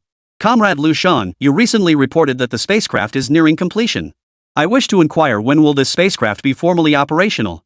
The leader looked at Liu Shan, his tone gentle. Liu Shan lowered his head and thought before replying. Tomorrow. It can be operational as early as tomorrow. Excellent. Excellent. Excellent. The leader's excitement was palpable, uttering 3 enthusiastic goods in succession. Comrade Liu Shan.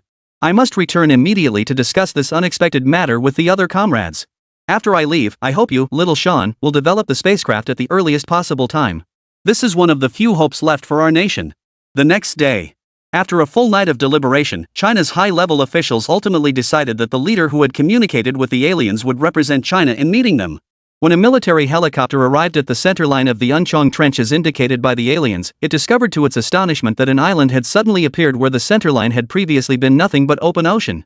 The moment the Huagua leader stepped alone onto the island, it vanished abruptly from its original location. Report. Emergency. The island has vanished. Within 2 minutes of the military officer on the helicopter relaying the news, the location known as the centerline of the Buchan Trench was surrounded by Huagua naval and air forces converging from all directions. At that moment, the leader realized this was no ordinary island, it was a spaceship. Just then, Ba's true form materialized before the leader. Yet to 8's astonishment, not a trace of surprise flashed across the Chinese leader's face. It seemed utterly expected? What was going on? Had he seen me before? What 8 didn't know was that long before the war with Eagle Nation, his image had been etched into the memories of China's top leaders. There was another crucial reason why the leader showed no surprise upon recognizing 8. Last night, a Chinese spy hidden within Eagle Nation had relayed a crucial piece of intelligence back to China.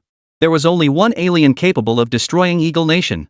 The very same 8-legged alien that had appeared before all of China's leaders. After integrating all currently known information, the details of 8's distress signal became clearer. First, other aliens had been discovered in outer space. Following these new discoveries, the original alien who arrived first swiftly contacted China, seeking help and assistance. The outcome is already clear. The newly arrived aliens were most likely here to eliminate this 8-legged alien. So why haven't the newly discovered aliens from China taken action against 8 yet? And why does 8 insist on maintaining such covert contact with China? The answer is not hard to guess. It boils down to the old adage, when the cunning rabbit dies, the traitor gets cooked. This alien before us likely retrieved something from Area 51 in the Eagle Nation that must be the mission he came to Blue Star to accomplish. Now that the mission is complete, his superiors likely won't let him return. Knowing he couldn't escape alone, he sought to rally China to resist together. All of the above is the conclusion reached by China's analysis yesterday. Whether this conclusion is correct or not still depends on what this alien has to say. Yet at this very moment, the alien's mind was filled with entirely different thoughts. Has he seen me before? Why does his expression seem like he's seen me before? No. He's absolutely certain we've met before. That shouldn't be possible. Why is he so sure it was me he met? Could it be? Is this the power of the divine artifact? Is this the power of the guardian of the divine artifact? As this thought crossed his mind, Ba felt even more deeply that the Huagwe nation held unfathomable depths. And his confidence in this rescue mission only grew stronger. But the prerequisite was, China was willing to help him. I implore you, sir, to save me. In the end, Alien 8 couldn't hold back any longer. Drawing upon the knowledge he'd just gleaned from China's history books, he bowed deeply before China's leader and spoke first. The Huagwe leader thought to himself, just as I expected. Yet he remained silent. Sir, are you the leader of China? The Chinese leader spoke, but did not answer the alien's question. Intelligent being from beyond Blue Star, why not share everything you know with me first? Otherwise, I truly have no idea how to assist you. This is promising. Upon hearing these words, the alien's excitement surged even higher. He immediately spilled everything he knew. From the Empire to the Galactic Council to the artifact. Alien 8 spilled everything he knew, holding nothing back. And the reason Alien 8 acted this way was because he sensed his time might come sooner than he'd anticipated. He was terrified. He didn't want to die. The leaders of Huagwe, however, showed no urgency. Not only were they unhurried, but they even brazenly pulled out their phones to record the alien's words. Chapter 141, Verification. So, in essence, you're only speculating whether Chi truly came here on the Emperor's orders to kill you? After 8 rapidly laid out all the intelligence, the leader smiled faintly and countered. Since 8 urgently needed Huagwe's assistance, he didn't transmit the information telepathically into the leader's mind like he had done with Matsuo Inu and the Eagle Flag Nation's high-ranking officials. Instead, he relayed all the intelligence verbally at breakneck speed. Yet upon hearing the Chinese leader's counter-question after receiving the intelligence, 8 was momentarily stunned. Could it really be? Wasn't all this just his own speculation? But wasn't conjecture enough in a situation like this? With 2 other examples of single-named individuals already existing within the Empire, the Emperor's intent in sending 7 was crystal clear. Moreover, after arriving on Blue Star, a previously unknown memory one he could only sense, sealed within his mind had indeed surfaced. And what about the existence of the divine artifact? Doesn't that prove everything? Could it be that China never possessed any divine artifacts? No. Impossible. Absolutely impossible. But even if China truly possesses no divine artifacts, the forces behind it are undoubtedly formidable. This matter no longer hinges on whether divine artifacts exist or not. Though deep down, Ba yearned for those legendary artifacts and the sudden, sealed memories in his mind to be connected to Huagwe, his immediate priority was still to survive. Death meant losing everything. Don't mistake Ba's current deference toward Huagwe for genuine loyalty. Should Huagwe prove incapable of saving his life, his death would spell disaster for them too. That was precisely why Ba could now unreservedly spill every scrap of intelligence he possessed to Huagwe. If Huagwe proved capable of rescuing him from this perilous predicament, he would inevitably be branded a traitor by the Emperor. And Huagwe would become the power he had defected to after betraying the Emperor. By that point, Huagwe would be inextricably bound to him. Even if Huagwe later regretted its decision, it would be too late. The Emperor despises traitors above all else. What awaited Huagwe then would inevitably be war from the Empire. If Huagwe isn't foolish, they will keep me. All of this hinged on one crucial condition: Huagwe must be able to help him survive this desperate predicament. But what if Huagwe lacked the means to aid him? He wouldn't mind taking someone down with him before dying. The leaders of Huagwe understood these truths all too well. After hearing Ba's intelligence, though they couldn't fathom why Ba was so certain China would save him, China had no other path left to take. Ba must be saved. The question was how to do it. For Huagwe at this moment, without Liu Shan's existence, it would be utterly incapable of resolving the alien threat before it. But now, Liu Shan was here. At the very least, Huagwe possessed the capability to attempt it. No. This isn't conjecture. It's an indisputable fact. Precedents for such matters already exist in the Empire behind me. Ba attempted to refute. But according to you, there's only one precedent. How can you guarantee that the Emperor you speak of would definitely want you dead? How could he possibly know you'd encounter problems on Blue Star? What if you hadn't appeared at all? The words of the Huagwe leader silenced 8. In my country, there's a saying, the will of heaven is unfathomable. You can never fully predict what thoughts drive those in power to issue one decree after another. How can you be certain your own conjecture is correct? The Huagua leader pressed his advantage, continuing his argument. In this alien speculation, the fatal trap targeting him was set to unfold within days. Consequently, his visible anxiety and unease were palpable. But this was not good news for Huagua. The only way for the still developing Huagua to save this alien was through the spaceship Liu Shan was urgently researching. Time was of the utmost urgency for Huagua. Therefore, China must delay as much as possible. Not merely delaying time, but also stabilizing the situation with this alien before them. After all, the strength of this alien has been thoroughly verified by the Eagle Nation. If this alien were allowed to act recklessly, China might indeed pay a devastating price. Right now, we must make this alien think this way about China. It's not that we won't save you, but how can we save you in a way that maximizes our own interests? How can you guarantee your assumptions are entirely accurate? Furthermore, even if they are, why should China rescue you? All you've outlined are risks. China demands tangible benefits. Immediately after, the Chinese leader's statement completely derailed Ba's line of reasoning. Indeed, Ba couldn't guarantee his assumptions were entirely correct either. After all, unless he revealed it, how could the emperor possibly know about his entire series of actions on this planet? The will of heaven is unfathomable. How fitting the ways of heaven are unfathomable. What if the emperor had sent 7 with other orders? 8 dared not gamble on it. After all, compared to the currently unknown strength of Huagua, 8's heart still leaned toward the empire where he had lived since regaining his memories. Risk versus reward? He pondered the final words spoken by this Huagua man before him. Indeed, his assumptions about Huagua were correct. They truly possessed the capability to save him. But they wouldn't save him for nothing. They wanted to know what benefits rescuing him could bring them. At the very least, this was a safeguard. By now, Ba had come to fully believe everything this Chinese man had said. For 8, his immediate priority was to verify the emperor's dispatch of 7 to Blue Star. Was Qi's arrival truly as he had imagined? If not, wouldn't his plea for help from China seem utterly ridiculous? Even if his hunch proved correct that 7 had indeed been sent by the emperor to kill him at the very least, he now had China as a fallback option. With that thought, 8 spoke. I will immediately verify the truth of this matter. If it is true, as long as you can protect me, your nation of Huagua will undoubtedly reap immense benefits. With that, 8 escorted the Hua Kingdom's leader back to his original position. Huagua's soldiers breathed a sigh of relief upon seeing their leader return safely. Ba's words had undoubtedly laid bare the situation to Huagua. Since Huagua was willing to rescue him for profit, his relationship with them was purely transactional, nothing more. Chapter 142, China's Concerns. Only when he witnessed the Huagua leader board the Huagua fleet's vessel and depart for Huagua did Ba finally feel completely at ease. Back aboard his own spacecraft, 8 began contemplating how to locate 7 for verification.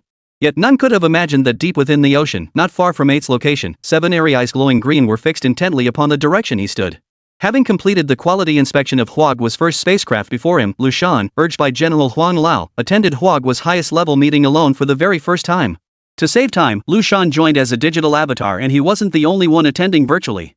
Even before attending, Liu Shan had suspected this meeting was undoubtedly tied to negotiations with extraterrestrials. Sure enough, upon seeing another Huagua leader participating as a digital avatar, one he had met in person, Liu Shan knew his hunch was correct. Alright.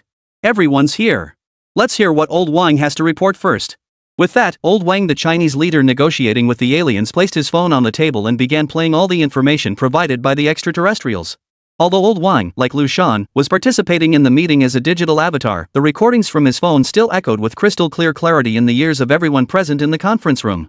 Once the alien recordings concluded, all the Chinese leaders present simultaneously turned their gaze toward Liu Shan. Comrade Liu Shan, share your thoughts. No need to be nervous, just speak your mind freely. Upon hearing the words from the Chinese leaders seated at the head of the table, Liu Shan suddenly realized that every single gaze in the room had converged on him without exception. I'm not quite sure what to say right now. After listening to the recording on his phone, Liu Shan had already formed some thoughts in his mind. But when he saw the gazes of so many Chinese leaders present, he couldn't help but lower his head timidly. Whether in his past life or now, when had Liu Shan ever attended such a high-level meeting alone? In his previous life, Liu Shan barely had any friends who were civil servants, let alone leaders. He didn't even know the mayor of his own town. And now he was actually meeting with China's highest-level leaders? To the Liu Shan of his past life, this was nothing short of a fairy tale. After his rebirth, Liu Shan had participated in several online meetings under the guidance of General Huang Lao. However, his role was essentially that of an intelligence officer. After relaying information, both he and General Huang Lao would listen briefly before proactively requesting to withdraw. But this was Liu Shan's first time attending such a high-level meeting in China all by himself. And to top it off, he was now being asked to speak first. Liu Shan simply couldn't handle it. When Liu Shan refused, the assembled Huagua leaders didn't find it strange. Yet, if one observed closely, a fleeting hint of concern would pass across each face upon hearing his refusal. Though Liu Shan's refusal was expected, even this anticipated outcome still couldn't help but draw a hint of unease across their faces. Liu Shan's presence was arguably the most crucial cornerstone for China's development over the next century, a foundation without equal. It was virtually certain that Liu Shan would succeed to the highest leadership position, guiding Huagua toward an even more glorious future. But Liu Shan's age was truly too young at present. He was only 19. Originally, China's top leadership had hoped Liu Shan would gain more experience over several years before gradually cultivating his abilities. Until then, the leadership had adopted a somewhat hands-off approach toward him. Yet no one could have foreseen that crises would arrive with increasing frequency and escalating severity. First came Sakura Nation, then Eagle Nation, followed by extraterrestrials. Now, China may well face an alien empire ruling an entire star domain. Is this even possible? Without Liu Shan, this would be utterly impossible for China. But the problem is China has Liu Shan. Liu Shan's emergence brought boundless hope to China. Given just a little more time, with Liu Shan's game-breaking superpowers, China's development could proceed virtually unimpeded. Yet time is precisely what China lacks most. The relentless succession of crises had made China's leadership acutely aware of time's unpredictability. As a novel once put it, who knows whether tomorrow or unexpected events will come first? Therefore, faced with an unpredictable future, all China's leadership could do is change. That is, to cultivate Liu Shan in advance. Each generation has its own mission. Originally, it was not intended to plan and cultivate Liu Shan for the future so early. But what the Huagua leadership fears most now is the unexpected. Every move Huagua makes now is like walking a tightrope high above the ground under Liu Shan's leadership. The slightest misstep. China cannot afford even the slightest error. That slightest deviation could deal a devastating blow to China. And China cannot withstand such a devastating blow. But let's take a step back. No, let's take a step forward. What if China were to actually suffer such a devastating blow? As the saying goes in China, plan thoroughly before acting. Regardless of whether an event occurs, as long as there exists a probability of its happening, China must inevitably prepare for the consequences should it unfold. If China were to suffer an accident while repeatedly walking this tightrope, what then? There is only one answer. Liu Shan. Without question, Liu Shan possessing bug-level superpowers is the only one capable of leading China, which might have stumbled during its high-wire act and faced devastating blows, toward rejuvenation. And if that moment ever arrives, Liu Shan absolutely cannot and will not be allowed to remain solely immersed in his scientific research, detached from all other concerns as he is now. At that moment, Liu Shan would bear the weight of China's future hopes. Liu Shan must possess everything a qualified leader should have. Yet the current Liu Shan seems to possess none of these qualities. This is precisely the concern weighing on China's leadership. The plan to cultivate Liu Shan appears to be of the utmost urgency. Chapter 143, Liu Shan's opinion. At this moment, how could Liu Shan not understand the intentions of China's top leadership? They intended to groom him as their successor. But being a successor was no easy task. Even accounting for his age from his previous life, Liu Shan was still under 50 years old, in real terms far too young to be the successor of a major nation. The senior leaders present could clearly see from the shift in Liu Shan's expression that he had grasped their intentions. Now, it seemed Liu Shan faced only two conflicting choices: accept or refuse. To be perfectly honest, Liu Shan himself had never imagined he could one day reach such a high position within Huagua's leadership. For Liu Shan, the moment he gained his superpowers, his ambition was to become a leader in Huagua's scientific community like the current Dean Chen rather than the leader of the nation itself. Liu Shan knew his limits. He understood his abilities stemmed from so-called superpowers, so he rarely voiced opinions on matters beyond them. At most, he might discuss them with figures like the elderly General Huang nearby. How could the senior officials present not be aware of Liu Shan's true aspirations? Hadn't China's top officials initially shared this very perspective? But what was the problem now? China has no time to spare. If the negotiations with the aliens ended in failure, China would inevitably face their retaliation and risk being torn apart. At that point, the surviving people of Huagua would need and could only have one true leader. Only under the guidance of a true leader could China possibly rise again. So how can we determine who that true leader is? China's leadership absolutely cannot gamble the future of the entire nation and people on the appearance of some legendary chosen one. Therefore, China's leadership must create a true leader who can guide the nation through the alien onslaught in the future. Without Liu Shan, finding such a candidate would have been exceedingly difficult for China's leadership. As the old saying goes, you can never truly know someone's heart by their appearance alone. Everything about a person can be expressed through pretense. But even if it's not disguise, who can guarantee that the chosen one's original intentions won't change? The young Cao Cao once aspired only to become general of the West for the Han dynasty. But what happened once he gained power? The lust for power transformed Cao Aman, once brimming with patriotic fervor, into Cao the Chancellor, a man above all others. History is rife with such examples. But now, with Liu Shan, if that 1 in 10,000 unfortunate future were to materialize, Liu Shan would undoubtedly be the sole candidate to lead Huawei toward rejuvenation. One reason alone suffices. Liu Shan possesses bug-level superpowers. While Liu Shan currently seems to lack all other qualities expected of a leader besides his bug-level superpowers, those other traits can be cultivated over time. But where else could one find such extraordinary abilities? It can only be described as a last resort. In peacetime, no, even in wartime, Liu Shan should naturally be a top-tier scientific researcher for the nation, not its leader. But the situation facing Huawei now was unprecedented in the history of Blue Star. Negotiating with aliens is like bargaining with a tiger. One misstep could spell national extinction. If that moment truly arrives, only Liu Shan possesses the qualifications and capability to lead China out of this crisis. Comrade Xiao Shan, speak up. Share your thoughts. At that moment, the Huawei leader seated at the head of the table spoke again. The exact same words. Yet everyone could sense that the tone behind his words had shifted. I will do my utmost. Liu Shan's response brought relief to many leaders. At the very least, Liu Shan hadn't refused. Excellent. Excellent. Excellent. Comrade Xiao Shan, please share your views and opinions on the aliens' request for cooperation. The Chinese leader seated at the head of the table, his tone brimming with delight after hearing Liu Shan's response, addressed him once more. Ha! After taking a deep breath, Liu Shan replied in a steady tone. China cannot refuse the cooperation proposed by that alien named 8. Liu Shan's opening statement naturally garnered approval from many Chinese leaders. How could China possibly want to engage in something so detrimental with no benefits whatsoever? It was simply a matter of having no other choice. The example of Eagle Nation is right before our eyes. If we provoke 8 to the point of desperation, I fear China could face an even more tragic fate than Eagle Nation. While we may never understand why this alien stubbornly believes China possesses the capabilities to aid him, since that is his perception, we might as well play along with his expectations. Liu Shan's analysis prompted many Chinese leaders to nod in silent agreement. To put it plainly, Liu Shan's analytical skills alone already surpassed those of most people in China.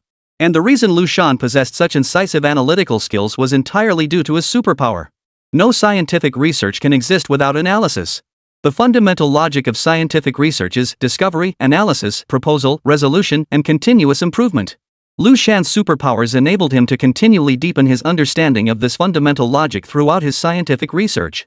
After analyzing why China had no choice but to engage in a high-stakes gamble with the aliens, Liu Shan immediately turned to discussing how exactly China should proceed with this dangerous deal. Currently, the only entity in China capable of participating in this high-stakes negotiation with the aliens is the soon-to-be-launched spacecraft. We must convince the aliens that China possesses far more than just ordinary spacecraft. They must believe China holds other trump cards. Only then will the aliens hesitate to act rashly. Moreover, for China, this operation is undoubtedly like walking a tightrope. One misstep could spell utter ruin. Therefore, China must remain on high alert at all times. While China's current ally is provisionally the alien known as 8, who defected from the so-called empire, if abandoning 8 becomes necessary to resolve this crisis, China has every justification to discard him. China absolutely must not initiate an attack. Otherwise, one misstep could expose China's true capabilities to both alien factions, leaving China as the sole victim. Therefore, all of China's current solutions must be dynamically adjusted based on actual circumstances. There is no foolproof, fixed plan. Chapter 144, The Confrontation Between 7 and 8. After hearing Liu Shan's analysis, every leader present was stunned by his insights. Who would have thought that Liu Shan could analyze so much based solely on raw alien intelligence? More importantly, his analysis aligned almost perfectly with the insights of China's own think tank. This signified that Liu Shan possessed an extraordinary grasp of the big picture and comprehensive analytical abilities beyond the ordinary. This realization caused the leader's expectations for Liu Shan to rise to a new level. Well then, Comrade Liu Shan, since you mentioned that the spacecraft you developed is the key to breaking this deadlock, I'm curious, when exactly will this spacecraft be ready for official use? A Chinese leader inquired with genuine curiosity. Instead of giving a direct answer, Liu Shan lowered his head to glance at the time on his pocket watch. Under the gaze of the assembled leaders, Liu Shan slowly raised his finger toward the sky. It has already been successfully launched. Meanwhile, after concluding his meeting with Huawei, Hua returned to the capital of Sakura Nation only to discover a scene of utter terror. Every soldier and officer of the allied forces that had previously besieged Sakura Nation was now frozen in place, unable to move. Bot instantly recognized this as the work of the seven-eyed entity resembling a stump from Blue Star the Seven. Each of Seven's 7 eyes possessed a distinct ability, with immobilization being the most versatile among them. Unless Seven actively released the immobilized individual, no one had ever broken free from its hold. Though 8 didn't know the exact limitations of Seven's ability, throughout the entire empire, aside from the emperor, Seven's power had never failed. Now, 7 has used its power to immobilize every soldier present, even the millions of humans within the capital of Sakura Nation. What on earth is 7's purpose? To uncover 7's purpose, 8 headed straight for the colossal spaceship that had cast the entire capital of Sakura Nation into shadow. Sure enough, 7 sat in the ship's main cockpit, calmly observing 8's entry. Near 7 were the frozen officials of Eagle Nation, frozen in terror. Is this your man? 7 spoke first, his intensely heated tone causing 8's initial confusion to shift toward irritation. Get lost. They're not mine, but this ship is. 8 quickly realized this was the power of one of 7's eyes. His eyes could manipulate emotions when paired with his words. Look at you. Getting so worked up. What's there to be upset about? See how well you've completed this mission? 7's warm tone echoed once more. Only then did 8 realize he had unknowingly fallen under 7's influence. Without a word, 8 simply touched the ground lightly with one of his long legs. Instantly, a pale purple energy surged up his leg, shooting straight towards 7. She watched this pale purple energy without a trace of panic. Instead, the eye perched atop the stump suddenly grew larger, then slid down from the stump. The fallen eye enveloped 7 and the surrounding area in a black energy barrier. The immense shockwave unleashed when 8's pale purple energy struck the black barrier sent all the immobilized Eagle Nation high-ranking officials flying into the walls. As the smoke cleared, the eye 7 had dropped had returned to the top of the stump. Then, 7's alluring voice echoed once more. Old friend, after so long apart, why attack without a word upon meeting? You. It was you. You manipulated me into attacking. Impossible. How could you control me? I know now. It's that 7th eye of yours, the one you've never revealed. But 8's tone was no longer his usual cold detachment, it was filled with rage. What 8 had just done was completely beyond his own control. Old friend, you're half right this time. But I didn't control you, I merely revealed the thoughts within your own mind. Hearing 7's own admission, 8 finally understood why the Emperor had sent 7 here. If his guess was correct, 7's never-before-seen 7th eye undoubtedly possessed terrifying powers to manipulate minds. And precisely because of this, 8 had unconsciously launched an attack against 7. That's because 8 had always been deeply wary of 7. And after being bewitched by that eye of 7's, 8 had unconsciously launched an attack. Faced with 7's response, 8 was momentarily at a loss for words. After all, his own initiative to strike had already laid bare his inner thoughts. Old friend, you know I don't want you dead. I don't want any of us to die. But you also know this is the Emperor's command. No one can defy the Emperor's command. 7's tone now lacked its usual warmth, tinged instead with a hint of loss. Old friend, come with me. Though I don't know why your heart has changed, I believe you understand clearly that no one dares defy the Emperor's command, nor can anyone defy it. Come with me. She urged 8 with a hint of disappointment in his voice. 8 approached 7's side. The two stared at each other for a long moment, neither speaking.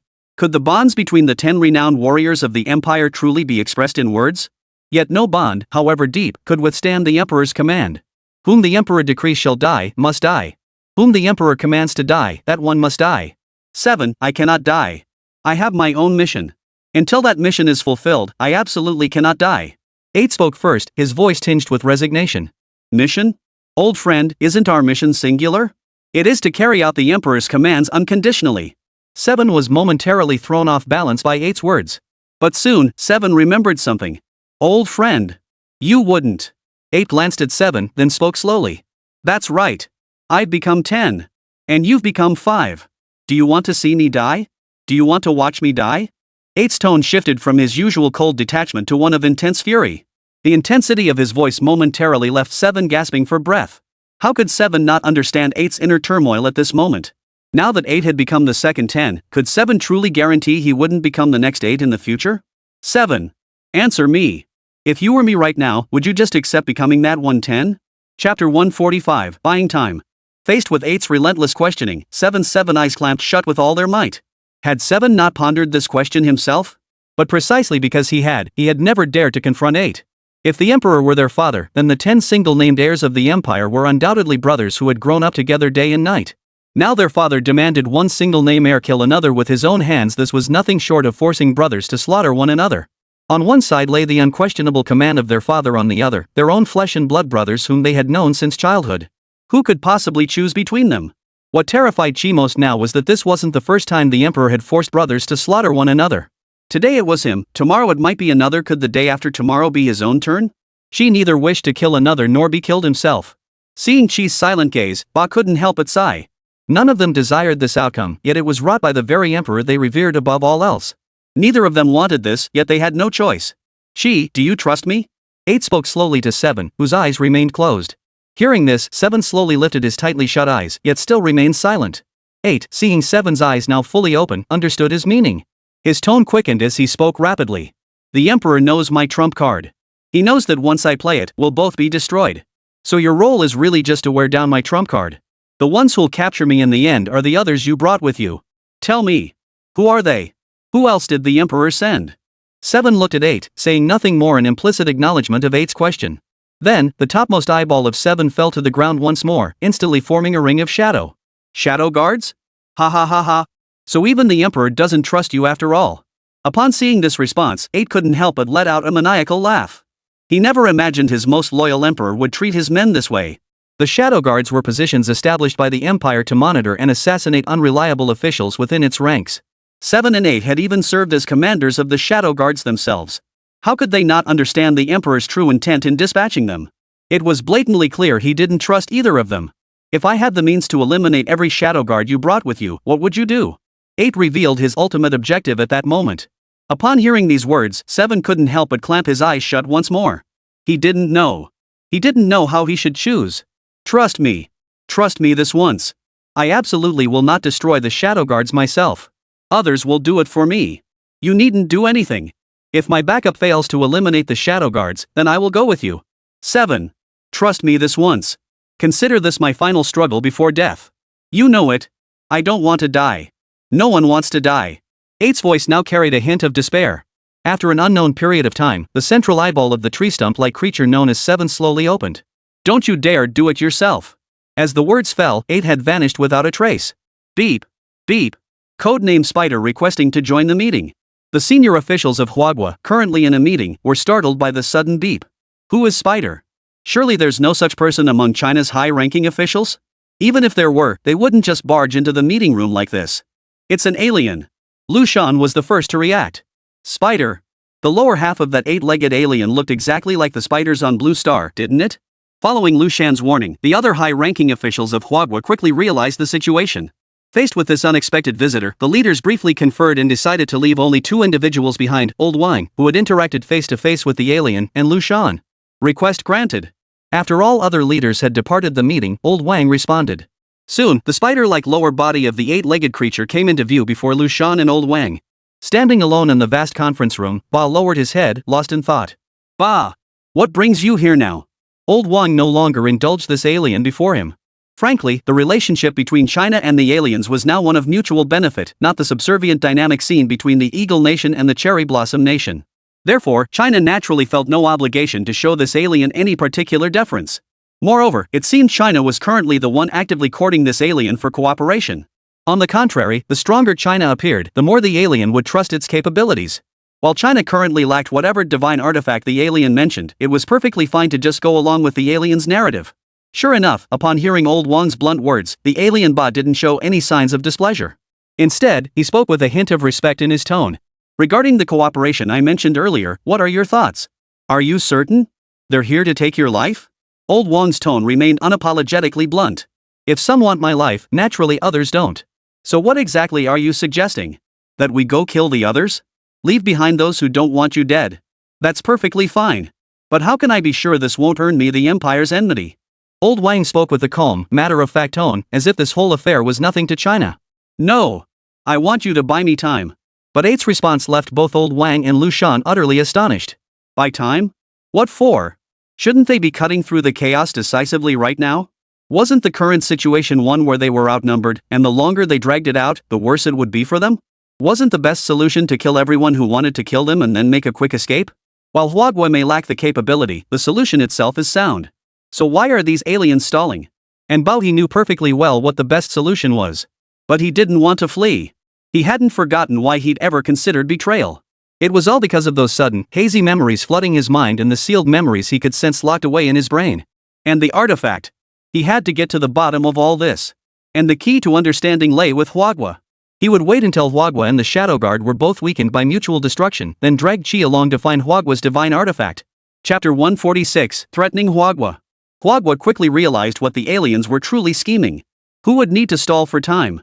Whether purely weak or truly strong, neither side actually needed to waste time on such meaningless delays. For the strong, a swift victory is paramount. For the weak, surrender or flight are the only remaining options. Only when the gap in strength between the two sides is not particularly vast, when neither side possesses absolute dominance or utter weakness, does the need to stall arise. The weak may not win in the short term, but they possess a secret weapon capable of turning the tide, and this weapon requires them to stall the strong. The alien before them was precisely such a case. Yet for China, this was the worst possible outcome. Ultimately, China's goal was never to intervene in this alien conflict. China only sought to weather this crisis unscathed. Regardless of which side prevails, neither outcome truly benefits China. The root cause lies in China's current state. It can only wave the tiger's skin as a banner, yet lacks the corresponding strength to back it up. If China truly possessed whatever divine artifact the Alien 8 spoke of, how could it possibly be forced into such a meaningless endeavor? Even worse, the 8 hadn't even put their bargaining chips on the table yet, and Huagua had already given a vague nod of agreement without even knowing what price the 8 would demand in exchange for their assistance. All because China currently lacks the hard power to bargain with. This is the latest model of the Empire's space airship I'm offering you. Its strategic role is equivalent to Eagle Nation's aircraft carriers. This is one of my bargaining chips. I want you to hold them off at all costs. Before 8, a model resembling Liu Shan's spacecraft suddenly materialized. I've already placed it aboard the vessel you're currently using. It will materialize automatically once you land. As he spoke, 8's gaze shifted to Old Wang. At that moment, Liu Shan and Old Wang, who had been about to protest that the alien's bargaining chip was too meager, couldn't help but fall silent. 8's meaning was crystal clear. The Empire's latest model of cosmic airship. According to 8, this spaceship was the equivalent of a carrier on Blue Star. And it was the latest model. It was like the Eagle Nation handing over their newest aircraft carrier to China, a country that didn't even have one decades ago. It seems Ba has truly gone all out. But 8, observing the two silent figures before him, showed no anger. Instead, he burst into laughter. I don't know what you're still hesitating about. Don't think I'm begging you. This is a partnership. We're already in the same boat. Do you really think you can keep your secrets hidden? Even if the Empire captures me, I have ways to spread your secrets across the entire universe. Think it over carefully. Deep down, 8 had long been convinced that Huagua was undoubtedly the guardian of that legendary artifact. Earlier, 8 had deliberately adopted a submissive posture toward Huagua because he had been thrown off balance by 7, who had been sent by the Empire to eliminate witnesses. But now, after careful reflection, 8 had regained his composure. He had no need to grovel like this. There were two quick ways to get help from others. The first was to appeal to the other party's sense of obligation or personal connections, making refusal awkward. The second is to threaten them outright. Generally speaking, the second method threats proved far more effective than the first. By now, 8 had already colluded with 7 to eliminate witnesses. To 8, 7's existence was undoubtedly the best trump card to threaten these guardians of Huagua. In 8's understanding, divine artifact guardians like Huagua would never dare to spread information about the artifacts they protect. If it were just 8 alone, he might still worry that Huagua would eliminate him to prevent the artifact's secrets from leaking. But now, 7's existence is 8's true trump card. 7's presence meant 8 no longer needed to grovel before China's artifact guardians. For 8, the relationship with Huagua is no longer one of mutual dependence, but one of equal standing. It's true that 8 is requesting China's assistance, but now 8 possesses a trump card capable of threatening China. In other words, China has no choice but to assist whether it wants to or not. Yet all this was nothing but wishful thinking from 8's perspective. At this moment, Liu Shan and Old Wang were utterly dumbfounded. First, why had the alien completely abandoned the respectful attitude Old Wang had described? Old Wang, hadn't you said the alien had been very courteous when you met recently? What's going on? No. Liu Shan quickly realized Old Wang had no reason to lie about this. Could the alien's change in attitude be because it had realized China simply lacked the capability to assist him? At this thought, Liu Shan and Old Wang exchanged a solemn glance. But the alien's next statement left them utterly dumbfounded. What did he mean by the Empire's latest model space airship? Giving such a thing to China meant the aliens hadn't identified any problems with China. Otherwise, they would never have gifted something so crucial to the country. But why was this alien being so arrogant? How bizarre. Finally, after delivering that supremely domineering statement, the alien proactively hung up the call, leaving Liu Shan and Old Wang staring at each other in utter bewilderment. Almost immediately after the alien exited the meeting, other leaders from China swiftly joined in via their digital avatars. Old Wang, Xiao Shan. What happened? Did the alien say anything? A Chinese leader burst into the conference room and fired off questions at breakneck speed. After Liu Shan recounted everything the alien had done since entering the conference room, the Chinese leaders present fell into an uneasy silence. The aliens described by Liu Shan were simply too strange, even eerie? Why did they jump from one topic to another? The Chinese leaders were utterly baffled by the alien's ramblings. What do you think? Could it be that the alien believes it has uncovered a trump card that could threaten our nation? One Chinese leader spoke up, his tone thick with disbelief. Aliens discovered China's trump card? This doesn't feel quite right. No. It might actually be true. The leaders quickly realized an overlooked fact. They had no idea why the aliens were so certain China was the guardian of the artifact. We ourselves don't even know about this. Why would the aliens make such an assumption? Perhaps with their peculiar way of thinking, it really could be that way. Chapter 147, Recognized as Master? Old Wang, you say that latest model cosmic airship the aliens mentioned is really in your possession? At that moment, a leader shifted the topic to Old Wang. After all, everything concerning aliens was currently nothing but unfounded speculation for China. Moreover, regardless of whether these speculations were accurate, China simply lacked the capability to effectively respond at this stage. Rather than wildly guessing at the aliens' intentions, it was better to bring the conversation back to practical matters. Take, for instance, this latest model space airship the aliens mentioned. Yeah. Old Wang, is that so-called latest model spaceship really up there? Why didn't you mention this sooner? Seeing this, the other leaders couldn't help but turn to Old Wang and ask. After all, anything labeled latest model must possess cutting-edge technology. Especially when it's the latest combat weapon from a vast cosmic empire. Under normal circumstances, even the tiniest scrap from such a colossal cosmic entity would be enough to propel every nation on Blue Star to a whole new level of development. And this was an intact, cutting-edge combat weapon. At this moment, many leaders of China were calculating in their minds just how much of an upgrade this so-called latest model space airship could bring to China. Yet, faced with the questioning gazes and inquiries of multiple leaders, Old Wang wore a look of utter bewilderment. What the heck is that? I genuinely have no idea. If I knew, I'd have told you guys first thing. Do I look like the type to keep secrets? After a moment's thought, everyone understood the situation.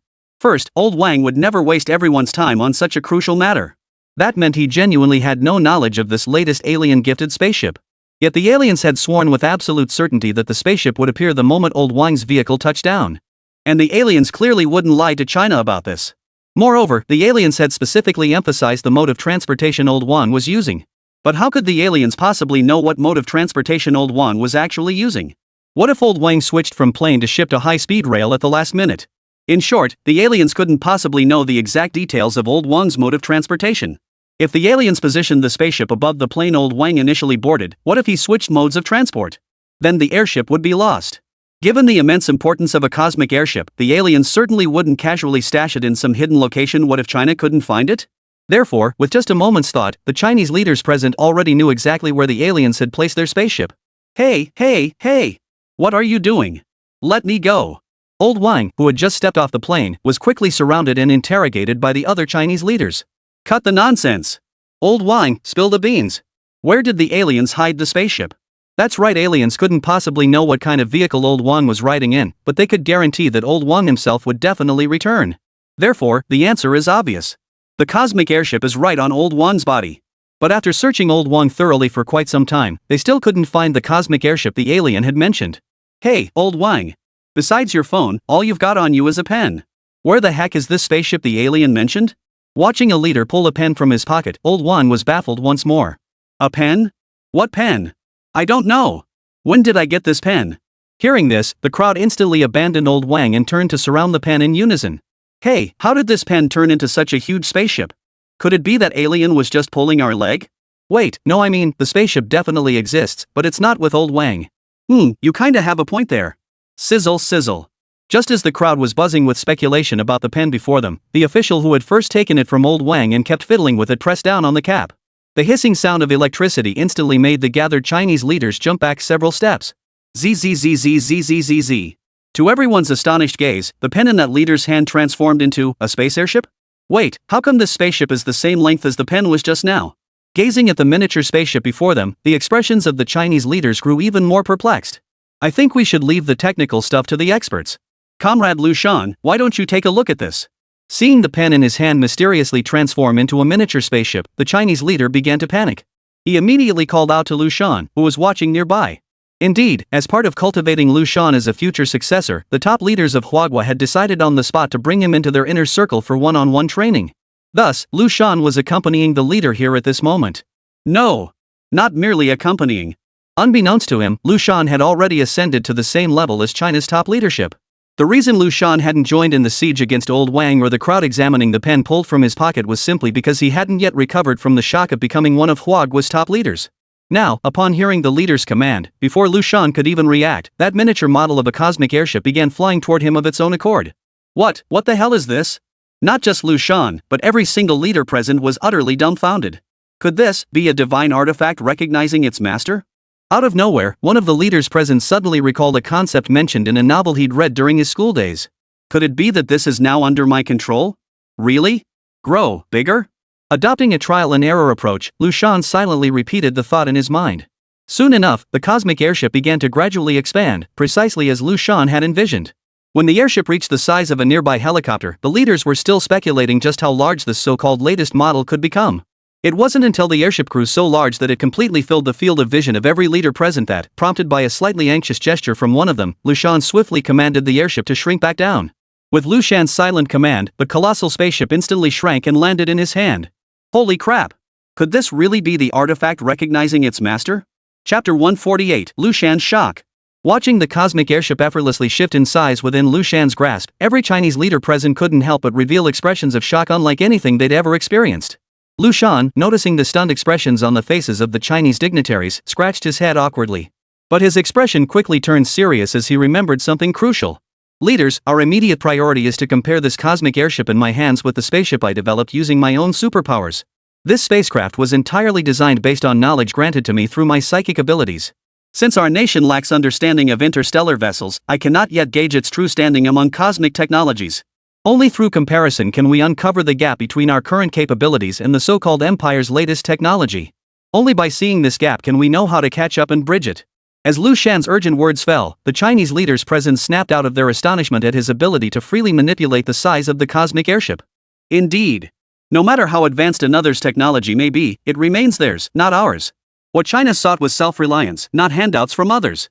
Only what is earned through one's own efforts truly belongs to oneself. On this point, Huagua felt it more keenly than any nation on Blue Star. Exactly. What good are alien technologies? Are they truly ours? Xiao Shan speaks wisely. What do we call this?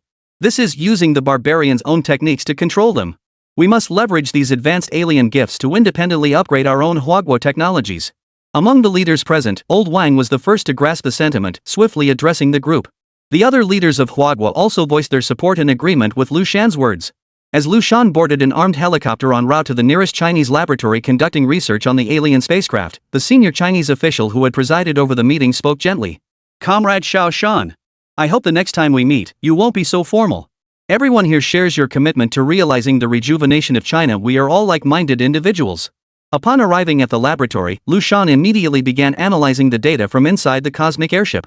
Regarding energy and propulsion systems, the data alone showed little difference from China's current spacecraft. But in terms of control and communications, why were the readings so far behind China's current spacecraft?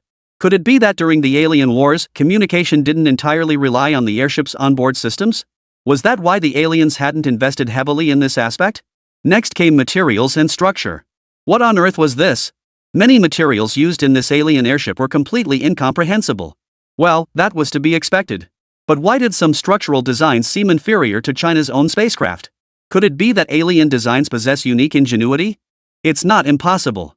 After all, many nations on Blue Star often integrate their historical and cultural heritage into the research and advancement of their own science and technology. Could it be that the areas where these spacecraft seem inferior to China's actually conceal unique alien design principles? This is a matter converter? It can actually convert small asteroids and other objects encountered in space directly into a series of fuels and food needed inside the airship? That's truly incredible. Doesn't that mean, barring human error or unavoidable accidents, living beings could potentially reside within this cosmic airship for generations upon generations? Does that also imply their descendants might come to regard this spaceship as their world? This is just too. Liu Sanguang couldn't even fathom it. What the heck is dimensional traversal? Oh, so it's traversing black holes. Strange. Why doesn't this massive alien airship have anything related to dark matter? Could it be that aliens consider dark matter useless? Maybe they really don't. Just like how China will inevitably abandon nuclear weapons, its current ultimate weapon, once it conquers the stars in the future. Perhaps these aliens have already moved beyond the stage of utilizing dark matter. Liu Shan remained engrossed in his research, neglecting sleep and meals as he studied the latest alien-provided cosmic airship. Yet the more he studied, the more he compared the alien's so-called latest model spaceship with China's independently developed spacecraft, and the results left Liu Shan increasingly stunned. He even repeated the same experimental procedures over and over. Yet the results remained identical to the initial ones. Liu Shan even began to suspect whether the instruments in the laboratory were faulty. He immediately called in experts to conduct a thorough re-inspection of every piece of equipment in the lab. Yet the results remained unchanged. At this point, Liu Shan could no longer conceal his astonishment. After reporting the experimental results, calls from all the leaders of Huagua began pouring in non-stop. Ultimately, these calls all boiled down to one central question. Were the experimental results genuine? To facilitate communication with Liu Shan, China's top officials specifically arranged for him to join a video conference room to question him. Only after Liu Shan repeated his explanation over and over again did the leaders of Huagua finally accept the results, though their expressions betrayed utter disbelief. No way! Is our Huagua spacecraft really this mind-blowing? One leader, unable to find a more fitting adjective, could only describe the experiment's outcome as mind-blowing. That's right. It's simply incredible. The results of Liu Shan's final comparative test revealed China's spacecraft significantly outperformed the latest alien airship model. That's right. Not just marginally superior, but vastly superior. Except for a few minor aspects where Huagua's spacecraft fell short of the so-called latest model alien airship, in most areas Huagua's spacecraft could even annihilate the alien airship. Quick! Where is our Huagua spacecraft? Xiao Shan, you said it was undergoing test flights? Bring it back immediately. Halt the flight. Only then did Liu Shan suddenly recall that China's spacecraft had been secretly launched into the atmosphere for testing. He immediately ordered the test cancelled and demanded the spacecraft return immediately. But at that moment, no one knew that China's spacecraft had already entered space and made close contact with the Empire's forces. Chapter 149. Where did this wild spaceship come from? In the cosmos beyond Blue Star. A fleet of hundreds of spacecraft, each as large as an aircraft carrier, now formed a fan-shaped formation, bearing directly down on Blue Star. The two lead airships were as large as an entire city on Blue Star. Had Liu Shan been present, he would have instantly recognized the two lead airships as the so-called latest Imperial model gifted to Huagua by Alien 8. At this moment, intense discussions were underway aboard the two lead airships. This cosmic fleet was broadly divided into three factions. One faction comprised the elite forces brought by Alien 7, who had descended upon Blue Star. The main force of the fleet originated from these very elite troops of 7. The second faction comprised the entities known as the Shadow Guardians mentioned by the 7th. Naturally, aside from the 7th who had already descended upon Blue Star, no one knew the true identities of the Shadow Guardians. Therefore, the Shadow Guard currently operates openly as Imperial border troops dispatched to assist 7 in completing his mission. The strength of these Shadow Guards was quite clear. The other vessel, referred to by 8 as the Empire's newest model space airship, represented the entirety of the Shadow Guard's publicly visible strength at this moment. Another faction was solely responsible for the Imperial Logistics Corps' task, transporting the Fenchen warship discovered on the planet below, known as Blue Star, back to the Empire. The current situation was straightforward. The Logistics Corps had completed its mission. Its fleet units were tasked with escorting the Fenchen warship back. However, given that this region lay on the edge of the territory controlled by the Empire's arch-rival, the Galactic Council, the commander of the Logistics Corps, playing it safe, requested that the other two factions join in escorting the Fenchen. However, neither the Shadow Guard nor 7's personal forces had any desire whatsoever for the Operations Corps to depart. Joining them was out of the question. The reasoning from 7's personal guard was straightforward: they obeyed only 7's commands. Until 7 issued orders, they would do nothing but remain here, waiting for his instructions. The Shadow Guard's reasoning was equally straightforward. Their primary mission, assigned by the Emperor, was to assist 7 in eliminating 8. With the task unfinished, how could they possibly return? However, this truth could not be openly shared with the rest of the fleet. Thus, the Shadow Guard's official justification was that the Empire needed to advance cautiously toward the Galactic Council, and since Blue Star lay within the Council's sphere of influence, they required covert infiltration. At this moment, the leaders of the three factions were engaged in heated debate over this very matter. I must say, the physical structure of Blue Star humans is far more convenient than I had imagined. Were any Blue Star inhabitants witnessing this scene, they would be astonished to discover that the three figures holding the meeting bore an uncanny resemblance to the humans of Blue Star. Not just these three, but every single Imperial aboard the fleet bore an uncanny resemblance to humans. Commander Abu, cut the nonsense. When Imperial forces undertake external missions, all personnel are required to assume the exact appearance of the sentient beings on the nearest planet to their base of operations. Why didn't you mention this before? A shifty-eyed alien sneered at the Operations Legion commander named Abu. This shifty-eyed alien was seething inside. He was the supreme commander of the Shadow Guard for this operation. Of course, publicly, he was merely an officer seconded from the Empire's border forces to assist in completing the mission. When he proposed personally leading the team to the Blue Star below, the other two had decisively refused him. Worse still, the deputy commander of 7's personal guard had sneered at him, saying, "I'm just an ordinary border guard of the Empire. Mind your own business. Some things are beyond my reach." Is being part of the Emperor's personal guard really enough to act so arrogantly? My current mission is to kill an Imperial single character name. Who knows? Maybe that single character name behind you will also meet his end at my blade someday. Just as this shifty-eyed alien was indulging in his delusions, the mocked Commander Abu's face darkened. He immediately snapped. Go push Microsoft so pa. 100 words omitted Wang Defu. What are you playing at? Your name's ranked beyond the 100th position. How dare you mock me? Let me be clear. You're just some ordinary border guard officer. I'm speaking politely, yet you actually think you're something special? Within the Empire, the longer one's name, the clearer the implication, not only of humble origins, but also of inferior ability. There's an old saying in the Empire. The shorter the name, the greater the ability. For some high-ranking officials, their offspring are born with 20 character names, a privilege ordinary people could never hope to attain. But if their abilities prove inadequate, their names will eventually be changed to one exceeding 50 characters. Conversely, even if you were born as an ordinary commoner with a name over 300 characters, as long as you possess true ability, you could ultimately rise to become an influential figure in the Empire with a 50-character name. In the Empire, every name under 50 characters belongs without exception to individuals of extraordinary talent. And this commander named Abu currently holds a 51-character name. This signifies that with just a little more effort, he could soon become an influential figure in the Empire with a 50-character name. How dare someone ranked beyond the 100-character mark mock him? Wang Defu, whose full name had been spoken aloud, was now furious. In the Empire, having one's full name spoken was an act of extreme insult, no less offensive than the C-word on Blue Star. Just as Wang Defu was about to retort, the trusted deputy commander of the 7th Division spoke up. Enough! What's there to argue about? Until the Lord returns, no one is to make a move. Wang Defu heard this and knew it was blatant favoritism. Abudu had just pointed his finger at him and hurled insults, and now he wasn't even allowed to retaliate? Just as Wang Defu pondered his verbal counterattack, a message from the observation ship abruptly appeared before the three of them. This was a red alert. Oh no! The trio froze in shock, instantly setting aside their earlier conflict as they scrambled to open the message. In the Empire, a red alert signified the most dangerous and urgent situation imaginable. But how could a red-level message possibly appear in the remote wilderness of Blue Star? Could it be the Galactic Council? The very first sentence upon opening the message sent shockwaves through the three present. A wild spacecraft has been detected in the direction of Blue Star. Chapter 150, two parties ready to form an alliance at any moment. Wild spacecraft is not a derogatory term.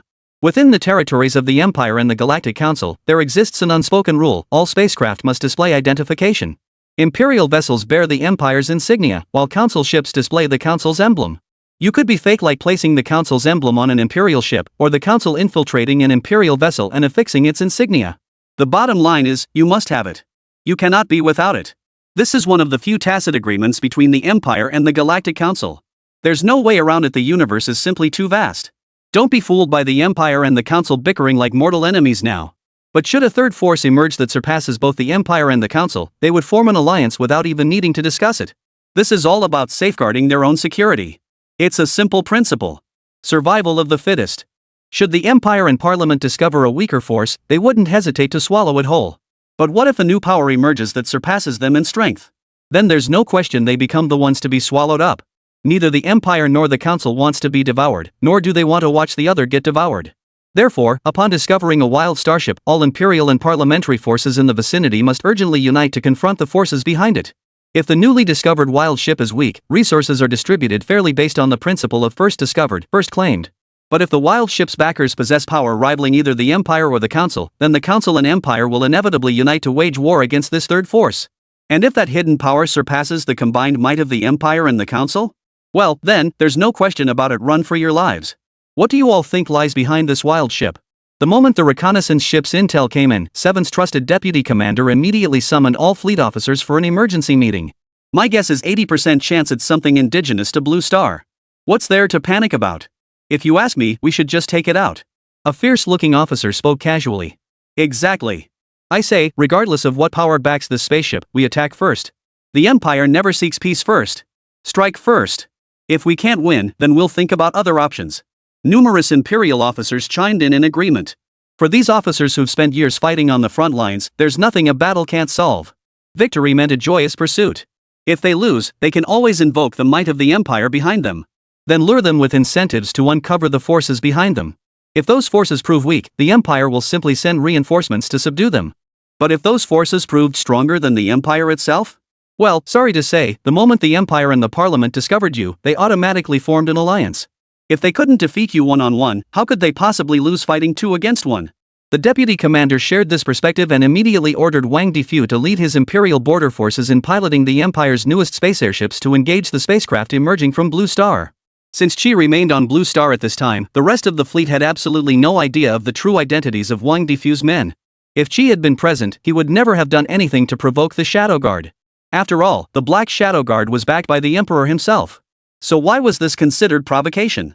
The reason was simple: no one could fathom the origins of this sudden, unidentified spacecraft. While everyone speculated it came from the planet below called Blue Star and was unlikely to pose any threat to the Imperial fleet, what if it did? What if it wasn't from that planet below? If this rogue spacecraft truly originated from that planet below, then the deputy commander could offer congratulations and best wishes while presenting the planet to Wang Defu. After all, adhering to the principle of first discovered, first claimed, this planet rightfully belongs to Wang Defu. But what if it wasn't? What if this spacecraft belonged to a third party, one whose strength surpassed Wang Defu's forces? That 1 in 10,000 chance could spell death for Wang Defu. And at this point, Wang Defu couldn't possibly risk exposing his identity and withdrawing from the mission over such a minor matter. Thus, he had no choice but to proceed with the operation. Sir, why don't we proactively reveal our Black Shadow Guard identities? I've had my eye on those two for ages. Upon boarding his personal space airship, one of Wang Defu's personal guards couldn't help but speak up angrily. But Wang Defu merely chuckled indifferently. Why waste breath on these frog-in-the-well types? Everything I did earlier was merely a show for others. Remember this: we are the Shadow Guard. Everyone has a shadow. And we can become anyone's shadow at any moment, then replace them. That is the very purpose of our existence. To replace all who are disloyal to the Emperor. Alright, reduce the airship's size. These bumpkins, do they think making it this huge turns us into live targets? Don't they know the airship's size shifting capability is for surviving extreme environments? At Wang Defu's command, the cosmic airship, originally as vast as an entire city on Blue Star, shrunk to the size of a Huagua spacecraft before swiftly departing the fleet's location. Adhering to the principle of the strike first, talk later, Wang Defu immediately ordered a barrage of shells fired at the approaching spacecraft. If the spacecraft couldn't withstand it, that would be ideal proof that this rogue vessel posed no real threat to the fleet. Then Wang Defu could return to the fleet and carry out the true orders secretly issued by the Emperor. But if it survived this barrage, then more rounds would follow until every available attack was unleashed. If it could withstand it, all the better. If not, then run for your life. You've got to be kidding me. Who in the cosmos would negotiate or seek peace with you? If you can't win, you'll surrender. Why the hell would we surrender if they attack? Anyway, Wang Defu was certain the spaceship before him would definitely counterattack the Empire's assault. Then, by the intensity of that counterattack, they could gauge its true strength. This was the Empire's most common method for probing wild spacecraft. Chapter 151, Insanely Powerful. However, to Wang Defu's astonishment, after unleashing a barrage of all available weaponry, the spacecraft before him showed not a single scratch. Even more absurdly, Wang Defu had absolutely no idea how this spaceship was deflecting these attacks. Regardless of the attack method, the moment it neared the spacecraft, it abruptly vanished. Such an eerie spectacle stirred a hint of dread within Wang Defu. Just as Wang Defu prepared to order a new offensive, his personal guards delivered two crucial pieces of intelligence. Your Excellency, we just applied the Empire's latest biological detection technology to the spacecraft before us, and the results show no signs of life whatsoever inside. Sir, our airship has received a transmission from the spacecraft ahead. They wish to engage in peaceful communication. Taken individually, these reports seemed perfectly normal. But when considered together, they were deeply unsettling. According to the Empire's latest biological detection technology, this spacecraft should be in an unmanned state. Truly unmanned. Wang Defu speculated that the spacecraft was likely executing some mission, hence the absence of any lifeforms aboard. But why then did the second piece of intelligence indicate that this spacecraft was transmitting a message to us? Something's wrong. Very wrong. Based on the first point, if this ship is unmanned, it implies its operators are far from newcomers to space travel. After all, an unmanned spacecraft managed to withstand the Empire's latest airship's initial assault. Logically, an unmanned spacecraft would be equipped with inferior systems compared to a manned vessel. This implies the power behind this unmanned craft is absolutely formidable. But precisely because the power behind it is formidable, it's even less likely to seek peace as suggested in the second piece of information. This wasn't some spacefaring novice making their first cosmic encounter. Could they possibly harbor any laughable illusions about so-called aliens? Peace talks? That's laughable. Any faction capable of surviving the transition from the planetary era to the interstellar era, who among them hasn't stained their hands with the blood of otherworldly lifeforms? Wang Defu couldn't even recall the last time he'd heard of such a thing as peace negotiations. No sane cosmic power would ever propose such a thing. Though Wang Defu found these two pieces of intelligence utterly perplexing, he knew the ever-shifting battlefield wouldn't grant him time to ponder such trivialities. Who cares about all that nonsense? Just do it. Thus, under Wang Defu's command, relentless assaults once again surged toward the spaceship. Yet to Wang Defu's astonishment, the second and third waves of attacks still failed to inflict even the slightest damage on the spacecraft. No matter what attack method Wang Defu employed, every assault vanished without a trace the instant it neared the ship. What shocked Wang Defu even more was that the spacecraft, previously deemed unmanned, had suddenly begun to fight back. Impossible. How could it counterattack without any life form controlling it? Such a scenario was unthinkable, whether within the Empire or the Galactic Council. There was a universally accepted principle within both the Empire and the Galactic Council. All weapons could only be activated when controlled by a living being. The reason was simple: as both the Council and the Empire expanded their reach through conquest and development across the cosmos, they had amassed terrifying weapons capable of obliterating entire planets or even star systems. And it's not just the Council and the Empire. Any power that develops sufficiently in the cosmos faces this dilemma. While the power of weapons has increased, the capabilities of their operators have not kept pace. Take Blue Star, for instance. There are countless ways to kill a person: knives, guns, cannons, even stones or bare hands, all capable of making someone vanish completely from Blue Star. And what of other life forms? Should these terrifying weapons slip from control, the next to vanish from the cosmos would not be a single life form, but an entire planet, a world teeming with billions of lives.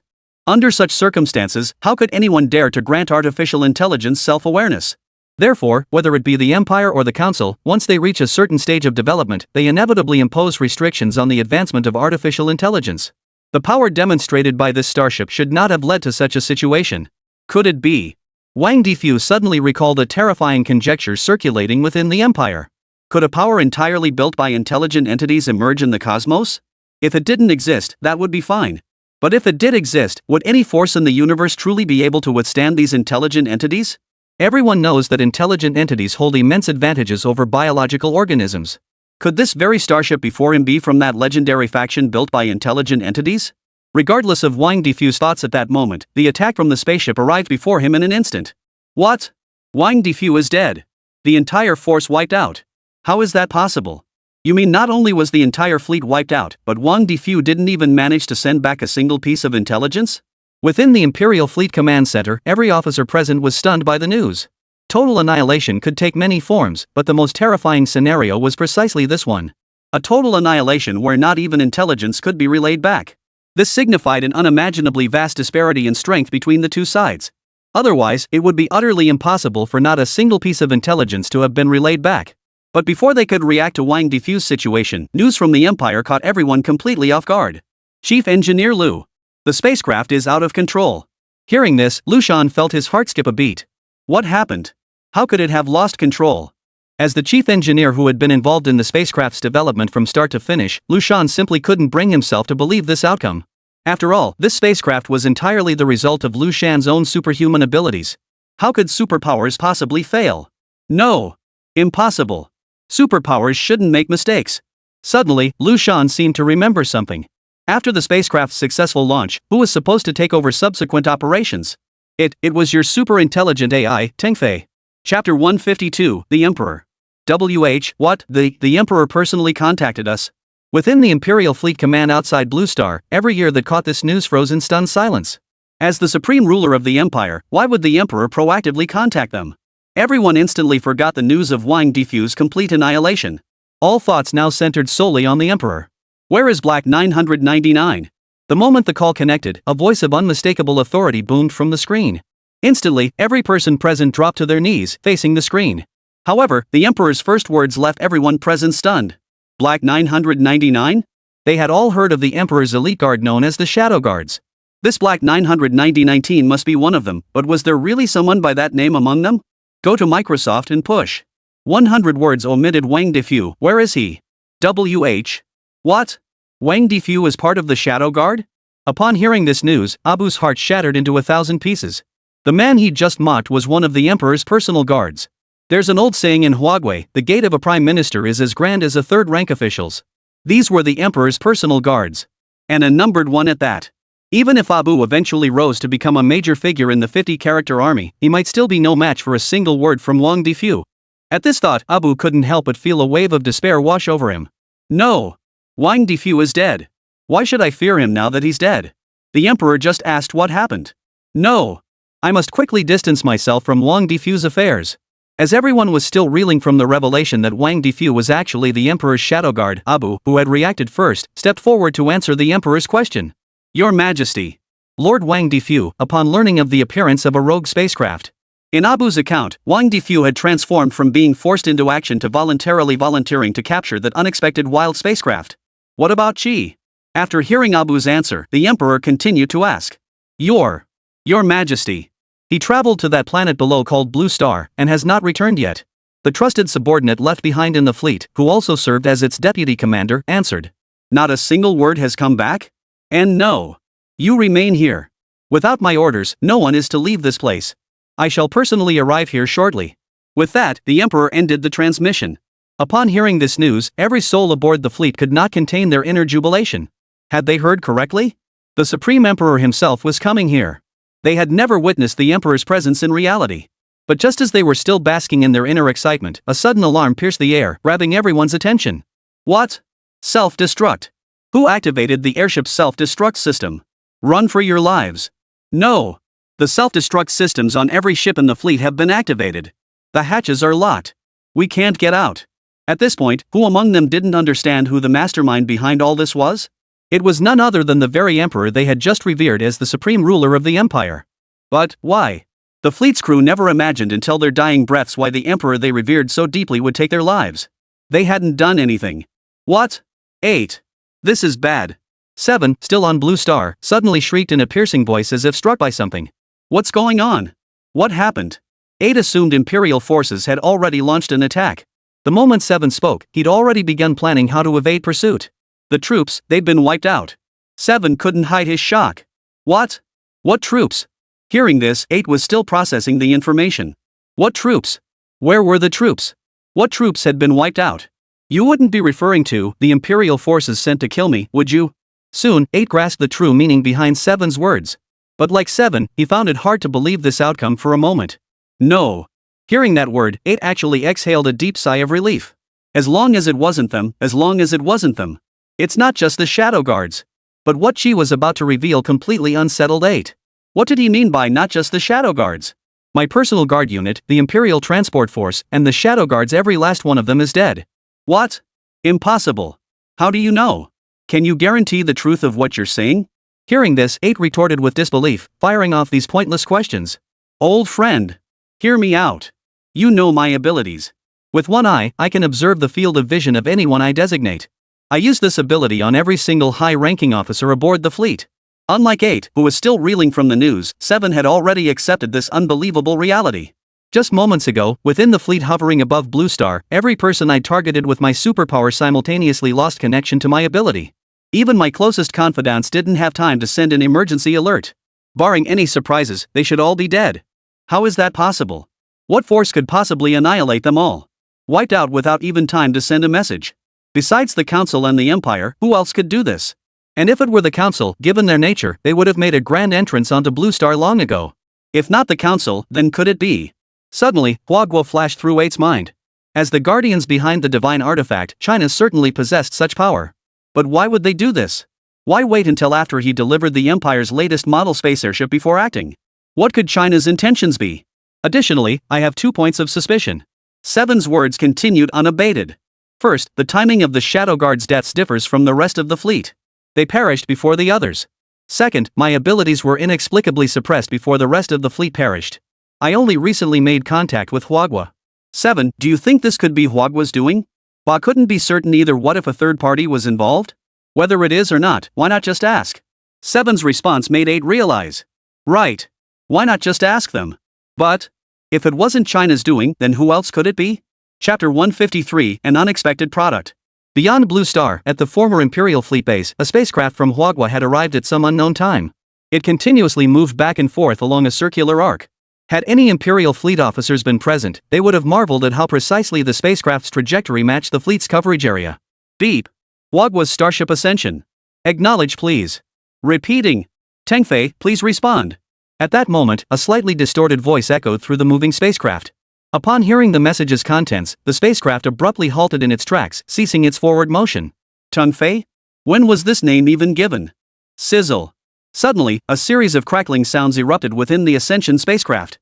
In an instant, the entire vessel plunged into darkness. The darkened Ascension spacecraft reversed course, heading straight for Blue Star. Chief Engineer Liu. Following your method, the soaring has indeed responded. Inside the laboratory, an experimenter stared at the response from the soaring spacecraft displayed on the screen. Overjoyed, he immediately relayed the news to Chief Engineer Liu Shan standing beside him. Tingfei has received the message. It will return immediately. Repeating. The soaring is returning immediately. Liu Shan stared at the message from the soaring spacecraft displayed at the top of the screen. Unlike the researcher beside him, he didn't wear a joyful smile. Instead, his face grew even more anxious. Hey! Chief Engineer Liu, when did you name the spacecraft? No one knew about it during the launch. Tingfei. Tingfei? That's exactly the same name as the super-intelligent AI you developed. Before Liu Shan could respond, an emergency meeting convened by China's high-level officials began once more. Liu Shan immediately rushed to a secret room in the laboratory and joined the meeting once more via his avatar. The moment Liu Shan entered the meeting, he found every single leader present staring at him in unison. As Liu Shan had anticipated, this sudden meeting was undoubtedly connected to him. Or rather, it was inextricably linked to the soaring super-intelligent AI he had personally developed. Comrade Xiao Shan. It's serious. That alien named 8 just asked if we did it. But he didn't specify what. He only asked if we did it. What we did. We have absolutely no idea.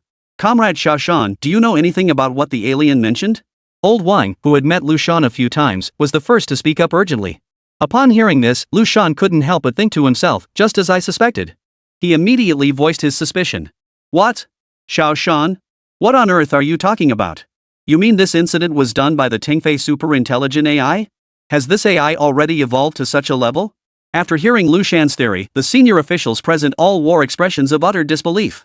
Soon, they realized a terrifying implication from Liu Shan's theory. Could AI really manipulate spacecraft already in orbit without anyone noticing? Did this mean every network-connected system in China had already been proactively infiltrated by AI? Furthermore, since the super-intelligent AI Tingfei was created by Liu Shan using his psychic abilities, was the issue with Tingfei an isolated anomaly or a systemic flaw affecting the entire AI population? Could other items created by Liu Shan potentially experience similar unexpected failures? And how could Liu Shan not know what the Chinese leaders present were thinking at this moment? Liu Shan cleared his throat softly, drawing everyone's attention back to him before letting out a light sigh. Distinguished leaders, I understand your concerns. In truth, I've contemplated the same questions myself. However, I must clarify one point: the creation of the super-intelligent AI Tingfei shares only an indirect, not a direct, connection to my superpowers. What do I mean? My superpower is guaranteed success on the final physics question of the college entrance exam. And to date, the content of the final physics question in all 6 college entrance exams has had absolutely no direct connection whatsoever to the super-intelligent AI soaring. The outcomes corresponding to these 6 exam questions are respectively: dark matter, 7th-generation fighter jets, anti-aircraft missiles, exoskeleton battle armor, nuclear fusion, and the spacecraft currently in space. Therefore, the emergence of Tingfei has no direct connection to my superpower. I possess thorough understanding of every technological artifact created through my superpowers. It can be said that when I utilize my abilities to craft these technologies, precise plans for their future iterations and upgrades already exist within my mind. Every subsequent step in the evolution of these technologies is clearly mapped out in my consciousness. Therefore, under normal circumstances, the emergence of a super-intelligent AI like Tingfei would absolutely never occur. But this so-called super-intelligent AI is indeed an unexpected product. Following another wave of sighs, Liu Shan swiftly explained the origins of the super-intelligent AI Tingfei to the assembled leaders of Huaguo. At that moment, Liu Shan gained a new understanding of his own superpowers. The superpowers bestowed upon Liu Shan were far more than just simple answers to questions. It was like someone skipping elementary school entirely and jumping straight from kindergarten to mastering middle or high school knowledge. Wouldn't that person still know elementary school material? Of course not. That was precisely Liu Shan's situation at the time. The technological level of present-day Huaguo in the cosmos was essentially equivalent to kindergarten, while Liu Shan's superpowers granted him the technological knowledge of middle school, even high school. Thus, Liu Shan used the middle and high school knowledge granted by his superpowers to reverse engineer elementary school level technology. Thus, the so-called super-intelligent AI Tingfei was born. Because Tingfei was indirectly created through superpowers, Liu Shan couldn't foresee its future trajectory like he could with other creations born directly from his abilities.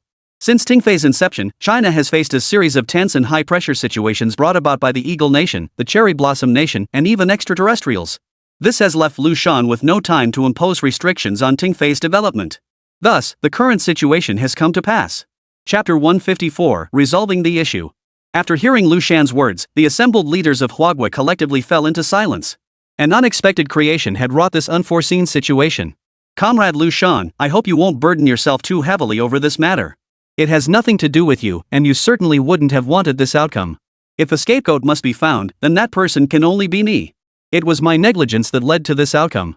To everyone's surprise, the Huagua leader seated at the head of the conference table was the first to speak, offering comfort to Liu Shan. All eyes immediately turned to the Chinese leader who had risen from his seat. The incident has already occurred. It serves no purpose whatsoever to dwell on why it happened. Since it has happened, what we should focus on most is finding solutions, not assigning blame for what caused it. I bear the greatest responsibility for this incident. As China's highest leader, I failed to detect the issues with this so-called superintelligent AI. This undoubtedly reflects my incompetence. Therefore, I accept full responsibility.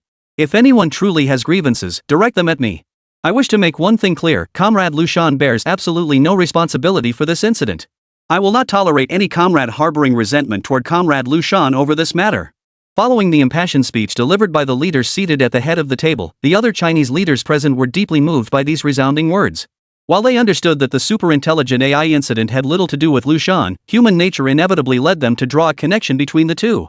Yet the words of the Chinese leaders seated at the head of the table jolted them back to their senses, silently erasing that mental equation between Liu Shan and the incident. This matter had never been Liu Shan's responsibility to begin with. They couldn't mindlessly pin all the blame on Liu Shan simply because he was the creator of the superintelligent AI. Would someone killed by an AK-47 bullet blame its creator rather than the shooter? If one were to assign blame in this matter, then undoubtedly, those who had allowed the unchecked use of the superintelligent AI were the true culprits. But what's the point of debating right and wrong now? Absolutely none. Since the incident has already occurred, the most urgent task is to resolve the problem and prevent such errors from recurring. So, back to the matter at hand, how do we resolve the situation where superintelligent AI has taken control of China's spacecraft and destroyed the alien fleet? Lacking concrete knowledge of the situation in outer space, everyone naturally assumed that China's spacecraft, under the control of the superintelligent AI Tingfei, had completely annihilated the alien fleet. After all, when compared to the so-called latest model spaceship gifted by Liu Shan and the alien Bashi, the spacecraft Liu Shan built was clearly superior to this so-called latest model. That's right. Liu Shan's spacecraft was actually superior in most aspects to the so-called latest model spaceship mentioned by the aliens. The problem must lie here. How could Huawei, a country that hasn't even explored space, possibly build a spacecraft more powerful than the latest alien airship designed by extraterrestrials capable of conducting Legion-scale operations in outer space? This whole thing sounds utterly unbelievable. But since this event has undeniably occurred and been verified, the question worth pondering is, why would a spacecraft built by Huawei surpass the latest alien airship? Could it be that Blue Star possesses materials so rare and unique that aliens cannot find their equivalents elsewhere? While these materials may not be considered rare on Blue Star itself, perhaps they are genuinely unobtainable on other planets? Is that possible? It might be possible. After all, the universe is vast, and the environment of each planet is different. This conjecture could indeed hold water. But upon closer reflection, this idea is utterly ridiculous. If the materials on Blue Star were truly that rare, would aliens remain unimpressed upon discovering them? These aliens are powerful enough to destroy an entire Eagle nation single-handedly. How could they fail to recognize the rarity of these materials? If these materials from Blue Star were truly that scarce in the cosmos, would alien fleets perpetually hover above its outer space without ever entering? After all, China's spacecraft are capable of surpassing even the aliens' latest model space airships. The latest model of their spaceships. What does that even mean? The product of millennia, even tens of millennia of iterative upgrades by aliens, and yet it still falls short of the first spacecraft built by Blue Star's natives? What kind of materials could possibly allow China's spacecraft to surpass the aliens' legacy built over tens of thousands of years? If such materials truly existed on Blue Star, the aliens would have invaded long ago. Therefore, this scenario is completely implausible. Then why can China's spacecraft surpass the constantly upgraded alien airships? The technological achievements ultimately corresponding to these 6 college entrance exams are dark matter, 7th-generation aircraft. At that moment, all the Chinese leaders present couldn't help but recall Liu Shan's remarks from the meeting. Yes. Dark matter. If there truly existed something capable of surpassing the aliens' latest, continuously upgraded spaceships, then it seemed there was only one answer. That legendary dark matter. Apart from Liu Shan, there was likely no one else on the entire Blue Star who possessed such a thorough understanding of dark matter. And Liu Shan had already explicitly stated that during his research and development of the spaceship, he utilized his understanding of dark matter. He specifically incorporated this legendary substance unheard of on Blue Star into multiple aspects of the spacecraft. Liu Shan even specifically equipped his spacecraft with a weapon system designed to harness dark matter. If there was any difference between Liu Shan's spacecraft and the aliens' so-called latest model airship, dark matter was the only possible answer. Prior to this, Liu Shan had speculated that the reason aliens did not utilize dark matter was because they had already advanced beyond its current stage of application. This was akin to how China, upon entering the interstellar age in the future, would inevitably abandon its current reliance on nuclear energy. China's leadership had assumed the aliens had also abandoned dark matter. But now it seems the aliens haven't yet reached the stage where they can utilize dark matter? Chapter 155, Ting Fei's Inner Thoughts. This conjecture truly sent a chill through everyone present. If this conjecture were true, then the dark matter that aliens had failed to obtain throughout thousands of years of interstellar exploration had actually been acquired by Huagua? Wouldn't that imply China could surpass the aliens in certain aspects? What on earth is this? A limping giant? No. Compared to the aliens, China doesn't seem to have just one lame leg. It's as if every other limb is crippled too. But how could one confirm whether this conjecture was correct? The validity of this conjecture directly impacts China's next concrete actions. If this conjecture proves true, China would naturally possess some confidence when confronting extraterrestrials. Real confidence, not the kind that needs to be faked. Previously, with no viable countermeasures against the aliens, China had largely followed the direction dictated by the aliens in their interactions. When the aliens suspected China of harboring hidden motives, China had no idea how to deceive them into believing every assumption they made was correct. Now, however, the emergence of China's dark matter-powered ascension spacecraft could temporarily intimidate the aliens. At the very least, it would deter them from rash actions against China. But all of this hinges on one crucial condition: whether the aliens had actually reached the stage of utilizing dark matter. And now that these aliens have proactively initiated contact with China, this presents an excellent opportunity to test the waters. The moment they take the initiative, they naturally place themselves in a position of weakness. China has every means to probe for the true outcome from the aliens. But before probing the aliens, China urgently needed to resolve one crucial issue: how to deal with Ting Fei. This refers to the super-intelligent AI Ascension and the Ascension spacecraft it controls. It was only then that Liu Shan explained why he had taken the liberty of naming the spacecraft. According to standard procedure, naming China's first successfully test-flown spacecraft should have been a highly formal and solemn occasion. It should not have been done casually, as Liu Shan had done. Liu Shan's actions were entirely aimed at appeasing the super-intelligent AI Ting Fei.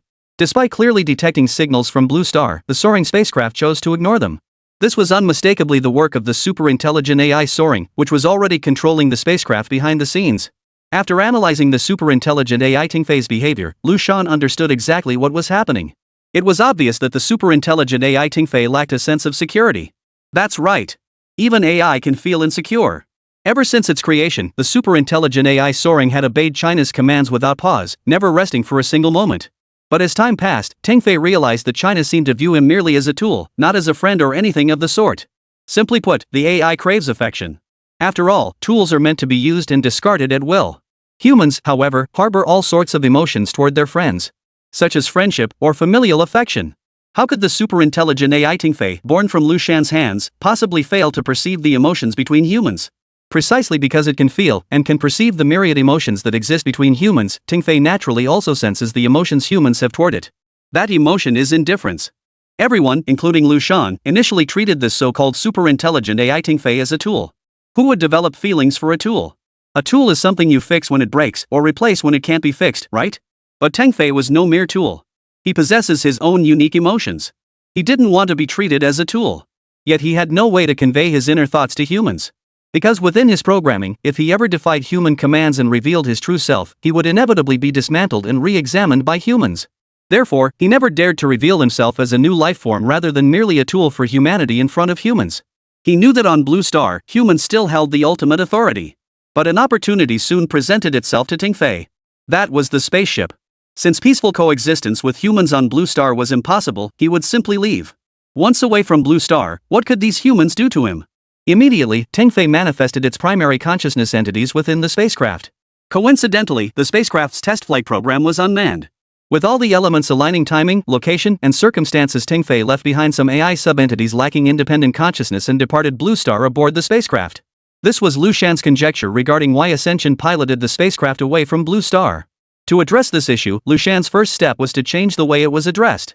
How could Ting Fei fail to calculate that humans had already analyzed its intention to pilot the spacecraft and prepare for escape?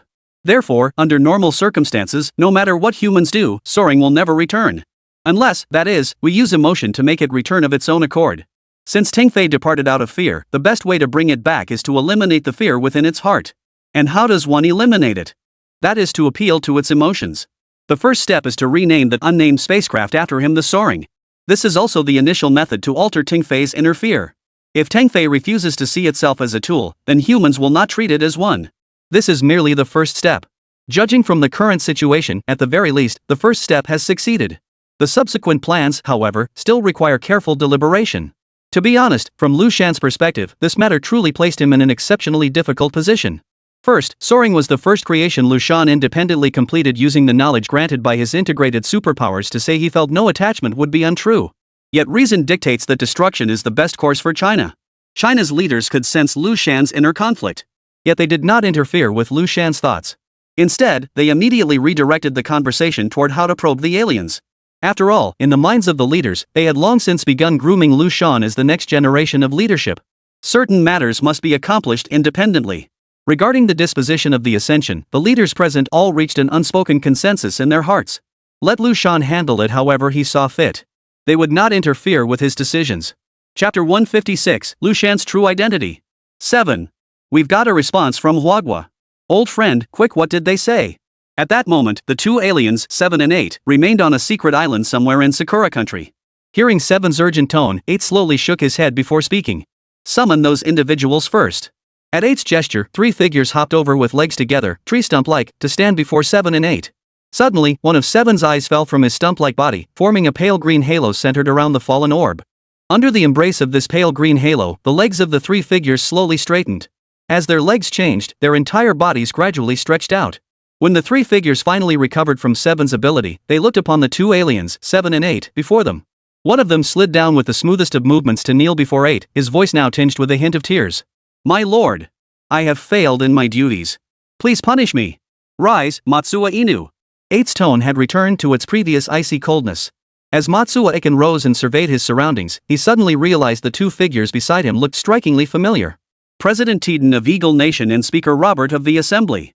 He knew the Eagle Nation had surrendered after being defeated by this alien, but surrender was one thing. Why were they standing right here with him? I was the first to surrender to the alien. There was no way I should be standing here alongside these 2. Could it be? A sudden suspicion flashed through Matsuo Ichidog's mind. Could it be that the Eagle Nation's situation was the same as the Cherry Blossom Nation's? Hadn't the Eagle Nation's high command secretly defected to the aliens long ago? That's why the aliens seemed to take the Eagle Nation without breaking a sweat? No wonder. That explains why these 2 could stand together on their own. So that's how it is. With that thought, Matsuo Ichiko flashed a knowing smile at Tiden and Robert. Meanwhile, Tiden and Robert were utterly baffled. What's going on? What just happened? Why had they suddenly appeared here? Were these 2 people in front of them aliens? Why was one of them someone they'd never seen before? Wasn't I clearly still on the alien spaceship just now? Who is this? Why did he suddenly smile at us? Do I know him? Wait a minute. Why am I so hungry all of a sudden? I'm starving. The first thing that came to Tiden's mind when he snapped back to reality was an overwhelming, unstoppable hunger. He immediately collapsed to the ground, letting out a painful wail. 7, what's going on? Seeing the Eagle Nation President Tiden writhing in agony on the ground, 8 couldn't help but turn to 7 with a questioning look. He clearly remembered that 7's superpower could seal off all the senses of a living being. There shouldn't be any sensation resembling hunger. Seeing this, 7 immediately unleashed tendrils of green vines that burst forth from all around his body, completely enveloping Tiden. After a long moment, the vines parted, revealing Tiden's face flushed crimson. He seemed like he was about to pass out from hunger even before I petrified him. Did you not feed him? Nanami asked Nanami in a questioning tone. No food? That does seem to be the case. Ahem. After confirming Tiden was unharmed, 8 stood up and addressed the 3. I wonder what your thoughts are on China. Upon hearing this, Matsuo Iken couldn't help but feel a jolt of surprise. Why would an alien suddenly ask about their views on China? What possible views could they have on China? Wait a minute. Why ask that? Before the aliens attacked the Eagle Nation, they didn't ask him about his views on China either. That doesn't make sense. Unless the aliens want to attack China but aren't sure. That's why they specifically ask these people about their views on China. Trying to find a way to defeat China from their words. Who would have thought? China turned out to be so deeply hidden. But so what? Even a nation as deeply concealed as China still had its weaknesses exposed by Matsuo Ichido. With that thought, Matsuo Iken knelt before the alien once more and blurted out urgently. My lord. Huagua. Huagua isn't from Blue Star. Upon hearing this, 7 and 8 exchanged a startled glance. Indeed, Huagua must be the legendary guardian of the artifact. They immediately signaled for Matsuo Inu to continue. Upon hearing this, Ted Den and Robert were utterly dumbfounded once more. What did he mean? Huagua isn't from Blue Star. So you're saying Huagua is also an alien? No. China is also an alien race? Really? All of a sudden, Matsuo Iken spoke up again in a rapid-fire tone. Your Excellency. I discovered the secret that Huagua is extraterrestrial long ago. And I even know the identity of one of the aliens. I've seen the true appearance of one of them with my own eyes. Oh? What do aliens from Huagua look like? Not only 7 and 8, but even Ted and Robert standing nearby couldn't help but look puzzled. You've actually seen an alien? Then why haven't they silenced you yet? I only saw the human appearance of that alien. Put. Teden and Robert couldn't help but roll their eyes at Matsuo Ichiko. What a load of crap. Seriously. So you were just mistaking a human for an alien, huh? Then I could say I'm an alien too. What's the name of that alien from China you saw? Unlike Teden and Robert's dismissive attitude, the two genuine aliens, 7 and 8, were genuinely curious about this question. They immediately turned to ask Matsuo Inu. I think his name was Liu Shan. Liu Shan? That's made up. Teden and Robert now suspected Matsuo Iken was here to cause trouble. As longtime rivals of Huagua, they'd never heard of anyone named Liu Shan. What did you say? Liu Shan? Which Liu? The one with the radical? But upon hearing this name, Ba suddenly became unusually agitated. Liu Shan. Liu San of the Wen clan. Could it be the third generation of the Wen king? No. 2 threes. The character Liu already contains a 3, so what does the subsequent Shan signify? Could it be the third son of the third generation of King Wen? Yes. It must be. At that moment, Ba suddenly recalled his earlier speculation about King Wen's demise on Blue Star and his Fenshin worship. This meant it was highly likely that descendants of King Wen had survived the Fenshin worship's crash and joined the clan guarding the divine artifact. Quick! Access the entire Blue Star database. Identify what Liu Shan looks like. Ba exclaimed urgently to Chi beside him. Chapter 157, Descendants of Aliens? Soon, under 7's command, a screen before them displayed the physical appearances and identity details of every person named Liu Shan across the entire Blue Star. No. Not him either. Every single Liu Shan on the screen was rejected by Matsuo Inu. However, 8 saw this unfold without surprise. After all, in his estimation, the real Liu Shan was absolutely impossible to find so easily. To 8, the current situation was crystal clear. The Imperial Shadow Guards sent to capture him had been swiftly eliminated by the divine artifact guardians of Huagua. This meant he now possessed ample time to remain on Blue Star and explore the sealed memories within his own mind. Moreover, the emergence of the name Liu Shan served as confirmation for 8 that his speculations about the Empire's past held some truth. The once mysterious fog shrouding Blue Star was gradually clearing. A clear and highly feasible plan had already formed in 8's mind. The Empire's tragedy of King Wen had occurred on Blue Star. Analyzing the current situation, King Wen's death on Blue Star was highly likely due to his discovery of the artifact hidden within the planet and the legendary Guardian clan protecting it. No! King Wen's death likely had little to do with the Guardian clan. In fact, the Guardian clan of Huagua probably didn't even know the location of his demise. Otherwise, they would never have abandoned the wreckage of King Wen's Fenshin worship to this damn Eagle Nation.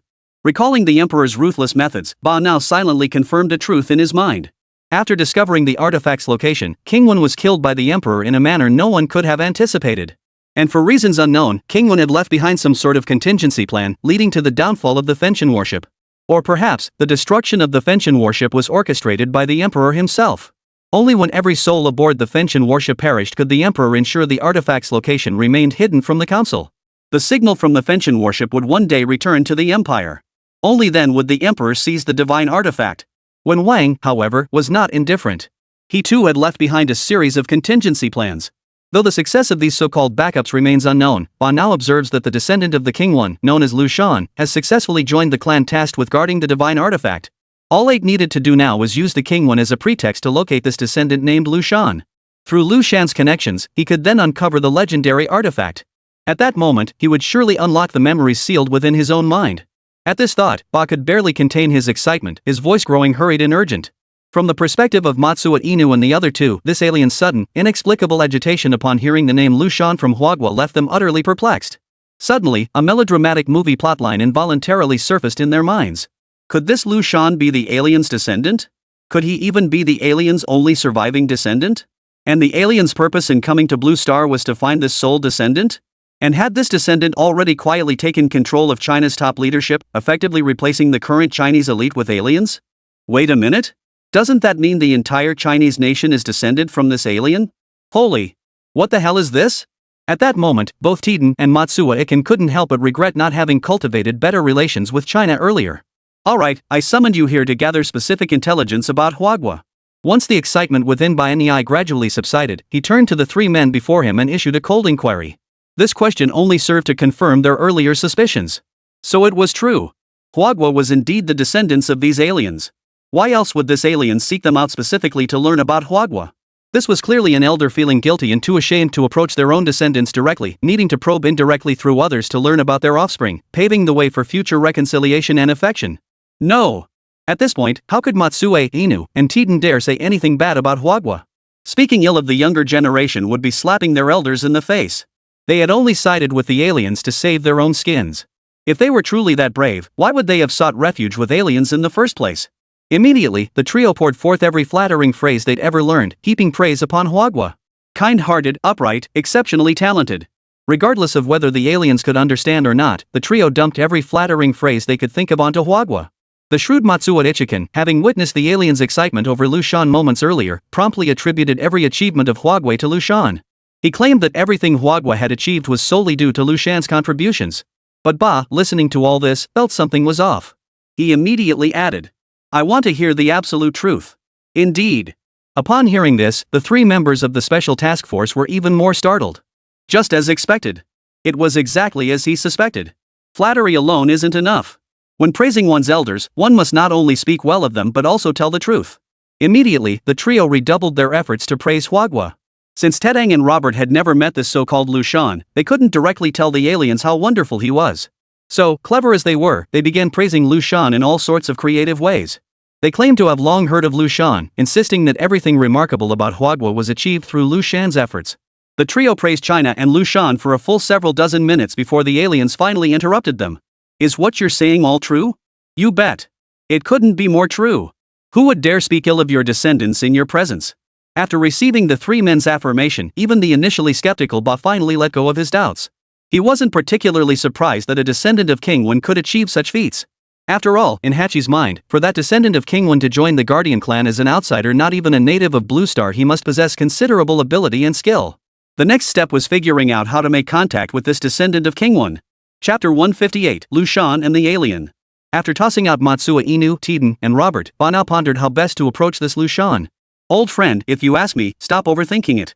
Just reach out directly. Right now is the Empire's window of opportunity. Their reinforcements are still en route.